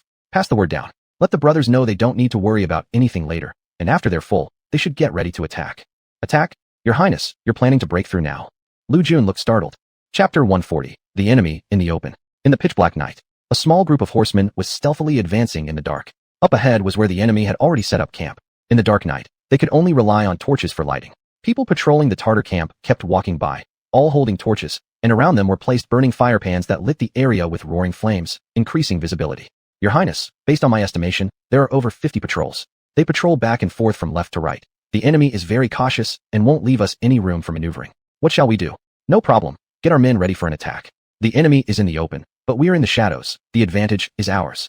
Yes, brothers of the Divine Shooting Squad, each take your position and be prepared to provide support at any time. As for the charge squad's brothers, have them ready too. As soon as the gunshots sound, they must charge forward. We'll ensure mutual support between the two groups, Zhu Zhanji commanded. Indeed, the current Long Ride army was no longer merely defensive. Zhu Zhanji also knew that the Long Ride army didn't have enough food, and continuing this way was far too risky. The enemy's reinforcement units had already started retreating, which clearly showed they intended to retreat. Yet despite their intent to withdraw, Zhu Zhanji's troops couldn't afford to wait until then. It would be better to launch a preemptive strike rather than sit passively waiting. Bear in mind that the Long Ride army had no grain currently, but the enemy possessed plenty. As someone else once said, I don't have many talents, but I sure as hell know how to plunder. This place was merely the first line of defense established by the Tartars. Ever since Alutai failed to breach Yanshur Pass, he had not maintained a strong focus here. Especially after the order to retreat was issued, this area ceased being the defensive focus. The main force had already tilted towards the rear, leaving only some rearguard forces here. These rearguard forces naturally wouldn't possess high combat power, nor the alertness of the main force. Moreover, the number of people stationed here consisted of nearly 1,000 cavalry, and those patrolling now numbered less than 200. Most of the other soldiers were almost all sleeping. Taking advantage of the moonlit cover, the Long Ride Army Vanguard team had been sneaking closer while armed with weapons. However, this time the Long Ride Army did not plan to engage the enemy in close combat. They still held rifles in their hands. Even though the darkness of the night served as a cloak, the eyes of the enemy weren't blind. As soon as they entered within a certain distance, they were immediately discovered by the enemy. Who? One patrolling soldier shouted out loud in alertness. Before he could react further, a gunshot sounded directly, putting a hole right through his head. He fell heavily to the ground. Bang, bang, bang. Subsequently, shots continued to ring out in succession. In total, 200 soldiers of the Long Ride Army's advance team were divided into 4 smaller teams. 2 smaller teams formed a group, making a total of 2 such groups alternating in action. 50 men lined up neatly. Those in the front kneeled, taking aim with their rifles, while another 50 stood behind them to form an excellent shooting angle. The soldiers in the back were always ready to replace those up front as soon as the bullets ran out. They would then move forward, forming a suppressive firepower, allowing the ones who withdrew to quickly reload ammunition and await alternation. In a moment, gunfire covered the entire sky. Tartar soldiers could only see those long tongues of fire from afar, unable to approach. Before they could even react, bullets had already taken their lives. Some realized the situation, shouting loudly about an enemy assault. Unfortunately, their reactions were not fast enough. The Long Ride Army's vanguard team, firing while advancing swiftly, relied on the advantages of long-range shooting, overwhelming the enemies. Moreover, the Tartar soldiers here were mostly just awakened and hadn't yet grasped the situation before falling into pools of blood. As for the concealed sharpshooters, there was no need for them to hold back. They hit at the rear, originally meant to cover the forward movement of the opposing forces. Their main targets were those archers intending to hit from afar. Anytime someone picked up a bow and arrow, these sharpshooters would kill them instantly, denying them any chance to retaliate. Such fights carried little suspense, completely lopsided. The battle lasted no more than a mere 2 hours before it ended. All the over 1,000 cavalry stationed here were killed. Even though quite a few enemy soldiers wanted to surrender actively during the fight, Xuanhuan would show no mercy at such times. He ordered his soldiers to execute them, refusing to give them the chance to surrender. Being merciful on the battlefield against the enemy is tantamount to cruelty towards oneself. Especially these Tartar cavalry. Their means were extremely cruel. They would show no mercy when facing the Ming army. In the past, there were also cases where the Ming army surrendered, but those who surrendered were all tortured to death by them with horrifying methods. There were also the innocent civilians killed by them. How could Xuanhuan be polite to them? At this point, the enemy had been completely hunted down. Lu Jun, with a face full of excitement, reported to Xuanhuan, "Your Highness, we have achieved a great victory. All 1,000 enemy cavalry have been wiped out. Not a single one survived. We only had 10 soldiers lightly wounded, and there was no major problem. We can almost say there was no casualty at all." Although this was a sneak attack, Lu Jun was still very excited inside. It was a head-on confrontation with the enemy, and the casualties were so small. It was indeed a brilliant battle achievement. If it was in the past, for the Ming army to eliminate more than 1,000 Tartar elite troops, they would have to pay at least the same number of casualties. Now these 10 lightly wounded people were really minimal casualties. To put it bluntly, this wasn't even called casualties. During the battlefield cleanup, some Tartar archers weren't fully dead yet, and they were given an extra slash. If it came to the front battlefield, their casualties were absolutely none. Great job, don't linger too much, immediately tidy up the battlefield, take away all their supplies, and drag back their horses, take as much as you can. Then directly set fire to their camp and burn it down. Understood, I will go do it right away. Next was the time for quickly cleaning up the battlefield. The Ming army rapidly moved things in the enemy's formation, taking away all their military equipment and food, and bringing all their warhorses back. In the end, they sprinkled kerosene and set fire to their entire camp. The first line of defense of the Tartar cavalry was ablaze this night. Chapter 141. Use your pig brains haha division. When the Tatar cavalry realized and wanted to send reinforcements over, they saw that this place had already turned into a sea of fire. The first line of defense, the camp of Tatar cavalry, had already been burned to ashes, leaving nothing behind. This news quickly reached the ears of Alutai. Such a scene made many tribal chieftains furious. What audacity these dogs have, we didn't attack them, yet they dared to come and attack us. Who gave them the courage? Do they really think we are afraid of them? We didn't attack him, but he dares to come out and attack us? Tutor, this matter absolutely cannot be let go like this. My suggestion is to give them a taste of what we're capable of. After all, they're merely 3,000 people. It's truly excessive. Ambushing us is one thing, but in the end, not even leaving our brothers' whole bodies, burning everything to ashes. This is clearly provoking us. Some tribal leaders immediately got angry and volunteered themselves. Shut up. But before they could finish speaking, they were intimidated by Alutai's cold stare. At this moment, who among you said you'd lead troops to attack Rock Pass? If so, it'll do fine. I'll give him 5,000 men in 3 days' time. If he can take it, reward shall be distributed accordingly. If not, come back with your head on a platter. Should any of you accomplish this, I'll approve immediately. Alutai knew too well that these tribal chieftains were only speaking out of anger. But he himself was agitated now. With these people causing trouble for him here, his temper flared instantly. Yet when he voiced these words, those tribal chieftains immediately calmed down. For none of them dared to take him up on this challenge. This was quite simple. If Rock Pass could have been taken down, they would have done it already. Why wait till now? Not even 10 days would have been enough. Even if the Dragon Cavalry army had sufficient food supplies. 5,000 men. This simply wasn't enough. Who would risk their lives on such a bet? These tribal chieftains were all astute. Who would dare accept such a task? In no time at all did the entire command area quiet down. Each of the tribal chieftains looked at each other, not daring to speak a word or show bravery, which caused a sneer to rise in Alutai's heart. I've told you before, when doing tasks, one must observe the bigger picture and not just focus on small gains right in front of them. You'll never achieve anything this way. But tutor, last night we lost 1,000 soldiers. If we don't react, how can we face our fellow tribesmen? Should we swallow this loss without a fight? Tawachuo Buhua asked reluctantly.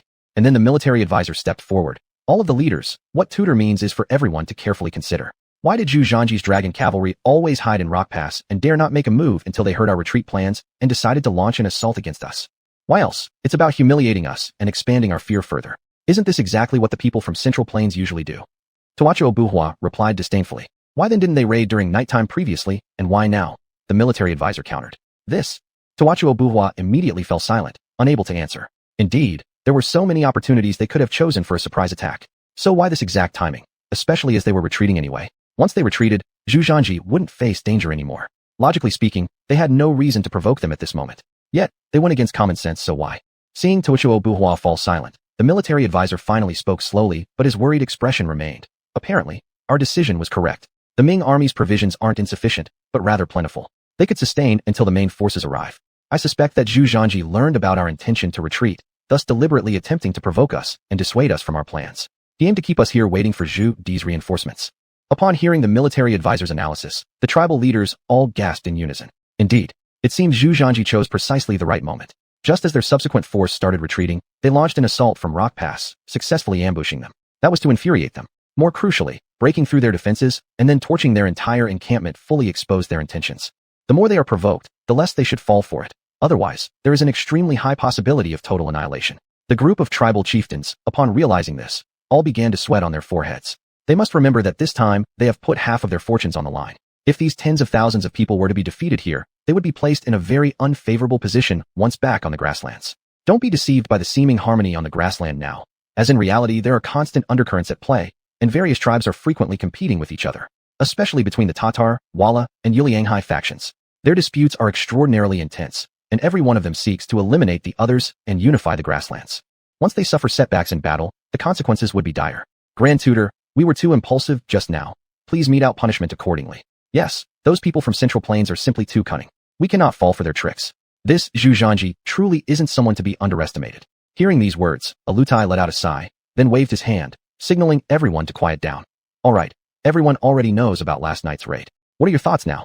The tribal chieftains looked utterly perplexed and instinctively focused their gazes on the military advisor. While they may be competent in warfare, discussing such intricate strategies was not their forte, so they had to leave it to the military advisor for explanation. Noticing everyone's attention on him, the military advisor didn't hesitate. He bowed respectfully to Alutai. Grand Tutor, my suggestion is to accelerate our retreat and depart from this place of trouble as soon as possible. Zhu Zhanji's actions with the dragon cavalry clearly indicate that Zhu Di's main force is closing in on us.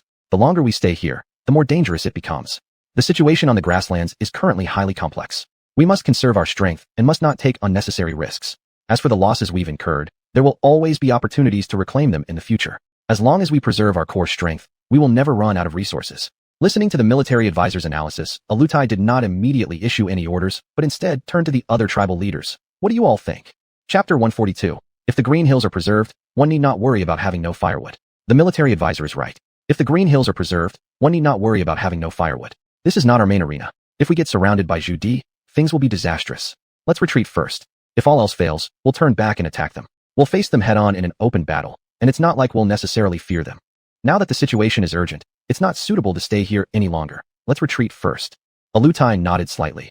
If that's the case, then let's issue the order for the brothers to accelerate their retreat. First send out a detachment of troops to constantly defend against a surprise attack from Yinstone Pass. Then have the main force at the rear quickly retreat. Additionally, another group should be prepared for a possible ambush from the Dating garrison. Alutai was now almost certain. The dragon cavalry had ample provisions. Staying here was meaningless. Rather than doing so, they might as well withdraw as soon as possible. Actually, what Alutai worried most about were Zhu Di's forces. Through intelligence reports, he had learned that Prince Han was leading the Qian camp and many other units as the vanguard, heading here. As for Zhu Di, he too was on his way. Where exactly they had arrived, they could not investigate thoroughly, since spies embedded in Ming territory couldn't probe that deeply. Thus, withdrawal had become their primary objective. The next day, the large Tartar forces began a large-scale retreat. They didn't dare to linger and retreated directly forward. Of course, Alutai left 2 detachments to strictly guard and prevent enemy ambushes. Within Yinstone Pass, the current Ming army had resolved its food crisis. After all, the last raid on the enemy camp yielded a fair amount of grain. This batch of grain, if rationed carefully, would be enough for the dragon cavalry to stay here for 7 days. That doesn't even count the warhorses they dragged back from the enemy. If these warhorses were used as provisions, they'd be able to survive for quite some time. Your Highness, according to intelligence, the subsequent Tartar forces are evacuating rapidly. It seems they don't intend to surround us anymore. As for the frontline Oirat, they have been looting continuously, but now there's a subtle sign of retreat. I'm truly baffled. We've raided them, burned down their camp, so why aren't they angry? Instead, they seem to be retreating even faster. Standing on a high platform of Yinstone Pass, Lu Jun looked into the distance at the enemy and asked Zhu Zhanji with confusion on his face. They will definitely be angry, but the angrier they get, the more scared they become. Why? Did you still think my raid was merely for food? Isn't it? Lu Jun scratched his head. Zhu Zhanji rolled his eyes. Good grief. I thought you already understood this, but it turns out you're still clueless. Haven't you realized yet? I am foolish. Please enlighten me, Your Highness. Lu Jun looked very embarrassed. Geng Zhong standing beside him was also curious.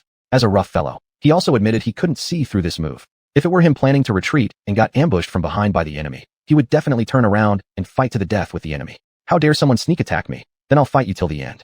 But now Alutai, despite being attacked from behind, didn't get angry, instead withdrawing at great speed. It wasn't necessary to this extent, was it?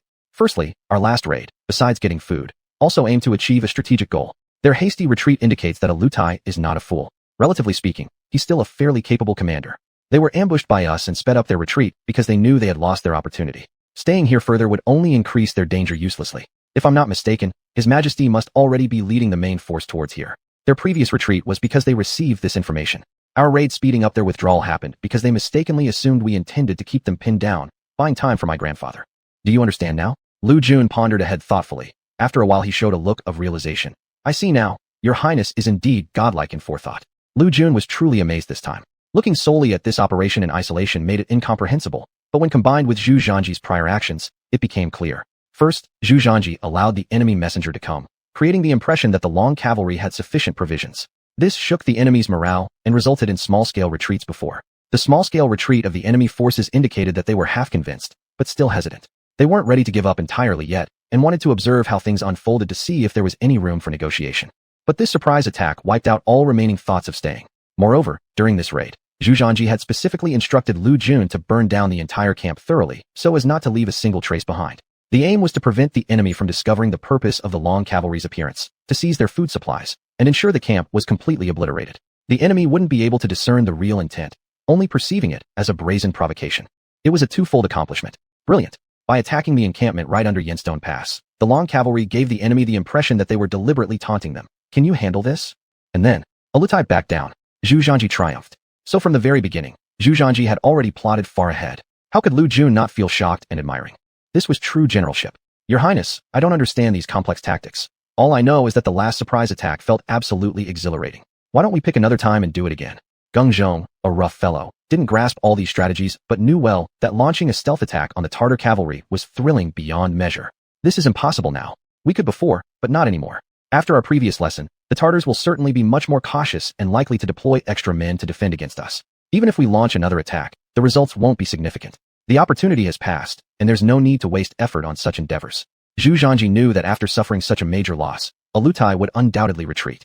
Their current defenses must be robust enough. The Long cavalry's manpower was already insufficient, and engaging in combat now would lead to unnecessary losses. This wasn't a deal Zhu Zhanji was willing to take. We should wait until Emperor Zhu Di arrives before making further moves. After all, he had already achieved his objectives, and the immediate danger had been averted. This battle alone would make the Long cavalry famous in one fell swoop.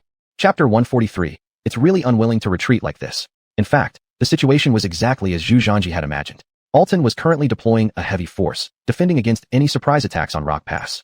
To prevent being ambushed again, they had even built some simple wooden walls and temporary watchtowers, all for avoiding another ambush. If the Ming army came this time, their gains would not be substantial. On the other hand, Togon of the Oirat side. Togon had been plundering villages these past few days, making a lot of noise but refraining from attacking. Honestly, he was just putting on an act, so they suffered no casualties. They had been waiting for the right opportunity, but unexpectedly, news arrived that Altan was retreating. This made many members of the Oirat dissatisfied. What does Altan mean? He asked us to cooperate to capture the Dragon Cavalry, and now he retreats. All our efforts resulted in this. What did he say at the time? Wasn't it to capture Zhu Zhanji alive? Just retreating like this? What about our fallen brothers? What can we do? We can't break through either. Altan has retreated, and should we attack on our own? How? How can we fight? They hold advantageous terrain, and they possess that powerful artillery. There's no way we can get inside. Though many leaders of the Oirats were unhappy, once the subject of attacking was raised, everyone shook their heads vigorously, clearly having been scared by the Dragon Cavalry. That was truly a barrier no one could cross. Anytime they attempted to attack, they were instantly killed, and it didn't matter how many men were sent out. More importantly, the terrain here wasn't suitable for their cavalry charges. Such an offensive would simply be like offering their heads. None wanted to die needlessly, especially since even Altan was withdrawing his forces. They certainly didn't want to do so either. As Togon looked on while others discussed, his brow furrowed tightly, unsure of what to think. Chief, say something. Altan is retreating. What should we do? Yes, we need to respond to. I heard Zhu Di already mobilized a great army, and Prince Hanju Gaoshu also brought the rebels here. Having no other options, they could only consult Togon for advice. After all, he was the main commander for this operation. Everyone would follow his lead. Togon let out a long sigh and said, the opportune moment has passed. This means that our 1,000-mile raid was all for nothing. Let's withdraw. Togon could clearly see the current situation. The Dragon Cavalry had successfully held them off, and they no longer had an advantage. Zhu Di was rushing toward them, and they couldn't secure any gains nor have confidence breaking through Rock Pass before Zhu Di's arrival. Their continued presence here served no purpose. So, we're just leaving? Some still hesitated. What else would you suggest? Should I let you lead an assault on Rock Pass? Togon asked, irritated. Chief, I'm sorry. Whatever you say, I'll do. The person immediately lost his courage. What else could they do? After the Dragon Cavalry entered, they had thoroughly crushed them. There was simply no fighting left in them. Their enemies eliminated them before they even got close, without giving them a chance to retaliate. Who would willingly confront such a one-sided situation? Then let's retreat. Of course, we won't leave empty-handed. As we depart, we'll pillage along the way, taking everything we can find. Don't hesitate. Consider it payment for our military expenses this time. When we return, we'll settle accounts with Alton properly. Yes. No one dared to refuse.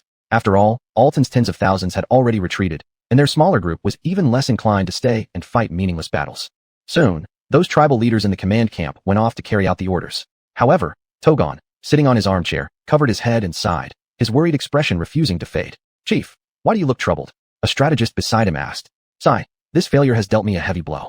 I never thought that our tens of thousands of cavalry would be trapped here, unable to advance. That's absolutely a huge joke if you say it out loud. Chief, I think you shouldn't worry too much. After all, this defeat wasn't just ours. Alton suffered greatly as well.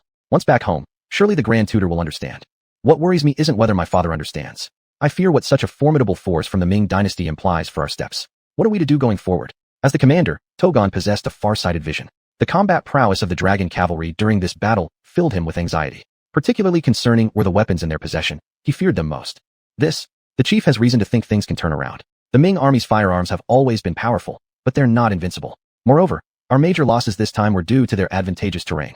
Our cavalry aren't designed for city assaults, which is why we performed poorly. If we fought on vast grasslands, their weapons wouldn't necessarily be so effective. And anyway, there aren't that many firearms in the Ming ranks. I believe they must have a weakness somewhere. What you say does make sense.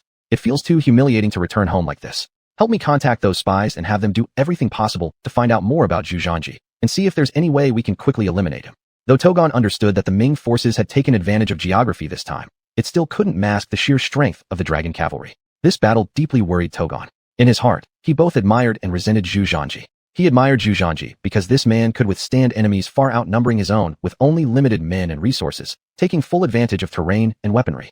Such a feat, combined with such military prowess, was truly something to admire. Even Togon himself wasn't sure he could achieve the same under similar conditions. Perhaps this was mutual respect between two heroes. However, it was precisely this admiration that fueled his resentment and murderous intent toward Xuanhuan. If someone as formidable as him existed among their own walla, he would undoubtedly be considered a great asset. Unfortunately, such a person belonged to the great Ming Dynasty and was also the treasured grandson of Zhu Di, the heir to the Ming throne. To have displayed such military genius at such a young age, how much more powerful might he become upon inheriting Zhu Di's position? Would there even be room left for the walla then? Such a figure was terrifying, and therefore must be eliminated at all costs. Otherwise, he'd surely become an immense threat in the future. In the command camp of Datong, the Wu generals were strategizing. When Prince Zhao learned that the Tartars were retreating rapidly, his joy was impossible to hide. Good. Absolutely wonderful. These days have been making me anxious. Damn it, I haven't slept well for days. As he spoke, the prince's smile grew wider. Earlier, he paced back and forth anxiously. Now, filled with excitement, he continued pacing happily. My lord, what should we do next? Now that the Tartar cavalry is withdrawing in large numbers, should we take the opportunity to attack? Are you asking for death? If we attack now and stop them from retreating, what happens if they retaliate recklessly? My dear nephew finally managed to escape danger. Am I supposed to push him into a fire again? Prince Zhao glared angrily. Chapter 144, The Tatar Retreat. But, my lord, now that the Tatars are withdrawing, they have completely left the right flank to us. This is a good time for us to launch a surprise attack. Some officers felt it was a missed opportunity. Who would have thought that as soon as he finished speaking, Prince Zhao slapped him and said, Surprise attack. Do you really think Arutai is an idiot? If they retreat, they will definitely be on guard against you. The reason they dare to retreat openly is because they've surely done their work well, digging a pit for you to jump into. Are you still going to rush in? Forgive me, my lord. All right, let's handle this matter this way. All we need to do is to defend against the retreating Tatars. No other actions are necessary. It is essential to ensure the safety of my grandnephew. Let's wait until he returns before discussing anything else. After all, His Majesty has already arrived. As long as His Majesty arrives, are you still afraid of not being able to defeat them? Prince Zhao was very confident in Emperor Zhu Di's military abilities. In the previous two campaigns, the people of the steppe were thoroughly defeated. Prince Zhao wasn't in a hurry either. Having fought on battlefields for a long time, he also knew very well that one must never be hasty with war-related matters, especially when the enemy was retreating. There had certainly been preparations made for such a scenario. It was already quite fortunate if nothing went awry during this process. Thus, the Tatars retreated very quickly. In just 2 days, tens of thousands of troops had fully withdrawn from the Great Ming territory, returning to a place 50 miles away where they previously camped. This meant that Arutai's plan this time had completely failed. Not only did they gain no benefits, but they also suffered thousands of casualties. This was a classic case of losing money instead of stealing chickens. As for the Vala cavalry, they didn't leave because of this. Instead, they chose to camp 50 miles away as well. After all, they weren't ready to give up yet. They still wanted to reclaim their reputation. However, these uncouth barbarians of the grasslands weren't easy to deal with. Despite their retreat, they plundered some of the lands within the Great Ming territory, which served as an outlet for their frustrations. The retreat of both the Tatars and the Valas signified that the Ming army was now out of danger. At the first signs of their withdrawal, Prince Zhao immediately sent people over to greet them. To him, the primary task was to bring Zhu Zhanji back safely. This was top priority. The entire campaign lasted 17 days. The long-riding army had almost zero casualties, while eliminating a terrifying number exceeding 16,000 enemies. Even hearing about such a record, Prince Zhao couldn't help but exclaim how extraordinary it was. Zhu Zhanji and the long-riding army returned safely to Datong at this point. Prince Zhao personally went out to welcome them. My grandnephew, my dear grandnephew, come over here and let your third uncle take a look. Are there any injuries? Seeing Zhu Zhanji, Prince Zhao rushed over and checked Zhu Zhanji's body continuously to see if there were any injuries. Uncle, don't worry about me. I've been doing great these past few days. No injuries really? Really no injuries. In that case, after we go back, I want to find a few military doctors to examine you thoroughly, to make sure there aren't any issues. Looking at Prince Zhao's caring gaze, Zhu Zhanji couldn't help but feel slightly moved inside. Regardless of Prince Zhao's motives, his concern was evident enough, something anyone would appreciate deeply.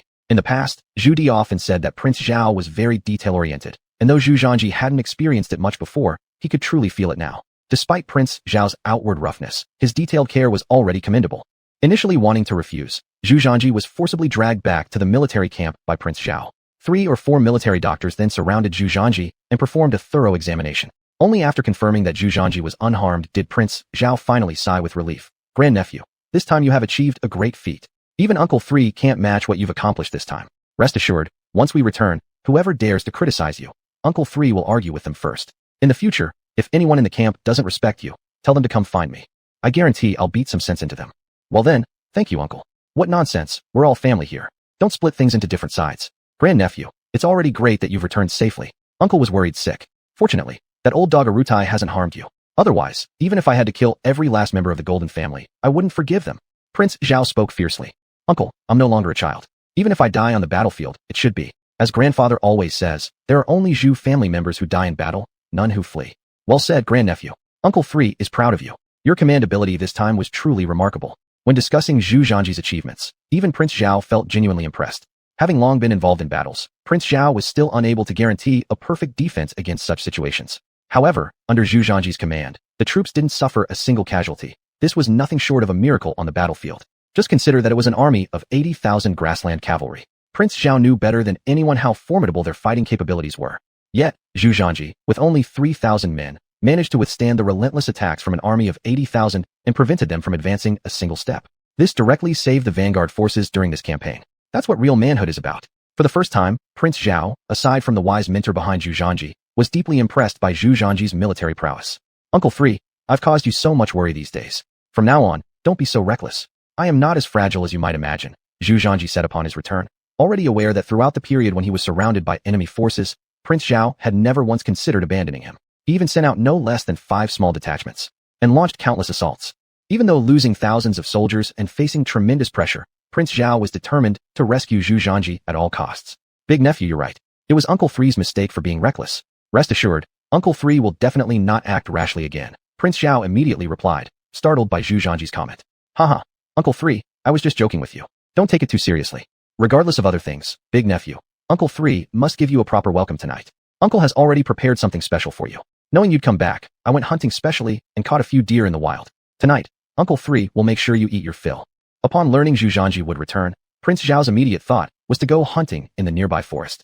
After all, he didn't have many valuables to offer, so giving Zhu Zhanji a warm welcome with his famous roasted game was the best way. Chapter 145, Standing Straight. This day undoubtedly left a great impact on the entire camp, and King Zhao was undoubtedly the happiest one in the army. After settling Zhu Zhanji in, he cheerfully came to an open area outside the military camp, lit a fire, rolled up his sleeves, and started roasting meat. Zhu Zhanji watched delightedly by his side. Zhu Zhanji suddenly felt that the royal family wasn't as bad as he had imagined. As long as there were no power struggles within the imperial family, their bonds could be better than any other family. The saying goes, the wine and meat of noble families smell foul, while dead bodies lie frozen on the roadside. Poor families can't even afford food and clothing, let alone spend time nurturing relationships. But among wealthy aristocrats, or even in the imperial clan, if we disregard all interests, it turns out that members of the royal family also valued emotions deeply. It's just that many princes, faced with benefits and power, gradually lost themselves, leading to the perception that the emperor's household lacked sentiment. Now, this scene satisfied Zhu Zhanji greatly. King Zhao and Zhu Zhanji chatted delightfully while the dragon cavalry returned to the camp. But this time when the dragon cavalry entered the camp, all soldiers couldn't help but straighten their backs and showed them eyes full of extreme reverence. Previously, they harbored resentment towards the dragon cavalry, thinking they were pampered troops incapable of hard battles, claiming that their presence at the frontier was merely for show and not for actual warfare. They occupied the most preferred resources of the military. They took weapons first, chose good horses, and acquired armor and equipment earlier. Naturally, this led to dissatisfaction among many soldiers. If they were veterans who fought numerous battles, no one would complain because they deserved such equipment. The dragon cavalry was technically Zhu Zhanji's personal guard force, yet many people still weren't convinced. However, at this moment, all soldiers' doubts and grievances disappeared completely, replaced by deep respect. Everyone witnessed firsthand the impressive achievements of the dragon cavalry. Firstly, in the temporary ambush previously turned into a different situation, they stopped the Walla cavalry outside Rocklight Pass, refusing to allow them a step further, wiping out more than 8,000 enemies with no casualties of their own.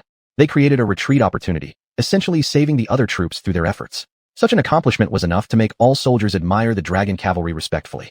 Then later, when the dragon cavalry was surrounded by Walla and Tatar forces, they did something utterly unexpected. They did not succumb entirely. Instead, with only 3,000 men, they held off attacks from a massive army of several 10,000 soldiers over days. Such formidable strength might have been impossible even for experienced large armies, let alone what the dragon cavalry accomplished, virtually wiping out over 10,000 enemy troops with minimal losses. With these horrifying records of victory, who dared look down on them now? Who dared call them an elite troop? This situation made Geng Zhong very pleased. Since this battle resulted in a significant victory, Zhu Zhanji also gave them special permission. This evening, they could celebrate properly. After all, defending the Rockgate Pass had been strenuous for them, almost every soldier having economized heavily, sometimes eating only one meal per day and being hungry most of the time. Now, after achieving a glorious victory, they could return to Datong and relax. At this point, the soldiers of the dragon cavalry were ecstatic, chatting and drinking together excitedly. Geng Zhong and generals like Lu Jun were similarly drinking together inside the camp. Too enjoyable. This battle was far more satisfying than even drinking, said Geng Zhong, a forthright man, taking a large gulp of alcohol with great satisfaction and a wide grin. It truly is enjoyable. I haven't fought the Walla cavalry so intensely in a long time. Following the crown prince has been more exciting than drinking. Hell, I'm glad I joined the dragon cavalry back then. Otherwise, I wouldn't have such impressive achievements today. I swear, from now on, I'll follow the crown prince forever. I will never leave the dragon cavalry, no matter what. Hell, those bastards used to talk sarcastically about our advantages and resources, but now, they've all been proven wrong. You're right. Before, I was so infuriated, I went to borrow some equipment from the neighboring camp before deployment. Unexpectedly, someone in their warehouse mocked us, calling our dragon cavalry all precious babies who always need to be spoiled. At that moment, I barely managed to control my temper. To hell with it. At that moment, I told him that the battles we dragon cavalry could fight, they could too, and even the battles they couldn't handle, we could take on. Today, that guy personally came to apologize to me. It was damn satisfying. Geng Zhong got more and more spirited as he continued speaking. The other generals also began to nod in agreement at this moment. Lu Jun's face was filled with smiles, and he too felt deeply moved by this victory. When they were surrounded before, he had thought that the dragon cavalry might be annihilated, but the result was beyond his expectation. This great victory was indeed hard won. Brothers, I raise my glass to you all, hoping we will continue to work hard. Lu Jun lifted his wine glass. Here's to it, drink up. All the generals raised their wine glasses. Now, for them, it was the highlight moment of the entire dragon cavalry army. After swallowing a cup of wine, Lu Jun and the group of generals continued their cheerful conversation. Gentlemen, although we have won this time, we must not be arrogant. His Highness specifically instructed me that proper celebrations are allowed, but we must never become complacent because pride leads to downfall. Lu Jun, seeing everyone so joyous, could not help but throw some cold water on them to let them cool down. If all the generals got carried away, it would easily lead to trouble later. This was something Zhu Zhanji had especially arranged. He wanted to build an invincible army with strong faith. He did not want the whole dragon cavalry to become an arrogant group of soldiers just after one victory. General Lu, rest assured, we know our own strength. This victory was mainly due to the various commands and coordination of His Highness, the Grandson Prince. That's right. Frankly speaking, this is the military ability of His Highness, Grandson Prince. We're just happy about it. The foresight of His Highness makes me feel incredibly respectful.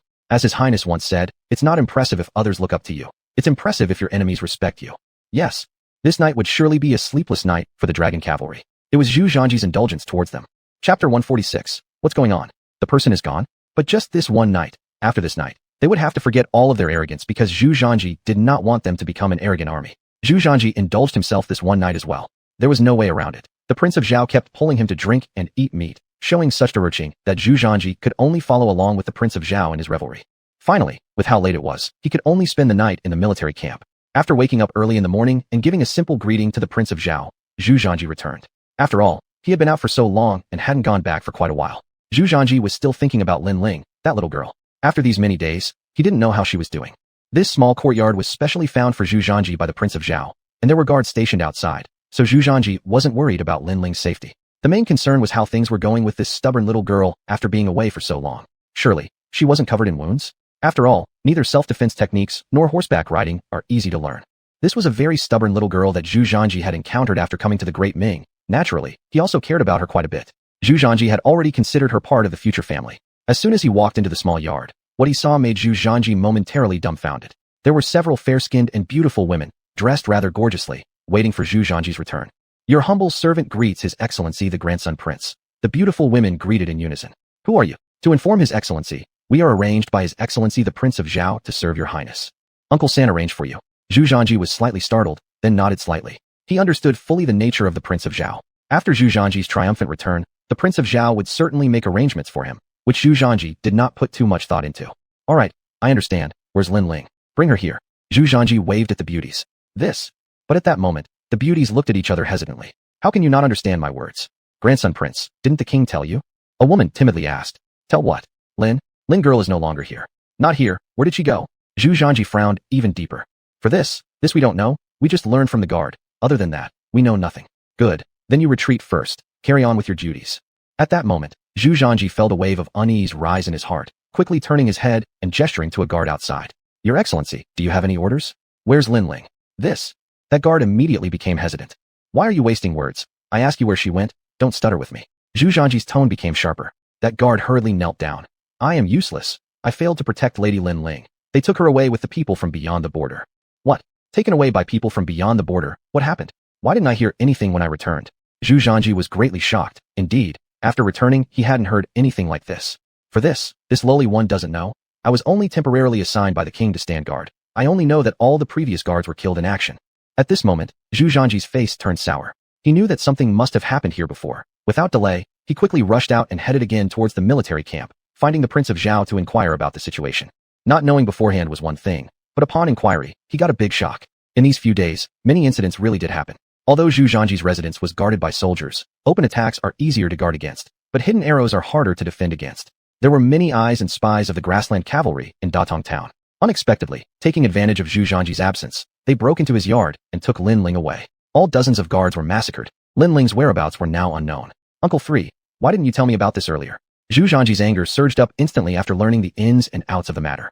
Nephew, you know how many recent events there are? Uncle 3 simply couldn't handle them all. At that time, the enemy invaded, this and that happened. Uncle 3 didn't get the chance to deal with it. Uncle 3 wanted to tell you last night, but got confused because of the roasted meat and didn't have the chance to tell you yet. And anyway, it's not a big deal. It's just a maid being taken away. It's not a big problem. Uncle 3 will arrange some more for you later. Indeed, in the eyes of a royal brother, if they wanted women, it was simply an effortless matter. Initially, King Zhao was somewhat anxious, but later with various urgent military reports coming in, he had no time to care about these. Once Zhu Zhanji returned, King Zhao immediately arranged several beauties for him. It couldn't be helped. King Zhao had already had the whole Datong searched, but Lin Ling could not be found. It was estimated that she had been taken away by the people from the grasslands. If she were still within the borders of Great Ming, everything would have been manageable, but if she had been taken beyond the frontier, then there was truly nothing more that could be done. After all, every year, many people were captured by the grassland cavalry of Great Ming, and even though Emperor Zhu Di was furious, there was nothing much that could be done. Furthermore, Lin Ling was merely a woman without any background or connections. No one would wage war just for her sake. Uncle 3, I thank you for your trouble. Zhu Zhanji's face darkened as he said this and turned to leave, greatly alarming King Zhao. King Zhao thought Zhu Zhanji was upset and quickly followed after him. Dear nephew, don't be angry. I know Uncle 3 made a mistake this time, but it couldn't be helped either. Perhaps Uncle 3 could arrange for someone to search again. Uncle 3, I thank you. The things you've done in this period are more than enough. You've done all you can, and I certainly do not mean to blame you. Hearing this, King Zhao finally let out a sigh of relief. As long as Zhu Zhanji wasn't angry, anything could be worked out. Dear nephew, then what is it that you plan to do? I'm going to the military camp. What are you going to do at the military camp? King Zhao was puzzled. If she can't be found within the borders of Datong, then it means she's been taken away by the grassland people. I need to go find her and bring her back. This nearly caused King Zhao to choke on his words. Go out with troops to search. Wasn't this a joke?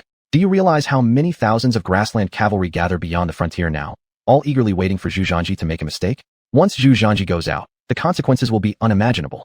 Chapter 147. We're going to pull off something big. Upon realizing this, King Zhao didn't hesitate a moment. He quickly stretched out his hand to block Zhu Zhanji's path. Dear nephew, hear me out. Uncle knows you like Miss Lin very much, but at this point, no matter how angry you are, it is useless. She has already been taken away by the cavalry from the prairie. These cubs are very cunning and managed to escape that night. Outside, everywhere are the Tartar and Walla spies. Dear nephew, after your last battle, you've already become their thorn in the side. Once you take the army out, they will definitely encircle and exterminate you. Zhu Zhanji sneered. Who encircles who is yet to be determined? No, absolutely not, dear nephew. If it were any other thing, uncle would agree with you. But for this matter, I cannot comply. King Zhao's face was firm, as if there was no room for negotiation. Uncle, please step aside. Dear nephew, don't act impulsively. I understand your feelings. There are beautiful women everywhere under the sky. Why should you be so distressed? If it really doesn't work out, then I'll help you find someone else. This isn't about finding or not finding people, nor is it about beautiful women. The issue here is that I simply can't swallow this insult. How could the mighty Ming Dynasty allow the barbarians of the grasslands to wreak havoc freely? They dared to touch someone under my protection, so they must pay the price. If I don't give them a good thrashing this time, I won't be called Zhu Zhanji. No, absolutely no. Nephew, you must not blame me for stopping you. It's just that I dare not let you take the risk. Why don't we negotiate with the Tartars and the Walla to have them release Miss Lin? Zhu Zhanji coldly laughed. Uncle, do you really think that's possible? More negotiations won't amount to anything compared to a single military campaign. They are doing this to lure me out. That's true. They obviously set up a trap, wanting you to jump into it. Is it a trap? It's still uncertain. Dear nephew, don't blame me. Today, either you cut off my head and lead the troops out, or you listen to me, leaving this matter in my hands, and I guarantee I'll get Miss Lin back for you. With that, King Zhao drew a sharp knife and shoved it into Zhu Zhanji's hand, closing his eyes immediately. This left Zhu Zhanji quite speechless.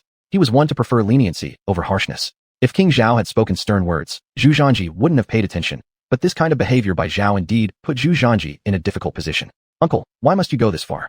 A man's issues should be resolved by himself. Always letting you solve my problems for me isn't the way to go, Zhu Zhanji sighed helplessly. Nephew, you simply don't understand how hard this is for me. This is for your safety. If I allowed this, your second father will definitely come and skin me alive. Zhao smiled bitterly. All right, I will listen to you, uncle. That's what I wanted to hear. Hearing these words from Zhu Zhanji, Zhao finally relaxed. To him, as long as Zhu Zhanji was safe, everything else was irrelevant. Meanwhile, Zhao also felt very agitated inside. The Tartars and Walla have become too audacious, reaching into Prince Zhu Zhanji's pocket. That's certainly not a good sign. Zhao decided to give them something to think about. Moreover, it's time to stir up the enemy forces within the Datong garrison. Otherwise, they would only grow more rampant. Night fell. Most soldiers were resting.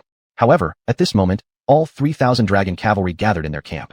Each carried their own weapon, standing in neat rows at the training ground. Brothers, His Royal Highness has something to say to you. General Liu shouted loudly to the entire army, then turned around and saluted Zhu Zhanji before quietly retreating to the side waiting. At this moment, Zhu Zhanji had already put on his serious and handsome armor, mounted a majestic warhorse, with a sharp sword hanging on his waist and a long bolt-action rifle slung on his back. Brothers, I have summoned you all in the dead of night because I have something to tell you. Our great Ming Empire has repeatedly been harassed by the prairie cavalry. Every year, an unknown number of good families' daughters are captured by the prairie cavalry. This is an immense disgrace to our great Ming. Now, the prairie cavalry has even reached its claws onto my person.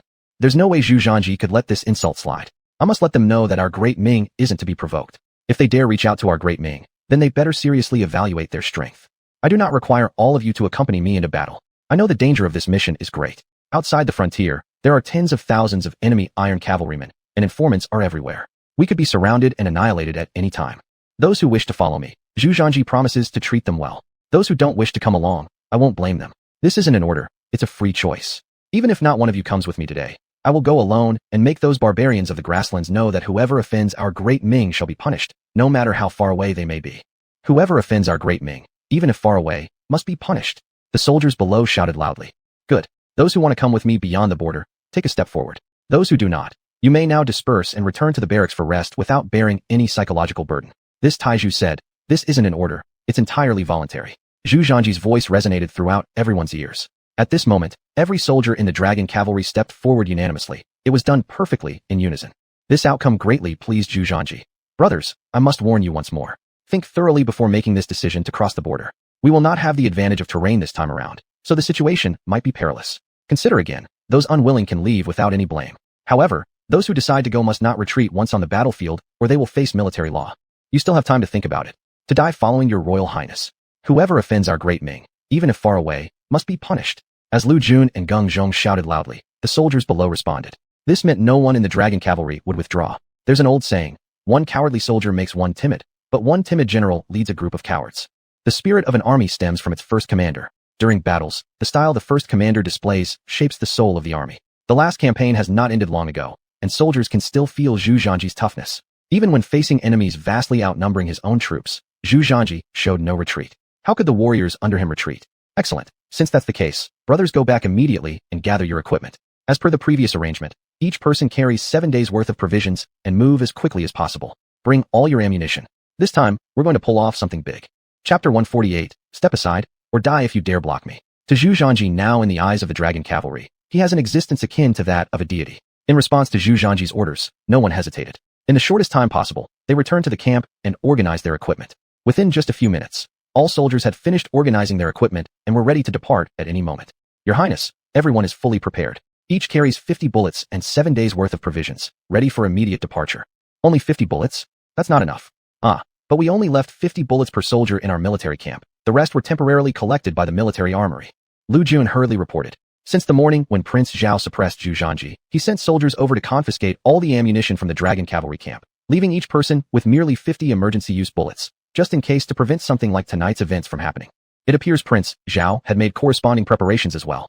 Zhu Zhanji frowned. If so, then we'll have to retrieve more ammunition from the weapon storage. We must ensure every soldier has 100 bullets. Zhu Zhanji planned to do something big. How could he possibly go out with just this little bit of ammunition? Moreover, this mission was fraught with danger. Without enough ammunition, it would be absolutely impossible. Zhu Zhanji also guessed that this scheme probably came from Tartars and valleys, aiming to lure Zhu Zhanji out, showing they hadn't given up yet. Since that's the case, Zhu Zhanji wasn't going to be polite either. No one can hinder his steps. Even if the Grandpa Zhu Di were here today, Zhu Zhanji would resolutely tell him. This battle he must fight, and it must demonstrate the might of the great Ming Dynasty.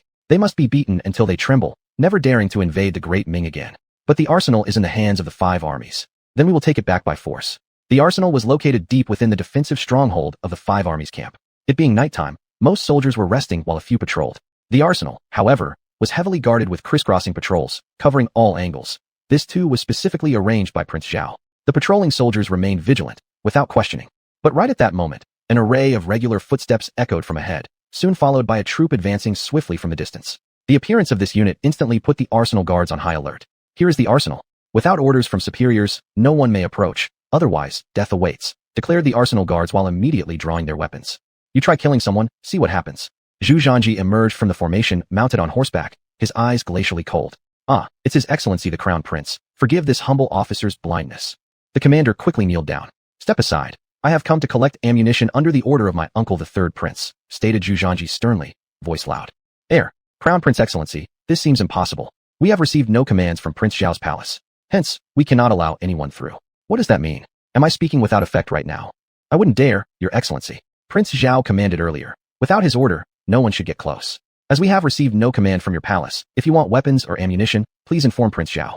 If he agrees, we wouldn't. Before this so-called officer could finish his words, Zhu Zhanji already unsheathed his combat blade, pressing it against the officer's neck. I said, I've received orders from uncle, and the military situation is urgent. Any delay, will you bear responsibility? Excellency Crown Prince. Today, I must enter here regardless. No one matters. If anyone blocks me, they shall face death without mercy. Between words, Zhu Zhanji emitted a powerful aura of murderous intent. This Zhu Zhanji is no longer the Zhu Zhanji from before. After the trial of the last battle, he now possesses an air of decisive authority, combined with his own formidable strength. Few can endure such pressure. Move aside. Zhu Zhanji directly shoved the guarding officer, striding boldly into the arsenal. Soldiers behind rushed to follow. After all, they were from the same division and naturally dared not truly act. Moreover, leading them was none other than Zhu Zhanji, the crown prince of the dynasty. Their respect for his position was enough to keep them from moving, lest they commit a capital offense.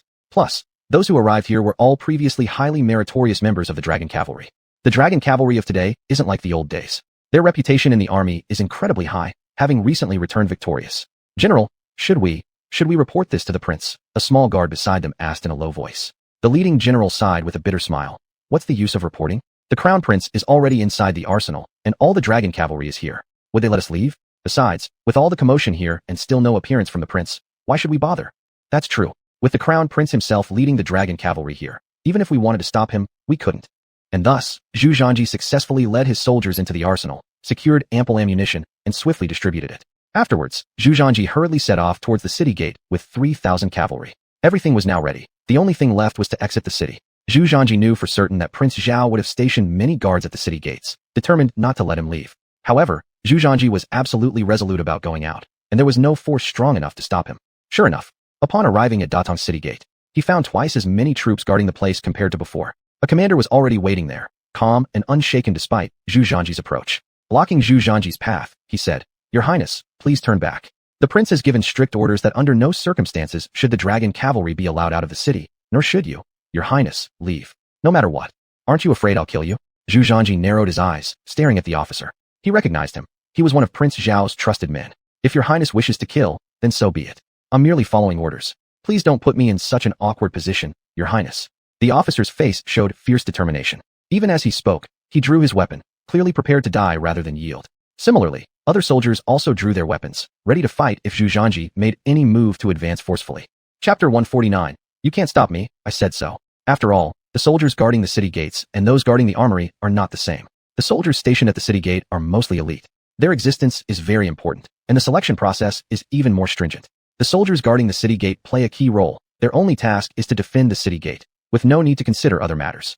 Without receiving an order, if someone dares to force their way through, they have no choice but to take action, whoever it may be. What's more, there's a close confidant of King Zhao here today. It's going to be anything but simple to leave. Brothers, load your bullets. Today, anyone who dares to stop me will be killed without mercy. Zhu Zhanji was certainly no pushover.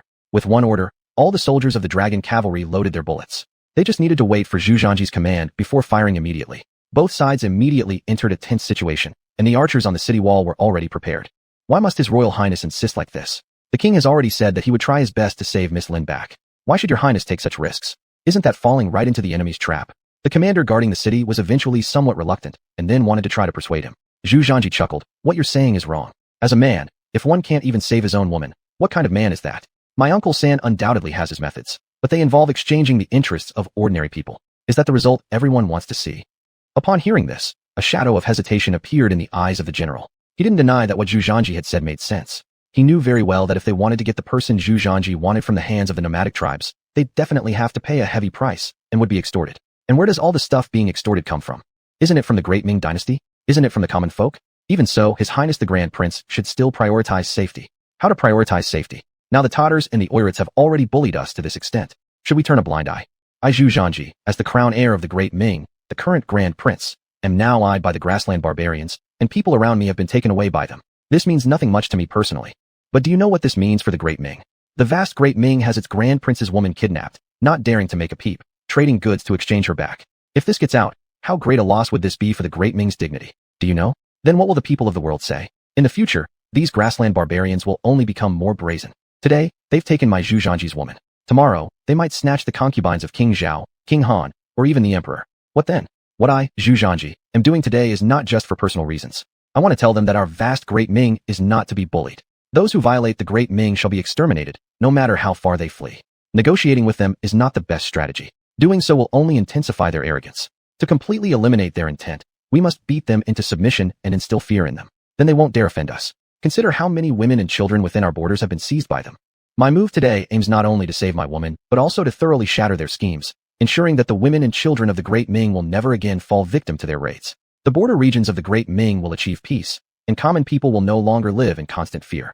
If even without external enemies there's no peace, how can we make life better for the people? Is this what you wish to see?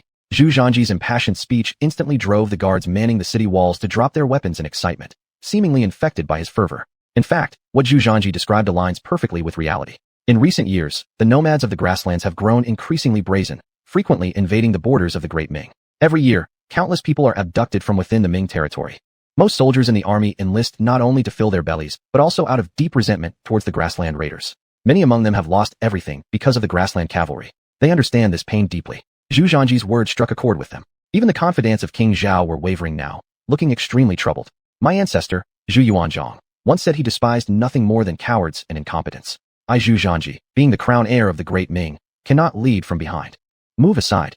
The general guarding the city wall was a man of action with no deep scheming. After Zhu Zhanji spoke, his mind had already swayed, but considering King Zhao's orders, he felt extremely conflicted. Zhu Zhanji slowly rode his horse up to the wall, drew out his war saber, and slashed at the arm of the general guarding the city wall. If I, your crown prince, am determined to leave the city, you cannot stop me. Hearing this, the general immediately understood, ignoring the wound on his hand as he bowed to Zhu Zhanji. Your Royal Highness, please take care. Open the city gates. In no time, Zhu Zhanji galloped ahead, leading the dragon cavalry out through the gate in a grand procession. Watching Zhu Zhanji ride away, the general guarding the city wall exhaled in relief as if a heavy burden had been lifted.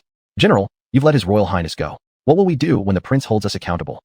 A nearby soldier asked anxiously. Everyone knew King Zhao's temper. If the military laws were enforced, the head of the general would be surely lost.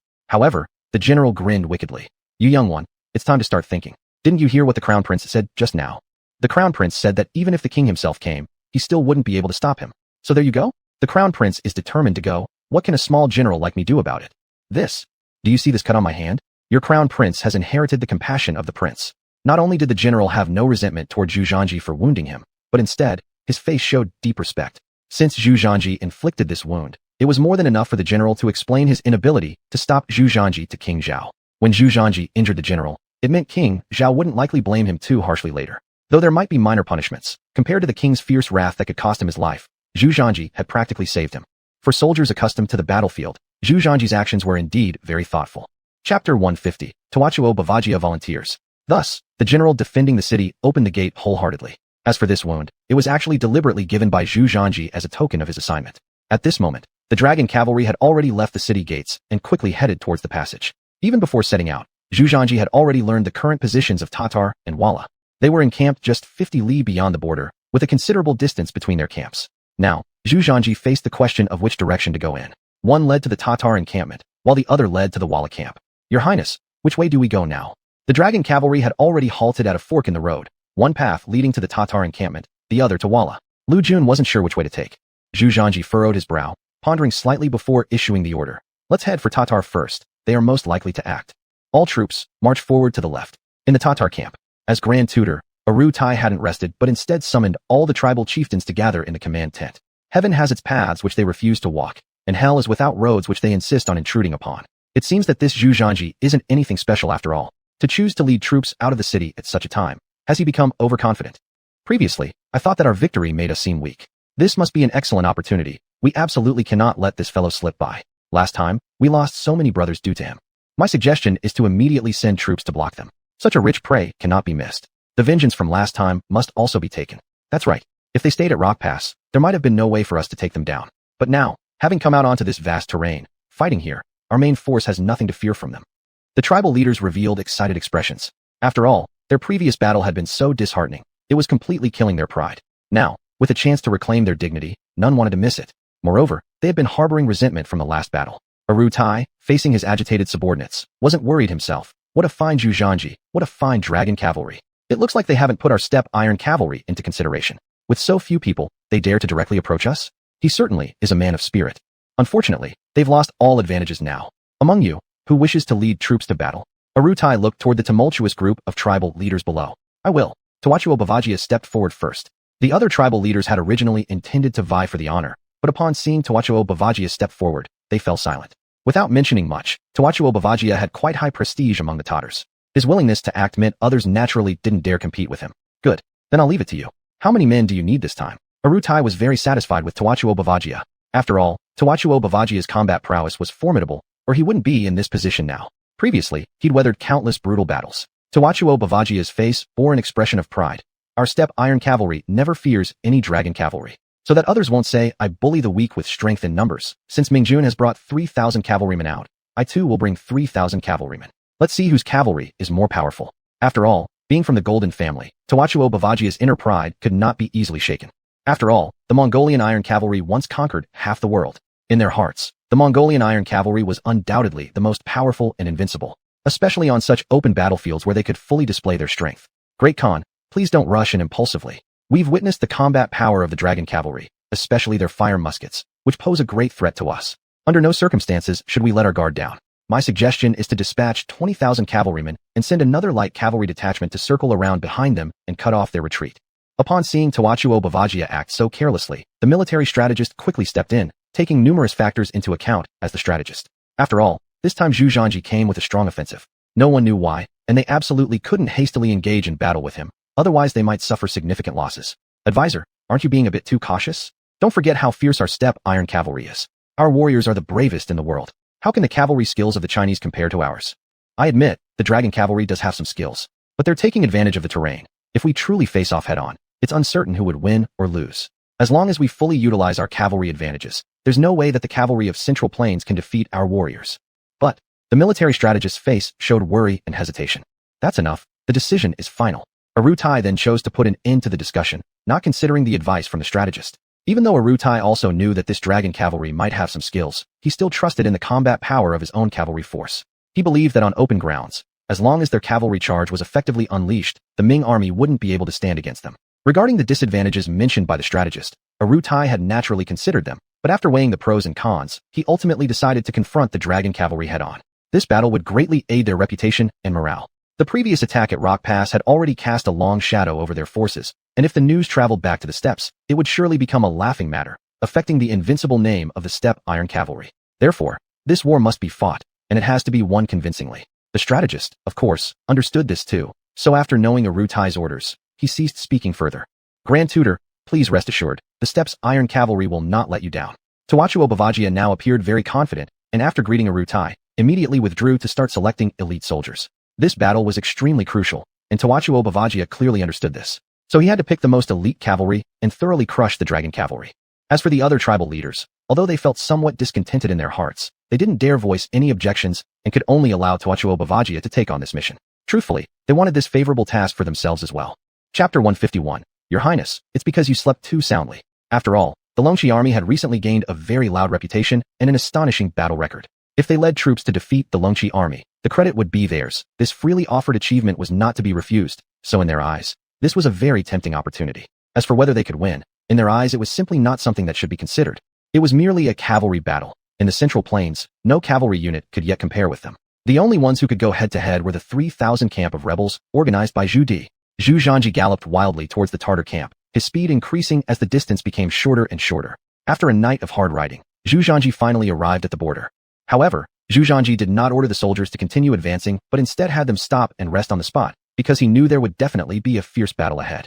They must allow the soldiers to rest well and adjust their spirits, or else they would suffer losses. The reputation of the grassland Iron Cavalry was absolutely not exaggerated. In this era of cold weapons, their charge was truly magnificent. Even Zhu Di's large force had to avoid the sharp edge of their assault.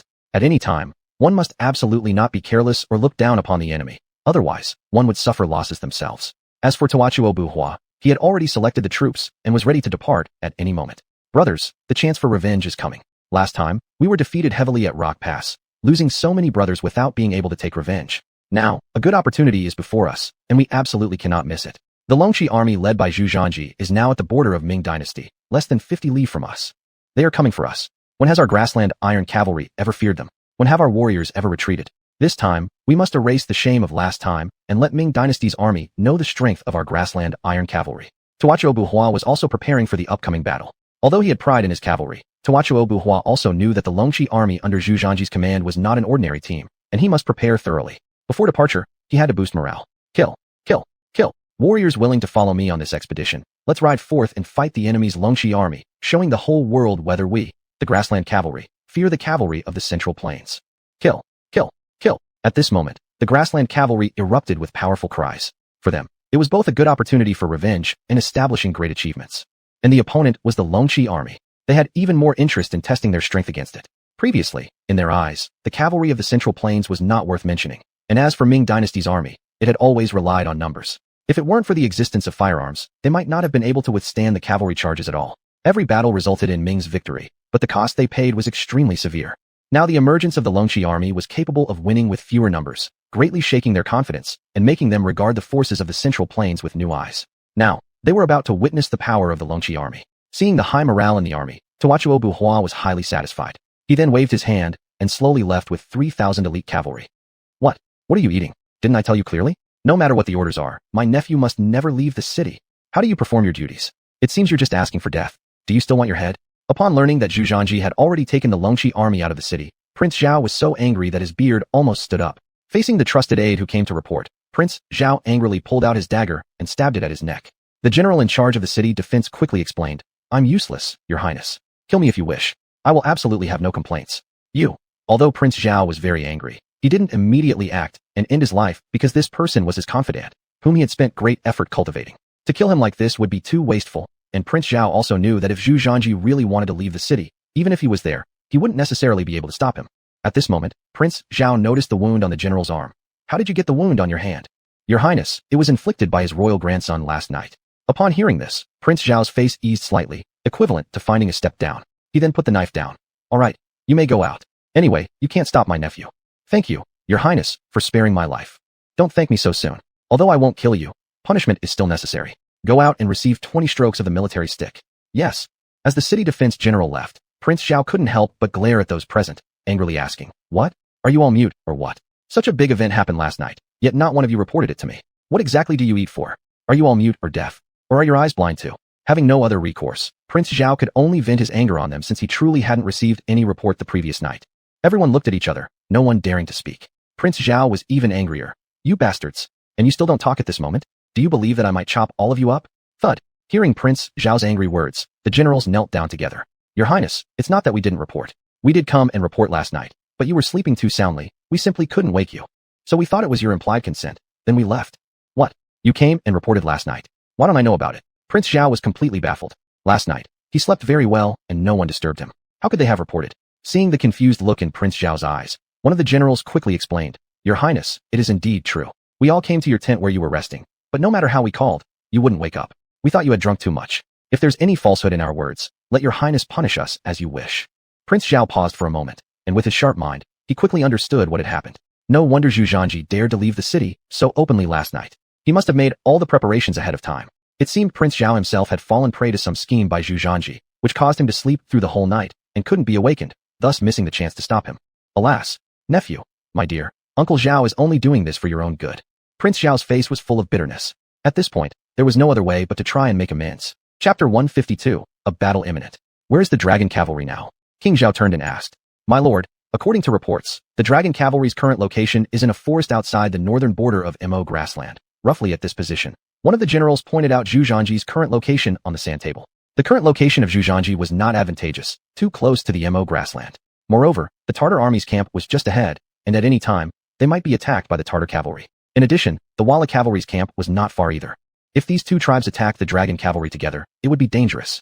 This was what King Zhao wanted to avoid most. What is this young cub planning to do? Does he want to directly confront the enemy's main camp? That's utterly absurd. King Zhao had grown up on the battlefield. His military ability was naturally good, but Zhu Zhanji's situation was very unfavorable right now.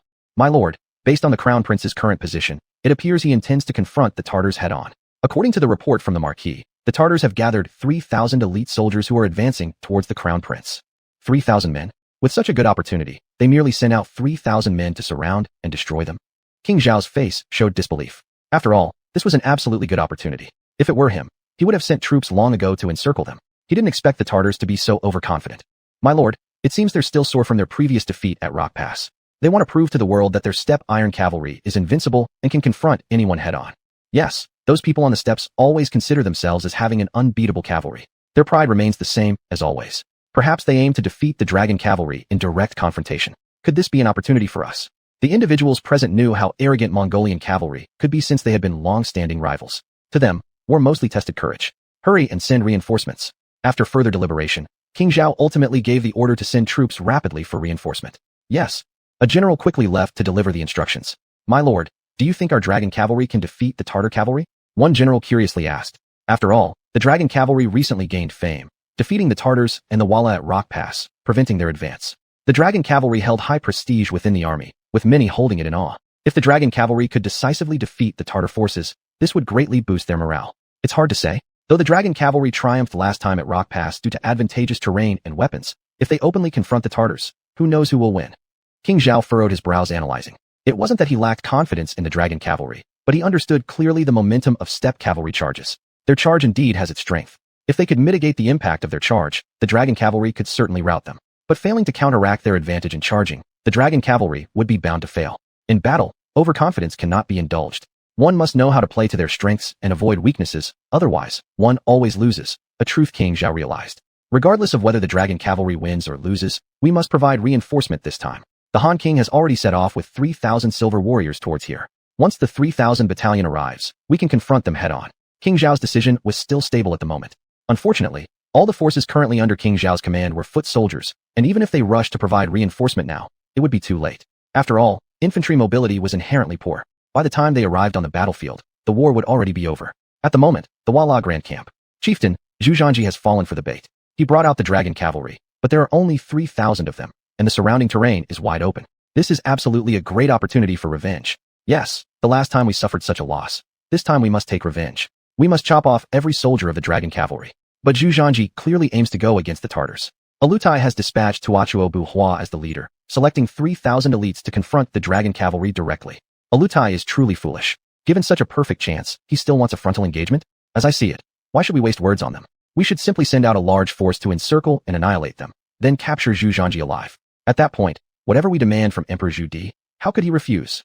Amongst the group of tribal leaders in the Tartar command post, everyone voiced their own opinions. As the commander-in-chief, Xuanhuan would naturally have the final say on all decisions. Alright, everyone, stop arguing. What Alutai wants to do is their own business, but what we do is our own affair. Alutai wants to defeat the dragon cavalry head-on, we won't comment on it. But we will not do such a foolish thing. Listen up, everyone. Under cover of this night, the army will advance slowly and reach the designated position before the dragon cavalry and Tuachuo Buhua start fighting. Regardless of whether Tuachuo Buhua wins or loses, Zhu Zhanji must be captured alive by us. Xuanhuan was not a benevolent person. He had been planning this move all along. This time, his goal was to capture Zhu Zhanji alive. Once he had Zhu Zhanji in his hands, he would have leverage for negotiation with Zhu Di. Therefore, no matter whether Zhu Zhanji wins or loses, they must engage in the battle and wait until the end to seize the opportunity for profit. This was the current situation among the various tribes on the grasslands. You fight your way, I'll fight mine. You scheme against me, I scheme against you. These are all normal operations. This night was very calm, but everyone knew that it was just before the storm. As soon as the day breaks, there will be an intense battle ahead. The soldiers of the dragon cavalry had already gone to rest early to preserve their energy for the big battle tomorrow.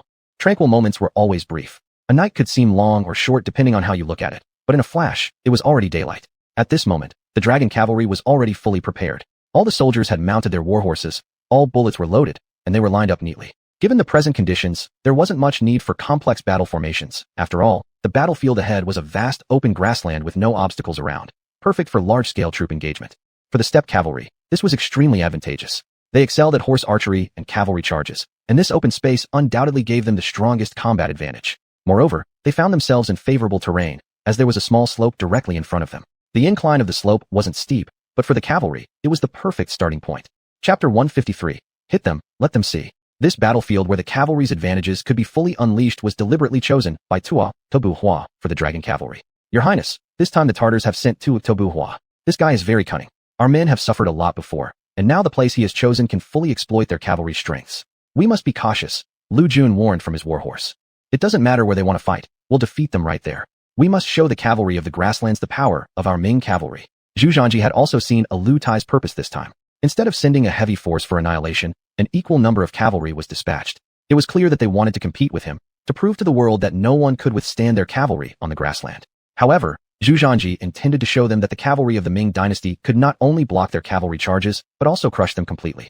The modern age had changed. Cavalry was no longer the strongest troop type. At this moment, enemy cavalry figures appeared in the distance. However, it was not the main force of the enemies yet. Just a few scouts had arrived to check the situation. After the scouts were spotted, soon after, a large black crowd of heads appeared ahead, accompanied by genuine horse hooves.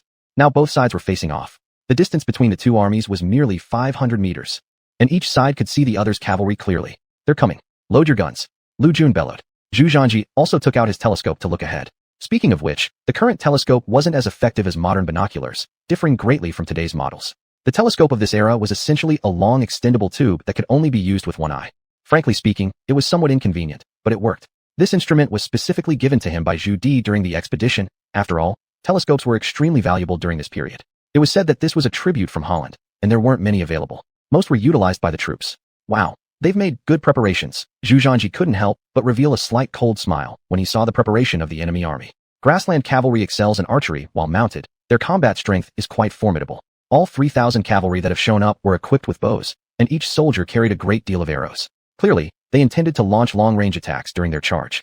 Tell the men to fight according to plan number 1, and have the sniper team stay far away and provide long-distance fire suppression against the enemy. Specifically target charging enemy soldiers. If any officers are spotted, take them down immediately. Yes, I still stand by my word. The charging power of the grassland cavalry is indeed strong. We avoid unnecessary confrontations. We don't do loss-making business. To solve the battle at the fastest speed possible, let's avoid close combat with the enemy. The Ming army had already made its arrangements. Tuachuo Buhua's camp was making similar plans. Our cavalry charge may be powerful, but the enemy has firearms. We need to make full use of our bows to suppress them and buy us more time. As long as we get close enough, we will slay them. Tuachuo Buhua had some expertise in warfare. He clearly understood that the Ming army's greatest reliance now was their capacity to attack from a distance. That's why he specially armed his soldiers with numerous arrows. intending to suppress the long cavalry's firepower and allow the vanguard cavalry to rush forward. Xuanhuan was very aware that once the enemy gets closer, their ranks would scatter immediately, rendering those using muskets nearly ineffective. Once we approach, we win. The reason Xuanhuan chose such a battlefield was to create favorable terrain for them. Don't underestimate this small downhill slope. With this minor downward incline, their charge could form much faster. As long as their charge can gain momentum, the Ming army would not be able to hold against them. However, both sides were making their deployments at this moment. Woo woo woo. With the sound of the Tartar charge horn rising, the Tartar cavalry charged without hesitation, raising their weapons and roaring thunderously. Hoofbeats echoed with dust swirling everywhere, countless cavalry rushing madly forward. With the downhill advantage, their horses gained speed quickly. The vanguard charges. Lu Jun directed calmly. The vanguard of the dragon cavalry quickly charged forward, but their formation was somewhat strange. They weren't charging head-on. Instead, they were advancing from both sides, leaving a large gap in the middle. This sight puzzled Xuanhuan in the distance, as the vanguard of the dragon cavalry consisted of only a few hundred men. The remaining cavalry stayed in place, and the majority of the soldiers weren't mounted. In the front, there was a row of men lying flat on the ground, while behind them another row was kneeling. The last row stood upright, all sharing one common feature, holding muskets and aiming. In their rear, another group of soldiers stood neatly arranged, seemingly the reserve team. For some unknown reason, a wave of unease suddenly surged through Xuanhuan's mind. Bang bang bang. As the enemy came within firing range, the vanguard of the dragon cavalry wasted no time in pulling the triggers. Under no circumstances should one underestimate the vanguard of the dragon cavalry, for they had received special training from Zhu Zhanji. Even on horseback, they could still fire accurately. This was precisely what Zhu Zhanji aimed to achieve, cavalry that could shoot effectively while galloping at high speed. Now the vanguard of the dragon cavalry maintained a straight-line formation with extremely fast reloading speed. As soon as they fired, the soldiers began shooting continuously until all bullets in their gun barrels were depleted. Afterward, the vanguard slowed down, and the following troops rushed up. The soldiers who ran out of ammunition retreated while reloading. The next wave of soldiers kept up the same action. Although there were only 500 of them, they could repeat this cycle 5 times. Once these 5 cycles were completed, the subsequent cavalry would have reloaded and could continue the cycle, achieving formidable firepower suppression. Chapter 154. A glance, and many were dead or injured. Whoosh whoosh whoosh. As the sound of bullets piercing through the air echoed, a large number of advancing Tatar soldiers instantly fell. After the lead cavalry was struck down, they blocked the path for the rear cavalry, limiting their charge and slowing them down. However, as the subsequent soldiers moved forward, all they faced were cold bullets. In an instant, there were large-scale casualties within the ranks of the Tatar cavalry. This scene made Xuanhuan furious. It wasn't that his cavalry wasn't retaliating, it was because their bows hadn't reached firing range yet. Moreover, the Ming army was very cunning. Once a certain distance was reached, their cavalry stopped charging and began firing on the spot. The subsequent cavalry kept joining in, resulting in strong fire suppression. Charge for me. If we can get close to them, we win. A tribal leader raised the knife in his hand to encourage the charging cavalry. Unfortunately, just as he finished speaking, a blood hole appeared on his head. He then directly collapsed on the ground. The power of sharpshooters is not something to be trifled with. With training, their shooting distance has become increasingly longer, and their accuracy has improved. Facing enemy leaders, they would not hesitate, delivering a direct headshot. Anyone displaying leadership qualities would immediately be killed by the distant sniper team. In a moment, the Tatar cavalry formation became chaotic. Countless soldiers fell while countless warhorses let out painful howls before collapsing on the ground.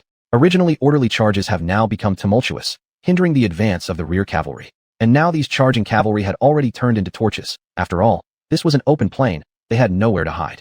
Although only 500 men from the dragon cavalry were acting now, these 500 men were enough to give them quite a scare. Their firepower was continuous, equivalent to 100 soldiers firing each time, and this firepower was uninterrupted. The coordination of the dragon cavalry was done excellently. Our underestimation of the weapons in the hands of the dragon cavalry has caused trouble. Xuanhuan's face was filled with worry and anxiety. Now the momentum of the troop charge had been slowed down. They were still more than 300 meters away from the dragon cavalry. Keep in mind that this 300-meter distance was already enough for them to mourn silently. The range of their arrows was at most over 100 meters.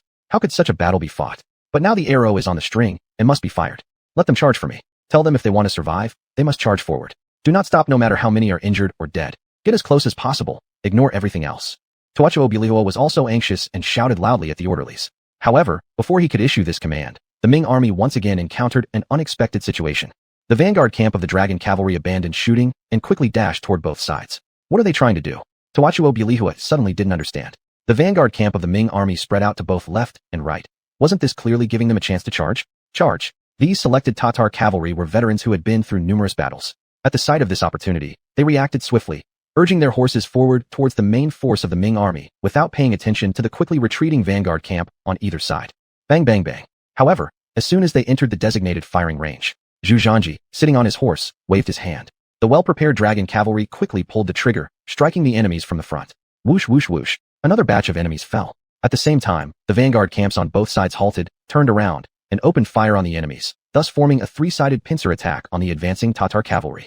Such a scene caused the casualties among the Tatar cavalry to become even more severe. A rough estimate showed that the Tatar cavalry's losses had already reached 1,000. Consider this. Their current engagement was merely a preliminary skirmish. Xuanhuan had already lost 1/3 of his combat capability, truly a terrifying outcome. Retreat. Quickly retreat. Let all of them withdraw. Xuanhuan realized the purpose of the dragon cavalry this time. It was clear that they wanted to annihilate his entire army. Earlier, the vanguard unit of the dragon cavalry had moved apart on both sides, with the aim of letting the central battlefield be occupied by the enemy. From a godlike perspective, it was clear to see. Whether ahead or on both sides, the distance between the dragon cavalry and the Tatar cavalry remained over 200 meters. This meant that at this distance, the dragon cavalry could attack them, but they couldn't inflict any real casualties on the dragon cavalry. What a bunch of scoundrels. This was utterly despicable tactics. Being pummeled by the enemy without the ability to fight back left them utterly helpless. Unfortunately, he realized too late that it was already too late.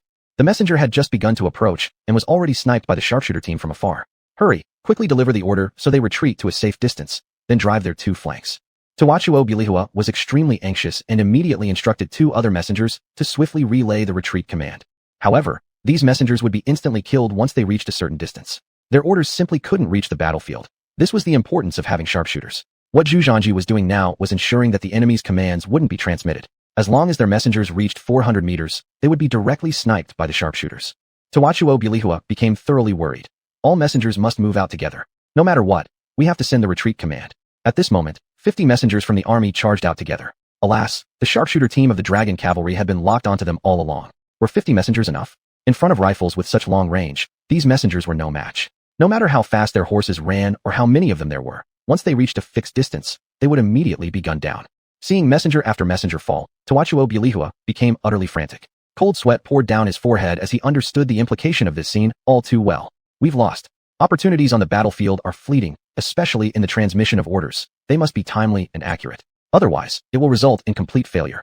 Zhu, however, could precisely kill their messengers, and since the troops were too deeply engaged, the orders from the messengers simply couldn't penetrate through. The forces, unaware of the rear command, had no choice but to blindly push forward. Chapter 155, Defeated Again, a Lutai. This was literally a crushing defeat. What an impressive Zhu. Although extremely angry inside, Xuanhuan still had a bit of admiration in his heart. After all, Zhu was so young and had never been to the battlefield before, yet now his performance on the battlefield was extraordinary. There was indeed nothing to say as an opponent. Watching his soldiers fall one by one, Xuanhuan also knew that he had lost completely this time and could only let the army sound the complete retreat horn. When the retreat horn sounded, the Tartar cavalry entering the encirclement did not hesitate at all and quickly turned their horses to retreat. They had wanted to retreat earlier just now, but no one dared. Military orders were like mountains. Without receiving the retreat order, no one dared to retreat. After all, deserters would be severely punished. Bang bang bang. A series of gunshots were constantly sounding. Although the Tartar soldiers were retreating, many of them continued to fall during the retreat. Do not pursue the fleeing enemies. Follow plan number 2. Zhu did not pursue. He knew that if he chose to pursue at this moment, he could eliminate all the enemy cavalry, but Zhu knew it was unnecessary. Even if he defeated them head-on, what's the point? Following Zhu's command, Lu's army also let the messengers issue the retreat order. The vanguard camp engaged in attack didn't hesitate at all and quickly moved to the right side. Meanwhile, the main force of the dragon cavalry stationed on site quickly mounted their horses and galloped towards the right side. Such a scene was completely unexpected by Xuanhuan. He originally thought Zhu would pursue their victory, but Zhu not only didn't pursue, but also made the troops sprint to the right side. What is he going to do? Xuanhuan was full of doubts and couldn't figure out what Zhu was up to. However, Xuanhuan, who was hiding on the left side, was getting anxious. What's going on? What is the dragon cavalry doing? After all, the Walla cavalry was now ambushing on the right side. There was also another unit rapidly flanking, preparing to appear swiftly behind the dragon cavalry and surround them, cutting off their retreat path. In such a situation, the dragon cavalry could only flee to the right side. The right side was also vast grassland, but the end of the right side was a dead end. Once they reached the end, there would be an ocean blocking their way. At that point, the Walla needed just to press forward to block them tightly. Now Zhu wasn't playing by the rules. According to the procedure, regardless of who wins or loses, they would just sit back and enjoy the benefits. This resulted in their previous deployment becoming useless, with a significant part due to how Xuanhuan's forces were thoroughly defeated too easily. How long did the direct engagement last between the two forces? Not even an hour passed, and the defeat was already this thorough. And Zhu was even more strange. Normally, under circumstances where an army was greatly defeating the enemy, they would choose to pursue while winning. With the current advantage of the Ming army, it was enough to annihilate all of Tuachuo Baga's soldiers. No one would willingly miss such a brilliant political opportunity, but Zhu Zhanji gave it up. It was really baffling, but it had to be said that Zhu Zhanji's retreat to the right side was equivalent to directly jumping out of the trap he had set up beforehand. Chief, has our deployment been discovered? A tribal leader asked. It's impossible. We've been moving lightly all night. Moreover, we're not within the territory of Great Ming. There's no way they can discover us this timely. Even if they did, there's no way they could report this quickly. Xuanhuan immediately rejected the idea. If so, why are they retreating? You ask me, then I should ask whom? Xuanhuan was filled with anger in his heart. Chief, what should we do now? Should we pursue them? At this point, how can we pursue? Our strategy emphasizes killing with one blow. If we can't achieve that, we shouldn't act. Otherwise, a Lutai will definitely cause us trouble later on. Let's not do this thankless job and retreat. We'll think of other ways later. Xuanhuan knew that the opportunity for battle had been missed. He did want to pursue, but once he did, a Lutai would certainly blame him, which would be hard to explain. More importantly, the dragon cavalry was currently lightly equipped, and their main force was disconnected from each other. Pursuing clearly wouldn't be appropriate. Thus, they could only retreat first and consider other methods. Soon, the Ming army disappeared from sight, leaving Tuachuo Baga looking utterly confused. This time, their losses were not ordinary. Out of the 3,000 elite troops, fewer than half managed to retreat. What made it worse was that after such a long battle, there had been no casualties in the dragon cavalry ranks. This was simply bizarre. However, at this moment Tuachuo Baga didn't dare to stay where he was, fearing Zhu Zhanji might launch a counterattack. So without delay, he immediately led his troops back to the Tartar main camp. News of the defeat of the Tartar cavalry quickly spread throughout the army. A Lutai raged. It's laughable, truly laughable. Didn't you always boast that your cavalry could conquer everything? No matter what kind of enemy, you claimed you could easily annihilate them. How did you end up like this today? Disgraceful, utterly disgraceful. 3,000 elite troops against 3,000 dragon cavalry, and you couldn't even touch the enemy, instead losing more than half of your men. How did you manage this battle? If word gets out about this, how will Tartar keep its face? And how will we be able to face other forces on the steppe? Alutai was thoroughly enraged this time, deeply regretting that he had ever issued such an order. If he'd known they would suffer such a crushing defeat today, he wouldn't have made that decision. Now, not only had they failed to enhance their reputation, but they'd also tarnished it further. I know I've erred, and I'm willing to accept any punishment from Grand Tutor, said Tuachuo Baga, unable to protest at all after suffering such a complete defeat in this battle. Facing the dragon cavalry, he had felt completely powerless. What could he do when the enemy struck from beyond effective range? The enemy couldn't even be touched. How could one fight such a war? You. Alutai's face turned bright red with anger, but he remained speechless for a long while. Enough. The battle is lost, and talking about it now won't help. The main task now is to locate the dragon cavalry, then send large forces to encircle and destroy them. This time, they must not escape. After calming down from his anger, Alutai quickly regained his composure. Chapter 156. Even the dragon cavalry's movements. Grand Preceptor. After the battle ended, the dragon cavalry headed west, and now their whereabouts are unknown. A scout beside him stammered. The scout's answer enraged Alton. What? You don't even know where the enemy army is heading after we suffered defeat. Apologies, Grand Preceptor. The situation was chaotic at the time. The dragon cavalry can strike from extreme distances, so we dared not approach. At this moment, Alton fell silent. This blow from the dragon cavalry had been immense. He also deeply regretted it. If only he had known earlier, he should have directly sent troops to surround and exterminate them, instead of ending up like this on the battlefield, both losing the battle and having no clue about the enemy's direction. This was simply a huge joke in warfare. If we cannot even trace the enemy's movement, how are we supposed to fight? Send all scouts out to inquire. I don't care what methods you use. I want to know the current location of the dragon cavalry. Yes, Grand Preceptor. The head of the scouts didn't dare to question and hurriedly stepped back to carry out the order. Right now, Alton was furious, and no one dared to cross him. I apologize, Grand Preceptor. Tadabawa also knew that his negligence this time led to such an outcome, so he asked for punishment again. What good would punishing you do? Now that the incident has happened, what you need to do isn't asking me for punishment, but how to make amends for your mistake. Yes, please rest assured, Grand Preceptor, I will find the dragon cavalry and completely crush them. Actually, Tadabawa's heart harbored great frustration since they had lost so thoroughly this time. Hearing Tadabawa say this, Alton's expression eased somewhat before he turned his gaze to the military advisor. Military advisor, I should have listened to your advice last time. I shouldn't have fought the dragon cavalry alone. I underestimated their weaponry, which indeed greatly countered our forces. Upon hearing this, the military advisor stepped forward and bowed. Grand Preceptor, given the situation back then, the decision made by you was also correct. If we could successfully defeat the dragon cavalry, it wouldn't just restore our honor, but also boost our morale.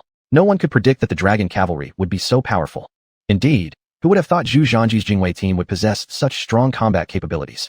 Grand Preceptor, this dragon cavalry isn't simple. They've received extensive training. Each team coordinates perfectly with another. Their muskets allow for continuous fire without interruption, which is extremely unfavorable for us. Zhu Zhanji is definitely no ordinary man. Tadabawa personally experienced it and was naturally expressing his own opinions at this point. That's right. Zhu Zhanji is definitely not an ordinary person. Otherwise, he wouldn't have been established as the Grand Prince by Zhu Di at such a young age. One Zhu Di is enough to give us headaches. Now with another Zhu Zhanji, this is certainly bad news for us. Alton's face momentarily turned somewhat cold, and the murderous intent revealed in his tone couldn't be concealed. In fact, the talent displayed by Zhu Zhanji had already posed a tremendous threat to Alton. How old is Zhu Zhanji now? His military abilities were already so impressive, and if allowed to grow further, there was a chance he could become even more terrifying than Zhu Di. At this moment, an uncontrollable killing intent welled up within Alton's heart. With such a great genius appearing among the enemy's ranks, anyone would be unsettled. Grand Preceptor, don't act impulsively. In our current state, moving against Zhu Zhanji is not suitable. Otherwise, Zhu Di will go insane. The military advisor also sensed the murderous intent in Alton and immediately interjected. He was very worried that once Alton became enraged, he might send heavy troops to annihilate Zhu Zhanji. If Zhu Zhanji were truly killed, Zhu Di would become absolutely mad. They've dealt with Zhu Di before, and now people on the grasslands generally refer to Zhu Di as a madman. Once provoked, Zhu Di would lead an army of hundreds of thousands to relentlessly pursue you, paying no heed to logistics or army exhaustion, retreating only when absolutely necessary. The two previous battles have already caused considerable distress for the various tribes on the grassland. War is expensive, a competition of consumption. Although the resources of the various tribes on the grassland aren't abundant, Zhu Di insisted on engaging in war with them, testing their consumption limits too. Even if they did not want to fight, when his armies arrived at their gates, could they possibly refuse? Be aware that the economy during this period in Ming Dynasty was actually thriving.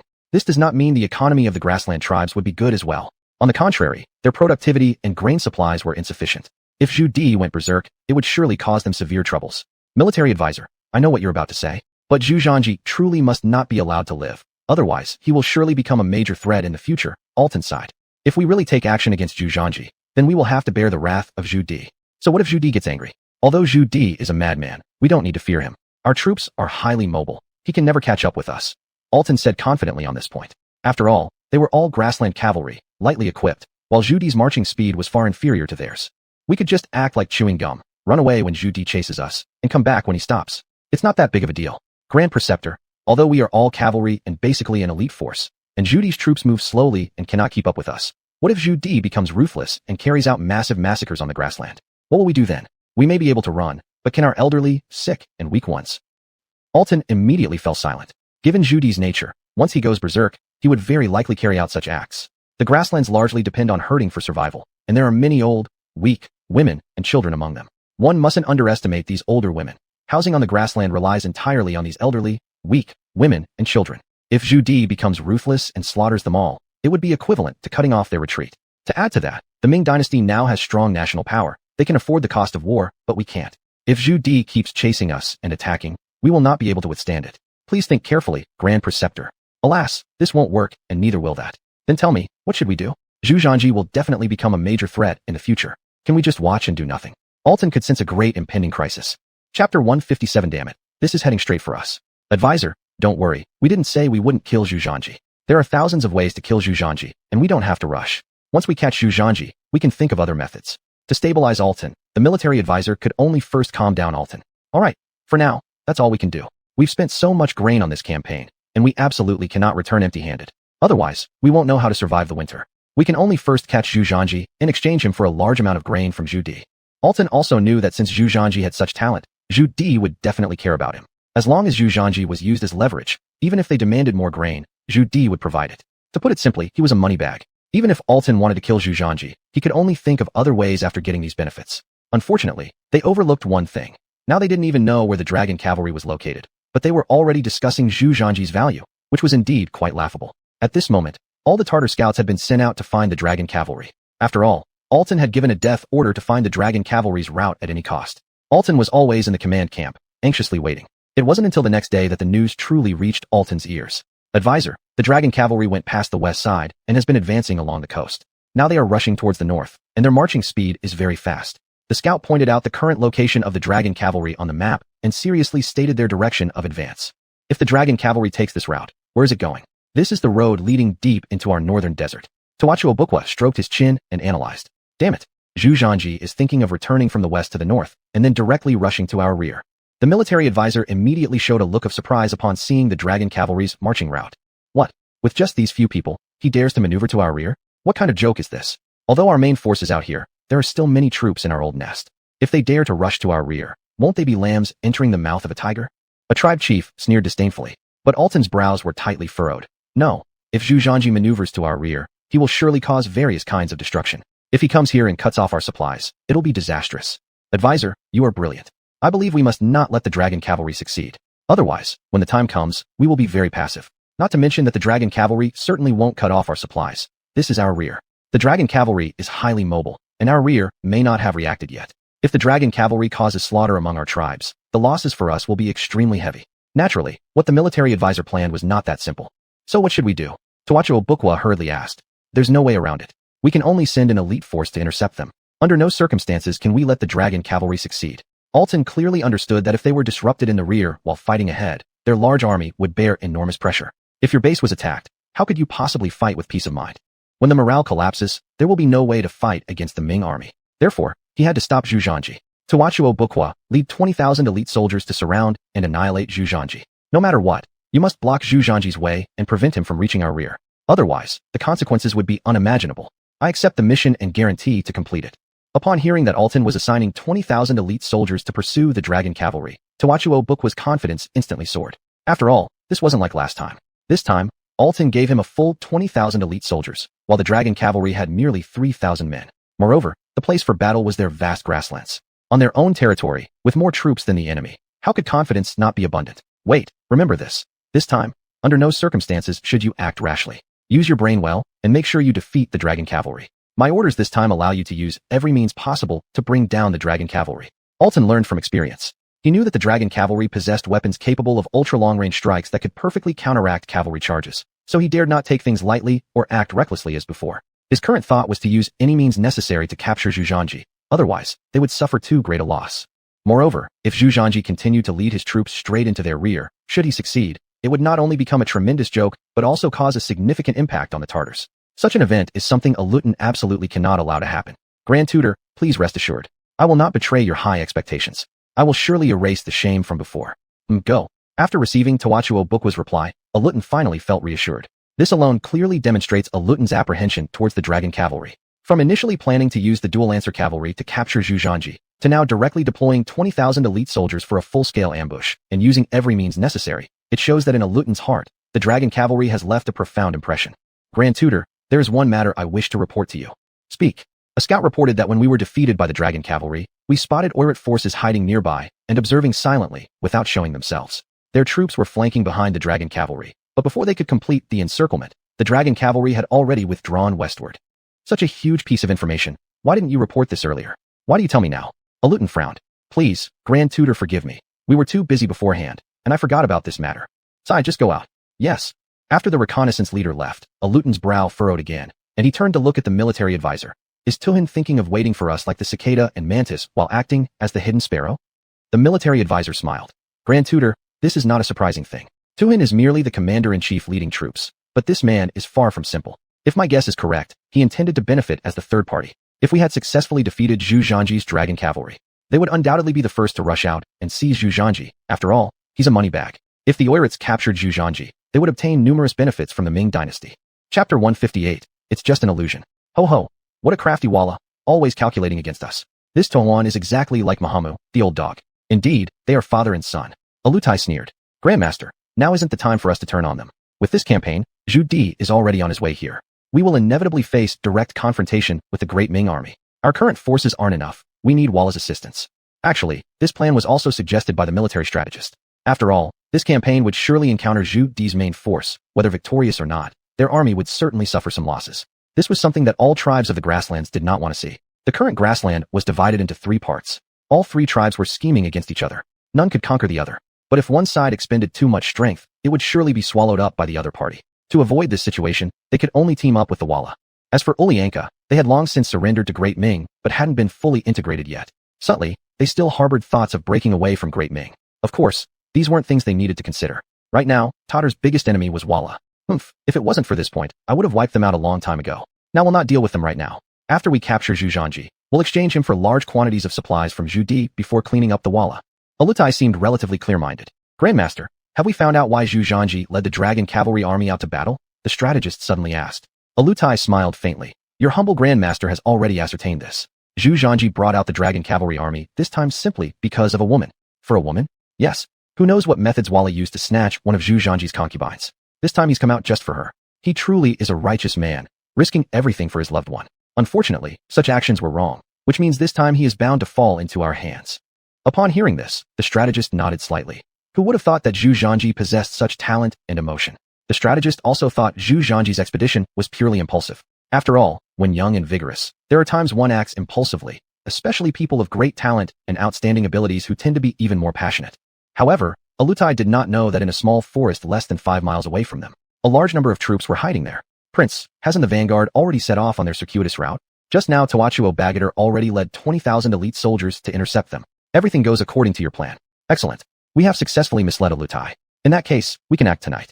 Prepare everyone well. Tonight we must make Alutai pay a heavy price. Zhu Zhanji coldly spoke. He directly gave Alutai a tiger lured away from mountain maneuver. Previously, those scouts detected that the Dragon Cavalry Army was actually only a 500-strong vanguard team. This 500-strong vanguard team was galloping toward their old base in the northern desert, giving them a false impression. The Dragon Cavalry was advancing toward their old nest, which was something the Tatars absolutely couldn't tolerate. Given the formidable combat power of the Dragon Cavalry, they would surely send troops to intercept. In fact, the main force of the Dragon Cavalry hid right there. Although Zhu Zhanji ended the battle and immediately rushed westward, they had not gone far. Instead, they made a detour and hid in this forest, where Zhu Zhanji particularly instructed the divine shooters to eliminate the enemy scouts. In this era, scouts were equivalent to the eyes of the army, completely able to observe the enemy's movements. If the enemy's scouts were eliminated, it was akin to blinding them. At that point, they would be completely in the dark. Moreover, Alutai would never dream that Zhu Zhanji was hiding so close to where they had encamped. No one would think that way. After all, if discovered by the Tartar cavalry, they would likely be surrounded, leading to danger. But indeed, the most dangerous place could be the safest.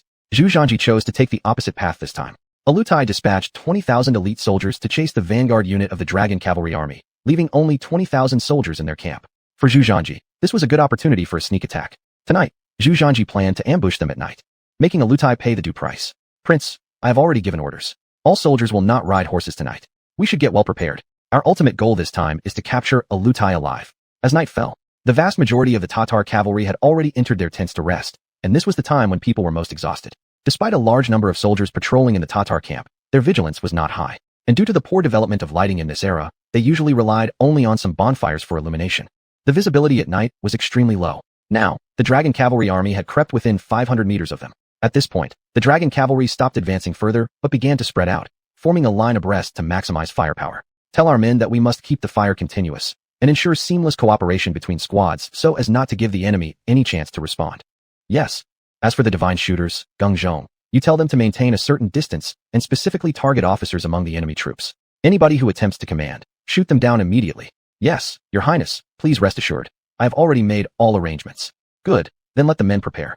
The firing of guns will be the signal.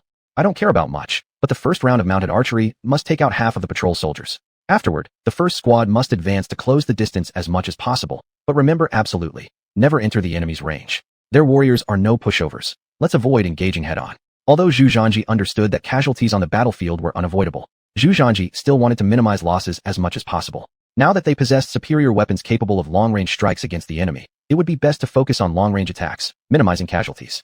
Ideally, there would be no casualties at all. After all, after these several campaigns, the soldiers of the Dragon Cavalry had become stronger in combat and increasingly better coordinated in every aspect. Chapter 159, Midnight Ambush, Burning Camps. This was the 1st Musket Regiment of the Great Ming. They had to fight with spirit and determination.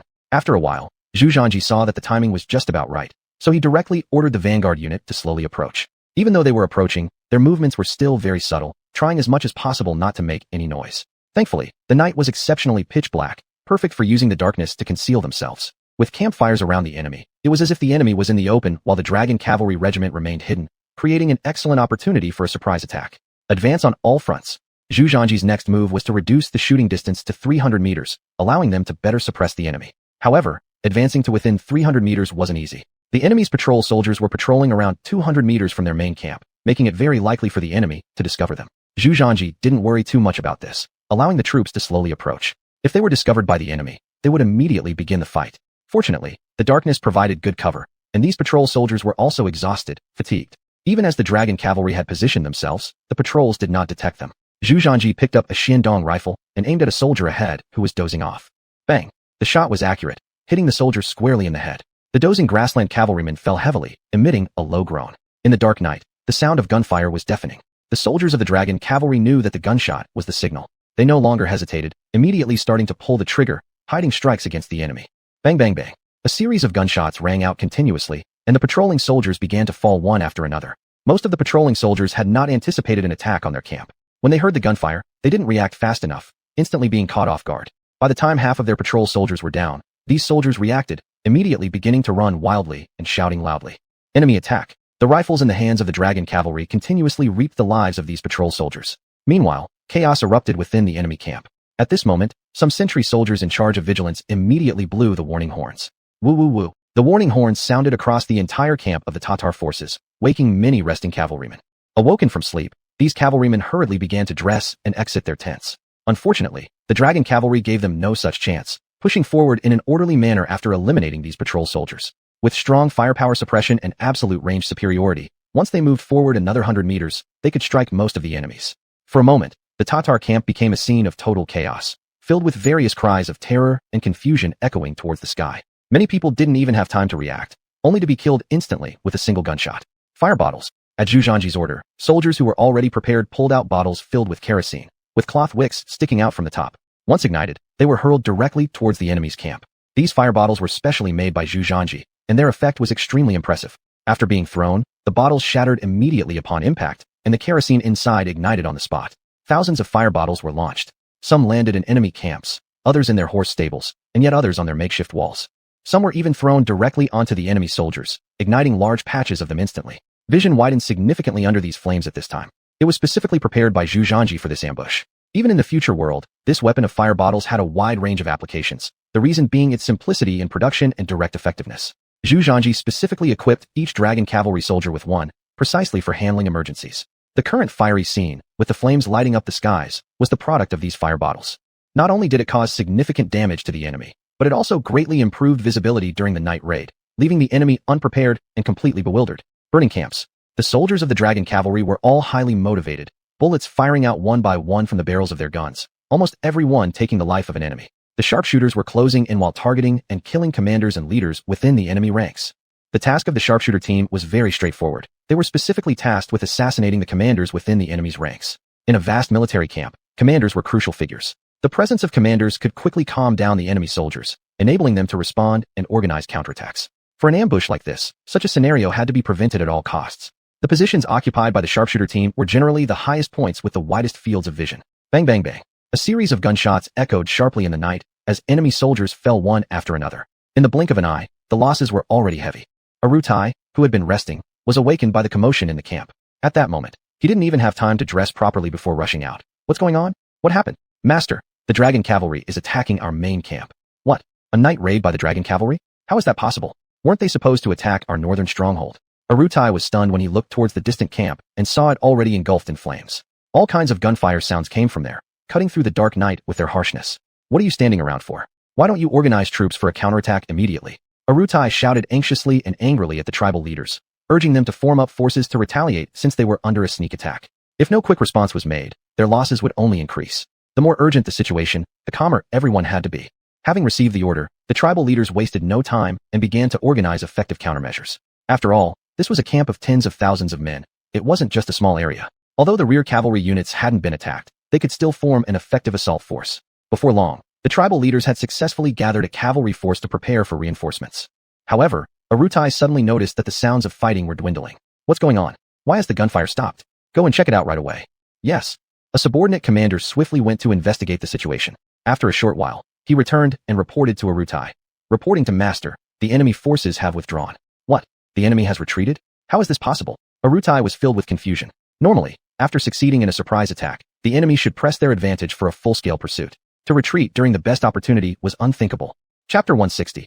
Asking for your opinion does not mean letting you give up. Yes, Grand Tutor, the dragon cavalry has already retreated. They moved very quickly. By the time we arrived, they had vanished without a trace. A tribal chief jumped off his horse in anger. We can't let them get away. Organize a team immediately to chase them down. To Alutai, this was an utter humiliation. The dragon cavalry numbered only a few thousand men, yet they dared to raid their main camp at night, as if they had the audacity of bears and leopards. More importantly, they succeeded. The fire there reaching up to the sky was absolutely unacceptable to Alutai. Grand Tutor, please do not act rashly. Seeing Alutai's intention to send troops in pursuit, the military strategist quickly intervened. Our army is now caught off guard and hasn't fully reacted yet. Besides, it's still nighttime. which makes us more vulnerable to enemy attacks. If the enemy launches another ambush, it will be a huge loss for our army. Moreover, the dragon cavalry clearly has been prepared beforehand. If we pursue them, we may easily fall into an ambush. After these words from the strategist, Alutai calmed down somewhat. Let all soldiers be on alert. Double the number of patrol soldiers and expand the patrol range twofold. We must not allow the enemy any more chances. Understood. Now go immediately and help extinguish the fire. Provide me with the casualties count as quickly as possible and the detailed situation of the enemy attack. For the Tartars, this night would prove most unfortunate. Even though they were within their own camp, on their own territory, they suffered such an unexpected attack. Our army lost 52 war camps to the flames, with over 2,000 men and horses killed. Over 3,000 dan, a unit, of grain were burned. That's enough. Stop talking and drag out the officer responsible for patrolling tonight and execute him. And punish all the patrolling soldiers with 20 lashes each. The report of the casualties wasn't finished when Alutai cut it off in rage. Such enormous losses in their own stronghold were unacceptable by anyone. What's worse, they didn't even have the chance to retaliate. The enemy struck and then fled, infuriating Alutai even more. With over 20,000 elite soldiers in their camp, they were completely caught off guard, suffering immense losses, which made it embarrassing to even recount. Grand Tutor, don't plead for them, strategist. This is my way to teach them a good lesson. The enemy's raid taught us one lesson tonight. Do you think our next loss would be less? Alutai was in a rage now. As soon as he heard the strategist's speech, he scoffed immediately. At this point, even heaven wouldn't stop him. The strategist opened his mouth, but ultimately said nothing and could only act according to Alutai's orders. After all, Alutai was furious, and no one wanted to walk right into his gun sights. Spread the word. Henceforth, all patrolling soldiers who dare to be negligent will be executed. This could also be considered a learning experience, turning misfortune into wisdom. Alutai planned to strengthen patrols and alerts around their camp in the coming time, avoiding once again being attacked by the enemy. More crucially, the enemy possessed long-range strike weapons, whereas they did not have such means. Plus, under the cover of darkness, they simply dared not pursue.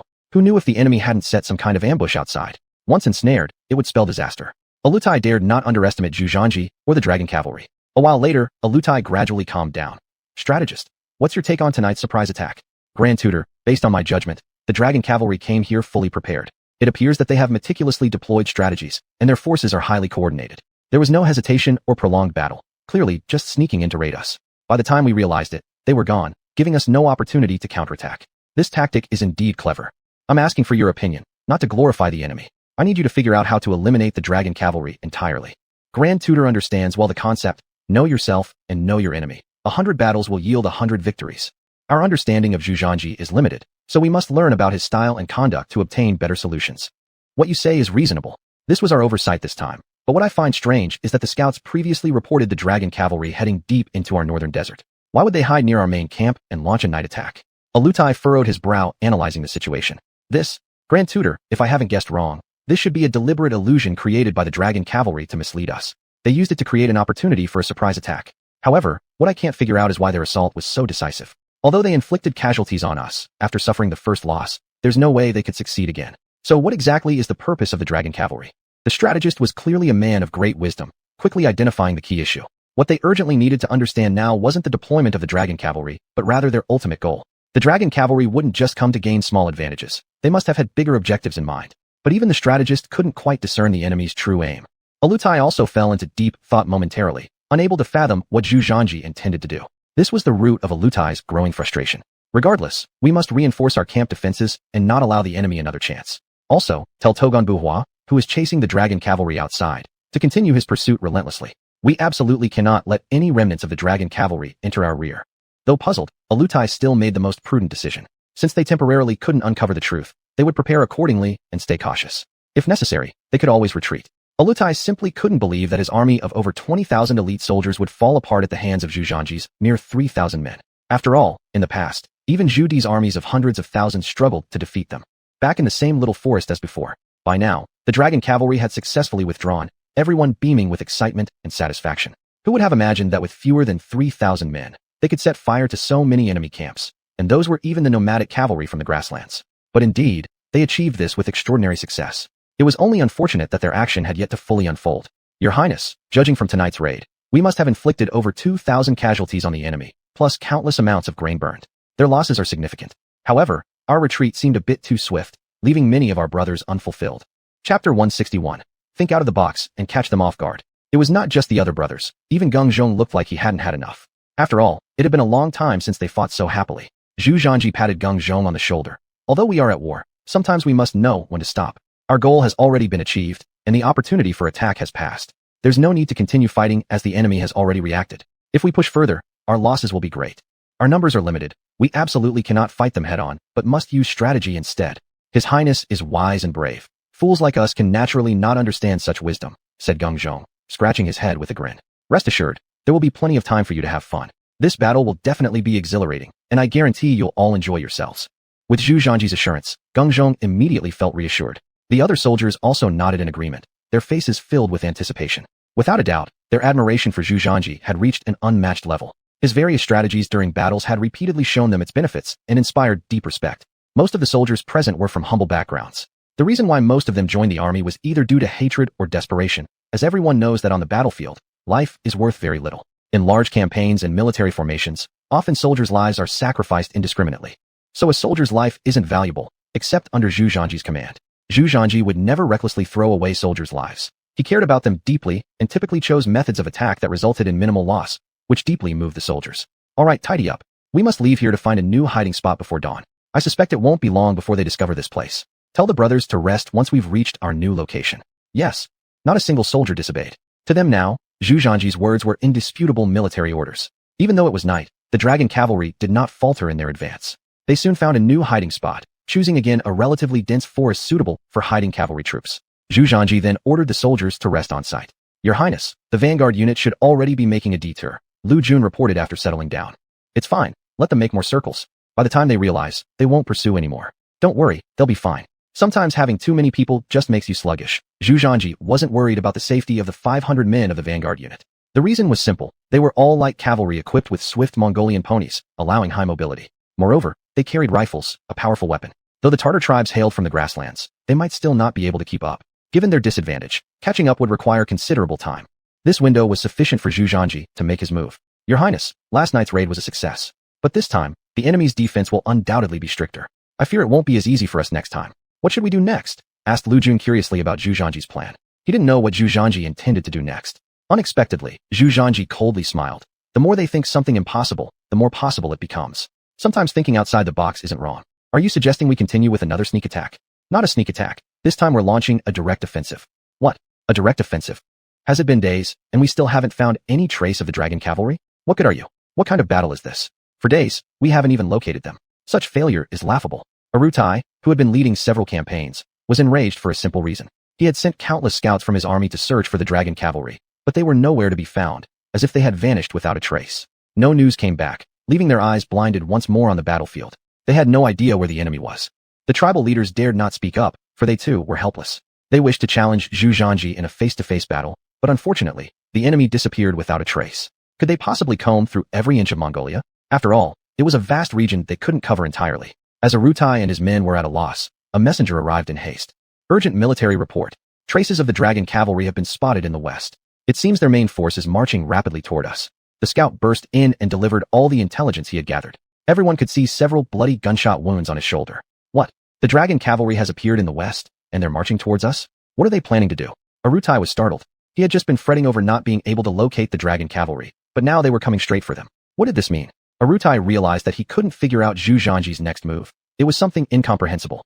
Having fought in numerous battles, he had never seen such an odd tactic. Could this, the appearance of the dragon cavalry in the west, and their bold advance toward our main camp, be some kind of deception? Not only Arutai, but even the military advisor was utterly baffled. Neither could understand why the dragon cavalry would make such an overt move. Weren't they worried that Arutai might send heavy troops to encircle them? Make it clearer. Is it confirmed that it's the main force of the dragon cavalry? Yes, it is the main force of the dragon cavalry. Our estimate shows that there are more than 2,000 soldiers, all of whom are light cavalry, moving very swiftly. After saying this, the scout fainted from his injuries. He had held on until then with great effort. Arutai immediately ordered someone to take him away for treatment. This is too good. We were worrying about how to find them, and now they come right at us. We can't miss this opportunity. Grand Tutor, if the dragon cavalry hadn't shown up, we wouldn't have had a way. Now that they have confronted us head-on, we can seize this opportunity to annihilate them. Chapter 162, Frustration, Charged to Death. Whatever tricks they have up their sleeves, all their schemes are futile in the face of overwhelming strength. We have 20,000 men. Surely we can surround his 3,000 troops. The tribal chieftains were all seasoned veterans who thought that such a situation was impossible to lose. No matter how many tricks they had up their sleeves, they couldn't withstand the force of 20,000 elite soldiers. Alutai stroked his chin, contemplating. He also believed that the current situation was very advantageous to them. Military advisor, what do you think? All the leaders make valid points, but I always feel something is not quite right. Military advisor, you're overthinking this, and you're too timid. They're charging head-on now, so where could be the problem? Clearly, they intend to intimidate us and tarnish our reputation. Given the present form, we need only send out cavalry from both flanks to circle around to their rear, block their retreat, and then we'll encircle and destroy them to avenge our fallen brothers. Let's proceed with that plan. Aguila, you take 5,000 men to engage and fight the dragon cavalry army. Yes. Suha and Narasong, you two will each lead 5,000 men to flank left and right. Addis, you take 5,000 men to quickly maneuver behind enemy lines. I don't care what methods you use. This time we must annihilate the dragon cavalry army entirely. Make them pay the price they deserve. Yes, guaranteeing to accomplish the mission. The tribal chieftains responded in unison. At this moment, the Tatar cavalry had already begun a large-scale advance, some circling back, while others marched on both sides. Everyone was busily occupied arranging strategies for various encircling movements. Their goal was clear, to tightly enclose the dragon cavalry army and completely annihilate it. And naturally, the dragon cavalry army saw everything. This was something Zhu Zhanji had foreseen early on. Your Highness, just as you predicted, they are executing maneuvers to encircle us from every side, reported the scout after returning from reconnaissance. A smirk appeared on Lu Jun's face. So this is settled, let's follow yesterday evening's deployment. Yes, Lu Jun shouted loudly in agreement. He then ordered the soldiers behind him, all units, execute the attack plan number 1. At this point, the Tatar cavalry had already mobilized all its elite forces from the military camp. After all, initially they brought 50,000 cavalrymen to the battlefield.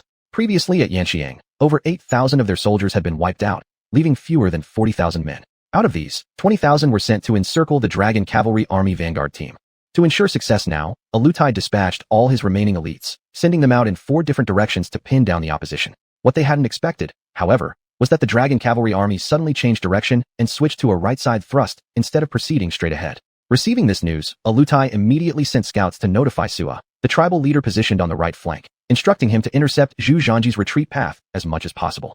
For them, this was far from good news. If Zhu Zhanji succeeded in escaping through the right, all their tactical efforts would be in vain. Hence, the right-side forces were commanded to cut off Zhu Zhanji's retreat route to maintain tactical control. This significant task could only fall upon Suha positioned on the right flank. Upon receiving the order, Suha did not hesitate. As soon as he learned that the dragon cavalry army was advancing directly towards him, he swiftly deployed his cavalry in defensive positions, intending to cut off their route. Although they had 5,000 men, Suha dared not be careless. He knew the dragon cavalry possessed long-range weapons, one of their advantages, and his force's disadvantage. Therefore, they chose elevated locations to avoid enemy long-range strikes until their enemies got close enough before striking back. Unfortunately for him, Zhu Zhanji wasn't falling into the trap.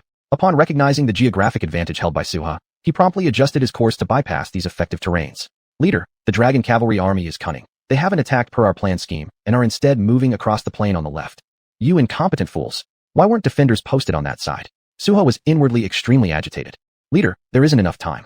Our troops have just arrived, and that side's terrain is vast and unsuitable for setting up defense. What shall we do? The dragon cavalry army won't take long to reach here. T&D, we absolutely cannot let them escape. Immediately send 2,000 soldiers for reinforcement. Before the reinforcements arrive, we must block them dead. Bang, bang, bang. This was an open plain, which was a tremendous advantage for the Longqi army. The soldiers rode their horses while firing their rifles, bringing into full play the advantages of their rifles. After all, the Longqi army now possessed long-range striking capabilities. On this vast plain, the enemy couldn't withstand them.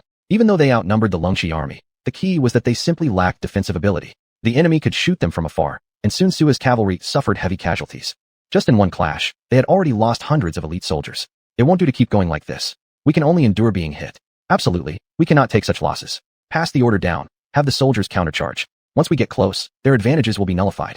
Suha was also an experienced battlefield veteran who clearly understood that as long as the enemy had ranged weaponry and they couldn't close in, it would be impossible to fight. In this vast open plain, there was only one way: utilizing the mobility of the cavalry to quickly approach the enemy. Suddenly, the Tartar cavalry launched their charge. But the moment the Tartar cavalry started their charge, the Longqi army ceased its offensive steps. Many soldiers involuntarily stopped in their tracks and began firing from their current positions. This was the plan established by Zhu Zhanji. On vast plains, when the enemy starts charging, they should stop their footsteps and repel the enemy's charge. In front of a hail of gunfire, cavalry charges were equivalent to offering their heads. Sheet after sheet of Tartar cavalry fell, a situation that made Suha's scalp go numb. Damn it, I've never fought such a frustrating battle in my entire life. Charging doesn't work, not charging doesn't work either. How exactly are we supposed to fight? When did the Ming army's firearms become so powerful? Chapter 163. What? Their goal is big. Even hardened veterans didn't know what to do at this moment. After all, the current charge had already inflicted heavy casualties on their forces. There's no way out, we must keep charging. Even if we have to use men to pile up and stop them, We absolutely can't let the enemy cross our defensive line. Once reinforcements arrive, they'll be doomed. Sui could only sacrifice his soldiers' lives at this critical juncture. But now a question arises. Can cold weapons withstand hot ones? The answer is, it's impossible. Moreover, the Longqi army's tactics were smart. Some soldiers stopped to assist remotely with rifles, while others in front were continuing their charge and closing distance with the enemy. This created a mutual protection system. The advancing cavalry could strike the distant enemies, and those covering from behind could protect the charging cavalry. This method of mutual support left Sui utterly helpless as he watched the Longqi army continually approach. It won't work. We can't continue like this. Let the soldiers retreat. As Sui observed the Longqi army's fierce attack, it was clear they had no counterattack capability. With increasingly severe casualties, to prevent even greater losses, Sui made the decision to let the Longqi army pass through. Leader, this probably isn't a good idea. The Grand Master's command is to stop the Longqi army at any cost. If we give them the path now, there will be trouble when the Grand Master finds out. You're underestimating nonsense. Do you think I don't know what you're saying? The problem now is that the Longqi army is unstoppable. We simply can't hold them off. If this continues, even if we lose all of our people here, we wouldn't stand a chance against them. Instead of making these meaningless sacrifices, it would be better to avoid their peak strength for now, and then look for an opportunity. Sui had his own considerations. If he truly exhausted these 5,000 elite soldiers, he would also find it difficult to explain himself later. It would be better to preserve strength. Soon enough, the remaining Tartar Qi troops moved aside, creating a path. And without hesitation, the Longqi army swiftly broke through the enemy's defense line and galloped towards the distance. Sui wanted the troops to follow and strike from behind, but what he didn't expect was that Zhu Zhanji had anticipated this move. Therefore, Zhu intentionally left behind 500 men to slowly advance and block the enemy's pursuit. You must not underestimate these 500 men, because the rifles they wielded could cause horrifying casualties among the enemy. 500 soldiers. If each fires 5 rounds, that adds up to over 2,000 bullets fired. That's more than enough to get the enemy into serious trouble. In Aru Tai's command camp, Chi Ho and the messengers kept coming back one after another to report updates without stopping, passing military information at breakneck speed. Meanwhile, Aru Tai was nervously observing the sand table where soldiers were constantly adjusting their positions. What is Suhi eating? How can 5,000 men fail to hold against 3,000 attackers, allowing the Longqi army to break through the defense line? After seeing where the Longqi army had breached, Aru Tai became infuriated. The fighting power of the Longqi army is indeed too formidable. Leader Suhi couldn't possibly resist. After just a few exchanges, casualties already reached half. The messenger reported. Aru Tai's worries deepened to such an extent that his hair was about to turn white. They've slipped away again. Aru Tai nearly cried in despair. No, they must not slip away. Let subsequent soldiers continue pursuing them. We must ascertain the current position of the Longqi army, and by no means let them continue to roam around freely. They pose too great a threat to us. A feeling of fear towards the Longqi army had started to grow within Aru Tai. As long as the Longqi army wasn't destroyed, he wouldn't sleep or eat properly. So immediately, Aru Tai gave orders to change deployment, and all soldiers quickly pursued the Longqi army. It was broad daylight after all, so there was no need to worry about ambushes set by the Longqi army. What's more important is that this battle took place in a vast plain, which was considered their territory where they had greater advantages. Seizing this opportunity, it might be possible to eliminate the Longqi army, or at least weaken them significantly. Thus, the battlefield situation underwent tremendous changes. All the flanking units began to adjust direction and quickly chased after the direction Zhu Zhanji had taken. The current situation was 20,000 chasing 3,000. Did the Longqi army possess the best equipped and highly mobile Guizi horses? Of course, being easily overtaken by enemy forces was never an option. Besides, the presence of the 500 men left behind effectively slowed down enemy pursuits, creating a significant gap between both sides. Zhu Zhanji was now heading towards the depths of the Mongolian north. This is strange. Why is the Longqi army running towards the depths of the northern desert? Isn't this equivalent to walking into a trap? The military advisor noticed something was off. You see, the direction the Longqi army was heading now led straight to their old base. By doing this, Zhu Zhanji would be venturing deep behind enemy lines. How perilous that would be.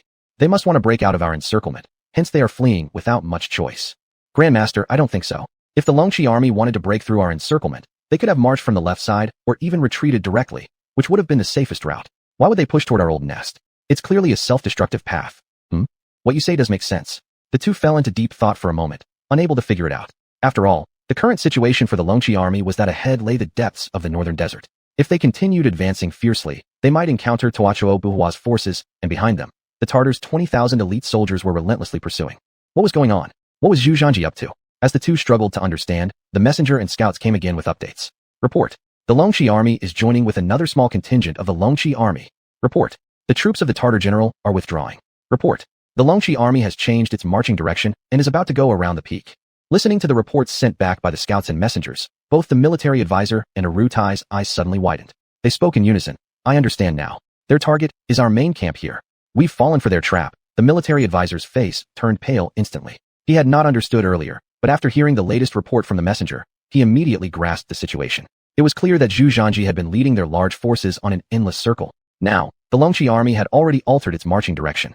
Once they went past that small range of peaks, they could head directly toward their camp and strike at the heart of the matter. Chapter 164. At a time like this, still fighting with words. At this moment, the general of the Tatar cavalry seemed to have realized what was happening and understood the intention of the dragon cavalry. Trouble. He's leading us around in circles.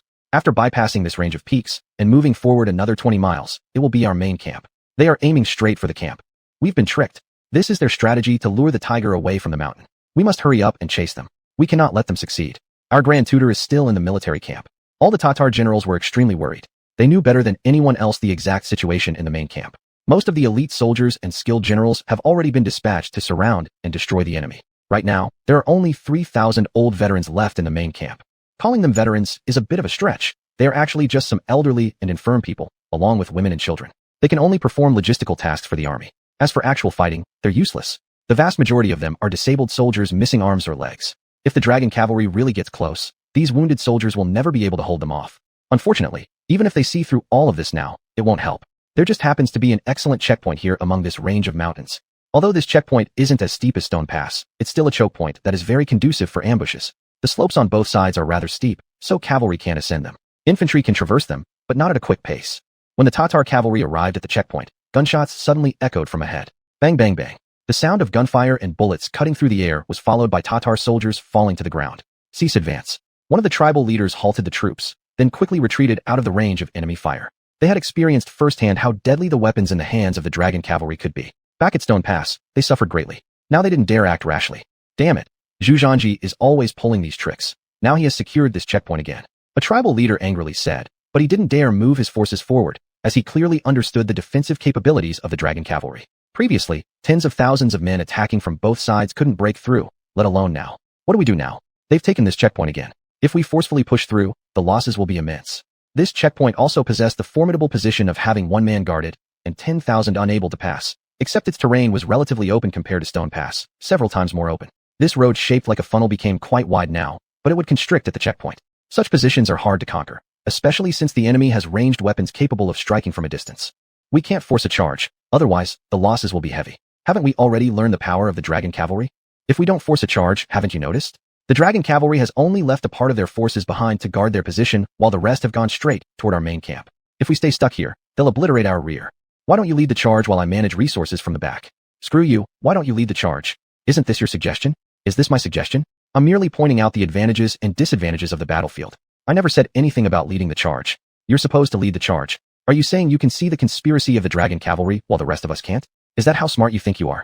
The Tatar generals began arguing amongst themselves, bickering furiously. It's embarrassing to admit, but despite currently having a full contingent of 2 whole regiments, they have been held up by just a few thousand members of the dragon cavalry, too scared to launch an attack, instead focusing on internal disputes. If this news spreads, it might become a laughingstock across the land.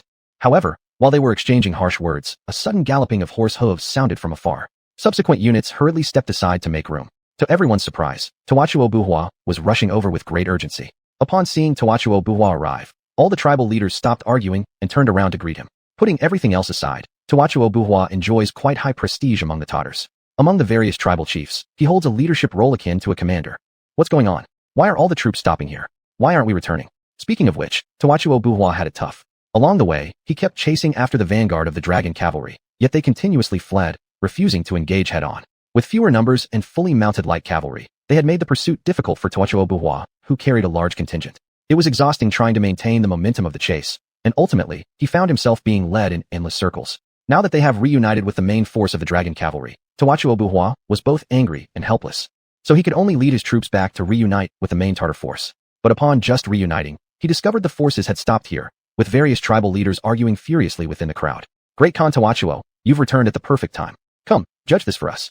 These tribal leaders still harbored resentment in their hearts, and actually asked Tawachuo Buhua to mediate. What they didn't expect was that after Tawachuo Buhua learned the reason for their quarrel, he immediately became enraged.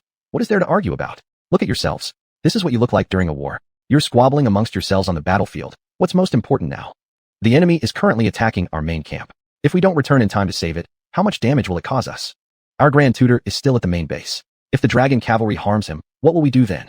After Tawachuo Buhua said this, the tribal leaders who had been arguing red-faced finally realized the situation and lowered their heads, not daring to speak anymore. Alright, it's not appropriate to talk about these things now. Let's quickly think of a way to get back to the main camp. Tawachuo Buhua knew when to stop, as they were all tribal leaders. To scold them too harshly would be unjustified. But given the current situation, to attack past will require heavy casualties.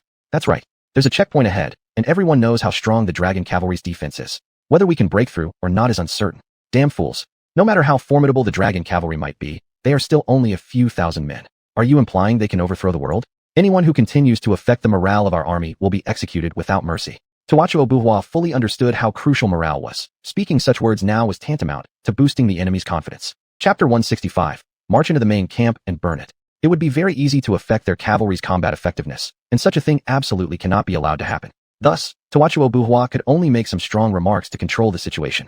However, Tawachuo Buhua was also fully aware that the dragon cavalry had very strong defensive capabilities, especially in response to this pass.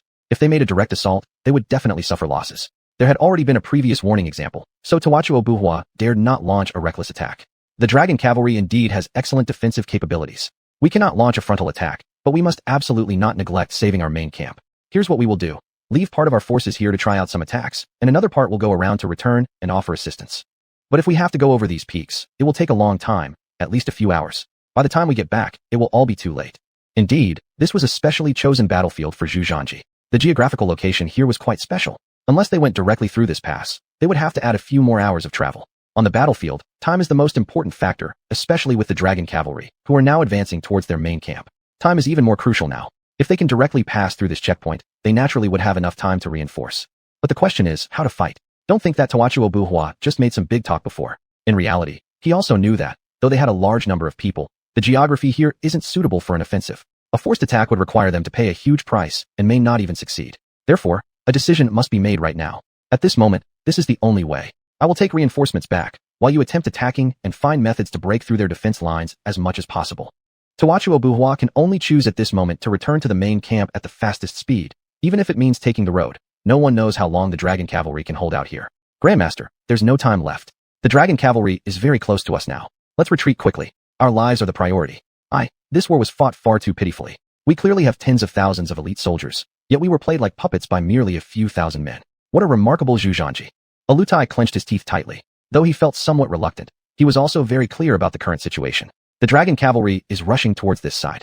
The old and weak troops in the main camp are absolutely unable to withstand the assault from Han Dynasty's dragon cavalry. At this point, if they don't retreat, Alutai might just wait to be captured. At this time, Alutai could only flee quickly under escort. Not long after Alutai fled, the iron horses of the dragon cavalry were already charging in, a series of gunfire becoming the death knell in the enemy's ranks. All those the dragon cavalry encountered were killed on sight without any chance for reaction. As for the elderly and weak among the enemies, they simply could not compare with such hot weapons. The dragon cavalry's unit was wildly massacring within the enemy's main camp. Prince, we've already checked. All the aged and weakened soldiers in the enemy's main camp have now been killed by us. Alutai has fled, tail between his legs. Should we pursue? Given the current situation, Alutai should not have run too far. Pursuing him now, we might even catch up, said Geng Zhong excitedly. Xuanhuan, however, slightly shook his head. There's no need for that anymore. Though we might catch up to him if we pursue now, our time is limited. Although the enemy is taking a detour, we spent considerable time getting inside. By the time we chase after Alutai, we will certainly meet the enemy's main force. We don't do such losing deals. Besides, our goal has already been achieved. Tell everyone to set fire to their entire main camp. Also, their food storage must be burned down, regardless of how much food and hay are stored inside. Burn it all. Not a single grain shall remain for them. Yes, everyone listen. Light up every tent and burn it all down, with special focus on burning the enemy's grain storehouses. Having escaped a great distance away, Alutai looked back and saw the thick smoke rising high to the sky. His face immediately turned ghostly pale. He instantly raised his hand to signal the guards to stop. Enough, we needn't flee further. We're safe now. Upon hearing this, the military advisor quietly rode up, looking at the slowly ascending smoke in the distance, and couldn't help but sigh. This Xuanhuan seems to not be an ordinary person. This move of luring the tiger away from the mountain was executed quite ingeniously. He aimed at our main camp and at our provisions. They were fully aware that in the earlier emergency situation, just managing to survive was a great success. They had no time to think about the food supplies back in the camp, and now, seeing the thick smoke rising from the direction of their main camp, it confirmed that Xuanhuan's goal had been achieved. This was yet another strategy of burning the enemy's continuous camps. But they had absolutely no way to counteract this move. Damn it, even Alutai knew the old saying that all is fair in war. But at this moment, he still couldn't help lashing out his fists in anger, releasing the fury pent up inside him. I never imagined that the illustrious Alutai could be manipulated by such a young pup. What exactly have our soldiers been doing? There are so many of them pursuing the dragon cavalry, yet none managed to catch them. Master Tushin can only blame Zhu Zhangji's devious tactics. From the start, he had already set his plan in motion, taking advantage of our intention to surround and annihilate the dragon cavalry. Thus, Zhu Zhangji cleverly gambled, using the dragon cavalry as bait, leading us in circles while keeping us stuck at the pass. Even if we eventually wanted to go back for rescue, we would still have to take a long detour. In that same interval, they managed to destroy our food supplies. This kind of unconventional strategy. Do I not know this already? Do I need you to remind me? You're just an after-the-fact critic. Why didn't you say all this before? Now that we've already ended up like this, what good does your commentary do? Enraged even further by the military advisor's words, Alutai vented his frustration. If it weren't for the consideration that this advisor might still prove useful, Alutai probably would have drawn his sword and severed the advisor's head already. Deep down, Alutai was very clear that Zhu Zhangji's move was indeed exceedingly clever. Zhu had utilized his strengths while avoiding his weaknesses. If it were any other unit, who would dare place a few hundred people and trust them to hold such a narrow pass? Given the current situation, only the dragon cavalry could achieve this. The fact that the dragon cavalry possesses such formidable defensive capabilities is precisely why this plan could be carried out successfully.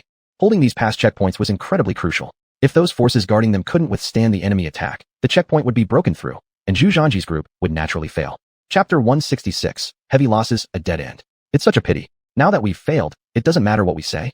At this moment, the Tatar soldiers at the checkpoint had already made several consecutive assaults on the checkpoint, but to no avail. The result was exactly the same as before at Rockgate. The dragon cavalry were firmly holding the checkpoint, their firepower almost invincible, constantly suppressing the enemy's charge. As soon as they entered the shooting range of the dragon cavalry, they would all be killed. That fierce firepower seemed capable of withstanding thousands of troops. In just a short few hours, they had already lost several thousand men. This left many tribal leaders extremely frustrated and unwilling to recklessly attack. But what they didn't expect was for a soldier to come and report that the dragon cavalry had already withdrawn completely. When the group of tribal leaders were still puzzled, they noticed thick smoke rising in the distance. At that moment, they realized it wasn't a retreat by the dragon cavalry, but rather that their purpose had been achieved. The soldiers guarding the checkpoint naturally retreated. Otherwise, when Tawachuo Buhua arrived with his men, they would be caught between two forces. Such a move was truly clever. Attack and then retreat. This angered the Tatar cavalry greatly, who immediately began pursuing fiercely. The retreating dragon cavalry wasted no time, heading straight towards the main force to regroup. This caused the main army to hesitate when they had pursued to a certain distance, as the dragon cavalry had already withdrawn into a forest. Moreover, there was another mountain range ahead. The Tartar tribe now felt an invisible threat from these mountains and special terrains because the firelocks of the dragon cavalry proved to be highly effective in these rugged areas, leaving them powerless to retaliate. Precisely due to this, the dragon cavalry managed to withdraw safely. This predetermined the total failure of the Tartars this time. The reason was simple. All their provisions were burned to ashes. When Alutai and Tawachuo Buhua returned to camp after meeting up, their faces instantly turned dark. They saw that their encampment, which had been set up before, had already transformed into a sea of flames.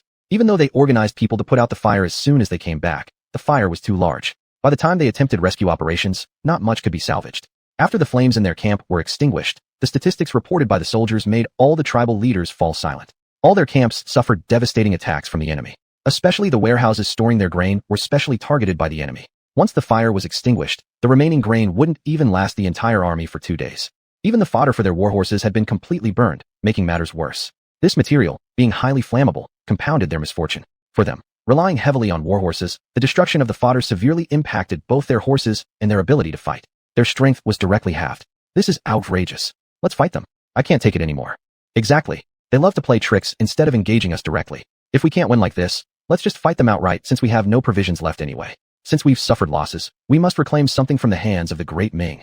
The tribal leaders were filled with righteous indignation, as this situation clearly threatened their interests. Without supplies, they were doomed. With tens of thousands of people involved, if they couldn't eat enough, resentment within the ranks would certainly grow, leading to internal disintegration. To fight, what do we have to fight with? You talk so easily, yet our provisions won't even last 2 days. What do we have to fight them with? Said Tawachuo Buhua coldly.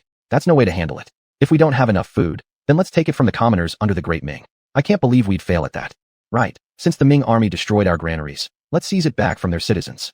Yes, that's how it should be. That's enough. Do you not know the current situation? All the lands outside the borders of the great Ming that we could plunder, we already have. Even if we raid again, it would be futile. Alutai interrupted the squabbling of the tribal leaders. He knew well that most of the land outside the great Ming had already been raided thoroughly by them.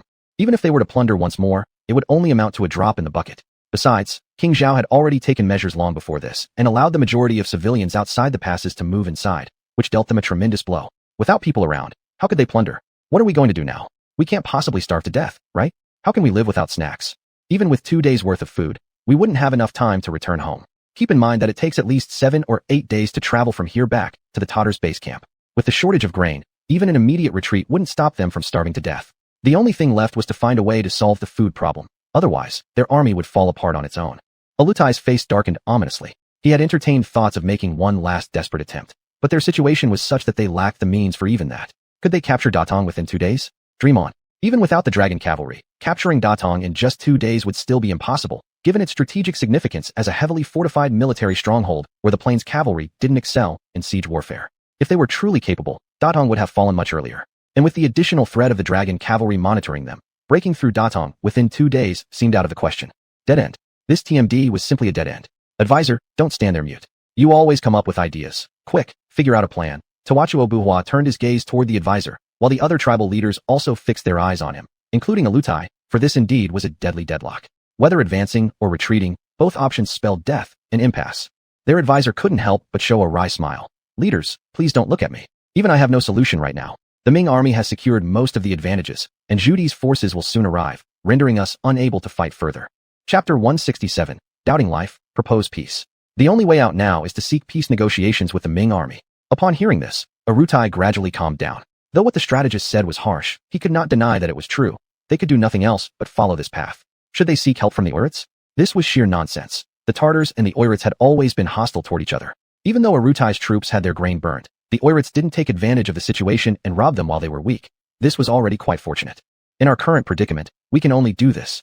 With a face full of frustration, Arutai sighed, then slightly shook his head. In this moment, he seemed like he'd aged several years. This was the most complete loss he'd ever experienced. Being defeated so thoroughly by the Longqi cavalry force numbering just 3,000, he doubted his very existence in this battle. Such an event truly became a legendary tale in the world of warfare. It's true that cases where smaller forces had triumphed over larger ones existed before, but none where such a small number won so decisively and forced their enemy into such a corner as this. No such precedent existed. This left Arutai with no recourse. Everyone, don't be disheartened. We've genuinely encountered worthy adversaries in this fight. The strength of the Longqi cavalry, everyone has witnessed. And their commander is Zhu Zhanji, the Grand Prince of the Ming Dynasty. Although Zhu Zhanji is still young, it's often said that Zhu Di dotes on Zhu Zhanji greatly, appointing him early as the Grand Prince for good reason. I frequently hear people say Zhu Zhanji resembles Zhu Di. After this engagement, I finally understand why they say this. I also now comprehend why Zhu Di favors Zhu Zhanji so much. His military talent and various tactics are indeed impressive beyond measure, so we have no grievance in losing to him. Seeing the despondent faces of the tribal chieftains, Arutai could not help but step in to encourage and boost their morale, which was also a form of consolation. Grand Strategist speaks truthfully. Losing to the Longqi cavalry, losing to Zhu Zhanji is no shame. Tadabawa agreed at this point. After all, the deployments Zhu Zhanji had orchestrated recently made them shudder upon further thought. It seemed from the beginning Zhu Zhanji had planned everything out against them. From start to end, their entire supply of grain was incinerated, leaving them completely cornered. Every step was calculated by Zhu Zhanji ahead of time. How could they harbor any resentment towards this outcome? Even if they did feel resentment, there was no place for it here. Instead, they should elevate Zhu Zhanji's reputation, making everyone believe the defeat wasn't too humiliating. Tato, entrust the negotiation mission with the Ming army to you. Discuss properly with them and request some food supplies to ensure our safe return. The only thing Arutai could currently do was ask the Ming army for food provisions. He believed the Ming army would definitely agree. After all, no one wishes for a life and death struggle. Though the Tartars are nearly out of food now, they still have combat capability. If driven to madness, causing mutual destruction wouldn't benefit anyone. So, Arutai maintained some confidence about the possibility. Datong. When Xuanhuan learned of the accomplishments of the Longqi cavalry, his eyes opened wide in disbelief. What? Don't make things up. Remember, falsifying war reports is punishable. Xuanhuan simply refused to accept this fact, because Zhu Zhanji led only 3,000 men from the Longqi cavalry into battle, whereas the enemy consisted of 40,000 elite soldiers.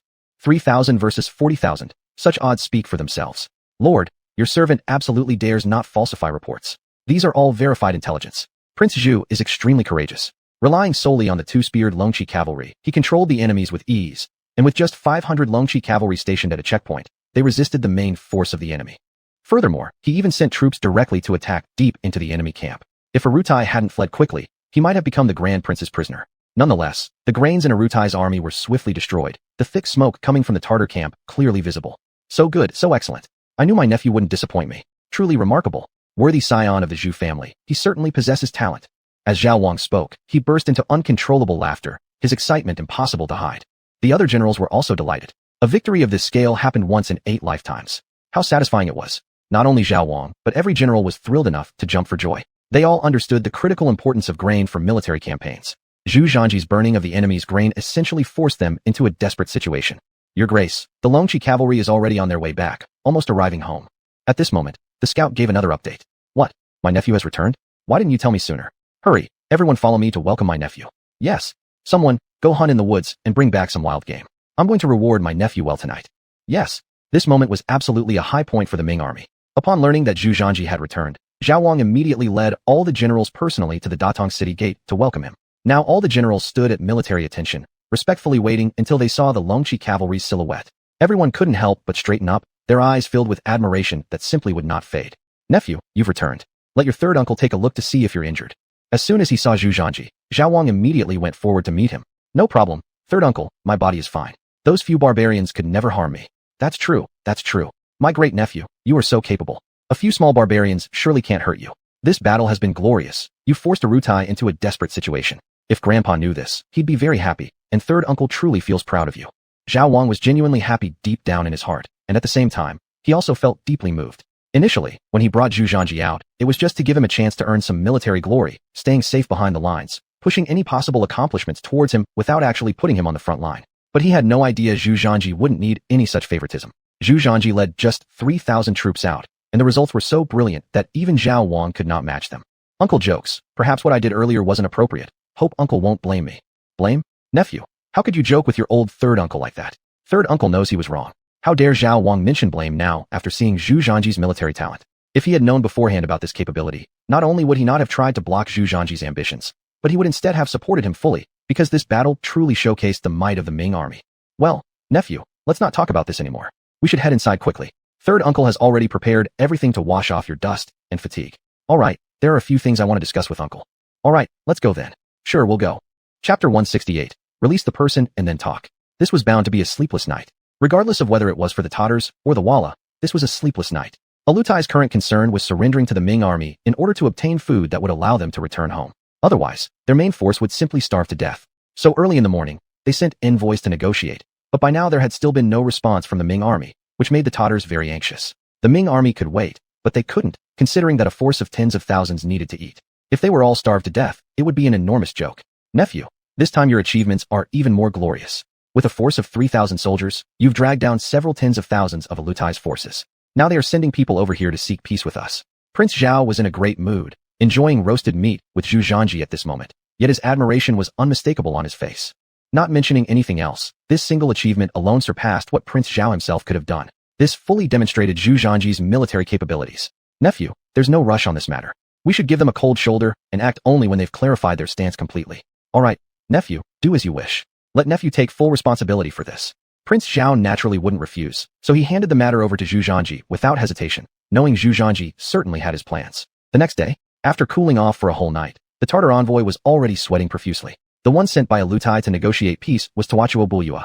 Although the Ming army treated him well with fine wine, he knew well the mission on his shoulders. He must get the approval of the Ming army. Otherwise, these tens of thousands of troops would utterly collapse.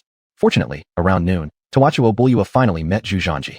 The great Khan of the Tatar tribe, Tawachuo Bulyua, pays respect to His Highness, Crown Prince of the Ming Dynasty. At this moment, Tawachuo Bulyua realized his place and dared not show any arrogance towards Zhu Zhanji. He knelt down willingly and sincerely acknowledged his inferiority. Tawachuo Bulyua had been thoroughly impressed by Zhu Zhanji in this battle. A mere 3,000 men kept several 10,000-man armies tangled up until finally burning all their provisions right under their noses. Anyone would feel extreme admiration for such a feat. Particularly after seeing how young Zhu Zhanji was, Tawachuo Bulyua's respect grew even further. At this age, Zhu Zhanji had already achieved this level of strength, surely destined to become a wise leader in the future, truly terrifying. Waste no words. I want to know the purpose of your visit. Zhu Zhanji immediately got straight to the point with an extremely stern expression. Highness of the Ming Dynasty, I am here representing the Tatars, representing our grand teacher, to lay down arms and surrender to the Ming army. We can guarantee that we will never invade the borders of the Ming Dynasty again, and will forever remain good allies. Zhu Zhanji laughed upon hearing this. Sounds better than singing. You expect me to believe your empty promises. So, Highness of the Ming Dynasty, what exactly do you want to accept our surrender? You tell me, what was the purpose of my campaign? I'm sure you are already clear about it. Today, let me make something clear. This situation started because of you, and thus it needs to be resolved by you. When you bring Lin Ling back to me, we'll continue this discussion. Otherwise, we'll just keep waiting. Escort our guest out. After leaving, Tawachuo Bulyua rode quickly back. When Alutai learned of Zhu Zhanji's intention, he immediately became anxious. Then what are we waiting for? Prepare my horse. I'm going to see to him myself. This damn fool finding his own death is one thing. But why does he have to drag us down too? Alutai muttered under his breath.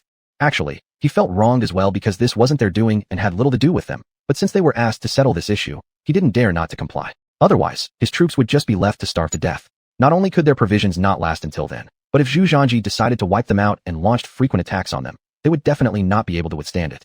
More importantly, Emperor Yongle was getting closer and closer. Once the main force of the Ming army arrived, they would be unable to resist, so it was better to try to please the Ming army as much as possible first, and then figure out a way to reclaim what they had lost once this crisis passed. Soon, Tuhin and Alutai met. The relationship between the two sides was originally not good, and now Alutai was seething with anger.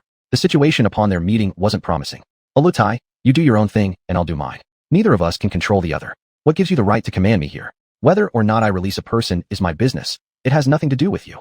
How is it none of my business? If it weren't for your people messing with Zhu Zhanji's woman, would Zhu Zhanji have treated us like this? This matter has nothing to do with me. You lost to Zhu Zhanji, being toyed around by him with just a few thousand troops. That's all because of your own incompetence. Me, incompetent?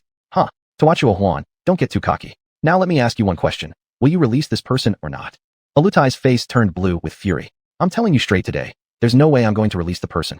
This is our only means to counterbalance Zhu Zhanji. Why should we release someone we captured through our own abilities? Xuanhuan wore an expression full of disdain. To them, Alutai was now like a stray dog. If they couldn't even handle the enemy's 3,000 men, how could they dare to challenge their powerful Walla? Fine. Since that's the case, don't blame me if I turn against you. Alutai had more pressing matters at hand. If Xuanhuan refused to release the person, then he'd have to solve it with force. And as for why he didn't seek help from Mahamo, the reason was quite simple. Distant water does not quench immediate thirst. Moreover, Zhu Zhanji had given him a great shock this time, altering his perception of the Ming army's image and combat capability. If such weapons were mass-produced and equipped across the entire Ming army, what would be the outcome? How could they possibly fight against it in the future? Do you think I'm scared of you? But since you're here today, there's no way you'll leave. I'll also take the opportunity to deal with this major threat to my father. A lethal intent emerged on Xuanhuan's face. What are you planning to do? Alutai was startled within his heart. He never expected that Xuanhuan harbored ill intentions towards him. Chapter 169. The Death of Alutai, the Grand Finale. Soon the Walla cavalrymen lying in ambush around quickly surrounded this makeshift camp. All the guards that Alutai brought over had been eliminated. Tuhin had already planned a contingency, especially after Alutai's defeat, which made Tuhin even more disdainful of him. This time when Alutai came over to negotiate with him, Tuhin had already decided to annihilate Alutai. Once Alutai was dead, the Tartars would be thrown into chaos, and then the Walla could directly invade the Tartars. What are you doing? Today I agreed to come here for negotiation, but did you really think I intended to negotiate? I'm here to kill you. After saying that, Tuhin immediately drew his sword and chopped off Alutai's head. Thus concluded Alutai, the Grand Minister of the Tartars. Alutai could never have dreamed he would meet such an end. This result was also entirely unexpected by those within the Tartar tribe. They hadn't thought the Walla would dare to harm their Grand Minister Alutai. It was as if their anger had been provoked. After having already suffered grievously at the hands of the Ming army, the Walla now dared to act so arrogantly. The tribal leaders could no longer hold back. Led by Tuabu Hua, they immediately clashed swords with the Walla. Although food supplies were already short for the Tartars, swallowing this humiliation was unthinkable to them, especially given the only road before them was destruction. If they were wiped out, they could obtain sufficient food afterward. The combat between both sides was particularly fierce, and all this unfolded fully under the watchful eyes of the Ming army. Nephew, this move of yours is truly brilliant, letting them fight among themselves, so we can reap the benefits. Prince Zhao exclaimed at the sight. Uncle, sometimes wars require some strategy. It's not always about arranging troops. Sometimes you can achieve victory without spilling blood. Zhu Zhanji grinned slyly. But nephew, they're locked in fierce combat, neither side backing down. If they unleash their wrath on the girl, what will happen then? Hearing this, Zhu Zhanji flashed another toothy grin and looked toward one of the rear guards. Lin Ling, what do you say? At this point, the guard standing behind Zhu Zhanji removed his helmet, revealing an impressive and vigorous demeanor. Prince, Duke. Me? How did you get here? Weren't you taken away by the nomads on the grasslands? Prince Zhao looked bewildered. Lin Ling smiled faintly. Duke, I've actually always been in Datong. I've never left. What happened before was all fabricated by the prince. At that time, when those nomads from the steppe wanted to take me away, I was actually learning horse riding inside the military camp. So they took another maid from the yard. Prince Zhao? Throughout this whole time, Lin Ling had remained unharmed. Upon his return, Zhu Zhanji had already received this news, but instead of broadcasting it, he chose to turn their plan against them. By taking Lin Ling, the Walla had hoped to provoke a direct confrontation between the Ming army and Alutai, escalating the situation, while they reaped the benefits in the background. But they could never have imagined how fragile the Tartar forces would be, effortlessly defeated by Zhu Zhanji. Because of this, Zhu Zhanji issued this instruction to the Tartars. Without releasing Lin Ling, there wouldn't be any talk of surrender. Precisely due to this reason, the current Tartars and Wala were engaged in an unrelenting struggle to the death. Brilliant. Truly extraordinary. Prince Xiao couldn't help but give a thumbs up, raising his impression of Zhu Zhanji significantly higher. Earlier, he had been slightly annoyed by the old man's excessive affection for Zhu Zhanji, but now all his resentment disappeared. Zhu Zhanji possessed such wisdom. Even Zhu Di wouldn't be anything less than impressed, let alone himself. We just wait for the arrival of Lord Zhu now. Oh, Uncle 3, I think you can act as a mediator, delivering some grain to the Tartars. What? We're sending grain to the Tartars? Why should we? Isn't it better to let them destroy each other while we gain from their losses? If we don't risk losing some children, we won't be able to catch wolves. The Tartars are now facing a food shortage. At this rate, it won't be long before they are completely obliterated by the Wala. That cannot happen. It doesn't align with our strategy. So we need to stabilize them, allowing the conflict to continue, ensuring they don't fall apart. Haha. With assistance from the Ming army's food supply, the Tartar forces gained some relief and became more determined in fighting against the Wala. Now, both parties were in a situation where the struggle would not cease until death. After many days of continuous fighting, both sides were already extremely exhausted. After many days of fierce fighting, Tuhin also realized a problem. The strength between the Tatars and the Wala was originally about the same. Now the Tatars were struggling desperately against them, which was indeed difficult to deal with. If this continued, both sides would be severely weakened, allowing Zhu Di to reap the benefits. Tuhin even began to regret his decision, thinking that he shouldn't have directly killed Alutai if things had turned out like this. There was nothing else Tuhin could do but send a letter of truce to Tuha Hua at this moment, trying to protect himself alone. However, who could have guessed that Tuha Hua, upon receiving this letter of truce, tore it apart almost without even reading it. Now you talk about stopping the fight? What did you do before? Did Alutai think there would be a day like this when he killed our Grand Minister? The battle continued between both parties. On the battlefield, large-scale combat still raged on. The casualties among the Tatar and Wala soldiers were extremely heavy. No one could have imagined that they came here with great ambitions to plunder the Central Plains, yet in the end, internal strife broke out among them, as they were fiercely fighting on the grassland. Boom, boom, boom. Suddenly, from afar, a massive cannon roar resounded. Boom, boom. Cannonballs fell from the sky, accurately landing right onto their battlefield. In an instant, the cavalry of the grasslands suffered severe losses, and the immense power of these cannonballs made them shudder with fear. Every single cannonball had a killing radius of over 10 meters, causing heavy casualties each time. The cannons kept firing one after another for nearly half an hour, in continuous saturation bombing. It completely stunned the Tatars and Wala. At this time, the civilian army that had been lying in ambush for so long suddenly emerged from all sides. Far away, Zhu Zhanji was riding a mighty warhorse, holding a telescope in his hand, observing the situation far away. Beside him, Zhu Di rode a tall warhorse, with a black cape flowing behind him, appearing exceptionally dignified. At this moment, Zhu Di's face was filled with deep satisfaction. After this battle, neither the Tartars nor the Wala will ever have the strength to confront the great Ming head-on. From now on, there will no longer be warfare north of the desert. Zhanji, finally, you can return home peacefully to ascend the throne. Huh? Your Majesty, what are you talking about? Ascending what throne? I never said I wanted to ascend the throne. Besides, isn't my father still above me? Zhu Zhanji quickly put down the telescope, startled. Zhu Di snorted with a laugh. Your father is even more astute than you. He's already moving, preparing to go to Shuntian. He says he'd rather be the retired emperor than the emperor, and this position will be directly passed on to you, my lad. That's not good, truly not good. Your Majesty, you're still here. If I ascend the throne, what will you do? Zhu Di laughed loudly. I'll be your Grand General of the North.